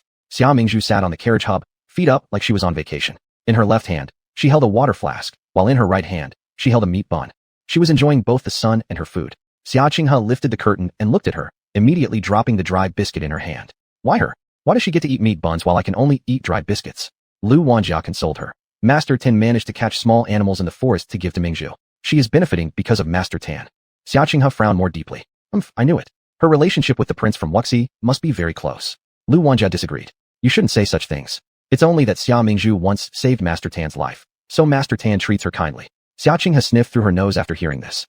Her eyes shifted, then she said suddenly, Master Tan kindly gives her those little animals, yet she doesn't bother raising them but kills them instead just to eat their meat. Truly heartless and merciless. And if she continues being so willful, when the time comes, I'll have to tell Master Tan what kind of person she really is. On the side, Lu Wanjia shook her head. Wasn't she just envious that others were eating meat earlier? Saying one thing and doing another. Clearly aiming to create unnecessary trouble. Speaking of heartlessness, last night, she calmly dragged an innocent soldier in front of her to take a death blow without flinching. That was far scarier. At noon, the convoy rested by the riverside. After getting off the carriage, Xia Qinghe looked around and locked her gaze on Xia Mingzhu nearby. Without hesitation, she stepped towards Xia Mingzhu. Upon seeing her approach, Xia Mingzhu raised an eyebrow. What now? Am I supposed to provide daily entertainment? Sister, we need to talk. Xia Qinghe stood beside Xia Mingzhu, looking at her with obvious discontent. Don't you think you're too selfish? You've already got so much, can't you share even a bit with me? Xia Mingzhu crossed her arms, looking haughty. I don't see anything worth talking about between us. If you're smart, you'd best disappear from my sight. Let me repeat it 100 times. I won't share my meat bun with you. Who cares about your stupid meat bun? Xia Qinghe stomped her foot. Not the buns. Do you mean men? Xia Mingzhu furrowed her brow. Isn't Ning Wang enough for you? Are you unsatisfied with having one man? True love cannot be defiled by a third party. I suggest you quit thinking about stepping into multiple boats. People live in this world, not just for matters of romance. Xia Qinghe stared ahead. What I desire is also achievement, stability, and power. Looking at Xia Mingzhu with disdain, she added, fools are the ones who get lost in trivial romances and love affairs. How could my foolish sister understand my great ambitions? There's no point debating with fools, because all they can see is their limited perspective. Xia Qinghe took a deep breath, sincerely saying, be it the Crown Prince or Master Tan, I hope you stop clinging on to them. They're not within your reach. Xia Mingzhu, so you think they're within yours? Ning Wang isn't enough for you. She looked at Xia Qinghe as if she were dumb. Please figure it out yourself. I haven't clung to anyone. And I warn you, whatever delusions made you think this, I'm not some softy to be bullied. Xia Qinghe turned away, snorted coldly. You know exactly what you've done and what thoughts linger in your mind. They're clear as day to me. Xia Mingzhu almost burst into laughter. She narrowed her eyes. Oh, since you're so capable, why don't you guess how you'll end up in the water later? Just remembered I'm the villainess. As long as I do evil deeds, it's fine. Since you come here yourself, how can I not deal with you? You. Realizing what Xia Mingzhu was about to do, Xia Qinghe immediately took a cautious step backward. Sister, don't go too far. Everyone should have some kindness at the very least, but clearly you don't have any. I thought we would become less confrontational after talking and be true sisters, but I never expected you to be this unreasonable. King Hell, she talks too much. Go ahead then. Xia Mingzhu, taking advantage of Xia Qinghe's lack of reaction, kicked her directly into the river. The scream was drowned by the water. Xia Mingzhu pretended to slip and followed her into the river. Save me. At that moment, the Crown Prince and Tan Yu came out one after another, just in time to witness this scene. Their expressions changed instantly as they rushed into the water to save them. Qinghe. Around that time, Ning Wang turned around after fetching the water skin and saw the situation. Without even bothering to take the water skin, he hurried over to rescue Xia Qinghe, who had already sunk. Lu Wanjia supported Xia Yunze as they walked over. Xia Yunze was worried. What happened? How did both of them fall into the water? Xia Yunrong, who was following behind, grinned. Didn't you see Mingzhu kicking Qinghe down? Xia Yunze turned his head uncomfortably. Mingzhu must not have intended it, even though it sounded like an excuse for her misdeeds. Xia Mingzhu had once saved everyone's lives. No matter what she did, he wouldn't blame her. Then, he scowled and kicked Xia Yunrong on the back. Why don't you hurry and go help save them? Underwater. Xia Mingzhu opened her eyes underwater and looked up. After Xia Qinghe fell, several people jumped in to save her, just like throwing dumplings into the pot. She snorted. Truly worthy of being the heroine. Treatment is always different. Balancing herself in the water, holding her breath, she began to slowly rise toward the surface. As soon as her head emerged from the water, she was pushed back under by a big hand. Someone is trying to harm me. Chapter 146. There are evil people who want to harm me. That person's large hand grabbed her arm underwater. Xia Mingzhu turned around and saw it was the Crown Prince. How could it be you? Why did you come here for no reason and try to drown me? I'm going to die, woo woo woo. Xia Mingzhu struggled desperately, but in the water, she couldn't use much force. So, she started angrily slapping his face. You bad person, you got me wet. The buoyancy of the water made her palm feel like scratching an itch. Xia Mingzhu blew out a string of bubbles, her vision gradually becoming hazy. Qi Yi originally wanted to take Xia Mingzhu back up, but she kept moving around uncontrollably and was already beginning to lack oxygen. Xia Mingzhu felt increasingly uncomfortable. She thought she was choking on water and that she was definitely going to die when suddenly, a pair of thin lips kissed her. It was the Crown Prince, and he was giving her air. Her physical pain eased. Xia Mingzhu slowly opened her eyes and took the initiative to hug Qi Ye's neck. Then, this transfer of air became one-sided flirting. She eagerly sucked on Qi Ye's lips, making Qi Yi slightly dazed. He wanted to create some distance between them, but Xia Mingzhu wanted to keep going. When their tongues touched, both were like they had been electrocuted, because this feeling was truly too incredible. Though this kiss was a little sensual, Xia Mingzhu's heart remained pure and honest. How could you harm me? It's not overboard to give a bit of compensation, right?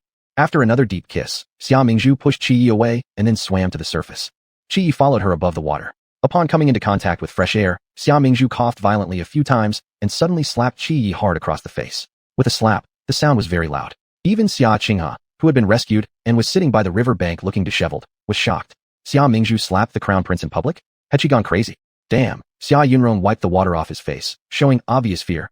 That was close. If I had saved her just now, would I have also gotten slapped? Tan Yu looked at them with complex gaze. Even if he was hit, he would still save. But why did he save Xia Qinghe just now? How unlucky. It must be that he was truly blind. He managed to rescue the wrong person. Just as he was silent, he heard Xia Yunrong say again. I don't know why, but after getting into the water, I mistook Qinghe for Mingzhu. Tan Yu was startled inside. It was the same for him. It was as if something manipulated them unconsciously, truly unfathomable. Now the result was, Prince Ning, Xia Yunrong, and Tan Yu all ended up rescuing Xia Qinghe. Only the crown prince found Xia Mingzhu and saved her, only to get slapped in return. Qi Yi pressed his tongue against his cheek. This woman slapped him for the second time. She was really getting more and more brazen. You? Before Qi Yi could speak, Xia Mingzhu's eyes reddened the next second, sobbing. Your Highness, I didn't mean to slap you. I know it was wrong. Qi Yi's cool cheeks, bearing the red imprint of a slap, didn't make him look pitiful. Instead, there was a strange beauty in the broken look on his face. Admitting your mistake, quite quickly. Why did you slap me? This really caught me off guard. Xia Mingzhu's almond-shaped eyes brimmed with tears, her dark, shiny pupils overflowing with vexation. I thought you were trying to help Xia Qinghe get revenge, so you didn't let me float to the surface. I know that pushing Xia Qinghe into the water was my fault, and it's right for you to punish me for her sake. Qi Yi. Goodness knows, he didn't even know Xia Qinghe had fallen into the water. At that moment, his mind and heart were only full of her, yet he ended up getting slapped. He was truly the greatest victim under heaven. Xia Mingzhu raised her head and looked at the slap mark on Qi Yi's face. His skin was delicate and white, so it appeared particularly eye-catching. She touched his face with her hand and blew gently. Does it hurt? I promise I won't slap you next time. Qi Yi. Next time? As warmth spread through his face, it felt strange. Her gentle words and soothing manner calmed his anger. He must be crazy. The prince of the nation got slapped repeatedly and didn't get angry, instead inexplicably feeling captivated. He thought again about the kiss in the water. Her aggressive demand, so domineering and wild, left him spellbound. He shoved those lascivious thoughts from his mind, his clear and handsome eyebrows returning to a cold indifference. I will not punish you for someone else's sake. What? Xia Mingzhu was momentarily stunned, finally understanding that he was explaining. She misunderstood him. What the hell? The crown prince didn't intend to harm me. He actually came to save me, and I beat him up for nothing, damn. Xia Mingzhu steadied herself, her voice a bit stammering. Well, I understand. Let's go change clothes quickly. We're soaking wet, and it's uncomfortable. Come up first. Qi Yi lowered his eyelashes and extended his hand to Xia Mingzhu, pulling her, whose half-body was still in the water, ashore. Xia Mingzhu followed him toward the carriage, and behind her, Xia Yunrong shouted, Mingzhu, wait for me. Can't you run over? Don't tell me your legs have been injured. Xia Mingzhu responded without even turning her head. Xia Yunrong glanced at Xia Qinghe by the shore, and then hurried to catch up. Xia Qinghe's eyes were all red. She was very upset. Even though Xia Mingzhu had kicked her into the water in front of everyone, why did everyone only care about Xia Mingzhu? No one even asked about her condition. Before, they weren't like this, so blind to right or wrong. Xia Mingzhu arrived at the carriage with Qi Yi just before he turned around, as if he was going to say something. Her eyes couldn't help but stare at a certain part of his anatomy. Her almond-shaped eyes widened in shock. Who marries you will be really blessed, huh? Qi Yi froze momentarily, looking down following her gaze. A flush immediately appeared on his cheeks, even extending to the tips of his ears. His voice revealed both embarrassment and anger. Xia Mingzhu, it is improper for you to be staring where your eyes are looking now. Caught red-handed, Xia Mingzhu awkwardly touched her nose and gave a nervous smile. Don't misunderstand. I've got a habit, I just tend to zone out and stare at things. Actually, I haven't seen anything. Why so uptight when I just took a look at your physique? You're acting like a righteous prude. Hey, I didn't even mention seeing your underwear. Oh, which happened to be pink, and you're already embarrassed about it. Qi Yi's face turned from black to crimson with rage. I'll change clothes first, don't come in. Xia Mingzhu, seeing this, quickly darted inside the carriage ahead of him. Just as the curtain swayed down, she voiced her thought. Are you mad because you can't actually measure up? Is that why you're wary of people staring? Qi Yi gritted his teeth silently. Xia Mingzhu.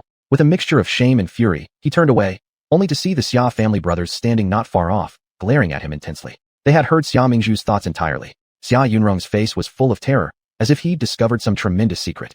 I've realized. Prince seems to really not have any woman in his life, and despite last time's big fuss of choosing a crown princess for him, none of the girls caught his interest. Could it really be that he stopped abruptly, hurriedly covering his mouth. It cannot be said, must not be said. If this gets out. At this moment, Xia Yunze beside him suddenly nudged his shoulder. A fleeting glance revealed that Prince Qi Yi stood in front of him, his expression grim. Chapter 147, blind as if the eyes were shut. At this moment, the prince's pale face twisted for a moment, not to mention that gaze filled with sharp daggers. Xia Yunrong. So she had heard. He suddenly shouted in an exaggerated tone. Oh no, I'm having hallucinations again. Saying this, his eyes became blind, and he wildly fumbled in the air. So many little people are dancing around me. Can't take it anymore. Big brother, please help me back to rest for a bit. Xia Yunze, who hadn't fully recovered from his own injuries and still needed someone's support. He placed his hand on Xia Yunrong's shoulder. Xia Yunrong immediately supported him and quickly slinked away. Qi stared intently at their retreating backs. As soon as he turned around, he heard another sharp, anguished cry coming from inside the carriage. My child. Wah, I can't lose you. My treasure, mother is here. Qi abruptly halted his steps upon hearing this. Child? Mother? When did she have a child? Qi's expression grew serious. Whose child was this? Did Xia Mingzhu have relations with other men besides him? How dare she? A surge of anger surged within Qi Yi, and he strode toward the carriage. After getting inside, he slapped aside the curtain with a paw. Inside the carriage, Xia Mingzhu had just put her clothes back on when someone rudely flung open the curtain. She looked up and saw the culprit was the prince. She endured for a long while before forcing a crooked smile. Your Highness, I haven't finished dressing yet. Why did you open the curtain? Saying this, she hastily moved to close the curtain. But before she could, Qi Yi grabbed her wrist. Your Highness. Xia Mingzhu tried shaking her arm free twice, but failed. You should leave first. I need to tidy my clothes. Why won't you let go? My poor children. Qi Yi's expression deepened, and his eyes lingered momentarily on her abdomen. He then reached out to lower the curtain. I'll stay with you. Are you sick? Why do you want to stay while I change? Don't make trouble. Xia Mingzhu directly shook him off. Don't bother yourself. I can handle it alone. Someone watching would make me feel shy. She then yanked down the carriage curtain. Qi Yi had no intention of leaving. As Xia Mingzhu pulled down the curtain, he smoothly squeezed inside. Just at that moment, Ning Wang and Xia Qinghe, who were pulling Xia Qinghe along looking for justice from Xia Mingzhu, saw everything, staring wide-eyed. They actually entered the same carriage to change clothes. And behind him, Xia Qinghe's eyes darkened, and her complexion worsened noticeably. How did Prince Qi and Xia Mingzhu escalate to sharing a carriage to change clothes? An unchaperoned man and woman partially undressed inside one carriage. Anyone knew what they would likely be doing, right? How uncouth of my older brother. He didn't hesitate over a divorced woman I rejected and now lavishes favor on her like a precious gem. Ning Wang couldn't quite define his feelings right now, though there was more anger than anything else. Although he himself had requested the emperor dissolve the engagement after the crown prince's selection banquet, he had also considered reconciling with Xia Mingzhu afterward. Who knew Xia Mingzhu would be so ungrateful and outright reject him? Now, however, she was cozying up with the crown prince, essentially mocking his pride. Crown Prince Qi must have been charmed by Xia Mingzhu. This woman would do anything. Hatefully muttered Xia Qinghe. She should have drowned in the river earlier. Startled, Ning Wang glanced at Xia Qinghe as if meeting her for the first time. Previously, Qinghe was pure and kind-hearted. Despite being born into poverty, she possessed backbone and would never utter such venomous and coarse words. Qinghe, what are you saying? Realizing her mistake, Xia Qinghe snapped back to reality. She nearly revealed her true self in front of Ning Wang. Panicking slightly, she soon regained her composure, letting her tear-streaked lashes droop. I'm sorry, Your Highness. It's just that Xia Mingzhu deliberately pushed me into the water, and I fear her malicious actions. Her sorrowful glance made Ning Wang tenderly raise a hand to pat her back lightly. Don't worry, Qinghe. I will protect you. I will always stand behind you, close enough for you to turn and find. With gratitude, Xia Qinghe wiped away her tears and smiled. Your Highness, it's wonderful to have you. If only he could become crown prince. Regrettably, even though she had done all she could, he was still far from the position of heir apparent. Inside the carriage, as Qi Yi squeezed inside, Xia Mingzhu bent down to pick something up from the side. Seeing they were about to collide, Qi Yi instinctively grabbed her wrist. Losing her balance, Xia Mingzhu fell entirely onto him. In this way, both tumbled into the cabin, rolling around together. Hiss! Qi Yi went slightly in pain. Ugh, my teeth almost got chipped. So painful. Xia Mingzhu's teeth had struck against Qi Yi's collarbone, reddening an entire patch. Xia Mingzhu lifted her head, tears welling up in her eyes. Your Highness, are you seeking revenge for my punch at the riverside? Qi Yi's face turned slightly awkward under Xia Mingzhu's gaze as he averted his eyes. I am not that petty. Move your leg first. Xia Mingzhu just then realized her knee was pressing against the root of his thigh. With the force of their fall, if she moved any closer, it might have left him unable to have children. What a calamity. If you say I'm incapable, does he really not want it anymore? Don't accuse me later of making him impotent. Qi Yi. If she dared to say he was incapable again, he would show her exactly how capable he was. Xia Mingzhu pushed Qi Yi away. Really? I'm in a rush to find my treasures, and you have to come in here to be a bother. Qi Yi quietly looked at her, his peach blossom eyes slightly closed, showing a hint of coldness on his face. Who is that man? Man? What man? Xia Mingzhu stared at him with confusion. Are you hallucinating after eating wild mushrooms from third brother? Her eyes shone brilliantly like gems, radiating infinite light. But what she expressed inwardly made him feel frustrated. Or did you bump your head just now? The first thing you should do after returning to the capital is go to the Imperial Hospital for a checkup. Qi Yi.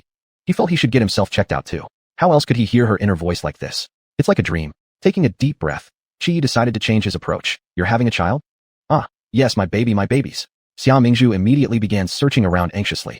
Qi Yi gazed at her with complicated eyes. She didn't deny it. Could it be true? Yeah, I found them. They're over here. At this moment, Xia Mingzhu found a cloth bag from the corner of the carriage. What's inside?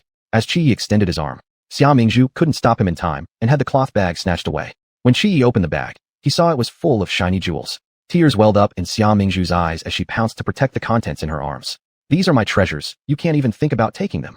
I took these from the private treasury of the city defense commander of Yangqing. I thought they were lost when I fell into the river earlier, but luckily, they're safe. I was so scared. Qi was at a loss. So the treasures and children Xia Mingzhu referred to were these jewels? So your children are these things? Xia Mingzhu stared dumbfounded at him. How do you know they're my children? I never told you. Good heavens. Can he hear my inner thoughts? Chapter 148. This is too terrifying. Qi's brow furrowed tightly. He pursed his lips, fell silent for a moment, and replied. You said it yourself just now. Oh, so that's how it is. Xia Mingzhu let out a sigh of relief. I thought you could hear my inner thoughts. If that were true, it would be too terrifying. She assumed she was just being paranoid. After all, she had cursed him plenty in the past. If he could really hear her, he would have turned against her long ago. After getting off the carriage, Qi sighed, feeling extremely troubled.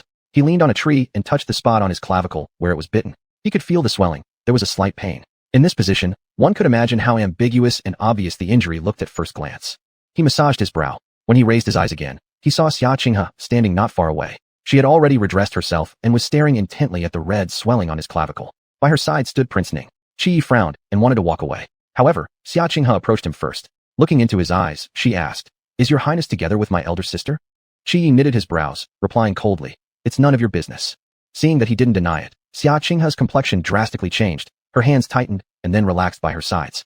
At this time, Xia Mingzhu suddenly pulled back the curtain and jumped down from the carriage. Upon seeing so many people outside, she was somewhat bewildered. Why are they all standing here? Could it be that Xia Qinghe came to tattle on me to the crown prince?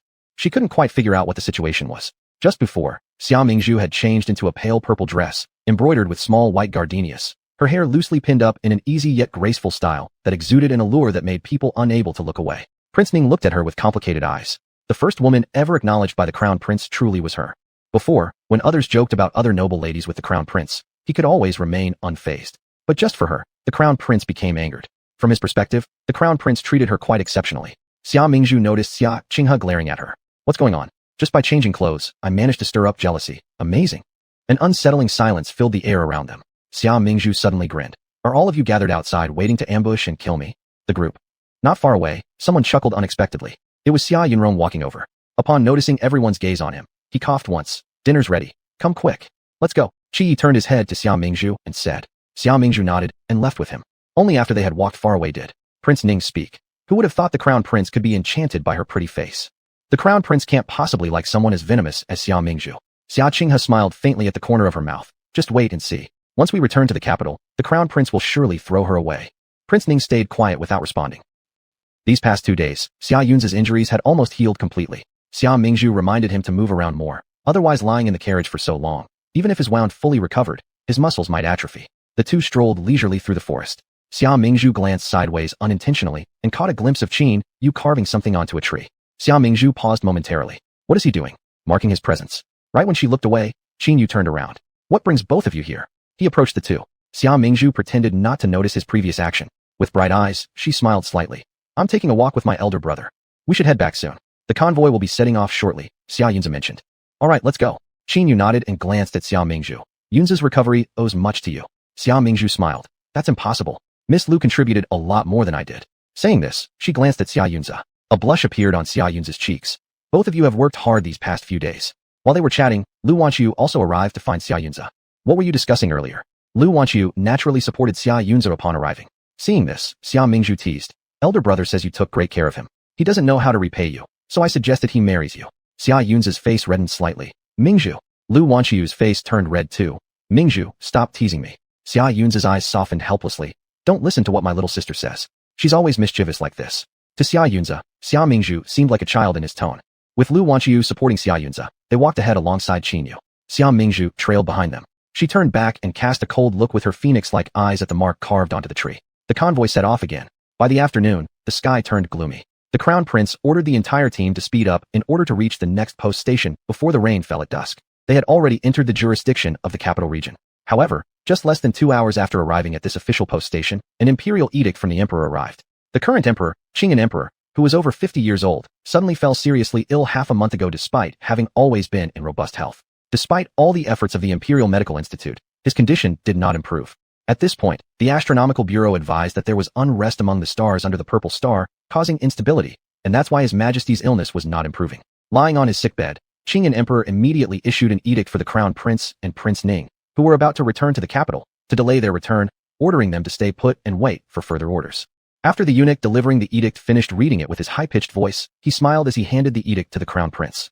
Your Highness, do not worry. Everything is for His Majesty's recovery. Once His Majesty recovers, he will personally welcome you back to the palace. This eunuch had a friendly face, and when he laughed, he resembled the Maitreya Buddha reclining in the temple. Xia Mingzhu looked at his smile and coldly scoffed. To stop the Crown Prince at such a precise spot along the route leading into the city could only mean one thing. It was part of a massive conspiracy. Calculating by the timeline, by now, Consort Gao must have already colluded with the corrupt officials to poison the emperor through his meals. In the original storyline, the Crown Prince became disabled and was later falsely accused by Consort Gao, whereupon guards found witchcraft items and counterfeit seals planted within the Crown Prince's estate. Emperor Qingyan was enraged and decreed that the deposed Crown Prince be confined to the cold palace.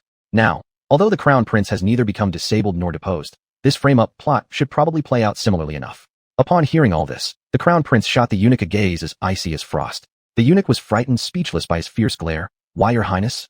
Suddenly, the Crown Prince offered a faint smile, saying, With my father's boundless blessings and careful care from loyal servants like you, Lord Eunuch, he will naturally recover swiftly. Why would I feel anything but reassured? Seeing him quickly restoring his amicable demeanor, the eunuch assumed what happened earlier was a mere illusion. Following the Crown Prince's words, he flattered him. His Highness embodies virtue. Surely His Majesty will know your filial heart. That being said, I shall go back to report to him. Wait.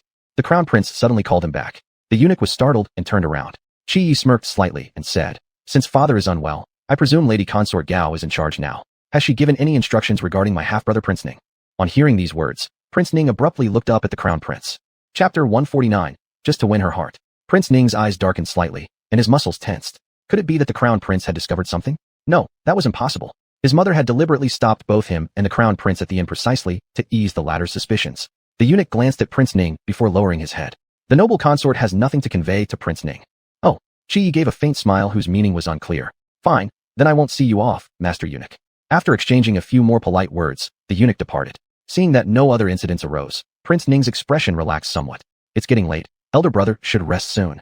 Not long after the eunuch left, Prince Ning suggested he head to the inn's prepared quarters for rest. Qi nodded, leaving with one last remark.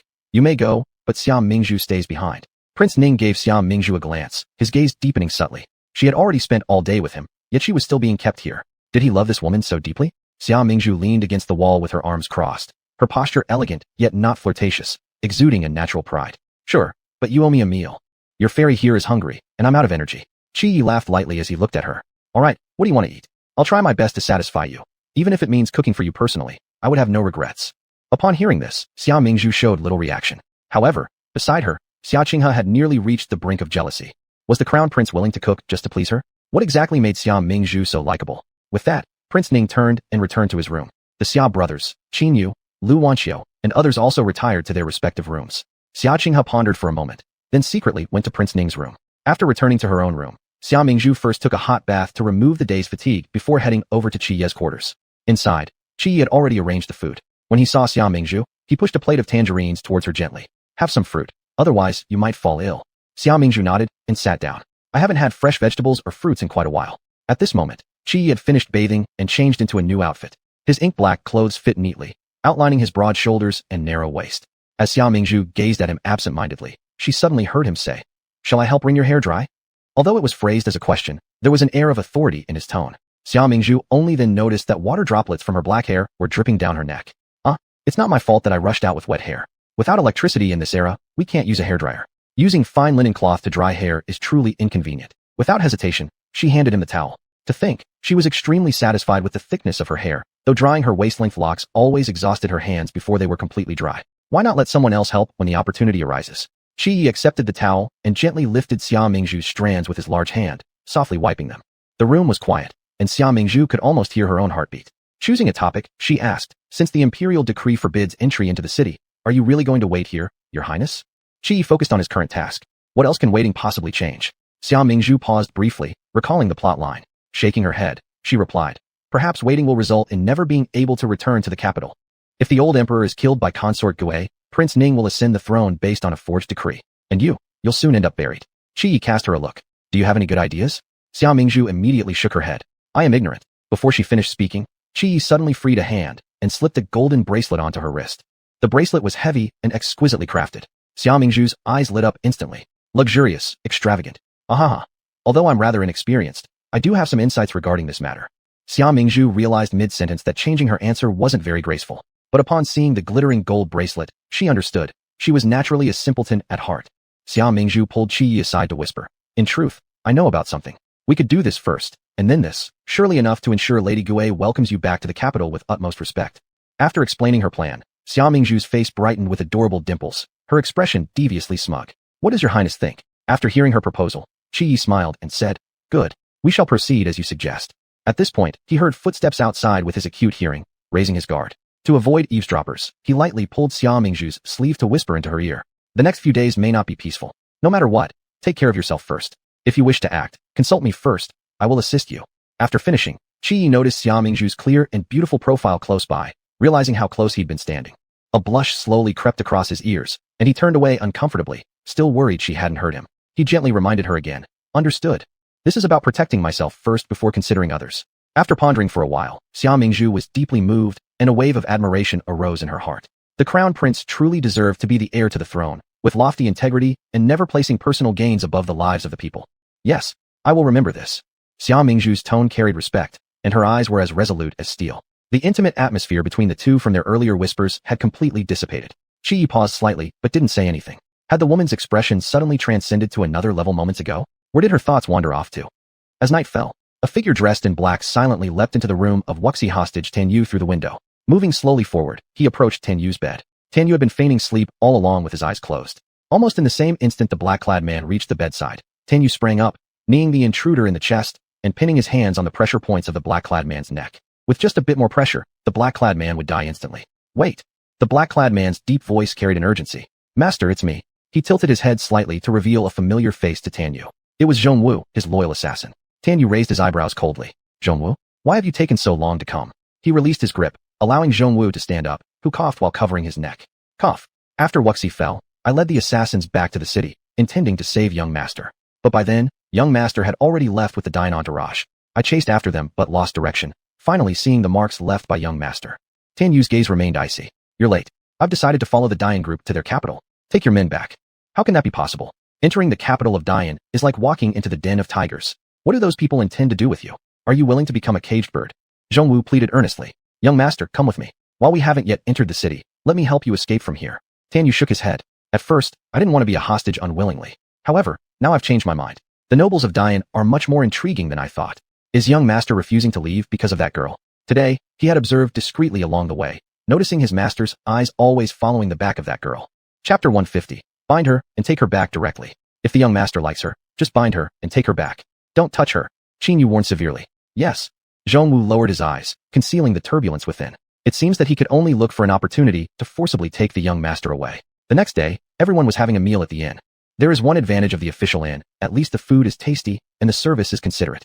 Xia Mingzhu sat brazenly in the hall. Turning around, she saw the crown prince walk over, and immediately went up to him. Is your face feeling any better? Let me take a look, Xia Mingzhu said, reaching out to touch his cheek. Unexpectedly, before her hand even touched the crown prince, he blocked it with his arm. It's none of your business. What's wrong with you? Xia Mingzhu frowned, looking at him without understanding. Forget it. Let's talk outside. Anyway, I want to go out and get some fresh air. I still have things to do, so I can't accompany you. The crown prince coldly replied and turned around, walking straight upstairs without glancing sideways. His attitude, in the eyes of the people around, meant something specific. Xia Mingzhu had been abandoned by the crown prince. Ning Wang was laughing at her from the side. Xia Qinghe also curled her lips. Serving someone with beauty alone will not last long. Look, after just a few days, she has already been discarded. Xia Yunrong patted Xia Mingzhu's hand. You don't need to worry, let him cool off. Men are all the same. They throw tantrums 1 second, and then try to coax you the next. Let's wait and see. Stop talking nonsense. Xia Yun's voice suddenly sounded beside him. Do you have time to spare? If you're idle, go clean the horses. What I said is correct. Xia Yunrong frowned, muttering under his breath. Our Duke of Huoguo's house dare not associate with the crown prince, who is the heir apparent. Xia Yunze roared. Don't ever say such words again. Seeing this scene, Ning Wang and Xia Qinghe exchanged a glance. Apparently, the crown prince had quarreled with Xia's siblings. Ning Wang was glad to see this, and immediately suggested, I see how much Mingzhu wants to go out. How about I accompany you for a walk? Xia Mingzhu's beautiful little face remained expressionless as she coldly refused. No, I'm not interested. Ning Wang. What a damn difficult woman to handle. No wonder she got dumped by the crown prince so quickly. She has no charm. He took a deep breath. Tying interests together with the recently acclaimed Duke of Huoguo's family would be beneficial for him. But the Duke of Huogua always positioned himself between him and the Crown Prince, neither ingratiating himself nor staying far away for no reason. However, now since there was tension between them and the Crown Prince, he should increase his efforts to win their favor so the big matter ahead could proceed more steadily. Just as he was about to say something, Xia Qinghe suddenly looked at him. Her pretty face wore a gentle smile. Your Highness, if my sister doesn't want to go, don't force her. Ning Wang turned his head to look at her. She smiled at him teasingly, saying, my sister isn't like she used to be. She has the Crown Prince on her mind now. Perhaps she doesn't wish to go out with others. If your Highness wishes to find someone to accompany you for a stroll, isn't there a perfect candidate right here already? Why seek far when what you desire is near? With a playful wink towards Xia Yunze, she added jokingly, our older brother and third brother seem less close to me than before, but my feelings for them remain unchanged. After all, I am also a young lady of the Huogua household. Xia Mingzhu wanted to applaud for her. Regarding the art of speech, Xia Qinghe truly stood out. 666. You really are a master of language. Not only did you emphasize your identity in front of Ning Wang to help him succeed, but also made both elder brothers feel guilty. Moreover, you emphasized that I've rejected Ning Wang, choosing the Crown Prince instead. Staying put here has already earned me a lot of hate. TSK, you're too brilliant. Xia family brothers. Their younger sister seemed to have a point. How come they didn't notice how cunning Xia Qinghe could be before? A fleeting sense of guilt vanished instantly. Xia Mingzhu slightly rolled her eyes. Why bother speaking in circles? Must women depend on men? Can't I go out alone to clear my mind? That's a very limited perspective. A faint blush spread across Xia Qinghe's pale cheeks, not out of embarrassment, but from awkwardness. She pursed her lips and gave an apologetic smile. Sorry, it was presumptuous of me. Her eyes revealed her disappointment. A soft glow of moisture emerged in her eyes due to her discomfort, looking to the Xia family brothers hopefully, hoping they'd come to her aid. Previously, when Xia Qinghe was bullied by Xia Mingzhu, they would jump in and protect her. But this time, the Xia brothers acted blind, all lowering their gazes as if they hadn't seen this drama unfold. Xia Mingzhu lazily glanced at her and threw down a line. Pay more attention next time. Then she rose and left. Xia Qinghe felt even more humiliated, her tears falling like beads of pearls. Ning Wang looked thoughtfully at the Xia family brothers. Xia Yunrong, noticing something was amiss, frowned and asked, Qinghe, what's wrong? Why are you crying? It's nothing. It's all my fault. Xia Qinghe wiped the tears from the corner of her eyes, her voice soft. Third brother, I'm fine. Oh, all right. Xia Yunrong stood up, waving enthusiastically to Xia Yunze. Big brother, let's find Mingzhu. I'm worried she might not be safe outside alone. Watching them leave without hesitation. Xia Qinghe froze in place. Didn't you see me cry like this? If you had just responded, I could have successfully complained. Are you still the big brother and third brother I once knew? Why do both of you seem bewitched, circling around Xia Mingzhu? Xia Qinghe felt unbearable pain inside. In the past, she never really thought of them as family, but she enjoyed their heartfelt kindness towards her. Now that their object of flattery has changed, she feels as if a fly is stuck in her throat.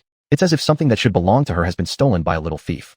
Xia Mingzhu is just a little thief. She lowered her gaze, concealing the malice in her eyes. Ning Wang had already promised her, after the deed is done, he would hand Xia Mingzhu over to her for punishment. Then, she will make Xia Mingzhu wish she were dead, but unable to die. Night fell. As soon as Xia Mingzhu lay down, she heard chaotic shouting coming from the corridor of the inn. There's a fire. There's a fire. Her expression hardened as she jumped out of bed and ran out. The first floor was already on fire, with the flames spreading. Meanwhile, the Crown Prince, Ning Wang, Qin Yu, Xia Qinghe, Lu Wanqiu, and others rushed out of their rooms. What's going on? Why did the fire start suddenly? Xia Yunrong was the last one to run out of his room. The Crown Prince's expression was serious. This fire came unexpectedly. Everyone be careful. Ning Wang wiped the soot off his face awkwardly, thinking it must not be another scheme orchestrated by his mother again. And yet why didn't she inform him beforehand, intending to roast her own son into a chicken? Danger! At this moment, Xia Yunze pulled Xia Yunrong aside. Then, a burning arrow pierced through the sky. The arrow narrowly missed their hair and clothes, whistling past before embedding itself into the pillar behind them. Boom! The pillar immediately burst into flames, and people screamed in panic, scattering. Chapter 151. If one can't even stand, how is one supposed to run? The crowd screamed and ran out of the post house. Outside, they saw shadows tightly encircling the post house. Upon closer inspection, a wall of masked black-clad figures stood densely packed together. There are assassins! The Crown Prince shouted. Prince Ning's heart skipped a beat as he retreated behind the guards. The Xia brothers guarded Xia Mingzhu, Xia Qinghe, and Lu Wanqiu who were behind them. Tan Yu retreated with them, his eyes reflecting a complex emotion that was hard to discern. The atmosphere was extremely tense, with no one daring to speak. At this moment, the human wall parted, and the leader wearing a face cloth stepped forward. His sharp gaze swept over the crowd before he loudly commanded, "Take them all away."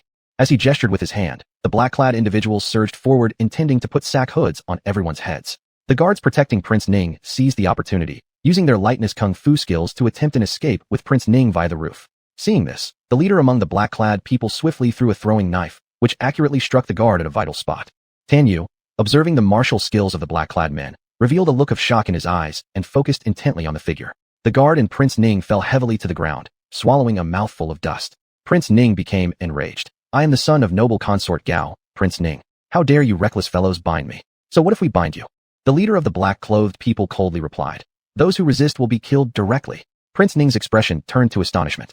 Could it be these weren't the people his mother sent to kill the crown prince? Now truly frightened, Prince Ning hurriedly got up from the ground and barked at his guards and soldiers.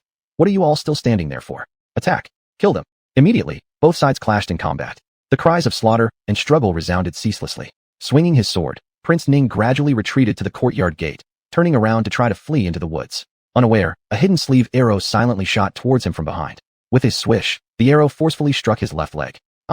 Prince Ning let out a terrible scream, collapsing to the ground with a thud. Struggling to rise partially, he turned with a distorted expression searching for the murderer. Behind him, the two parties were fiercely engaged in a deadly melee battle.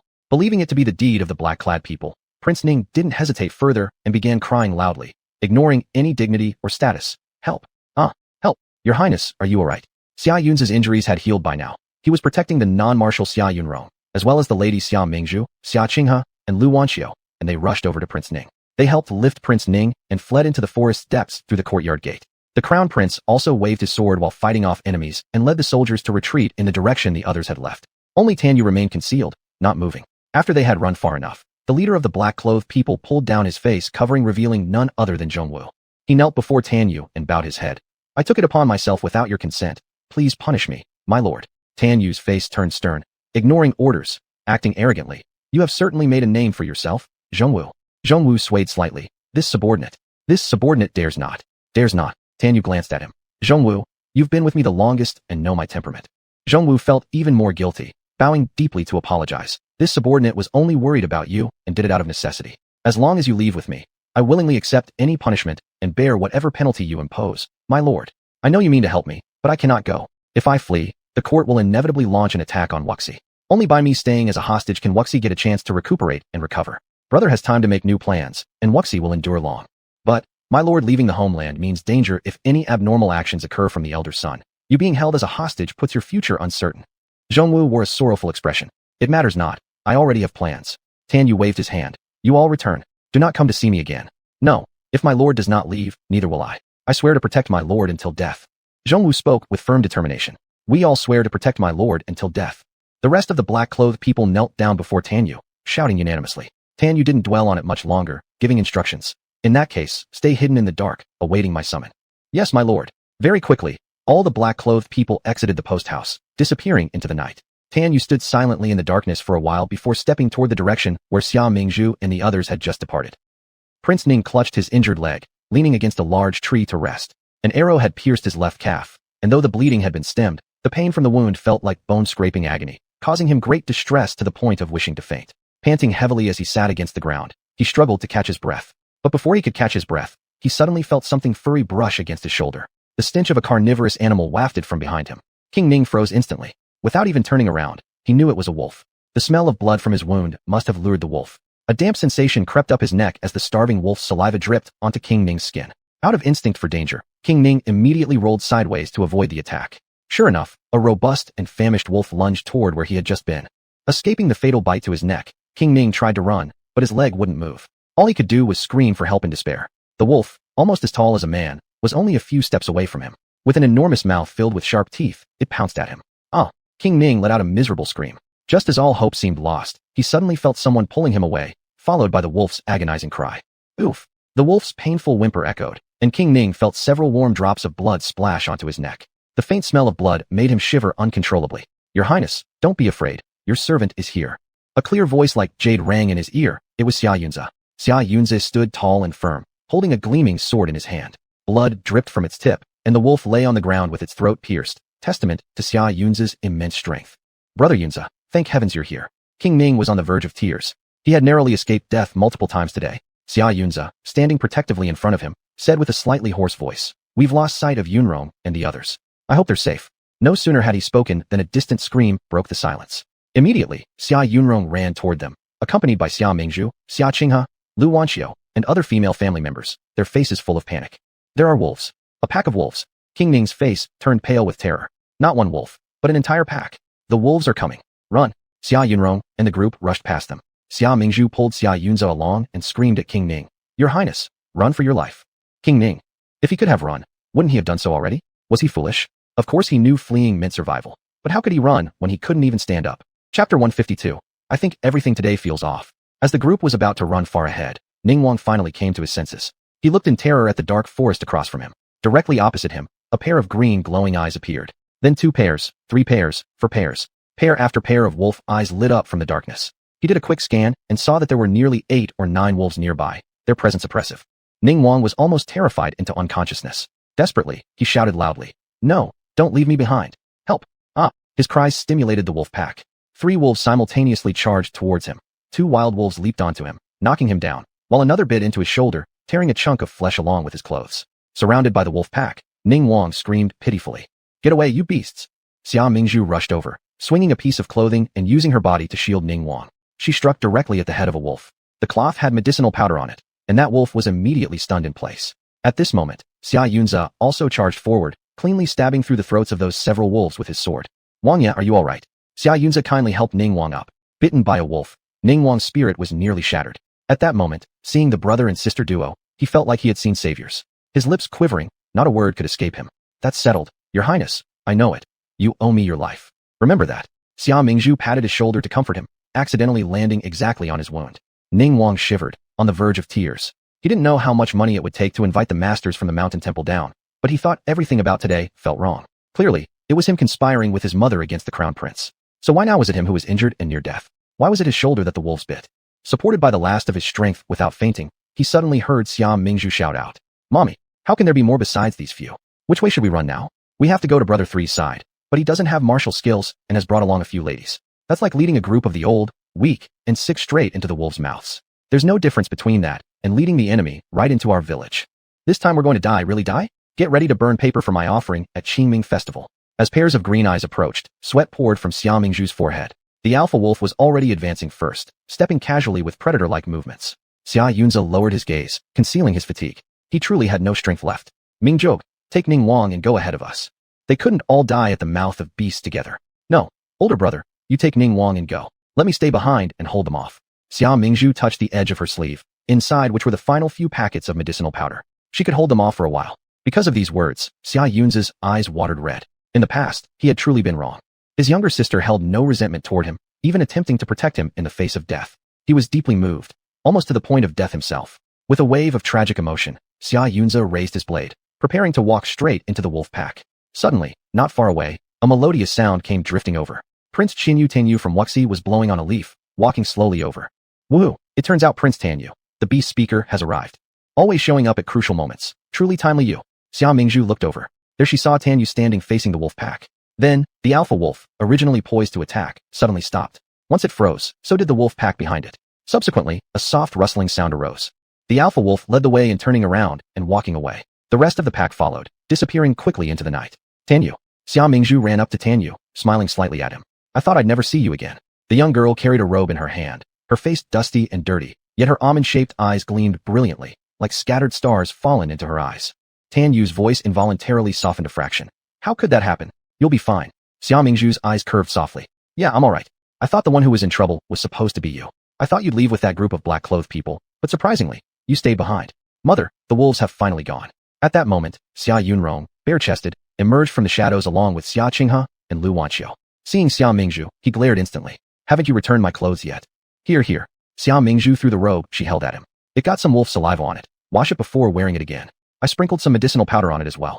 If you wear it now, you'll probably stiffen up, and we'd have to carry you back home. It'd be such a hassle." Xia Yunrong. His face turned pale green. With the robe in such a mess, could it even be used anymore? Before long, the crown prince arrived with his soldiers and guards, but the black-clothed people had already retreated. Everyone returned to the half-burned post station. All were unharmed except for Ningguang, whose injuries worsened and made him look near death. The station master didn't dare waste time, and quickly sent a message to the palace overnight. As soon as dawn broke, Eunuch Wang, the same eunuch from last time, arrived. "Last night, we heard of Ningguang's great peril. The concubine Gue anxiously knelt outside the imperial study all night long to beg the emperor for permission for our group to enter the city. In that case, we truly owe it to concubine Gue." Qi received the command to return to the capital and immediately turned around to give orders. "We are to head for the capital immediately and send Ningguang to the imperial hospital for treatment."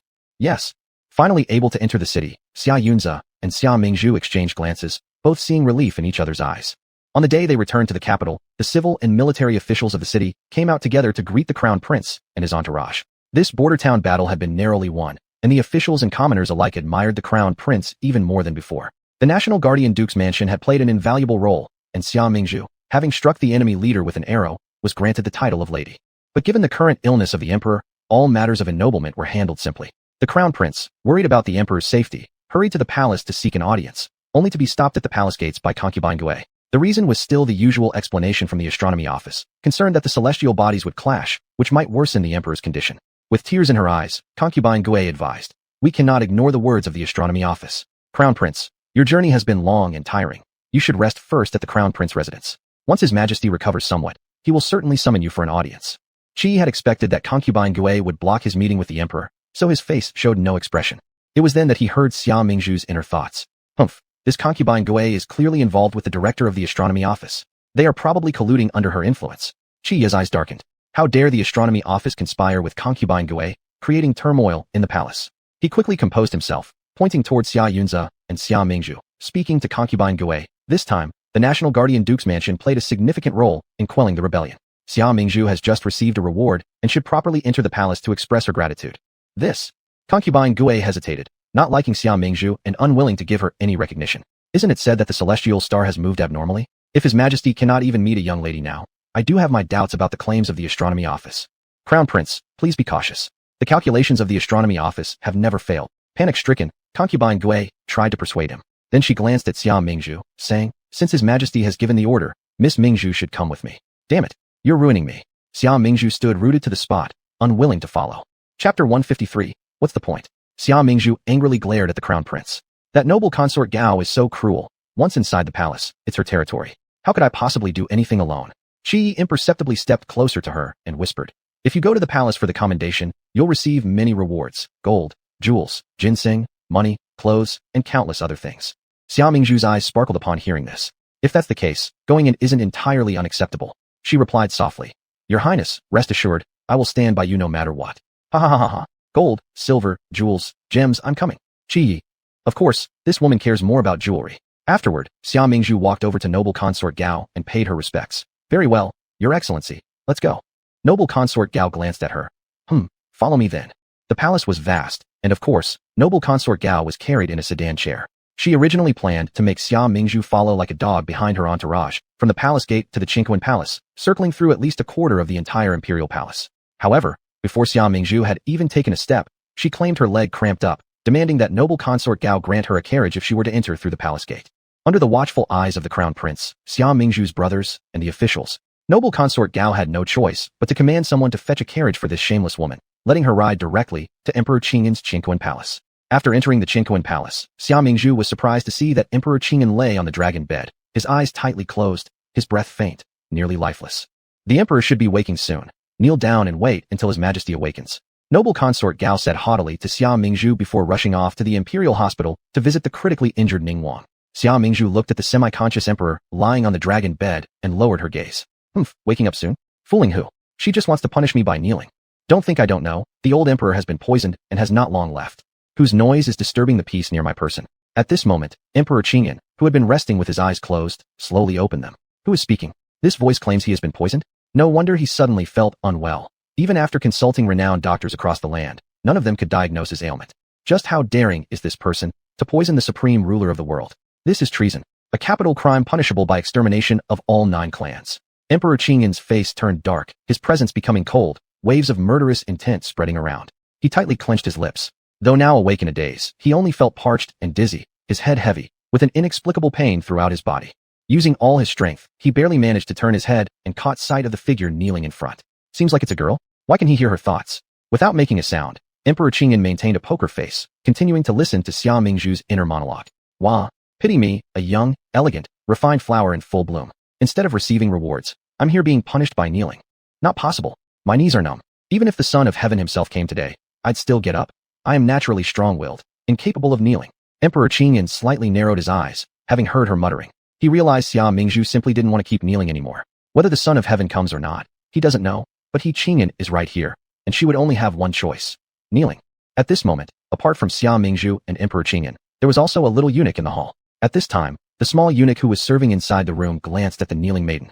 Her frame was gentle and graceful, wearing a pink blouse today, currently knelt on the ground, resembling, at first glance, a blooming pink lotus. He hesitated and said, "Miss."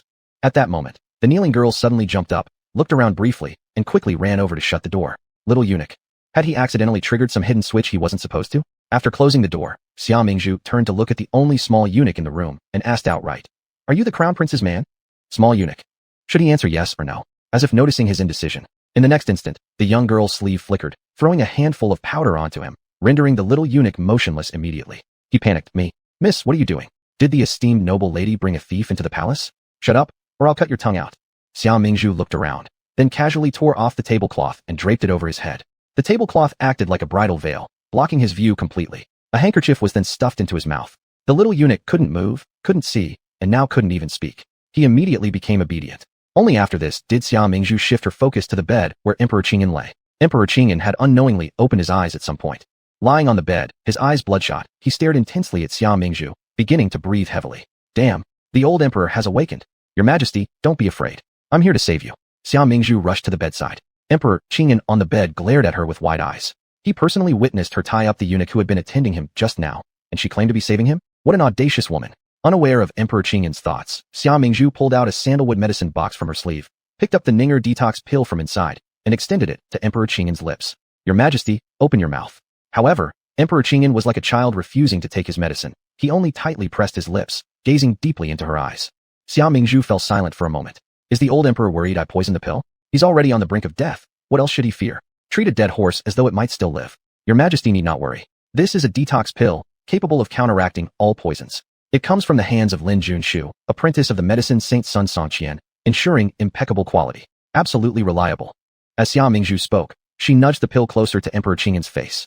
The pill carried a faint herbal fragrance. Though the specific herbs were indiscernible, its surface gleamed with a luminous sheen, far from being ordinary. Still, Emperor Qingyan hesitated. Without waiting, Xia Mingzhu had already forced his mouth open, shoved the pill inside, lifted his jaw, and ensured it was swallowed. Her movements were seamless. "How daring of you." Enraged, Emperor Qingyan was taken aback when he realized he could speak again. After speaking, he carefully felt his body and instantly discovered that after consuming the pill, his exhausted frame resembled a long dry river encountering a water source. In just an instant, his body absorbed the pill's cleansing energy, restoring vitality once more. Meanwhile, Xia Mingzhu visibly noticed at an incredible speed that his complexion gradually regained its rosy hue. She grinned in delight. "Your Majesty, are you all right?" It seemed he was okay. His illness cured? How astonishing. Sitting up, Emperor Qingyan patted his chest, trembling inwardly. If such an event happened to anyone else, he would surely dismiss it as superstition and have them executed publicly. But now, having experienced it firsthand, he understood how wondrous this world truly was, perhaps affirming that supernatural occurrences existed. Before he could fully savor the joy of rebirth, suddenly came a crisp thought. Why doesn't the old emperor say anything? Oh no, did I drug him senseless with one pill? Chapter 154. Treating a dead horse as if it were alive. Emperor Qingyan, didn't you say the quality is guaranteed? So it turns out that you don't even have confidence in the efficacy of these pills. You're really treating a dead horse as if it were alive, aren't you? Regardless, this girl at least saved his life. Thinking of this, Emperor Qingyan coughed slightly and asked Xia Mingzhu, "Child, which household do you come from?" Xia Mingzhu gave Emperor Qingyan a toothy grin and replied, "Your Majesty, I am the legitimate daughter of the protector of the nation's family, Xia Mingzhu." "Whoa, so your brain is fine after all." That scared me for a moment. Emperor Qingyan. Whether her brain works or not is still uncertain now. After all, what good person could hear another's inner thoughts? However, having been an emperor for half his life, he considered himself well-versed and experienced, with enough mental resilience to handle this. Thus, he didn't dwell on it, only thinking it was probably because he had narrowly survived a great calamity and received some kind of supernatural blessing.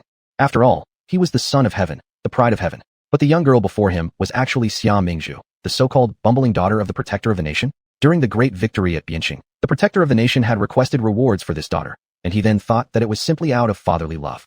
He felt sorry about Ning Wang's annulment of marriage and, moved by the protector's loyalty to the country, granted her the title of county princess. Yet now, he realized he had been mistaken. This woman showed absolutely no trace of shyness before him, the esteemed ruler, instead behaving straightforward and bold. Not only did she possess extraordinary courage, intelligence, and vigilance, but her beauty was also stunning, like a celestial being descended from heaven, utterly endearing. In light of this, both he and Ning Wang were proven shallow-sighted. "Your Majesty, after lying down for so long, aren't you thirsty? Have a cup of tea."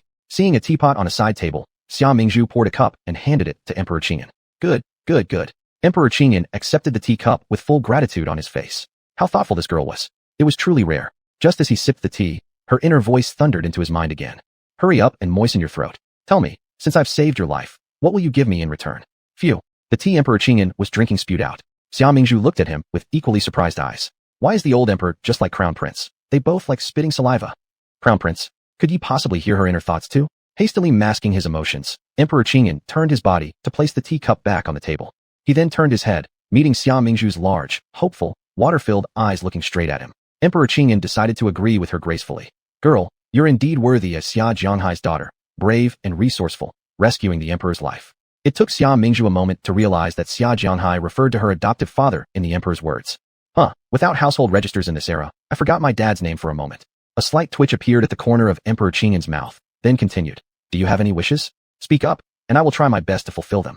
Heard that this girl had admired Ning Wang since childhood. He had foolishly agreed to Ning Wang's request for divorce back then. If this girl now proposed to restore their marital alliance, he would certainly accept it without hesitation. Besides, he liked this child. Now that he could hear her inner voice, it proved this child had destiny entwined with the imperial family. My wish is actually to eat fried chicken, drink Coke, while reading novels on my tablet in my big villa. But this can't happen. Xia Mingzhu reminisced briefly about her past life and blurted out. Your Majesty, I have no grand wish. If you could just give me 100 acres of good farmland and 10,000 taels of gold, it would be fine. Not asking for marriage. Emperor Qingyan's expression instantly darkened. Do you know what you're saying? How could mere wealth compare with becoming the imperial family's daughter-in-law? Oh no, maybe I asked for too much. Upon reflection, Xia Mingzhu also found it plausible. Her father had achieved remarkable military exploits, yet his lifetime worth of rewards never reached 10,000 taels of gold. She pitted herself for her audacious demand. Oh no, the old emperor won't think I'm too greedy, get mad, and grind my bones to powder? As Emperor Qingyan heard her inner voice, his lips quivered slightly. So in her eyes, he was an inhumane tyrant? Helplessly hinting, material wealth is ultimately extraneous. Do you have any other wishes? For instance, your own matrimonial affairs. Don't give me 10,000 taels of gold. 1,000 taels of gold would suffice. You actually want to use a royal arranged marriage to placate me? What a miser. How dare you not even give me the gold when I've saved you? Humph. With an inscrutable look flickering across his aged face, Emperor Qingyan remained calm. Fine, he had gone from a tyrant to a skinflint. Alright, if this girl liked wealth, he'd just give her what she wanted first. As for the matter of marriage, how could she escape in the capital city? Thinking about this, Emperor Qingyan's facial expressions relaxed somewhat. He opened his mouth and called out, Little Fuzi, transmit the decree. At this point, sounds like could be heard coming from not far away. Following the sound, Emperor Qingyan looked over and paused. Xia Mingzhu followed his gaze, and her inner voice let out a sharp cry. Almost forgot, the little eunuch is still tied up. She quickly ran to Little Fuzi, tearing off the red veil on his head and freeing his gagged mouth. Once he could move again, Little Fuzi's face was filled with terror as he knelt down before Emperor Qingyan with a thud. He cried and wailed like a possessed ghost. Your Majesty, your servant has failed in guarding you properly. Spare me, Your Majesty. Please spare my life. I've made a mistake. Truly I have. Little Fuzi remained kneeling on the ground, banging his head forcefully against it. His vision had been obstructed earlier, so he didn't fully know what had happened. All he knew was that the long-ailing Emperor Qingyan had suddenly recovered, and there was no way he could bear the Emperor's great wrath. If His Majesty were to hold him accountable, he could lose his head. Xia Mingzhu was stunned by his cries, feeling her head buzzing. To save her ears, she pleaded for mercy on his behalf. Your Majesty, it's not his fault. He also fell victim to my scheme just now. That's enough, get up. Emperor Qingyan rubbed his temples, yawned, then turned to Xia Mingzhu and said, I need to rest some more. Go sit in the warm hall. If you need anything, just call them to serve you. Once I've rested, we'll dine together. Xia Mingzhu agreed, and followed Little Fuzi to the warm hall. Because Xia Mingzhu had interceded for him before Emperor Qingyan, Little Fuzi felt grateful and offered, Miss Xia, if you need anything, please don't hesitate to ask. I'll be nearby serving. All right, Xia Mingzhu nodded. When Consort Gao returned, she found Xia Mingzhu wasn't kneeling in the hall as expected but instead had gone to the warm hall. Fuming, she stormed into the warm hall with her entourage. Upon entering, she saw the emperor's trusted attendant, Little Fuzi, eagerly serving Xia Mingzhu by pouring tea. Xia Mingzhu sat relaxed, one leg crossed over the other, savoring the new tea in her cup. On the table were scattered an array of the palace's finest pastries, 8 treasures cake, green sticky rice dumplings, poria biscuits, osmanthus cakes, and many other delectable treats. She indulged herself in food and drink, while a maid behind her fanned her for comfort, a scene of pure bliss. Witnessing this spectacle, Consort Gao shook with rage. Pointing her finger accusingly at Xia Mingzhu, she roared furiously. How dare a girl like you, who lacks propriety and discipline, behave so insolently within the imperial palace? If I don't punish you today, where's the divine authority? Where's the reputation of the royal family? Chapter 155. The woman who knows not the heavens and earth. Thing that does not understand respect for hierarchy. Servants, come over and slap her face. Noble Consort Gao revealed her anger without reservation and immediately instructed the palace maid beside her. When she saw Noble Consort Gao intending to harm Xia Mingzhu, Little Fuzi quickly stopped her. My lady noble consort, this cannot be done. Xia Mingzhu was calmly sipping tea from a cup in her hands. After taking a slow sip, she looked up to glance at the noble consort Gao standing before her. Seeing how angry the noble consort Gao had become, Xia Mingzhu couldn't help but find it amusing. Why is my lady so furious? As a seasoned troublemaker in the harem, how can you lack such poise? Upon hearing Xia Mingzhu's words, noble consort Gao became even angrier. Come here, slap her face, and teach her some manners. Yes, my lady. The senior palace maid behind noble consort Gao moved forward instantly, going straight in front of Xia Mingzhu with an intent to strike her hard across the face. But as her hand hung midway in the air, Xia Mingzhu caught it tightly. Take a closer look. I am certainly not someone you can hit just like that. With a firm flick of her wrist, Xia Mingzhu hurled the palace maid far away. The maid let out a pained cry as she collided directly with the doorframe. You dare? How dare you assault my attendant? Noble consort Gao, pointing angrily at Xia Mingzhu, fumed. You should realize your attendant attacked me first, and I merely defended myself. Xia Mingzhu paid no heed to her fury. Fine then. Servants, seize this arrogant woman for me. Noble consort, Gao ordered sharply. Following her command, more than 10 guards armed with swords rushed in and surrounded Xia Mingzhu. My lady, this place is Qinkuan Palace. We must not cause any disturbance. Little Fuzi strongly urged caution. Dog slave, there's no room for you to speak here. Noble consort Gao kicked little Fuzi fiercely, yelling, what are you all waiting for? Seize that wretch and tear her limb from limb. Noble consort Gao sure has great authority. At this moment, a stern voice thundered from behind the group. Upon hearing this familiar voice, noble consort Gao shivered involuntarily. She turned around to see Emperor Qingyan striding towards them, his features stern. Your Majesty. Noble consort Gao, suddenly awakened from her trance-like state, lost all dignity and nervously turned around, stumbling toward Emperor Qingyan. Seeing Emperor Qingyan, both sides of attendants and maids knelt immediately in unison, exclaiming, Your Majesty, forgive our trespass. Emperor Qingyan swept his eyes and fixed them on noble consort Gao standing at the forefront. This girl, Mingzhu, came here under my order to take rest in this chamber. Does noble consort Gao have objections? Your subject does not dare to object. It's all a misunderstanding. Lowering her head, feeling Emperor Qingyan's piercing gaze upon her, noble consort Gao felt an icy chill down her spine. Panic surged within her at that moment. How could Emperor Qingyan, who was supposed to die soon, wake up now and act as if nothing happened? Impossible. Could someone have antidoted him? Noble consort Gao asked hesitantly. Your Majesty, your health. Are you alright? Why? Because I'm well again. Does it upset noble consort Gao? Emperor Qingyan scrutinized her with his gaze, making her back shiver coldly. Not true. This humble one is only too delighted, momentarily struck speechless. Noble consort Gao hastened to explain to Emperor Qingyan. I offer daily prayers at the Buddhist altars praying the gods will bless your Majesty a quick recovery. Now seeing you much improved, I am ecstatically overcome. While saying this, tears uncontrollably fell from her eyes. Seeing her, Emperor Qingyan sighed. She was after all his favored concubine, and he did not want her hurt or wronged. As Emperor Qingyan was about to say something, a thought abruptly echoed inside his mind. Noble consort Gao's maneuver here is really marvelous. But why isn't anyone noticing me? I'm still kneeling here, and my legs are numb. Emperor Qingyan's eyes glanced at the kneeling girl. That's enough. All of you may rise. Hearing this, Xia Mingzhu quickly jumped up and began accusing noble consort Gao. Your Majesty, she tried to strike me just now. Upon hearing this, noble consort Gao hurried along.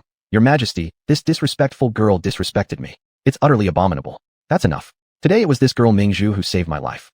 You should accommodate and care for her somewhat more.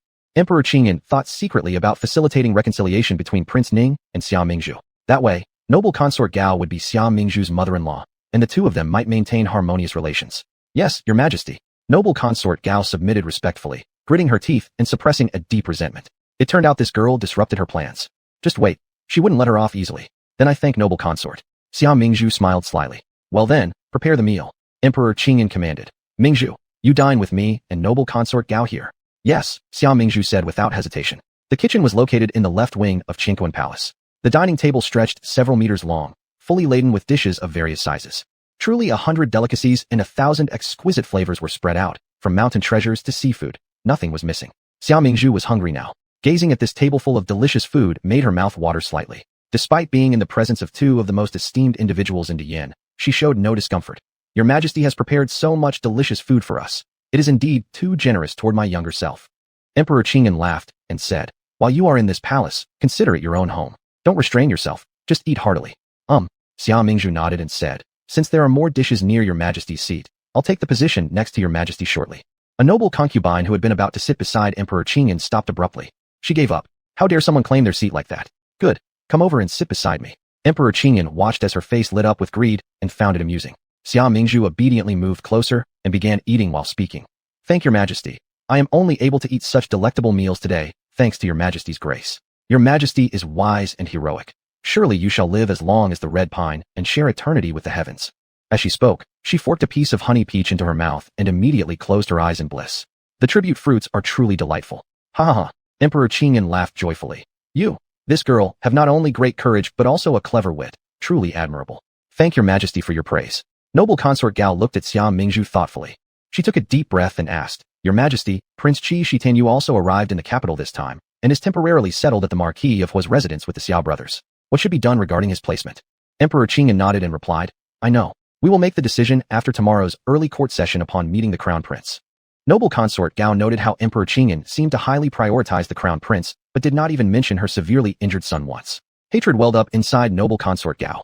It appears the Crown Prince must not be allowed to survive. After finishing her meal in the palace, Xia Mingzhu left with an entourage of rewards, parading proudly back to her residence. All the people of the Marquis of Hua's residence had already received news, and were waiting by the main gate for her return along with the eunuch who proclaimed the imperial decree. Seeing Xia Mingzhu basking in such glory, Xia Qinghe felt such jealousy that she nearly gnashed her silver teeth to pieces. Chapter 156, Firmly Protecting Her. After Xia Mingzhu entered the gate of the Marquis's mansion, the endless stream of rewards followed suit and flowed into the courtyard. Lady Xiao approached and held Xia Mingzhu's hand, originally intending to scold her for going to the border city without permission. Yet she couldn't help tearing up first. In the end, all she could say was, It's good that you've returned safely. It's good that you've returned safely. Behind them, Xia Mingzhu's brothers, seeing their sister safe and sound and receiving rewards, were all beaming with joy. The imperial eunuch Shao Fuzi walked up to the group and said with a smile, The emperor has an imperial decree to proclaim. Let's receive the edict first. Lady Xia nodded, adjusted her clothing first, then knelt down to accept the decree, prompting everyone else to do the same. In the name of heaven and earth, the emperor decrees, Lady Xia Mingzhu, Duchess of the county, has rendered distinguished service in saving his majesty. Deeply moved by her loyalty, I hereby bestow upon her the title loyal and righteous. Reward her with 10,000 taels of gold, 100 acres of fertile land, 100 bolts of silk, 1 chest of jewelry, and a manor outside the capital, thus concluding my command. Shao Fuzi recited the imperial decree with modulation, then presented it with both hands to Xia Mingzhu, smiling broadly as he said, Congratulations, Duchess. The title of loyal and righteous is truly unique in our De Yin dynasty. Thank you, Master Eunuch. Xia Mingzhu accepted the decree. She thought for a moment, pulled out a small pouch filled with a few pieces of gold leaves from her sleeve, and handed it over to Shao Fuzi. Still, connections in the court are important. Shao Fuzi being one of the emperor's attendants, this money cannot be spared. Shao Fuzi gratefully accepted the pouch and bowed before retreating. Looks like Mingzhu really has grown up. Lady Xia sighed and led the others towards the main hall. Let's return to your chambers to rest. As they reached the entrance to the main hall, Xia Mingzhu caught sight of someone standing there with his hands clasped behind his back. The golden hue of sunlight fell on his face, revealing none other than Qin Yu. With serene features, he stood silently in the tranquil surroundings. Upon spotting Xia Mingzhu, his countenance softened slightly as he took a few steps closer to the group. Recalling the earlier conversation she'd overheard at the palace, Xia Mingzhu smiled at him. Don't worry, just stay with us for now. Tomorrow, during court, the emperor and crown prince will discuss your affairs. Qin Yu shook his head and replied with spirited eyes. No matter where I stay, it's all the same to me. Everyone, please come inside quickly. At Xia Yun's call, Xia Mingzhu and Qin Yu entered together. Seeing this scene, Xia Qinghe felt a mix of hatred and jealousy rise within her. Her gaze flickered, and then a sly smile crept onto her lips. That evening, after finishing dinner, Xia Mingzhu, Qin Yu, Xia Yunrong, and Xia Qinghe strolled through the back garden. They noticed a number of the Xia family's servants gathered together, listening to 2 old women gossiping quietly. One woman said, Did you hear? Miss Xia left home to go to the military camp in the border city. I didn't know this. Although she was granted the title of Duchess, living and eating alongside men in the military camp must have already ruined her reputation. The other woman smirked mysteriously. Tisk tisk, how true. A proper young lady mingling daily with a group of men. Of course, her virtue would be tarnished. To my opinion, our household doesn't lack for this bit of merit brought by her. Why does a woman cause such unnecessary trouble? The previous woman rolled her eyes. Do you not know Miss Xia's character? When has she ever been calm? TCH, you're right about that, laughed the 2 women lowly, their expressions lewd. It was only then that they noticed the presence of Qin Yu and the Xia siblings standing nearby. Suddenly, the crowd of servants dispersed hurriedly, and the 2 women joined uncomfortably in their departure. Xia Yunrong glanced angrily at the direction the 2 women had left, turning to Xia Mingzhu and saying, Mingzhu, don't listen to their nonsense. It's not the truth. Exactly, pay no heed. These are baseless words spoken by those ignoble people. Don't take them too seriously. Qin Yu added earnestly. Xia Qinghe looked at Xia Mingzhu's pale complexion, seeing her stand unsteadily, and felt an intense sense of satisfaction. Already can't handle a little bit of rumors? This is just the beginning. Xia Mingzhu stared wide-eyed, disbelievingly at the retreating backs of the group that had fled so swiftly. What the heck? Observed drama for so long, but now I myself am the biggest scandal? Ending up being part of my own story, what a twist. If I wasn't so desperate to use the bathroom, I would have followed them to hear more. Upon hearing her inner thoughts, Xia Yunrong remained silent for a while. Wasted worry. Turns out she doesn't care at all. Xia Mingzhu paused for a moment, then turned to the group and said, I have something else to attend to. I'll leave first. And with that, she made a quick exit. In Xia Qinghe's eyes, it appeared as if Xia Mingzhu had run away in fear. Xia Qinghe curled her lips. Xia Mingzhu, you'll soon learn what fear means. After taking care of her personal business, Xia Mingzhu planned to return to her quarters. Suddenly, she saw a shadow emerge from under the tree. It was Qin Yu. What are you doing here? Xia Mingzhu blinked her eyes and suddenly burst into a grin, her beautiful face beaming with radiant smiles. Qin Yu's cheeks turned slightly red, and he even stuttered when speaking. Just, don't mind the words those people said earlier. What others think of you. Don't take it to heart, nor should you care. Xia Mingzhu looked up at him, her almond-shaped eyes curving softly.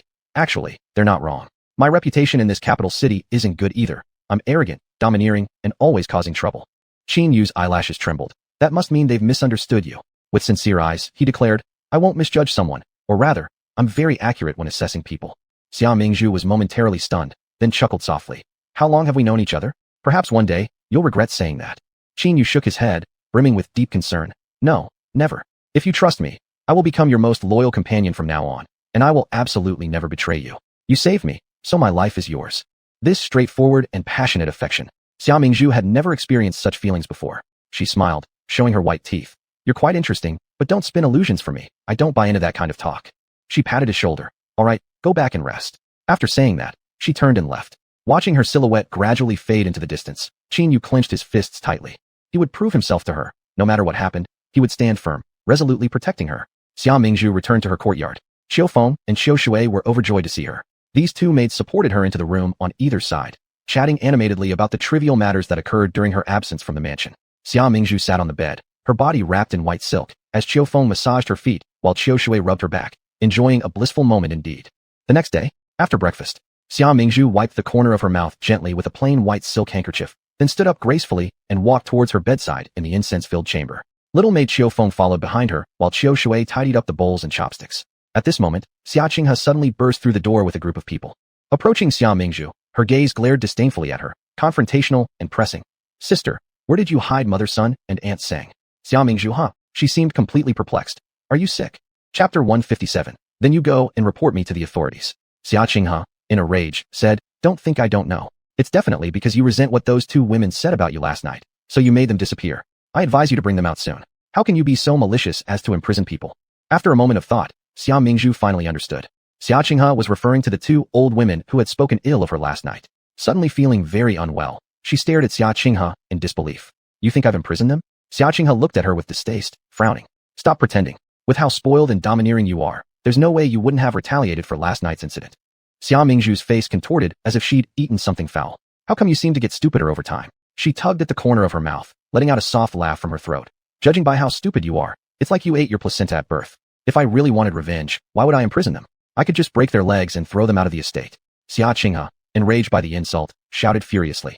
Even if they were wrong, you shouldn't be so cruel. Xia Mingzhu, so none of what I just said registered with you, All eyes were on Xia Mingzhu. In their gazes, Xia Mingzhu only saw two words, lying. Feeling her fists clenching, Xia Mingzhu thought to herself, damn, these fools need to go back to their mother's womb and start over. Xia Qinghe's face turned red, gritting her teeth. Then tell me where they went. These two didn't leave the estate. If it wasn't you causing trouble, how could two living adults just vanish? Xia Mingzhu, you truly have a vicious heart. Xia Mingzhu felt her patience running out. Her almond-shaped eyes grew colder, filled with a chilly aloofness, her gaze sharp and piercing at Xia Qinghe. With a gentle curl of her red lips, she pronounced each word clearly. Then you go and report me to the authorities, fool. What does it matter to me if they're still in the estate or not? I'm not your mother. Do I even have an obligation to look after you? Why don't you go find Big Brother or Mother, instead of bringing people here to create a scene? Xia Qinghe, don't think I don't know what you're up to. Realizing her thoughts had been exposed, Xia Qinghe's eyes reddened. I already sent someone to inform Mother, Xia Mingzhu. Since he refused to talk, don't blame me for getting rough. She reached out to grab Xia Mingzhu, but Xia Mingzhu grabbed her wrist tightly and shoved her away with force. Xia Qinghe was thrown to the ground, landing with a big thud. She clutched her waist, gasping in pain. Xia Mingzhu brushed off her hands. Just so you know, don't come causing trouble here if you have nothing better to do. You vile woman. Before Xia Qinghe could lunge forward again, she was stopped by a powerful force. It turned out Qiu Feng had run to summon Xia Yunze. It hurts. Big brother, let go. Xia Qinghe held her wrist, tears forming in her eyes. Big brother? You're hurting my hand. Xia Yunze stood in front of Xia Mingzhu, his gaze directed at Xia Qinghe, his face cold. What exactly happened? Supported by her servants behind her, Xia Qinghe straightened up and replied bitterly. You ask Xia Mingzhu. It's her doing. Make her release Sun Mother and Sang Mother. Are you deaf? I don't know where they are. Xia Mingzhu's face darkened. This is really trying to pin this mess on me, isn't it? If you want to find people, go quickly and do it. Stop pretending to be some private detective here. It's insane. Xia Mingzhu, I never imagined that you have such a viperous heart. Xia Qinghe sneered. In that case, don't blame me for actually reporting you. Hearing these words, Xia Yunze frowned. Qinghe, don't act rashly. Their disappearance might really have nothing to do with Mingzhu. Huh. Xia Qinghe sneered. Now I understand. Brother and she share the same mother, so no matter how wicked or disgusting she is, you'll always choose to protect her. Sigh. Looks like it's time to knock some sense into her. Xia Mingzhu patted Xia Yunze's back and smiled. Big brother, could you step aside? Once Xia Yunze moved aside, she glared arrogantly at Xia Qinghe, scoffing. Don't talk nonsense. Even if it's just one old woman, or even you, I could crush you with just one finger. Xia Yunze broke out in cold sweat. Sister. No. Elder sister, you're my sister. Please stop, alright? Didn't you see how everyone is furious now? Xia Qinghe snorted derisively, making a show for attention. Before she could finish speaking, a cup of tea water was poured directly onto her head. Xia Yunze's expression changed drastically. It was too late to stop it. It was the height of summer, and Xia Qinghe only wore a thin dress. The water quickly soaked through, streaming down her nose and covering her entire face before spreading over her neck and body. In Xia Mingzhu's unperturbed eyes, she saw herself looking like a clown. So refreshing. It feels great to let out the frustration I've been holding back for so long. The instigator, Xia Mingzhu, dropped the teacup and held her head high with an air of dignity. Xia Qinghe, I am the personally ennobled lady by the emperor. As for you, a mere illegitimate daughter without any rank, how dare you accuse me? What gives you the right? The disdainful address caused Xia Qinghe to tremble all over, her knuckles turning white from tension. Nonsense. At this moment, Xia Mother hurriedly entered, accompanied by Xia Yunrong and Qin Yu. Mother. Seeing Xia Mother, everyone bowed their heads. Xia Mother's gaze swept over the disheveled Xia Qinghe. What's going on? Why is Qinghe in such a state? Tears of grievance sprang forth immediately from Xia Qinghe's eyes as she prepared to complain to Xia Mother. However, Xia Mingzhu had already shouted loudly, shoving her aside and grabbing hold of Xia Mother's arm. With red-rimmed eyes filled with tears, Xia Mingzhu sounded self-reproachful. It's all my fault. If only I'd let Qinghe vent her anger on me by insulting me a bit, everything would have been fine. But because I was afraid, my muscles reacted instinctively, causing me to splash tea water onto her head unintentionally. But she accuses me of imprisoning and harming Sun Mother and Sang Mother. I wouldn't even step on an ant, let alone harm someone. Xia Qinghe. Xia Yunze. Everyone. It was the first time Xia Mother had seen the usually arrogant Xia Mingzhu being so careful. Hastily, she embraced Xia Mingzhu protectively like a mother hen. Then Xia Mother turned to Xia Yunze reproachfully, saying, You really shouldn't act like that. As the elder brother, how could you let your sister be wronged? Xia Yunze. This situation was hard to explain briefly. Realizing she'd been upstaged, Xia Qinghe finally came to her senses and quickly tried to explain to Xia Mother. Mother, don't listen to what sister says. She's deceiving you. In reality, she's acting impulsively, tyrannical. Mother, Sun Mother, and Sang Mother have been found. Just then, Xia Yunwu ran in breathlessly, interrupting Xia Qinghe's words. Soon after, Sun Mother and Sang Mother were brought inside under guard. Humph, do you two realize your offenses? Pretending and causing chaos in the household. How incredibly bold of you. Xia Mother glanced at them. Hey, why don't the two of you say anything? Chapter 158. Those who offend her never have a good ending. Mrs. Xia gave Sun Go an odd look. Sun Go's eyes were full of fear, and she was emitting low, guttural noises from her mouth. Sun Go had gone mute, and Mrs. Sang opened her mouth, but with an empty gaze. Only a little of her tongue remained. Mrs. Xia suddenly broke out in goosebumps. What on earth happened? Xia Yunwu replied. Sun Go was found in the hidden cabinet of the kitchen. The cook says that last night, she saw the sweet cakes in the basket and took a bite. Then she became like this. Sang Mama turned into this overnight. It is said that she had a nightmare at night and hid in the latrine, too scared to come out, even biting off her own tongue. Sun Go and Sang Mama were both old servants in the household, each with their own room, so no one knew exactly what they went through. All of it was hearsay. Seeing the miserable conditions of these two, Xia Qinghe instantly replaced her resentment with fear. Xia Qinghe looked up anxiously towards Xia Mingzhu's direction, just as Xia Mingzhu also glanced back towards Xia Qinghe. Her large eyes blinked. Xia Qinghe accidentally locked gazes with her and began trembling all over, hurriedly lowering her head. The hand hanging at her side was shaking, no longer daring to lodge any more complaints against Xia Mingzhu in front of Mrs. Xia. Similarly frightened were the servants who came with Xia Qinghe, thinking about how Sun Go and Sang Mama were both caught saying bad things about Xia Mingzhu last night. This, anyone who offends Miss. Such sin, such sin. Everyone lowered their heads, silently deciding to keep watch over their mouths in the future, especially not to disrespect Miss. Originally wanting to protest on behalf of Miss Second, everyone now clenched their tongues tightly, fearing for themselves. Xia Mingzhu did not know what everyone thought of her. She just strangely scanned around the room among those present. With Sun Go and Sang Mama having problems simultaneously, she could not believe it was just coincidence. It seemed as if someone was specifically seeking revenge on her behalf. Who could it be? In the end, Xia Mingzhu fixed her gaze on Qin Yu standing with averted eyes, recalling the words he spoke yesterday. Could it be something Qin Yu did? However, Qin Yu looks so gentle and restrained. If he really acted without scruples for my sake, then he must truly love me deeply. Xia Mingzhu shook her head, dismissing stray thoughts, and shifted her gaze. Just at that moment, however, hearing her inner voice, the Xia brothers simultaneously shot sharp stares at Qin Yu. Elder brother Xia Yunza. Trouble. Someone stealing sister. Third brother Xia Yunrong. Who is it? Troublesome. Fifth brother Xia Wu. Surround him. Kitchen knife. The atmosphere in the room grew mysterious and unpredictable.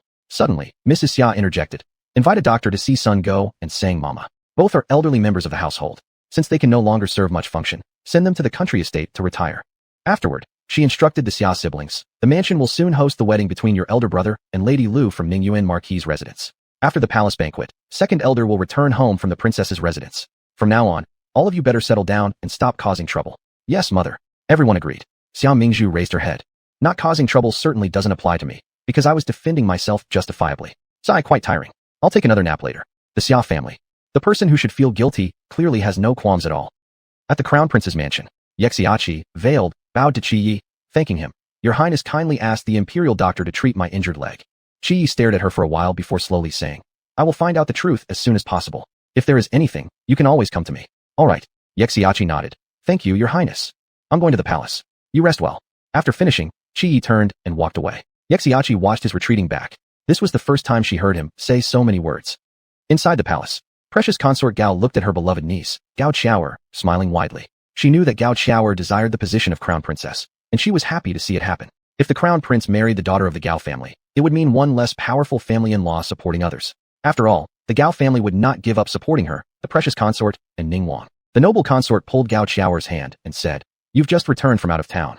This palace feast is a perfect opportunity for everyone to learn of your return.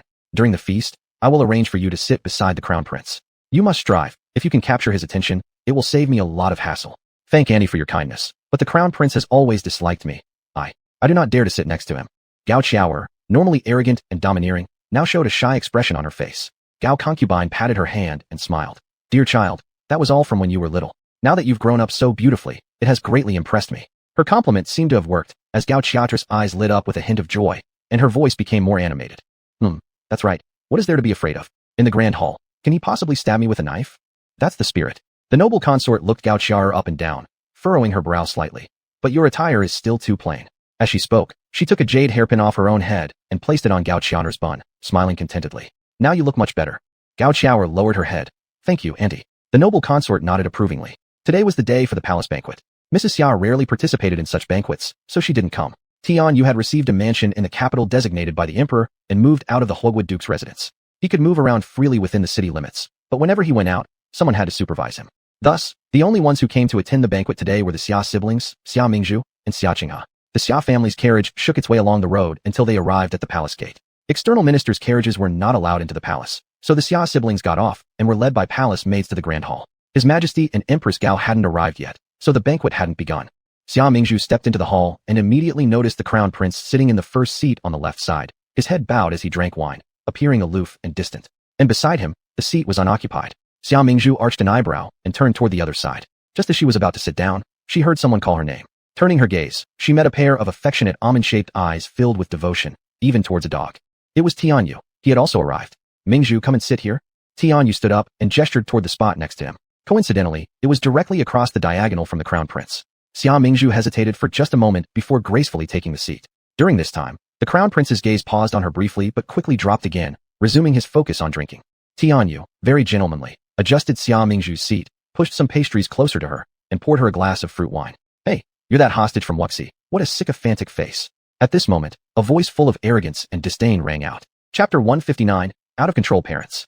Xia Mingzhu looked up and saw a young girl dressed in a light green robe, her graceful figure making her appear slim and elegant, as she walked over with the demeanor of a noble lady. With just one glance, Xia Mingzhu already knew who she was. Gao Qiaoer, the legitimate daughter of Hongyan Marquis and the beloved niece of noble consort Gao. She was a presence in the capital more arrogant and unrestrained than the former Xia Mingzhu, truly above the law. Due to whipping someone to death on the street 2 years ago, she had been sent by the Hongyan Marquis to a convent for spiritual cultivation, and it seemed like this was her return to the capital. But judging from appearances, not only had her temperament not improved, but she had become even more haughty, daring to mock royal hostages publicly. Young lady, don't go too far. Qin Yu scolded upon seeing Gao Qiaoer. How amusing. Gao Qiaoer sneered. So, can you not take a couple of insults? You are merely the son of a rebel army leader. In essence, you're here begging for scraps. And yet you dare to yell at me. Qin Yu grew red with anger, but ultimately fell silent. As a hostage, it was already difficult to be able to walk freely around the capital. He could not afford to provoke any further trouble. Sigh, unable to hold back.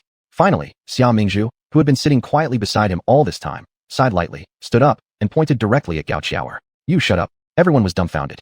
All the noble ladies turned their gazes towards Xia Mingzhu's direction, noticing how gracefully radiant she stood there, appearing unusually beautiful. Gao Qiaoer was equally stunned. Upon seeing Xia Mingzhu, her fury grew stronger.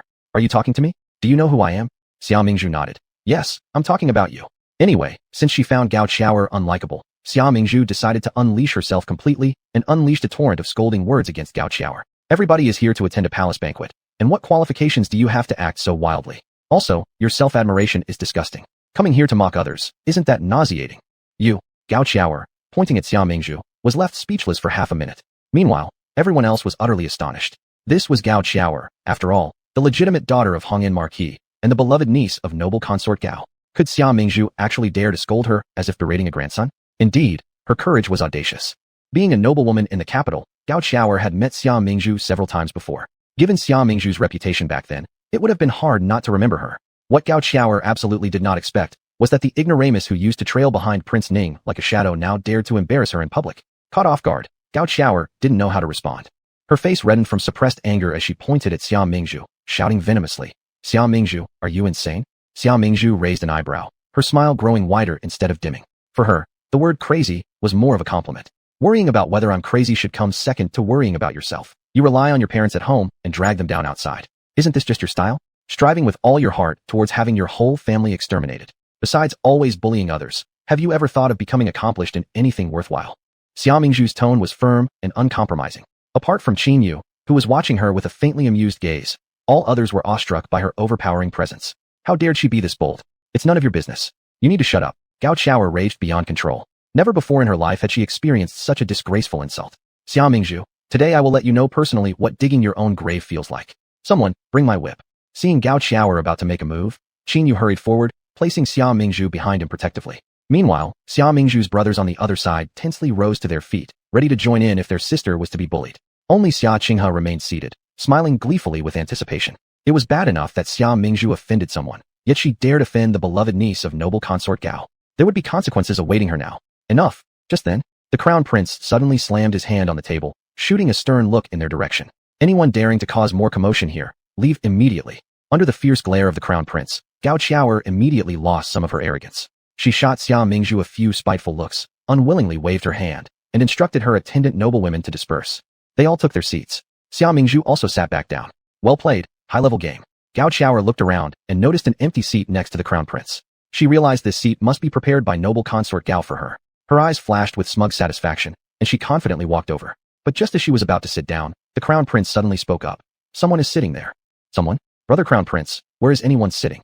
Gao Qiaoer, looking at the empty seat, was momentarily confused. The crown prince glanced at Xia Mingzhu and Qin Yu who were laughing together opposite him. His expression cold, he opened his mouth and called out, Xia Mingzhu. Xia Mingzhu had just been laughing at something Qin Yu said when she suddenly heard someone calling her name. She blankly replied, ah. Looking up, she saw the crown prince staring at her. Your Highness, did you call me? Yes, come sit here. The crown prince's voice was soft but firm. Xia Mingzhu hesitated and glanced at him. Seeing him nod slightly toward the empty seat beside him, she then excused herself to Qin Yu and sat next to the crown prince. Gao Qiao, was he actually inviting her over on the spot? Feeling humiliated, Gao Qiaoer stood awkwardly for a while before stomping her foot angrily and moving to squeeze out another noble lady on the other side to take her place. Forced to sit beside the crown prince, Xia Mingzhu received a hateful glare from Gao Qiaoer and fell silent momentarily. What's wrong with all of them? Why am I gaining more hatred just because of the seating arrangement? This is absurd. Prince Qi's brow twitched violently. He swirled his wine glass and turned his gaze to Xia Mingzhu, speaking in a casual tone. Is there something wrong with sitting beside me? Upon hearing that, Xia Mingzhu couldn't help but quirk her lips. She murmured back quietly. Not at all, Your Highness. We already agreed that we should appropriately keep our distance to confuse Prince Ning and noble consort Gao. Qi Yi paused momentarily, his eyes locking onto her flower-like profile. Yes, I regret it now. I realized that plan wasn't wise. Who knew how unsettled he felt watching her laugh and chat happily with Qin Yu right in front of him. Damn, this is unprecedented. You, as the heir to the throne, also go back on your word like this. Xia Mingzhu mentally criticized him. Resting her elbow on the table and squinting her eyes lazily, she smiled and teased. All right, if that's what your highness wants. Then here, pour me some wine. Qi Yi. The way she commanded him so confidently was almost as though she were summoning a servant. Nevertheless, he picked up the fruit wine and poured her a cup. Xia Mingzhu lifted the cup and drank it in one go, slamming it down heavily on the table in front of Qi Yi. Her loud action made her the center of attention. She tilted her phoenix-like eyes and exuded an air of aristocratic haughtiness. Pour me another. Qi Yi showed no expression as he lifted the bottle and poured her another cup. Everyone was stunned. Had the crown prince really listened to Xia Mingzhu's commands? When had the illustrious crown prince ever done anything like this for a woman? In everyone else's eyes, his character had always been aloof and dignified, disinterested in women. But why did he treat her differently? He even seemed overly indulgent toward her. Beside them, Gao Qiaoer watched the scene unfold, her jealousy and anger burning fiercely inside her heart. Chapter 160, Eyes on the Back of the Head. Shameless woman. Gao Qiaoer angrily slammed her hand on the table. How dare this vile person seduce elder brother crown prince? I will never let her off. Gao girl, please lower your voice a bit. A noblewoman whispered in warning. There are so many eyes watching here. You must mind your manners and not give them a chance to criticize. Gao Qiaoer gritted her teeth and spat out furiously. If it weren't for this being a palace banquet, I'd lash her face into shreds with just one whip. The noblewoman sighed. She really couldn't persuade this outrageous girl any further. In the end, Gao Qiaoer couldn't restrain herself. Taking advantage of the moment when the crown prince stepped out of the grand hall, she picked up a cup of wine and headed straight towards Xia Mingzhu. All the guests in the grand hall were reveling joyfully, completely oblivious to her presence. Step by step, she approached behind Xia Mingzhu, lifting her hand as she intended to pour the wine on Xia Mingzhu's head.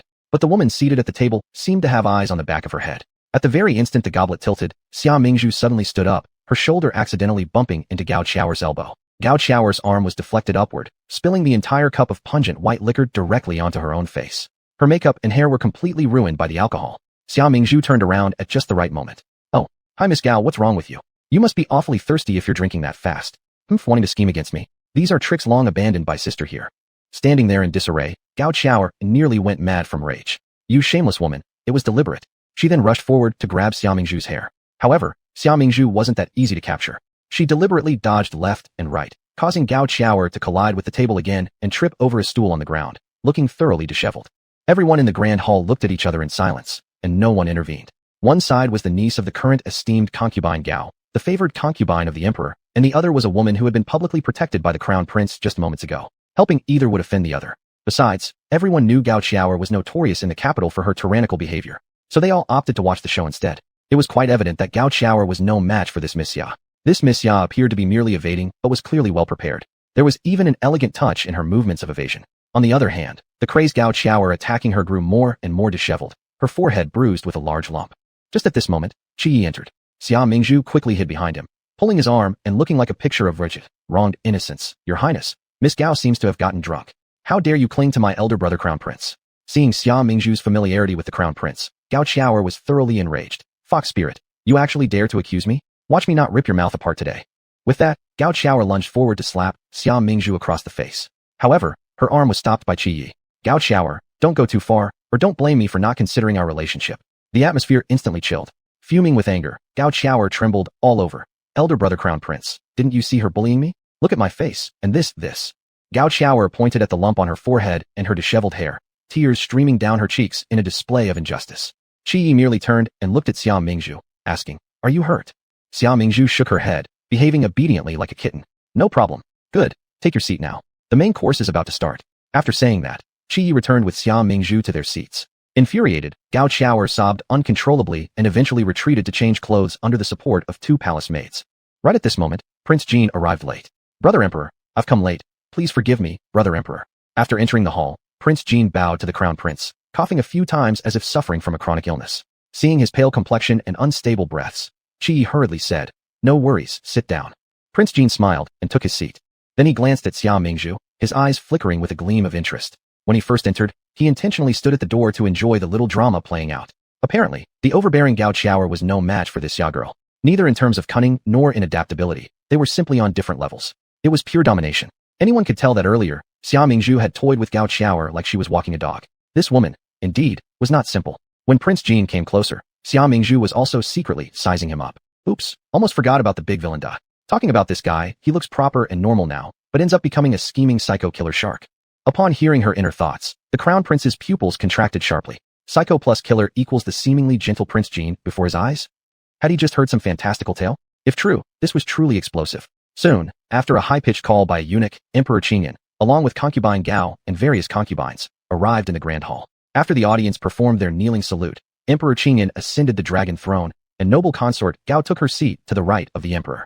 Once seated, noble consort Gao intentionally glanced at the positions of Crown Prince Qi Yi and Xia Mingzhu, as if she had heard about the earlier incident in the Grand Hall. However, it was clear that experience triumphs over youth, and noble consort Gao did not lose control or rush to avenge her niece. Instead, she plastered a full smile on her face and addressed the gathered noble women with grace and elegance. Today's banquet is for celebration only. You need not adhere to strict formalities. Please enjoy yourselves thoroughly. Upon seeing this, Xia Mingzhu's dimly dark phoenix-like eyes flickered slightly with a wave of emotion, but before anyone could discern its meaning, it vanished quickly. The banquet was filled with lively music and dance, creating a boisterous atmosphere. Throughout the feast, the emperor, nobles, ministers, and guests enjoyed performances while savoring the delicacies of the royal cuisine. Just as the banquet reached its midway point, the chief astrologer from the Bureau of Astronomy rushed in, drenched in sweat. He fell to his knees upon entering and reported urgently, "Your Majesty, moments ago, an unusual sign appeared in the sky. I have detected fluctuations in the nation's fate." Emperor Qingyan had already been informed by the chief astrologer that recent celestial patterns were irregular, which could impact the national destiny. Thus, he took the matter seriously. Everyone followed Emperor Qingyan outside to the front of the Golden Hall. Standing on the viewing platform, the chief astrologer frowned as he gazed at the heavens. This night, strange signs are appearing in the sky. 2 auspicious stars are aligning towards a merger, which shall damage our kingdom's fortune. Confused, Emperor Qingyan questioned, "If auspicious stars merge, shouldn't it signify great luck? How could it harm our national fate? And if this is indeed so, is there any way to resolve it?" The chief astrologer replied, "Though your words hold truth, the 2 stars in question both belong to the yin category.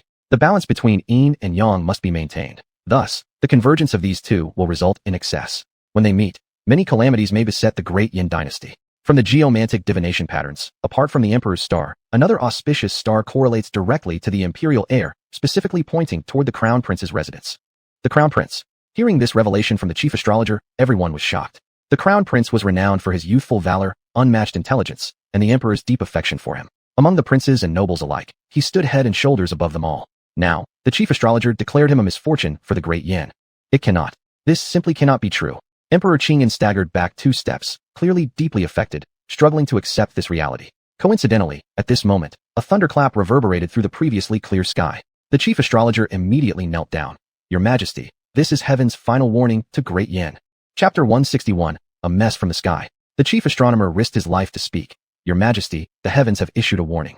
If we ignore it, our nation may face the peril of destruction. Please, Your Majesty, make an early decision and send people to search the crown prince's residence. In my view, the crown prince must be hiding something scandalous within his estate. Not permissible." As soon as the chief astronomer finished speaking, one of the ministers stepped out immediately. "Absolutely not. We cannot simply conduct a search based on mere speculation. Where would the crown prince's dignity be? And the royal family's dignity? Your Majesty, please reconsider this carefully.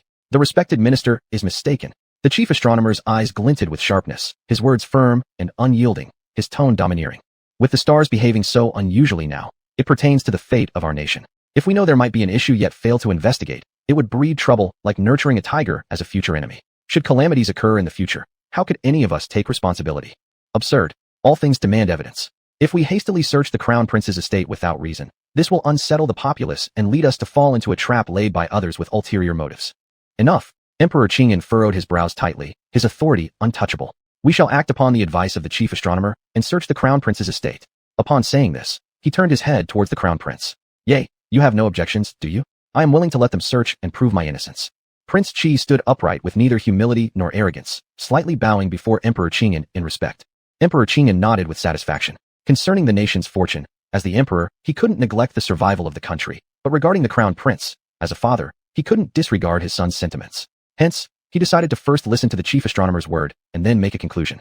"May the sovereign shine brilliantly." A smirk adorned the corner of the chief astronomer's lips as he exchanged a glance with the esteemed noble consort Gua, who was standing far beside the emperor. It seemed as though they had already plotted everything in their hearts. Emperor Qingyan gathered the palace guards to search the crown prince's residence while the officials waited in place. Qingyan's mind was filled with chaos. He loved the crown prince dearly and did not wish for him to have committed anything unforgivable. However, given the heavenly warnings, he could not afford to overlook these signs. Just when he was torn and restless, he heard a clear voice in his mind. This chief astronomer is truly good at deceiving. He obviously knows how to predict the weather since thunderstorms are coming, yet he says it's a heavenly warning. And searching the crown prince's residence, isn't that just a scheme to frame the crown prince? Unfortunately, you won't find anything.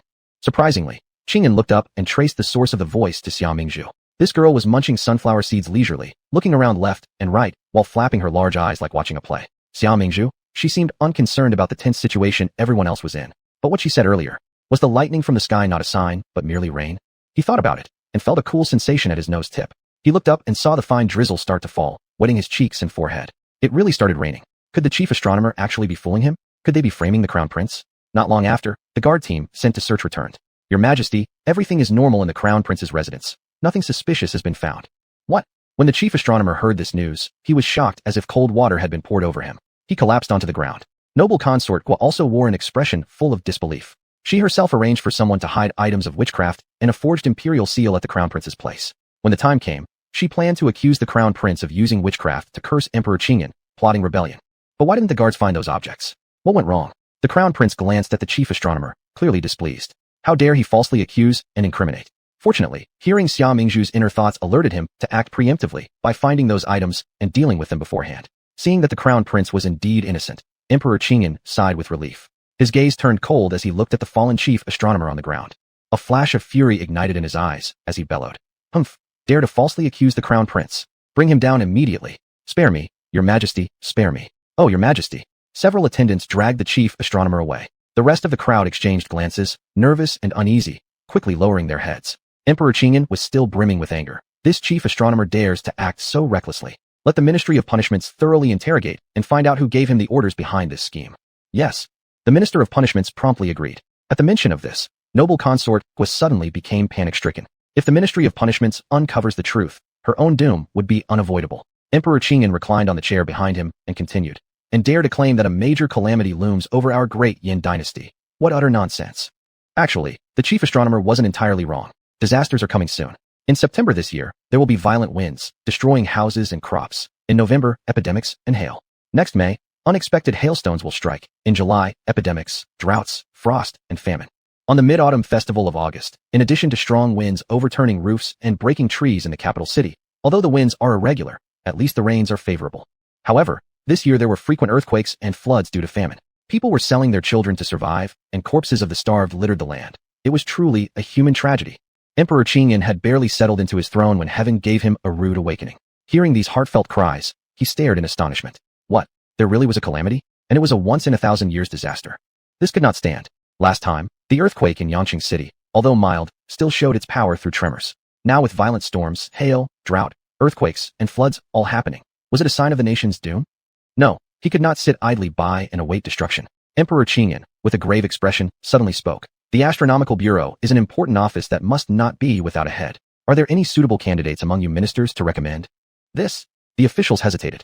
After all, the last chief astronomer had just been thrown into jail, and by next year, grass on his tomb would probably grow as high as 3 meters. For now, they preferred not to stick out. Emperor Qingyan humphed. Since none of you have any recommendations, then I shall appoint someone. Whoever's the fool will take over this mess. This huge chaotic situation, whoever takes charge is bound to fail. That thought came to his mind in the previous second, while the following second saw the person kneeling. Emperor Qingyan directly looked at Xia Mingzhu. I think the Lady of Zhongyi will do well. From now on, you shall be the chief astronomer. Ah! Xia Mingzhu nearly bit through her teeth from surprise. She hastily spat out the sunflower seed shells and fell to her knees in shock. Your Majesty, this is improper, right? Right. How can a young woman handle such an important task? Noble consort Gua added. She never imagined that she failed to frame Crown Prince Qi and instead handed this prime position over to this ungrateful wolf. Noble consort Gua felt aggrieved, so she looked up at the 100 officials for support. Among the civil and military officials, many found this decision absurd.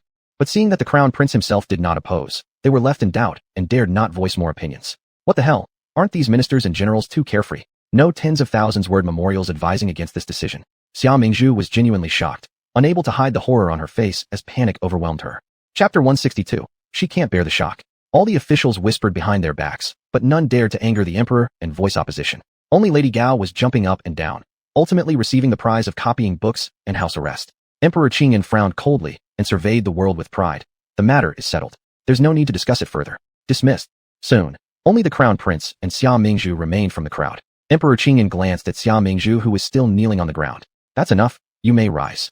Xia Mingzhu had not yet recovered from the shock of being suddenly promoted to a 5th-rank official position, blankly standing up. Emperor Qingyan laughed. What's wrong? Your temperamental nature was usually so restless. How have you now become a silent gourd?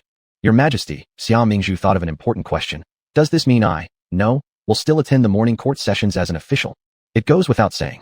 Emperor Qingyan stroked his beard and smiled. From now on, You will attend the morning court sessions on time daily and help ease my worries.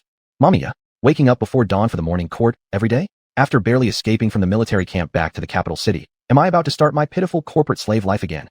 Xia Mingzhu wanted to cry but could only say, okay. Emperor Qingyan ignored the strange words that slipped out of her mouth and asked, do you have any good strategies for preventing disasters such as storms, hail, and floods? The crown prince had also earlier heard Xia Mingzhu's inner thoughts and carefully considered something in his mind. He directly said, your son believes that the first step should be focusing on the root cause of these calamities. For example, in case of flooding, first we must reinforce the embankments to prevent disaster occurrences. Second, stabilize the people's hearts to avoid unrest among citizens if they lose trust in the government. And then, there are droughts where profiteering merchants might hoard grain, buying low and selling high, hence creating opportunities for unscrupulous individuals to exploit national hardship. As the old saying goes, a major disaster will surely be followed by an epidemic. Thus we must prepare against a large-scale plague outbreak. Qi elaborated point by point. Well done, Year. Your deep plotting and comprehensive consideration brings great comfort to my heart. Emperor Qingyan finally showed a smile. But regarding these calamities like storms, frost, and hailstones, I do not know how to counter them. They would likely deal severe damage to our fields. This is simple, build greenhouses. At this moment, Xia Mingzhu interjected, building greenhouses, cover them with felt grass and thick cotton quilts on top, ensuring that the crops will not be harmed. And then install a water storage recycling system under the greenhouses. Even in times of drought, the survival of grains and vegetables won't be threatened. Can't let this office go to waste. Once there's a drought and water shortage, I'll invent a water pump. If heavy rains flood the fields, I'll invent a water absorption machine. Upon hearing her words, Emperor Qingyan and the crown prince were all bright-eyed. They looked at Xia Mingzhu, as though looking at the celestial empress she knew. Not only could she predict that this year would bring a once-in-a-thousand-years rainstorm, she could also forecast other natural disasters like droughts, storms, and hail, and think up solutions within such a short period of time. This kind of ability greatly impressed them. Mingzhu, if there's anything you need, just ask me directly. Whatever you wish to do, go ahead with full confidence. I will fully support you.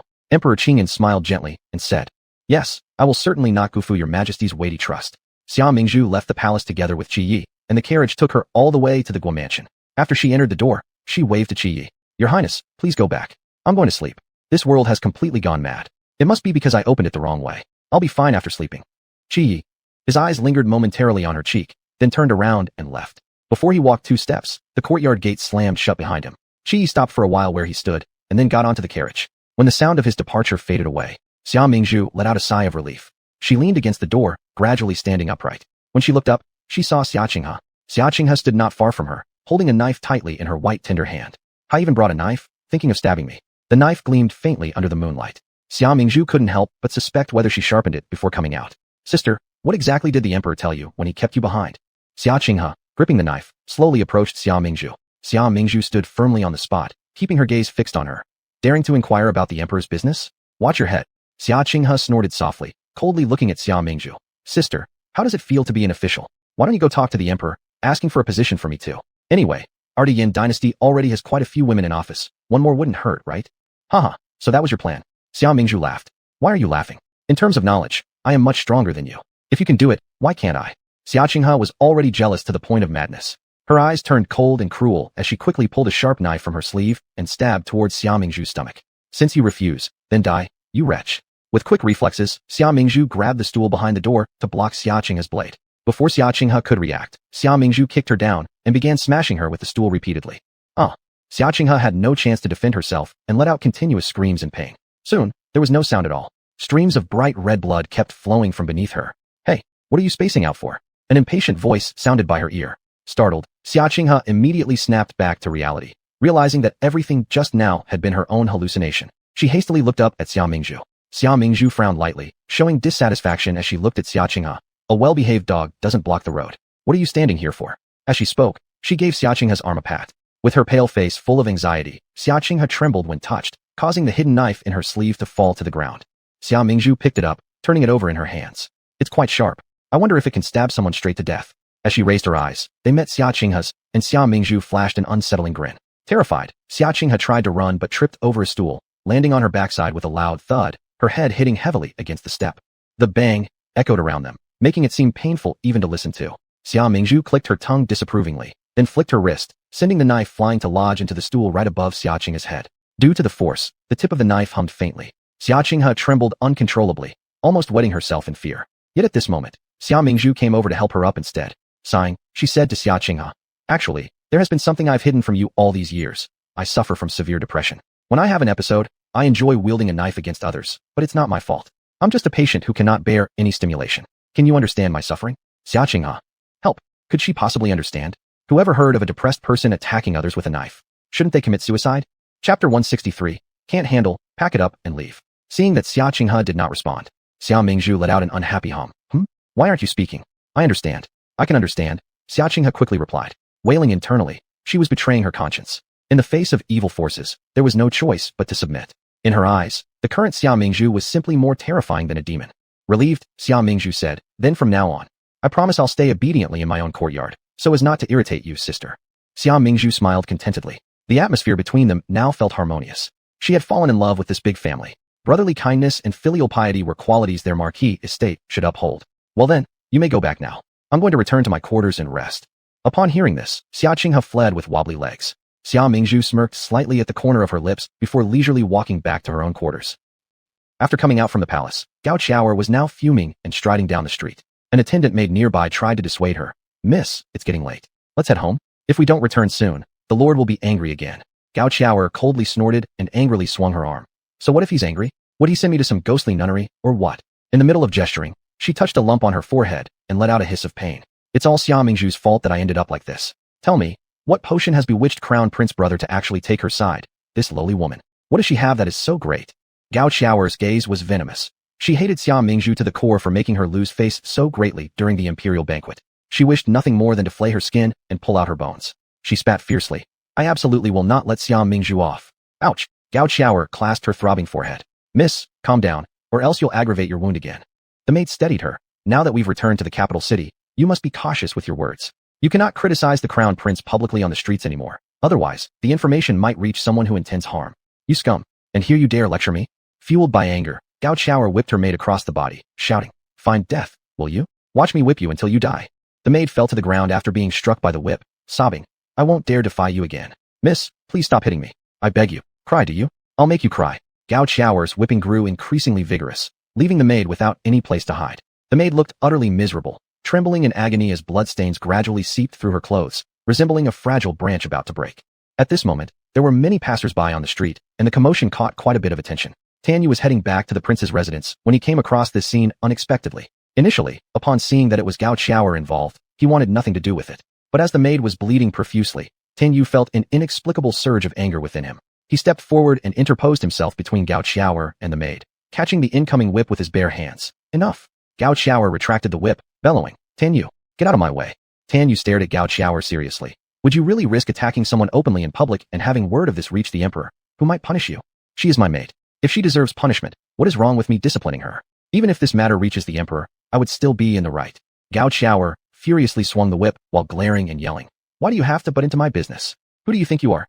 Oh really? Then why don't we just both enter the palace and have his majesty arbitrate the matter? Tanyu spoke justly. A servant's life matters too. If anything happens to her, Miss Gao, you will definitely eat more than you can chew. Tanyu's voice carried a menacing tone. Gao Qiaoer became instantly timid. She did not dare actually follow him into the palace. She had just returned to the capital city. Were another incident to occur, her father would certainly not forgive her. Clutching the whip, she scoffed disdainfully. Is she truly so fragile that just a few whippings endanger her life? Despite saying that, she still ceased and stormed off angrily. At this point, two men from the crowd watching exchanged glances with malicious intent and followed her. Tanyu moved forward to help up the maid lying on the ground. Are you all right? The handmaiden is fine. The maid expressed her gratitude. Thank you, sir, for saving me. Otherwise, I fear I might have died. You won't die. I'll have someone tend to your injuries. Turning, Tanyu instructed Zhongwu behind him. Take her to the medical clinic. Yes. Zhongwu confirmed the order. Tanyu nodded, turning his head when he noticed Gao Qiaoer's retreating back, followed closely by those two sneaky-looking men. After thinking for a moment, he followed her as well. Fantastic. One after another, you all come against me. Gao Qiaoer, as she walked, fiercely lashed the whip in her hand against the wall. I'll kill all of you sooner or later. Whoever goes against me must die. She was solely venting her pent-up anger. She paid no attention to the two shifty-looking men with sinister faces who were sneaking closer behind her. The woman, fully absorbed in cursing, remained completely unaware. Suddenly, her shoulder was firmly clamped by someone. Who's there? Gao Qiaoer tried to break free, but it was obviously too late. A cloth soaked in anesthetic was pressed over her mouth. Her eyes widened in fury, then her body immediately went limp, and she passed out. The short and thin man behind her caught her warm body, which stimulated him to the point of frenzied excitement, his expression drooling. This soft and fragrant body is going to kill me. As he spoke, He laid her down on the ground and began tearing off her clothes. Big brother, let's do it together. This woman was so hot-tempered, dared to whip people in public. Let's give her something more stimulating. The other man also approached, his eyes greedily scanning Gao Qiao's tender body. This figure. TSK, still a virgin perhaps. Hurry. Be careful, someone might come. The first man had already stripped off Gao Qiao's blouse, leaving only the last tattered undergarment, revealing her white and tender skin. He rubbed his hands with a lewd smile, extending them towards Gao Qiao's body. What are you doing? A male voice suddenly sounded in their ears. Behind the lewd man, a hand appeared, already grabbing hold of his shoulder. In a state of utter confusion, he was lifted up and thrown away. Shit, which ignorant fool dares to ruin my good time? The lewd man scrambled to his feet and saw Tan Yu standing against the light. Cursing harshly, looking like a ferocious demon, he charged forward wanting to teach the ignorant young man a lesson. But the moment he rushed in, Tan Yu delivered a 360-degree spinning kick, striking his chin directly, knocking him unconscious on the spot. Seeing this, the other man attempted to run, but his body was quickly grabbed by Zhong Wu who had arrived right after. Tan Yu's icy gaze could scare anyone to death, and he coldly commanded, dispose of them. After that, he took off his own cape and draped it over Gao Qiao, who was almost naked. Chapter 164, a big gift for the crown prince. Tan Yu left, holding Gao Qiao. He completely ignored the heart-wrenching screams coming from behind. Soon, Zhong Wu caught up. Master, what do you plan to do with this girl? Tan Yu didn't even look up. Send her to the crown prince's carriage. Zhong Wu was so startled that he nearly fell over after stepping on his own feet. He had thought that his master had taken a liking to this girl and therefore acted like a hero rescuing a beauty. So it turns out it's all about setting a trap for the crown prince. But then again, it makes sense. His master is in love with Miss Xia, and his greatest competitor now is the crown prince. By sending the crown prince this big gift, not only can their relationship be damaged, but it can also disrupt the yin. How smart his master is. Gao Qiao woke up from a nightmare. She was lying in the carriage, staring at the roof blankly. How did she end up here? She looked around nervously, realizing that she was on a carriage. Sitting up abruptly caused pain in her waist. Furrowing her brows, she realized something wasn't quite right. Slowly lowering her head, she almost fainted when she saw herself. Why was she stark naked? Not an ounce of clothing covered her. At that moment, not only was she naked, but the bruises and hickeys on her fair skin were also very noticeable. Did a man sleep with her? Who? Who could have done this? In panic, she used a blanket from the carriage to cover herself, then sat helplessly on the carriage floor, sobbing like a wrecked child. Qi Yi came out of the Ministry of Punishments. Behind him were not only his personal guards such as Cang Long, but also several officials. The chief astronomer of the prestigious Imperial Astronomical Bureau suddenly passed away. There hasn't been any definitive conclusion regarding the case yet. How did this person die suddenly in jail? The crown prince could feel the fury rising in his chest. Mr. Sun, the official in charge of the criminal department, wiped the cold sweat off his forehead and said, Your Highness, please calm down. It was our negligence. The mysterious death of the chief astronomer is being investigated by the coroner. Qi Yi angrily retorted, Investigate thoroughly. Someone dared to act against us within the imperial capital. They are truly audacious. Yes, we will surely try our best to find the person behind all this. Mr. Sun responded, agreeing with the crown prince. If there is any news, send someone to inform me. Qi Yi waved his sleeves and directly walked towards the carriage tied beside the stone pillar under everyone's attention. He lifted the curtain of the carriage, ready to climb aboard. Suddenly, a soft feminine body jumped into his arms. Big brother crown prince. Everyone showed a flash of surprise in their eyes. The crown prince actually hit a woman in his carriage. Qi Yi just wanted to turn his head to say something, but the hot and soft body suddenly jumped into his embrace. He assumed it was another cunning attempt to give him women, so without looking, he pushed the person away. Never did he expect that this woman would boldly jump onto him again. He looked briefly at her out of impatience and froze. This certainly isn't one of those commoners used as gifts. Instead, it's none other than the renowned noblewoman Gao Qiao in the capital city. At this point, Gao Qiao's trembling body tightly held onto Qi Ye's neck. Wah, big brother crown prince, it's you. You scare me to death. Her chest was wrapped in a blanket, revealing her naked skin beneath. Her sexy and long legs moved slightly, with obvious traces of pleasure on her body. The onlookers stared wide-eyed. Isn't this Gao Qiao, the legitimate daughter of Lord Hongyan and the niece of the noble consort? How did she end up in the crown prince's carriage? Is this naked body a sign that they couldn't help but be overwhelmed by this information and started murmuring among themselves? Isn't that Gao Qiao from the Hongyan Marquis residence? It was said that the crown prince favors Xia Mingzhu from the national protector's residence. Could it be that the rumors are false and he is actually involved with Ms. Gao? Looks like it might be true. The crown prince is so outstanding. Which woman wouldn't lose her composure? But still, isn't Gao Qiao too dissolute? Shouldn't the Gao family control her? What control? Since the Gao family already has a noble consort who bore the emperor a prince, they're now aligned with the crown prince, having everything under control. One daughter is nothing compared to these gains. Qi Yi felt the same shock as these people. Even his heart stopped for half a second before regaining awareness. Upon hearing the whispers around him, he became irritated. He immediately firmly gripped Gao Qiao's body, pushing her far away from him while shouting angrily, Miss Gao, please maintain your dignity. Big brother crown prince. Gao Qiao looked bewildered. Being someone who invests fully into relationships, she couldn't help but relentlessly pursue the crown prince. After waking up earlier, she didn't realize how worried she was. She stayed in agony because she wanted to uncover the truth. When she realized it was the Crown Prince's carriage, she felt an overwhelming joy. Who would have thought that the Crown Prince secretly admired her, and to obtain her, he had even resorted to tying her up and bringing her here. She didn't blame him. How dare he accuse her first instead? She was just about to ask why when she turned her head and saw so many spectators around. She immediately let out a startled cry and zoed back into the carriage. After lowering the curtain to block out the outside world, Gao Qiao'er felt wronged again and tears welled up in her eyes. In this matter, she was truly the victim. The Crown Prince had relations with her without giving her any say, and if he refused to acknowledge it, what could she do? Though it was hard to believe, the events had already occurred. How could he coldly choose to ignore it and let her become a laughingstock for everyone else's entertainment? At this moment, Qi stood outside the carriage, gradually calming down. He knew Gao Qiao'er well. Arrogant, overbearing, without caution, but also reckless and lacking strategy. He had come to the Ministry of Punishments unexpectedly to question the chief astronomer, only to find that the man had died in jail. But there was no way she could know his movements, especially appearing stark naked on his carriage under such public scrutiny. This was clearly someone's trap. Annoyance flickered in Qi Ye's eyes. Who exactly was behind this? His calm gaze swept across the officials still standing nearby. The matter today was all a misunderstanding. There is nothing between me and Miss Gao as you may think. We are clear of any wrongdoing, so don't spread rumors recklessly. I will get to the bottom of this. Understood, haha, understood.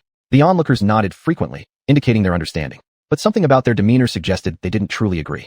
Qi Ye's face was very grim. He didn't enter the carriage, but instead sat on the shaft of the cart. He instructed Song Long, who was already seated at the driver's position, take Miss Gao back to the residence of Marquis Hong Yin. Hearing the sound of the wheels, the long-held breath inside Gao Qiao'er finally eased. She leaned against the seat covered with soft silk cushions, lost in deep thoughts and unsure of what to do next. An unknown amount of time passed before the Crown Prince tossed a piece of clothing inside, instructing Gao Qiao'er to dress herself. Seeing the new clothes the Crown Prince provided to cover her shame, Gao Qiao'er's frozen heart started moving again. After some consideration, she whimpered and pinched her thigh hard to make her crying sound more genuine. Wah, brother Crown Prince, I'm so scared. Can you come in and talk to me? Chapter 165, Unworthy to Carry Her Shoes. Qi Ye was also about to ask Gao Qiao'er about the situation, and upon seeing her dressed, he entered the carriage. Seeing him come as expected, Gao Qiao'er's eyes gleamed with a hint of joy, and she began crying louder. What should I do? After this happens, everyone will look down on me. If no one gives me justice, I won't want to live anymore. Qi Ye disliked this kind of nonsense that couldn't be brought up in public. He immediately reprimanded her. Enough. Cry anymore, and you'll get thrown off the carriage. Seeing his icy expression without an ounce of warmth, Gao Qiao'er hiccuped mid-cry and then reluctantly stopped her sobbing. How exactly did you get onto my carriage, Miss Gao? An explanation would be appreciated. Qi Ye stared at Gao Qiao'er intently, his voice cold and indifferent, consistent with his usual tone. Aye. Gao Qiao'er's face turned ashen as she started avoiding his gaze, her tone filled with uncertainty. Of course it was Crown Prince brother who sent someone to invite me. After some thought, just before losing consciousness, she had just scolded a nosy servant and then walked alone on the street. When she woke up, she was already here. If it wasn't for the Crown Prince having her bound and brought here, how could she have ended up on his carriage? Looking at her bewildered expression, Qi Ye knew that she had also been tricked. He irritably raised his hand to rub his temple and explained, I didn't send anyone to invite you. In fact, I had no knowledge of this matter. Your sudden appearance on my carriage was as surprising to me as it is to you. No, this can't be possible. Thinking that those who bullied her might not be the Crown Prince after all, Gao Qiao'er started trembling all over. You are a smart woman. We've both been manipulated today. I hope you see the truth and don't say things you shouldn't, said Qi Ye. Is Crown Prince brother afraid I'll reveal this matter outside? Gao Qiao'er smiled. She went all out in despair. Crown Prince brother bullied me, but is now afraid of losing face. Unfortunately, there were so many people who saw it happen at the Justice Department's entrance earlier. With so many tongues wagging, if Crown Prince insists there's no connection between us, I doubt anyone would believe you. Listening to these words, Qi Ye gave her a cold glance. Do you have some sinister intentions insisting this matter falls on me? We are people of status. Don't bring shame to your family. Hearing this, Gao Qiao'er's back stiffened. Turning around abruptly, she stared at the Crown Prince, unable to believe he could say such words. Today, in front of so many people, you held me yet still claim there's no connection? What do you take me for? To protect her reputation, Gao Qiao'er decided to slander the Crown Prince regardless of consequences, continuing her accusations. I am the legitimate daughter of Marquis Hong Yin, and the niece of the honored concubine herself, known as the most prestigious maiden of the capital city, not someone to be disrespected or humiliated easily. That's enough. Let me make it clear again. Our relationship is perfectly clean, and I haven't wronged you at all. Moreover, I have no interest in you whatsoever. Although Qi Ye believed his statement was explicit, Gao Qiao'er acted as if deranged, refusing to listen. For some reason, she insisted on clinging to him incessantly, making him feel extremely irritated. Seeing the Crown Prince glaring at her as if he'd devour her alive, Gao Qiao'er became increasingly flustered. She subconsciously tuned out Qi Ye's declaration that he disliked her. Through gritted teeth, she asked, Are you determined to cut ties with me because of Xiao Mingzhu? What does she have to do with anything? Don't randomly associate her with this matter. There is a connection, Gao Xiaoer cried. If not for that wretch, why wouldn't you acknowledge the incident? What's so great about her? That worthless woman whose marriage proposal was once rejected. Why do you keep protecting her? Chia's gaze on Gao Xiaoer revealed murderous intent. Don't you dare insult her like that. I can tell you that in my eyes, you, Gao Xiaoer, aren't even worthy to carry her shoes. You're going too far. Gao Xiaoer was practically driven mad with rage and began blurting out reckless words. You deliberately humiliate me because of her? My marquis household won't let this slide. At that point, you'll be a mud Buddha crossing the river struggling to save yourself, much less trying to protect Xia Mingzhu in the future. If that's the case, Songlong, throw her out. Chia scoffed coldly. Yes. Songlong had long been irritated by Gao Xiaoer's antics. How dare she slander Lady Xia? Rolling up his sleeves, he promptly threw her out of the carriage. Ouch! Gao Xiaoer landed on the ground sprawling in an undignified pose. Before she could get up, the carriage was already clattering away. Hey! Gao Xiaoer ran a few steps chasing after the departing carriage. But being a delicate lady from a noble house, how could she possibly catch up with the speeding carriage? Eventually stopping, she rested against her waist, gasping for air. Miss! A soft, timid voice sounded behind Gao Xiaoer. She turned her head and saw the maid who she had earlier whipped with a leather whip. Chun Tao. Upon seeing this maid, Gao Xiaoer's face lit up momentarily before turning cold again. You little wretch, where were you just now? I went to the medicine shop. Chun Tao timidly looked up at Gao Xiaoer once. Miss, weren't you? Her words cut off as she suddenly realized something was amiss, and she quickly knelt down to beg for forgiveness. Miss, your servant hasn't seen anything. Please spare me.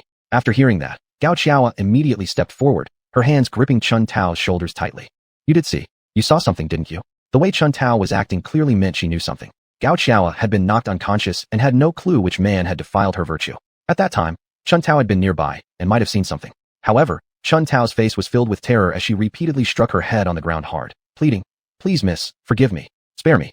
Gao Xiaoer stopped her from knocking her head, asking urgently, Did you see who it was? Who exactly was he? As she asked, her heart pounded wildly in anticipation. Could it be that her purity had been tarnished by some reckless, unknown man? Thinking about it made her body tremble violently with chills. If that were the case, then death by hanging would be her only option. All she could hope for now was that the man was none other than the crown prince. Otherwise, there was no way she could continue living. Even though logic was constantly nagging at her mind, telling her that the man who took advantage of her wasn't the crown prince. But deep down, she convinced herself, when she came to, she had been in the crown prince's carriage, surrounded by no one else. Just then, Chun Tao looked up under Gao Xiaoer's relentless stare and slowly spoke. It was the crown prince. Hearing these simple words, Gao Xiaoer's suspended heart finally fell back into place, and tears streamed down uncontrollably. Chun Tao wouldn't lie. This maid had no reason or vendetta against the crown prince to falsely accuse him. Right now, relief flooded through her veins. Though the situation seemed dire, fortune smiled upon her yet. There was still an opportunity to turn things around. With certainty restored, Gao Xiaoer declared firmly to Chun Tao, Chun Tao, stand up. Let's go home and have my father seek justice for me. Chapter 166. She's still alive. Father, you must uphold justice for me. Gao Xiaoer saw that this place was not far from the Hongyan Marquis's mansion. She immediately burst into tears and ran towards the direction of Hongyan Marquis as if she had suffered a tremendous injustice. Father, Crown Prince bullied me. Please uphold justice for me. Gao Xiaoer cried and ran far away in front. Behind her, the maid Chun Tao slowly stood up, looked at her retreating figure with a deep gaze. A moment later, Chun Tao turned around and stared straight at someone behind her. Qin Yu was standing in a hidden, dark corner watching them. Seeing him, Chun Tao revealed a smile on her face. Her life had been saved by Master Qin, so from now on, her life belonged to him. When Qin Yu nodded at her, Chun Tao's face flushed with a hint of redness. She bowed respectfully from afar to Qin Yu, then hurriedly chased after Gao Xiaoer who had left.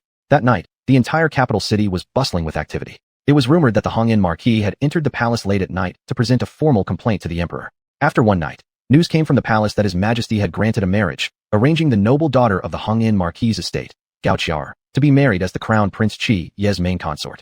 The wedding would take place soon. The whole Kyoto seemed to have returned to tranquility. The next day, as Xia Mingzhu stepped out of her courtyard, she bumped into Xia Qinghe. Xia Qinghe had already heard about the event last night where the crown prince was granted a forced marriage. Upon seeing Xia Mingzhu, she curled the corners of her lips, originally intending to mock her with a few words. After all, since returning from Yang City to the capital, everyone could see the unusual relationship between her and the crown prince. In the end, it all turned out to be just an empty dream as the crown prince was getting ready to marry another person. However, upon encountering Xia Mingzhu's serene, yet sharply piercing gaze, Xia Qinghe found herself unable to speak. She recalled that night's incident, and in her mind, this woman was like a devil. In the end, her lips moved slightly, but no sound came out. Xia Mingzhu glanced at her, and then hurriedly passed by as if in a rush to somewhere else. Xia Qinghe stood rooted in place, her fingers gripping tightly onto the handkerchief in her hand. Even under the sunlight shining on her body, she still felt cold and shivered uncontrollably. She remembered the nightmare she had last night. In her dream, she imagined herself as the heroine of this world, blessed with good fortune, becoming the symbol of all things beautiful, all outstanding men bowing to her feet, and she owning immeasurable power and endless wealth. But later, the golden aura of good fortune disappeared, and she gradually descended into mediocrity. What once were power and outstanding men, they all dissipated into clouds. In the end, she was killed because of jealousy against others, and her corpse was left in a desolate field. But dreams, after all, were just dreams. Xia Qinghe lifted her hand to shield herself from the glaring sunlight overhead and gave a self-deprecating laugh. If she truly were the heroine, she wouldn't have fallen to such a deplorable state. Nowadays, she couldn't even compare to the former, good-for-nothing Xia Mingzhu, filled with resentment and discontent in her heart. Currently, hiding and waiting was her best option. Xia Qinghe paused momentarily at the same spot before stepping forward and exited the estate through a side gate. The streets of the capital city were lively and bustling with people. On the street, there were candy blowers, lantern sellers, iron flower makers, everything available. There were also various performances, monkey shows, fire-breathing, face-changing, swordsmanship demonstrations, all dazzling the eyes. Seeing the vibrant and lively scene before her, a faint smile spread across Xia Qinghe's face. She approached a mask stall and picked up a fox spirit mask. The mask was exquisitely crafted, radiating its own beauty and aura. Xia Qinghe loved it dearly and held it in her hands, turning sideways to put it on her face. However, when she turned around, she suddenly bumped into someone. The person looked like a young girl, dressed in a wide, dark-colored gown, wearing a hood that concealed her appearance and figure completely. At that moment, she walked past Xia Qinghe in haste. "Sorry, miss." Xia Qinghe quickly stabilized the mask and looked back just in time to catch a glimpse of the person whose body tilted slightly, revealing part of the face underneath the hood. "Is that Yi Xiaoxi?" "No, wasn't she supposed to be dead?" Xia Qinghe's eyes widened in horror, her hand instinctively covering her chest as her breathing quickened involuntarily. How is it possible? That person who should have been dead was still alive? And here in the capital city too? What exactly is going on? Her heart was racing so fast it felt like it would leap out of her chest, leaving Xia Qinghe utterly terrified. She stared fixedly at Yi Xiaoxi, noticing her frightened expression as she frequently looked back, seemingly afraid of someone chasing after her. Not until she disappeared in the distance did Xia Qinghe, after being stunned for quite a while, snap back to reality and choose to follow her.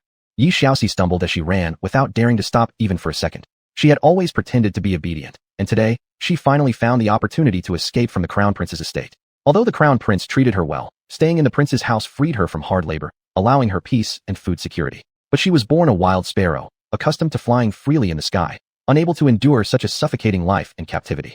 She could no longer passively wait for fate to come knocking. She had to seek the truth herself. Yi Xiaoxi crossed the street and slipped into a hidden alley. But before she could make it out of the alley, a shadow blocked her path. "Where are you heading, Missy?" Yi Xiaoxi was startled. She took 2 steps back and looked at Song Long opposite her. He wore a lean black robe, his aura cold and imposing. "What? Are you trying to stop me?" "Miss Yi, my master told me to bring you back. I have no choice. Please don't make this difficult for me." Song Long frowned as he looked at the person in front of him. "Go back." No way was she going back. Yi Xiaoxi made a move as if she was going to walk away, but Song Long continued to silently block her. When Yi Xiaoxi moved left, Song Long went left too. When she went right, so did he. There was no avoiding him. She got angry immediately, a flash in her eyes. Then she thrust her chest forward and rammed straight into Song Long. Song Long's expression turned pale with alarm. He quickly stepped back twice, acting as if he were afraid of touching her. He looked like someone facing an uncontrollable force of nature. A wicked thought struck Yi Xiaoxi. She pushed her chest out further and moved closer to Song Long, saying teasingly, "Weren't you going to catch me? Come on then, grab me. What are you scared of?" Song Long bowed deeply and stared at the ground. "I humbly ask that you come back with me. Please do not put me in such a predicament." While Song Long had his head bowed, Yi Xiaoxi took the opportunity to dart past him.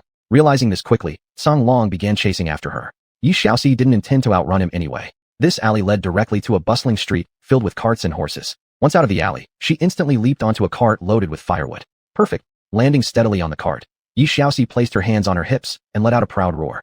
The cart, pulled by a donkey, shot off like a wild horse let loose, racing down the street at great speed. Yi Xiaoxi was sure Song Long wouldn't be able to keep up. Thus, lying down among the hay, she gazed at the azure sky and murmured, "Should I leave the city? Or find Xia girl? Forget it. Wherever this cart goes, I'll follow." With these thoughts, she closed her eyes, ready for a short nap. At that moment, the figure wearing a bamboo hat at the front of the cart slowly lifted their head. And beneath the hat, it was none other than Song Long. The direction in which the cart was heading?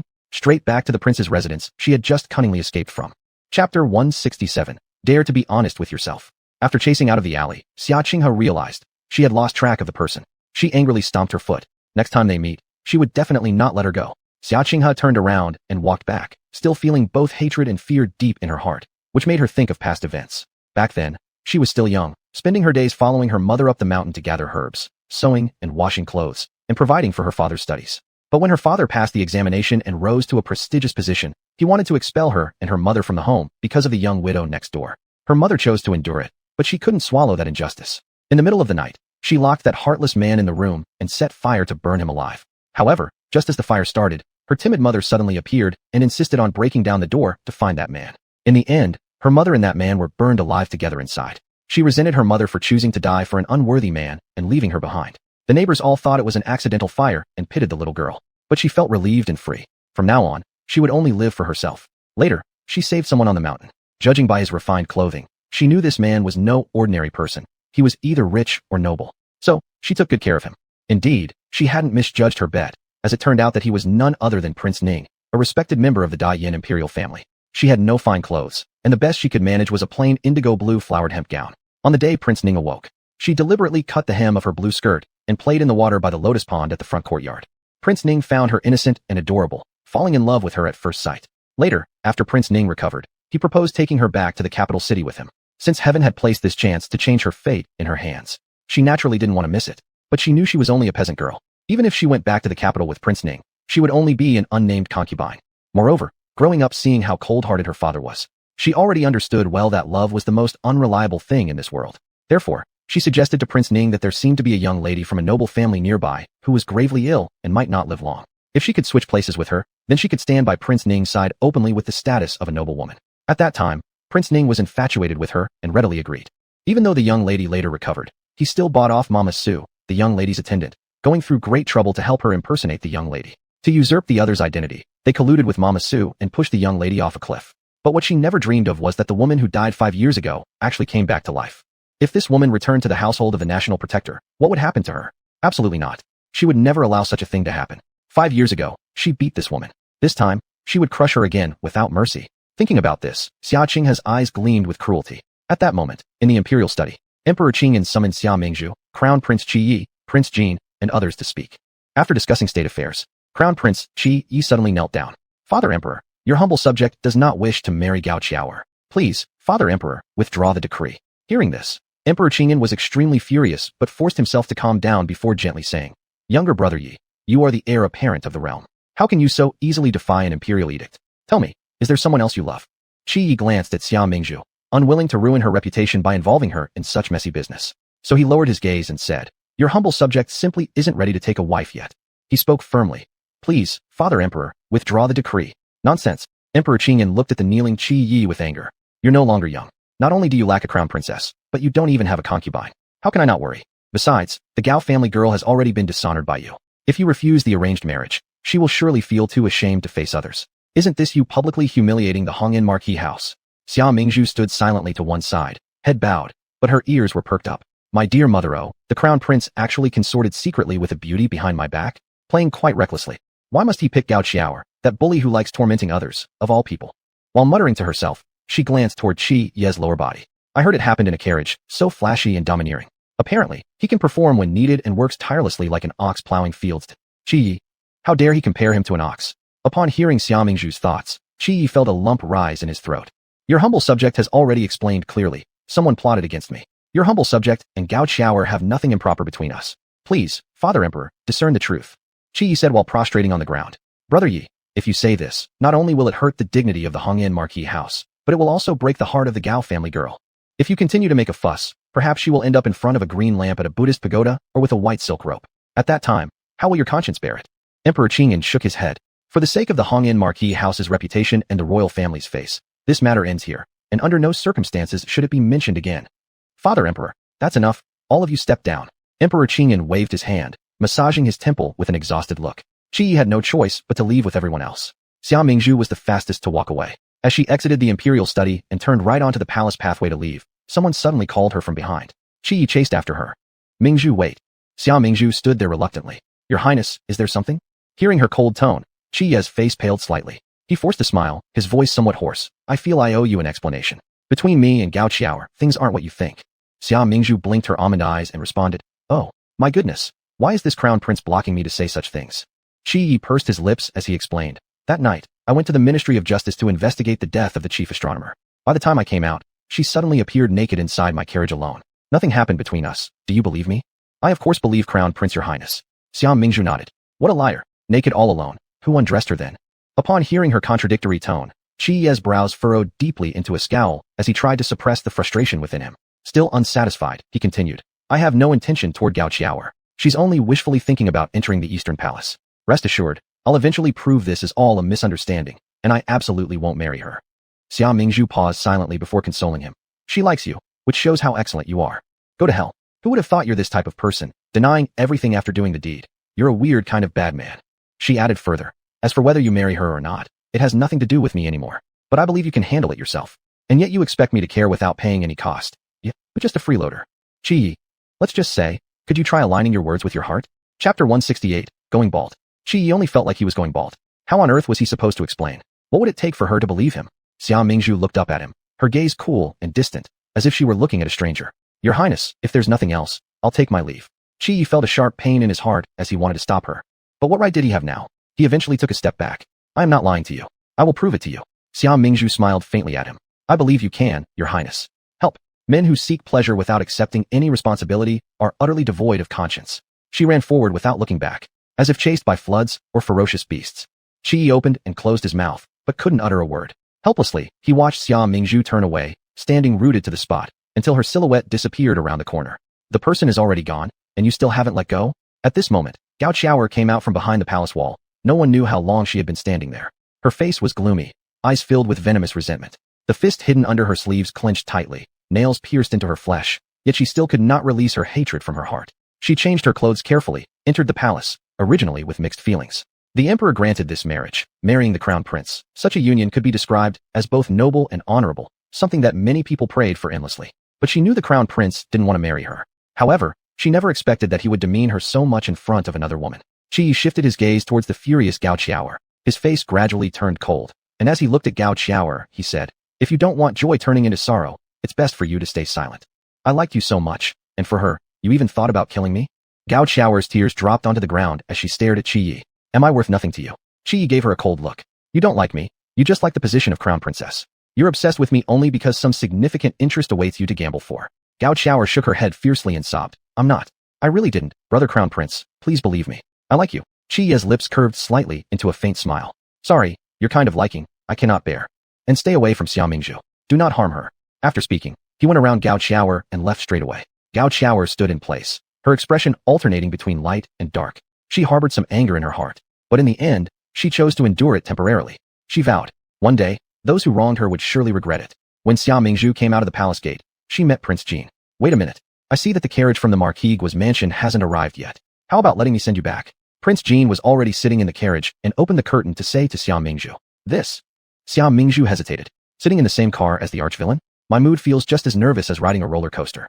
Seeing her hesitation, Prince Jin frowned. What's wrong? Is the prince that scary? Of course not. I am overwhelmed by your highness' presence, which makes me feel inferior, so I got a bit lost for a while. Xia Mingzhu hastily gestured with her fingers and laughed in response. 1,000 praises can always work. She didn't want to provoke his arbitrary retaliation over such a trivial matter. After all, he was a crazy arch-villain. Prince Jin smirked ambiguously and asked her, are you expecting me to repeat myself twice? There was nothing left for Xia Mingzhu but to get on obediently, with utmost care, as if the slightest mistake might make the carriage crumble beneath her weight. After boarding, she voluntarily sat at the edge, increasing the distance between herself and Prince Jin. Prince Jin cast a cool glance at her and nonchalantly asked, regarding the refusal of marriage by the crown prince in the imperial study earlier, what are your thoughts? Xia Mingzhu looked curiously at him. Could I have been invited aboard simply for this question? This guy sure likes to gossip. She deliberated and said, if the crown prince defies the emperor's decree by openly rejecting the marriage, it would almost amount to humiliation. Lord Hongyan will inevitably break ties with the crown prince, leading to disharmony between the ruler and minister. Given your highness shares deep brotherly bonds with the crown prince, worry is indeed inevitable. Haha. The corner of Prince Jin's mouth curled slightly, but his demeanor remained icy. Deep brotherly bonds? Who told you that I care about these things? Xia Mingzhu fell silent.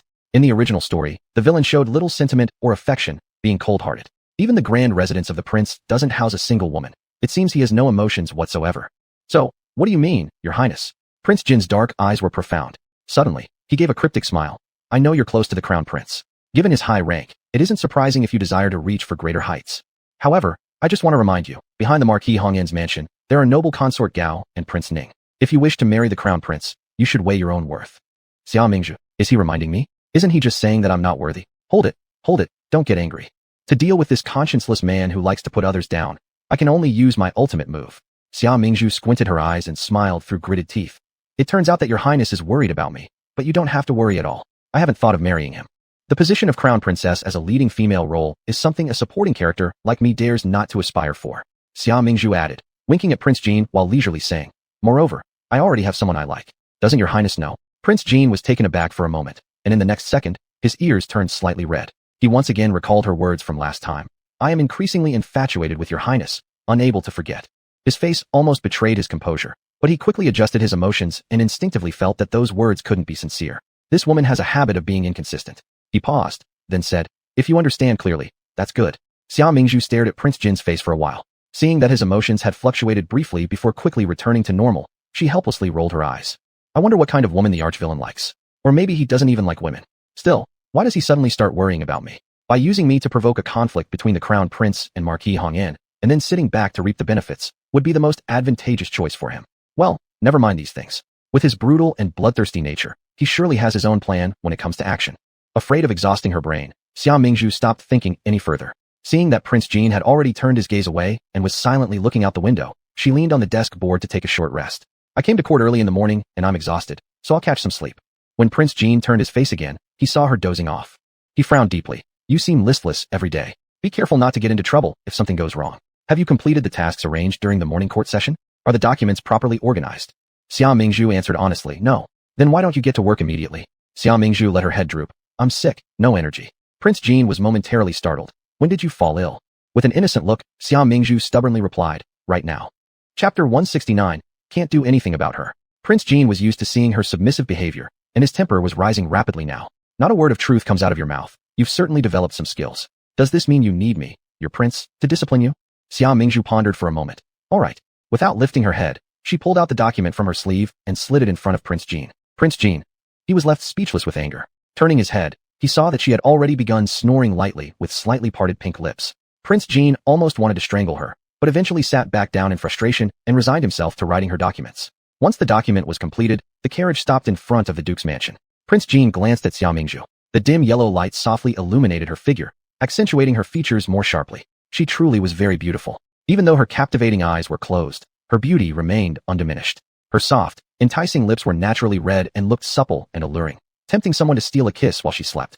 Seemingly feeling uncomfortable in her sleeping posture, she adjusted her position, turning her face toward him. Prince Jean quickly averted his gaze, tightened the pen in his hand, and pretended to focus on writing the document seriously. A corner of his eye saw that Xia Mingzhu had not woken up, so his body relaxed. He then wondered why he cared about being caught staring at her by Xia Mingzhu. His gaze returned to her pale face again, but only briefly. Just as he heard someone lifting the curtain, Prince Jean turned his attention and saw Xia Yunfei's surprised face.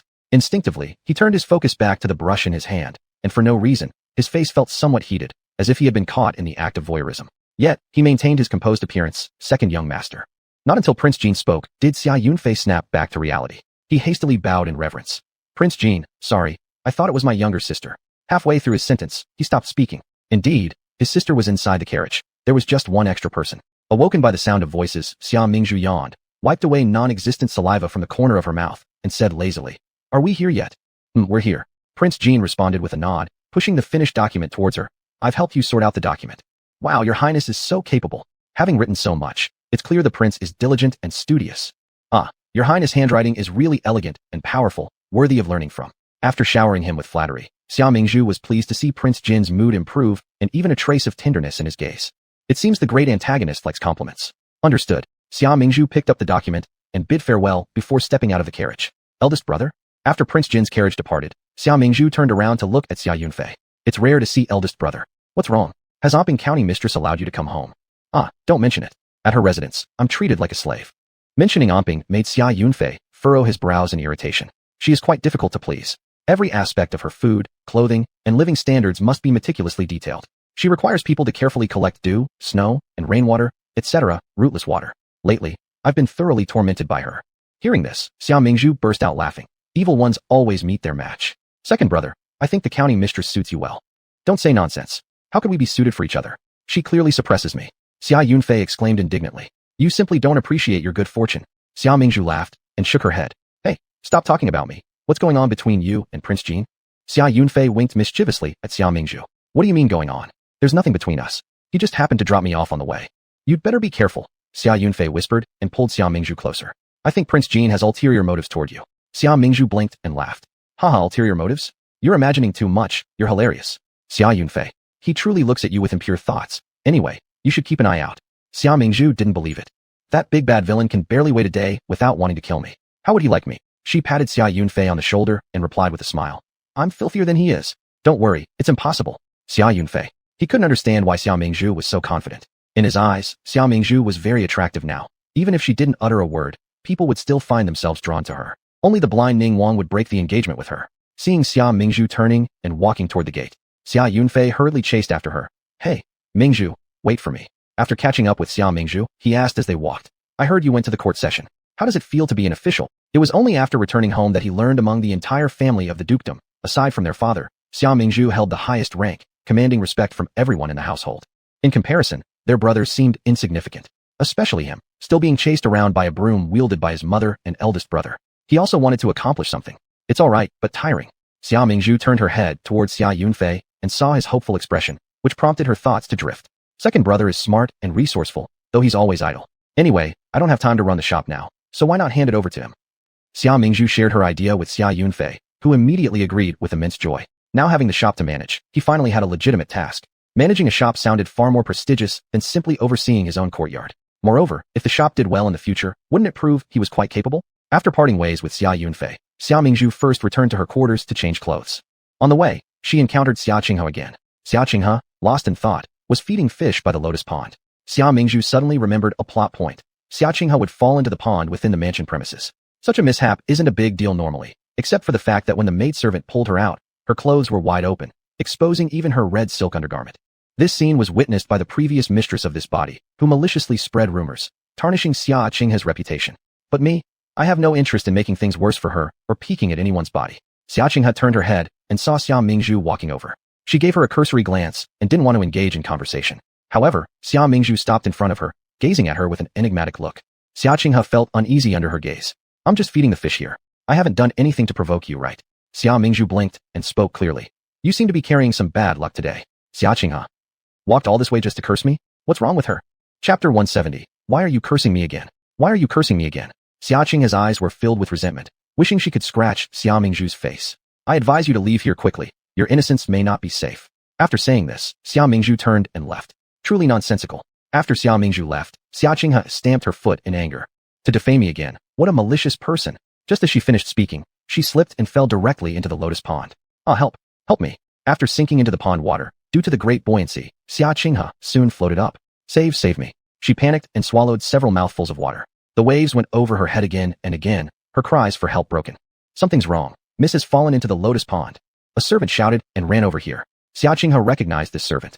He was called Jia Lu, the one in charge of feeding horses in the manor. After jumping into the water, Jia Lu looked at Xia Qinghe's fair complexion and red lips, with her 3,000 strands of black hair falling over her chest, so beautiful it made him drool. A wicked thought immediately crossed his mind. Miss, don't worry, I'm coming to save you. Jia Lu grabbed Xia Qinghe's arm and couldn't help but touch her face. Miss's skin is so soft, the feeling is really good. Cough cough. What are you doing? Xia Qinghe, having her arm pulled by him, with her head out of water after coughing twice, started breathing deeply. But soon, she realized something was amiss. The servant was not in a hurry to pull her out, but was grabbing at her breasts instead, taking advantage to fondle her. She became furious and began struggling, but the more she struggled, the more stimulated his senses her soft body became. Jia Lu laughed softly next to her ear. Miss needs to think carefully, there's no one else here. If I let go, you'll drown at the bottom of the pool. As he spoke, he pretended to loosen his grip. In the next instant, Xia Qinghe sank again. The air she could get from her nose and mouth suddenly decreased, until finally, all she could do was grab Jia Lu's arm tightly as a sign of pleading. Jia Lu, looking smug, picked up Xia Qinghe in one swift motion, starting to untie the sash on her clothes. After the sash was undone, the front of her blouse slightly opened, exposing the red embroidered belly band underneath. Feeling the rough hand grazing her waist, Xia Qinghe trembled all over, regaining her consciousness and beginning to panic and struggle. Don't like that. Let me go. How could Jia Lu easily let her go? As he was about to make the next move, someone appeared on the shore. Help me. Xia Qinghe also saw the newcomer and started shouting desperately again. Having no other choice, Jia Lu suppressed his inner agitation and dragged Xia Qinghe to the shore obediently. On the shore, Xia's brothers were walking along with Prince Ning. This was the first time Prince Ning came to the Duke of National Defense's residence after recovering from his injury. He had originally been tasked by his father, the emperor, to visit Xia Mingzhu to cultivate feelings. However, he didn't expect that as soon as he entered the courtyard, he would see Xia Qinghe falling clumsily into the lotus pond. Seeing her disheveled appearance, he hurried forward and took off his cloak to drape it over her shoulders. Your Highness, you have finally come.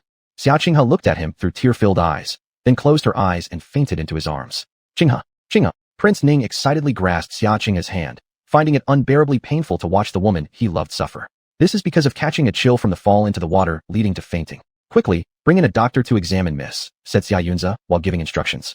Then he urged the prince. Your Highness, it would be better if you handed Qinghe over to me. She must be taken home to warm up immediately. I'll carry her. Prince Ning did not hand Xia Qinghe over to Xia Yunze. Instead, he picked her up himself and quickly strode toward her quarters. Xia's brothers exchanged glances and followed behind. Inside the room, after being carried back inside, Xia Qinghe was dried off by the maids with towels, placed in bed, and covered with thick quilts. Not long after, the doctor rushed in. Miss is fine, she just needs rest. After checking her pulse, the doctor stood up to leave, only to have his wrist grabbed by Xia Qinghe. Xia Qinghe opened her eyes and stared at the doctor intently. Doctor, my hands and feet feel cold, and I am very frightened. I fear it will affect my lifespan. Miss worries too much, your body is strong as an ox. Before the doctor could finish his sentence, a heavy money pouch was thrust into his hand. Taken aback, he raised his head and saw Xia Qinghe look at him with a beseeching expression. Doctor, please help me.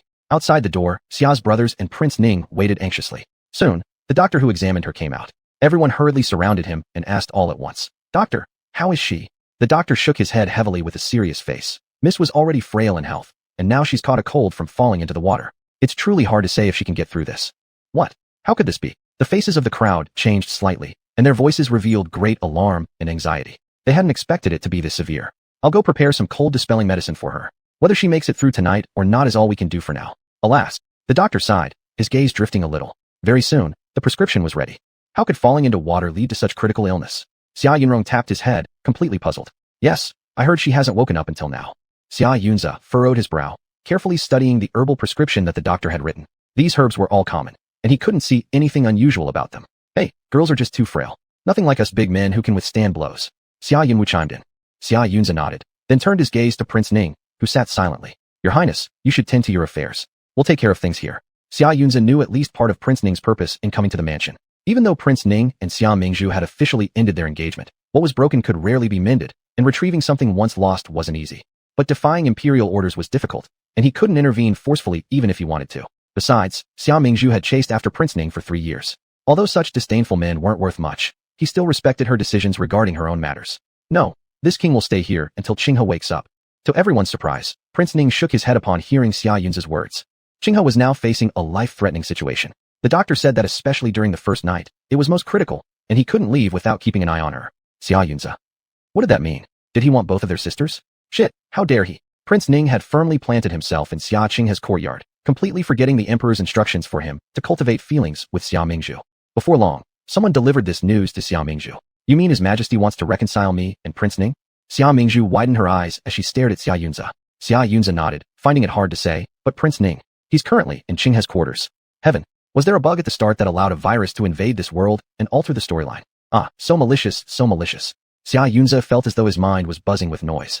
Chapter 171. Spreading rumors about the crown prince. Xia Yunze massaged his temples and finished what he was saying. So, I think the person Prince Ning cares more about is Qinghe. He hesitated with his words, not wanting to crush Xia Mingzhu. However, the fervent heartbeat ceased immediately at this thought. Eyes lighting up, Xia Mingzhu smiled mischievously. Big brother, you're right. Though defying the emperor's wishes is hard, we can't simply ignore Prince Ning's feelings either. Xia Yunze paused in his attempt to comfort her. What do you mean? Xia Mingzhu smiled innocently. Why don't we spread a rumor that Prince Ning stayed outside Xia Qinghe's room all night? Once this rumor spreads, everyone will know about Prince Ning's devotion to Xia Qinghe. Then, the old emperor won't arbitrarily force them into marriage anymore. Xia Yunze. He wiped the sweat off his forehead silently. What a strange world. Spreading rumors about the crown prince, that's new to him. Xia Yunze attempted one last resistance. Maybe things aren't as we imagined. Xia Mingzhu turned around with an innocent look in her almond eyes. Will you come or not? Xia Yunze. His advice had been futile. He stood up with a graceful posture. Then, I'll let you wait for me here. Xia Mingzhu beamed. All right. I like big brother best. After waking up, Xia Qinghe found Prince Ning guarding by her bedside. Prince, I thought I would never see you again. Xia Qinghe's coquettish voice pierced into Prince Ning's heart word by word. He gripped her hand affectionately. Qinghe, don't be afraid. This one will always protect you. Prince. Xia Qinghe's almond eyes brimmed with tears as she looked at him, moved.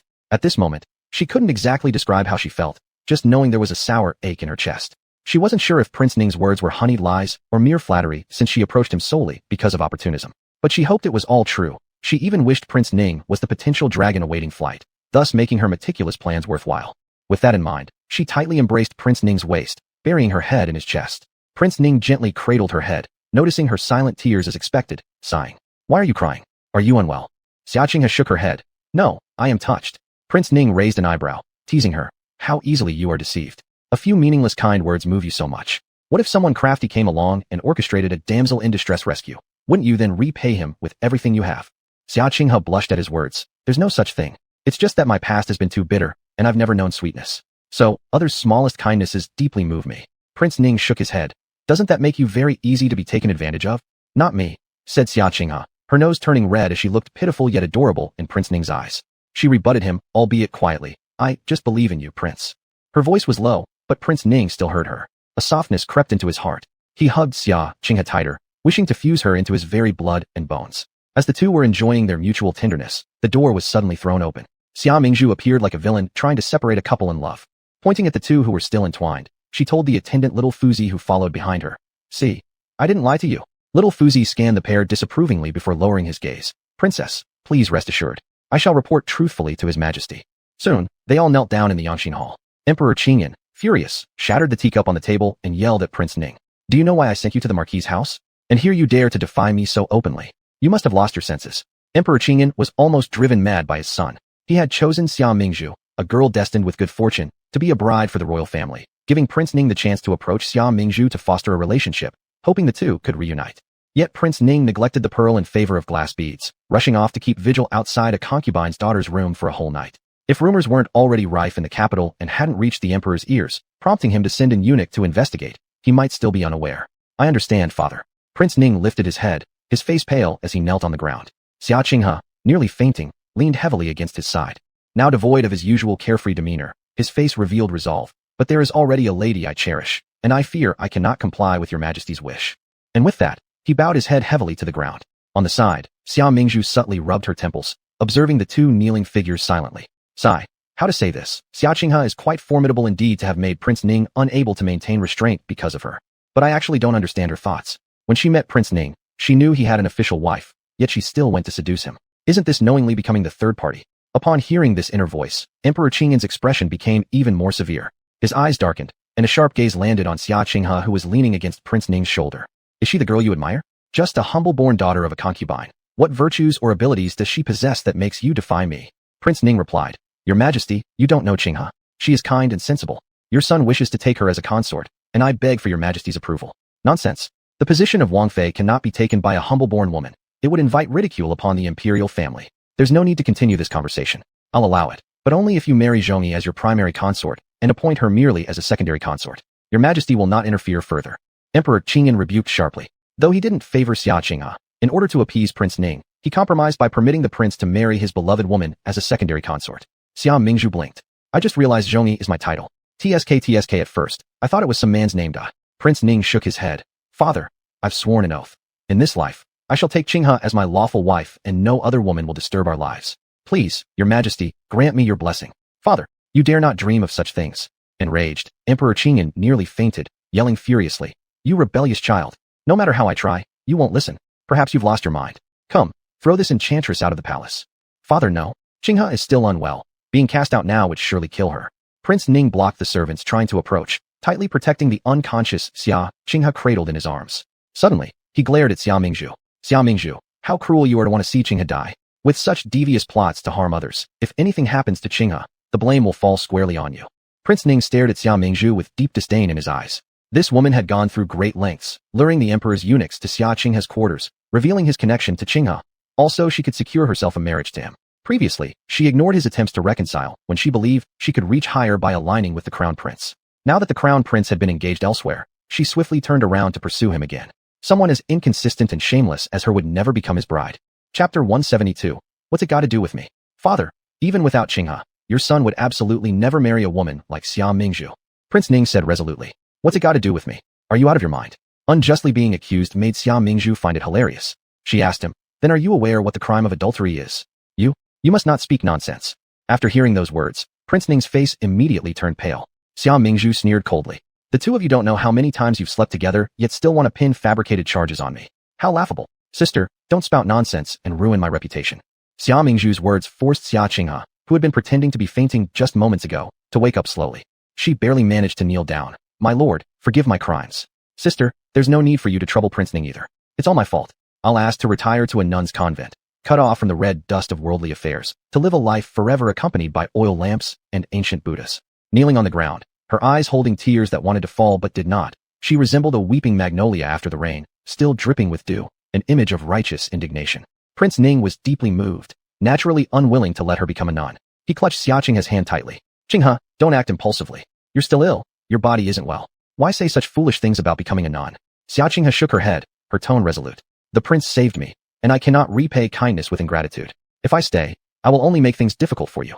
Her words sounded good, as if she didn't want to drag Prince Ning into trouble, but her feet hadn't moved at all. That's enough.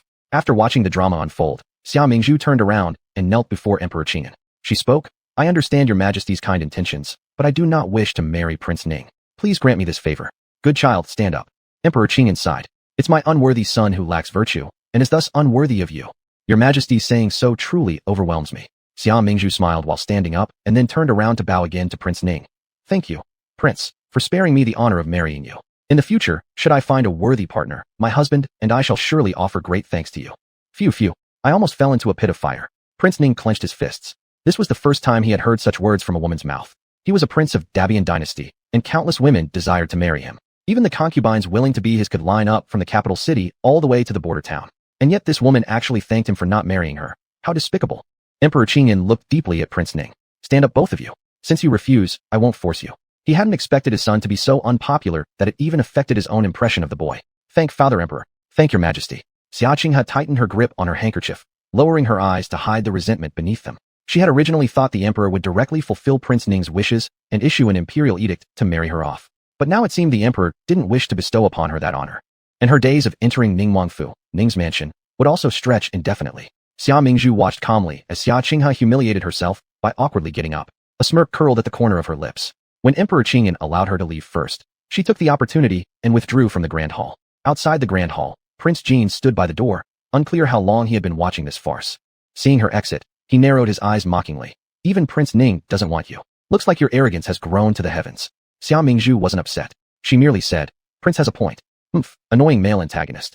Do you think you can get a happy ending in front of the main couple? Later, you'll be taken down anyway. Seeing her composed demeanor, Prince Jean burst into laughter and continued. But indeed, if someone looks down on forming an alliance with you, then this toad failing to eat the swan meat deserves exactly that. Who says otherwise? Xia Mingzhu laughed lightly. His impudent remarks, coupled with how ugly he is, irritate me endlessly. Prince Jean glanced toward the hall and nodded in agreement. Also, your illegitimate sister crying so pathetically makes me annoyed too. Prince, your insights align with mine. Xia Mingzhu directed her gaze at Prince Jean, narrowing her eyes slightly. Prince Jean plays dumb, but is actually very cunning. Who would have guessed that he is the toughest opponent? However, the enemy of my enemy is my friend. Anyone standing against the main couple is our ally. Inside Xinfu Palace, High Consort Gui was furious enough to explode. Marrying a consort is the fastest way to increase one's power. Although she disliked Xia Mingzhu, since the emperor esteemed her, adding another person to the back palace wouldn't bother her, and she would gladly see it happen. But what she didn't expect was that Xia Qinghe, that little tramp, dared to act in defiance openly. Previously, she had promised to strategize for her son, but in the end, she enchanted her son so much that he refused to marry anyone else for her sake. Lady Gui closed her eyes, masking the murderous intent within them. She sent someone to invite Prince Ning over. Soon, after bidding farewell to Xia Qinghe, Prince Ning strode quickly through the door. Mother, your son has arrived. As soon as Prince Ning crossed the threshold, he was met face to face by Consort Gao, who waited there seething with barely contained fury. The gentle demeanor she usually wore had vanished, replaced by a stern expression. Without warning, she slapped Prince Ning across the face. She bellowed angrily. Look at what you've done. Do you even know what selecting a consort means for you? Should I have to spell it out? Prince Ning acted as though he hadn't heard her words, raising his hand to touch where she had struck him, remaining silent. Seeing this reaction only fueled Consort Gao's rage. She continued yelling. Again because of that Xia Qinghe? I knew from the start she wasn't an easy one to deal with. What cleverness she has. Using Xia Mingzhu to create a scene before your father emperor. So vain and shameless. Mother, it's not what you think. You've misunderstood Qinghe. Prince Ning attempted to explain. Have I misjudged it? Consort Gao cut off Prince Ning sharply. How many times have I told you? I will support both of you when the time is right. But how can you be so impetuous? You go back immediately and sever ties with her, Consort Gao said firmly. Then go now and tell your father emperor that you're willing to follow his arrangements. It's impossible. Prince Ning raised his eyes. Even without Qinghe, I absolutely refuse to use marriage as leverage. Please, mother, don't force me. Without hesitation, Consort Gao delivered another resounding slap. Forcing you? For whose sake do you think I'm doing this? Isn't it all for you? The senior maid standing beside Consort Gao interjected softly, trying to mediate. My lady, His Highness the Prince isn't having an easy time either. Please stop striking him. Consort Gao returned to her seat, glaring coldly at Prince Ning. If you were more capable, would I even have to interfere in your personal affairs? Look at you. Unable to measure up not only to the crown prince, but even to Xia Mingzhu. That lowborn woman was truly impressive, an outsider daughter of a court official who had gained favor with the emperor surpassing even the crown prince. These words spoken by Consort Gao were something Prince Ning had already grown tired of hearing over and over. In front of others, his mother always presented herself as kind and gentle, yet in private, she transformed into someone completely different. It seemed like no matter what he did, it would never satisfy her. Since mother has no other matters, then allow me to take my leave. Stand still. Consort Gao stopped Prince Ning as he tried to walk away, her lips curling into a sly smile. Chapter 173. The feeling of having one's brain licked by a calf. Prince Ning stopped his steps, with a vague anticipation in his heart as he turned around, expecting comfort from his mother. However, all he received was an order-laden sentence. I don't care what you think about Xia Qinghe. You better gather your thoughts, or I will kill her. Disappointed, Prince Ning glanced at her without saying a word and left hastily. Are you really going to stand against me for that common woman? The noble Consort Gao questioned angrily. But Prince Ning did not slow down one bit. After he walked far away, noble Consort Gao clenched her teeth and said, It seems like we cannot keep this woman around. As Prince Ning walked out of the palace with a heavy heart, he bumped into Xia Mingzhu who had just stepped into her carriage. Before the curtain fell, he saw her face. She smiled radiantly, with bright eyes and white teeth, truly a beacon of brilliance. This stood in stark contrast to his dejected demeanor. Thinking about what noble Consort Gao had said, Prince Ning felt a surge of anger. Xia Mingzhu, I didn't expect you to be so ruthless, willing to harm even your own sister. Furthermore, how dare you slander me and Xia Qinghe before His Majesty? Do you know how embarrassing it was for me? Raging, he took several steps forward onto the marquis residence carriage, lifted the curtain, and dragged Xia Mingzhu out of the carriage. The consequences if I'm provoked are severe. You'd best not challenge my limits. Otherwise, I'll do anything. Said harshly, Prince Ning glared at Xia Mingzhu. If she planned to make his life difficult, then he'd take her down with him, ensuring Xia Mingzhu wouldn't come out unscathed either. Do you have some mental disorder? Suddenly yanked out of the carriage, Xia Mingzhu was completely stunned. Damn, if jokes are involved, your bottom line is lower than my threshold. Are we really talking about challenges? Xia Mingzhu examined Prince Ning's crimson eyes and cold expression and sneered dismissively. In which part of town were you offended so much that you came here to lose it? Looks like your brain has been licked by a calf. It doesn't have a single wrinkle. Prince Ning? What do you mean by that? Tisk, ignorance is terrifying. With pity, Xia Mingzhu glanced at him. An insult implying your stupidity. Xia Mingzhu, don't overstep. Prince Ning, glaring at her, suddenly changed his gaze to something vicious. In that moment, Xia Mingzhu took a step back. What are you planning to do? Attempt murder, perhaps, your highness? This is the palace. Are you sure? She didn't finish her sentence before Prince Ning seized her wrist tightly, causing Xia Mingzhu to scream in pain. Release my hand immediately. It hurts so much, you're utterly insane. Clutching Xia Mingzhu's wrist fiercely, Prince Ning warned sternly. I advise you not to daydream. My heart belongs to Qinghe. That's perfectly fine. You two suit each other marvelously. Xia Mingzhu, shaking her wrist, tried to free herself from his grip. To you, I wish you both bliss and an early arrival of noble offspring. Prince Ning choked on the response, unable to speak for quite some time. At that moment, he grew slightly uneasy, loosening his hold but not fully letting go of Xia Mingzhu. When they met earlier, his mind was certainly disoriented, impulsively boarding her carriage due to emotional turmoil. Now, caught between advancing or retreating, uncertainty enveloped him. I have made my stance crystal clear. Why does his hand remain firmly holding mine? An enormous Don Teface spelled out. Xia Mingzhu, exhausted from a long day in court, lacked patience to continue this exchange. Seeing his mute stance, she laughed coldly. Still not releasing? Wanting to bully me, huh? Fine, let me summon backup. Not giving Prince Ning a chance to react, Xia Mingzhu waved toward the palace gates, shouting, Your Majesty, he hit me. Could this woman truly complain to the emperor? Panicking inside, Prince Ning released her and turned his head. The palace gate area was empty, without any sign of the emperor's entourage. Just when he was about to question Xia Mingzhu, before he could turn completely around, he heard someone shout, Your Highness, there's an assassin. Moments later, someone kicked him off the carriage. Xia Mingzhu withdrew her leg and looked down. There lay Prince Ning sprawled out awkwardly, raising his head towards her in humiliation. Their eyes met. Xia Mingzhu's lips curved upward softly. Apologies, Your Highness. There's no assassin, I must have misjudged. Don't stay lying down. The ground is chilly. Ha, stimulating. Satisfying. Upon witnessing her triumphant grin, Prince Ning seethed in anger, trembling all over. His finger trembled as he pointed at her, preparing to scold. Xia Mingzhu, you. But Xia Mingzhu had already shouted first. Back to the estate, quick. Yes. Instantaneously, the carriage raced past Prince Ning, stirring up clouds of dust. By the time Prince Ning stood up, he swallowed another mouthful of dirt, prompting him to clutch a tree and cough violently. He angrily cursed while coughing. Cough, Xia Mingzhu. You venomous woman. Cough. It's good that you ran fast. Xia Qinghe hugged the loot given to her by Prince Ning as a consolation gift and returned to the household of the marquis earlier. Because she had suffered grievances in the palace, her face now wore an expression of hatred. She directly rushed towards her own courtyard. As soon as she turned into the most secluded corridor of the deep mansion, a shadow suddenly lunged at her. It was Jia Lu, the servant boy who had bullied her earlier by the lotus pond. You despicable woman! How dare you accuse me of stealing your jade pendant? It caused me to lose my monthly wage and be expelled from this household. Jia Lu's voice was brutal as he held a short blade in his hand and thrust it towards Xia Qinghe's face. Xia Qinghe quickly dodged and struck his wrist with her lute. The blade fell to the ground with a clank, and Jia Lu screamed in pain. His dark face twisted in fury. His tone grew even more vicious.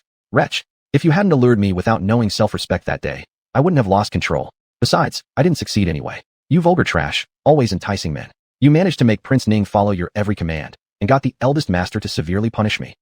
Xia Qinghe calmly looked at the raging Jia Lu, but inside, she was filled with icy killing intent. Death is the price for anyone who humiliates her. In order to avenge himself, Jia Lu had waited on her path, intending harm. But she had been waiting for him much longer. Successful attempt? Wanting to touch me. Like a ghost, Xia Qinghe seized him unprepared, strangling his neck with a rope concealed in her sleeve, and then pulled fiercely backward. Maybe next life. Jia Lu's neck was tightly compressed, leaving him immobile as he struggled helplessly in her hands, his eyes rolling upward, his appearance unspeakably terrifying. Yet Xia Qinghe felt no fear. Ever since meeting Yi Xiaoxi, and having endured a series of blows at the palace, there wasn't anything she cared about anymore. She didn't want to return to that impoverished place. To preserve her current life, she had to take risks. Recognize this next life. Some people are beyond your reach. With a cold and fierce gaze, Xia Qinghe tightened the rope. Her move was steady, accurate, and lethal. No matter how hard Jia Lu struggled, she never loosened her grip until Jia Lu took his last breath. After strangling Jia Lu to death, she camouflaged the scene and fabricated the false impression of a suicide. Not long after, a passing maid discovered Jia Lu who appeared to have hanged himself. Unbelievable. Someone has committed suicide. Help. Quick. Chapter 174, Pitiful Fifth Brother. A scream shattered the tranquility of the marquis estate. The maid who discovered Jia Lu screamed in a trembling voice, scrambling back on all fours with a ghastly pale face. She had been thoroughly frightened. Something's wrong. Jia Lu has hanged himself. Soon after, Xia Yunze arrived with others. What's going on? Oh no. Look over there. My goodness, it really is Jia Lu. How could he not cherish life? What on earth made him want to end his own life? The maids and elder ladies in the household sighed heavily, but none dared approach the tree where the hanging occurred. If the deceased spirit was still nearby and attacked them, what would they do? Men are naturally braver. They followed Xia Yunze toward the tree and got a clear view. Jia Lu was hanging from an old tree not too high off the ground. His neck was twisted to one side, his face purple, his eyes without light bulging out as if trying to pop out of their sockets. He looked terribly dead and unsettling. Hurry, go up there and untie the rope. Bring him down. Xia Yunze's face immediately turned grim upon seeing this. A death in the house was never good news. And since it wasn't a natural death, it had to be reported to the government. They didn't know whether the authorities would decide to investigate further. Thinking about this, Xia Yunze asked everyone present, do you know if Jia Lu has acted abnormally in the past few days? In these last 2 days, I don't know why, but Jia Lu kept getting angry. I saw him act strangely since he climbed out of the lotus pond. Could it be that a water ghost from the manor claimed his life? The page boy sharing a room with Jia Lu said fearfully, his face full of terror. Xia Qinghe, hidden in the shadows, fixed her gaze on the crowd standing under the eaves. The lights in the 8-cornered corridor were shining brightly, illuminating her kind-looking face. Xia Qinghe smirked secretly. Kind-hearted? It's fake. Actually, she had been spiking Jia Lu's food with the juice of the Huxian grass for the past couple of days. This medicine she had acquired from the doctor that day was colorless and odorless. Initially, it would cause restlessness in the person who consumes it, then eventually lead to madness and loss of sanity. Don't spread baseless rumors. There are no water ghosts in the estate. Xia Yunze scolded sternly. Still, I think that lotus pool seems quite strange. Second Miss nearly lost her life there. The servants muttered amongst themselves. Oh, if it weren't for rescuing Second Miss, Jia Lu wouldn't have offended any water ghost. Shoo, Second Miss is coming. Don't talk about this anymore. In the midst of the servants' discussion, Xia Qinghe slowly emerged from the shadows. She shrank her shoulders, tears dripping down her face, trembling with fear. Sobbing, she threw herself at Xia Yunze. Big brother, it's all my fault. If I hadn't exposed Jia Lu stealing my jade pendant, Prince Ning wouldn't have asked you to expel Jia Lu from the estate. And if so, Jia Lu wouldn't have committed suicide due to despair. As Xia Qinghe spoke, her complexion grew increasingly pale, and her body wavered precariously, as if she might faint at any moment. Xia Yunze quickly supported her shoulders, comforting her. Qinghe, it's not your fault. It's because of his own greed and recklessness that he met such an end. Hearing this exchange between the two, everyone present suddenly realized the truth. So Jia Lu actually had the audacity to steal his master's wealth while performing an act of bravery? We heard he took the jade pendant from Second Miss while rescuing her from the lotus pond. That's why Master punished him by reducing his monthly salary and expelled him from the estate. No wonder he chose to take his own life. Such a foolish decision. If only he knew today would come, perhaps he'd have thought twice earlier. Alas, while sighing deeply, the servants directed their sympathetic looks towards Xia Qinghe. Second Miss has a kind heart. She shouldn't feel saddened for someone like him. Yes, Second Miss hasn't fully recovered from her fall into the water. Please don't cry and damage your health. You reap what you sow. It's self-inflicted misfortune. Xia Qinghe glanced around at everyone with a smile, and the pitiful expression on her face now made her look even more touching after having cried before. Thank you all. I really can't bear it any longer. Before I accompanied my sister to the palace, I was punished by His Majesty. Well, let's not talk about it. It's also not entirely my sister's fault. Her unfinished words gave rise to boundless speculation in everyone's minds. Xia Yunze was just about to ask Xia Qinghe what happened during her visit to the palace when arrangements were made to handle Jia Lu's matter. Subsequently, he took her back to her room to talk privately. The remaining servants looked at each other in confusion and began speculating wildly. What did Second Miss mean just now? Could it be that First Miss has made things difficult for her again? Who knows? Rumors say Prince Ning originally came to visit First Miss, but unexpectedly encountered Second Miss falling into the water. In the end, he stayed overnight in Second Miss's quarters. To me, Prince Ning truly harbors deep affection for our Second Mississippi. No matter how jealous First Miss may feel, it won't help. But I notice First Miss doesn't seem to care about this at all. Just pretending not to care. If she genuinely didn't care, she wouldn't have gone to the palace to file complaints. Alas, Second Miss is truly pitiful. At this very moment, Xia Mingzhu was unaware that she had once again become a topic of gossip among people during their leisure time. She sat in the carriage, and as the driver cracked his whip, the horse hooves clopped quickly, bringing her back to the residence of the Duke, who protects the nation. Upon entering, she ran into her fifth brother, Xia Yunwu. He was directing people to carry a stretcher covered with a white cloth out of the estate. Hey, what's going on here? Xia Mingzhu asked curiously. Seeing her, he thought about what Xia Qinghe had said regarding being bullied, so Xia Yunwu snorted loudly in response and remained silent. Xia Mingzhu widened her eyes. Huh, Mr. Humph, why are you acting so superior? In a story over 1,000 chapters long, you don't even make it past 30 chapters. You should do some soul-searching, da. Xia Yunwu. His lips twitched, but instead of reflecting, he shot back. I heard you bullied Qinghe again. With Ning Wang protecting her, how could I possibly bully her? Xia Mingzhu scoffed. I didn't expect Xia Qinghe to kneel for so long in the palace and still have the energy to come back and file complaints. Her ability to twist facts is truly impressive. Upon hearing this inner voice, Xia Yunrong's eyes darkened slightly, his emotions growing complicated. Feelings of guilt, regret, and reflection surged within him inexplicably. All right then, if not, that's good. We're family. I hope you all can get along peacefully. Xia Yunwu paused for a moment before answering Xia Mingzhu's previous question. A servant boy in the house has died. I'm now heading to the government office to report it. Government office?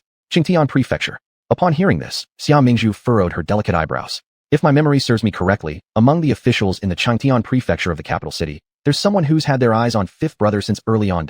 After the decline of the Protect the Nation Duke's residence, Fifth Brother was lured by dirty tactics and ended up in the courtyard as someone's favorite companion.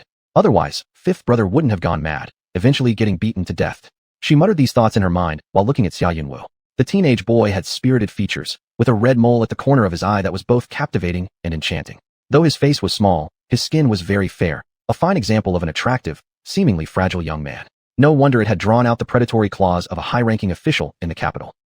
Xia Yunwu hesitated for a moment, and when he understood the implications, he was shocked beyond measure. He became someone's favorite companion, and ultimately, he was beaten to death? Damn it. In the inner monologue of his sister, though his brothers were all fated to be cannon fodder, at worst they merely lost their lives. Yet, he not only lost his life, but also his dignity. Chapter 175, Death by Her Wrath.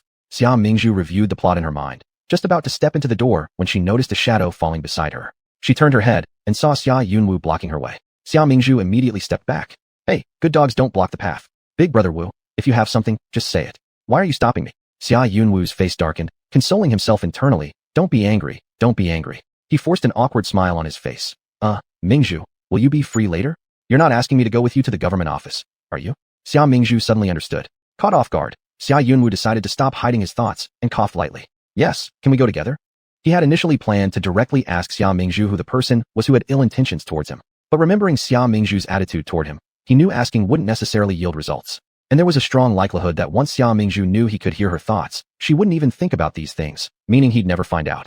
It would be better to ask her to accompany him, as she might know more. So it's this thing, no? After hearing his words, Xia Mingzhu didn't hesitate and outright refused. Why? Xia Yunwu asked patiently. You accused me for Xia Qinghe earlier. Xia Mingzhu looked at him resentfully. Faced with Xia Mingzhu's hurt eyes, Xia Yunwu felt somewhat uneasy inside. Compared to elder brother and third brother, he indeed leaned more toward his younger sister Qinghe. After elder brother and third brother returned from the border city along with Xia Mingzhu, their relationship strengthened greatly, to the point of almost following her word without question. But he had stayed in the estate at the time, with only younger sister Qinghe to keep him company, making him feel more protective toward her. Yet saying things without discerning right from wrong was clearly excessive. Sorry, I was wrong, questioning you like that upon meeting and with such bad attitude. I was completely out of line earlier. After apologizing, Xia Yunwu felt much lighter. You just need to come along with me for a little while, say nothing, do nothing, and we'll return quickly. Are you willing? It's fine, but you need to give me this month's stipend first. After all, spending the day out means working overtime when I get back. I'm very tired too. Xia Yunwu. She already had revenue from her shop and was receiving salary from the court. Now she wanted double pocket money. This girl was already so wealthy. Why did she keep squeezing every last penny out of them poor people? Seeing him silent, Xia Mingzhu smirked and directly bypassed him to go inside. The next second, Xia Yunwu suddenly grabbed her wrist. His face distorted in pain. All right, I'll give you the stipend, agreed. Xia Mingzhu. What? I was just talking nonsense, and you took it seriously? Still, going once is fine since nobody refuses money. With a radiant smile, she nodded cheerfully. Okay, let's go then. Xia Yunwu smiled, took a deep breath, and for the sake of his future, wealth meant nothing. The next moment, however, he heard Xia Mingzhu's internal monologue sound up. Tisk tisk, big brother Wu really is timid. Such a grown man doesn't dare leave home without hiring a bodyguard like me for money. Xia Yunwu. Thankfully, his mindset had already adjusted, or else he would have surely been driven to madness by her antics. Let's go, brother Wu, I'll walk with you. Xia Mingzhu led the way onto the street. Rest assured, I won't ditch you. Once money is taken, business will be done. Xia Yunwu nodded. All right. Who dared to have designs on him? Just wait. He'd expose them once he reached the government office. The Chungkanfu was located at the edge of the bustling market in the capital city. In front stood two imposing stone lions flanked by a large drum on the right side, with its mallets placed atop it. Xia Mingzhu glanced around before accompanying Xia Yunwu into the county office. Magistrate Mu Zhongtong, a former imperial scholar, excelled in governance and was known for being upright and fair, certainly a capable official. This magistrate Mu, around 40-some years old, stood tall with a robust physique, rugged features, sharp eyebrows, and bright eyes. He was undeniably charismatic. Upon seeing Xia Yunwu and Xia Mingzhu, he looked surprised. Haha, what brings fifth young master and the lady to the magistrate's office? Greeting Magistrate Mu. Xia Yunwu bowed respectfully. Haha, please sit down, please sit down. Mu Zhongtong rose and warmly greeted them. Once they were seated, the formalities passed quickly, and Xia Yunrong explained their purpose. Magistrate Mu said he would record Jia Lu's death in the records, and Jia Lu's affairs after death would be handled by the Marquis Mansion at their discretion. Seated nearby, Xia Mingzhu sipped her tea quietly. Magistrate Mu Zhongtong of the Chengkenfu in the capital isn't a bad official. Unfortunately, his wife can't stand loneliness and often visits the Nanfeng brothel to meet male escorts. Xia Yunwu sat across from her. Caught off guard by such shocking news, he couldn't swallow the tea and sprayed it all out. Xia Mingzhu sidestepped to avoid it and looked at him disdainfully. You damn little brat. You almost gave me a bath. An inquiry from Magistrate Mu reached his ears. Fifth young master, are you all right? Cough cough. I'm fine, just drank too hastily. Xia Yunwu patted his chest to steady his breathing. He originally intended to listen about his own matters, but unexpectedly learned the secret of the magistrate of Chengkenfu first. It was simply stimulating. He looked up, and when he glanced at Magistrate Mu again, his eyes held sympathy. Magistrate Mu, no matter how busy with official duties, do remember to take care of your family. Fifth young master speaks wisely. Although Magistrate Mu didn't understand what Xia Yunwu meant by his random comments, since they were concerned for him, he accepted them all without hesitation.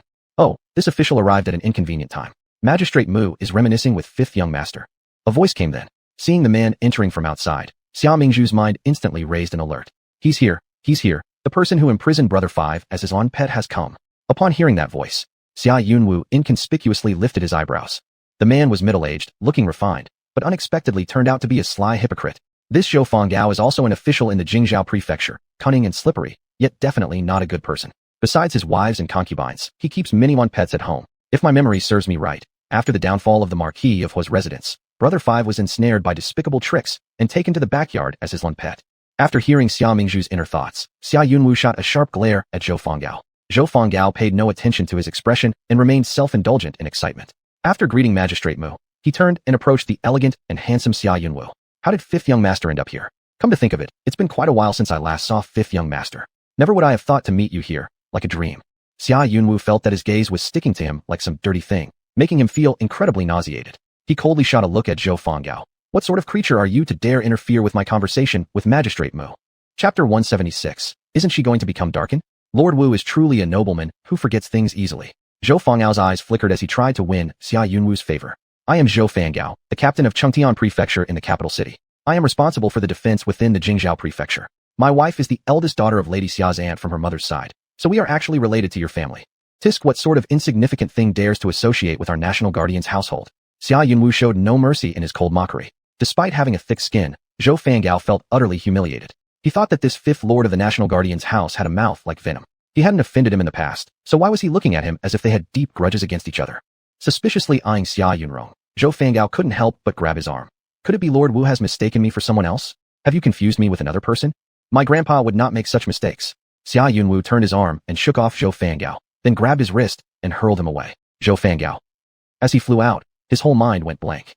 Not until his buttocks hit the ground and the pain made him yowl did he snap back to reality. Xia Mingzhu nearby enjoyed the spectacle gleefully. Good hit, wonderful hit. This kind of scumbag deserves to be beaten to death. The unexpected turn came too fast. Who would have thought that someone would start a fight right before his eyes? Realizing what happened, Official Mu's eyes widened with disbelief as he looked at Xia Yunwu. He was startled by his ferocity and stood up to stop him. Hey, Lord Wu, why did the fight begin without warning?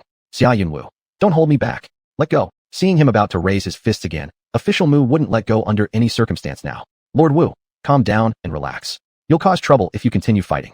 Upon noticing Official Mu pulling on him tightly, Xia Yunwu immediately sneered and whispered in his ear, Mr. Mu, your lady spends her nights reveling in Nanqing House, while you have to plead for others in a cold courtroom.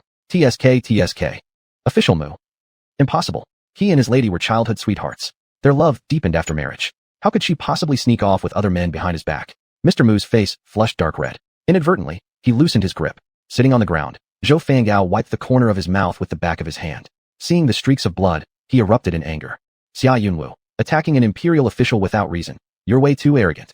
When I file a formal complaint to the emperor, even Lord Protector can't protect you. Xia Yunwu pulled on his lips. Good, go ahead and file it. With these words, he raised his fist once again and delivered several more punches on Zhou Fangao. Before long, Zhou Fangao's lip was split, his forehead bruised, and cries of agony rang out.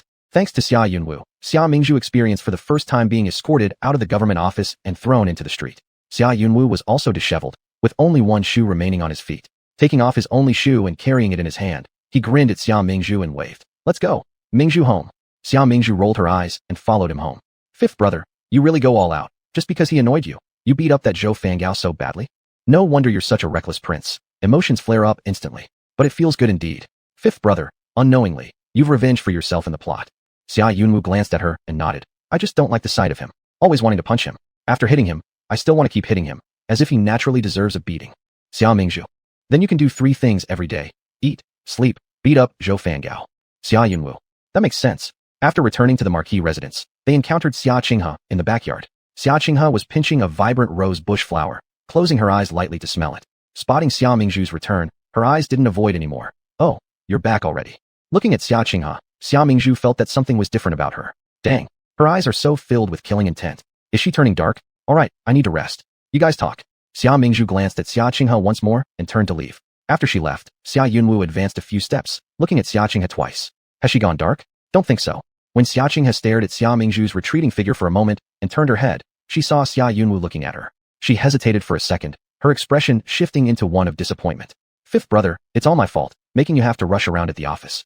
If I hadn't accused Jia Lu of stealing my jade pendant, he wouldn't have committed suicide out of guilt. In the past, whenever she retreated in this manner, Xia Yunwu would definitely feel sympathy for her and comfort her. However, after hearing her words tonight, Xia Yunwu remained unusually calm. He turned his head and looked at the sister he had pampered for many years with a thoughtful expression. Qinghe, did Jia Lu really steal your jade pendant? Xia Qinghe was startled for a moment. Her eyes gradually filled with tears. Fifth brother, are you doubting me? I thought there were always people in this mansion who cared for me, but it turns out you're just like them. Seeing her cry, Xia Yunwu's heart softened again. He felt that he had overthought things. No, I was just thinking that how dare this little servant commit such thievery right under our noses. It's too audacious.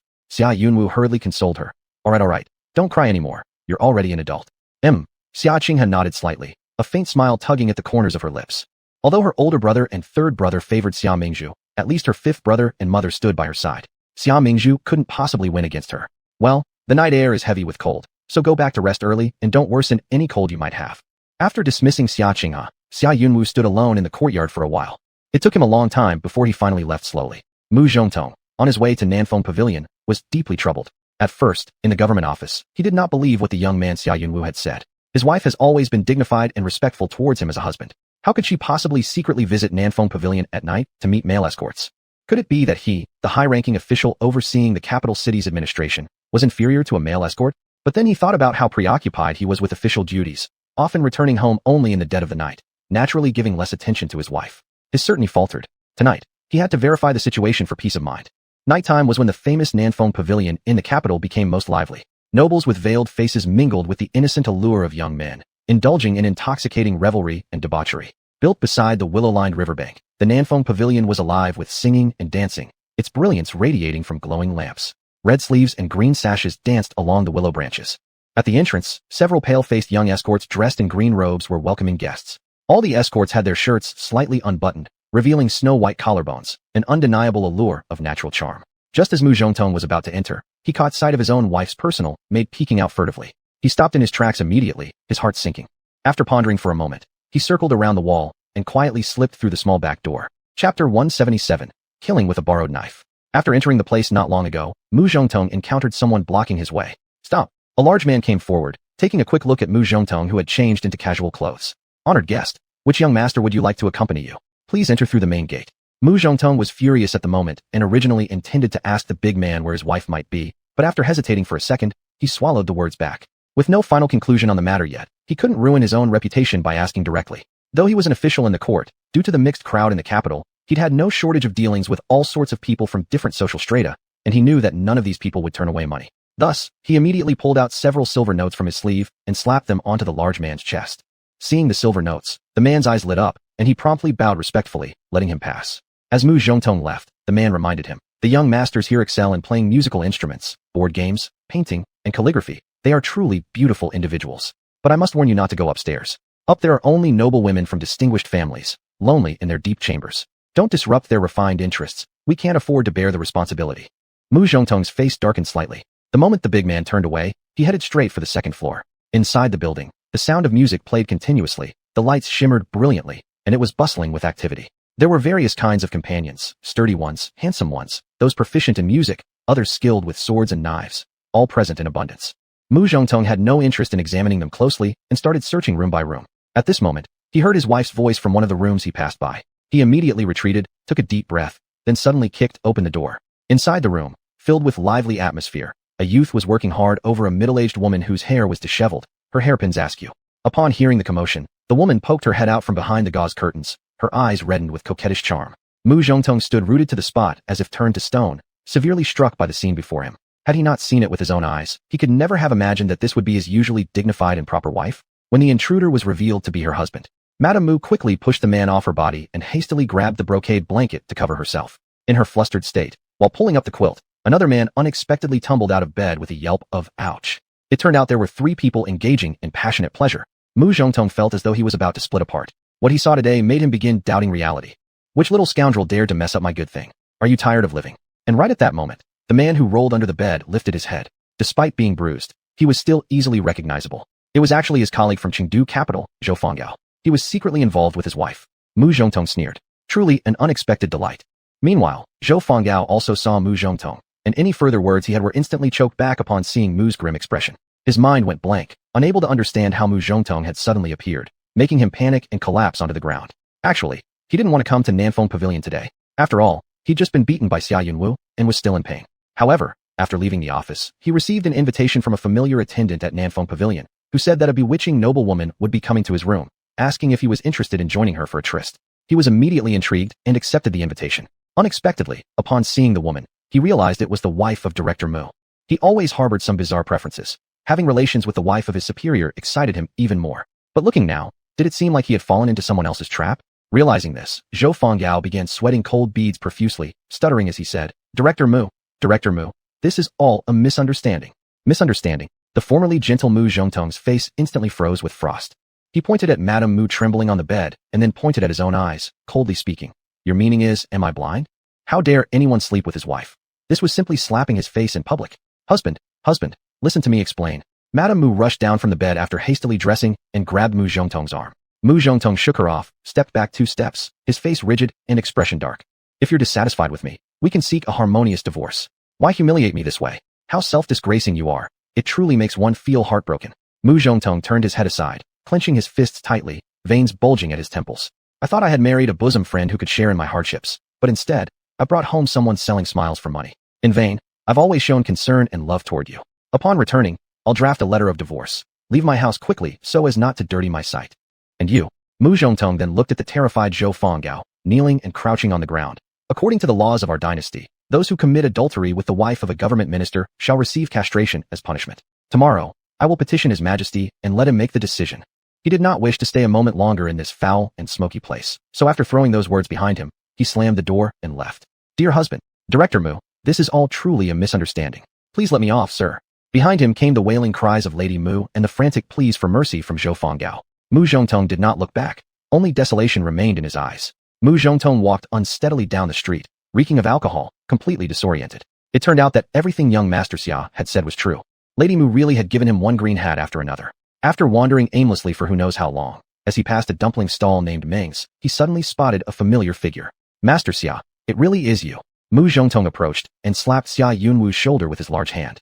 Xia Yunwu had just swallowed a mouthful of dumplings, and upon seeing Mu Zhongtong, he immediately broke into a grin. Director Mu, so late at night, why aren't you heading home? Home? Where's my home anymore? Mu Zhongtong bitterly laughed, his breath heavy with alcohol. Young Lord 5, don't laugh at me. I just went to Nanfeng Pavilion, and sure enough, I saw my wife. Upon hearing his words, Xia Yunwu's eyes shifted slightly. So Mingzhu was right after all. Mu Zhongtong continued to pour out his grievances. Haha, it's laughable really. For my wife to live a good life, I worked hard to buy her golden hairpins, silk brocades, and a grand house, climbing ambitiously step by painful step. And what did I get in return? What did I receive? Ha! He laughed until tears welled up, an even more pitiful sight than crying. How could she debase me like this? Everything I've built has been destroyed by her. There's no need to be too pessimistic, Director Mu. It's common for men to have multiple wives and concubines. If you've met someone unsuitable, just seek an amicable divorce or remarry. But I can't swallow this humiliation. Mu Zhongtong spat in hatred. He turned his head towards Xia Yunwu, his gaze sharp. Even I didn't know about my wife's misdeeds. How did you, Lord 5, come across knowledge of her disgraceful visits to the Nanfeng Pavilion? Xia Yunwu pursed his lips, thinking desperately for an answer, and then slowly said, Of course, it was during one of my outings for pleasure that I accidentally stumbled upon it. Oh, Master Xia truly lives a youthful and indulgent life. Mu Zhongtong was unsure whether to believe him or not. As he looked at Xia Yunwu, the shadows in his eyes deepened. Chapter 178, Kidnapped to the Ruined Temple. Mu Zhongtong suddenly said, To be honest, my wife has been unfaithful with another person. Who is it? Xia Yunwu asked. Mu Zhongtong slowly spoke a name, Zhou Fenggao. Is it him? How disappointing that he is actually a colleague of yours in the Chengdu prefecture. Truly, moral standards are declining, and the world is losing its values. Xia Yunwu looked indignant on behalf of Mu Zhongtong. Mu Zhongtong couldn't detect anything unusual, but his brow furrowed as he continued to ask, Why did you attack him for no reason today? Certainly, he deserved a beating, replied Xia Yunwu coldly, his tone casual yet commanding. Even his mouth being rude could have been ignored, but then his hands followed suit, moving recklessly. I particularly dislike others touching me. I almost vomited on the spot. It's fortunate I didn't break his arm. Hearing this, it didn't seem like Xia was lying, so Mu Zhongtong silently pondered without uttering a word. He had initially assumed that Xia Yunwu had some grudge against Zhou Fenggao, explaining why he detested him so deeply. But despite thorough investigations, no significant past interactions between the two were discovered. Perhaps it was just as Xia Yunwu claimed. He simply disliked Zhou Fenggao, nothing more complicated than that. Since there was no leverage to catch Xia Yunwu off guard, Mu Zhongtong rose to take his leave and walked away unsteadily. After he left, a young courtesan from Nanfeng House emerged from the shadows, kneeling before Xia Yunwu. Young master, Xia Yunrong nodded at him. Today's events would not have progressed so smoothly if not for your assistance. The courtesan responded, Master once saved my life. Whatever you command me to do, I am willing. I've already redeemed your freedom. Here is your contract of servitude. Xia Yunrong handed over the contract and a heavy bag of silver coins to the courtesan. To ensure your safety, you must leave immediately. Take this money under the cover of nightfall and flee far away. Thank you, young master. Your grace will never be forgotten. Tears streaming down his face, the courtesan accepted the silver, bowing repeatedly. Xia Yunwu helped him up. I've prepared a carriage and luggage for you. Travel safely. With tears streaming down his face, the courtesan reluctantly went, looking back every 3 steps. The wind picked up, howling wildly, as if foretelling the upcoming changes.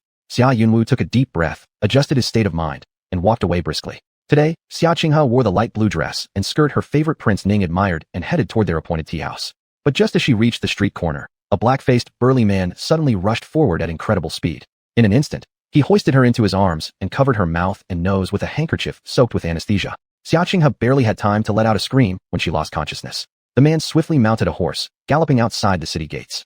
Boom! A thunderclap shattered the stillness of the night. Lightning flashed, briefly illuminating the endless sky. Awakened by the thunder, Xia Qinghe abruptly opened her eyes. Where was she? She remembered heading to meet Prince Ning, but was ambushed on the way, rendered unconscious after a handkerchief was placed over her mouth and nose. She could still recall the strong smell of the sedative on the cloth.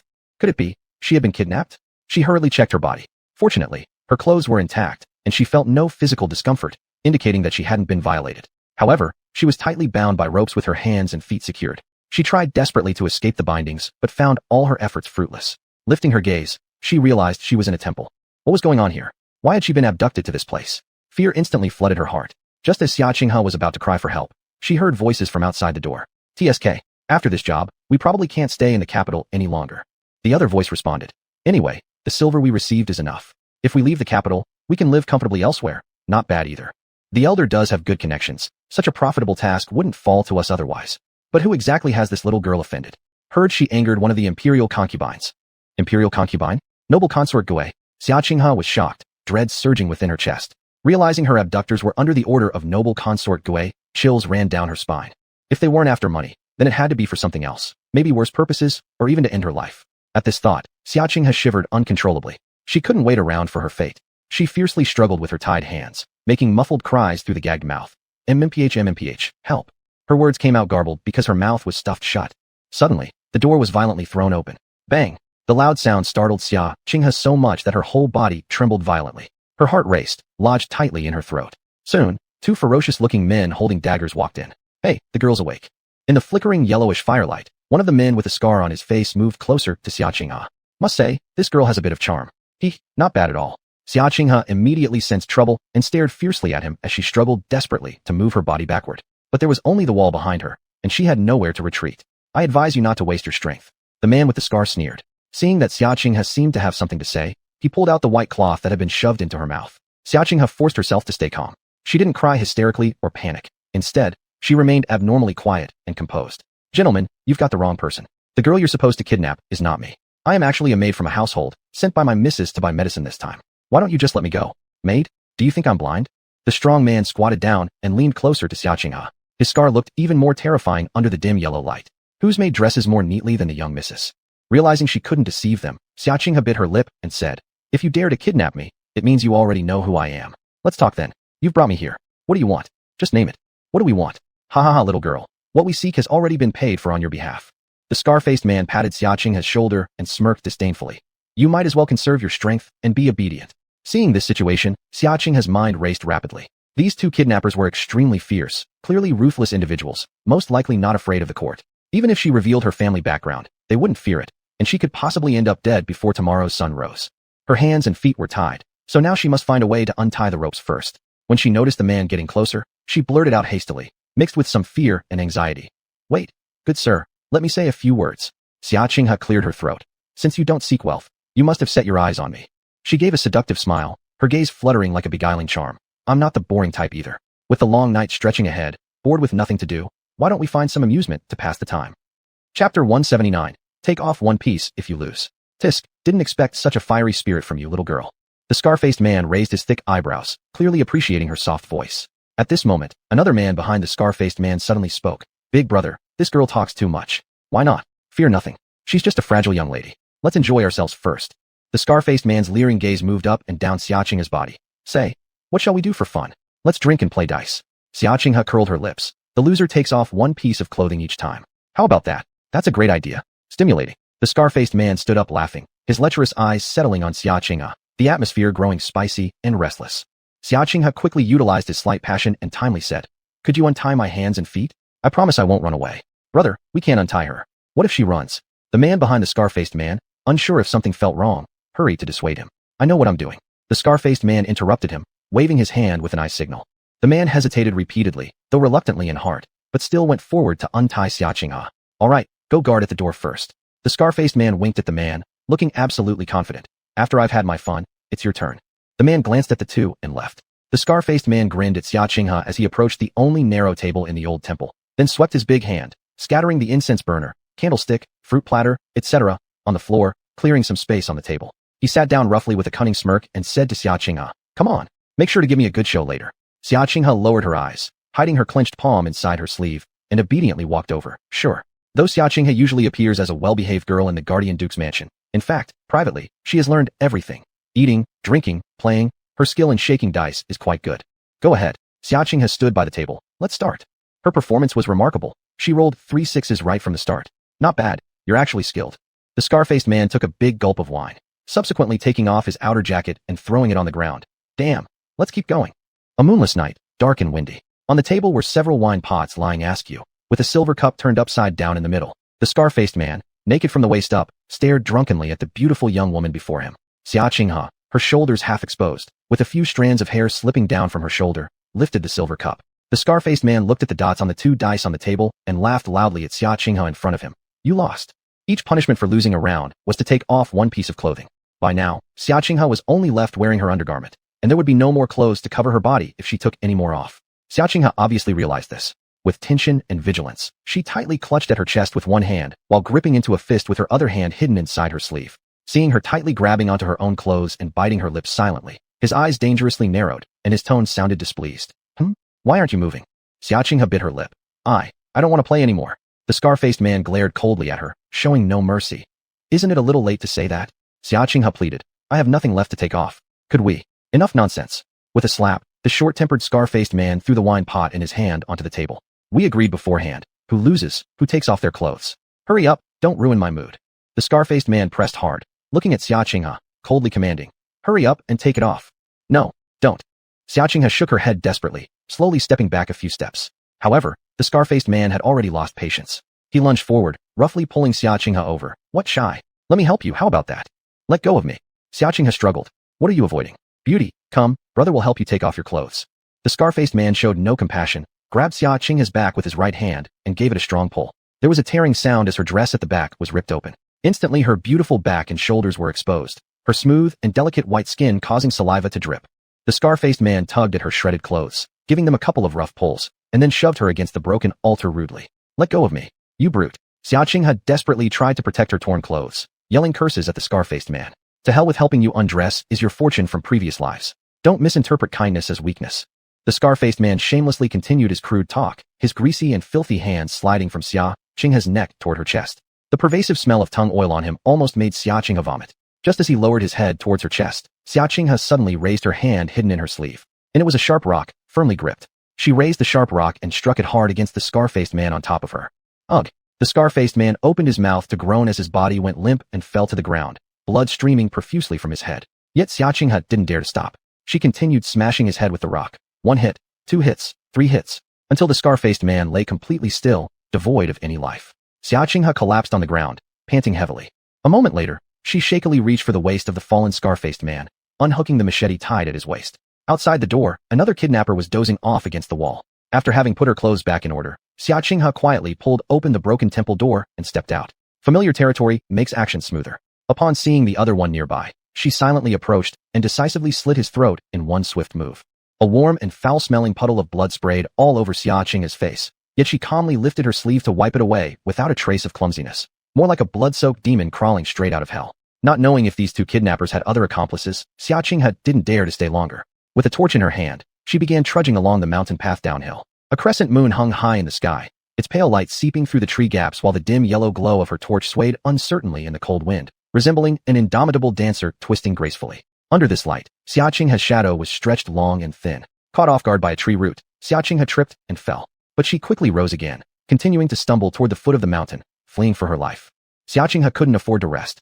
It wasn't until dawn when she finally entered the city safely that she allowed herself a sigh of relief. Fearing being seen by others in her disheveled state, she first bought a set of new clothes at a clothing shop to change into, then rented a carriage before heading back home. Just as she was about to arrive at the entrance of her mansion, the road ahead became blocked.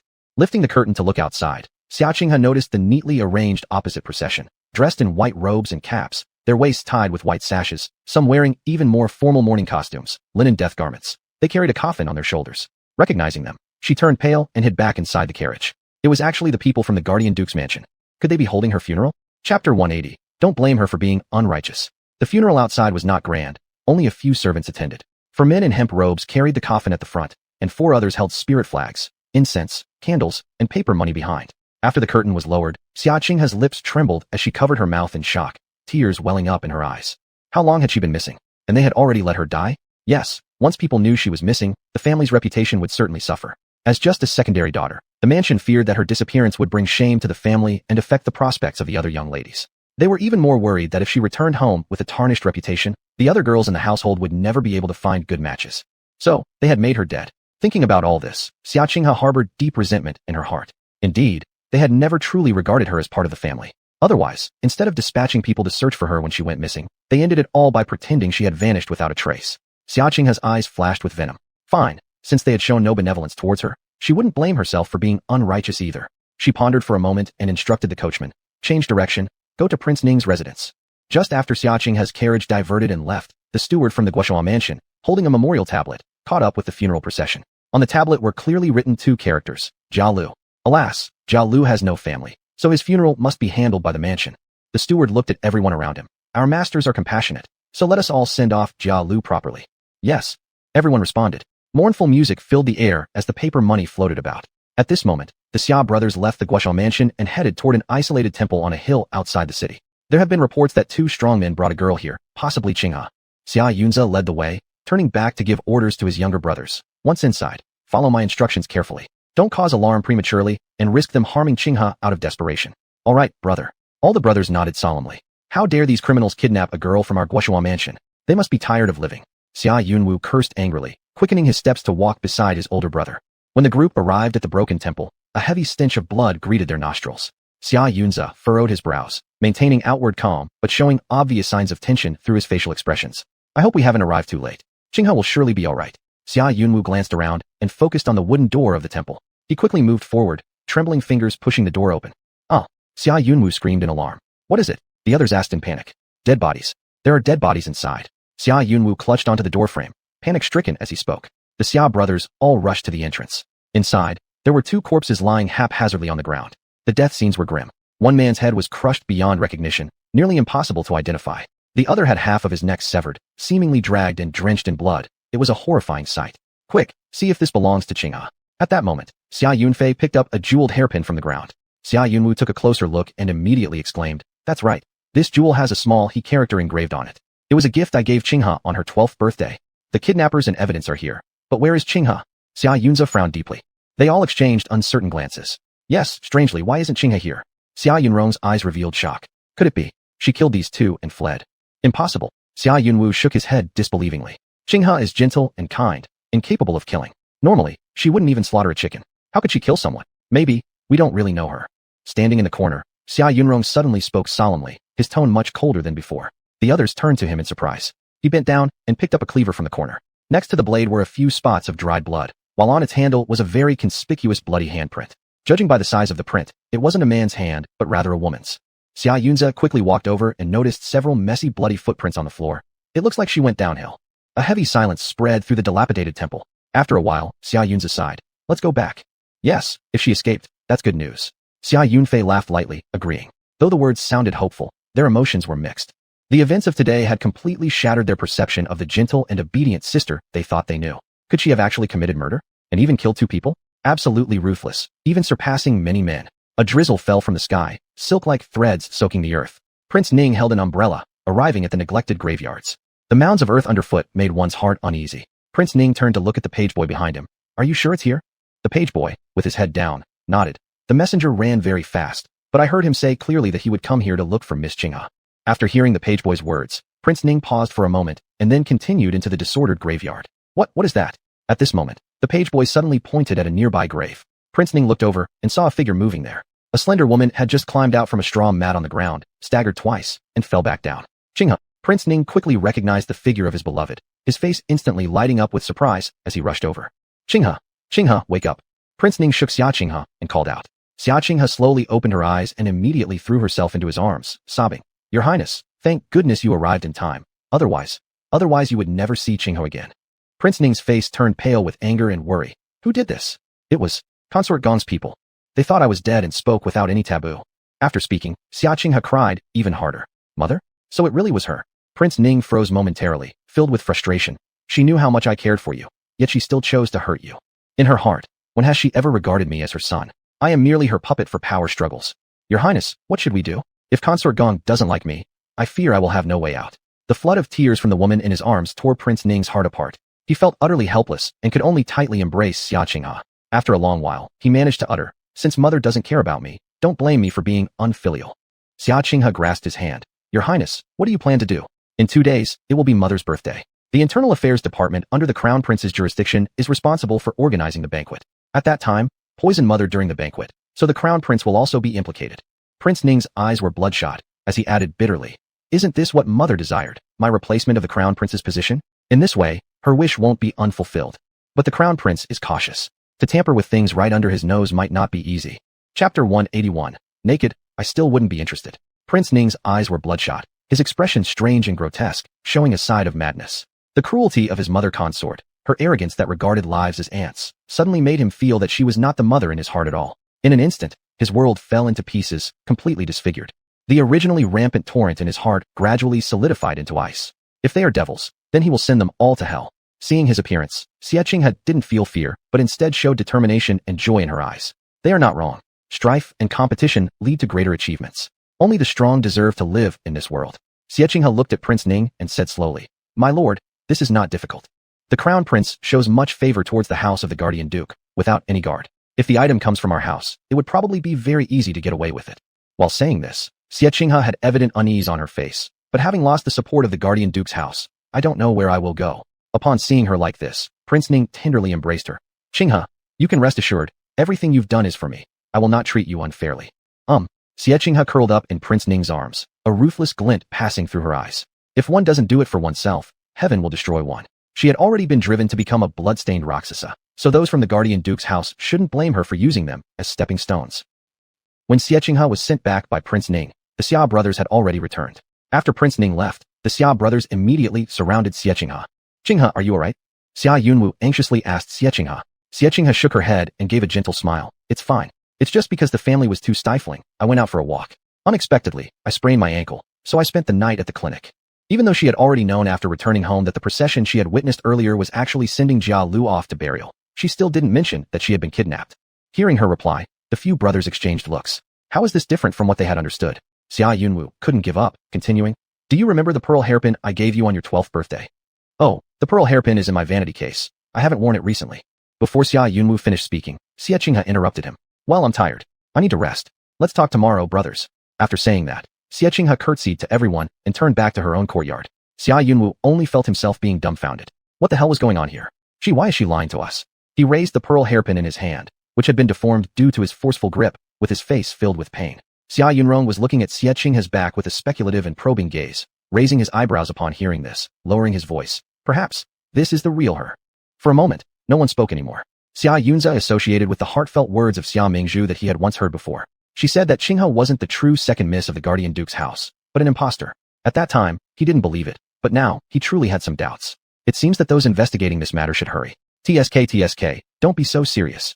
Xia Yunfei laughed out loud. "Perhaps it's just a misunderstanding, not as serious as you think." Just as the others were about to speak, another voice came from behind. What are you all gathered here for? Don't block my way." Hearing this crisp thought, the group didn't have to turn their heads to know that Xia Mingzhu had come back. Xia Mingzhu walked in from outside, looking at them with deep meaning.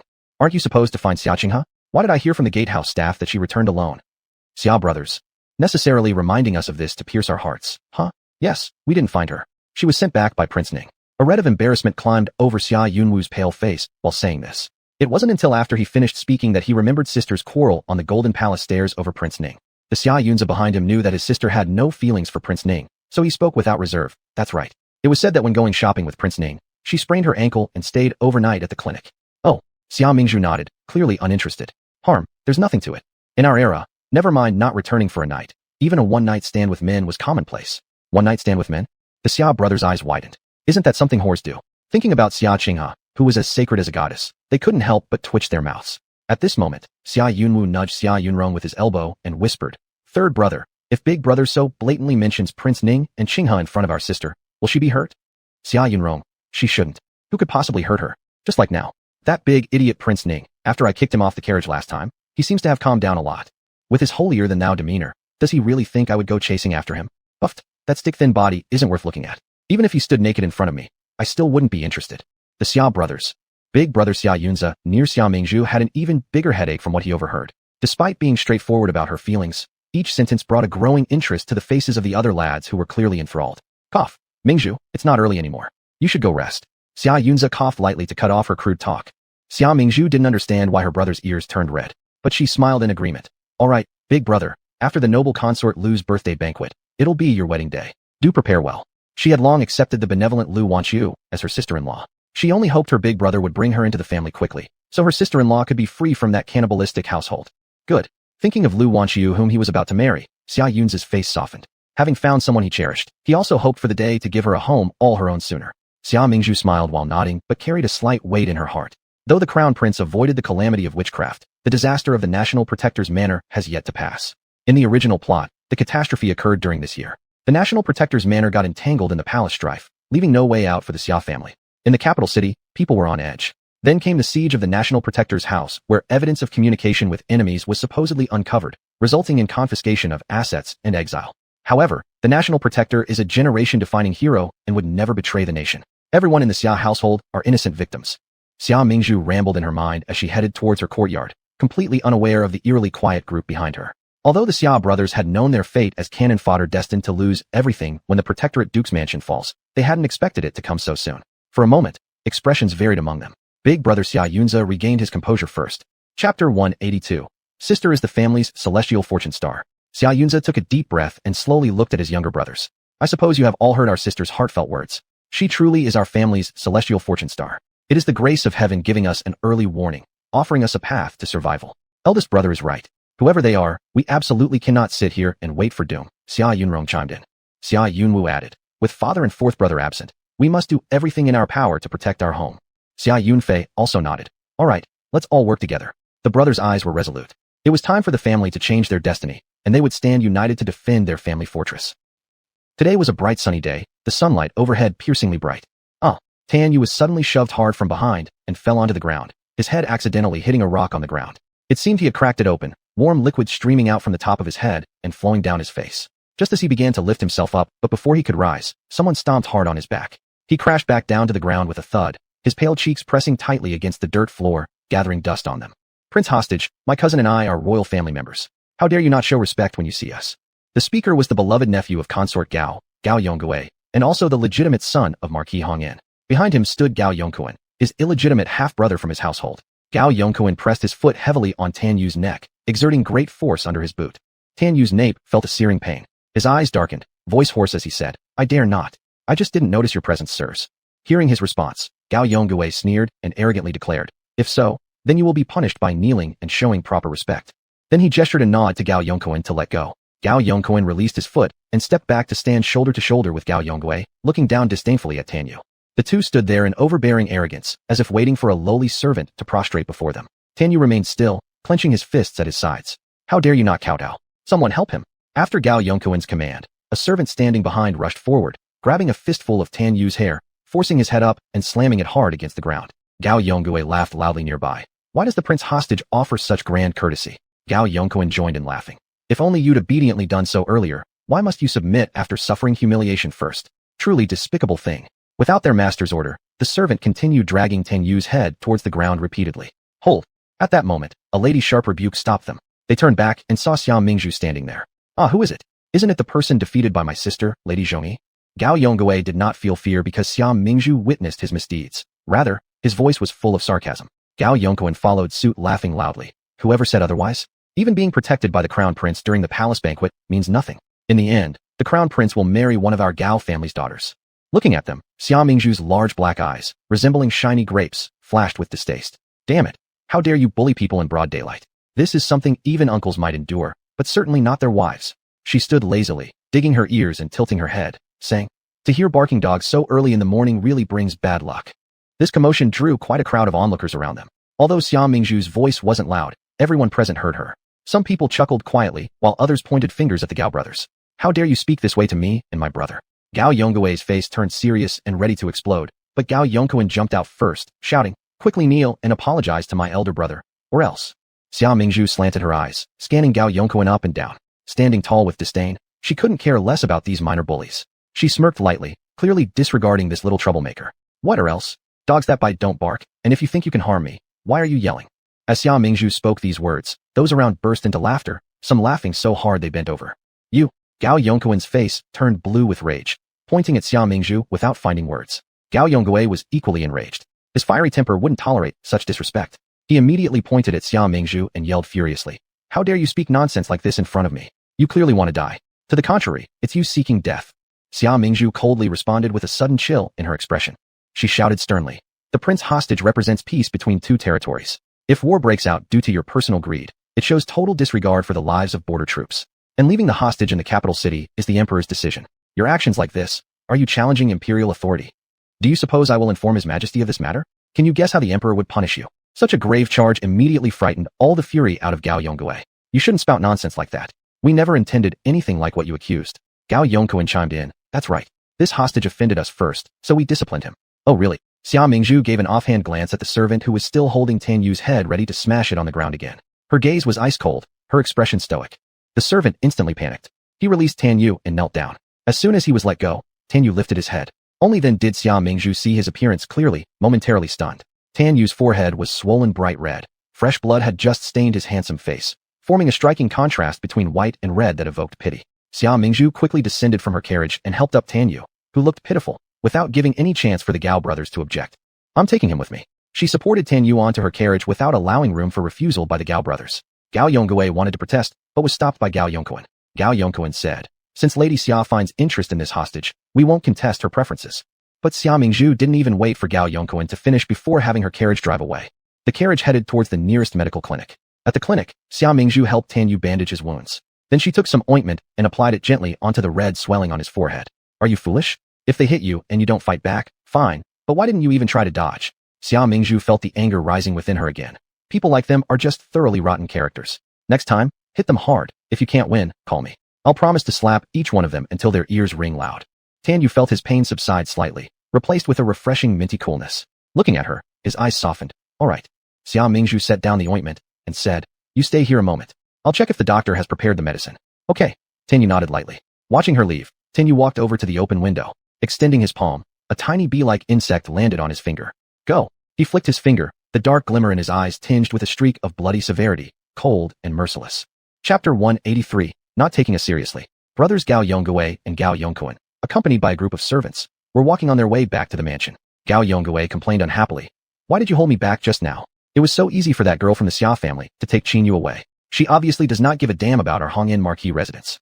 Gao Yongguei shook his head and asked, have you forgotten what father has recently instructed us to do? Isn't it just telling us to behave ourselves and not cause any trouble? Gao Yongguei sneered. He's only afraid we'll ruin the good marriage of our elder sister to the crown prince. Gao Yongguei glanced at him with deep meaning. Didn't elder brother hear? What? Gao Yongguei questioned. Gao Yongguei whispered. I heard that this Xia Mingzhu is the crown prince's old flame. The two came back from the border city with unclear behavior all along the way. Is this true? Gao Yongguei's face showed an unsavory smile. Indeed, Xia Mingzhu has become more radiant since returning to the capital and now even holds an official position in court. You say, if I marry her, I can not only enjoy her glory but also taste the flavor of being with the crown prince's woman. Isn't that wonderful? What elder brother said makes sense. Once she enters our door as wife, wouldn't we worry no longer about avenging today's humiliation? Gao Yongguei winked at Gao Yongguei. Then let her know what real manly vigor is like, so she understands that a wife must follow her husband as the rule. Ha! Then I will return home immediately and ask father to send someone to propose to the Duke of National Protection's mansion. They were laughing heartily when suddenly they felt an abnormal fluctuation in the air. Buzz, buzz, buzz. It seemed as though tens of thousands of bees were crazily flying over. Damn, it's ghost-headed bees. The servant who saw them first was scared so badly that he fell down onto the ground. The insect's waist and back had a black part resembling a ghost's head, hence its name, ghost-headed bee. Once stung by these bees, light consequences include pain, itching, and swelling. However, severe cases could be deadly. Yet these bees normally live in mountainous regions, rarely appearing in this area of the capital city. Why are there so many of them here today? Seeing the countless swarms of bees coming from all directions like a massive black tide, brothers Gao Yongguei and Gao Yongguei panicked. You useless lot, stop these devilish things quickly. Unable to resist yelling out curses, Gao Yongguei shoved the servant, who previously bowed with his head held to Qin Yu's feet, into the path of the swarm. The servant screamed in anguish as he was instantly surrounded by the venomous bees. Lumps visibly rose on his body within seconds, swelling until his entire figure turned red. Unable to endure the excruciating pain, he collapsed on the ground and died almost instantaneously. Witnessing this, the others' fear intensified. They turned and fled, each running faster than the other. Buzz, buzz, buzz. Innumerable bee swarms relentlessly pursued them, their buzzing deafening. Some people wielded weapons, slashing continuously. Others threw rocks while fleeing in terror. A few servants guarding in front of Gao Yongguei and Gao Yongguei had already drawn their long swords. They kept swinging them frantically, but swords proved futile against these poisonous bees. Fire. Use fire to burn these venomous bees to death. Seeing so many people dying due to bee stings, the gruesome scenes made Gao Yongguei shiver uncontrollably, shouting with panic. Without delay, some lit torches. Huff, huff. Large patches of flames appeared. Possibly stimulated by the high temperature, the bees momentarily retreated. However, it lasted only a short while before they returned in greater force. Buzz, buzz, buzz. The terrifying sound returned. These bees actually managed to penetrate the fire defense. Damn it. These bees aren't dead. Run. Ah. Amid screams of agony, some servants were encircled by venomous bees and fell immediately. Suddenly, several poisoned bees charged towards Gao Yongquan. Realizing he couldn't evade, without hesitation, Gao Yongquan grabbed his closest sibling, Gao Yongui, using him as a human shield. Gao Yongui's body quickly became riddled with stings, looking like a honeycomb. He hadn't anticipated that his always obedient younger brother would dare make him die in his place. He looked at Gao Yongquan, wanting to speak, but found himself unable to utter a word anymore. With glaring eyes filled with resentment, he fell straight down, dead with eyes open. Seeing the dull gaze of Gao Yongui's eyes still fiercely staring at him, Gao Yongquan felt an immense satisfaction, but soon afterward displayed signs of growing panic. Oh no, my elder brother has been stung to death by the bees. When Xia Mingzhu and Qin Yu exited the medical clinic, they heard the streets buzzing with chatter. Passers-by said, "Did you see? So many people have died. The magistrate of Qingdianfu, Magistrate Mu, has already taken his guards to the scene." Xia Mingzhu. "Oh, there's some gossip. Let me listen." The passerby said, "Yes, they were killed by venomous bees." Xia Mingzhu. "What? How terrible. Who are the unlucky ones?" The passerby said, "How could a swarm of poisonous bees appear in the capital city so suddenly?" Xia Mingzhu. "Who wouldn't wonder that? The recent geomantic forces have been acting strangely." The passerby said, "It is rumored that only the people from the Hongin Marquis mansion suffered this calamity. The eldest legitimate son of the Marquis house was stung to death, and the second son was stung so badly his face swelled like a pig's head and had to be carried home." Xia Mingzhu. "Are you kidding me? The Gao brothers got stung by those bees? And Gao Yongui actually died?" The passerby said, "Alas, how pitiful. What sins they committed." Xia Mingzhu. "They deserve it. This is what karma feels like for those who take pleasure in humiliating others." Xia Mingzhu kept eating melons as she walked along. She then pulled Qin Yu, who remained silent all this while, and moved forward with a bright smile on her face, saying, "Didn't you hear? Those who bullied you earlier have met their comeuppance. It must be because even heaven couldn't bear to see their deeds. So satisfying." Qin Yu turned and saw her smiling face, which made his heart feel lighter too. Her vitality and intensity were truly beautiful. Beautiful enough that his gaze never left her from start to finish. Thinking back about how fearless she was in helping him earlier against authority, a warm flow arose inside him. This person, warm and healing in nature, was herself a beam of light, soft yet strong, bright and intense, becoming also the very light that illuminated others. So adorable, one would want to possess her. Mysterious memories flooded his mind uncontrollably, clinging to him like shadows. Even though Xia Mingzhu did nothing at first, she became unforgettable to him. He dreamt of her every night. His eyes softened. Isn't it great if heaven has eyes? Great, absolutely great. Xia Mingzhu nodded but then frowned as another thought occurred to her. It's strange too. How can such a tranquil city suddenly be attacked by venomous bees that just happened to sting the Gao brothers to death? Don't you find it awfully coincidental? Maybe they're just out of luck. Qin Yu lowered his eyes. Some secrets are destined to remain buried deep in one's heart, not to be told to anyone. However, Xia Mingzhu looked at him suspiciously and said, "I remember. Don't you know how to speak to animals?" Chapter 184. Matters of the heart must be buried deep. I can only understand it. Qin Yu smiled. "If you want to learn, I can teach you." Xia Mingzhu's attention was indeed diverted. "Really? Can I?" Qin Yu nodded. "Yes, consider it as a thank you for standing up for me." Xia Mingzhu immediately became interested, asking, "Is it easy to learn?" Qin Yu agreed. "You need to be constantly around insect beasts, cultivating a bond." He spoke gently. "Dogs are obedient, cats are agile, birds have vision, weasels can explore, and there are snakes, fish, rabbits. All these can be tamed." Xia Mingzhu thoughtfully. "I'm afraid of snakes, fish are useless, and as for rabbits, they can serve as hand warmers." Haha, I think it's still better to pass. Just imagining waking up with either big insects or roosters in her arms, or bird droppings flying around when stepping out, gave Xia Mingzhu goosebumps all over. Oh no, the great feat of partnering with animals is something I simply can't do. I'd rather be a humble little person. After sending Qin Yu back to the Jizi mansion, Xia Mingzhu took a carriage to the palace. She dozed off a bit in the carriage and arrived at the palace gate before long. Forcing herself awake, she stepped out of the carriage while yawning on the way in. Lately, she had been very tired, getting up early every morning, not sleeping well at night, and she yawned incessantly all day. If she didn't catch some sleep in the carriage, she would have already passed away to meet her grandmother. On the palace pathway, she met Prince Jean. "Your Highness." After paying her respects, Xia Mingzhu wanted to move past. However, Prince Jean stopped her, curious. "Why do you look so listless?"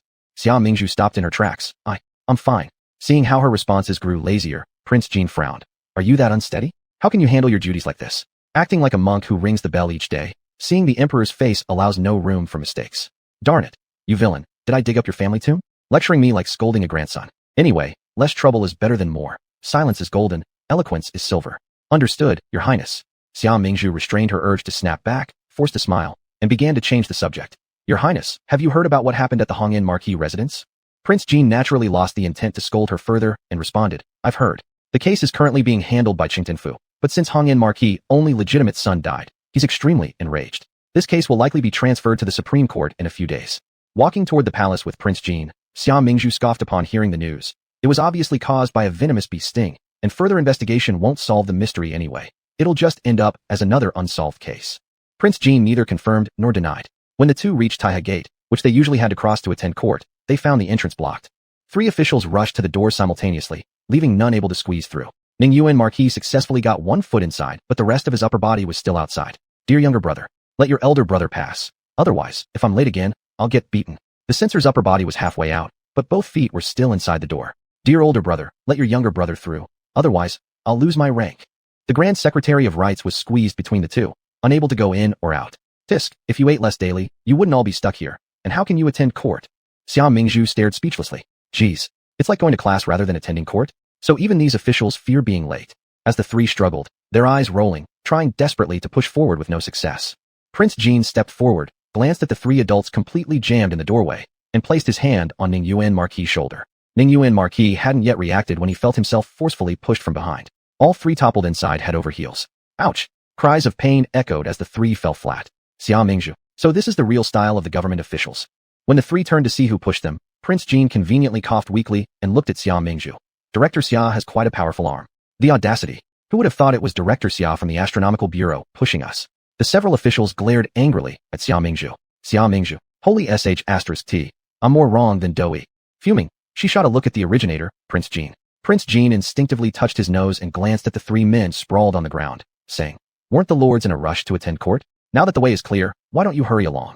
Yes, your highness speaks truly. The officials trembled slightly, retracting their previously agitated hands. They awkwardly laughed twice. We're heading in first. Unsure whether it was an illusion, but Prince Jin's gaze seemed far too piercing. Once the others left, Xia Mingzhu glared at Prince Jin discontentedly, saying, why must you make me carry the blame for what you yourself did? Prince Jin nonchalantly rested his thumb on the buckle of his waistband and asked indifferently, what? Are you questioning this prince? His voice suddenly turned icy cold, a sharp contrast from the delicate and fragile appearance he showed earlier in front of others. Xia Mingzhu couldn't help but quietly swallow her saliva. Geez, what a wolf in sheep's clothing. No, how could I? Under the clear blue sky, though your highness may not glitter brightly, it must be absolutely pure. Upon hearing that, Prince Jin slightly raised his head, a corner of his lips curled into a smirk as if mocking. Regardless of how he smiled, he did smile after all. Relieved, Xia Mingzhu exhaled, then thought of the approaching tomorrow, so she asked, your highness, with Consort Gui's birthday tomorrow, what do you plan to give her as a gift? At first, she hadn't paid much attention to this matter, but then she heard everyone attending the imperial banquet had to prepare gifts. Their family, the honorable Marquis residents, had already delivered several boxes of things into the palace today, rare herbs and premium health products transported from the border city. Consort Gui's birthday celebration. Prince Jin slowly lowered his eyes, long lashes slightly covering the bloodthirsty malice, as his gaze grew distant and cold. His birth mother, being lowly ranked and lacking skill, died early in this devouring palace. Lady Noble Consort Gui, aiming to show magnanimity before the emperor, specially arranged for him to leave the desolate side hall and be raised together with Prince Ning. With Lady Noble Consort Gui's care, he lived under someone else's roof, enduring countless contemptuous looks, carefully flattering her, and Prince Ning, surviving humbly. Yet, he almost met his demise multiple times. Had he not pretended to be weak, unsuitable for great tasks, he probably wouldn't have survived until now. This prince shall surely prepare an extraordinary grand gift for her. Even with normal intonation, Xia Mingzhu somehow felt there was hidden meaning beneath his words. My gosh, still didn't specify exactly what he'll send. Talking with him is exhausting. Forget it. I'll just send a golden brick. Too lazy to rack my brain over it. Sighing with a bitter face, Xia Mingzhu reluctantly shook her head and stepped into Taihe Gate ahead of time.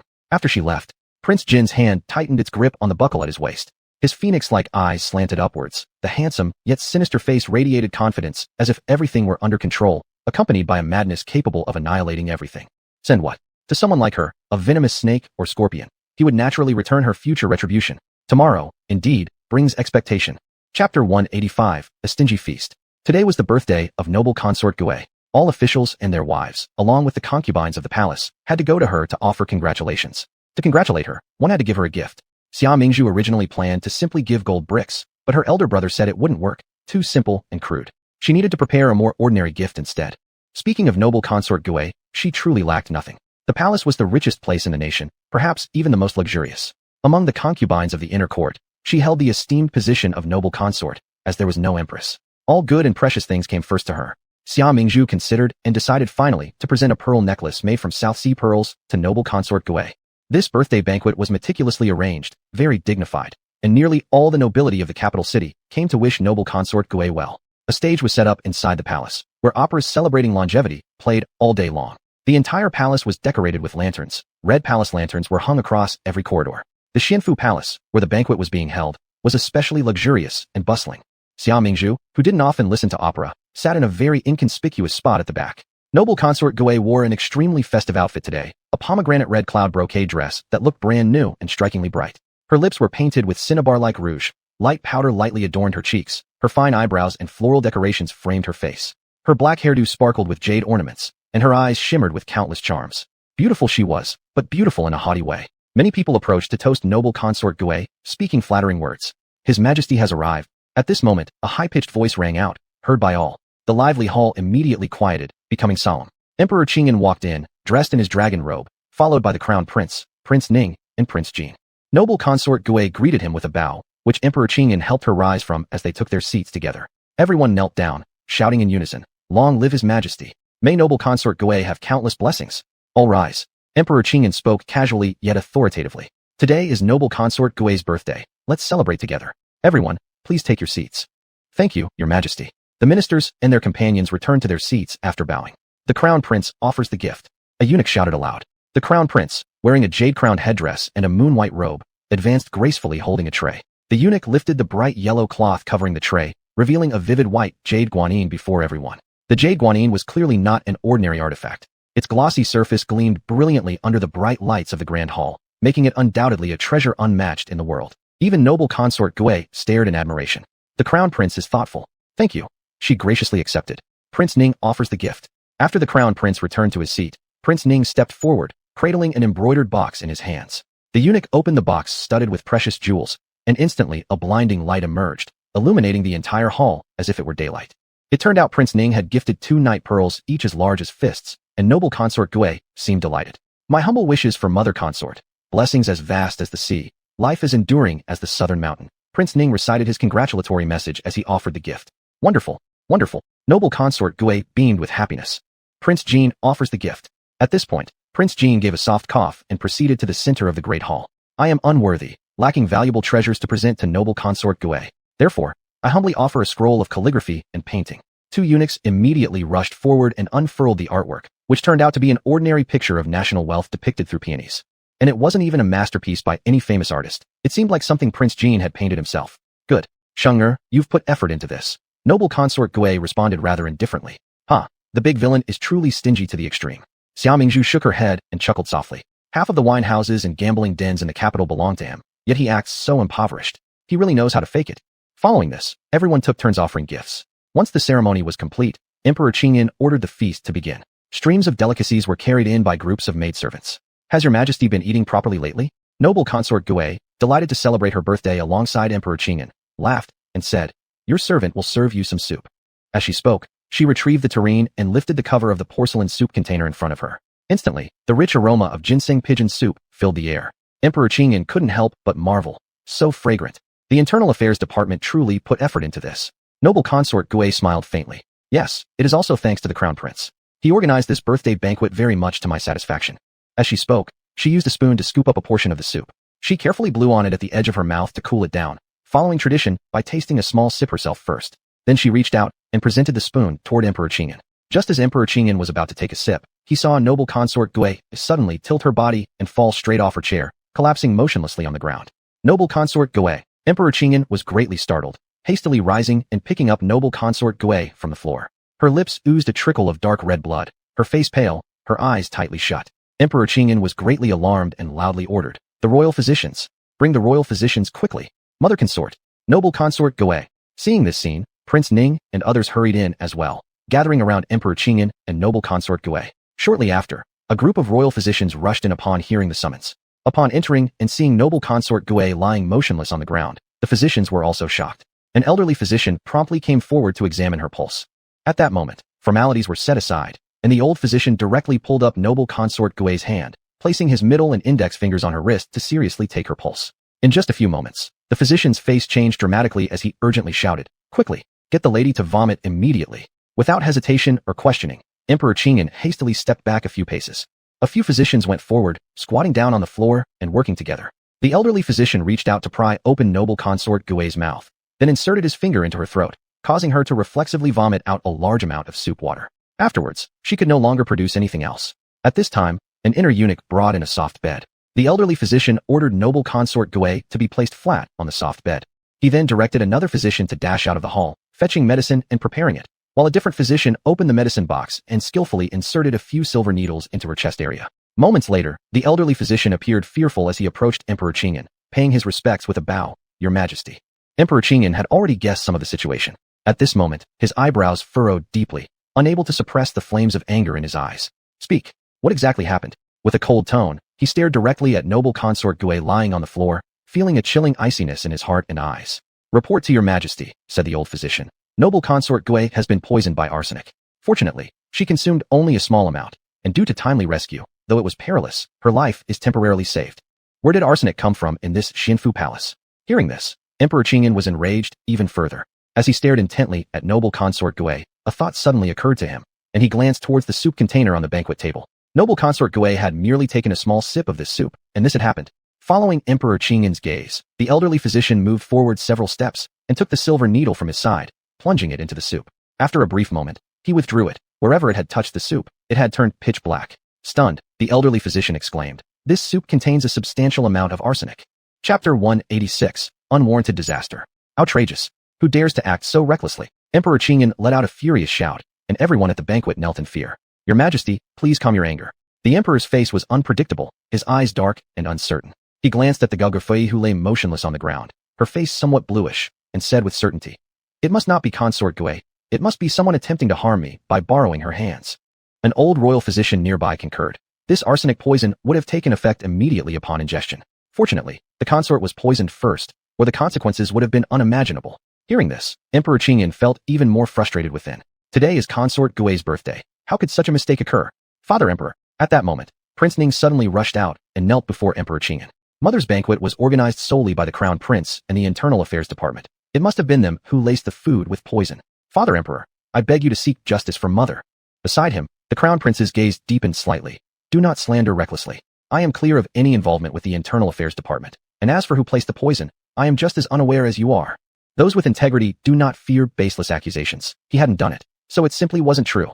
The Crown Prince bowed deeply before Emperor Qingyan. "I am innocent, Father Emperor. Please make a just judgment." Prince Ning roared furiously at the Crown Prince. "Not knowing, huh? A fine example of ignorance indeed. Because of your ignorance, my mother has risked her life. Chi, you're far too overbearing." Prince Ning also knelt down before Emperor Qingyan. "Please punish the Crown Prince harshly, Father Emperor, and restore justice for my mother. I will certainly get to the bottom of this myself." Emperor Qingyan looked between them, heart heavy with pain. Could it really come to father versus son, brother against brother? However, the banquet was indeed fully arranged by the Crown Prince, and under public scrutiny, he could not favor anyone personally. Bring the Crown Prince back to the Crown Prince's residence and temporarily place him under house arrest. No one is allowed to enter or leave until the matter is thoroughly investigated. The Crown Prince must not step outside his home until then. "Your Majesty, there is something fishy about this. Please investigate thoroughly." Xia Yunzi stepped forward to plead for the Crown Prince. At this moment, the elderly royal physician standing behind several people lifted an old ginseng root from the soup bowl. "Your Majesty, the poison came from this ginseng that had been soaked in medicine." "Oh, where did this ginseng come from?" Already terrified, the head of the Internal Affairs Department quickly prostrated himself to answer. "Your Majesty, all these ginsengs and antlers were sent to the palace by the House of Hugua." Upon hearing this, Emperor Qingyan snorted coldly and ordered aloud, "Bring all members of the Hugua household into prison and await further judgment." "Great job," one fell swoop. Among the crowd, Xia Mingzhu appeared somewhat bewildered. This day, it was bound to come eventually. When Emperor Qingyan heard this clear-hearted plea, he hesitated for a moment and added a sentence. "Considering that the Hugua Duke is a meritorious minister, the women in his household shall not be implicated. All other matters will be decided after Lady Gui awakens." After returning from the imperial banquet, Lady Xia collapsed into her reclining chair, appearing 10 years older, not only having lost all vitality, but with her back bent like a bow. How did our Hugua estate get entangled in such court troubles? Tears filled Xia Qinghe's eyes as she consoled her. "Mother, don't worry. The emperor will surely uncover the truth and give us justice." Lady Xia grabbed her hand. "But your brothers are all imprisoned. If consort Gui recovers, it may be tolerable, but if, in the heat of his fury, the emperor might drag all of them into trouble." Xia Qinghe shook her head.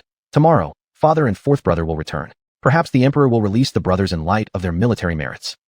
How can reality still be unclear even at this point? Xia Mingzhu sighed. "It's obvious the Hugua estate was framed and used as stepping stones. It won't be easy for the Xia brothers to be released. Tomorrow, when the Hugua Duke and Xia Yunda enter the city, they'll be captured. The so-called treacherous correspondence found in the Xia family study will serve as irrefutable evidence, burdening the Huguo estate with charges of treason and betrayal. The household will suffer confiscation and exile. Xia Mingzhu pondered whether she should search the study tonight and find where the letter denouncing treason was hidden. She didn't notice the pale face of Lady Xia who was staring at her. Lady Xia felt as though the sky was falling. What? Her son being locked up in prison isn't the worst part. The entire family is set to be charged with treason, leading to the confiscation of their assets and exile? Heavens above, could it be that their Huguo estate truly has no way out? Late at night, in Xianfu Palace, although noble consort Gui had awakened, she could only lie on her bed, without even the strength to raise her hands.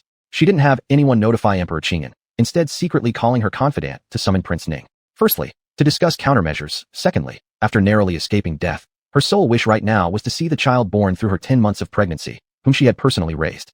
Mother, a clear male voice echoed. Prince Ning entered the room carrying a tray. The medicine on the tray was freshly brewed, and as steam rose, it added a touch of warmth to this chilly palace. Cheer. Gui Fei slightly raised her head. Even such a simple movement took great effort from her at this moment. Seeing this, Prince Ning hastily put down the medicine and helped her sit up. Mother, how are you feeling? I feel much better. Do you know who attacked me? Lady Gui's eyes were fierce, like those of a ferocious beast ready to pounce and bite off the opponent's neck at any time. It's Crown Prince. A flash of uneasiness crossed Prince Ning's face before he lifted his head and looked straight into Lady Gui's eyes. Mother, I am incapable, allowing you to suffer. As soon as Prince Ning finished speaking, his right hand was tightly gripped by Lady Gui's delicate, pale hand. Don't blame yourself. The Crown Prince is already our enemy. It was my oversight to fall for his tricks. Cheer, have you been discovered since entering the palace? Rest assured, Mother, I've managed to stay hidden from everyone. Prince Ning appeared relaxed. Lady Gui nodded. Still, caution is best. Mother, let me attend to your medicine first. Prince Ning inconspicuously withdrew his hand and picked up the bowl of medicine nearby. He scooped out a spoonful of medicinal liquid, carefully blowing on it near his lips. Seeing his considerate actions, Lady Gui was deeply moved and swallowed the spoonful of medicine that was brought to her lips without suspicion. Ning Wang's gaze darkened slightly, but his demeanor remained calm as he continued feeding her patiently, one spoon at a time. Cheer you. Lady Gui's voice suddenly stopped as she fell heavily back onto the bed. Ding! The silver spoon slipped from Prince Ning's hand, landing in the jade bowl with a crisp sound. At the same time, the black medicine spilled and touched the ground, instantly producing a puff of black smoke. In no time, the medicine had vanished without a trace, leaving only a scorched mark on the floor as if burnt by intense fire. Lady Gui lay on the bed gasping for breath, her voice filled with suffering yet restrained. Is this your doing? Prince Ning glanced at her, stood up, and stared at her coldly. Yes, the Crown Prince did nothing. Everything was masterminded and executed entirely by me, yet it will be him bearing all the consequences. Mother, isn't our son now impressive? Are you proud? Chapter 187. Don't be too arrogant. Consort Gao stared in horror, never expecting her son, whom she had raised with care, to have gone so mad as to commit such atrocities. In disbelief, she questioned, You, the medicine? Since Mother Consort already knows, you may now rest in peace. Only when you truly take your last breath will the Emperor let go of his suspicions toward the Crown Prince. Lady Gao weakly lifted her trembling finger toward Ning Wang, accusing him with feeble breath. You. If only I had strangled you from the start. Seeing this, Ning Wang's fleeting sense of remorse vanished instantly. As Consort Gao lay stiff-eyed and without a sign of life, he gently closed her eyes and then picked up the unfinished medicine, leaving the room without looking back. On June 15th, year 34 of Qingyan, beloved consort Gao passed away, causing the emperor great grief. He decreed all officials wear mourning clothes for the funeral and proclaimed a 3-day national fast prohibiting killing of any kind. Xia Mingzhu thoroughly searched the study. The bookshelves were filled only with some unimportant collections.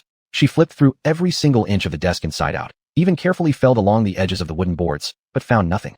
Even the wooden stand holding the vase had been examined, yet still no results or hidden mechanisms were discovered. She did not find the letter plotting treason. Instead, she received the news that after entering the city, Lord Huguo and Xia Yunda were immediately taken away by the imperial guards. Due to Lady Gao's death, Emperor Qingyan was enraged and ordered an investigation into the Huguo household. At this moment, at the residence of the Duke of Huguo, Ning Wang led a group of grim-faced royal guards with cold armor, expressionless as they arrived at the main entrance of the Huguo residence. Behind them followed little eunuch Fuzi, who was carrying the decree. The main gate of the Huguo estate was tightly shut. Clang! The commander of the imperial guard leaped off his horse and kicked open the heavy gates. Everyone inside the compound was startled by the sudden action. Prince Ning, with icy indifference, led over 100 imperial guards past the garden, their swords and armors clinking against each other, directly entering the main hall. The old steward had rushed to inform the owners of each wing. Mistress Xia and Xia Mingzhu quickly came. However, Lady Xia Qinghe didn't appear to receive the decree, having disappeared somewhere. There is a decree from His Majesty. You must quickly come forward and receive it. Little eunuch Fuzi's voice sounded like a pinched duck, sharp and grating. We received the decree. All members of the Huguo house knelt down, heads bowed, waiting for the decree to be read. The Hua household is suspected of poisoning the noble consort. Now someone accuses Duke Hua Xia Jianghai and his fourth son Xia Yunda of coveting imperial power, colluding with external enemies, and intending to rebel. When I heard this, my heart was filled with sorrow and I lost all trust. A special order has been given to the royal guard to investigate and seize the premises as a warning to others. These words from the imperial decree landed heavily on the hearts of everyone present. Upon hearing these words, Mistress Xia, standing at the forefront, underwent a drastic change in expression. Amidst panic, she shouted loudly at eunuch Xiao Fuzi. It's impossible. Impossible. My duke always serves the nation, remains incorruptible, and faithfully loves our ruler. How could he possibly collaborate with enemies and plot rebellion? My son, Xia Yunda, is stationed at the border, loyal and protecting the country. They are wrongfully accused. They are wrongfully accused. This must be the work of someone framing them. Someone framing them. Our holy emperor is astute, wise, and surely able to uncover the truth, exonerating these injustices. Mistress Xia spoke passionately, shedding tears on the scene. Eunuch Xiao slowly retracted the silk scroll and helped support Mistress Xia to rise with the help of the servants. However, neither Ning Wang nor the royal guard showed any emotion, remaining unmoved. Search. At Ning Wang's command, the imperial guards sprang into action. Soon enough, the entire courtyard was turned upside down, clothes and fabrics scattered all over the floor. Seeing the armed officers entering wielding shiny sabers to search, both the maids and older serving women screamed in shock, crying until they felt as if their hearts would break. The more timid ones had already collapsed in fear. Xia Mingzhu glanced at the unfolding farce, shook her head, and started walking towards the direction of the study. Hold it right there. Do you really think I would allow you to transfer evidence ahead of time? Ning Wang was well acquainted with the location of the study due to his frequent visits to the Hua household. He sneered, each word dripping with sarcasm. Xia Mingzhu, don't try any tricks in front of me. Xia Mingzhu blinked, feigning confusion. What does your highness mean? I just need to use the restroom. Could it be you suspect me of hiding something? Ning Wang narrowed his eyes and responded dismissively. And you'd better have the ability to do so. You few, head to the study and search it thoroughly for me. Pointing at the study, Ning Wang's gaze turned dark, and he threatened sternly. If you miss one single place, I'll have your heads answer for it. Hearing this, the guards nodded hastily in fright. Xia Mingzhu shrugged and fell silent. Neither did Ning Wang have the patience for further conversation. He merely glared at her with hatred. A group of imperial guards quickly rushed to the room Prince Ning had pointed out. However, after kicking open the door, everyone was stunned. They saw a few chamber pots and items like ashes and stones placed around the room. Is this really a study? It's clearly a latrine. What are you standing there for? Why don't you go in and search? Seeing them lingering at the doorway without moving in, Prince Ning grew extremely irritated and barked with authority. My lord, how are we supposed to search here? One guard asked hesitantly. Would they have to dig through the excrement? Worthless trash. Do I need to teach you how? Prince Ning's face darkened as he strode forward impatiently, pushing past the crowd into the room. Within less than a second, he came back out holding his nose. Isn't this supposed to be the study? How did it turn into a toilet? At this, Xia Mingzhu couldn't help but curl her lips slightly. In the original story, there was clearly a fake letter implicating Lord Hugua in treason, hidden by someone inside the study. If I can't find it in the study, then I'll just destroy it. No one will ever find it. Hasn't your highness made a mistake? Xia Mingzhu mocked Prince Ning with a sardonic tone. After all, even if you visited here, you would only go to Mistress Xiaqing's quarters, so naturally you wouldn't know that this room has long been changed into something else. Moreover, does his highness really think that the Hugua household would hide important letters inside a chamber pot? Haha, how ridiculous. Xia Mingzhu, don't feel too proud of yourself. Prince Ning clenched his fists on his sleeves, trembling with rage. He had originally intended to lead troops to search the study of the Hugua household, hoping to plant evidence if he found nothing. But now, since the study no longer existed, his plan was doomed to fail. Finally losing all pretense of dignity, he shot Xia Mingzhu a chilling sneer. Xia Mingzhu, I underestimated you. That smirk carried a hint of mockery, as if he wasn't about to admit defeat. Prince Ning, instead of blaming me here, why don't you focus on Mistress Xiaqing? Xia Mingzhu looked at him coldly, her face devoid of expression. What happened to Qinghe? What scheme do you have up your sleeve? Prince Ning stared wide-eyed, never expecting her to act more shamelessly than he. Chapter 188, You're a madman. What can she offer? She's nothing but a commoner. Why would I scheme for her? Xia Mingzhu said disdainfully. My lord, it's an emergency. A courtyard in the back is on fire. At this moment, one of the royal guards came to report. Xia Mingzhu suddenly burst into uncontrollable laughter. My lord, isn't Xiaqing's courtyard on fire? Aren't you going to check it out? Prince Ning glared fiercely at Xia Mingzhu with suspicious eyes. It's you, isn't it? Prince Ning, we need evidence to accuse someone. I have been with you and all these royal guards here. How could I possibly set the fire? Xia Mingzhu chuckled, covering her mouth. Just last night, she was packing her luggage trying to sneak out of the house and got caught by me. I locked her up in her courtyard. Now she probably couldn't escape even if she wanted to. If you don't rescue her soon, my lord, she might end up roasted like a suckling pig. The face of Prince Ning turned pale. Trembling, his finger pointing at Xia Mingzhu, he stammered. You wicked woman. Without any delay, he rushed away leading the royal guards to save her. Watching his retreating figure, Xia Mingzhu curled her lips. I knew you won't bear your heroine's death. Tsk tisk, what a passionate lover. She turned around and ran toward the exit of the mansion. While running, she screamed. Your Majesty ordered us to search, but the royal guard actually set fire and harmed people in my house of national protection. Your Majesty, please mete out justice. Just when Prince Ning went to rescue Xia Qinghe, Xia Mingzhu drove her carriage directly to the palace to file a formal complaint. Upon hearing that the royal guard had entered, the huge fire destroyed half of the national protection mansion, causing a great shock throughout the court. Even Emperor Qingyan became softer, hurriedly issuing an edict to order Prince Ning bring the royal guard back immediately. The search was paused. After all, he only intended to uncover the truth and restore fairness to his beloved late empress. He did not mean to slaughter the families of loyal ministers and generals. In the crown prince's residence, the crown prince was placed under house arrest, aimlessly wandering around the mansion day after day, his whole being extremely dejected. He wasn't wearing the ceremonial robes designated for the crown prince, but simple clothing, his hair loosely tied back. He no longer displayed even a trace of the usual demeanor and elegance. Crown prince, crown prince. Behind him rang a clear female voice. Hearing the sound, the crown prince felt a momentary confusion. His gaze gradually focused as he looked around and saw Yi Xiaoqi perched on top of the courtyard wall. How did you come here? Didn't I confine you to your quarters and forbade you from leaving? Seeing it was her, Qi Ye's gaze slowly dimmed once more. Indeed, Xia Mingzhu wouldn't come to find him anymore. I didn't leave, see? My lower body is still inside the yard, replied Yi Xiaoqi, leaning against the wall without moving. Yi Xiaoqi worriedly spoke. Prince, Long told me that you angered his majesty and got yourself confined. Are you all right? The crown prince stood in place, lowering his eyes, dazed and lost in thought without replying. Highness, don't be troubled. His majesty always trusted you. In a few days, you will be released again. Yi Xiaoqi tried to console him. As the crown prince listened to Yi Xiaoqi's words, his expression slowly turned grave. He adjusted his disheveled clothes and spoke faintly. Go down and do not fall. Don't climb the walls again in the future. Yi Xiaoqi couldn't comprehend the desolation conveyed through his words, yet looking at the crestfallen crown prince who usually brimmed with vitality, she bit her lip and said, Highness, if you're bored, you can try reciting some books. When I was younger, every time I made a mistake, as long as I recited an article to my adoptive father, he would stop getting angry. The crown prince then turned to walk back into the room while saying, My father perhaps never wishes to hear me recite books again, and I've also lost interest. A strand of hair, left untied, slowly fell over his shoulder. Just as he was about to comb it back, Changlong came rushing through the moon gate in large strides. Master, Hongyan Marquis household has gone to the palace requesting an annulment of the engagement. What? After hearing this, Qi Ye's darkened eyes suddenly sparkled with light. Is this true? Absolutely certain. Changlong replied. Hongyan Marquis household lost their eldest son, already sustaining heavy losses. Now, seeing the crown prince punished, they worry about potential repercussions. Right now, the father and daughter are kneeling outside the main hall. It won't take long before they gain the emperor's approval. Excellent. Haha, heaven truly doesn't forsake me. Qi Yi never expected misfortune could lead to good fortune, and his thoughts gradually became lively. Is there any news from the National Protection Duke's residence? This morning, Prince Ning led the Imperial Guards to the National Protection Duke's residence for investigation. Changlong paused briefly and recounted in detail what happened at the National Protection Duke's residence to Qi Yi. After finishing, he smiled and said, Don't worry, Master, as long as Miss Xia stays at home to supervise, all sorts of demons will reveal their true forms. It's good she wasn't bullied. Qi Yi chuckled bitterly and then shook his head. Contact Xia Yunzi. Our plan should commence. Yes, I will go and arrange it right away. After Changlong left, Qi Yi gazed towards the sky.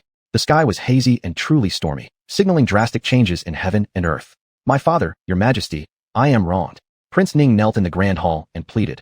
Your majesty, the fire at the National Protection Duke's residence was not set by me with the royal guards.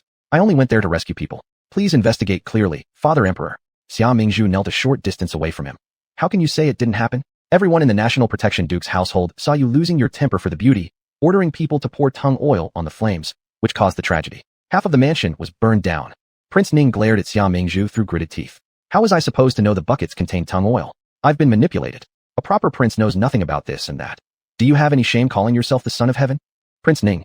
He was almost driven crazy by this despicable woman. Emperor Qingyan lost his patience. It was ruining everything again because of that commoner daughter. Seeing Prince Ning's utterly useless demeanor, his anger grew even more intense. Enough. The National Protection Duke's mansion being burned is now a fact. Go back, stop explaining anymore. If there's another incident like this, I won't be lenient. Father Emperor. Prince Ning couldn't let it go easily. He must strike while the iron is hot, and not give the Crown Prince and the National Protection Duke's family any chance to catch their breath. Xia Mingzhu stood nearby, watching Prince Ning's facial features similar to those of the Emperor, pondering over the original storyline in her mind. Fisk, even if they are father and son, they will stab each other in the back. Remember the time when His Majesty was poisoned? It was Empress Noble and the previous astronomer who conspired to poison his food and drink. In the original plot, when the Emperor wasn't cured of the poison, Empress Noble still indulged in an illicit relationship with the head of the Astronomical Bureau at His Majesty's deathbed, angering His Majesty to death. And Prince Ning knew everything but never stopped it, showing no filial piety toward His Majesty at all. While Xia Mingzhu was contemplating silently, she completely ignored the shocked gaze Emperor Qingyan was throwing from the dragon throne. What? The poisoning last time was Empress Noble's doing. She actually had the audacity to collude with outside officials and disrupt the court. How dare she deserve his sorrowful grief over her death, which almost led to punishing loyal ministers and generals. She doesn't deserve it. As for Prince Ning, this unfilial son, standing idly by as he watched the emperor die of anger. How could this person be his son? Clearly, he came here to settle accounts for past grievances. With these thoughts, Emperor Qingyan cast an angry glare towards Prince Ning like a sharp sword. Chapter 189, Murder of the Heart. Rebellious son. Emperor Qingyan roared. Prince Ning trembled with fear. What was wrong with his majesty? Wasn't everything fine just now?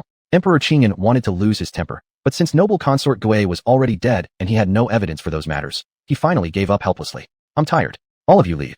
Ning Wang's mansion. After returning home, Prince Ning was so angry that he swept all the teacups on the table to the ground. The emperor said he would avenge my mother, yet he handled it lightly. It's utterly hateful. At that moment, there were suddenly 2 angry shouts from the yard, followed by several screams. How dare anyone cause trouble in Prince Ning's mansion? As soon as Prince Ning finished speaking, the tightly closed gates burst open. A tall and handsome figure appeared before their eyes. It was Crown Prince Qi. How could it be you? Weren't you locked up by Father Emperor in the Crown Prince's residence? When Prince Ning suddenly saw Qi, he was as if he'd seen a ghost, greatly startled. Father Emperor lifted my confinement. Didn't expect it, did you? Qi faintly smiled, appearing harmless, yet the words he spoke were devastating. Prince Ning calmed himself slightly and angrily rebuked. Qi, how dare you trespass into Prince Ning's palace and injure my people? If Father Emperor knows, he will surely punish you heavily. These sins of this crown prince pale in comparison to yours, Prince Ning. You poisoned your own mother, attempted to assassinate, and harm me multiple times. If Father Emperor finds out about these crimes, how do you think he'll punish you? The expression on Prince Ning's face immediately turned shocked. You? How did you know? Qi coldly snorted. If one doesn't want others to know, one must never act. I've already obtained the evidence of you poisoning your own mother at the imperial banquet. I will present it to Father Emperor tomorrow. I'm only here today to give you some advice. After finishing, Qi left with large strides. Prince Ning stood there, his expression changing frequently. After a while, he suddenly shouted, since you know everything, then all of you can just die. Night fell. The crown prince, Xia Mingzhu, and many ministers all received an oral edict from the palace, ordering them to enter. However, when they arrived at the palace, they discovered that Emperor Qingyan had not issued any decree. Everyone instantly felt something was amiss. Could someone have falsely proclaimed the emperor's order? At that moment, a loud shout came from outside. Come on, surround them all. In an instant, many royal guards appeared outside the hall, each holding cold steel knives, with grim expressions. They completely surrounded everyone inside the hall. The ministers had never seen such an array before and tried to flee, but the royal guards pushed them back, causing panic-filled noise throughout the hall. Xia Mingzhu was jostled and almost lost her balance. Hey, who kicked me? These adults really lack martial integrity. She raised her head and looked outside. Her gaze fell upon the person walking in. So, the rabbit got desperate and started biting. The crown prince protected Emperor Qingyan behind him and coldly stared at the man slowly entering the hall. It was Prince Ning, who should have been in Ning Palace, but now appeared in the palace, leading the royal guards to surround the imperial hall. Emperor Qingyan coldly watched Prince Ning walk into the hall. Disobedient son, what are you trying to do? What? Can't you see, Father Emperor? Prince Ning's tone was arrogant. Of course, it's asking Father Emperor to abdicate. Abdicate? Emperor Qingyan sneered. Who do you want me to abdicate to? Naturally, the wise shall take it. Prince Ning didn't specify who this wise person was, but his sudden standing upright let everyone understand. He meant himself. Xia Mingzhu stood behind Emperor Qingyan and raised an eyebrow. Buying a lean donkey and bragging about it oneself? Huh. Wise one. Is Prince Ning referring to yourself? The crown prince chuckled coldly. Do you even deserve to be called a wise one? If you truly were wise, how could you force the emperor to abdicate like this? Qi, it's best if you shut your mouth and stop talking nonsense. Prince Ning stared at the crown prince mockingly. I am currently speaking to Father Emperor. You don't have the qualifications to speak. Prince Ning, what exactly do you plan to do with all this fuss? The eldest princess stepped forward and asked sternly. This Prince Ning truly had the audacity to force the emperor to abdicate? Upon hearing the voice, Prince Ning looked over and saw the eldest princess standing before a group of ministers, emotionally accusing him with anger. He laughed and walked over slowly. Aunt, perhaps you're too old and deaf. I was crystal clear just now. Are you truly asking because you think I won't dare do anything to you? By the last sentence, Prince Ning's expression suddenly became cold, and his eyes turned sharp. In the blink of an eye, he walked over, pulled Princess Chang out, grabbed a soldier's sword, and placed it on Princess Chang's neck. Ning Wang tauntingly said to Emperor Qingyan, Your Majesty, have you thought about what to do? You rebellious son, quickly release the eldest princess. Emperor Qingyan did not expect that Ning Wang would be so ruthless and insane, using the life of the eldest princess to threaten him. This prince will ask one last time, will you step down or not? The blade on the eldest princess's neck pressed deeper, already revealing streaks of blood on it. Ning Wang, don't act rashly. Let go of Aunt first. We can discuss everything peacefully. Qi shouted. Ning Wang smirked smugly. Brother Qi, you must be trying to buy more time. waiting for reinforcements, right? I suggest you give up on that idea. Lord Liu has already brought 10,000 royal guards and completely sealed off this place. Even if the nearest troops come immediately to support, they'll need 3 days. Without ripples in his demeanor, Emperor Qingyan asked, how did you gain control over the royal guards? Is Commander Liu your man? Ning Wang laughed loudly. Father Emperor must have forgotten. Commander Liu was personally promoted by my late mother. This prince has already promised him that once I ascend the throne, I'll bestow upon him the title of Lord Zhongyongho. Emperor Qingyan played with the Bunjir gemstone ring on his hand meaningfully and mocked coldly. He's nothing but a traitor. Ning Wang didn't seem annoyed, considering this as Emperor Qingyan's dying struggle. He clapped his hands behind him. Commander Liu stepped forward and revealed a yellow imperial decree. Ning Wang threatened, Father Emperor, would you like to announce this decree yourself or wait till you're dead for your son to announce it on your behalf? After speaking, he lightly chuckled. If Father Emperor follows my suggestion, there might be a chance to keep your life. Emperor Qingyan scoffed, a group of ragtag army, merely scheming through underhanded means. Why should I fear? Upon hearing this, Ning Wang's eyes turned cruel. Looks like Father Emperor prefers the hard way instead of the soft approach. Then your son shall send you on your way first. As he spoke, he waved his hand. The royal guards then drew their swords towards Emperor Qingyan and others in the center, creating an overwhelming oppressive atmosphere.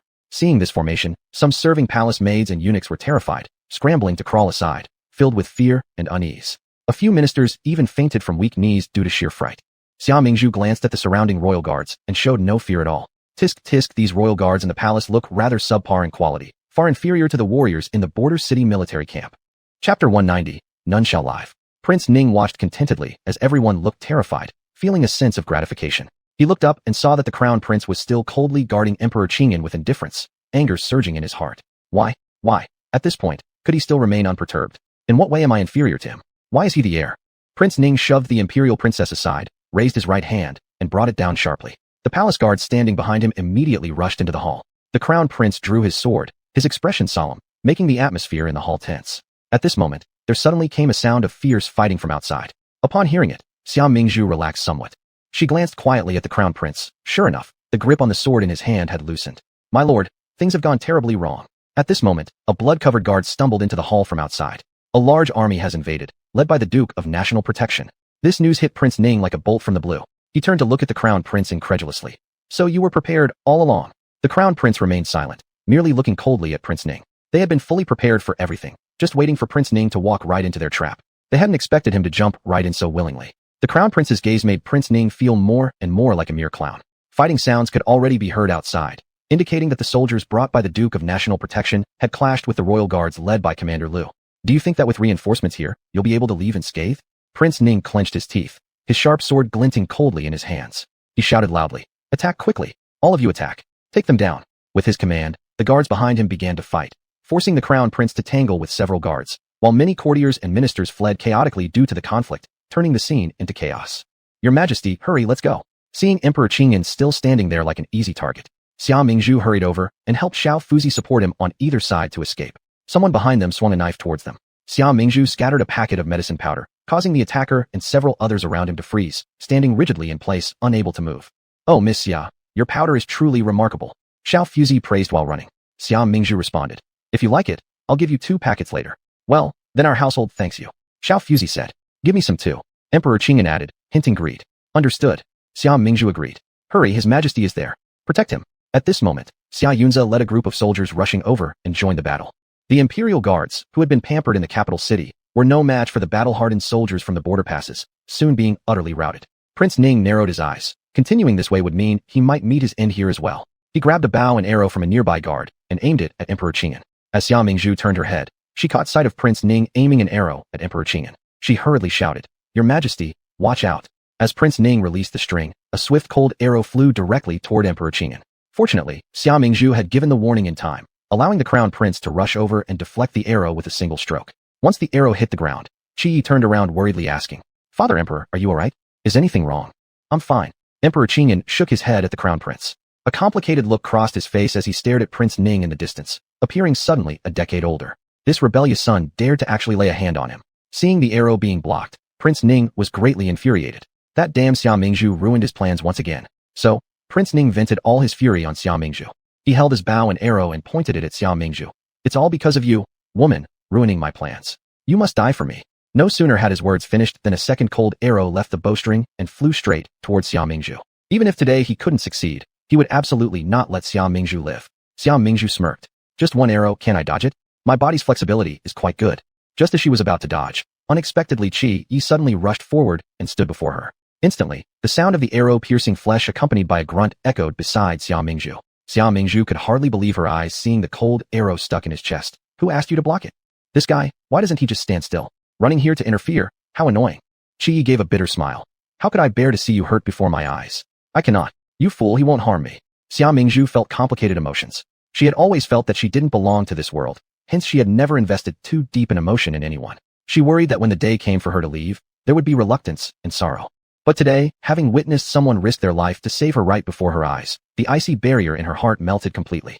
Upon seeing Crown Prince Qi Yi actually shielding Xia Mingzhu from the arrow, Prince Ning was shocked momentarily, but then became more exhilarated. Ha ha ha, what a delightful surprise. Just as he was about to lead the remaining Imperial Guards forward, he saw Duke Huoguo walking in with several generals, escorting Commander Lu inside. At the same time, a group of soldiers surrounded Prince Ning's guards, encircling them all. Duke Huoguo, clad in gleaming silver armor, approached together with his son Xia Yunze and Xia Yunda, and respectfully paid tribute to Emperor Qingyan. Your humble servant has arrived late. Please forgive me, Your Majesty. Emperor Qingyan nodded satisfactorily. My lord, you may rise.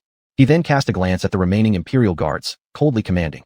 Treason is a crime punishable by the extermination of 9 clans. Those who surrender will not be killed this time. The Imperial Guards quickly knelt down to surrender. Thank Your Majesty. Seeing that all hope was lost, a venomous glint passed through Prince Ning's eyes. From his sleeve, he drew out a dagger with a green tip, clearly coated with potent poison. He swiftly moved forward in a blink and you miss it moment, charging towards Emperor Qingyan. Before anyone could react, it seemed like he was going to strike. At this critical moment, Duke Huoguo shot an arrow which directly hit Prince Ning on the shoulder. Shot. Prince Ning screamed in excruciating pain, his face contorted.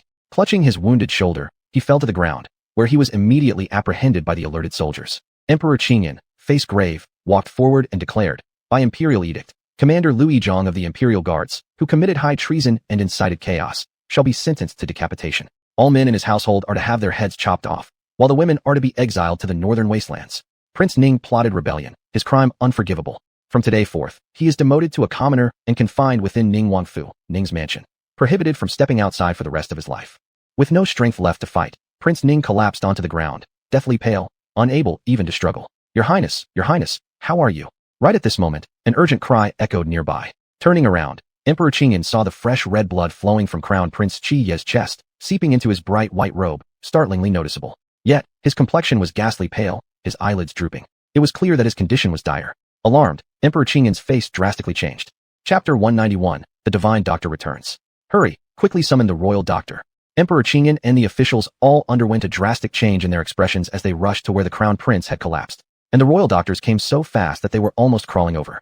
The doctor, after examining him, was terrified. After removing the arrow, he tried his best to stem the bleeding wound of the Crown Prince, but the blood wouldn't stop flowing. Bad news. The arrow was poisoned. There's no stopping this blood loss. Terrified, the doctor prostrated himself, asking for forgiveness. Crown Prince, I'm afraid he will not make it. Hearing these words, all ministers were panic-stricken. Chaos erupted among them. At that moment, Emperor Qingyan held the Crown Prince tightly. Wake up. You mustn't have anything happen to you. His heart was deeply saddened, his voice somewhat choked with emotion. His 2 favorite sons, Prince Ning had rebelled, and now the life of the Crown Prince was also hanging by a thread. Who would inherit the throne of his great Yin dynasty? Meanwhile, Xia Mingzhu tightly gripped the hand of the Crown Prince that had fallen limp at his side. Her eyes were filled with mist, yet she firmly declared, Your Majesty, please rest assured. The divine Dr. Lin Junshu has already arrived in the capital with my father. Nothing will happen to His Highness. These words seemed to comfort both Emperor Qingyan and herself. Yi Xia, you cannot let anything happen to you. I won't allow it. Divine Dr. Lin is here. Divine Dr. Lin is here. At that moment, a general led Lin Junshu over. In recent times, Lin Junshu had been stationed in the military camp, curing countless soldiers' puzzling ailments, earning everyone's admiration. Everyone spontaneously made way to facilitate Dr. Lin's approach to the Crown Prince. Junshu Lin, you're finally back. Upon seeing Lin Junshu, Xia Mingzhu rushed forward, gripping his arm with urgency. Quickly, look at the Crown Prince. It's all because of trying to save me. Don't be afraid, leave it to me. Lin Junshu patted Xia Mingzhu on the shoulder to console her, then moved quickly towards the Crown Prince. After being trained for half a year in the military camp, Lin Junshu had become adept at handling emergencies. First, he examined the Crown Prince and used silver needles to staunch the blood flow. He then instructed the attending doctor nearby, bring some warm water. The royal doctor, who'd seen how none of the others could previously control the bleeding, was deeply impressed and immediately dashed off to fetch the water. Lin Junshu added, the patient needs fresh air. Everyone else, step back. Despite the lack of etiquette, Emperor Qingyan cared little about such rudeness given his overwhelming concern for his son. He hurriedly led the other officials back. Xia Mingzhu didn't retreat. Struggling, she supported the heavy body of the crown prince and helped Lin Junshu move him onto the large bench nearby. After completing this task, Lin Junshu pulled out a bottle from his robe and took out 2 pills. Feed them to him. By this point, the royal doctor had returned with warm water. Lin Junshu accepted the water from the royal doctor and yelled out to Xia Mingzhu. Xia Mingzhu instantly followed his instructions, opening the crown prince's mouth and inserting the pill before Lin Junshu poured some water down his throat. After confirming the crown prince swallowed the pills, Lin Junshu placed the bowl down and straightened the prince's head to help the medicine slide down with the water. Once the crown prince had successfully ingested the pills, Xia Mingzhu breathed a sigh of relief. Emperor Qingyan anxiously watched his son lying on the long chair, his face taut with worry. How is he doing? Wiping the cold sweat off his forehead, Lin Junshu replied, he's fine. Not long afterward, the drug administered took effect. It was clear to see that the pale complexion of the crown prince gradually improved, his rapid breathing became steady, even the pain seemed to subside slowly. In a short while, his eyes fluttered open. Confused, he looked at Emperor Qingyan who stared back worriedly, then shifted his gaze towards Xia Mingzhu. Seeing her sobbing with red eyes swollen like steamed buns, he struggled to raise his head weakly and smiled faintly at her. Don't cry. Didn't I just wake up? Lin Junshu interjected. Even though he woke up, it doesn't mean he's completely fine. Your Highness still needs plenty of recuperation. As if awakening from a haze, the crown prince finally understood that Lin Junshu had saved him, hastily expressing his gratitude. For saving my life, I am eternally grateful. Emperor Qingyan observed the nearly fatal condition of the crown prince just moments ago, and how miraculously he recovered so swiftly. Unconsciously, he felt astounded. This Lin Junshu was indeed worthy as the successor of medical sage, truly possessing unmatched skills. With this understanding, Emperor Qingyan decided something in his mind. Recently, there had been frequent mishaps in the palace. They desperately needed talents like Lin Junshu at the Imperial Medical Institute. Without further ado, he announced loudly, Lin Junshu saved the crown prince in a dire situation. I am very pleased. Therefore, I hereby confer upon you the title of Chief Judge of the Imperial Medical Institute, ranking as 4th class. Lin Junshu did not expect that the old emperor would grant him an official title so easily. Startled by this unexpected development, he promptly kneeled down to accept the decree. Subject receives the imperial command. Subsequently, Emperor Qingyan handed the crown prince over to Lin Junshu, allowing him and Grand Dr. Li to escort the crown prince to the Imperial Medical Institute for adequate recuperation. After they left, Emperor Qingyan said to all his ministers, what happened today was improper and a plot against the crown. Though the incident is over, I still need to announce another matter. He paused for a moment, then continued. I am getting on in years and feel the strain of governance, so I have decided to pass the throne to the crown prince. The Ministry of Rites should choose an auspicious day to prepare for the crown prince's coronation. As soon as these words were spoken, there was an uproar among those below. The ministers could never have imagined that the emperor would abdicate in favor of the crown prince at such a young age. This was something that had never happened in all the dynasties before. All the ministers knelt down in unison. Your Majesty, this absolutely cannot be done. You are still so vigorous. How can you say that you're old? My mind is set. Ministers, there's no need to say more. Ministry of Rites, find a propitious day as quickly as possible and arrange the crown prince's coronation. Qingyan Emperor spoke with great severity. Yes. The Vice Minister of Rites kneeled and accepted the command. Hearing this, all the ministers knew that Emperor Qingyan had made his decision and thus stopped their persuasion. Xia Mingzhu rested her chin in her hand, gazing at the crown prince lying on the bed with complicated emotions. Sigh, he actually blocked an arrow for me and locked up the male lead from the original story in confinement. It's absurd. The plot has deviated so much it's off to the Pacific Ocean now. Prince Ning is eliminated, but what about Xia Qinghe? Can she still become the empress? Xia Mingzhu lowered her eyes deep in thought, completely unaware that at this moment the crown prince showed signs of distress. The crown prince had a nightmare. In the dream, he went to attend the banquet at the guardian lord's estate where he was drugged. Not only did he lose all his martial arts skills, but his body burned with uncontrollable desire. Losing his sanity, he broke into Xia Mingzhu's chamber and forced himself upon her. Xia Mingzhu screamed and kicked, resisting fiercely, but ultimately had her innocence forcibly taken by him. Subsequently, Xia Yunzhe burst into the room, witnessing his beastly behavior, and in anger snapped both his legs. Enraged, the emperor stripped him of his title as crown prince, leading to his name being utterly disgraced overnight. Later, black magic items and counterfeit seals were discovered in the crown prince's mansion, leaving the emperor thoroughly disillusioned with him. He was thrown into the cold palace. With a disability, the deposed crown prince suffered unimaginable hardships in the cold palace. Not only lacking clothes and food, he endured constant humiliation from the palace servants, and repeatedly faced assassination attempts. Song Feng, to get him some food, was violated by an old eunuch. Song Long, in protecting him, took several knives and was eventually dumped into a freezing well to die. Sitting on a wooden wheelchair, starving and cold, he felt utterly hopeless. As he was about to jump into the well and end his life, a bun landed on his chest. Looking up, he saw Xia Mingzhu's eyes full of hatred glaring at him over the wall. What you owe me, you'll never pay back in 3 lifetimes. Chapter 192, Perfect Strategy. He ultimately did not jump down. Later, He heard from Tsang Feng that the Duke of Huohua had been falsely accused of treason, and his entire family had been brutally slaughtered. Xia Mingzhu also endured severe torture in the imperial prison and died a terrible death. Upon hearing this news, he again recalled those hateful eyes. In the end, he still passed away, dying on a snowy winter day. Qi Yi was frightened awake. When he woke up, he was drenched in sweat. "Ah, you've finally woken up." Xia Mingzhu was leaning by the bed, and upon seeing Qi Yi's open eyes, she immediately called out happily. Qi Yi slightly tilted his head and silently smiled as he looked at the living Xia Mingzhu. "Wait, I'll go call the royal physician to check on you." As Xia Mingzhu spoke, she turned to run. Qi Yi grabbed her hand and gave her a smile. "There's no need." His smile was like a clear wind under the moonlight, captivating Xia Mingzhu so much that she felt as though she could drown in it. Xia Mingzhu instantly grabbed his wrist. "My gosh, your looks have driven me into a state of idiocy. Men's beauty can mislead people. I can't help but formulate a perfect strategy right now. Step 1. Embrace the crown prince's waist. Step 2. Kiss the crown prince's lips. Step 3. Have children with the crown prince." Thinking to hear, Xia Mingzhu shook her head. Impulsive. Too impulsive. Yet suddenly, she became excited. "Ha! The person caught in someone's fantasy looked peculiar." Qi Yi lightly coughed with red ear tips and gazed at Xia Mingzhu before him, his eyes filled with affection. "Cough. Let go of me. My prince has something to say to you. Why don't you just push me away? What's with all this restraint?"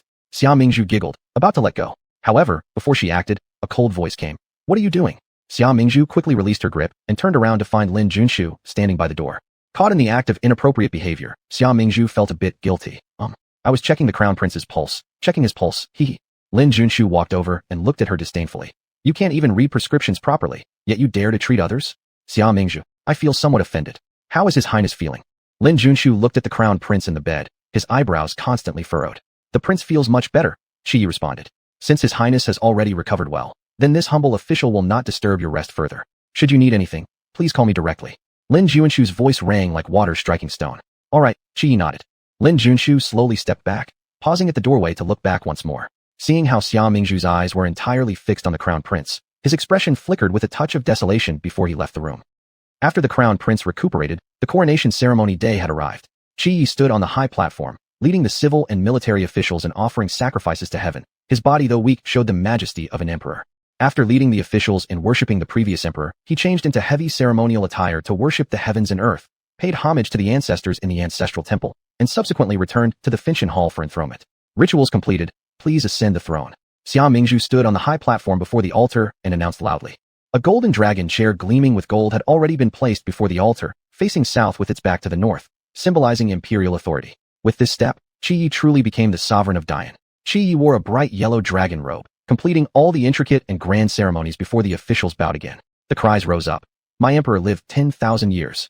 Qi Yi waved his hand, allowing the ministers to rise, signaling the end of the coronation ceremony.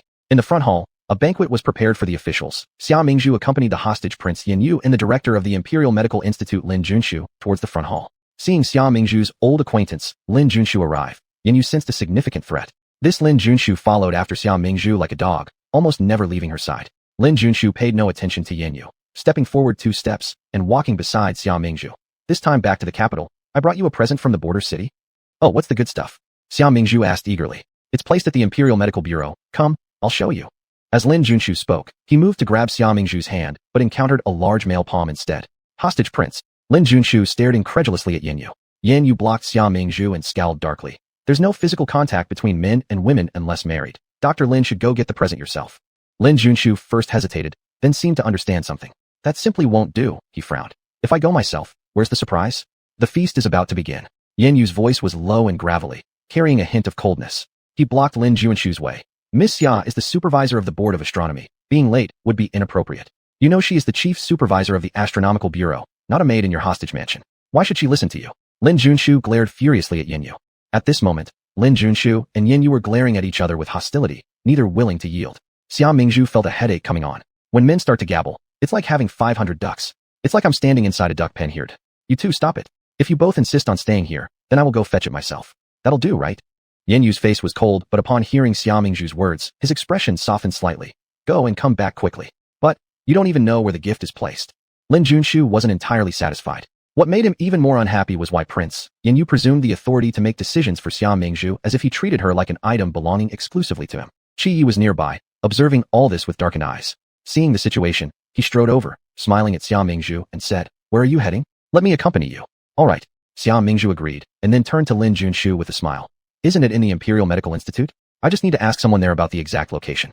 After finishing her sentence, she hurriedly left with Qi Yi to get the item. Leaving those two who were almost ready to clash behind her, Xia Mingzhu wanted to find some peace and quiet. Once they had departed, Lin Junshu and Yin Yu glanced awkwardly at each other. Humph. Lin Junshu looked at Yin Yu once and said, "Two clams fight, and the fisherman gains. I really don't know what you're scheming for." By watching Xia Mingzhu walking off together with Emperor Qi Yi side by side, Yin Yu already felt somewhat suffocated. Hearing Lin Junshu's remarks, he got even angrier and immediately shot back. "If you didn't manage to keep your own items properly, and now letting others take advantage of your negligence to offer gifts instead of you, Dr. Lin must have neglected improving his mind compared to his medical skills." Lin Junshu was rendered speechless by anger. Subsequently, the two of them swept away in opposite directions, one towards the east, one to the west. After everyone had left, Prince Jin finally walked out from under a colonnade. With the new emperor enthroned, the previous emperor would move to the suburban palace tomorrow. He, too, needed to return to his fiefdom, Beiping. But compared to being constrained in the capital city, the sands of the northern deserts seemed more intimate to him and gave him opportunities to hatch greater plots. Prince Jin. Just then, Chamberlain Little Fuzi came over and knelt down upon seeing Prince Jin. "Our house pays respect to the prince, wishing your highness health and eternal joy." Prince Jin immediately held him up. "This cannot be. You are already the grand steward in charge of all inner palace affairs. Your word is law. No need for such formalities. My life has been saved by your highness. Thus any depth of reverence is deserved." Little Fuzi insisted and bowed deeply. Chapter 193, Pledge One's Life. Prince Jin proudly helped the person up. Back then, his saving of Little Fuzi was purely accidental. At that time, he was still young and would hide in dark corners when bullied, crying. He had hidden in a rockery and saw several eunuchs pushing a young attendant into the lake. That young attendant was Little Fuzi. Dare not to intervene. He only waited until those eunuchs were far away, then anxiously picked up a bamboo stick and pulled Little Fuzi, who was wildly struggling in the lake, back on shore. After being saved, Little Fuzi was deeply grateful to him, promising lifelong loyalty and service. Since then, they supported each other secretly, heavily relying on one another. He quietly amassed his own power, while Little Fuzi became an attendant close to the emperor. However, all of this happened behind closed doors, and no one in the entire palace knew about their relationship. "Your highness's departure from the capital to take up the fief is uncertain. You must be very cautious," Little Fuzi said in a low voice. "The new emperor has just ascended the throne, but the previous emperor wants to send you thousands of miles away. Showing dissatisfaction with your fief assignment may indicate a desire to seize the throne. How cruel." Prince Jin let out a light snort and said, "The old man's heart has always been biased. When has he ever truly regarded me as a son? He won't be at peace unless he drives me out of the capital. Your highness, please have faith. I'll be your eyes and ears in the capital. If there are any significant moves, I will alert you promptly, ensuring you are well informed." Little Fuzi assured him he would remain Prince Jin's loyal blade. With heartfelt satisfaction, Prince Jin replied, "In this world, the only person this prince can trust is you." When Xia Mingzhu left the palace, her carriage went out of control, and she almost rolled off it. She was just lifting the curtain to see what happened when a large hand yanked her from the carriage, pulling her onto a horse. Seeing that it was Prince Jin who had pulled her onto the horse, Xia Mingzhu was taken aback. "Isn't your highness supposed to be going to the fief? Why aren't you rushing home to pack, instead choosing to leisurely block my carriage here? Are you really so eager for this prince to leave?" Prince Jin cast a cold glance over her. Xia Mingzhu immediately swallowed hard and nervously said, "Not at all. Since hearing you're leaving the capital, I haven't slept well these 3 days and nights." "Oh, so you're genuinely worried about this prince?" Prince Jin smiled faintly, half laughing. "Then why don't you follow me to the fief? How does that sound?" "Ah." Xia Mingzhu widened her eyes, still trying to process the situation. Already shouting, "Giddy up." Prince Jin kicked the white horse's belly, making the horse start moving. Scared stiff, Xia Mingzhu hastily hugged Prince Jin's waist. "Damn great villain. Inattentive for just a moment, I nearly fell down and disfigured myself." Prince Jin kept riding until he galloped outside the city. With the horse trotting unstably, plus the small saddle meant seating 2 people was extremely cramped. Only by holding on tightly could some discomfort be alleviated. Such an action made it seem slightly ambiguous. Uncomfortable, Xia Mingzhu shifted her buttocks slightly, saying, "Prince Jin surely loves refined interests, still having the mood to visit outside the city. Oh, aren't you afraid this prince will really take you to the fief?" Stopping the horse, Prince Jin's eyes flickered with amusement. "Uft, fooling children again, are we?" Xia Mingzhu squinted. "Even if this humble woman lacks talent, I am still an official of the court. With your highness's wisdom, you wouldn't trouble yourself this way. Ha ha ha, you are indeed a special woman." Prince Jin could hardly conceal his admiration. "I'll take that as a compliment then." Xia Mingzhu wasn't modest at all. This woman always managed to surprise him and delight him. Shaking his head lightly, Prince Jin couldn't help but laugh. For reasons unknown even to himself, he raised his hand and ruffled Xia Mingzhu's head. He was simply too good to rub. "Xia Mingzhu, let go of your dirty hands. My hairstyle. Unbearable." Seeing Xia Mingzhu almost breaking down, Prince Jin curved his lips slightly. "We've arrived. Dismount." Xia Mingzhu jumped off the horse instantly, then staggered a little. "Shit. Almost stepped on dog feces, so unlucky." Prince Jin led her to a farmstead where the words livestock yard were inscribed. Once inside, Xia Mingzhu's eyes bulged with pure delight. She couldn't help but joyfully exclaim, "You actually keep cows and sheep?" Prince Jean nodded. The livestock yard focuses mainly on pasturing. Besides horses, it also includes cattle and sheep, mostly free-range. Great. Absolutely amazing. Xia Mingzhu was currently so excited that she almost wanted to hug Prince Jean and kiss him. Due to the relatively high grain prices in Dian, commoners needed to spend money buying food, yet the amount purchased was minimal, leading to high living costs. Simultaneously, the breeding costs for cattle and horses in this era were quite steep. Cows required over 90 jin of pasture grass daily, and horses about 70 jin, resulting in high expenses for raising cattle and horses. Therefore, apart from draft oxen and some nobles raising horses, very few people raised fattened yellow cattle specifically for eating. But Prince Jin's livestock yard not only had these fattened yellow cattle, but also more than 10 goats in sight. One must realize that the goats of this era were all domesticated from wild goats, thus extremely hard to come by. With beef and mutton, we can enjoy hot pot. Xia Mingzhu could hardly suppress the excitement bubbling inside her like a gopher scream. Ever since she arrived here, without access to her beloved hot pot, she felt itchy all over and found life tasteless. Xia Mingzhu was still overwhelmed with excitement when suddenly she heard Prince Jean beside her say, "Beef is still the most precious type among meats. It can be made into soup alone or mixed with vegetables and grains for stewing, resulting in an exceptionally delicious dish. Your lordship quite enjoys it. However, I am about to leave the capital to take up my fief, leaving no time to handle matters in the city. In the future, I'll just gift this livestock yard to you." "What? Gift it to me? That's too embarrassing." Hearing this, Xia Mingzhu instantly broke into a radiant smile. She could not find another word to refuse. "There's no way. For a taste of exquisite food, I'd abandon my principles." Seeing her happy grin, Prince Jin's heart softened. After being around Xia Mingzhu for so long, he had figured out that although she seemed nonchalant about everything on the outside, in reality, she responded well to gentleness rather than harshness. She was easy to comfort and easy to get along with. His arrival in this world had originally been a calamity, yet his greatest fortune likely came from meeting Xia Mingzhu and managing to intrude into her world. If possible, he truly wished to bring her along to his fief. Xia Mingzhu was genuinely delighted, her almond eyes naturally filled with laughter. Never thought such a great villain still showed a humane side. At parting, he bestowed such a grand gift on meat. Thinking of this, she looked up and smiled at Prince Jean. "The grace of bestowing meat has no suitable recompense. Why don't I personally prepare a feast for your highness tonight? Tonight, I'll cook up a hot pot that will definitely shock your taste buds." Prince Jean arched his eyebrows. "Director Xia, are you trying to dismiss your lordship with just one meal? What do you want then?" Xia Mingzhu laughed at his antics, while thinking that cooking for him was already generous, yet he still picked faults. To her surprise, Prince Jean suddenly chuckled softly and pulled Xia Mingzhu toward him with one hand. "Naturally, your entire self." Chapter 194, The Future Days. Xia Mingzhu wanted to push him away, but he caught her. "Where do you think you're running?" "Huh?" Prince Jean suddenly moved close to Xia Mingzhu. His hot breath brushed against Xia Mingzhu's face. "How old are you now, still playing these tricks with me? Isn't that immature?" However, Xia Mingzhu swiftly escaped Prince Jin's embrace like an eel. After running a distance, she turned around and made a funny face at Prince Jean. "Come on, immature ghost." Prince Jean watched the mischievous Xia Mingzhu, helplessly shook his head, and followed her pace. Thanks to Prince Jean, since entering the book world, Xia Mingzhu finally ate hot pot for the first time. There was no time to make a copper hot pot stove, so they used a heated cauldron instead. The cauldron had an internal layer, dividing it into two parts. The upper part held soup and meat, while the lower part housed charcoal as fuel, and there was a fire door for changing the charcoal. Once the dishes were placed in the cauldron, with the burning charcoal below, it could keep the food boiling continuously. Around the heated cauldron were numerous small plates filled with beef tripe, beef tongue, lamb, and various vegetables that had been washed clean. "Please help yourself, my esteemed Prince Jean." After wiping down the table and chairs, Xia Mingzhu sat across from Prince Jean. "Accustomed to gourmet feasts, today we shall try something different. Phoenix marrow and dragon liver." "What is that?" Prince Jean asked. It's simply mala hot pot," Xia Mingzhu chuckled. In this era, there were no chili peppers. What she had in her pot was actually Evodia fruit.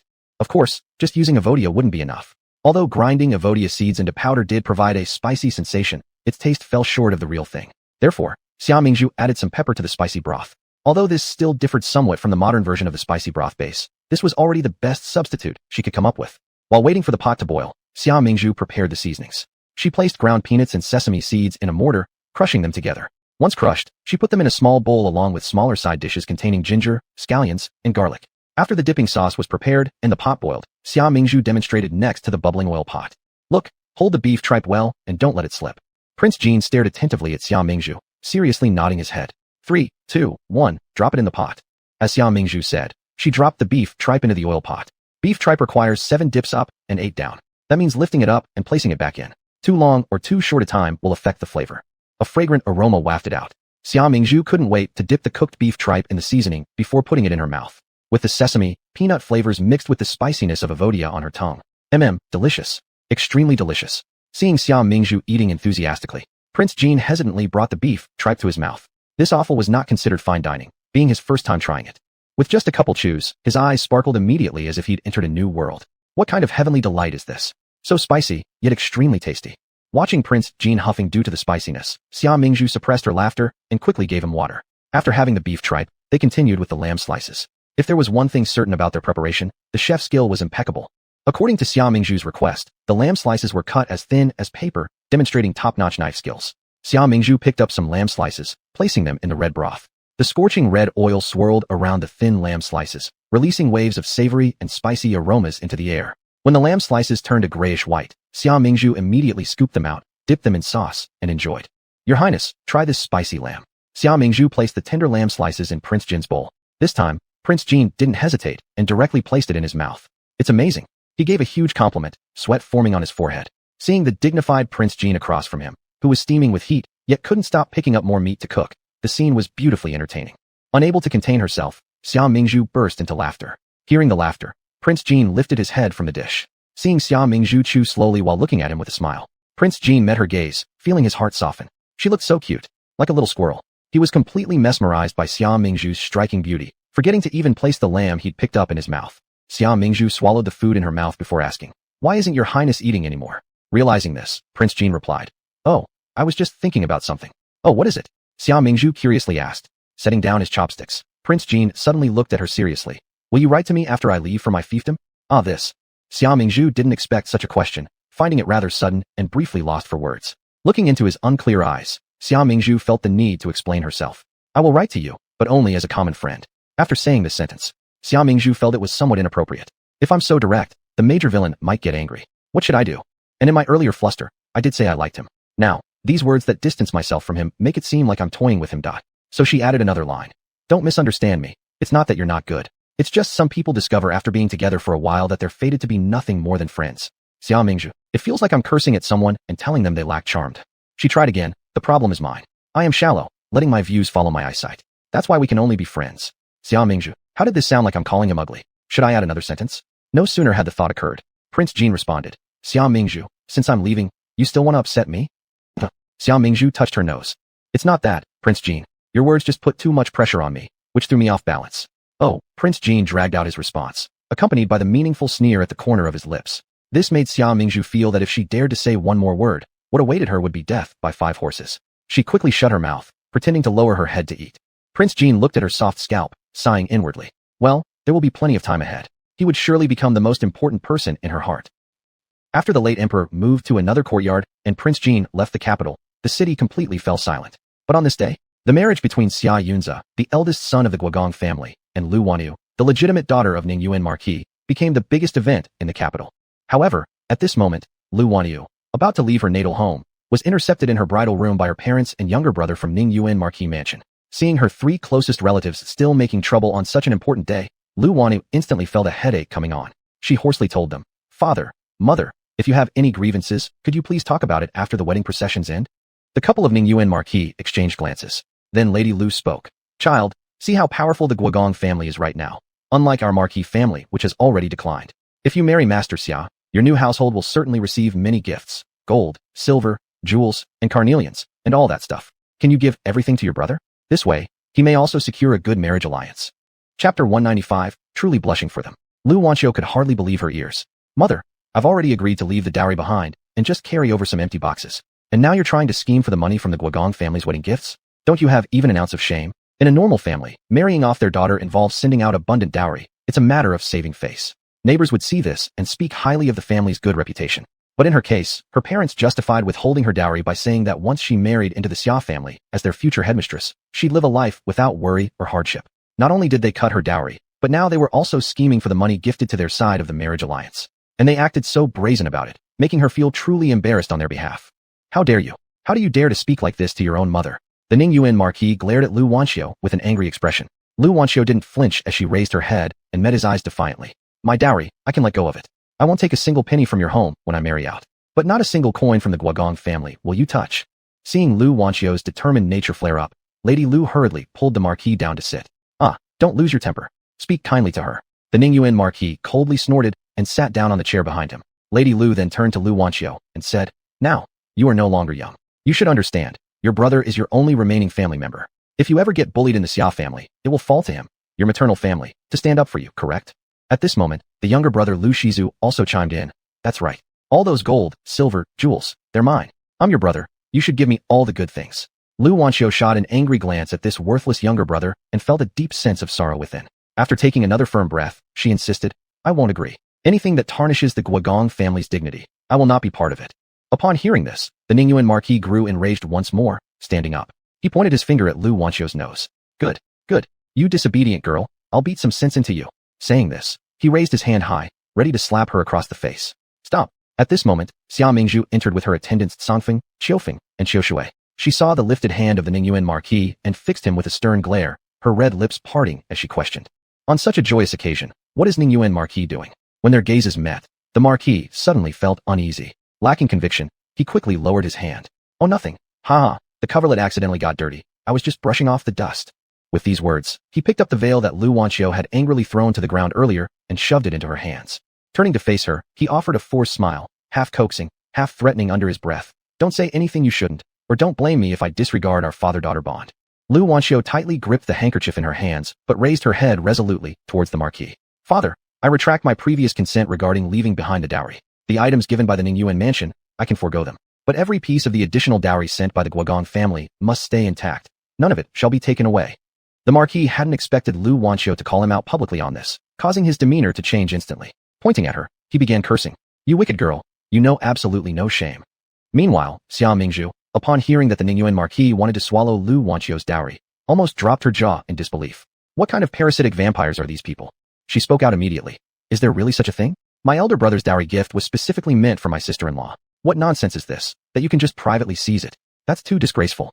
The Ningyuan Marquis sensed her sarcasm and flushed red in anger. "I've raised my daughter until now. How could I let her leave without giving something back to her parents? There's nothing wrong with keeping some respect money before marriage, is there?"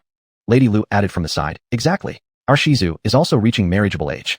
It's always good to save some money for arranging his own nuptials." Xia Mingzhu smirked coldly. "So you don't think you're wrong? Was my sister-in-law born just to be exploited by you? You've only raised my sister-in-law for a few years. Since she was 8, she's been helping the family manage businesses. You've squeezed everything out of her for over a decade already. Any debt of gratitude you had has long been repaid. Now that she's about to get married, instead of preparing her dowry properly and seeing her off honorably, you actually plot to seize the Guogong family's contribution. Isn't this asking too much?" Xia Mingzhu continued, turning her gaze to Lu Shizu. "And you, big oaf, don't look so full of yourself. With the way you conduct yourself, do you even think someone would want to marry you? You just dragged some poor girl into hell. What has my sister-in-law ever owed you? Did you feed her a single meal? Or give her even one copper coin to use? She's worked hard running businesses since she was young, supporting you financially while you went around indulging in pleasures and debauchery. Where's your face?" Lu Shizu was directly scolded to tears, and Lord Ningyuan and his wife were also stunned. Xia Mingzhu no longer paid them any attention and directly instructed Songfeng, "You go and take a few people. Compare the list of the dowry items and retrieve what has been lost." "Yes." Songfeng quickly exited the door. Seeing her leading people toward the Lu family's warehouse, Lady Lu immediately panicked. "Hey, don't go there. Come back," she shouted as she chased after them. Xia Mingzhu turned and looked at Lord Ningyuan again. "Lord, you should think it through. The esteemed daughter of Ningyuan Ho is getting married without dowry. Humiliating my elder sister-in-law is humiliating you too, isn't it? In the future, during literary gatherings and banquets in other mansions, if this issue becomes fodder for gossip, will your Ningyuan Marquis still have any dignity left? And if it reaches His Majesty's ears, do you even want to keep this title?"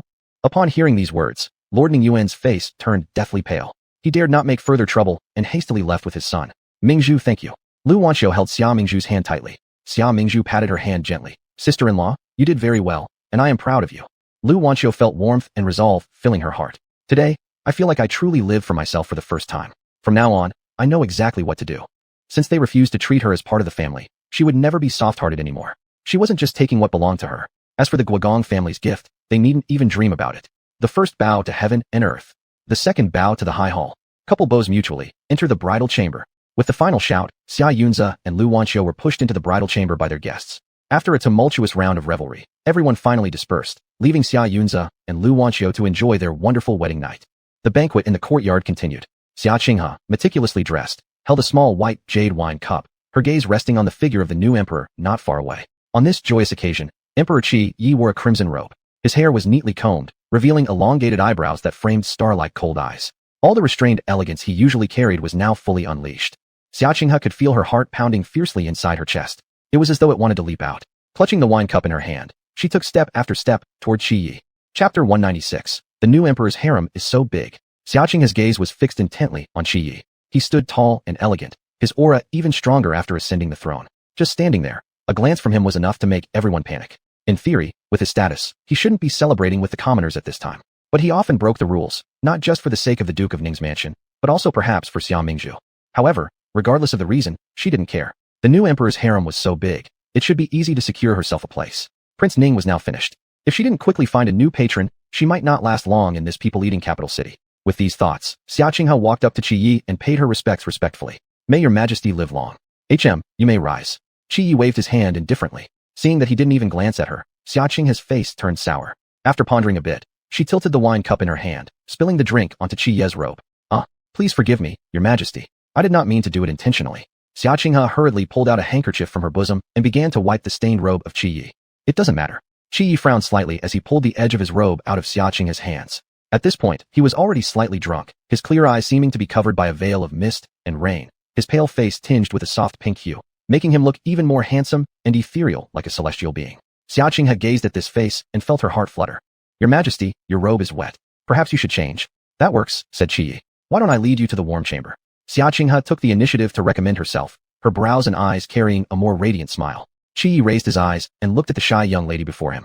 Tonight Xia Qinghe was gorgeously dressed, especially the overly intense way she was looking at him, which made him feel uncomfortable. There's no need for that. Qi Yi stood up, and soon an attendant came over to support him. Watching them walk away for some distance, Xia Qinghe adjusted her hair, smiling happily as she followed. Inside the warm chamber, just as Qi Yi had removed his robe, he didn't expect someone to suddenly rush in. His body froze slightly for a moment, and when he turned around, he found Xia Qinghe. Frowning deeply, he softly rebuked. Miss Xia, please show restraint. Xia Qinghe glanced at him briefly, noticing his broad shoulders like a spreading eagle's wings. An inexplicable warmth surged up to her cheeks. She glanced at him again and immediately bashfully turned away. Your majesty, don't be so cold-hearted. I am worried about you becoming unwell due to intoxication, so I have brought this sobering soup for you. Saying this, Xia Qinghe placed a food box on the table, opened the lid, and started stirring the soup with trembling hands. She had added aphrodisiacs into the soup. Once the emperor took a sip, everything would be set. Holding the warm jade bowl in both hands, Xia Qinghe approached Qi Yi. Your majesty, please take it. But Qi Yi would never drink such a mysterious origin potion. The chill in his eyes hardened into ice, and he only said, put it on the table and leave. Xia Qinghe's heart quivered twice. She couldn't leave. If she seized this opportunity and accomplished what she wanted, she could use the excuse of the emperor's drunken misconduct towards her to force him to accept her into the palace. Even if she couldn't become empress, securing a concubine position was definitely attainable.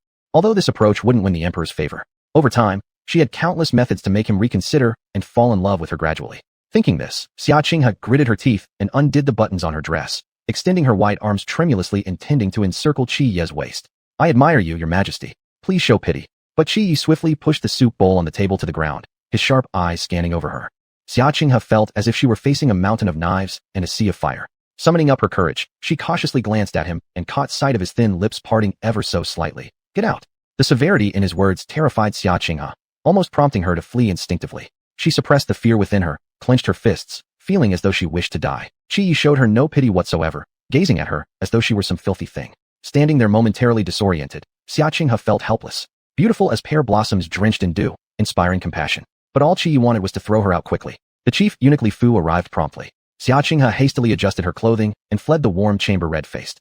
Beside the 100-year-old ginkgo tree, there was a Namu reclining couch next to the stone table where fruits like grapes were placed. Covered in a brocade quilt, Xia Mingzhu leaned half recumbent on the reclining couch, closing her eyes to rest, while Qiu Feng and Qiu Shui served nearby. You're quite at ease. Qi Yi strode over with an expression of displeasure. Xia Mingzhu turned her head in surprise. Oh, it's your majesty. How come you've come to this rear courtyard? Hey, since becoming the emperor, you seem less particular. This somehow touched his sensitive little heart. Suddenly, his defenses broke as he stepped forward and grabbed Xia Mingzhu's hand. Do you even have a heart, Xia Mingzhu? Hey, this is personal. Xia Mingzhu arched an eyebrow. The emperor must have been provoked somewhere else if he's looking to vent his frustration on me. Of course I have a heart. I'm ready to give all the handsome boys a home. Why can't women take 5 husbands or 6 consorts like men do? So annoying, duh. Qi Yi tightened his grip on her wrist. It hurts. Xia Mingzhu let out a soft cry. That bright, spirited face was now slightly crinkled, her eyes gleaming with moisture as she looked pitifully at Qi Yi. Qi Yi suddenly turned away, a trace of helplessness flashing in his eyes. Xia Mingzhu was expecting him to let go of her any second. Instead, the next moment, he directly pulled her down beside him and spoke with a clear, cold voice. I've just left the wedding banquet, and it happens to be the perfect time to admire the moon together. Xia Mingzhu. What madness is this? Who wants to admire the moon with you? Qi turned to look at her, his peach blossom-like eyes calmly gazing into hers. So, you don't want to spend time with me? Xia Mingzhu awkwardly forced a laugh. Who wouldn't? I specially prepared your favorite fruits, just waiting for you. As she said this, she shoved an apple she had bitten halfway through into Qi Ye's hands. Puffed, sour and disgustingly sweet. It's unbearable, but I'll leave it to you, Qi Yi. Still, he finally took a bite from where she had bitten. It's really sour. Saying this without blushing or hesitation, Qi Yi nearly made Xia Mingzhu burst into laughter. Haha, pretending to stay calm when inside he's probably grinding his teeth due to the acidity. Finally, revenge for venting on me earlier, so satisfying. Coming up with such a genius plan for payback makes me feel like a mastermind. Xia Mingzhu felt inwardly gratified. Qi Yi watched as Xia Mingzhu couldn't suppress her grin. If she knew he could hear her thoughts, wouldn't she go mad? You only ate one bite, Your Majesty. How about we see who can finish this whole apple first? The loser has to call the winner Grandpa, Xia Mingzhu said enthusiastically. Qi Yi chuckled with suppressed annoyance, tapping her forehead lightly. Too disrespectful.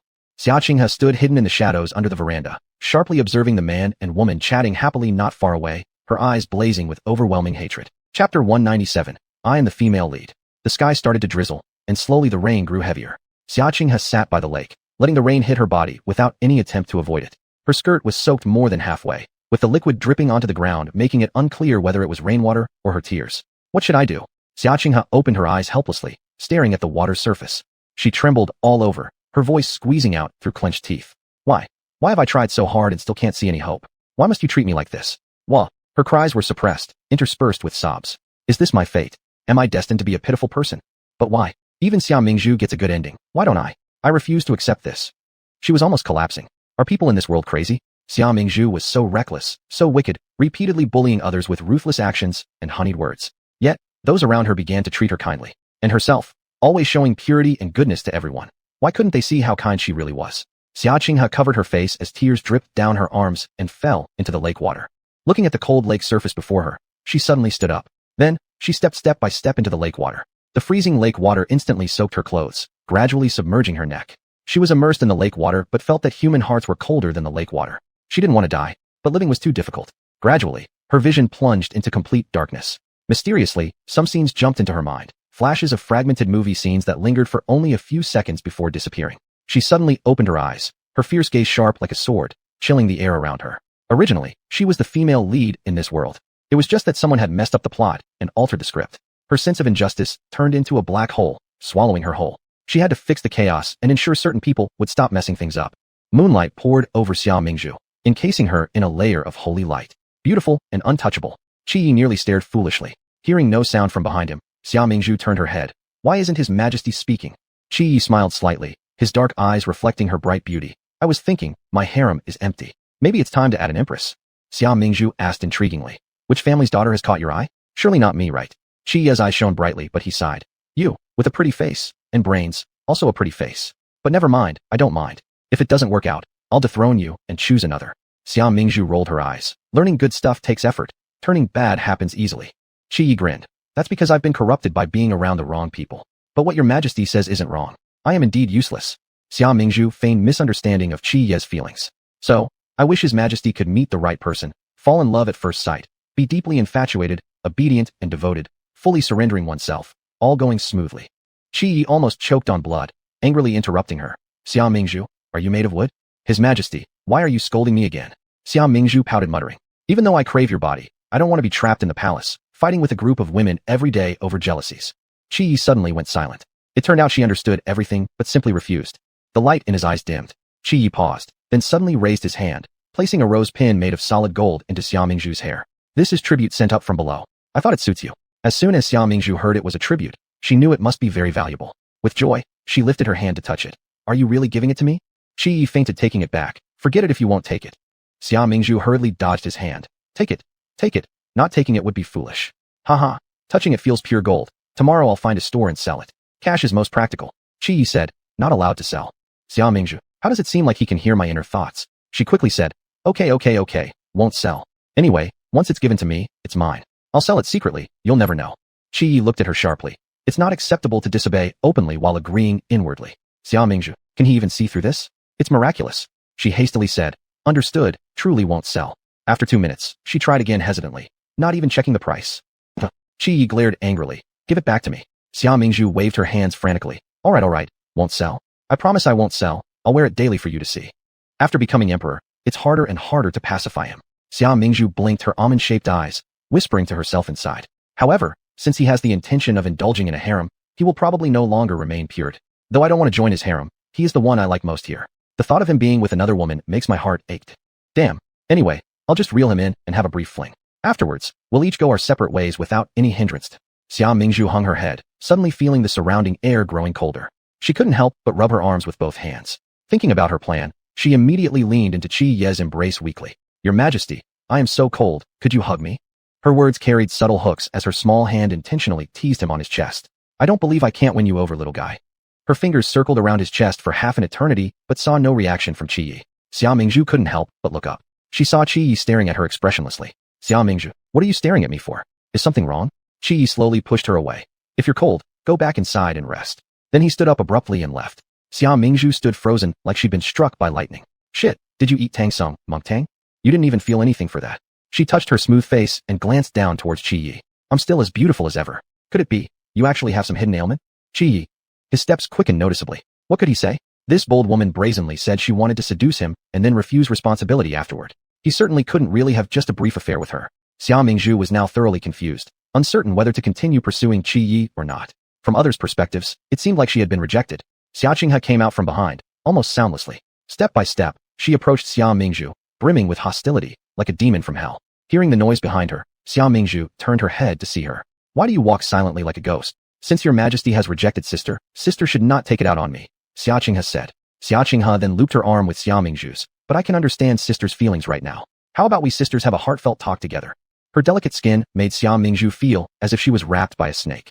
Chapter 198, Dislikes So Overt. Xia Mingzhu truly found everything related to Xia Qinghe annoying, so she outright refused. Sorry, I'm busy. You'd better find someone else. Xia Mingzhu didn't have the patience to linger, pulled her arm away, and left. Xia Qinghe's hand dropped to her side, a touch of mockery flickering on her face. My dear elder sister really dislikes me overtly. But this made things more interesting. She would also let her know what it was like to be toyed with that well. As night fell, the guests in the front courtyard had all dispersed. Xia Mingzhu wandered around for a while, then slowly headed back towards her own residence. Suddenly, she sensed something was wrong. There was a large shadow on the ground ahead. Someone was standing behind her. Xia Mingzhu froze, about to turn around, when suddenly she felt something strike the back of her head. Ugh! Before she could even see who it was, she was shoved into a sack. Wait, a sack? My God, I've actually been hit over the head, and now I'm stuffed inside a sack? Am I being packed away somewhere? Holy crap, I'm doomed. Just as that thought flashed through her mind, an unprecedented weakness washed over her. She lost all strength instantly and gradually drifted off into unconsciousness. Master, mistress, bad news. The young miss has disappeared. The lord and lady of the marquis were just about to rest when they heard Qiufeng and Qiushui reporting hurriedly. Shocked, the marquis couple immediately got out of bed. Soon, everyone except the eldest brother Xia Yunze, who was still in his bridal chamber, gathered in the Zhengxian yard. Xia Yunrong paced anxiously. What should we do? Where could our sister have gone? Xia Yunde looked at Qiufeng and Qiushui. Have you thoroughly searched Mrs. Quarters? We've searched everywhere but couldn't find her, replied Qiufeng and Qiushui, their eyes brimming with tears. They truly felt useless. When the emperor left earlier, the young miss had instructed Songfeng to escort him. If Songfeng had been there, the young miss wouldn't have gotten into trouble. My lord, what shall we do? Xia's lady anxiously said. On such a joyous occasion, surely Mingzhu won't run into trouble, right? Don't worry, perhaps the child was merely playing and stayed in some courtyard in the mansion. The marquis solemnly said. All of you, separate now and search. Gather here again after one incense stick's time. Yes. Everyone responded. Just as they were preparing anxiously to search for her, Xia Qinghe came rushing in, panicked. Father, mother, it's terrible. Sister, eloped with someone. After entering, Xia Qinghe started sobbing uncontrollably. It's all my fault for not stopping her. What are we going to do? What exactly happened? Speak clearly. The marquis sternly looked at Xia Qinghe. Xia Qinghe wiped her tears and spoke slowly. I saw my elder sister with a small bundle, ready to open the back door. Right outside, there was a carriage with a man on it. Upon hearing this, every member of the Xia family changed their expressions drastically. Nonsense. The marquis was extremely angry. How disgraceful that she, a direct descendant of the household of the marquis, should stoop so low as to consort with a stranger. Lady Xia's disbelief was all over her face, and yet she dared to elope. How can a young woman act so shamelessly? It's impossible. My sister isn't like that kind of person. Xia Yunrong tightened her lips, shooting a fierce gaze at Xia Qinghe. How dare you slander Mingzhu for running away with someone? Right? Qinghe, you shouldn't say these baseless things. Xia Yunfei chimed in. It's true. I tried to stop her from leaving, but not only did she ignore me, she also pushed me down. Xia Qinghe said, lifting up her wrist. Everyone looked over and saw a redness and swelling on her fair skin, with blood trickling from a scrape. All because of my weakness. I wasn't able to hold her back. Xia Qinghe shed tears, her expression full of sincerity. If this gets out, what face would our house of the Marquis have? Xia Yunrong glanced coldly at her. Apart from you, was there anyone else who saw it? Can we trust your words alone? What does Brother 3 mean? Do you not believe me? Xia Qinghe's eyes watered, revealing an aggrieved expression. Xia Yunrong remained icy, his tone hardened. How credible is it when lies spew forth from one's mouth? That's enough, no more arguments. The Marquis banged the table. Our main concern right now is to bring her back safely. He too felt this matter was suspicious, but finding her was urgent at this moment. So he ordered the entire Xia household to begin searching. Xia Mingzhu woke up amidst swaying motion. She discovered her clothes intact, but her hands were bound with rope, and her mouth gagged with cloth. Looking around, the cramped space suggested she was inside a carriage. Her head felt heavy. Was I drugged? Shit, which bastard kidnapped me? She relaxed her senses, took a deep breath, and pushed those thoughts aside. Never mind, since it's come to this, I should think about how to escape. She kept her position as if she were still lying unconscious, while quietly turning her face to look outside the carriage curtain. As the carriage jolted, the curtain lifted and fell. Xia Mingzhu caught sight of two burly figures sitting side by side on the carriage pole. The two kidnappers drove the carriage forward while idly chatting. This one's a real catch, young and beautiful. We'll definitely get a good price for her. Xia Mingzhu understood immediately. It seems I've fallen into the hands of human traffickers. They must want to sell me without any marks or injuries so they can get more money, which is why they only bound my hands instead of tying me up tightly like a pig. Kidnapper. Speaking of which, we sure had great luck. We only spent 10 taels to buy her. Still, I wonder what made that Wang Matzi so eager to offload her. It's like he was trying to avoid some kind of trouble. Xia Mingzhu. Turns out I've been resold? Ugh, looks like I'm now secondhand merchandise. Kidnapper, whatever. Trouble or no trouble, who cares? After traveling such a long way, we're almost at the boundary of Beiping. By the time people from the capital city track us down, she'll have been sold several times already.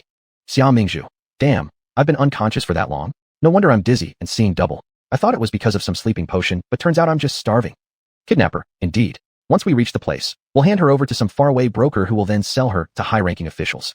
Even if someone comes looking, there will be nothing they can do. Hara, Xia Mingzhu. Geez, they're going to sell me again? And after so many hands? You people are despicable. Kidnapper. Hey, isn't she almost awake? Should we go check?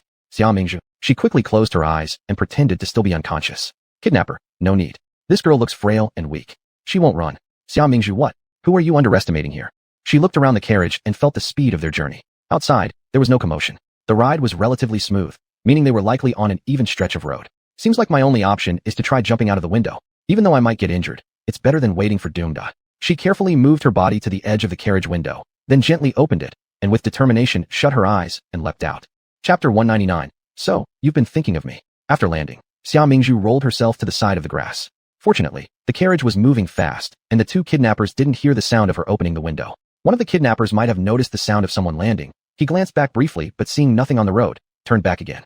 Xia Mingzhu was sprawled on the ground, feeling as if all her bones were about to disintegrate. Because her arms had been bound, they got scratched upon landing. A wave of pain surged, and she could see her clothes already turning red with blood. But she couldn't afford to examine it closely. Gritting her teeth, she stood up in pain and ran in the opposite direction of the carriage. The two kidnappers drove a little farther. One of them lifted the curtain to check if the captive had awakened. Only then did they realize that she was gone. Panicking, they stopped the carriage. Seeing the open window, they realized she must have jumped out. They guessed Xia Mingzhu hadn't run far yet, and quickly chased after her. Hearing the carriage coming from afar, Xia Mingzhu knew they were back for her. Damn it, discovered so soon, she muttered under her breath. She tensed, sweat beading on her forehead. Looking around calmly, she immediately abandoned the too obvious main road, and instead slipped into the mountain forest, rushing along a narrow path. My God, leaves are hitting my face. Xia Mingzhu sprinted ahead, lowering her head, only raising it when realizing she reached a grove. Not far ahead, there was a man cloaked in a cape standing next to his carriage, his back toward her. Huh, there's someone ahead. Xia Mingzhu rushed towards that direction, preparing to seek help. At that moment, voices of the two kidnappers came from behind her. You little wench, you're quite something, aren't you? Where do you think you're running now? The two kidnappers, driving their carriage, accelerated towards Xia Mingzhu. Clenching her lips, Xia Mingzhu didn't dare to look back, increasing her speed once more. When approaching the man, not stopping to hesitate, she threw herself directly at him. Good sir, save me. Prince Jean was hunting in the wilds. Just as he was fully focused, he suddenly heard some noise from behind. He turned around to check, only to find a woman falling into his arms, soft and fragrant. A cold glint flashed through his eyes. Just as he was about to push her away, he suddenly recognized the familiar voice. His eyes widened in disbelief, raising his hand to pinch her chin, forcing her to look up. It was the clear and delicate face of Xia Mingzhu, right before his eyes. It's you. The person he had thought about day and night appeared before him, making Prince Jean feel like it was a dream. At the same time, as Xia Mingzhu stared into Prince Jin's eyes, she also recognized him. She twitched her mouth and immediately burst into tears. My lord, I'm in so much pain. Brother, you're pressing on my arm. Woo woo. Prince Jean thought she was hurt from falling and quickly picked her up. At this point, the two kidnappers caught up. Seeing Prince Jean young and alone, they grew confident. They arrogantly shouted, we advise you not to meddle. Quickly release her and leave. Your life matters most. Prince Jean paid them no attention. When he saw that Xia Mingzhu's arms were still bound, he hurriedly untied the ropes, only to notice the glaring blood stains on her sleeves. How dare you injure her? Prince Jin's face darkened. Turning to look at the two kidnappers, his eyes turned icy cold, eyebrows tightly knitted. The two kidnappers felt an overwhelming pressure coming over them, involuntarily stepping back 2 steps. You? Who are you? Don't waste my time. How dare you harm her to such an extent? Today, you shall die without a trace of your remains. As soon as Prince Jin's words were spoken, a man and a woman jumped down from the tree behind him. The wind blew, stirring countless leaves flying in the air, accompanied by sharp gleams of swords interweaving, leaving the two kidnappers' bodies lying in pools of blood within moments. My lord, those two have met their end. Subsequently, the man and woman knelt down before Prince Jean. Get up. Prince Jean let them rise and pointed to the red-clothed woman to introduce her to Xia Mingzhu. She is Hongqi, a skilled warrior who has followed me for many years. Xia Mingzhu's mouth unconsciously widened open. Shit, Hongqi? My second brother's legendary master. She's the villain's person? Then, Prince Jean pointed to the black-clothed young man. He is Lu Mingyuan, a capable young officer in my army. Xia Mingzhu's mouth stretched even wider, wishing it could fit an egg. Lu Mingyuan? Qianyang's son. Wow, he's grown up. Hello, you two. I'm Xia Mingzhu. Xia Mingzhu greeted them hurriedly. Old acquaintances, they're all old acquaintances indeed. Nice to meet you, Miss Xia. Hongqi and Lu Mingyuan each formally paid their respects to Xia Mingzhu. Both looked somewhat complex, as though harboring some unknown thoughts. Xia Mingzhu didn't delve into what they might be thinking. Instead, she turned to Prince Jean to thank him for saving her life. Prince Jean suddenly chuckled. Xia Mingzhu, I know you couldn't bear to part with me, but even in my wildest dreams I didn't think you would follow so quickly. What the heck? I was kidnapped. Kidnapped? Xia Mingzhu realized he was intentionally teasing her, so she didn't bother explaining too much. She casually said, who could resist the charm of his royal highness? She rubbed her arm and let out a soft hiss. Prince Jean spoke in a low tone. So, you do feel pain. Despite his words, he still hastily helped Xia Mingzhu onto the carriage and gave orders to return to the mansion. Hongqi drove the carriage, while Lu Mingyuan rode alongside his escort. Inside the carriage, Prince Jean took out an ointment from a hidden compartment and gently applied it to Xia Mingzhu's wounds. The cool ointment on her skin brought instant relief to Xia Mingzhu, reducing the pain significantly. But she still acted grievously wounded, whispering weakly, Your Highness, I must have internal injuries. My time is short. Could you kindly send me back to the capital? I miss my family and parents. Even if I die, I wish to be by their side. Since I've said that, Prince Jean should send me back, right? Unimaginable. If I don't return soon, they'll go crazy looking for me in the capital. But upon seeing her seemingly fading form, Prince Jean shook his head mockingly. Such a lousy act. Can't stand watching it. Damn, just say you don't believe it. Why mocking me? Xia Mingzhu straightened herself and sincerely stated, Your Highness, I really need to return to the capital immediately. If I suddenly vanish, Lord Protector's estate will be thrown into chaos. As Prince Jean continued applying the ointment, he coldly replied, No, since fate had delivered her to him this time, he would never let her leave again. Oomph, I am an official of the court, and you dare detain me? Xia Mingzhu huffed indignantly. Once we stop, I'll hire a carriage and leave by myself. Prince Jean looked at her with a mix of amusement and threat. A cold gleam flashed in his eyes. Feel free to try. Let's see if you can leave Beiping without my permission. Xia Mingzhu, if we keep going like this, he might strangle me. All right, better recuperate before thinking of another way. A shadow of disappointment flickered through her heart, yet she didn't notice the man glance down, concealing an enigmatic sparkle in his eyes from Xia Mingzhu. Chapter 200, Never think of leaving again. Seeing that Xia Mingzhu didn't respond, Prince Jean applied the ointment for her and sat aside a bit, saying indifferently, You can rest assured, my lord will arrange someone to send a message to the capital. Thank you, my lord. Xia Mingzhu sighed in relief. If there is a message sent back, my family won't worry too much about me. The carriage soon returned to the mansion. Xia Mingzhu hadn't even had time to take another look at this magnificent and wild building when the carriage drove straight into the courtyard. As soon as the carriage stopped, the steward's son Fugue reported some affairs that needed Prince Jin's handling. So Prince Jean left with Lu Mingyuan and Hongqi ahead, instructing Steward Sun to take good care of Xia Mingzhu before he went. Steward Sun didn't dare to slack off. He called 2 maids to serve Xia Mingzhu as she got off the carriage. Following the maids inwardly, Xia Mingzhu heard Steward Sun's voice from behind. Wang Mang, feed some grass to the horse. Wang Mang? Isn't he the one who ultimately led to the death of the great villain? Upon hearing this name, Xia Mingzhu couldn't help but turn around to take a look. Beside the carriage stood a gloomy-looking man, bowing his head while patting the horse's back, feeding the horse grass. When he saw Xia Mingzhu pausing her steps up ahead, Steward Sun quickly caught up. Miss Xia, is there anything amiss? No. Xia Mingzhu shook her head and asked while walking along with Steward Sun. Who was that just now? Oh, him? His name is Wang Mang. He used to be a trusted subordinate of the prince, but due to a mistake, he was punished and demoted to work as a stableman, replied Steward Sun. Xia Mingzhu nodded. Never mind, I was just curious, asking casually. Did the great villain believe my words? To still keep Wang Mang within the estate is really strange. Steward's son smiled. Miss Xia, it must have been exhausting on your journey. The meals have already been arranged in the mansion. Would Miss like to partake first? Yes. Xia Mingzhu liked this arrangement very much. My God, I'm starving. The dining hall in the mansion was splendid. Its golden decorations were majestic and grand, and all the cutlery on the table were meticulously crafted silverware. 2 rows of pretty maidens stood by both sides of the long dining table, waiting for the noble people's summons at any moment. This is the life of elites, isn't it? Prince Jean certainly knows how to indulge in pleasure. What a fairy-like life indeed. While sighing in admiration, Xia Mingzhu slowly made her way to the main seat of the huge dining table. Soon enough, an array of sumptuous dishes was served on the table. Xia Mingzhu did not hesitate, diving straight into the feast. My stomach has been empty for a long time. I can feel myself getting thinner, so I need to replenish quickly. Because of Xia Mingzhu's sudden disappearance, Emperor Qi Yi and the family of Huogua Gongfu were almost driven mad, searching high and low throughout the capital city, but failed to find her. In the midst of everyone's anxiety, the capital suddenly received letters from Beiping. There were 2 letters altogether. One letter was written in Xia Mingzhu's voice. It said that because Prince Jean had returned to his fiefdom, she missed him terribly, lost interest in food, thus decided to run away for love. Now, she had safely arrived in Beiping, residing within the residence of Prince Jean, asking others not to worry about her. The second letter was a marriage proposal submitted by Prince Jean. It mentioned his deep affection towards Xia Mingzhu, willing to spend their lives together, thus requesting the emperor's decree to grant the eldest daughter of the Huogua Gongfu, Xia Mingzhu, in marriage to become Prince Jin's official wife. Once this letter became public, the whole city was abuzz with chatter. It was rumored that the new emperor smashed his favorite glass vase inside the palace out of fury. Huogua Gongfu also fell into chaos. What exactly happened? Does it mean that Miss Mingzhu eloped? And the person she eloped with is none other than Prince Jean. Xia Yunwu found this situation simply shocking. Mr. and Mrs. Huogua Gongfu stared at each other in disbelief. Even Xia Qinghe, the one responsible for all this, was utterly flabbergasted.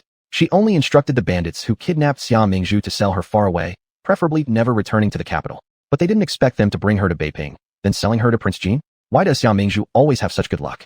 Father, mother, don't be anxious, I trust Sister Mingzhu. She wouldn't act rashly. At this moment, Lu Wanjun, the newly wedded wife of Huogua Gongfu, spoke softly. Yes, there must be something odd about this matter, Xia Yunzi requested his father Huogua Gongfu. Perhaps, let me go to Beiping and investigate? Not bad. Huogua Gongfu agreed with a nod, serious-faced. No matter the truth, bring Sister Mingzhu back to the capital first. Hired means being the wife, fleeing means becoming the concubine. The daughter of Huogua Gongfu could not just give herself away like that. I'll go with elder brother. Xia Yunrong did not believe in the ghost talk from Xia Qinghe that his sister ran away. All right, you two shall go together. Huogua Gongfu advised. Be extra cautious on your way. Make sure to bring your sister back safely. Yes, father. Xia Yunzi and Xia Yunrong accepted the command and left the mansion. As soon as the two brothers walked out of the mansion, they heard someone calling from behind. Turning around, they found it was Prince Qi Tanyu.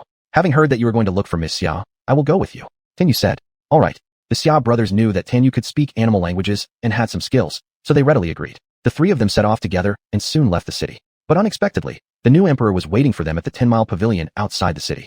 Your Majesty. Seeing him, the three of them, including the Xia brothers and Tanyu, hurriedly bowed in respect. Emperor Qi Yi glanced at them and asked, Are you going to find Mingzhu? Prince Tan, how dare you leave the capital without my permission? Standing up immediately, Tanyu pleaded on his knees. The situation is urgent. Please grant me your mercy, your Majesty, and allow me to leave the capital. After finding her, whatever punishment your Majesty wishes to impose on me, I will accept without question.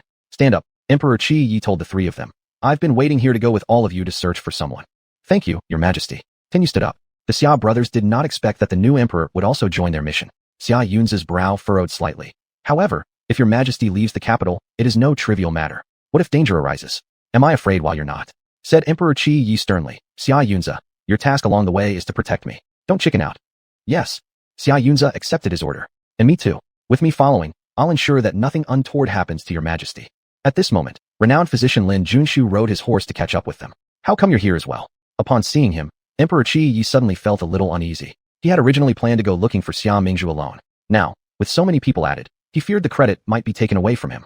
Of course, I am accompanying your Majesty to protect the health of the dragon body. Lin Junshu said. Besides, how can one go looking for Mingzhu without me? Great. It's already late. Let's set off then. After clarifying the matter, no one hesitated further, and they set off on horseback toward the northeast direction. The journey from the capital to Beiping wasn't short. However, traveling together, everyone complained about each other, arguing incessantly along the way, making the journey far less lonely. Beiping, Xia Mingzhu lay flat and enjoyed pleasures at Jin Wang's residence. Every day she was attended by a long line of maids and servants. Her meals were provided according to her heart's desires, and the finest wine and food were always available. Yet, she carried an expression of weariness. It seemed like she wasn't there for a visit, but rather ended up in a brothel, drained physically. Chapter 201. How about marrying me, my lord? Lord, I thank you for your care these days. I'll toast to you. Xia Mingzhu poured a cup of wine for Prince Jean. Prince Jean drank it all in one go and laughed heartily. How do you like Beiping? It's good, of course it's good. Xia Mingzhu was telling the truth. Beiping was on the frontier, needing to resist foreign invasion from the Tujue. Its walls were thick and sturdy, with soldiers patrolling back and forth, showcasing the heroic spirit of Beiping. Although this place was at the border, quite a number of merchants frequented it, making it fairly prosperous. Prince Jean suddenly said, "Since you like it here, how about staying and becoming my princess?" "It's good, of course it's good." Realizing halfway through her response, Xia Mingzhu exclaimed, "What? Princess? Lord, are you not drunk? To marry the big villain as his princess? Am I stupid, or what? Are you refusing?" Prince Jean looked at her from above, his expression somewhat cold. "Ah, no, it's just too sudden." Xia Mingzhu smiled and poured another cup of wine for Prince Jean. "Sigh, a spinster gets her first proposal, but what an awkward way to be proposed. Then, let's consummate our marriage tonight." Prince Jean had made his decision. Dang it, he decides to sleep together without hesitation. I'm not ready mentally. Before Xia Mingzhu could react, she was happily taken away by several maids who began washing her hair and getting her ready. During this time, they gave her a flower bath, making her smell like a garden, fully prepared, waiting for the gardener to trim. Finally, Xia Mingzhu was pushed by the maids into a room hung with red silk, lying on a large bed. The pillows on the bed were too high, causing pain in her neck. This feeling was akin to being hit on the head with a stick, coming quietly, and impossible to leave. "Lord," the voice of the maid outside the room came. You may leave. Don't disturb unless necessary." The door opened, and Prince Jean appeared before Xia Mingzhu as the door slowly swung open. He walked calmly to the bedside, sat down next to Xia Mingzhu, and stared at her intently. "Well, it's awkward," dead silence. "Well anyway, let's start with me speaking." Xia Mingzhu cleared her throat. We've made enough jokes, the night is also getting late. Lord, you should return after a bit more time. I'm feeling unwell, there will be plenty of opportunities later, next time then." After hearing her words, Prince Jin's eyes hardened as he glared at her, trying to suppress his anger. Xia Mingzhu, is he serious? Does he really want to sleep with me? As she was lost in thought, Prince Jean retracted his fierce gaze, looking at the candlelight on the table, sighed softly, and said, "We can't wait any longer. We have to share the same bed tonight." "Why?" Xia Mingzhu didn't understand. "Do you have some fatal disease?" Prince Jean frowned. "Can't you wish something better for me?" After saying that, he continued to explain, "I received a message. He is coming to find you." Who is it?" Xia Mingzhu asked tremulously. "The new emperor, Qi Yi." The name rolled off Prince Jin's tongue as he watched Xia Mingzhu intently. His gaze, locked onto her like a predator targeting its prey, made Xia Mingzhu feel her heartbeat miss a beat. She slowly turned her gaze away and closed her eyes. For survival, sometimes one has to swallow their pride. Suddenly, Xia Mingzhu propped herself up, placing both hands on Prince Jin's cheeks and smiled brightly. "Do you really want to sleep with me? If so, I'll oblige." She pulled him onto the bed and blew a whiff of perfume towards him. Her clear and charming face rippled in his eyes, and the next moment, Prince Jean fainted. Finally, the medicine worked. "Thank goodness I'm clever." Xia Mingzhu patted her hands contentedly and hopped off the bed. Earlier during the drinking session, she had mixed a drug into Prince Jin's wine. Xia Mingzhu kindly pulled up a brocade blanket and covered him with it. She then reached under the bed, took out her small bundle, slung it over her shoulder, carefully opened the door, and went out. Following the predetermined route, Xia Mingzhu finally arrived at the rear gate of the prince's mansion, untied the horse tied to the pillar, and was about to mount it and escape when, "It's useless, you won't get away." A voice suddenly sounded from the darkness. Xia Mingzhu's heart tightened as she turned her head, seeing this man, Wang Mang, whom she recognized. Wang Mang stepped out of the shadows and said to Xia Mingzhu, "Don't waste your effort. There are people from Prince Jean guarding outside the gate. Without his permission, it's absolutely impossible for you to leave from here." A chill ran down Xia Mingzhu's spine. "Geez, if it's true, what am I supposed to do?" She hesitated, but then heard Wang Mang say, "If you agree to take me with you, I can help you get out." Xia Mingzhu's lips twitched. "If you can get out, why do you need me to take you along? Prince Jean poisoned me, and I will die if I don't take the antidote on time. I heard that you know Dr. Lin well, so you must have plenty of detoxifying pills in hand. If you can help me detoxify, I'll take you away. How about that?" Wang Mang's eyes gleamed as he stared intently at Xia Mingzhu. Xia Mingzhu gave a cold snort. "Huh? How am I supposed to trust you? Just a traitorous dog who betrayed his master, someone capable of harming his own lord. How can anyone guarantee he won't harm others indiscriminately? Come closer, let me show you." Wang Mang's eyes were resolute as he led Xia Mingzhu to the stable. He moved the straw stack against the back wall of the stable and lifted a board, revealing a large hole.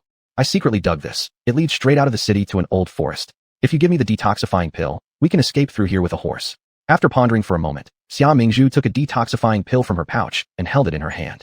"This pill can neutralize all poisons, but I'll only toss it to you once I'm riding away on the horse." Wang Mang nodded and stepped aside from the entrance of the hole.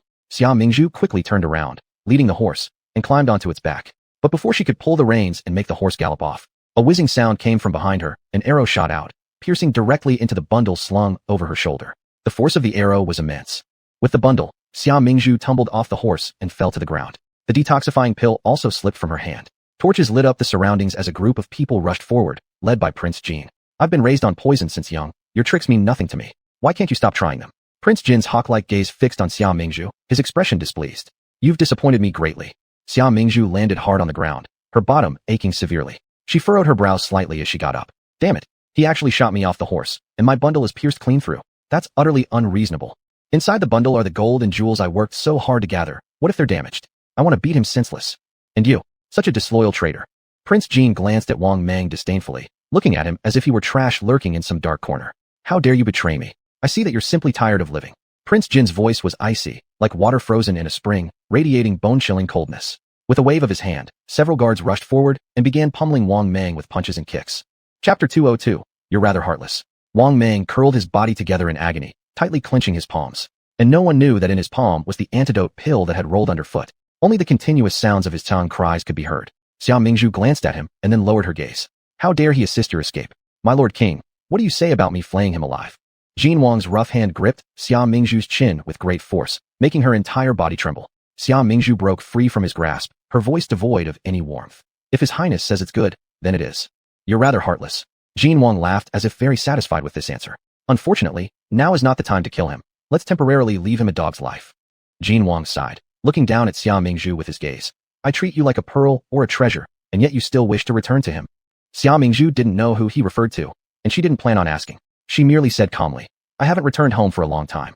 My parents back home must be very anxious, so naturally, I want to go back. Jin Wang coldly chuckled, not knowing whether to believe her or not, and only ordered someone to lock Xia Mingzhu inside a room. She was thrown back into the room, hung full of red silk earlier. Xia Mingzhu looked around and sat on the large bed. If I can't escape, I might as well have a good sleep and fight again tomorrow. She muttered as she was about to lie down. However, the closed door was suddenly pushed open. In an instant, the extinguished candles in the room were lit up again. Xia Mingzhu looked up and saw Jin Wang lighting the candles. Under the continuously flickering candlelight, his fingers seemed ignited. But he had no intention of avoiding the flame. He allowed his long, white fingers to burn in the candlelight, the air filled with a faint smell of burned skin. Xia Mingzhu frowned, seeing his burned fingers. She quickly moved forward a few steps and grabbed his hand open forcefully. Are you crazy? Jin Wang smiled slightly, but there was indescribable bitterness in his smile. He looked at his own fingers indifferently and said, So you still care about this king? Xia Mingzhu stared coldly at him. You're thinking too much. Jin Wang scoffed lightly. Do you know, even if you really escape back to the capital, I still have ways to find you. Damn, is this old guy delirious? Xia Mingzhu was utterly speechless. If a prince doesn't receive the emperor's decree and enters the capital privately, that's punishable by death. Jin Wang smiled and shook his head, standing up while looking down at her. If I want, no one can stop me, no matter who they are. Fine, you're capable, all right. The big villain who can invade the capital. Xia Mingzhu didn't want to say another word to him. Originally, she thought they could at least remain friends, but now she realized he was completely insane. You go? I don't want to see you anymore right now. Xia Mingzhu turned her head, refusing to look at Jin Wang's expression. Jin Wang, however, laughed softly and slowly approached her, his voice low. But I don't want to leave. Tonight, I want to spend this wonderful night with you. Shameless. Xia Mingzhu's face turned deathly pale. How dare he talk about forcing a woman with such audacity, bastard. As he came closer step by step, she kept retreating, gritting her teeth. You give up. I won't let you succeed. Sister is so pure and beautiful. She can't be defiled by this deranged, big villain. Xia Mingzhu looked at the locked door beside her, calculating how she would launch a sudden attack. However, Jin Wang seemed to have read her mind. He turned and walked to the door side, saying quietly, It's useless. You won't be able to escape. Then, he gracefully stepped forward and caught Xia Mingzhu's wrist in one swift move. Don't resist. I don't want to hurt you. Let go of me. Xia Mingzhu's hands were held captive and unable to move, so she could only keep shouting. Jin Wang let her shout while carrying her towards the bed. Kill me. Otherwise, I will definitely kill you sooner or later. Xia Mingzhu had never been this angry before. She wished nothing more than to smash her fist against this despicable Jin Wang's head. Damn it. I've always been the one forcing others. How dare you force me? Jin Wang said calmly. I'm not ready to kill you yet. Just as Xia Mingzhu opened her mouth to bite Jin Wang, the door was suddenly kicked open by someone. Startled, she looked up and, incredibly, saw someone she hadn't dreamed of appearing here. Emperor Qi. Only then did she notice that the courtyard outside had already resonated with the sound of battle cries. At the same moment, Jin Wang also saw Qi. Qi, unexpectedly, you actually dared to come and die. He furrowed his brows, pulling out the hairpin embedded in Xia Mingzhu's hair. Turning abruptly, the hairpin shot rapidly from his hand straight toward him. Prince Jin, attempting regicide. How bold of you. Qi exclaimed in alarm, narrowly dodging the flying hairpin. With you dead, the throne will just pass to someone else. Why should I hesitate? Jin Wang gave a cold sneer. Never expected you to be such a shameless man, Qi Yi shouted. Moreover, as a prince of mighty Yan, you dare to force yourself on a weak woman? How about having the guts to duel with me alone? Prince Jin straightened his body and said indifferently. All right then, I'll kill you first. He turned around to grab the sword hanging on the wall, but Qi Yi swiftly moved, and within the blink of an eye, he stood side by side with Xia Mingzhu. Are you alright? Qi Yi took Xia Mingzhu's hand and glanced at her from head to toe. Seeing that she was unharmed, he finally sighed in relief. I'm fine. Xia Mingzhu shook her head. Prince Jin turned around, his gaze falling upon Qi Yi's hand holding Xia Mingzhu's, his eyes flashing with a cold gleam. Qi Yi, go die. He frowned, raising his long sword which swirled with icy winds as he charged forward with the intent to force the two away. Qi Yi, however, suddenly smiled, throwing a black bomb and quickly retreating with Xia Mingzhu. Following this, an explosion echoed, filling the room with thick black smoke. Qi Yi took the chance to leave with Xia Mingzhu. Outside the mansion, Qi Yi pulled Xia Mingzhu running far into the distance. The two ran like mad, not stopping until they were far away. Only then did Qi Yi catch his breath and say, let's rest for a while. He probably won't be able to catch up quickly. Xia Mingzhu also panted heavily. Mother, I'm exhausted. It reminded me of the physical tests in my previous life. She turned and looked at Qi Yi. I thought you would actually duel with him. Turns out it was all just pretense. Qi Yi narrowed his eyes. Would it be glorious if I dueled with him and died? Life is precious, you stupid woman. She's so crafty and devious. Though verbally criticizing, Xia Mingzhu felt sweet inside. She didn't expect him to risk everything just to save her, and she was truly touched. Fighting a war over a beauty. If Emperor Qi Yi dies here, I might be remembered in history as the seductress who destroyed the kingdom, right?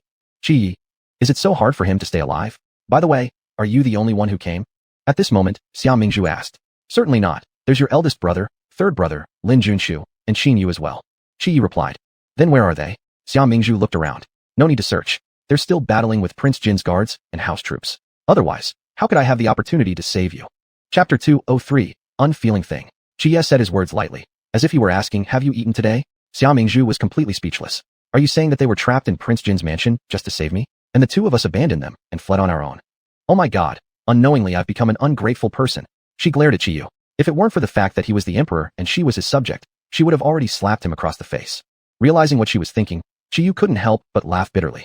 Do you think the emperor does not care about others' lives? Did you see the black large pellet I used earlier? That was invented by Lin Junshu. They had a lot of it. Breaking through is not a problem. You are considerate after all. Xia Mingzhu sighed in relief. At this moment, a bright signal flare shot up into the distant sky, with its splendid firework exploding in the air. Upon seeing the signal flare, Qi Yu's eyes sparkled. They broke through successfully. Let's go quickly and meet up with them at the next city. Okay. Xia Mingzhu nodded and followed Qi Yu, leaving quickly. My lord, something bad has happened. Those people have escaped, and Wang Mang is nowhere to be found. A subordinate rushed into the room to report to Prince Jin. They haven't run far.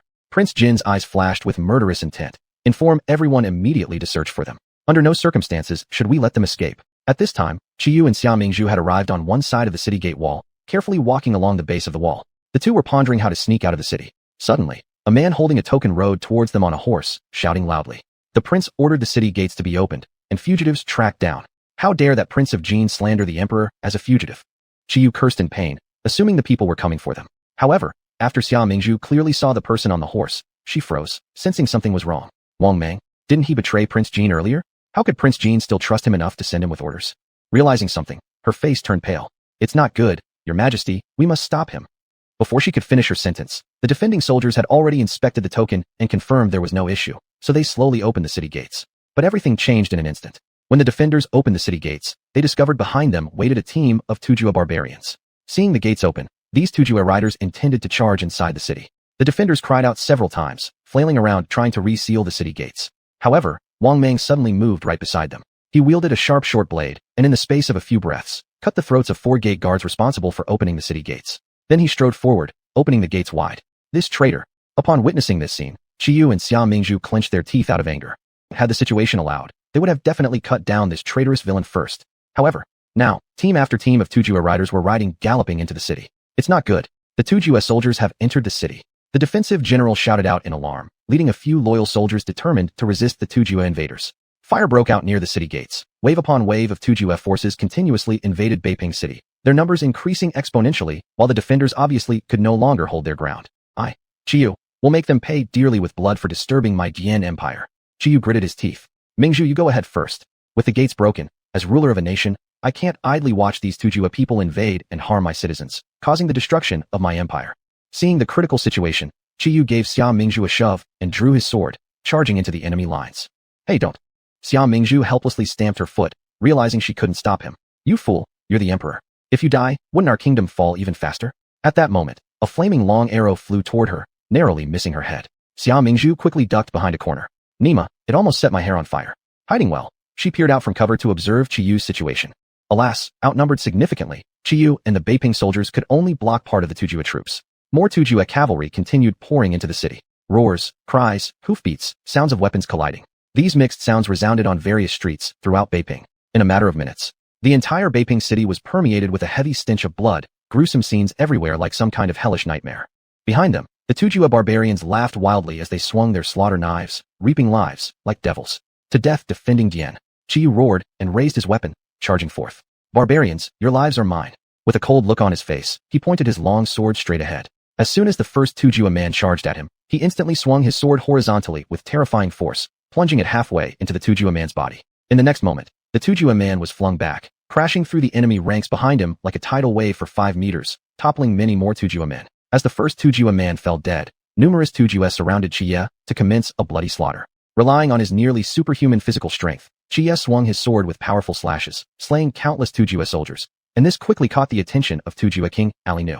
Capture him. At Ali Nu's sharp shout, countless Tujue warriors surrounded Qiye and attacked fiercely. Kill. Blood spurted from slashed necks, one soldier after another falling down. Qiye was like a piercing blade weaving through the crowd, leaving trails of corpses in his wake. But ultimately, he was overpowered by exhaustion and suffered a fatal strike from an opponent. Just then, countless spears came rushing toward him from all directions, pinning him down so that he couldn't move an inch.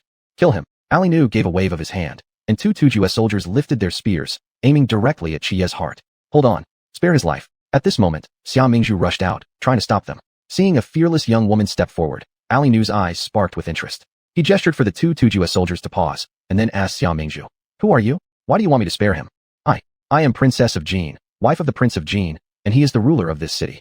Xia Mingzhu pointed at Qiye and started talking nonsense. "Now that you've captured him, you can use his life as leverage against the court in exchange for gold and cities." "Ha, that makes sense." Ali Nu burst into laughter and ordered that Xia Mingzhu also be brought over to join Qiye, whose weapons had been confiscated. His gaze swept over the 2 of them as he mocked. "To save your lives, you're willing to sell yourselves out like spineless worms." Faced with such arrogance and roughness, Qiye clenched his fists, wanting to act, but restrained by Xia Mingzhu who grabbed his arm. "He won't remain arrogant for long," Xia Mingzhu whispered quietly. "Your Majesty, you cannot trust them." Just then, Wang Mang suddenly ran over, shouting at Ali Nu, "These 2 are deceiving your Majesty." Chapter 204. Catch the thief first by catching the king. Seeing Wang Mang, who had helped open the city gates for their Turkic army, Ali Nu still had a bit of trust in him, so he asked Wang Mang, "Oh, what exactly happened?" Wang Mang cast a cold smirk and glanced at Xia Mingzhu. "Miss Xia, I must thank you for your antidote pills. Otherwise, I wouldn't have been able to restore my powers and sneak out the token to open the gate." "TSK, you treacherous sellout." Xia Mingzhu glared furiously at Wang Mang.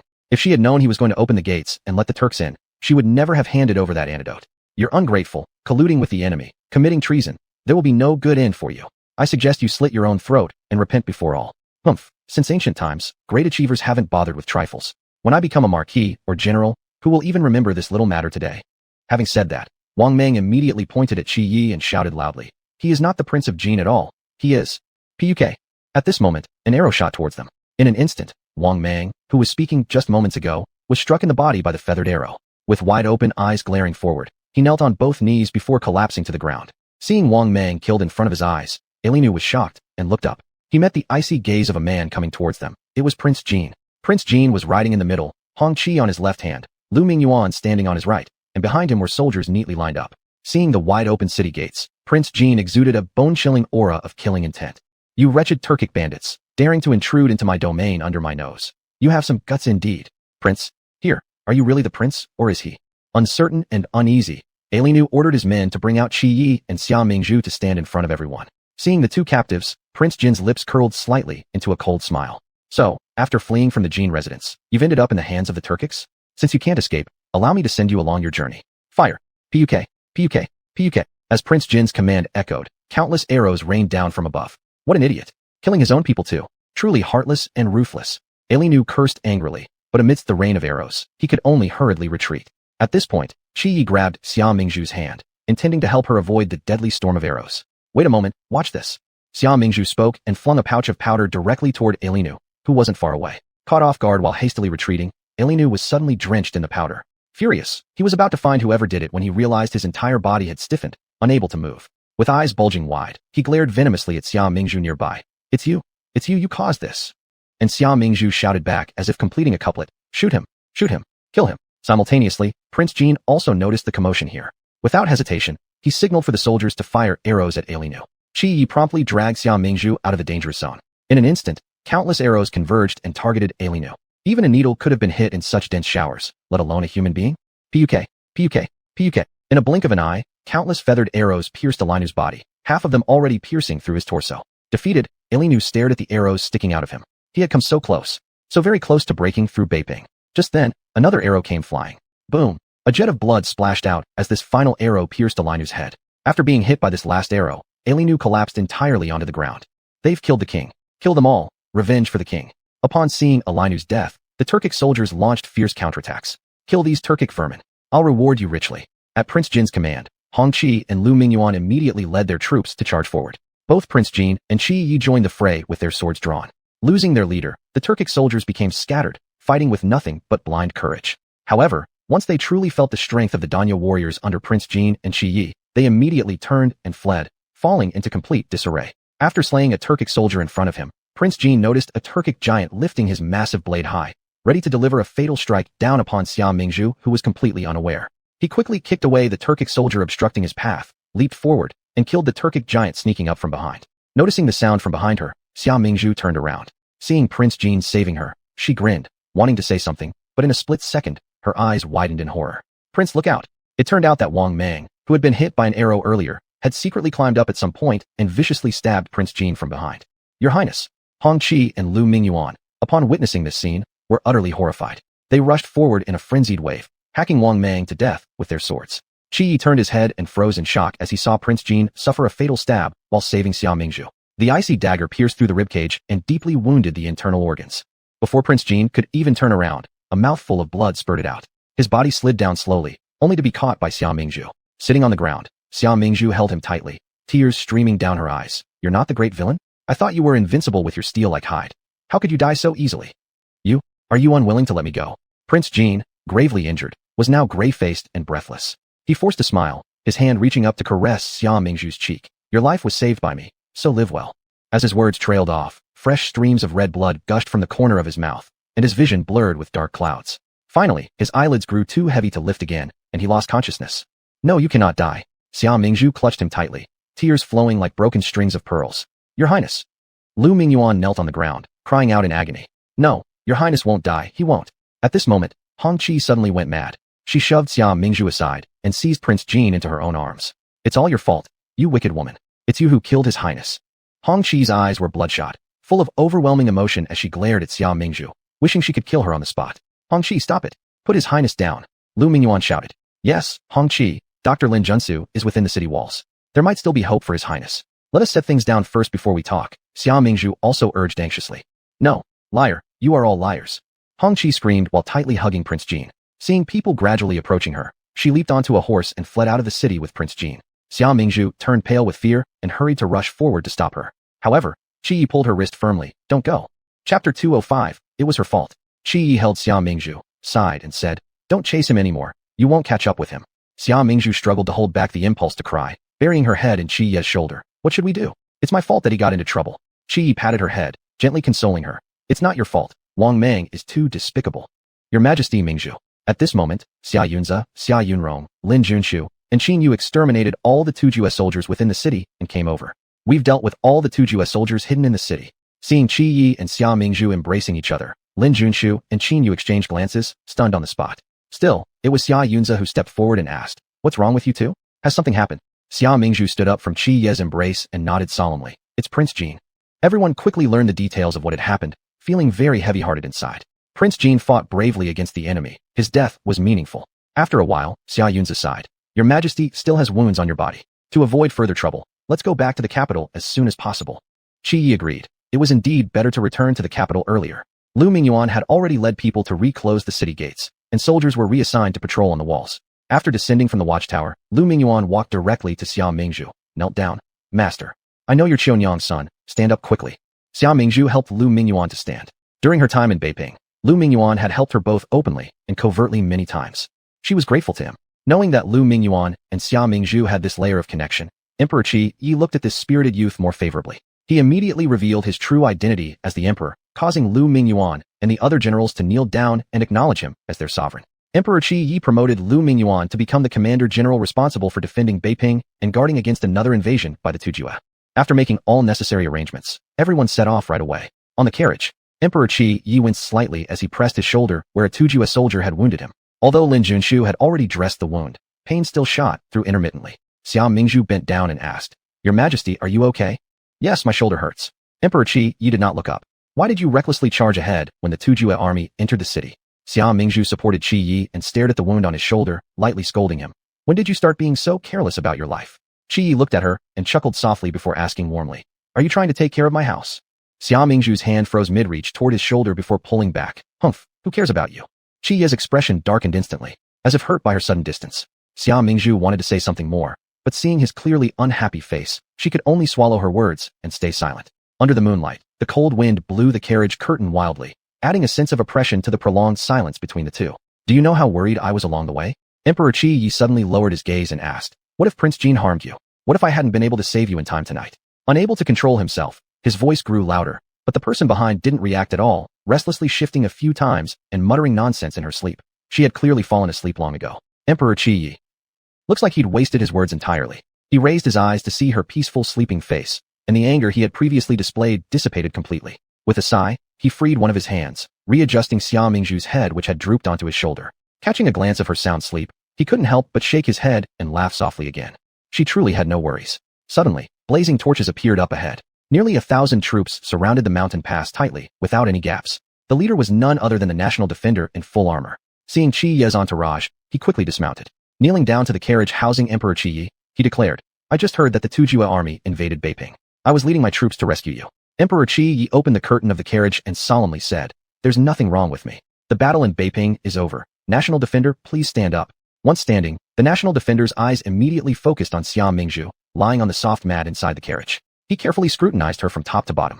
Only after some moments did he exhale and finally say, "Let me escort your majesty back to the capital." Emperor Qi Yi nodded and dropped the carriage curtain. The National Defender arranged his soldiers to escort the carriage. The team then headed quickly towards the capital. In these past 2 days, neither the National Defender nor Xia's eldest or third son were in the house. The second son had returned to the princess's residence, and the fourth son went to the military camp, leaving the large household solely under the management of Mrs. Xia, Daxiong Lu Wanqiu, Xia Yunwu, and Xia Qinghe. Today, the weather was exceptionally sunny, uplifting everyone's spirits. Mrs. Xia decided to let Xia Qinghe accompany her on a shopping trip. After shopping to their satisfaction, the two of them entered a tea house to listen to a storyteller. The tea house was bustling with business, and the storyteller's performance was utterly captivating. The story told of the grudge and romance between a true noble lady and a false one. A noble woman and a peasant woman gave birth on the same day in a temple.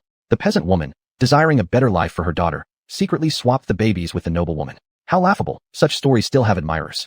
Mrs. Xia shook her head while laughing. How could someone not know that their child had been switched? The mistress of the house is truly foolish. Xia Qinghe couldn't help but glance at Mrs. Xia speaking, then quickly lowered her eyes. Mother is right. Such stories from the storyteller aren't credible. Just listen for entertainment's sake. Well said. Brilliantly said. At this moment, a girl nearby suddenly clapped her hands in approval. Hearing that someone applauded such a hackneyed story, Mrs. Xia furrowed her brow slightly and looked over. There she saw a young woman dressed in light purple robes, sitting with her legs crossed, sipping tea, looking very carefree. What an improper sight.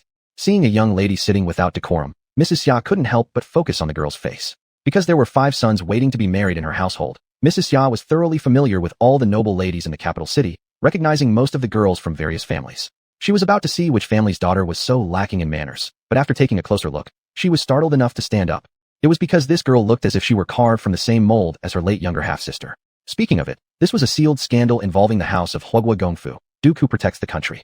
Back then, when she was pregnant and suffering from incessant vomiting and discomfort, her family sent her half-sister, who knew a bit of medicine, to take care of her. But little did they know that her half-sister was wild at heart. Seeing how handsome and promising the Duke was, she developed ulterior motives. Not only did she climb into bed with him while he was drunk, she also became pregnant. She even drugged her, who had just given birth and was physically weak, but by some strange twist of fate, the half-sister accidentally consumed poison herself. Mrs. Xia used every ounce of her medical knowledge to save her prematurely born daughter, but ended up dying due to complications during childbirth. A fortune teller said her daughter would not only have a short life, but would also bring calamity to both parents. As a result, the Duke personally decided to send the child away to the estate. In fact, she knew it was all the Duke's doing. Whether it was the bowl of poison or the sudden arrival of the fortune teller, the Duke detested his half-sister, damaging his reputation so much that he refused to keep her child. Chapter 206. The True Bloodline of the Hoogwood Duke's Manor. The impetuousness of youth is something one naturally regrets in old age. After that young lady came of age, she and the Duke discussed it and decided to bring her back to the manor. She was, after all, the bloodline of the Hoogwood Duke's Manor. Besides, the child was innocent and should not bear the sins of the adults. Because they felt indebted, after bringing the child back, both she and the Duke were very kind to her, wanting to make up for their youthful mistakes. And this child was none other than Xia Qinghe. Thinking of this, Lady Xia glanced at Xia Qinghe, who was sitting beside her. Since being brought back from the estate, Xia Qinghe had never doubted anything. But now, seeing a person so much like her half-sister, it forced her to have doubts in her heart. How could that child look more like their true bloodline than even Xia Qinghe? Lady Xia felt excited yet found it hard to believe, wanting to approach and see clearly. In her haste, she accidentally knocked over a stool behind her. "Mother, what's wrong with you?" Xia Qinghe hadn't noticed any abnormality. Upon seeing the overturned stool, she bent down to pick it up. Meanwhile, Lady Xia had already taken one swift step forward and stood before the opposite woman, grabbing her hand. "Dear girl, what is your name?" Yi Xiaoxi had snuck out of the former crown prince's residence. Knowing that Qi Yi wasn't in the capital city and Songlong had gone out on business, she dared to climb over the wall without fear. Seeing Lady Xia suddenly appear before her eyes, she jumped. My name is Yi Xiaoxi, Grandma. May I ask who you are?" This grandmother was strange, reacting wildly, making her assume the people from the crown prince's palace had come chasing after her. Lady Xia held Yi Xiaoxi's hand tightly, noticing her resemblance to her half-sister more and more. "How old are you? Where are your parents now?" Yi Xiaoxi didn't understand why this grandma asked so many questions and answered none herself. Still, she truthfully replied, "I am 17 this year. I don't have parents. I was adopted by my foster father. Foster father said I fell off a cliff when I was little and hit my head, losing my childhood memories, so I'm unclear about who my biological parents are," she continued. Lady Xia grew increasingly startled with every word. Similar in age, similar in appearance, uncertain parentage, it was too coincidental.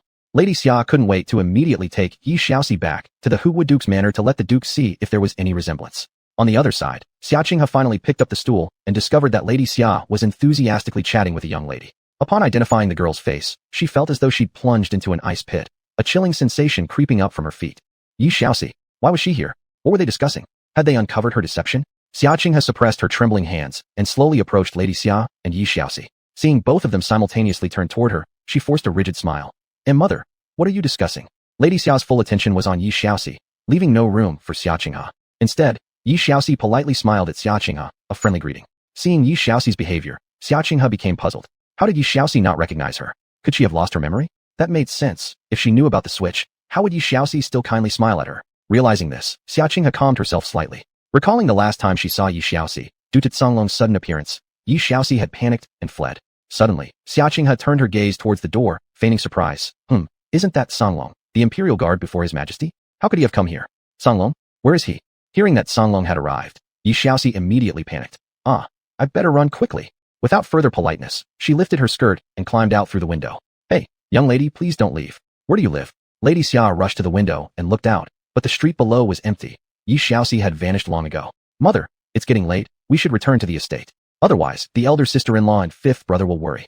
Xia Qinghe moved to support Lady Xiao's arm.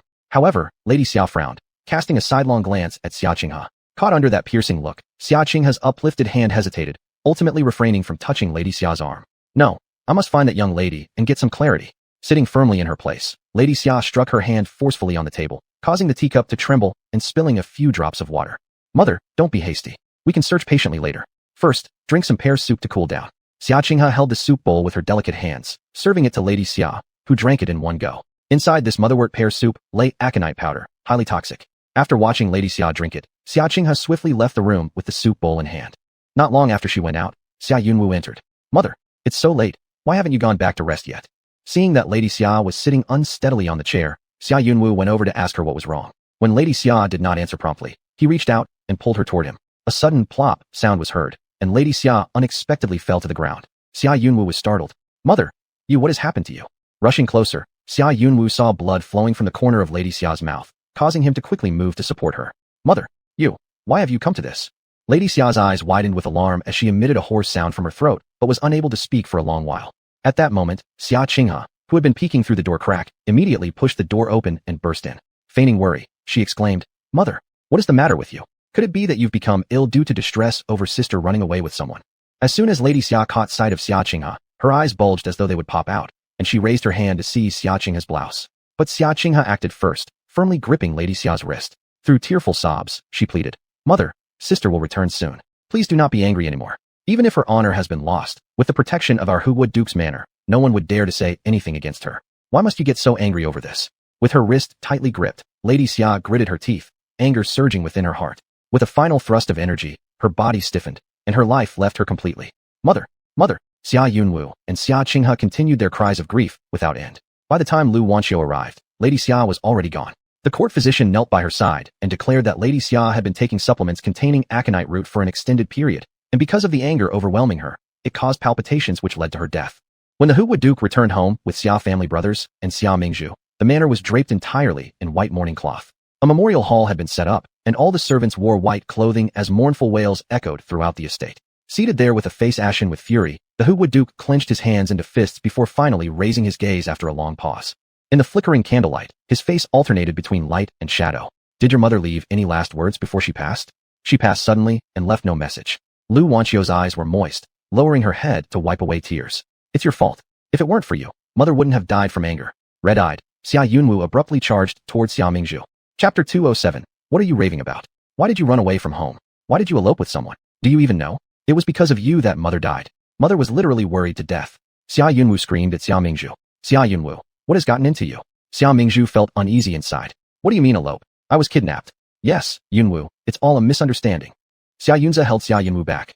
"Mingzhu didn't mean for this." "Enough," the Duke rebuked. "At a time like this, can't you even let your mother rest in peace?" Xia Yunwu fell on the ground dejectedly, hugging his head and crying bitterly. Others in the Xia family also looked grief-stricken. Thinking about their mother who raised them but left them forever, sorrowful tears flowed down like a spring well. "Xia Qinghe, stop right there!" Xia Mingzhu yelled from behind coldly. Xia Qinghe turned her body, her eyelids slightly raised. "What do you want now?" Xia Mingzhu's eyes were pitch dark at that moment, even somewhat terrifying when she glanced up. Her gaze stared deeply into Xia Qinghe's eyes, as if trying to see something hidden beneath. "I ask you, did you have anything to do with my mother's death?" Xia Mingzhu stared at Xia Qinghe, making her feel restless. Xia Qinghe's eyes flickered before she waved her sleeve irritably. "Your mother died from worry over you. Not my fault." Xia Mingzhu narrowed her eyes gradually, staring at Xia Qinghe, with a fierce look in her eyes. "Better hope this is true, otherwise, I will never forgive you." Having said that, Xia Mingzhu turned around and left. Xia Qinghe looked at her back, grinding her teeth in hatred. "Xia Mingzhu, I won't forgive you either." Recently, rumors were rampant in the capital city, all saying how the eldest daughter of the Duke's house, Xia Mingzhu, had disgraced herself by running away with someone, which resulted in Mother Xia's untimely death. The rumors grew increasingly wild and slanderous against Xia Mingzhu. Almost every citizen of the capital was talking about it. Some officials were even submitting petitions accusing Xia Mingzhu of being morally corrupt and thus unworthy to serve in office. How dare they talk about Miss like this? It really angers me. Qiu Feng walked into the room carrying a food box, then closed the door and puffed angrily. "That's right, Miss was clearly wronged, but it's hard to defend her innocence." Qiu Shui sighed dispiritedly. "How could it be so difficult? Miss was clearly kidnapped, not eloped like they say. I'll explain it to them." Qiu Feng disagreed. Qiu Shui sighed again. Whether it's eloping or being kidnapped, the situation still tarnishes Miss's reputation. Before Qiu Feng could respond, a soft female voice spoke up. Why bother getting upset over their words? After all, they control their own tongues and what they choose to say. If we had to clarify everything people say, we wouldn't get anything done. Xia Mingzhu spoke while beckoning Qiu Feng. "Come, bring me the sweet potato porridge. Porridge must be eaten hot. It tastes terrible when cold. You're just too carefree." Qiu Feng muttered as she placed the box on the table, opened it, took out the soup pot, carefully serving Xia Mingzhu a bowl of porridge. The steaming sweet potato porridge looked appetizing. Xia Mingzhu had more than a few bites. Just after putting down the spoon, her third brother Xia Yunrong arrived. "Mingzhu, in a couple of days, His Majesty is going to host the plum tasting banquet and invited you to attend." He smiled, looking at Xia Mingzhu. "For His Majesty to personally send an invitation during such times is for him to stand by you." Her third brother grinned mischievously as he watched Xia Mingzhu, causing her lips to quiver involuntarily. "His third brother trying to set me up with Qi? But I don't want to spend my entire life competing with other women over the same man." Xia Yunrong, sweating heavily, knowing that his sister's affairs weren't his business to meddle with, he no longer planned to intervene and instead pulled out a jar of congealed fat ointment from his pocket and handed it to Xia Mingzhu. "I heard this thing is some beauty-nourishing congealed fat ointment, perhaps facial cream concocted by the court doctors in the capital. I got 2 jars, gave one to Xia Qinghe, and now I'm giving one to you." "Thank you, third brother." Xia Mingzhu opened the jar, brought it close to her nose for a sniff, catching a familiar scent. This smell was extremely similar to the toxic powder sprinkled on her clothes back then by Qin Rong. Xia Mingzhu mockingly curled her lips and asked with arched eyebrows, "Third brother, has this ointment passed through anyone else's hands?" "No." Xia Yunrong hesitated. "I first went to Qinghe's quarters just now. She originally picked this one, but as I stepped out of the door, she rushed out, and said she liked the floral bird pattern on the other jar better, so we swapped them. So that's why? Xia Mingzhu scoffed coldly. This protagonist sure does make my stomach churn. Seeing that she seemed a little upset, Xia Yunrong asked, "Is there anything amiss?" "Nothing. I'm just asking casually." Xia Mingzhu's gaze flickered slightly as the corners of her lips turned up. Since she likes it so much, naturally I shouldn't let her down. Xia Yunrong suspiciously gave her an extra glance, sensing that she had some unspoken meaning. It was the first imperial banquet held after the new emperor ascended the throne. Almost all officials in the entire capital brought their daughters of marriageable age to participate. Everyone knew that the emperor's main palace remained vacant and the harem empty without any children. This was a prime opportunity to send their daughters into the palace for his affection. Sitting at the table, Xia Mingzhu observed the spirited young noble women from various families, finding it equally entertaining. Actually, if you looked around the whole capital and judged by social status, only a few families could truly match the position of queen. But the emperor couldn't just have a queen. He also needed consorts from each palace, including concubines, imperial maidens, and talented women, among others. So Qi might indeed take numerous beauties into his harem. Thinking about this, Xia Mingzhu involuntarily made a sound of disapproval. The emperor must be pitiful, having to serve so many beauties alone. Isn't he worried about kidney deficiency? While Xia Mingzhu was sizing up everyone, others were also observing her. Several noble young ladies pointed fingers at her. Why did she come? A completely ruined piece of goods. What kind of goods? You don't know? That eldest daughter of the Xia family, who supposedly eloped with someone and caused her mother's death. How does she even have the face to attend this imperial banquet? My goodness, are you talking about her? I heard her relationship with Prince Jin wasn't simple either. She once fled to Beiping, and the prince requested permission from His Majesty for a marriage decree on her behalf. Perhaps due to the prince's death in battle, she returned to the capital. My God, this woman is too immoral. If this is true, why would Prince Jin still want her as his consort? Who knows, maybe she used some enchantment? Or possibly her skills in better good. That's how she bewitched those men. Ha ha ha. You dare say such things.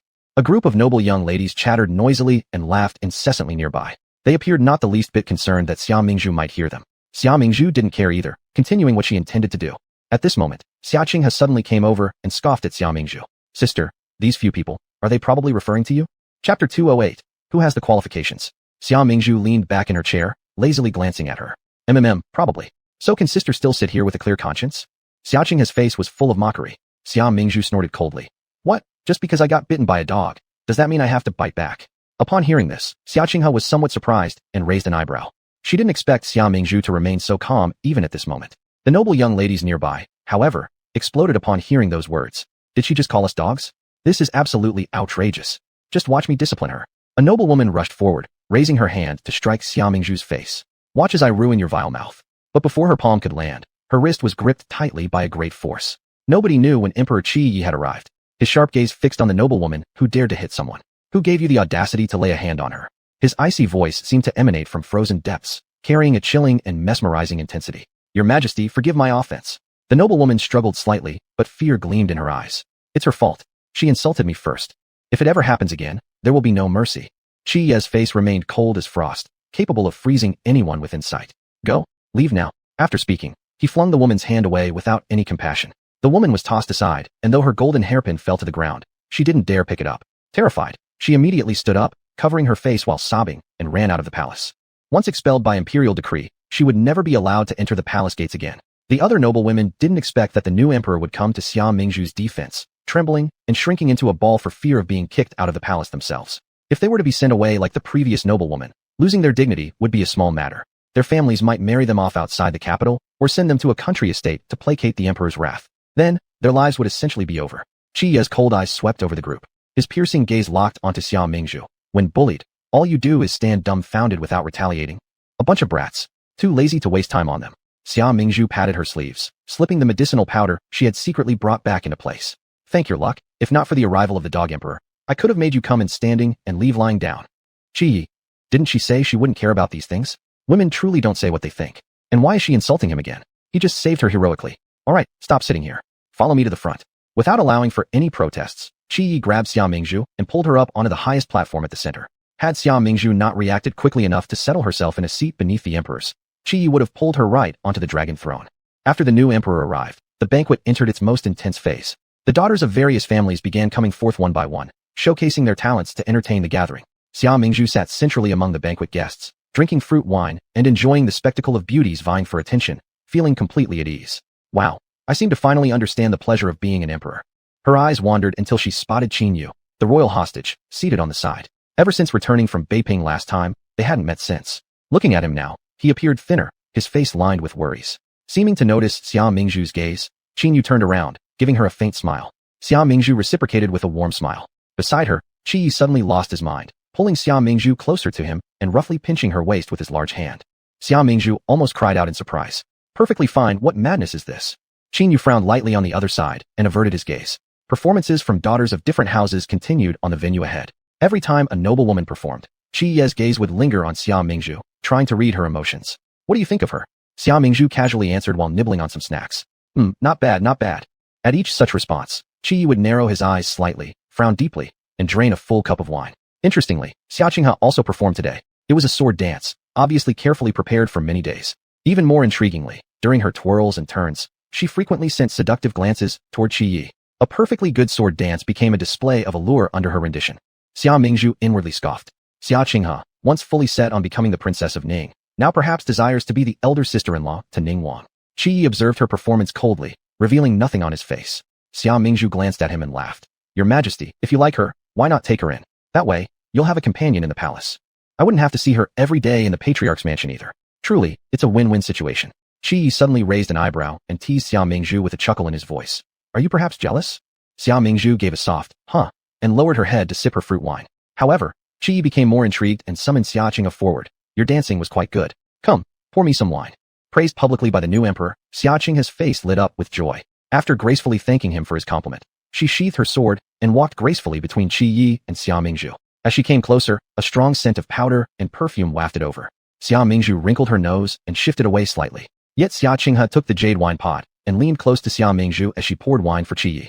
This move shoved Xia Mingzhu slightly away from Qi Yi's side. Wanna play, do we? As Xia Qinghe was about to pull back the wine pot, Xia Mingzhu pretended to lift her hand unintentionally. The wine pot tipped over, splashing Xia Qinghe all over.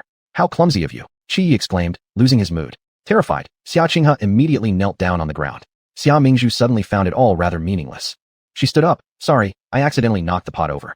It's too stuffy here. I'll go get some fresh air. With that, she left the banquet. Not long after leaving, Xia Qinghe chased after her. Stop. Why do you always oppose me? Xia Qinghe glared at Xia Mingzhu, dropping her pretense of gentleness. You deliberately embarrassed me, and then feigned compassion to plead for me. Do you normally use your fox-like charm to bewitch his majesty like this? Xia Mingzhu stopped and cast her a cold look. You only have yourself to blame for using such lowly tricks. You vile person, just a supporting character. Don't think you'll rise because the emperor favored you. I am the protagonist of this world. Xia Qinghe curled her lips, disdain evident in her eyes. You already know? Xia Mingzhu examined Xia Qinghe up and down, her gaze carrying scrutiny and curiosity. What the heck? Have the characters in the book become self-aware? Ha ha ha, Xia Mingzhu, you're destined to never be my match in this lifetime. Seeing Xia Mingzhu's face pale instantly, Xia Qinghe felt a wave of satisfaction. She also realized last time after soaking in the lake water, but surviving that the world she lived in was actually a fictional one. And she was its main heroine. Chapter 209. Supporting actress treats all kinds of disobedience. Xia Qinghe's lips curled slightly, her eyes gleaming with unrestrained pride. You should understand, in this world, only the female lead has a halo. The supporting actress is merely an embellishment to the female lead. So, Xia Mingzhu, don't try to challenge me, and certainly don't think about competing with me for men. You will always be nothing more than my stepping stone. Even the entire household of the Marquis protecting the country can only serve as cannon fodder for my rise to power. What a load of bull. Xia Mingzhu was deeply annoyed at this moment. She just laughed lightly, then raised her hand.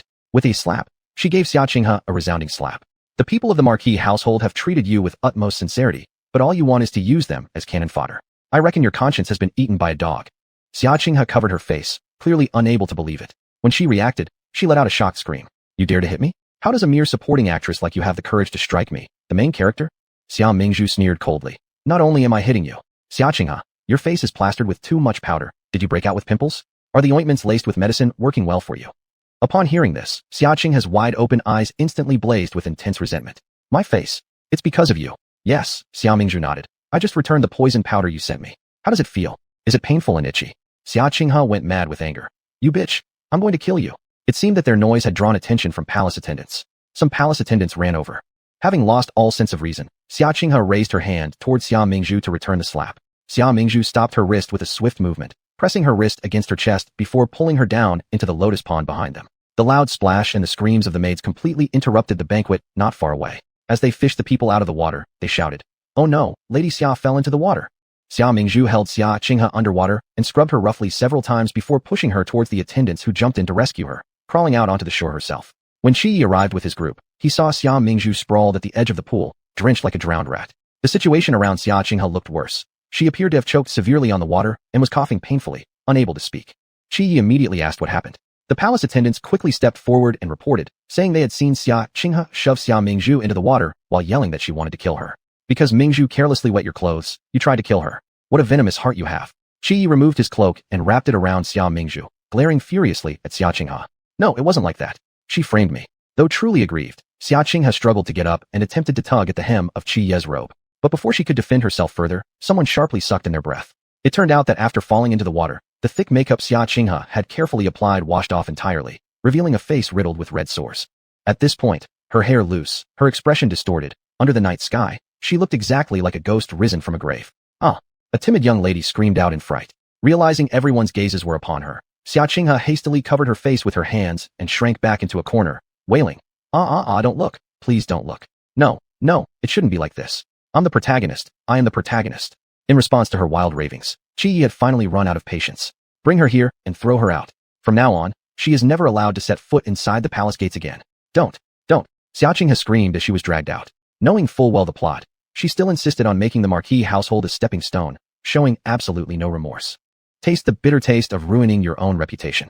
After all, I, the supporting actress, specialize in treating all kinds of disobedience. Xia Mingzhu, wrapped in Qi Ye's cloak, watched intently as Xia Qinghe was dragged away by the palace attendants. Seeing Xia Mingzhu's pale complexion, Qi Yi worriedly asked, Mingzhu, are you all right? Fine. Just after speaking, Xia Mingzhu fainted. Seeing Xia Mingzhu slump and fall to the ground directly, Qi Yi was startled and began shouting loudly. Quick, call the physician. Lin Junshu, go call Lin Junshu from the Imperial Hospital. Hurry. For a moment, the entire palace descended into chaos due to Xia Mingzhu's sudden unconsciousness. When Xia Mingzhu opened her eyes again, she heard Lin Junshu talking. Her body is weak, and after falling into the water, she developed a slight fever.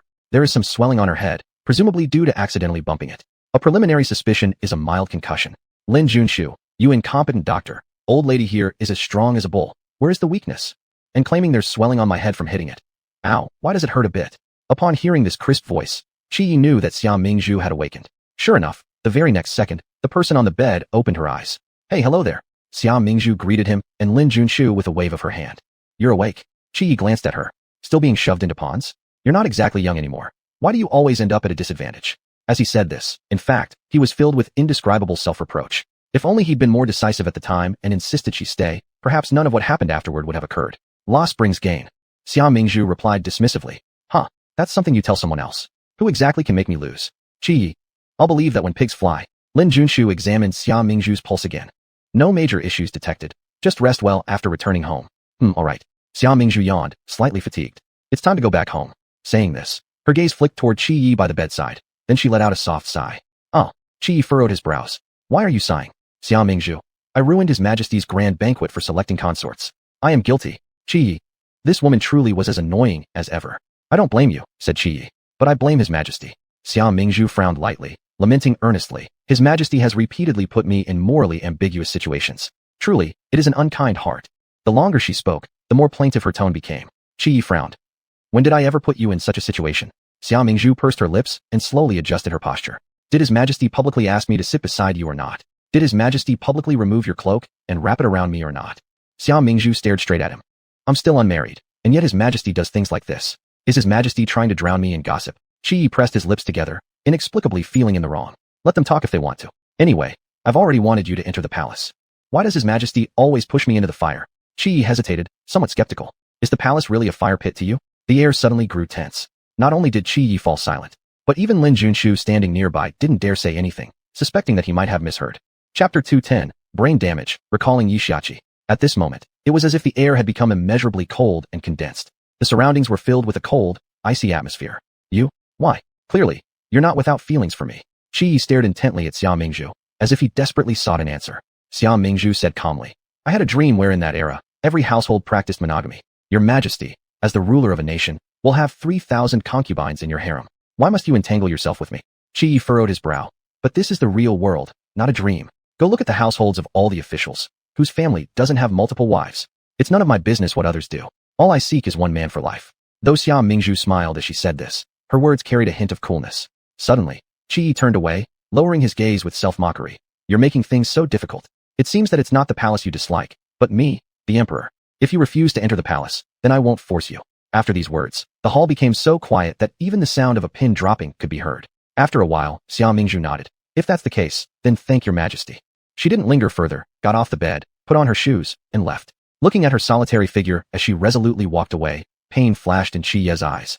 Xia Mingzhu was walking down the palace corridor when Lin Junshu caught up with her. Seeing her red-rimmed eyes, as if she'd been crying, Lin Junshu sighed. If you care about him so much, why don't you compromise just once? This is a matter of principle. I can't compromise. Xia Mingzhu swore steadfastly. Fine. Lin Junshu helplessly remarked. You always make sense. When the two reached the palace gate, Song Long was waiting there with a carriage. Seeing Xia Mingzhu, he greeted with a bow. Miss Xia, His Majesty is worried about you and instructed me to escort you back home. They all say one thing and mean another. Lin Junshu shook his head. After bidding farewell to them, Xia Mingzhu boarded Song Long's carriage. After getting into the carriage, she thought of something and asked Song Long. Song Long, do you still remember Shima village in Shima town? You and the emperor along with Song Feng saved me there.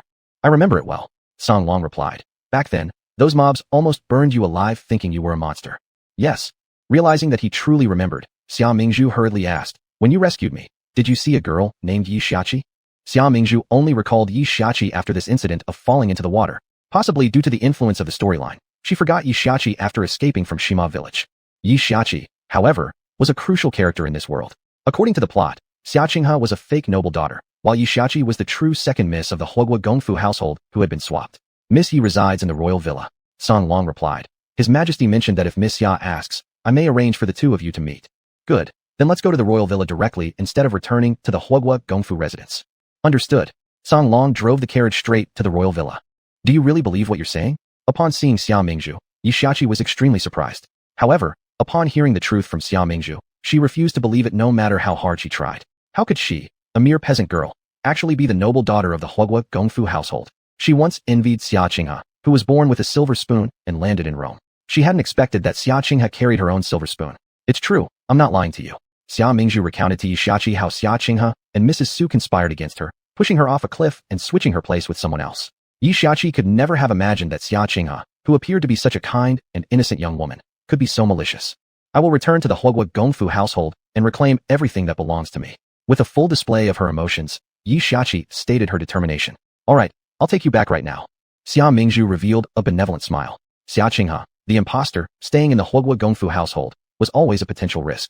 To prevent the storyline from repeating itself, it was better to snuff out this fiery flame altogether.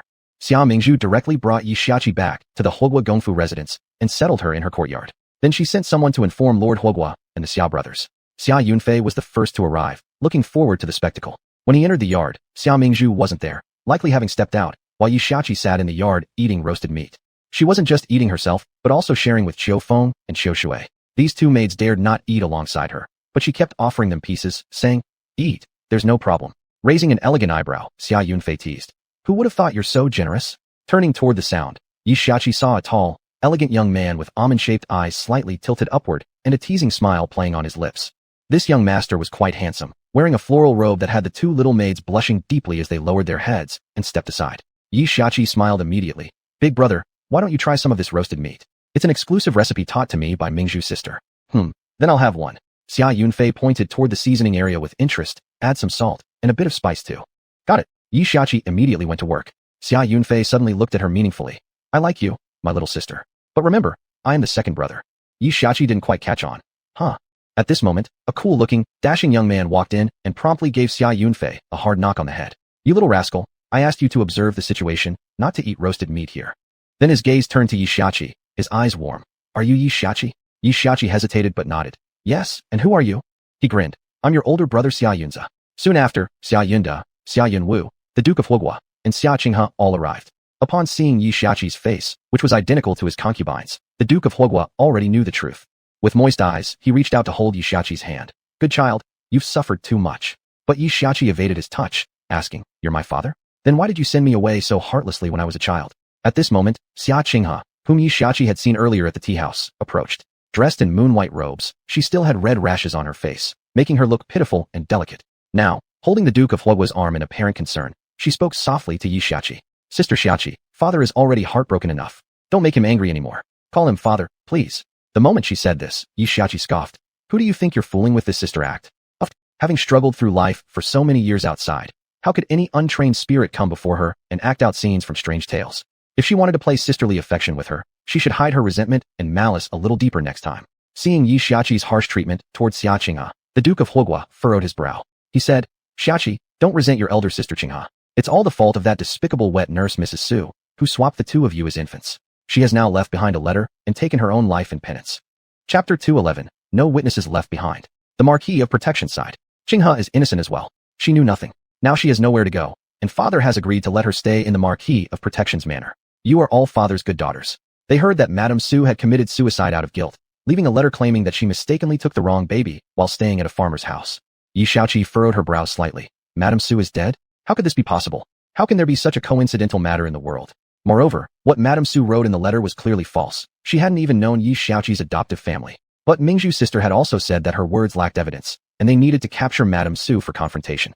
Now that Madame Su was dead, didn't that mean there were no witnesses left behind? At this moment, Xia Mingzhu was at the estate, studying the will left by Madame Su with Xia Yunrong.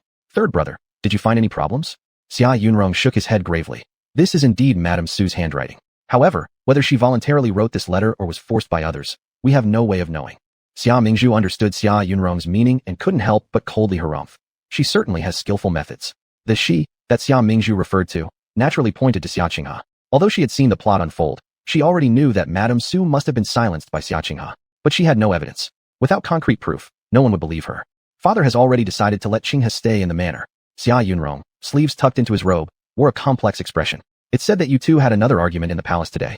However much you may despise her, you should still consider father's feelings. Our mother has passed away, and it seems like father aged 10 years in an instant. He doesn't want any more trouble among us.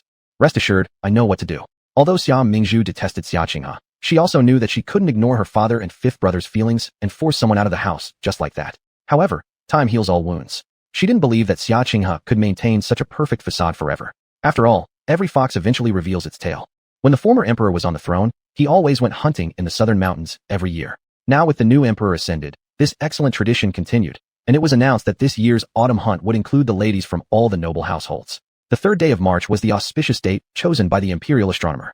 The emperor's entourage left the palace, bringing a large group to the southern mountain in grand procession. In the Marquis of Protection's household, everyone except the Marquis of Protection who was dealing with military camp affairs and the fourth brother Xia Yunda, including Xia Mingzhu, Xia Qinghe, and Yi Xiaoqi, joined the expedition. The convoy moved forward with great momentum.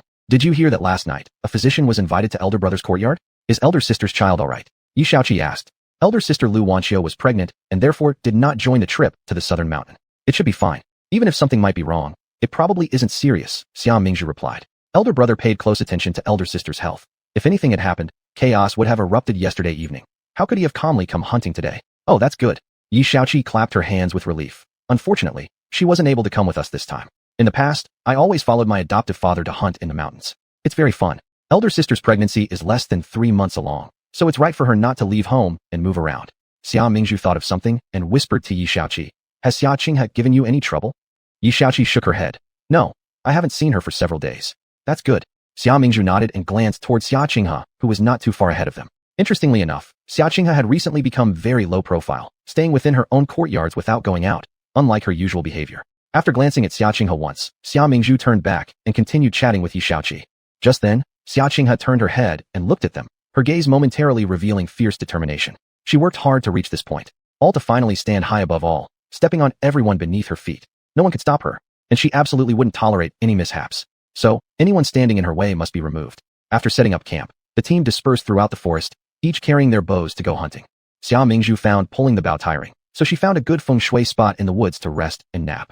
At that moment, an arrow flew straight towards her from the front, embedding itself into the tree behind her. Guess you don't even bother to avoid me, huh? In the dense forest, Qi Yi appeared riding a horse wearing a brocade robe, raising his eyebrows with a smile as he looked at Xia Mingzhu. Xia Mingzhu lazily raised her eyes and glanced at him. If the king commands a subject to die, the subject dare not defy. What's there to avoid? You arrogant emperor, you've been avoiding speaking to me these past few days, and now you're actually trying to shoot me with an arrow? Qi Yi shook his head. Don't you claim to be skilled in riding? Dare you race against the emperor? A bait-and-switch strategy, but I'll take it anyway. Xia Mingzhu immediately sprang up. What is there to be afraid of? The loser will call the winner grandpa. At that moment, Xia's siblings and Yi Xiaoqi, as well as Xia Qinghe in their group, were riding by on horseback. Yi Xiaoqi handed her mount over to Xia Mingzhu, then nimbly climbed onto the back of her elder brother Xia Yun's horse. Seeing Qi Yi galloping ahead at full speed, Xia Mingzhu quickly mounted her horse and chased after him. determined to outdo him. However, what she didn't know was that Xia Qinghe behind her wore a sly grin. Qi Yi and Xia Mingzhu disappeared one after another into the dense forest. Xia Mingzhu rode swiftly through the woods, nearly catching up to Qi Yi. Suddenly, the horse that had been carrying her steadily just moments ago reared up into the air with a loud snort. Ah! Xia Mingzhu screamed, barely managing to grip the horse's neck tightly to avoid falling off. But before she could catch her breath, the horse abruptly changed direction and bolted deep into the hunting grounds. Xia Mingzhu bent low over the horse, tightly holding the reins as she tried to steer it back towards the direction Qi Yi had galloped away. Hearing her cries of alarm, Qi Yi turned his head around and realized Xia Mingzhu's horse had spooked. Mingzhu, don't panic. I'm coming to save you. Before Xia Mingzhu could respond, she stabilized herself just enough to glance ahead, only to break out in cold sweat. Right before them was a sheer cliff, and her horse showed no signs of slowing down, charging straight forward at full speed. In desperation, Xia Mingzhu struggled to control the horse and shouted back, "Your Majesty, don't come near. It's dangerous." Yet the horse was uncontrollable, galloping wildly with Xia Mingzhu as its passenger. At the critical moment, Qi Yi caught up from behind, leaping off his horse and tackling Xia Mingzhu off hers. Xia Mingzhu landed heavily on the grass. Not only was she dazed from the fall, but she also had to endure the weight crushing her.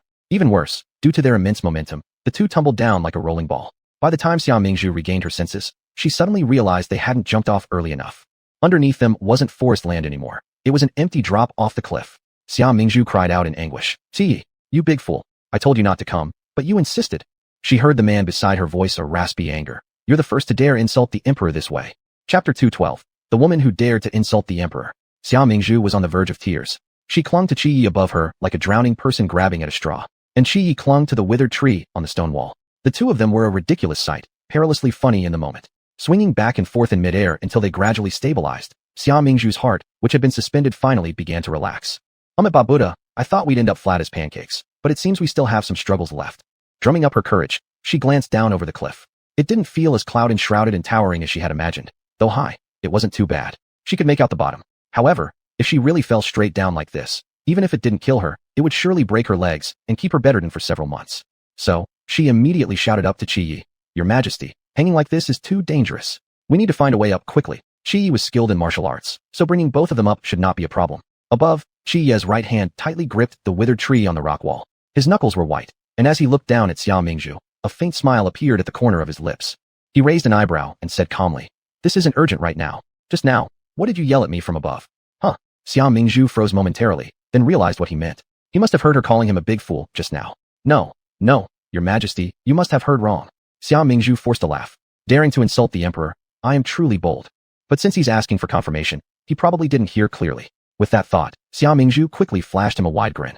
"I praised your Majesty for being brave under duress, risking your own safety to save me. For this, I am deeply grateful and overjoyed." Xia Mingzhu spoke smoothly without a single tremor. Qi Yi looked down at her, seeing her clear eyes, bright and pure, her calm smile. Involuntarily, he let out a soft scoff. She told a lie without batting an eyelash. "So, you weren't cursing me, but praising me?" Yes. My admiration for your Majesty flows endlessly like a great river. Can we ascend now, your Majesty?" Xia Mingzhu gripped her hands tighter. In this position, while she did have something to hang on to, her palms kept slipping, and her arms felt like they might dislocate. If she couldn't hold on and fell, there would definitely be some serious consequences. Truly exhausting. Moreover, it was evident, if she, alone, was already straining this much, then Qi Yi, supporting both their weights with one arm, must have been suffering more. But he showed no sign of urgency, remaining composed. "Ah, admiration? So do you secretly favor me? Ugh, your life's at risk here, your Majesty, yet you're still talking nonsense. It leaves me speechless." Xia Mingzhu was at a loss for words. Your Majesty, I'm not someone superficial. Even though your Majesty looks like Pan and has charm galore, I'm a woman and I ought to know my place." "So, your meaning is that I, the Emperor, am coarse and shallow?" Qi Yi continued pressing, completely ignoring the present peril. "You're deliberately annoying me, are you?" Xia Mingzhu instantly frowned as she stared at the mischievous gleam in Qi Yi's eyes, slowly realizing his intentions. She snapped curtly, "Your Majesty, why mock me?" "Mock you? You cursed me before by calling me a big fool." Qi Yi sneered, seemingly unmoved by Xia Mingzhu's anger. And whether intentionally or not, his body swayed twice, making the withered wood they leaned on creak. "You've gone mad. If you don't want to go up, just let go." Xia Mingzhu was genuinely angry and scolded him again. Had this happened under normal circumstances, she might have been able to stay composed, but given the current awkward situation, with her hanging below and him tormenting her, it was only natural she got upset. It should be you who lets go first. I can hold on a little longer. Once you fall, I'll go up by myself." "Fine, I'll let go." Xia Mingzhu glared at him, and indeed released her grip. As soon as the weight lifted off Qi Yi, his eyes flickered with surprise as he tried lowering himself to catch her, only to discover Xia Mingzhu had genuinely let go. Yet, at the last moment of releasing his robe tail, she nimbly grabbed his shoe instead. Because of the impact of the sudden lightning and heavy pull, even the person above could no longer maintain their hold. Both of them plummeted downward. The piercing wind roared past their ears, and Xia Mingzhu immediately grew fearful, clutching onto Qi Yi and wrapping her arms around his waist. A victorious smirk played on the corner of Qi Yi's lips. Though his mastery of lightness kung fu slowed their descent using cliffside vegetation for support, their bodies still unavoidably collided against the rock walls. Finally, both crashed onto the ground. Xia Mingzhu felt as if every bone in her body had scattered. She pushed herself up halfway and discovered, despite some scrapes and the pain from collisions, that she hadn't broken any arms or legs, so she considered herself quite fortunate. Frightened to death but still unwilling to take a verbal loss. The Qi Yi beneath her let out a light chuckle. Ah, now I finally understand what it means to look like Pan but have the petty heart of a chicken. Xia Mingzhu rolled her eyes but, considering he had cushioned her fall, gave him a reluctant smile. Your Majesty's reprimand is well taken. But how are we going to get back up? Qi Yi stretched his muscles, feeling no serious harm, then stood up. He glanced around and said to Xia Mingzhu, you stay here and rest while I search for a way up. After Qi Yi left, not long passed. Xia Mingzhu noticed a mountain pear tree across the way. The golden fruit looked incredibly tempting. Reaching on tiptoes to pick it, before she could grasp the fruit, she spotted a long woven vine hanging down from the cliff top. The next instant, her eyes widened in disbelief. Tanyu. Tanyu was leaning over the edge looking down. Upon seeing Xia Mingzhu, he paused briefly, then exclaimed joyfully. So you really are down here? Xia Mingzhu asked curiously. Lord Tan, how did you know I just fell down here? That's amazing. The horse upstairs told me. Tanyu dropped gracefully to the ground holding the vine. Smiling at Xia Mingzhu, he joked. Did you dig up someone's grave or steal another man's lover, causing your own mount to be drugged? You actually hit the nail on the head. Xia Mingzhu sighed. She had indeed stolen someone's lover and was now being chased by all the young ladies in the capital, though this sounded a bit odd when phrased that way. And His Majesty? Tanyu inquired. His horse is also upstairs. His Majesty went to find a path and should return soon, Xia Mingzhu replied. Never mind, I'll send you away first. Tanyu handed the vine to Xia Mingzhu, grabbing its upper end with one hand and placing the other hand at her waist. Hold on tight, I'll send you up. All right. Despite the height making Xia Mingzhu a little afraid, she clasped both hands firmly onto Tanyu's arm. From afar, they appeared as if they were embracing each other. When Qi Yi returned, he saw exactly this scene. His expression immediately darkened as he strode towards them, his face cold. Chapter 213, The Seed of Doubt.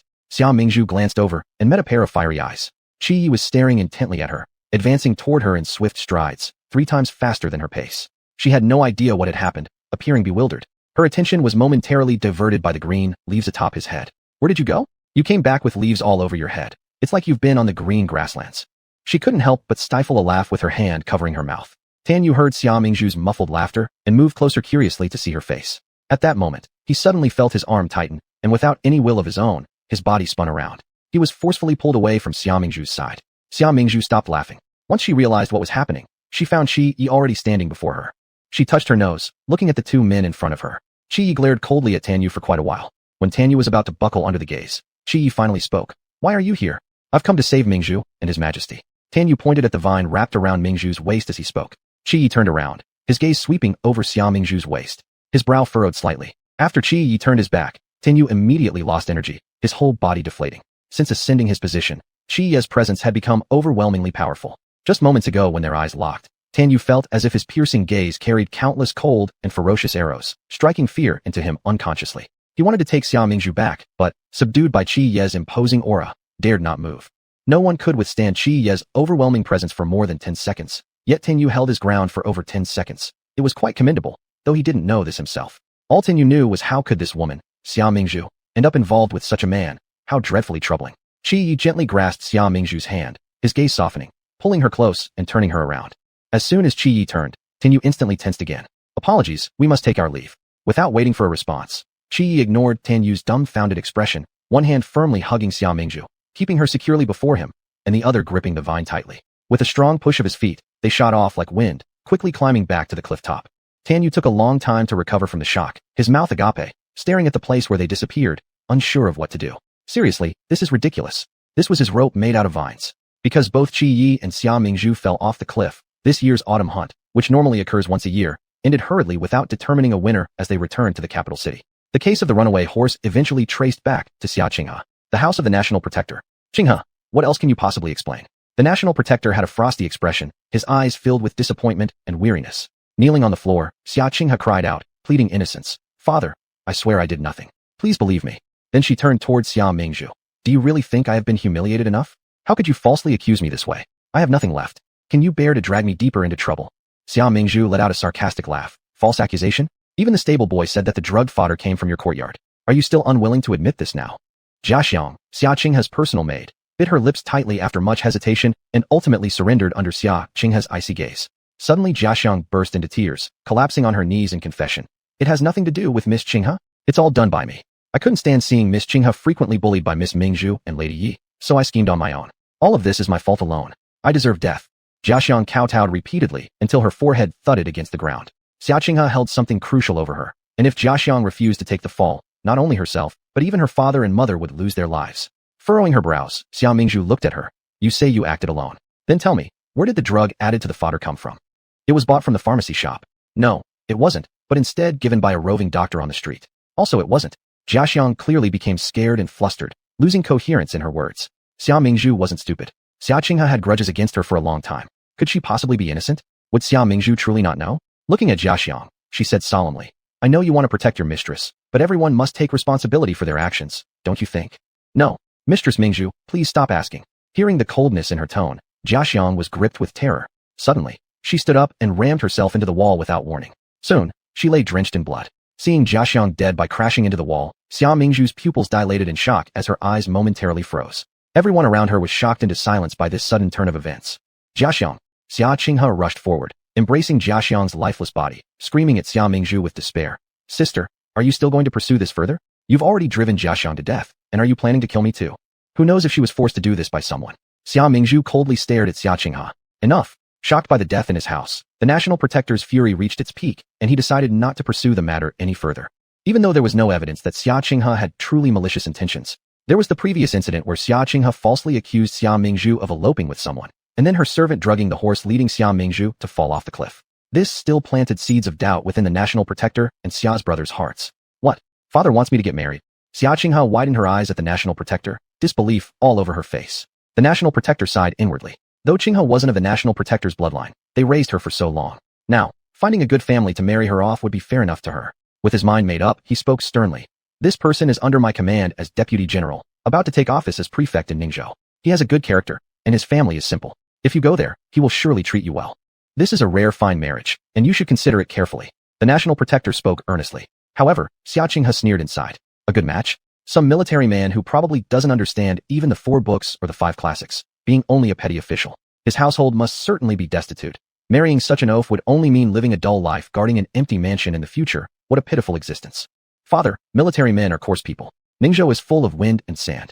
People there are rude and savage, and I am a delicate miss. How could I possibly live there? Xia Qinghe bit her lips, appearing somewhat frantic. The National Protector consoled. Qinghe, stop being unreasonable. Aren't military officers better than those sour scholars? My deputy officer is a young talent, someone hard to find anywhere in the world. You marrying him would be your luck accumulated from 8 lifetimes. Luck? Let whoever desires this luck have it. But I will absolutely not marry. Xia Qinghe shouted. Upon hearing this, the National Protector darkened his expression, sharply waving his sleeve and saying coldly, You shall marry regardless. Marriage is decided by parental decree, through words of a matchmaker. It isn't something you can mess around with. After these words, the National Protector stood up and left, leaving behind a completely shocked Xia Qinghe. She glared bitterly at the retreating back of the National Protector. Fine, everyone wants to force me, huh? I'll make all of you regret it. Chapter 214, for her use. Xiaoda, the Deputy General under the Marquis of whose command, was a large and burly man. Although his speech revealed he had received some literary education, it still exuded an unmistakable air of a military man.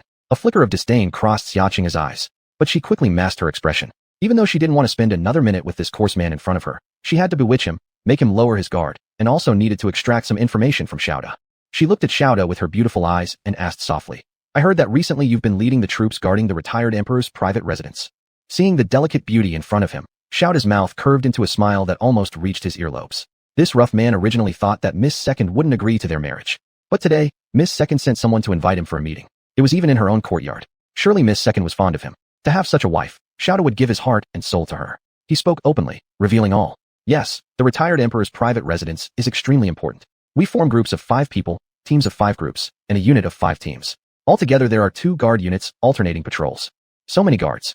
Xia Qinghe mused. The retired emperor's private residence is located at the foot of Mount Li. I've heard it's by the mountains and water, with a breathtaking view.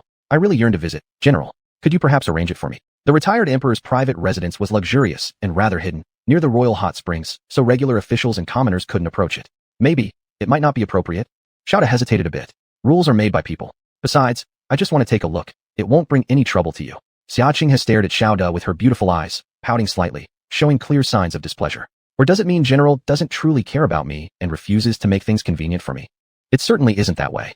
Xiaoda wiped the sweat off his forehead, showing a hint of awkwardness on his dark face. Afraid of leaving a bad impression on Xiaoqing, after some hesitation, he bit his teeth and said, "If I let you in secretly, it shouldn't be too much trouble. However, His Majesty likes quiet, so please don't disturb him personally. Naturally, I know my limits."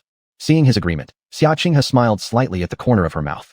Looking at the smiling beauty, Xiaoda's face also lit up with happiness. Although this move was somewhat inappropriate, as long as it pleased the beauty, the risk wasn't worth mentioning. "Well, I know you're busy with military duties, so I won't keep you longer." Having achieved her goal, Xiaoqing no longer wanted to play along with Xiaoda, and thus casually dismissed him. "I indeed should return." Xiaoda stood up, then carefully took out a package of osmanthus cakes from his pocket. "These osmanthus cakes I bought specifically from the market street, knowing Miss Second loves the cakes from this shop. However, they sell a limited amount daily, so I queued up early in the morning to buy them." "Good. Thank you, big brother Xiao." Xiaoqing accepted the cake with a smile. Xiaoda, embarrassedly scratching his head, turned red in the face, saying it wasn't necessary, then left. After he left, Xiaoqing immediately removed the smile from her face. She threw the cakes on the ground, stepped on them fiercely twice. "Eat, eat, eat. Seeing you has made me throw up whatever I've eaten." After releasing her pent-up grievances, Xiaoqing turned around and went back inside. The private residence of the retired emperor had hot spring water flowing elegantly behind a refined and tranquil courtyard. Bright stars shone in a sparse night sky, casting silver reflections onto the water of the pool. Smooth, white stones were stacked to form the pool, surrounded by lush trees forming a forest. Fog-like steam rose slowly like a light mist, resembling a naturally formed fairyland hot spring. Retired Emperor Qi Longchong came walking slowly. He had planned to soak in the hot spring tonight to relieve his exhaustion, but unexpectedly found a woman in his exclusive spring pool. Initially intending to rebuke her, when he got closer, he stopped. Because the woman's back was to him, he could not see her face clearly, but the figure of this woman was remarkably alluring. Her hair was black like ebony, flowing down like a waterfall, sliding over her snow-white shoulders, draping across her elegant back. The scene left a slight dryness in one's throat. Qi Longchong's dark eyes unknowingly deepened in intensity as he silently took a few more steps closer. Watching the woman stretch out her long legs in the water, using her palm to splash the spring water onto her hair and shoulders. Her long black hair floated on the lake's surface, gently swaying with the ripples, like blooming ink lotus flowers, weaving together a dreamlike picture. Qi Longchong became momentarily dazed. Unconsciously, he drew closer step by step, eager to see the face of the woman in the painting. Summer Qinghe, who was facing away from him, noticed someone approaching and smirked in triumph at the back of her lips. She raised her arms, resembling white jade lotus stems, and moved her cloud-like black hair to her right shoulder, revealing a face of incomparable beauty. "Who are you? How dare you intrude here? Do you even know who this place belongs to?" The deep, authoritative voice of the man echoed. But upon clearly seeing the woman's face, his dark eyes flashed with surprise. "It's you? How did you end up here?" Qi Longchong scanned the figure before him, his gaze moving from her neck, smooth like congealed fat, down to her white shoulders. "I." Xiaoqing feigned a slight, trembling breath. Her scent enveloped him closely, making Qi Longchong's heart itch with longing. But knowing that she was the daughter of one of his ministers, he diverted his gaze. "This is my imperial retreat. Why have you trespassed here without permission?" "I didn't. I thought His Majesty, the retired emperor, wouldn't be here." Xiaoqing bit her lip, not daring to look into his eyes, yet subtly pressed her exposed body closer to him. A glimmer of interest flickered in Qi Longchong's eyes. "So you dared to intrude because of that, is it?" Xiaoqing bit her lip as her body quivered slightly. "How will the retired emperor punish me?" Qi Longchong arched an eyebrow. "Punishment? For what exactly?" Before he could fully comprehend her intentions, Xiaoqing extended her white jade-like arms, encircling his neck, pulling his face closer to hers. Her red lips whispered softly near his ear. "How about this kind of punishment?" "Oh, so this was your plan all along." Qi Longchong appeared to savor the kiss they just shared, his dark eyes exuding a mischievous and seductive glow. Given his nature, refined tastes by years of indulgence among beauties, it would indeed take something extraordinary for his heart to stir again. Yet the woman before him sparked newfound interest within him. Xiaoqing clearly saw the light in his eyes. It wasn't desire, nor affection, but rather the thrill of capturing prey. And she was his prey. However, it didn't matter. The best hunters often appear in the form of their own quarry. With this thought, Xiaoqing stretched her body, revealing a seductive smile to Qi Longchong. Chapter 215. From a failed empress to a successful grand consort. Recently, something big happened in the capital city. The Taishang emperor, who was nearly 54 years old, had just taken a new concubine. Out of nowhere, there was now an additional grand consort, and this soon caused a minor sensation within the imperial palace. People were filled with curiosity about this legendary new grand consort.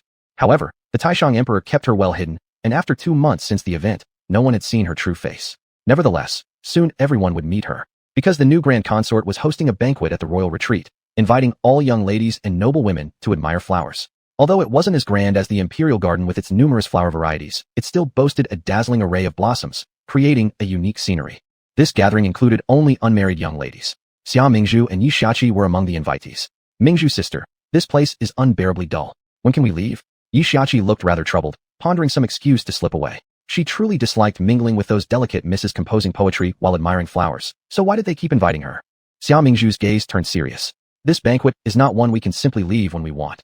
After a moment's pause, she gave Yi Xiaoqi a reminder. As for the rest, I'm not worried. But you need to be careful in what you say and do. Don't stir up trouble. Yi Xiaoqi knew Xia Mingzhu had her best interests at heart, so she obediently nodded her head. The grand consort has arrived. At that moment, a servant outside announced. Xia Mingzhu and Yi Xiaoqi exchanged glances and simultaneously looked over. They saw Xia Qinghe, dressed lavishly and supported by palace attendants, leading a grand procession into the hall. Now, Xia Mingzhu and Yi Xiaoqi fell silent, speechless at Xia Qinghe's maneuver from failing to become an empress to becoming a grand consort instead. While others might not know, they, as close relatives, certainly did. That day, after Xia Qinghe left with Xiaoda, she never returned home. Xiaoda came back looking like he had lost his entire family, bringing along the Taishang Emperor's decree. Thereafter, Xia Qinghe moved into the royal retreat.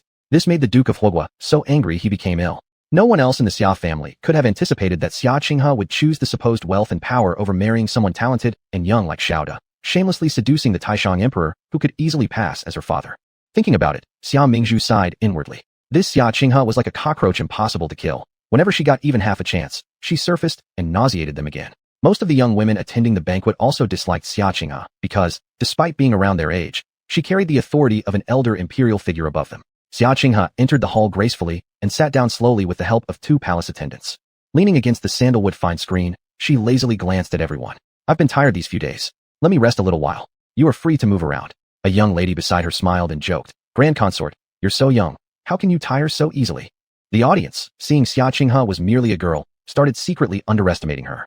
Another lady joined in, saying sarcastically, perhaps the grand consort spends too much effort each night and doesn't get enough rest? This remark crossed the line. Xia Qinghe, looking down coldly from her superior position at the 2 young women, finally lost control and flared up. You dare mock me, your grand consort? Guard, drag them out.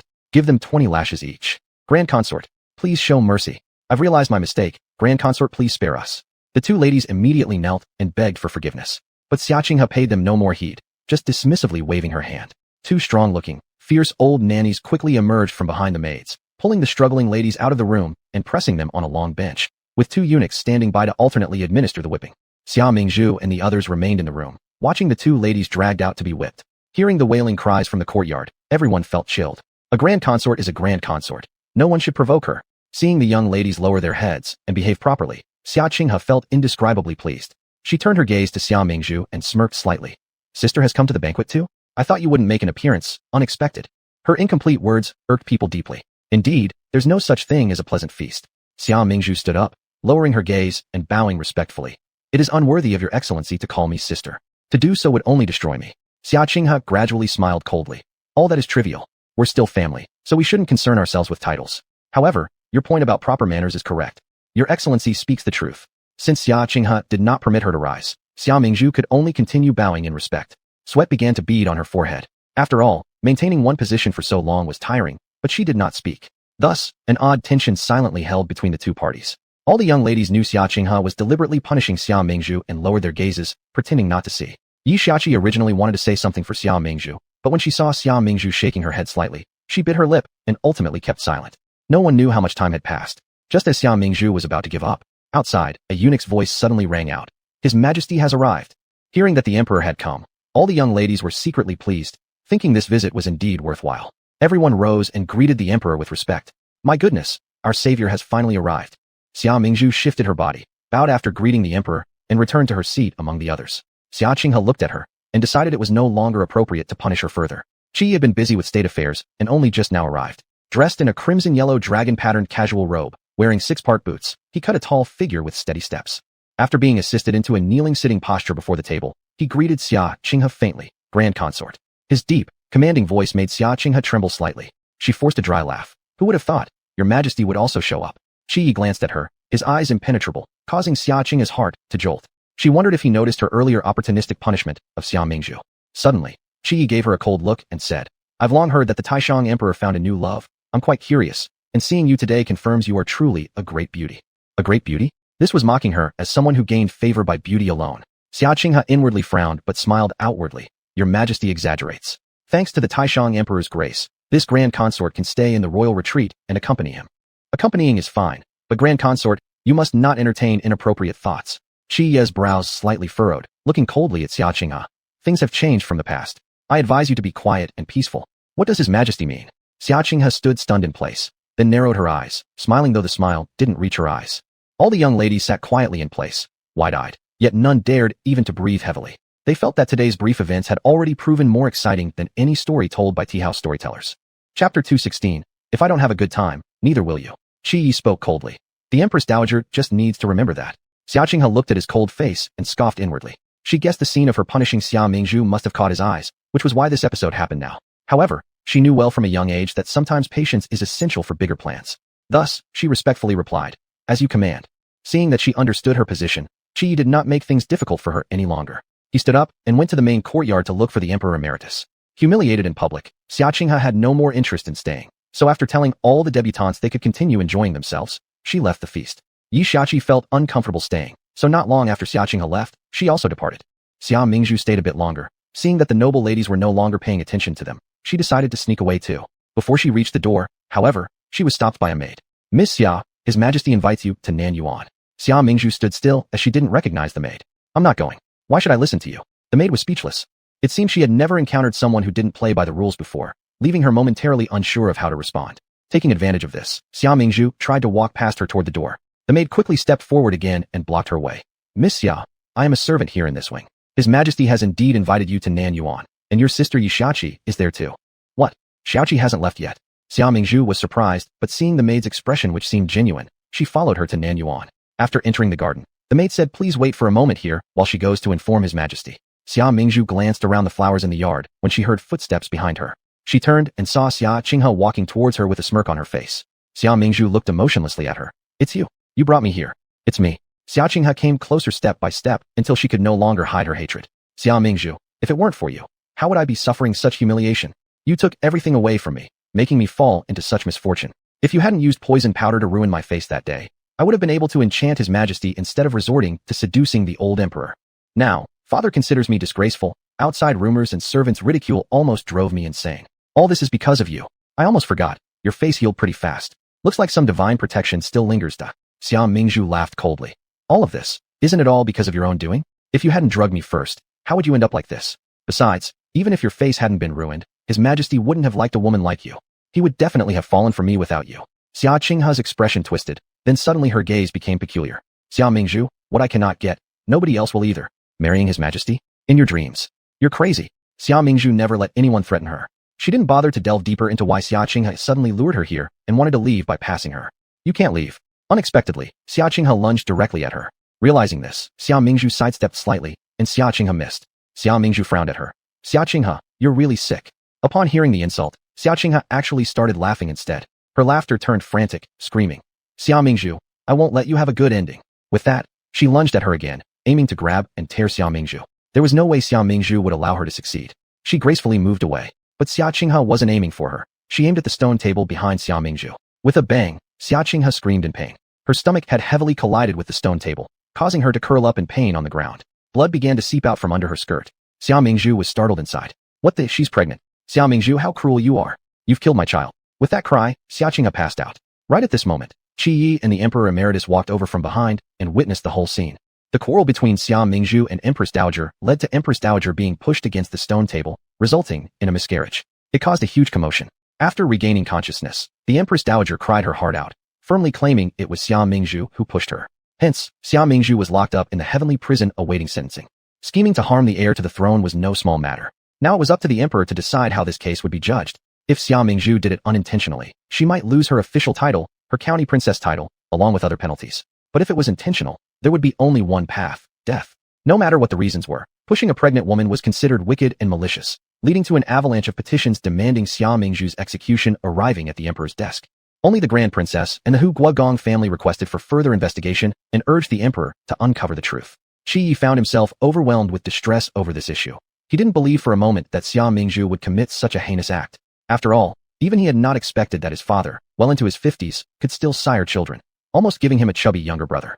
Moreover, when Shi Yi and the retired emperor arrived on the scene, Xia Qinghe had already been lying on the ground, meaning they did not witness Xia Mingzhu pushing her firsthand. This left him in a state of doubt, delaying his judgment indefinitely. As for Xia Mingzhu herself, since being thrown into the dungeon, she appeared strangely composed. Seated calmly amidst a pile of hay, her face remained unchanged as she silently vented frustration inside. Bloody hell, Xia Qinghe is not a good person at all. This prison cell is dirty and stinks, rats scurrying around. When will I get out? But it seems this time won't be easy to get through. Xia Qinghe actually sacrificed her own child to harm me. According to the Imperial Medical Institute, it was a boy. Does she feel any remorse at all? Rat. There's some meat for eating, haha. In the adjacent cell lived a disheveled man, his hair messy and clothes torn. The rat that had just crawled past Xia Mingzhu's cell entered his room and was instantly caught and eaten by him. Judging from his proficient movements, it clearly wasn't his first time doing so. Xia Mingzhu felt nauseous watching the spectacle and quickly shut her eyes. She didn't know how much time had passed when a jailer came to deliver food. For other prisoners, the jailers simply shoved their meals through the bars. But when it was Xia Mingzhu's turn, the jailer opened her cell door and brought in a brocade box. In a low voice, the jailer said to Xia Mingzhu, "Miss Xia, this was specifically entrusted to me by someone outside. Please eat slowly, and I'll come to collect the remains afterward." After the jailer left, Xia Mingzhu opened her eyes again. She glanced at the brocade box but closed her eyes once more, lacking appetite and without the desire to open it and eat. After a while, a rustling sound was heard. Chapter 217. The person who wants her dead is very eager. Xia Mingzhu opened her eyes again. It turned out that the jailer had placed the brocade box a bit closer to the neighboring cell. The man who ate rats alive was trying to use a branch to hook the box over to his side. After a while, he succeeded. Upon opening the box, he found it indeed contained fine dishes. He glanced at Xia Mingzhu and then began grabbing the meat with his bare hands and stuffing it into his mouth, without any hesitation. Just as the man finished eating a plate of braised pork trotters and was about to grab the roasted chicken, his body suddenly trembled and he started convulsing, then began foaming at the mouth and collapsed. Xia Mingzhu was startled and quickly stood up to go over. The man convulsed twice and then began bleeding from all 7 orifices, after which there was no trace of life left in him. Since the cells were separated by bars, the actions inside one cell could be seen by those in the neighboring ones. At first, seeing the man in the neighboring cell enjoying such good food, others envied him. But after seeing him poisoned to death, everyone looked at Xia Mingzhu with fear, wishing they could stay as far away from her as possible. It seemed that the person who wanted her dead was very eager. Xia Mingzhu sat back in her original spot. She didn't dare to drink water, let alone eat. Damn, I need to conserve my strength and find a way out fast, otherwise this will really become my grave. After Xia Mingzhu was captured and thrown into prison, quite a number of people were still thinking of ways to save her. The household of the Marquis of Protection almost utilized all their connections to inspect everyone who attended the banquet that day. They also found the maid who led Xia Mingzhu to her predicament. However, the maid spoke the truth. His Majesty did worry that Xia Mingzhu might face further troubles, so indeed sent her to fetch Xia Mingzhu. Thus, the maid had nothing to do with this matter. The problem lay with Xia Qinghe. However, it was basically impossible for Xia Qinghe to change her statement. Since she used her own child to put Xia Mingzhu to death, she was clearly willing to fight to the bitter end. The Xia family had confronted Xia Qinghe, forcing her to tell the truth, but she refused to communicate with them. "I know you are all on her side, but Xia Mingzhu must die. Even if I die, she can't live." Xia Qinghe acted recklessly, showing no restraint. The crime of harming the imperial heir is serious. It's not just Xia Mingzhu. Once sentenced, the household of the Marquis of Protection will also be sealed off. All of you will lose your properties and be exiled. I will make sure you can't even die easily. The people of the Xia household were almost driven to anger and spitting blood. What an ungrateful white-eyed wolf. It was their own fault for being too soft-hearted earlier, insisting on keeping Xia Qinghe, this toxic tumor, around. That's what caused harm to Mingzhu. In the afternoon, Princess Anping came to deliver food to Xia Mingzhu. Princess Anping's mother, the Grand Princess, held considerable authority in court, thus the jailers didn't dare to obstruct her. Guided by the jailer, Princess Anping brought the food box to Xia Mingzhu's cell. Seeing her disheveled and weakened appearance, Anping felt a lump rise in her throat, almost shedding tears. "Mingzhu, your second brother entrusted me to check on you. I heard that you haven't had a drop of water in 2 days. Don't do anything foolish. Remember, health is most important." As Anping spoke, she took out several types of food from the box. "I'm not refusing to eat. It's just that I don't dare to eat." Xia Mingzhu, upon seeing the food she brought, lit up her eyes. First, she grabbed a bowl of lily and millet porridge and drank it, then picked up a large meat bun and bit half of it off in one bite. "Don't rush, eat slowly." Anping smiled slightly, taking advantage of the time Xia Mingzhu was eating to narrate the situations outside in detail. "The emperor wants to release you, but due to Xia Qinghe and some opposing voices in court, His Majesty is hesitant. But the retired emperor did not blame you because it was Xia Qinghe who secretly poured out the contraception medicine and got pregnant." Xia Mingzhu swallowed the bun in her mouth. "Even so, the emperor won't make this public. This was a royal scandal, something that couldn't be disclosed. It seemed that she would need an opportunity to leave prison." Xia Mingzhu sighed. "There's all sorts of people in here. I don't dare eat the food here, afraid it might be poisoned." Anping replied, "All right, I'll come every day to bring you meals. Don't worry, absolutely nothing will happen to you." Your second brother and others are already looking for ways outside. You should be able to leave soon. Xia Mingzhu thought for a moment and asked, did anything significant happen in the court during these 2 days since I've been imprisoned? There indeed was one incident. Anping lowered her voice. Yesterday, envoys from various countries of the western regions arrived, coming to our great Yin kingdom. It seems that something happened in the court that caused some unpleasantness, but I don't know the specifics. I'll have to go back and ask mother. After sending off Anping, Xia Mingzhu originally thought that, since she was in jail, she wouldn't hear any news. She didn't know what exactly happened in the court. Unexpectedly, at night when all was quiet, an unexpected person came. Lin Junshu. Lin Junshu looked at Xia Mingzhu's haggard appearance with immense heartache. Really? How could that emperor be so careless? I let you go to him, and this is how he treats you? He locked you up in the heavenly jail. Xia Mingzhu sighed. It's not his fault. It was my own negligence that led me to fall prey to a villain's scheme, and he is already doing his best to figure out a way. You always know how to protect him. Lin Junshu was filled with regret. By the way, how did you manage to get in here? Xia Mingzhu noticed there was no jailer following behind him. Thus she asked out of curiosity. Thanks to Qin Yu. He somehow got a few snakes, and now those jailers are busy outside trying to catch them, leaving no time to pay attention here, Lin Junshu replied. Qin Yu? Has he come too? Xia Mingzhu felt a little moved. At least coming here, she had made a few true friends. Yes, we've come here specifically to save you. Lin Junshu approached Xia Mingzhu, effortlessly picking the lock on the cell door within moments. As a divine doctor, these kinds of lock-picking skills were as easy as pie for him. Let's go. Look at you, how pitiful you look. However, Xia Mingzhu shook her head. No, if I wanted to leave, I could have done it a long time ago. Currently, the charge of attempting to murder the imperial heir hasn't been established. If I really go now, I won't be able to escape the charge of breaking out of prison, and I don't want to live in hiding under a fake name forever. In this era where royal authority is supreme, if she were wanted by the imperial family, although she might not necessarily be captured, spending the rest of her life hiding anonymously would definitely be unavoidable. I don't want to live such a miserable life from now on. The royal family is currently preoccupied dealing with the embassy. By the time Emperor Qi Yi remembers you, who knows when that will be? You'll have to endure more suffering. Embassy. Xia Mingzhu remembered what Anping had mentioned earlier. I heard something happened in court. Yes, it's quite amusing. The envoys from the western regions speak a language incomprehensible to the people of Diyan, and when they talk, the envoys can't understand either, leading to an inability to communicate and an awkward parting. Western regions? So they must be speaking English. Xia Mingzhu suddenly laughed. I know a way out. Although Emperor Qi Yi may realize that the mishap involving Xia Qing's child has nothing to do with her, he still couldn't openly release her. Now, the only way was to redeem herself by committing an act of merit while under charges. Chapter 218. No one in the whole capital understands English. Xia Mingzhu ultimately didn't leave with Lin Junshu and Qin Yu. Instead, she asked them to convey to Emperor Qi Yi that she could understand what the Western region envoy was saying and could represent Dian in negotiations with the envoys. Currently, Qi Yi was utterly distressed. Xia Mingzhu was still locked up in jail and hadn't been released yet, but unexpectedly, rare Western envoys came to visit Dian. But in the entire capital city, not a single person could understand their language, which was really damaging the face of their dynasty. At this moment, Lin Junshu arrived in the hall and whispered a few words into Qi Ye's ear. Is what you said true? A look of surprise and joy appeared on Qi Ye's face. If this were true, it would be a win-win situation. Absolutely true. Lin Junshu nodded. Great. Qi Yi made an immediate decision. You must immediately take my decree to the imperial prison and respectfully escort her out. Yes. Lin Junshu did not say anything more and went down to arrange everything. Today, the palace held a grand banquet to honor the envoys from the western regions, and civil and military officials could bring their families. Emperor Qi Yi, as well as the retired emperor and empress dowager, Xia Qinghe, all attended. There were 5 western envoys, 4 men and 1 woman. The leader's name was Wu Sidar. They all wore exotic clothing and were taller and stronger than the people in the capital city. The foreign girl had blonde wavy hair, light-colored pupils, big eyes, and a high-bridged nose, which made her stand out even more. When they were seen, the court officials and noble ladies all showed signs of surprise and whispered amongst themselves. The 5 envoys led by Wu Sidar bowed to Qi Yi seated on the dragon throne, speaking a few sentences in the Western language. At this moment, an official from the Ministry of Rites stood up and said, Welcome all envoys to your arrival. Please have a seat since you've traveled so far. However, the envoys remained standing and continued speaking something. Moreover, their facial expressions gradually turned restless and angry. Neither Qi Yi nor his ministers understood what the envoys were saying. In their eyes, the envoys' mouths opened and closed, but they couldn't understand a word. Everyone exchanged glances. How could these Western envoys be so barbaric? Yeah? What exactly are they saying? What can we do now? Just as everyone was at a loss for what to do, Xia Mingzhu entered the hall after being reported by an attendant. Good morning. She greeted the Western envoys. The Western envoys immediately stopped their incessant chatter and turned around with surprise to look at her. Could she understand their language?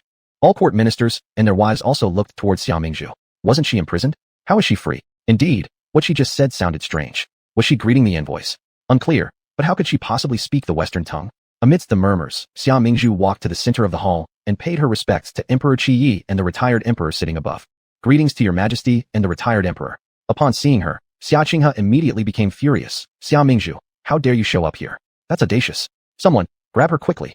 The retired emperor raised his hand, interrupting Xia Qinghe's yelling. Today, foreign envoys come to our court as guests. Let's not lose decorum. Saying this, he looked down at Xia Mingzhu and asked, Girl, why are you here? Before Xia Mingzhu could respond, Qi Yi explained to the retired emperor, it was I who summoned her. She claims to understand the Western language, so I allowed her to try translating. Xia Mingzhu then nodded and said, Yes, your retired majesty. I can understand their words and can serve as a translator for the court. Upon hearing that she could translate between the two countries, the retired emperor immediately sparkled with interest. Can you really understand the Western language? Your servant can, Xia Mingzhu replied confidently. Excellent. If you can indeed accomplish this, I shall personally absolve you of the charge of disrespecting the Empress Dowager. Thank you, your retired majesty. Xia Mingzhu smiled faintly.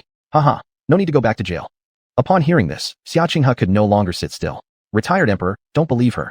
No one in the whole capital understands the Western script, so how could she? What if she mistranslates and causes trouble between the two countries?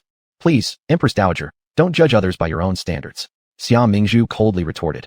The rise and fall of the nation concerns every citizen. Even though I am a woman, I know that I must prioritize the honor and shame of Dian. Well said. The retired emperor looked very pleased, praising her. Each person should contribute a bit of strength for the nation, shoulder some responsibility. You young ones have quite the awareness. Your retired majesty honors me with undue praise. Xia Mingzhu turned around and smiled at the Western envoy Wu Sidar. How are you? Finally, someone could communicate. Wu Sidar's eyes lit up with a smile as he spoke a string of English. Xia Mingzhu replied fluently in perfect English to the Western envoy's greeting. Her impeccable pronunciation stunned everyone present. The entire hall was silenced in awe. Even Xia Mingzhu's own brothers were almost left speechless. Xia Yunrong. Big brother, how can our sister speak the Western language? Xia Yunfei. Exactly. She was born and raised in the capital and has never been to such a distant place as the Western regions. Xia Yunza. Maybe she was just born with the ability. Xia Yunrong and Xia Yunfei. Do you want us to hear what you're saying? But then again, miraculous events aren't new for her. They quickly got over their shock and began applauding enthusiastically. On the other hand, Xia Qinghe was furious upon seeing this scene. Xia Mingzhu actually speaks the Western language? How could that be possible? It must be witchcraft. Your Majesty, your retired Majesty. The envoys say they have come bearing 3 riddles. Xia Mingzhu suddenly turned around and reported to Emperor Qi Yi and the retired emperor. If Dian answers them correctly, the Western regions will offer tribute every year. If not, 2 cities must be ceded, and we would need to pay tribute and become their vassals. They wish to know whether Dian dares to accept this challenge. This. Emperor Qi Yi hesitated slightly. After all, losing meant giving away territory, which was no trivial matter. At this moment, Wu Sidar suddenly said something contemptuously toward everyone. Xia Mingzhu immediately translated. If Dian doesn't dare to take part in the competition, it will have to become a yearly tributary state to the Western regions from now on. Let there be a contest then. How could my great country, Dian, ever fear you? Emperor Qi Yi made his final decision. Win or lose first aside, Dian cannot lose face. After Xia Mingzhu relayed this to Wu Sidar bowed respectfully to Qi Yi and then straightened himself, gesturing to the back and calling out something. Xia Mingzhu translated. Bring in the treasures. Subsequently, servants following the envoy carried forward an object none of them had seen before. What is this thing? I've never seen anything like it. Wow, it looks so unique, long and thin, with a big iron wheel on one side. Upon seeing the item brought in by the envoys, the crowd was completely puzzled. However, Xia Mingzhu couldn't help but smile. Seeing it makes me feel like I've traveled back to modern times. Chapter 219, The Modern, Well-Traveled Person.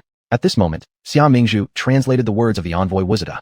This treasure is rare in our country, and there's only one of it. If your esteemed nation cannot recognize this item, then you must cede 2 cities to us. Afterward, you will also have to pay annual tribute as a vassal state to the Western regions.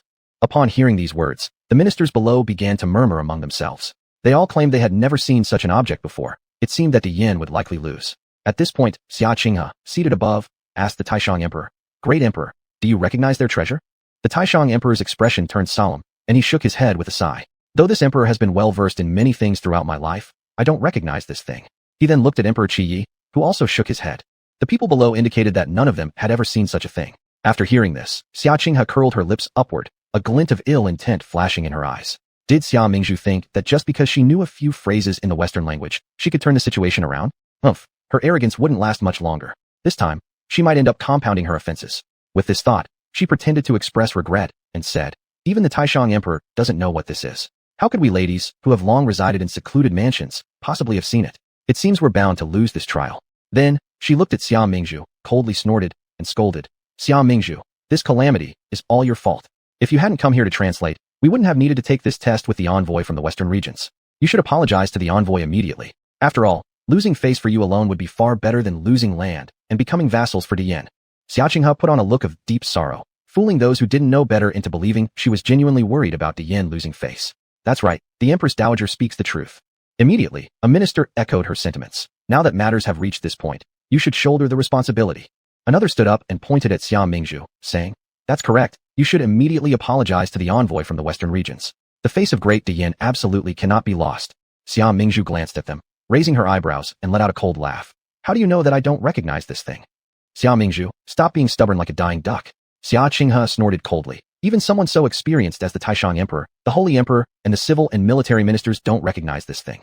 As just a young lady from the inner chambers, how could you possibly know? You'd better hurry up and apologize to the envoy from the western regions, lest Diyin loses face completely. The Empress Dowager shouldn't rush to conclusions, Xia Mingzhu replied with a raised brow, her dark pupils full of mockery. What do you mean by that? Xia Qinghe frowned as she looked at her, suddenly remembering something and letting out an abrupt laugh. Her face, covered with thick powder, contorted into a derisive smile. I know you've always been strong-willed and strive to be first in everything, but this time it's different. Let me warn you, don't say things without careful thought. If you dare to talk nonsense, you'll only make a bigger fool of yourself and risk becoming a laughingstock throughout the whole capital city. If you are sensible, go back where you came from and don't embarrass yourself any further. When Xia Qinghe finished speaking, quite a few people in the crowd couldn't help but chuckle. The officials and women began whispering among themselves, pointing fingers and gossiping about Xia Mingzhu. Clearly, they didn't believe she truly recognized the treasure from the western regions, and they expressed some disapproval toward her. On the dragon throne, Emperor Qi Yi looked at Xia Mingzhu, his lips moving slightly, but unable to utter a word. The name of this treasure is bicycle. Not only do I recognize it, but I can also ride it. Xia Mingzhu spoke confidently, her loud voice echoing through the great hall. She then repeated it in English. Amazing, she actually knows? So impressive. Upon hearing that Xia Mingzhu not only recognized the treasure, but could also ride it. Even the envoy from the western regions widened his eyes in astonishment, obviously deeming the event too sensational. After all, although their country owned this valuable item, no one in the entire nation knew how to use it. This treasure had always been kept in the treasury like a display piece. A bicycle, also commonly known as a foot pedal bike, uses the force generated from pedaling to move forward when ridden. As a modern person who had seen much of the world, Xia Mingzhu was happy to enlighten them with some knowledge. It only has 2 wheels. How could it possibly function as a vehicle? Envoy Wusta asked in English, perplexed. Forget it. Let me give you a demonstration. Xia Mingzhu observed that the space inside the hall was wide enough. In the astonished gazes of the audience, she mounted the bicycle and started riding it in circles within the hall. Who would have thought I'd get to ride a bike even in ancient times? Haha, leading the fashion trend. The envoy from the western regions stared in astonishment, his jaw nearly dropping, unable to believe that Xia Mingzhu could indeed ride the bicycle. Even Emperor Qi Yi, the Taishang Emperor, and all the ministers and noble young women present were quite shocked, each one widening their eyes and opening their mouths in disbelief. With just 2 wheels, it can still move around like this? Truly unheard of. Indeed, who would have thought Miss Xia could actually handle this thing? This is truly remarkable. It seems our knowledge is still quite limited. This must be a type of carriage from the western regions.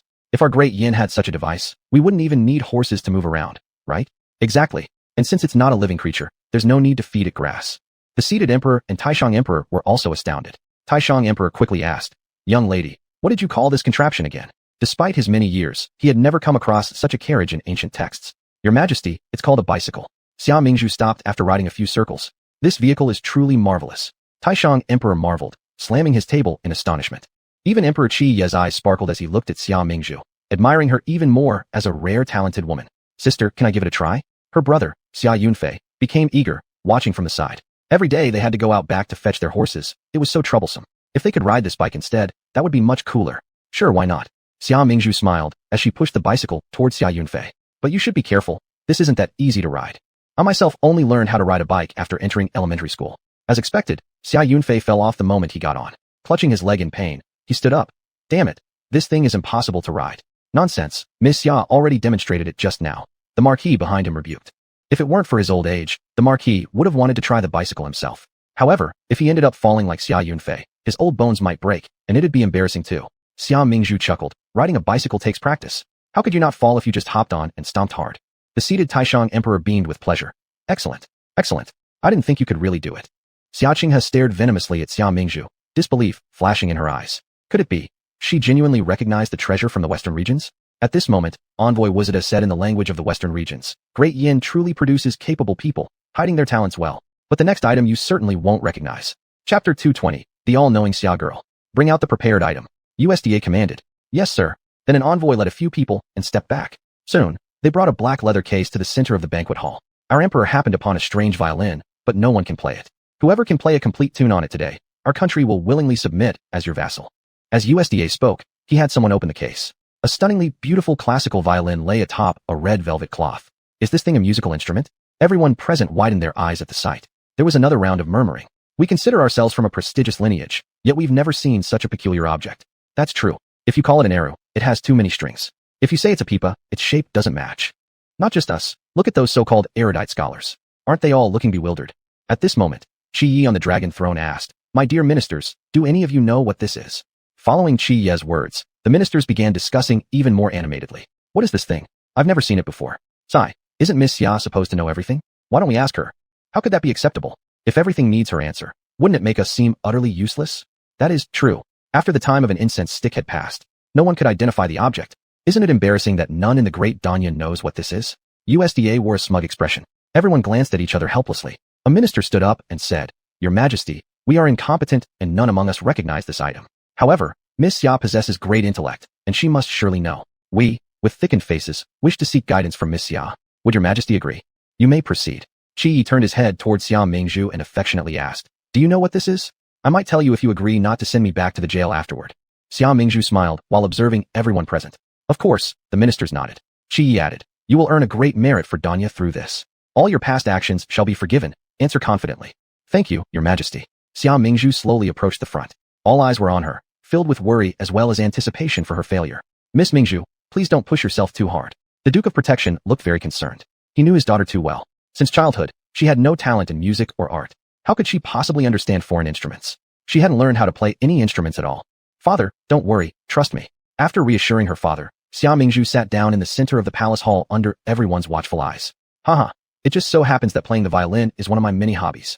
While others couldn't recognize it, Xia Mingzhu was very familiar with the violin. She took a deep breath and gently retrieved the violin from the black leather case.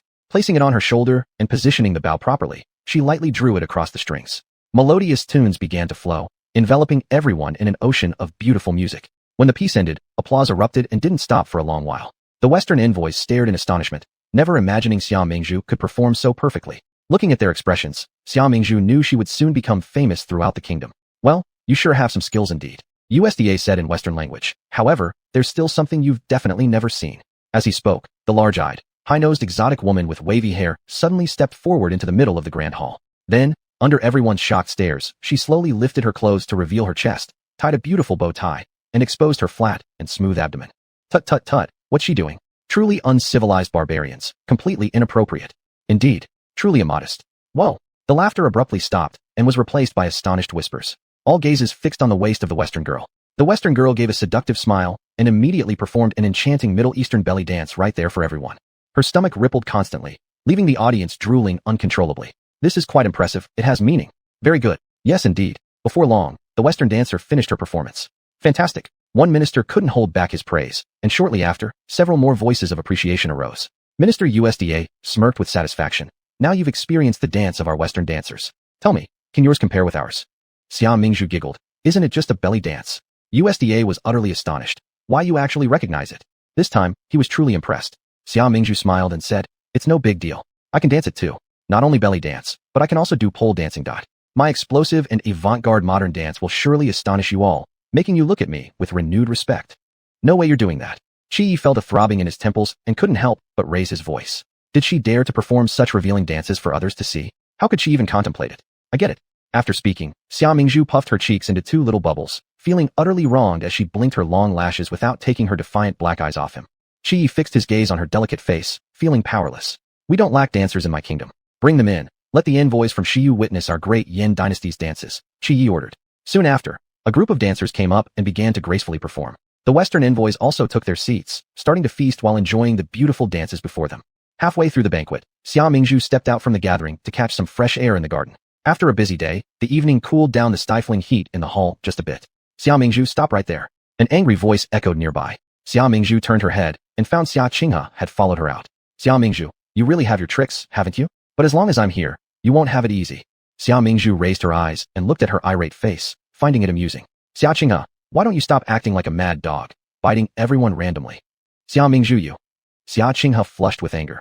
"Anyway, this isn't over between us. You're impossible to reason with." Xia Mingzhu bypassed her and left directly. "You can't go." Xia Qinghe tried to chase after her, but a tall figure suddenly blocked her path. 2nd Mississippi. It was Xiaoda.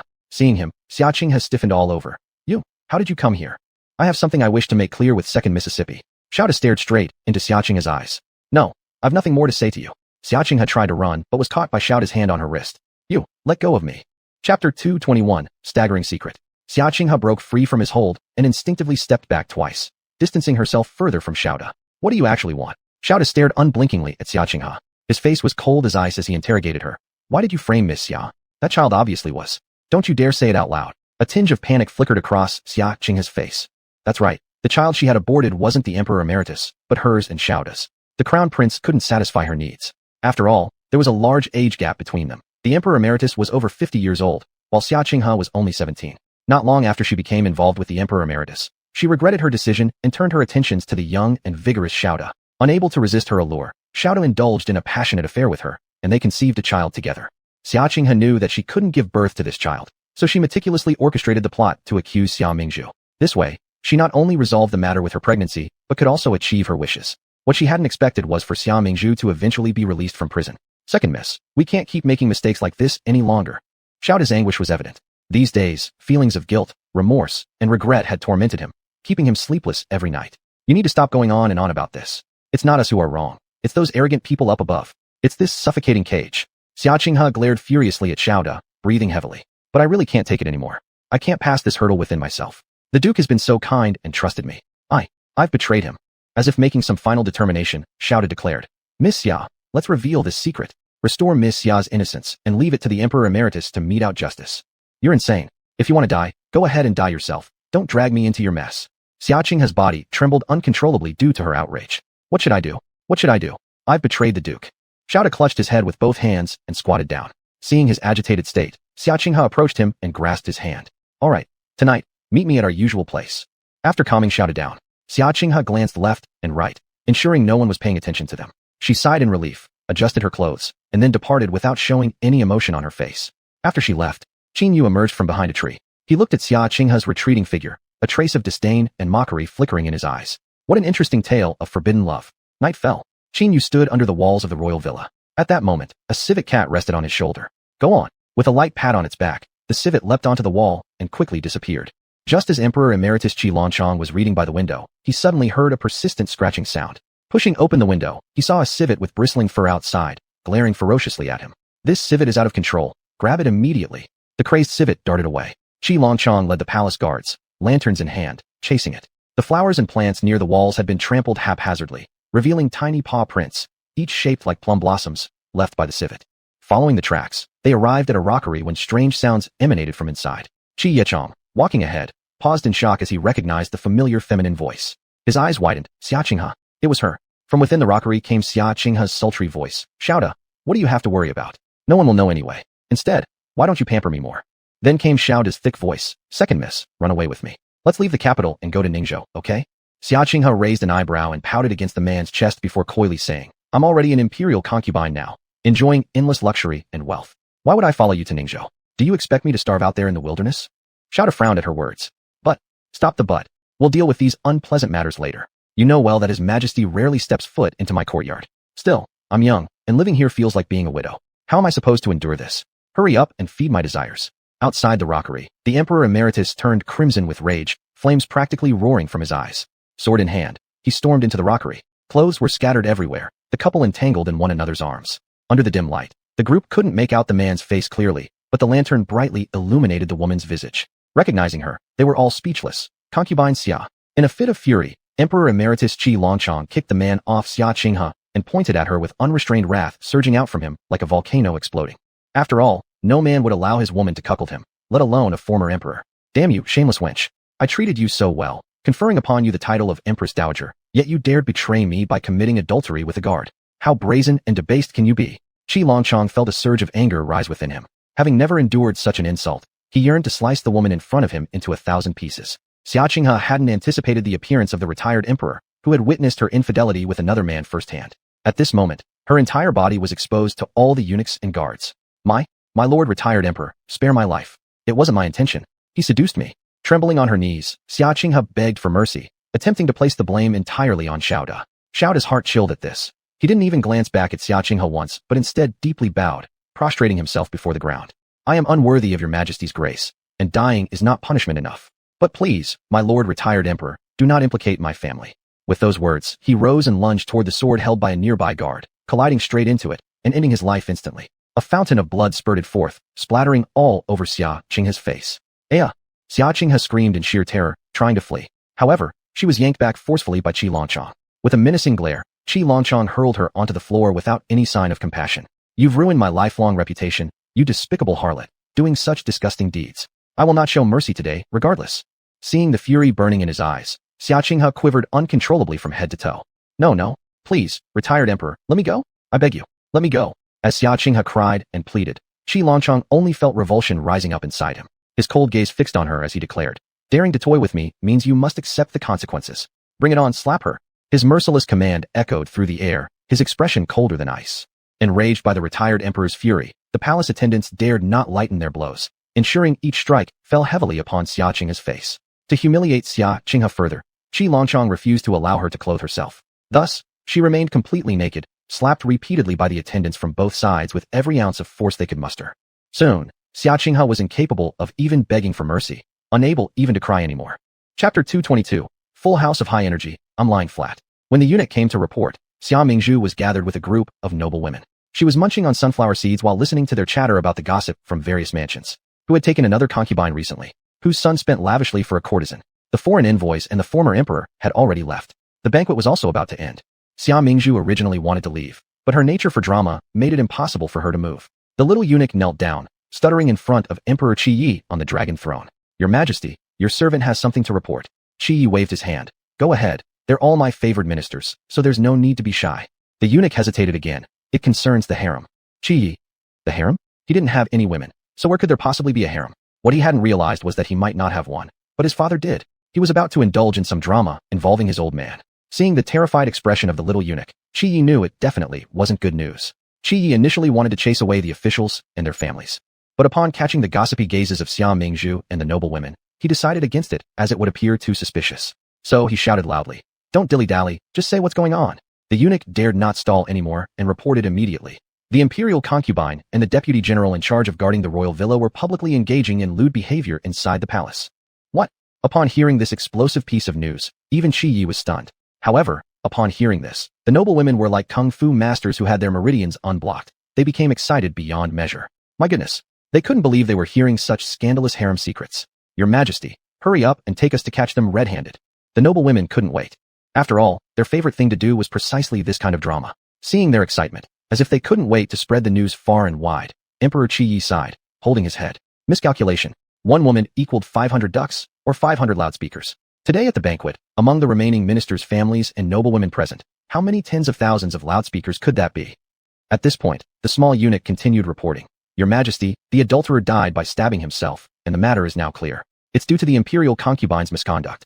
According to the palace rules, after being tied up by the former emperor, she was granted the white silk. She's already dead. Xia Mingzhu let out a sigh from within the crowd. Though she didn't particularly like Xia Qinghe, she hadn't expected her to end up like this. Her reputation ruined, and sentenced to death by white silk. A sparse beating sound grew louder as the night deepened. It was 3 o'clock in the morning. Two mysterious men, wearing bamboo hats and dressed in green cloaks, quietly arrived at the rear mountain of the imperial retreat. Brother, is she really here? The man following behind lifted his hat, revealing a youthful and elegant face. He was none other than Xia Yunwu, the 5th young master of the Huogui Duke's mansion. The person in front, Xia Yunze, coldly glanced around. The message sent to the house regarding Prince Tin should be accurate. Xia Yunwu sighed after hearing this, not saying anything more, and simply followed silently after Xia Yunze. They walked for some time, when Xia Yunze suddenly stopped. Noticing him pausing, Xia Yunwu looked up instinctively towards what caught his attention. In front of them lay a narrow, dark, and smelly ditch. Under the solemn night, the atmosphere around it became even more oppressive, and lying inside this ditch was the body of a woman. The woman's body was riddled with scars, and her frail figure was completely exposed without a single shred of clothing covering it. Her face contorted in agony, as though still recounting her suffering in life. It was difficult to look at directly. All she was covered with was an old straw mat, cruelly discarded in this extremely foul-smelling ditch. On recognizing the woman's face, he drew in a sharp breath of shock and couldn't help but call out, Qinghe. He hadn't expected Qinghe's departure from the world to be so desolate and pitiful. Apparently, those responsible for dealing with her treated her corpse much like an inanimate object, wrapping her roughly before discarding her into this ditch outside indifferently. Xia Yunwu's sorrowful call woke Xia Yunze, who had been frozen in place in shock. Looking back, he cast a glance at Xia Yunwu. Seeing his brother's pained expression, Xia Yun's emotions became complicated. Let the dead rest in peace. Even though Xia Qinghe had committed many wrongs during her lifetime, the two brothers had loved her as a sister for many years. Ultimately moved by pity, the two brothers used a wooden board to fashion a simple coffin, carefully recovered the female corpse, placed it into the coffin respectfully, and then carried her off. Time flies. Unknowingly, for years had passed. Elder brother Xia Yunze became the commander of the Imperial Guard Corps, a very important person close to the emperor. Second elder brother Xia Yunfei's business spanned the entire country, controlling the economic lifeline of the great Yin Empire. Eldest brother Xia Yunrong became the top scholar in the imperial examination and would be the future chief assistant of the cabinet. Third brother Xia Yunrong became the champion in the civil service examination and would be the future chief assistant of the cabinet. Fourth brother Xia Yunde guarded the country's borders and was the most outstanding general under heaven. Fifth brother Xia Yunwu inherited the true skills of the divine Dr. Lin Junshu, with extraordinary medical skills and even more remarkable poison techniques, able to take a life with ease during conversations. The concubine's daughter Yi Xiaoqi became an agricultural genius, controlling the granaries of the world.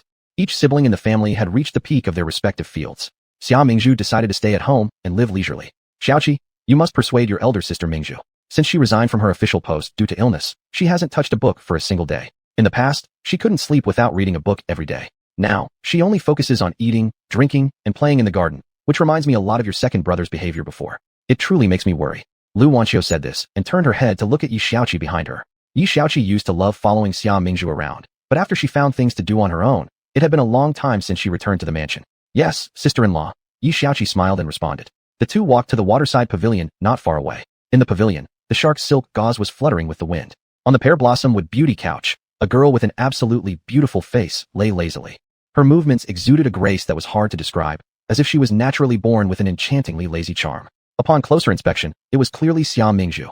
Xia Mingzhu lifted her delicate finger, picked a purple grape from the cloisonné enamel plate on the nearby table, and popped it into her mouth, chewing gently. Qiu Feng asked the kitchen to send another bowl of spare rib lotus root soup. On days like this, one should drink some bone soup to warm the stomach. Xia Mingzhu waved her hand, instructing Qiu Feng and Qiu Shui, who were serving beside her, to prepare food. You certainly know how to enjoy yourself. Yi Xiaoqi chuckled upon seeing this. When Xia Mingzhu saw them, she immediately sat up happily. I wondered why I heard magpies chirping in the morning. Turns out good news is coming. At this, Yi Xiaoqi could no longer hold back her laughter. Good news? I've heard that you now laze around at home all day, making father very worried. He's thinking of ways to marry you off. Xia Mingzhu leaned back on the lounge chair, picked another grape to eat, smiling.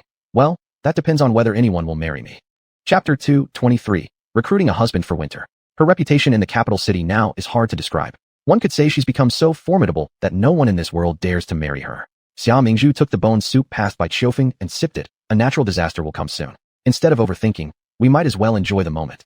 Lu Wanqiu beside her smiled faintly. Since there's no marrying out, then let's not do it. Recruit a husband. This is actually a good idea. Yi Xiaoqi's eyes lit up instantly. She clapped and laughed. Recruiting a husband means that in the future, he could wash clothes and cook meals for my sister, clean hands to prepare soups, and even have a chubby son. Then later, he can be companions with my daughter. Xia Mingzhu thought about it and nodded in agreement. At the age of 22, she was still unmarried, becoming the biggest joke in the capital city. She knew her father cared for her and couldn't bear seeing her being talked about behind her back. Recruit a husband would also complete her filial duty. However, it's not easy to find a suitable man. Surely we can't have my sister throwing an embroidered ball from the tower to select a suitor? Yi Xiaoqi complained. Why bother with that? On the street, there are plenty of common laborers. Just choose someone who looks acceptable. It's not like forced marriages haven't happened before. As Xia Mingzhu said this, she popped a grape into her mouth. Apparently, she didn't take it too seriously. Qiu Feng, who was serving them soup nearby, couldn't help but chuckle at their conversation. Miss, if you want to find an in-law, I actually have a good idea. What idea? Tell us quickly. All of them looked at her simultaneously without hesitation. Qiu Feng smiled and said, Our emperor has built the Fulu Temple outside the city. Tomorrow is the temple fair of Fulu Temple. Miss, why don't you go there for a visit? 1. You can pray to Bodhisattva to bless the young lords with health. 2. The abbot of Fulu Temple, known for his compassion, houses many impoverished and orphan scholars. Many students also reside there. Why don't you go take a look? If you can find a suitable one, wouldn't that be better than picking random vendors off the street? Xia Mingzhu wasn't really interested, but Lu Wanqiu immediately smiled when she heard it. Good idea. Let's do it. Mingzhu, you tidy up tomorrow and head to the temple fair. The next day, Xia Mingzhu was dressed and ready early by Lu Wanqiu and was pushed out the door. She had no choice but to bring her maidservants, Qiu Feng and Qiu Shui, along in a carriage to the Fulu Temple outside the city. After arriving at Fulu Temple, accompanied by the two maids, she first went to the Great Hero Hall to burn incense and add some oil money for Buddha, then exited the temple gate and began to stroll around. Indeed, the temple fair was crowded with people. There were quite a few people indeed. Most were merchants calling out their goods or leisure tourists strolling around. However, among all those, Xia Mingzhu didn't see any destitute scholars that Xiu Feng mentioned. Let's just go back. I haven't found anyone, and your miss here has worked up a sweat. Xia Mingzhu adjusted her waist and panted. Xiu Feng and Xiu Shui laughed and said, Miss, it's crowded here. Why don't we check the rear mountain? The scenery on the rear mountain is peaceful and quiet. Surely we'll meet some diligent scholars, and we're bound to find suitable candidates. Thinking it through, Xia Mingzhu agreed. So together with Xiu Feng and Xiu Shui, they headed towards the back mountain. What the three didn't realize was that their every move had already caught the attention of someone observing them. Following the mountain path, they slowly climbed to the back mountain, which truly turned out to be very serene. Far ahead, they could spot a pavilion halfway up the mountain where several men dressed as scholars gathered. Xiu Shui couldn't help but cheerfully call out, Miss, look, there really are scholars. Xia Mingzhu nodded and became more interested, commanding her two maidservants. Xiu Feng, go fetch a cushion for me. I'll rest in the pavilion for a while. Xiu Shui, grab the heated stove. Today, we aim to recruit a husband to spend winter with. Yes. Both maids turned to get items from the carriage. Xia Mingzhu waited in place, smiling broadly as she gazed at the distant pavilion. Indeed, when fate arrives, you can't avoid it. Among the 4 or 5 scholars in the pavilion, they all have good physiques. Which one should I pick shortly? Immersed in her happy thoughts, she suddenly heard a cold voice from behind. Oh, isn't this Miss Xia? Are you checking who to catch for your husband? Upon turning around, Xia Mingzhu's expression changed drastically. Gao Yongquan, how did you end up here?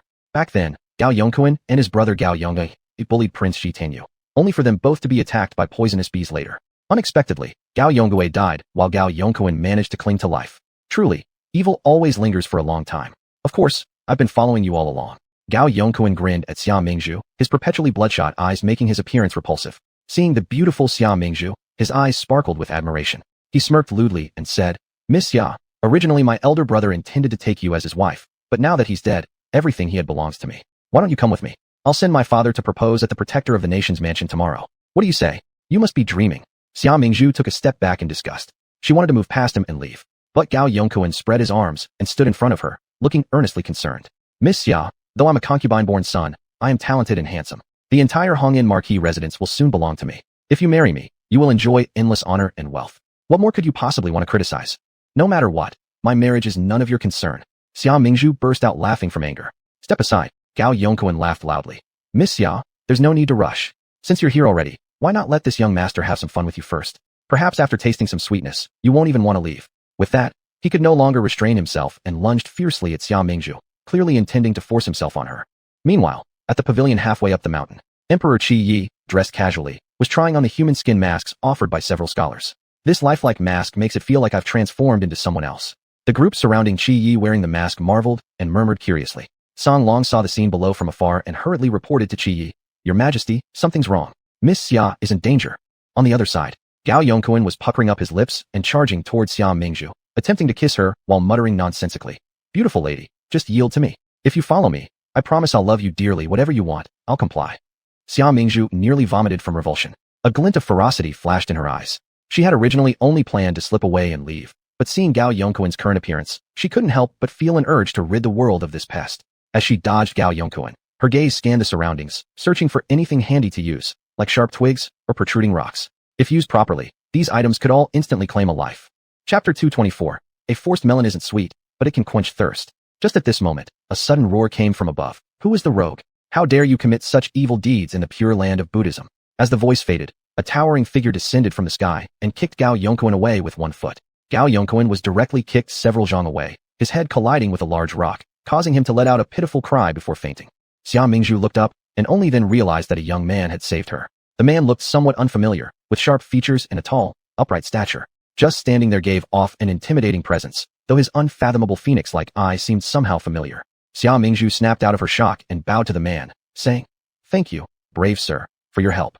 However, the man simply glanced at her with a half-smile before turning to leave. Wait. Xia Mingzhu stopped him, staring wide-eyed as she appraised the unfamiliar man before her. Are you the impoverished scholar living in this temple without any support? The man before her had a proper appearance, an outstanding demeanor, and most importantly, displayed righteous conduct by intervening bravely. Wouldn't he be a perfect choice as her to live-in son-in-law? So what if I am, and so what if I'm not? The man's voice was slightly hoarse, as if deliberately lowering it. Xia Mingzhu paid no attention, her eyes shining brightly as she impulsively reached out to grab his hand. She excitedly said, Good sir, your act of saving my life is monumental. I am willing to offer myself in return, hoping you'll agree to become my live-in son-in-law. But the man's face visibly darkened, a flash of danger passing through his eyes. A live-in son-in-law? Are you looking for one? Yes. Xia Mingzhu nodded earnestly. If you were willing to join my family as a live-in son-in-law at my state protector's residence, not only would I do my best to support your continued studies, but I would also ensure your livelihood, leaving you carefree for the rest of your life. What do you think, sir? Not much thought needed. I see this as repaying kindness with enmity. With crossed arms, the man coldly glanced at Xia Mingzhu, laughing disdainfully after a pause. You'd better forget about recruiting a live-in son-in-law. I decline. Goodbye. After finishing, he turned and prepared to leave. Hey, you can't leave.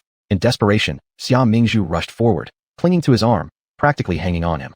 Sir, please reconsider carefully. My household is quite affluent, with vast properties.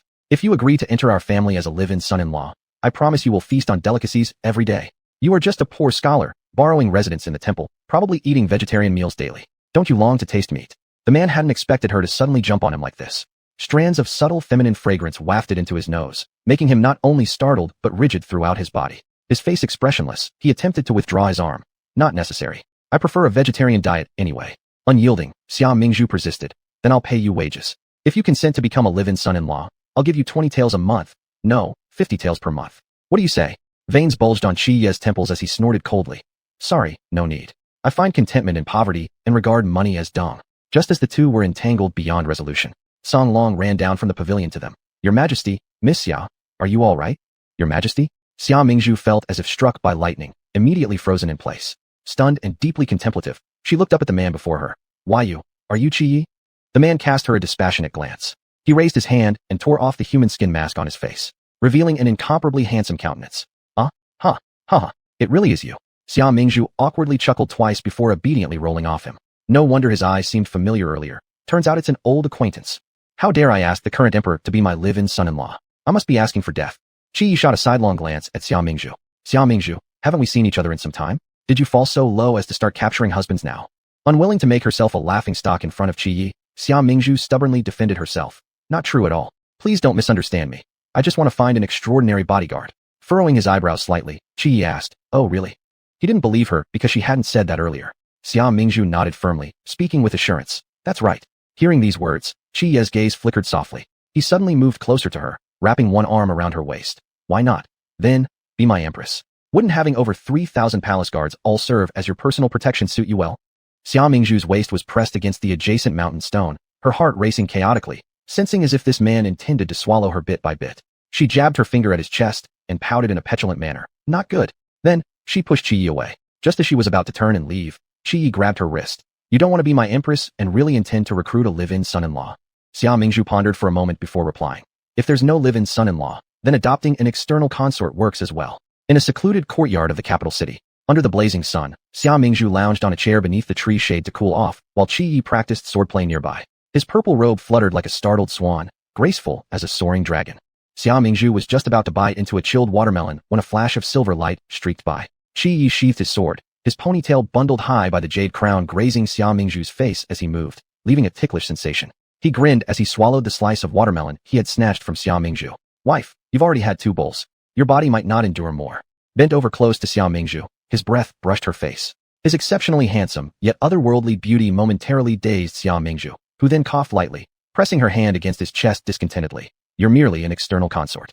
Aren't you overstepping a bit too much? Speaking of which, I've had enough of being this external consort. Qi Yi captured her fingers. When will you give your husband a proper title? Xia Mingzhu let him hold her fingers and said, A forced melon isn't sweet. A forced melon isn't sweet, but it can quench thirst. Qi Yi drew even closer, switching to pinching her chin. Wife comes here to find me every day? Isn't it because she's truly moved? Who says? I agreed for you to be my external consort because you save money.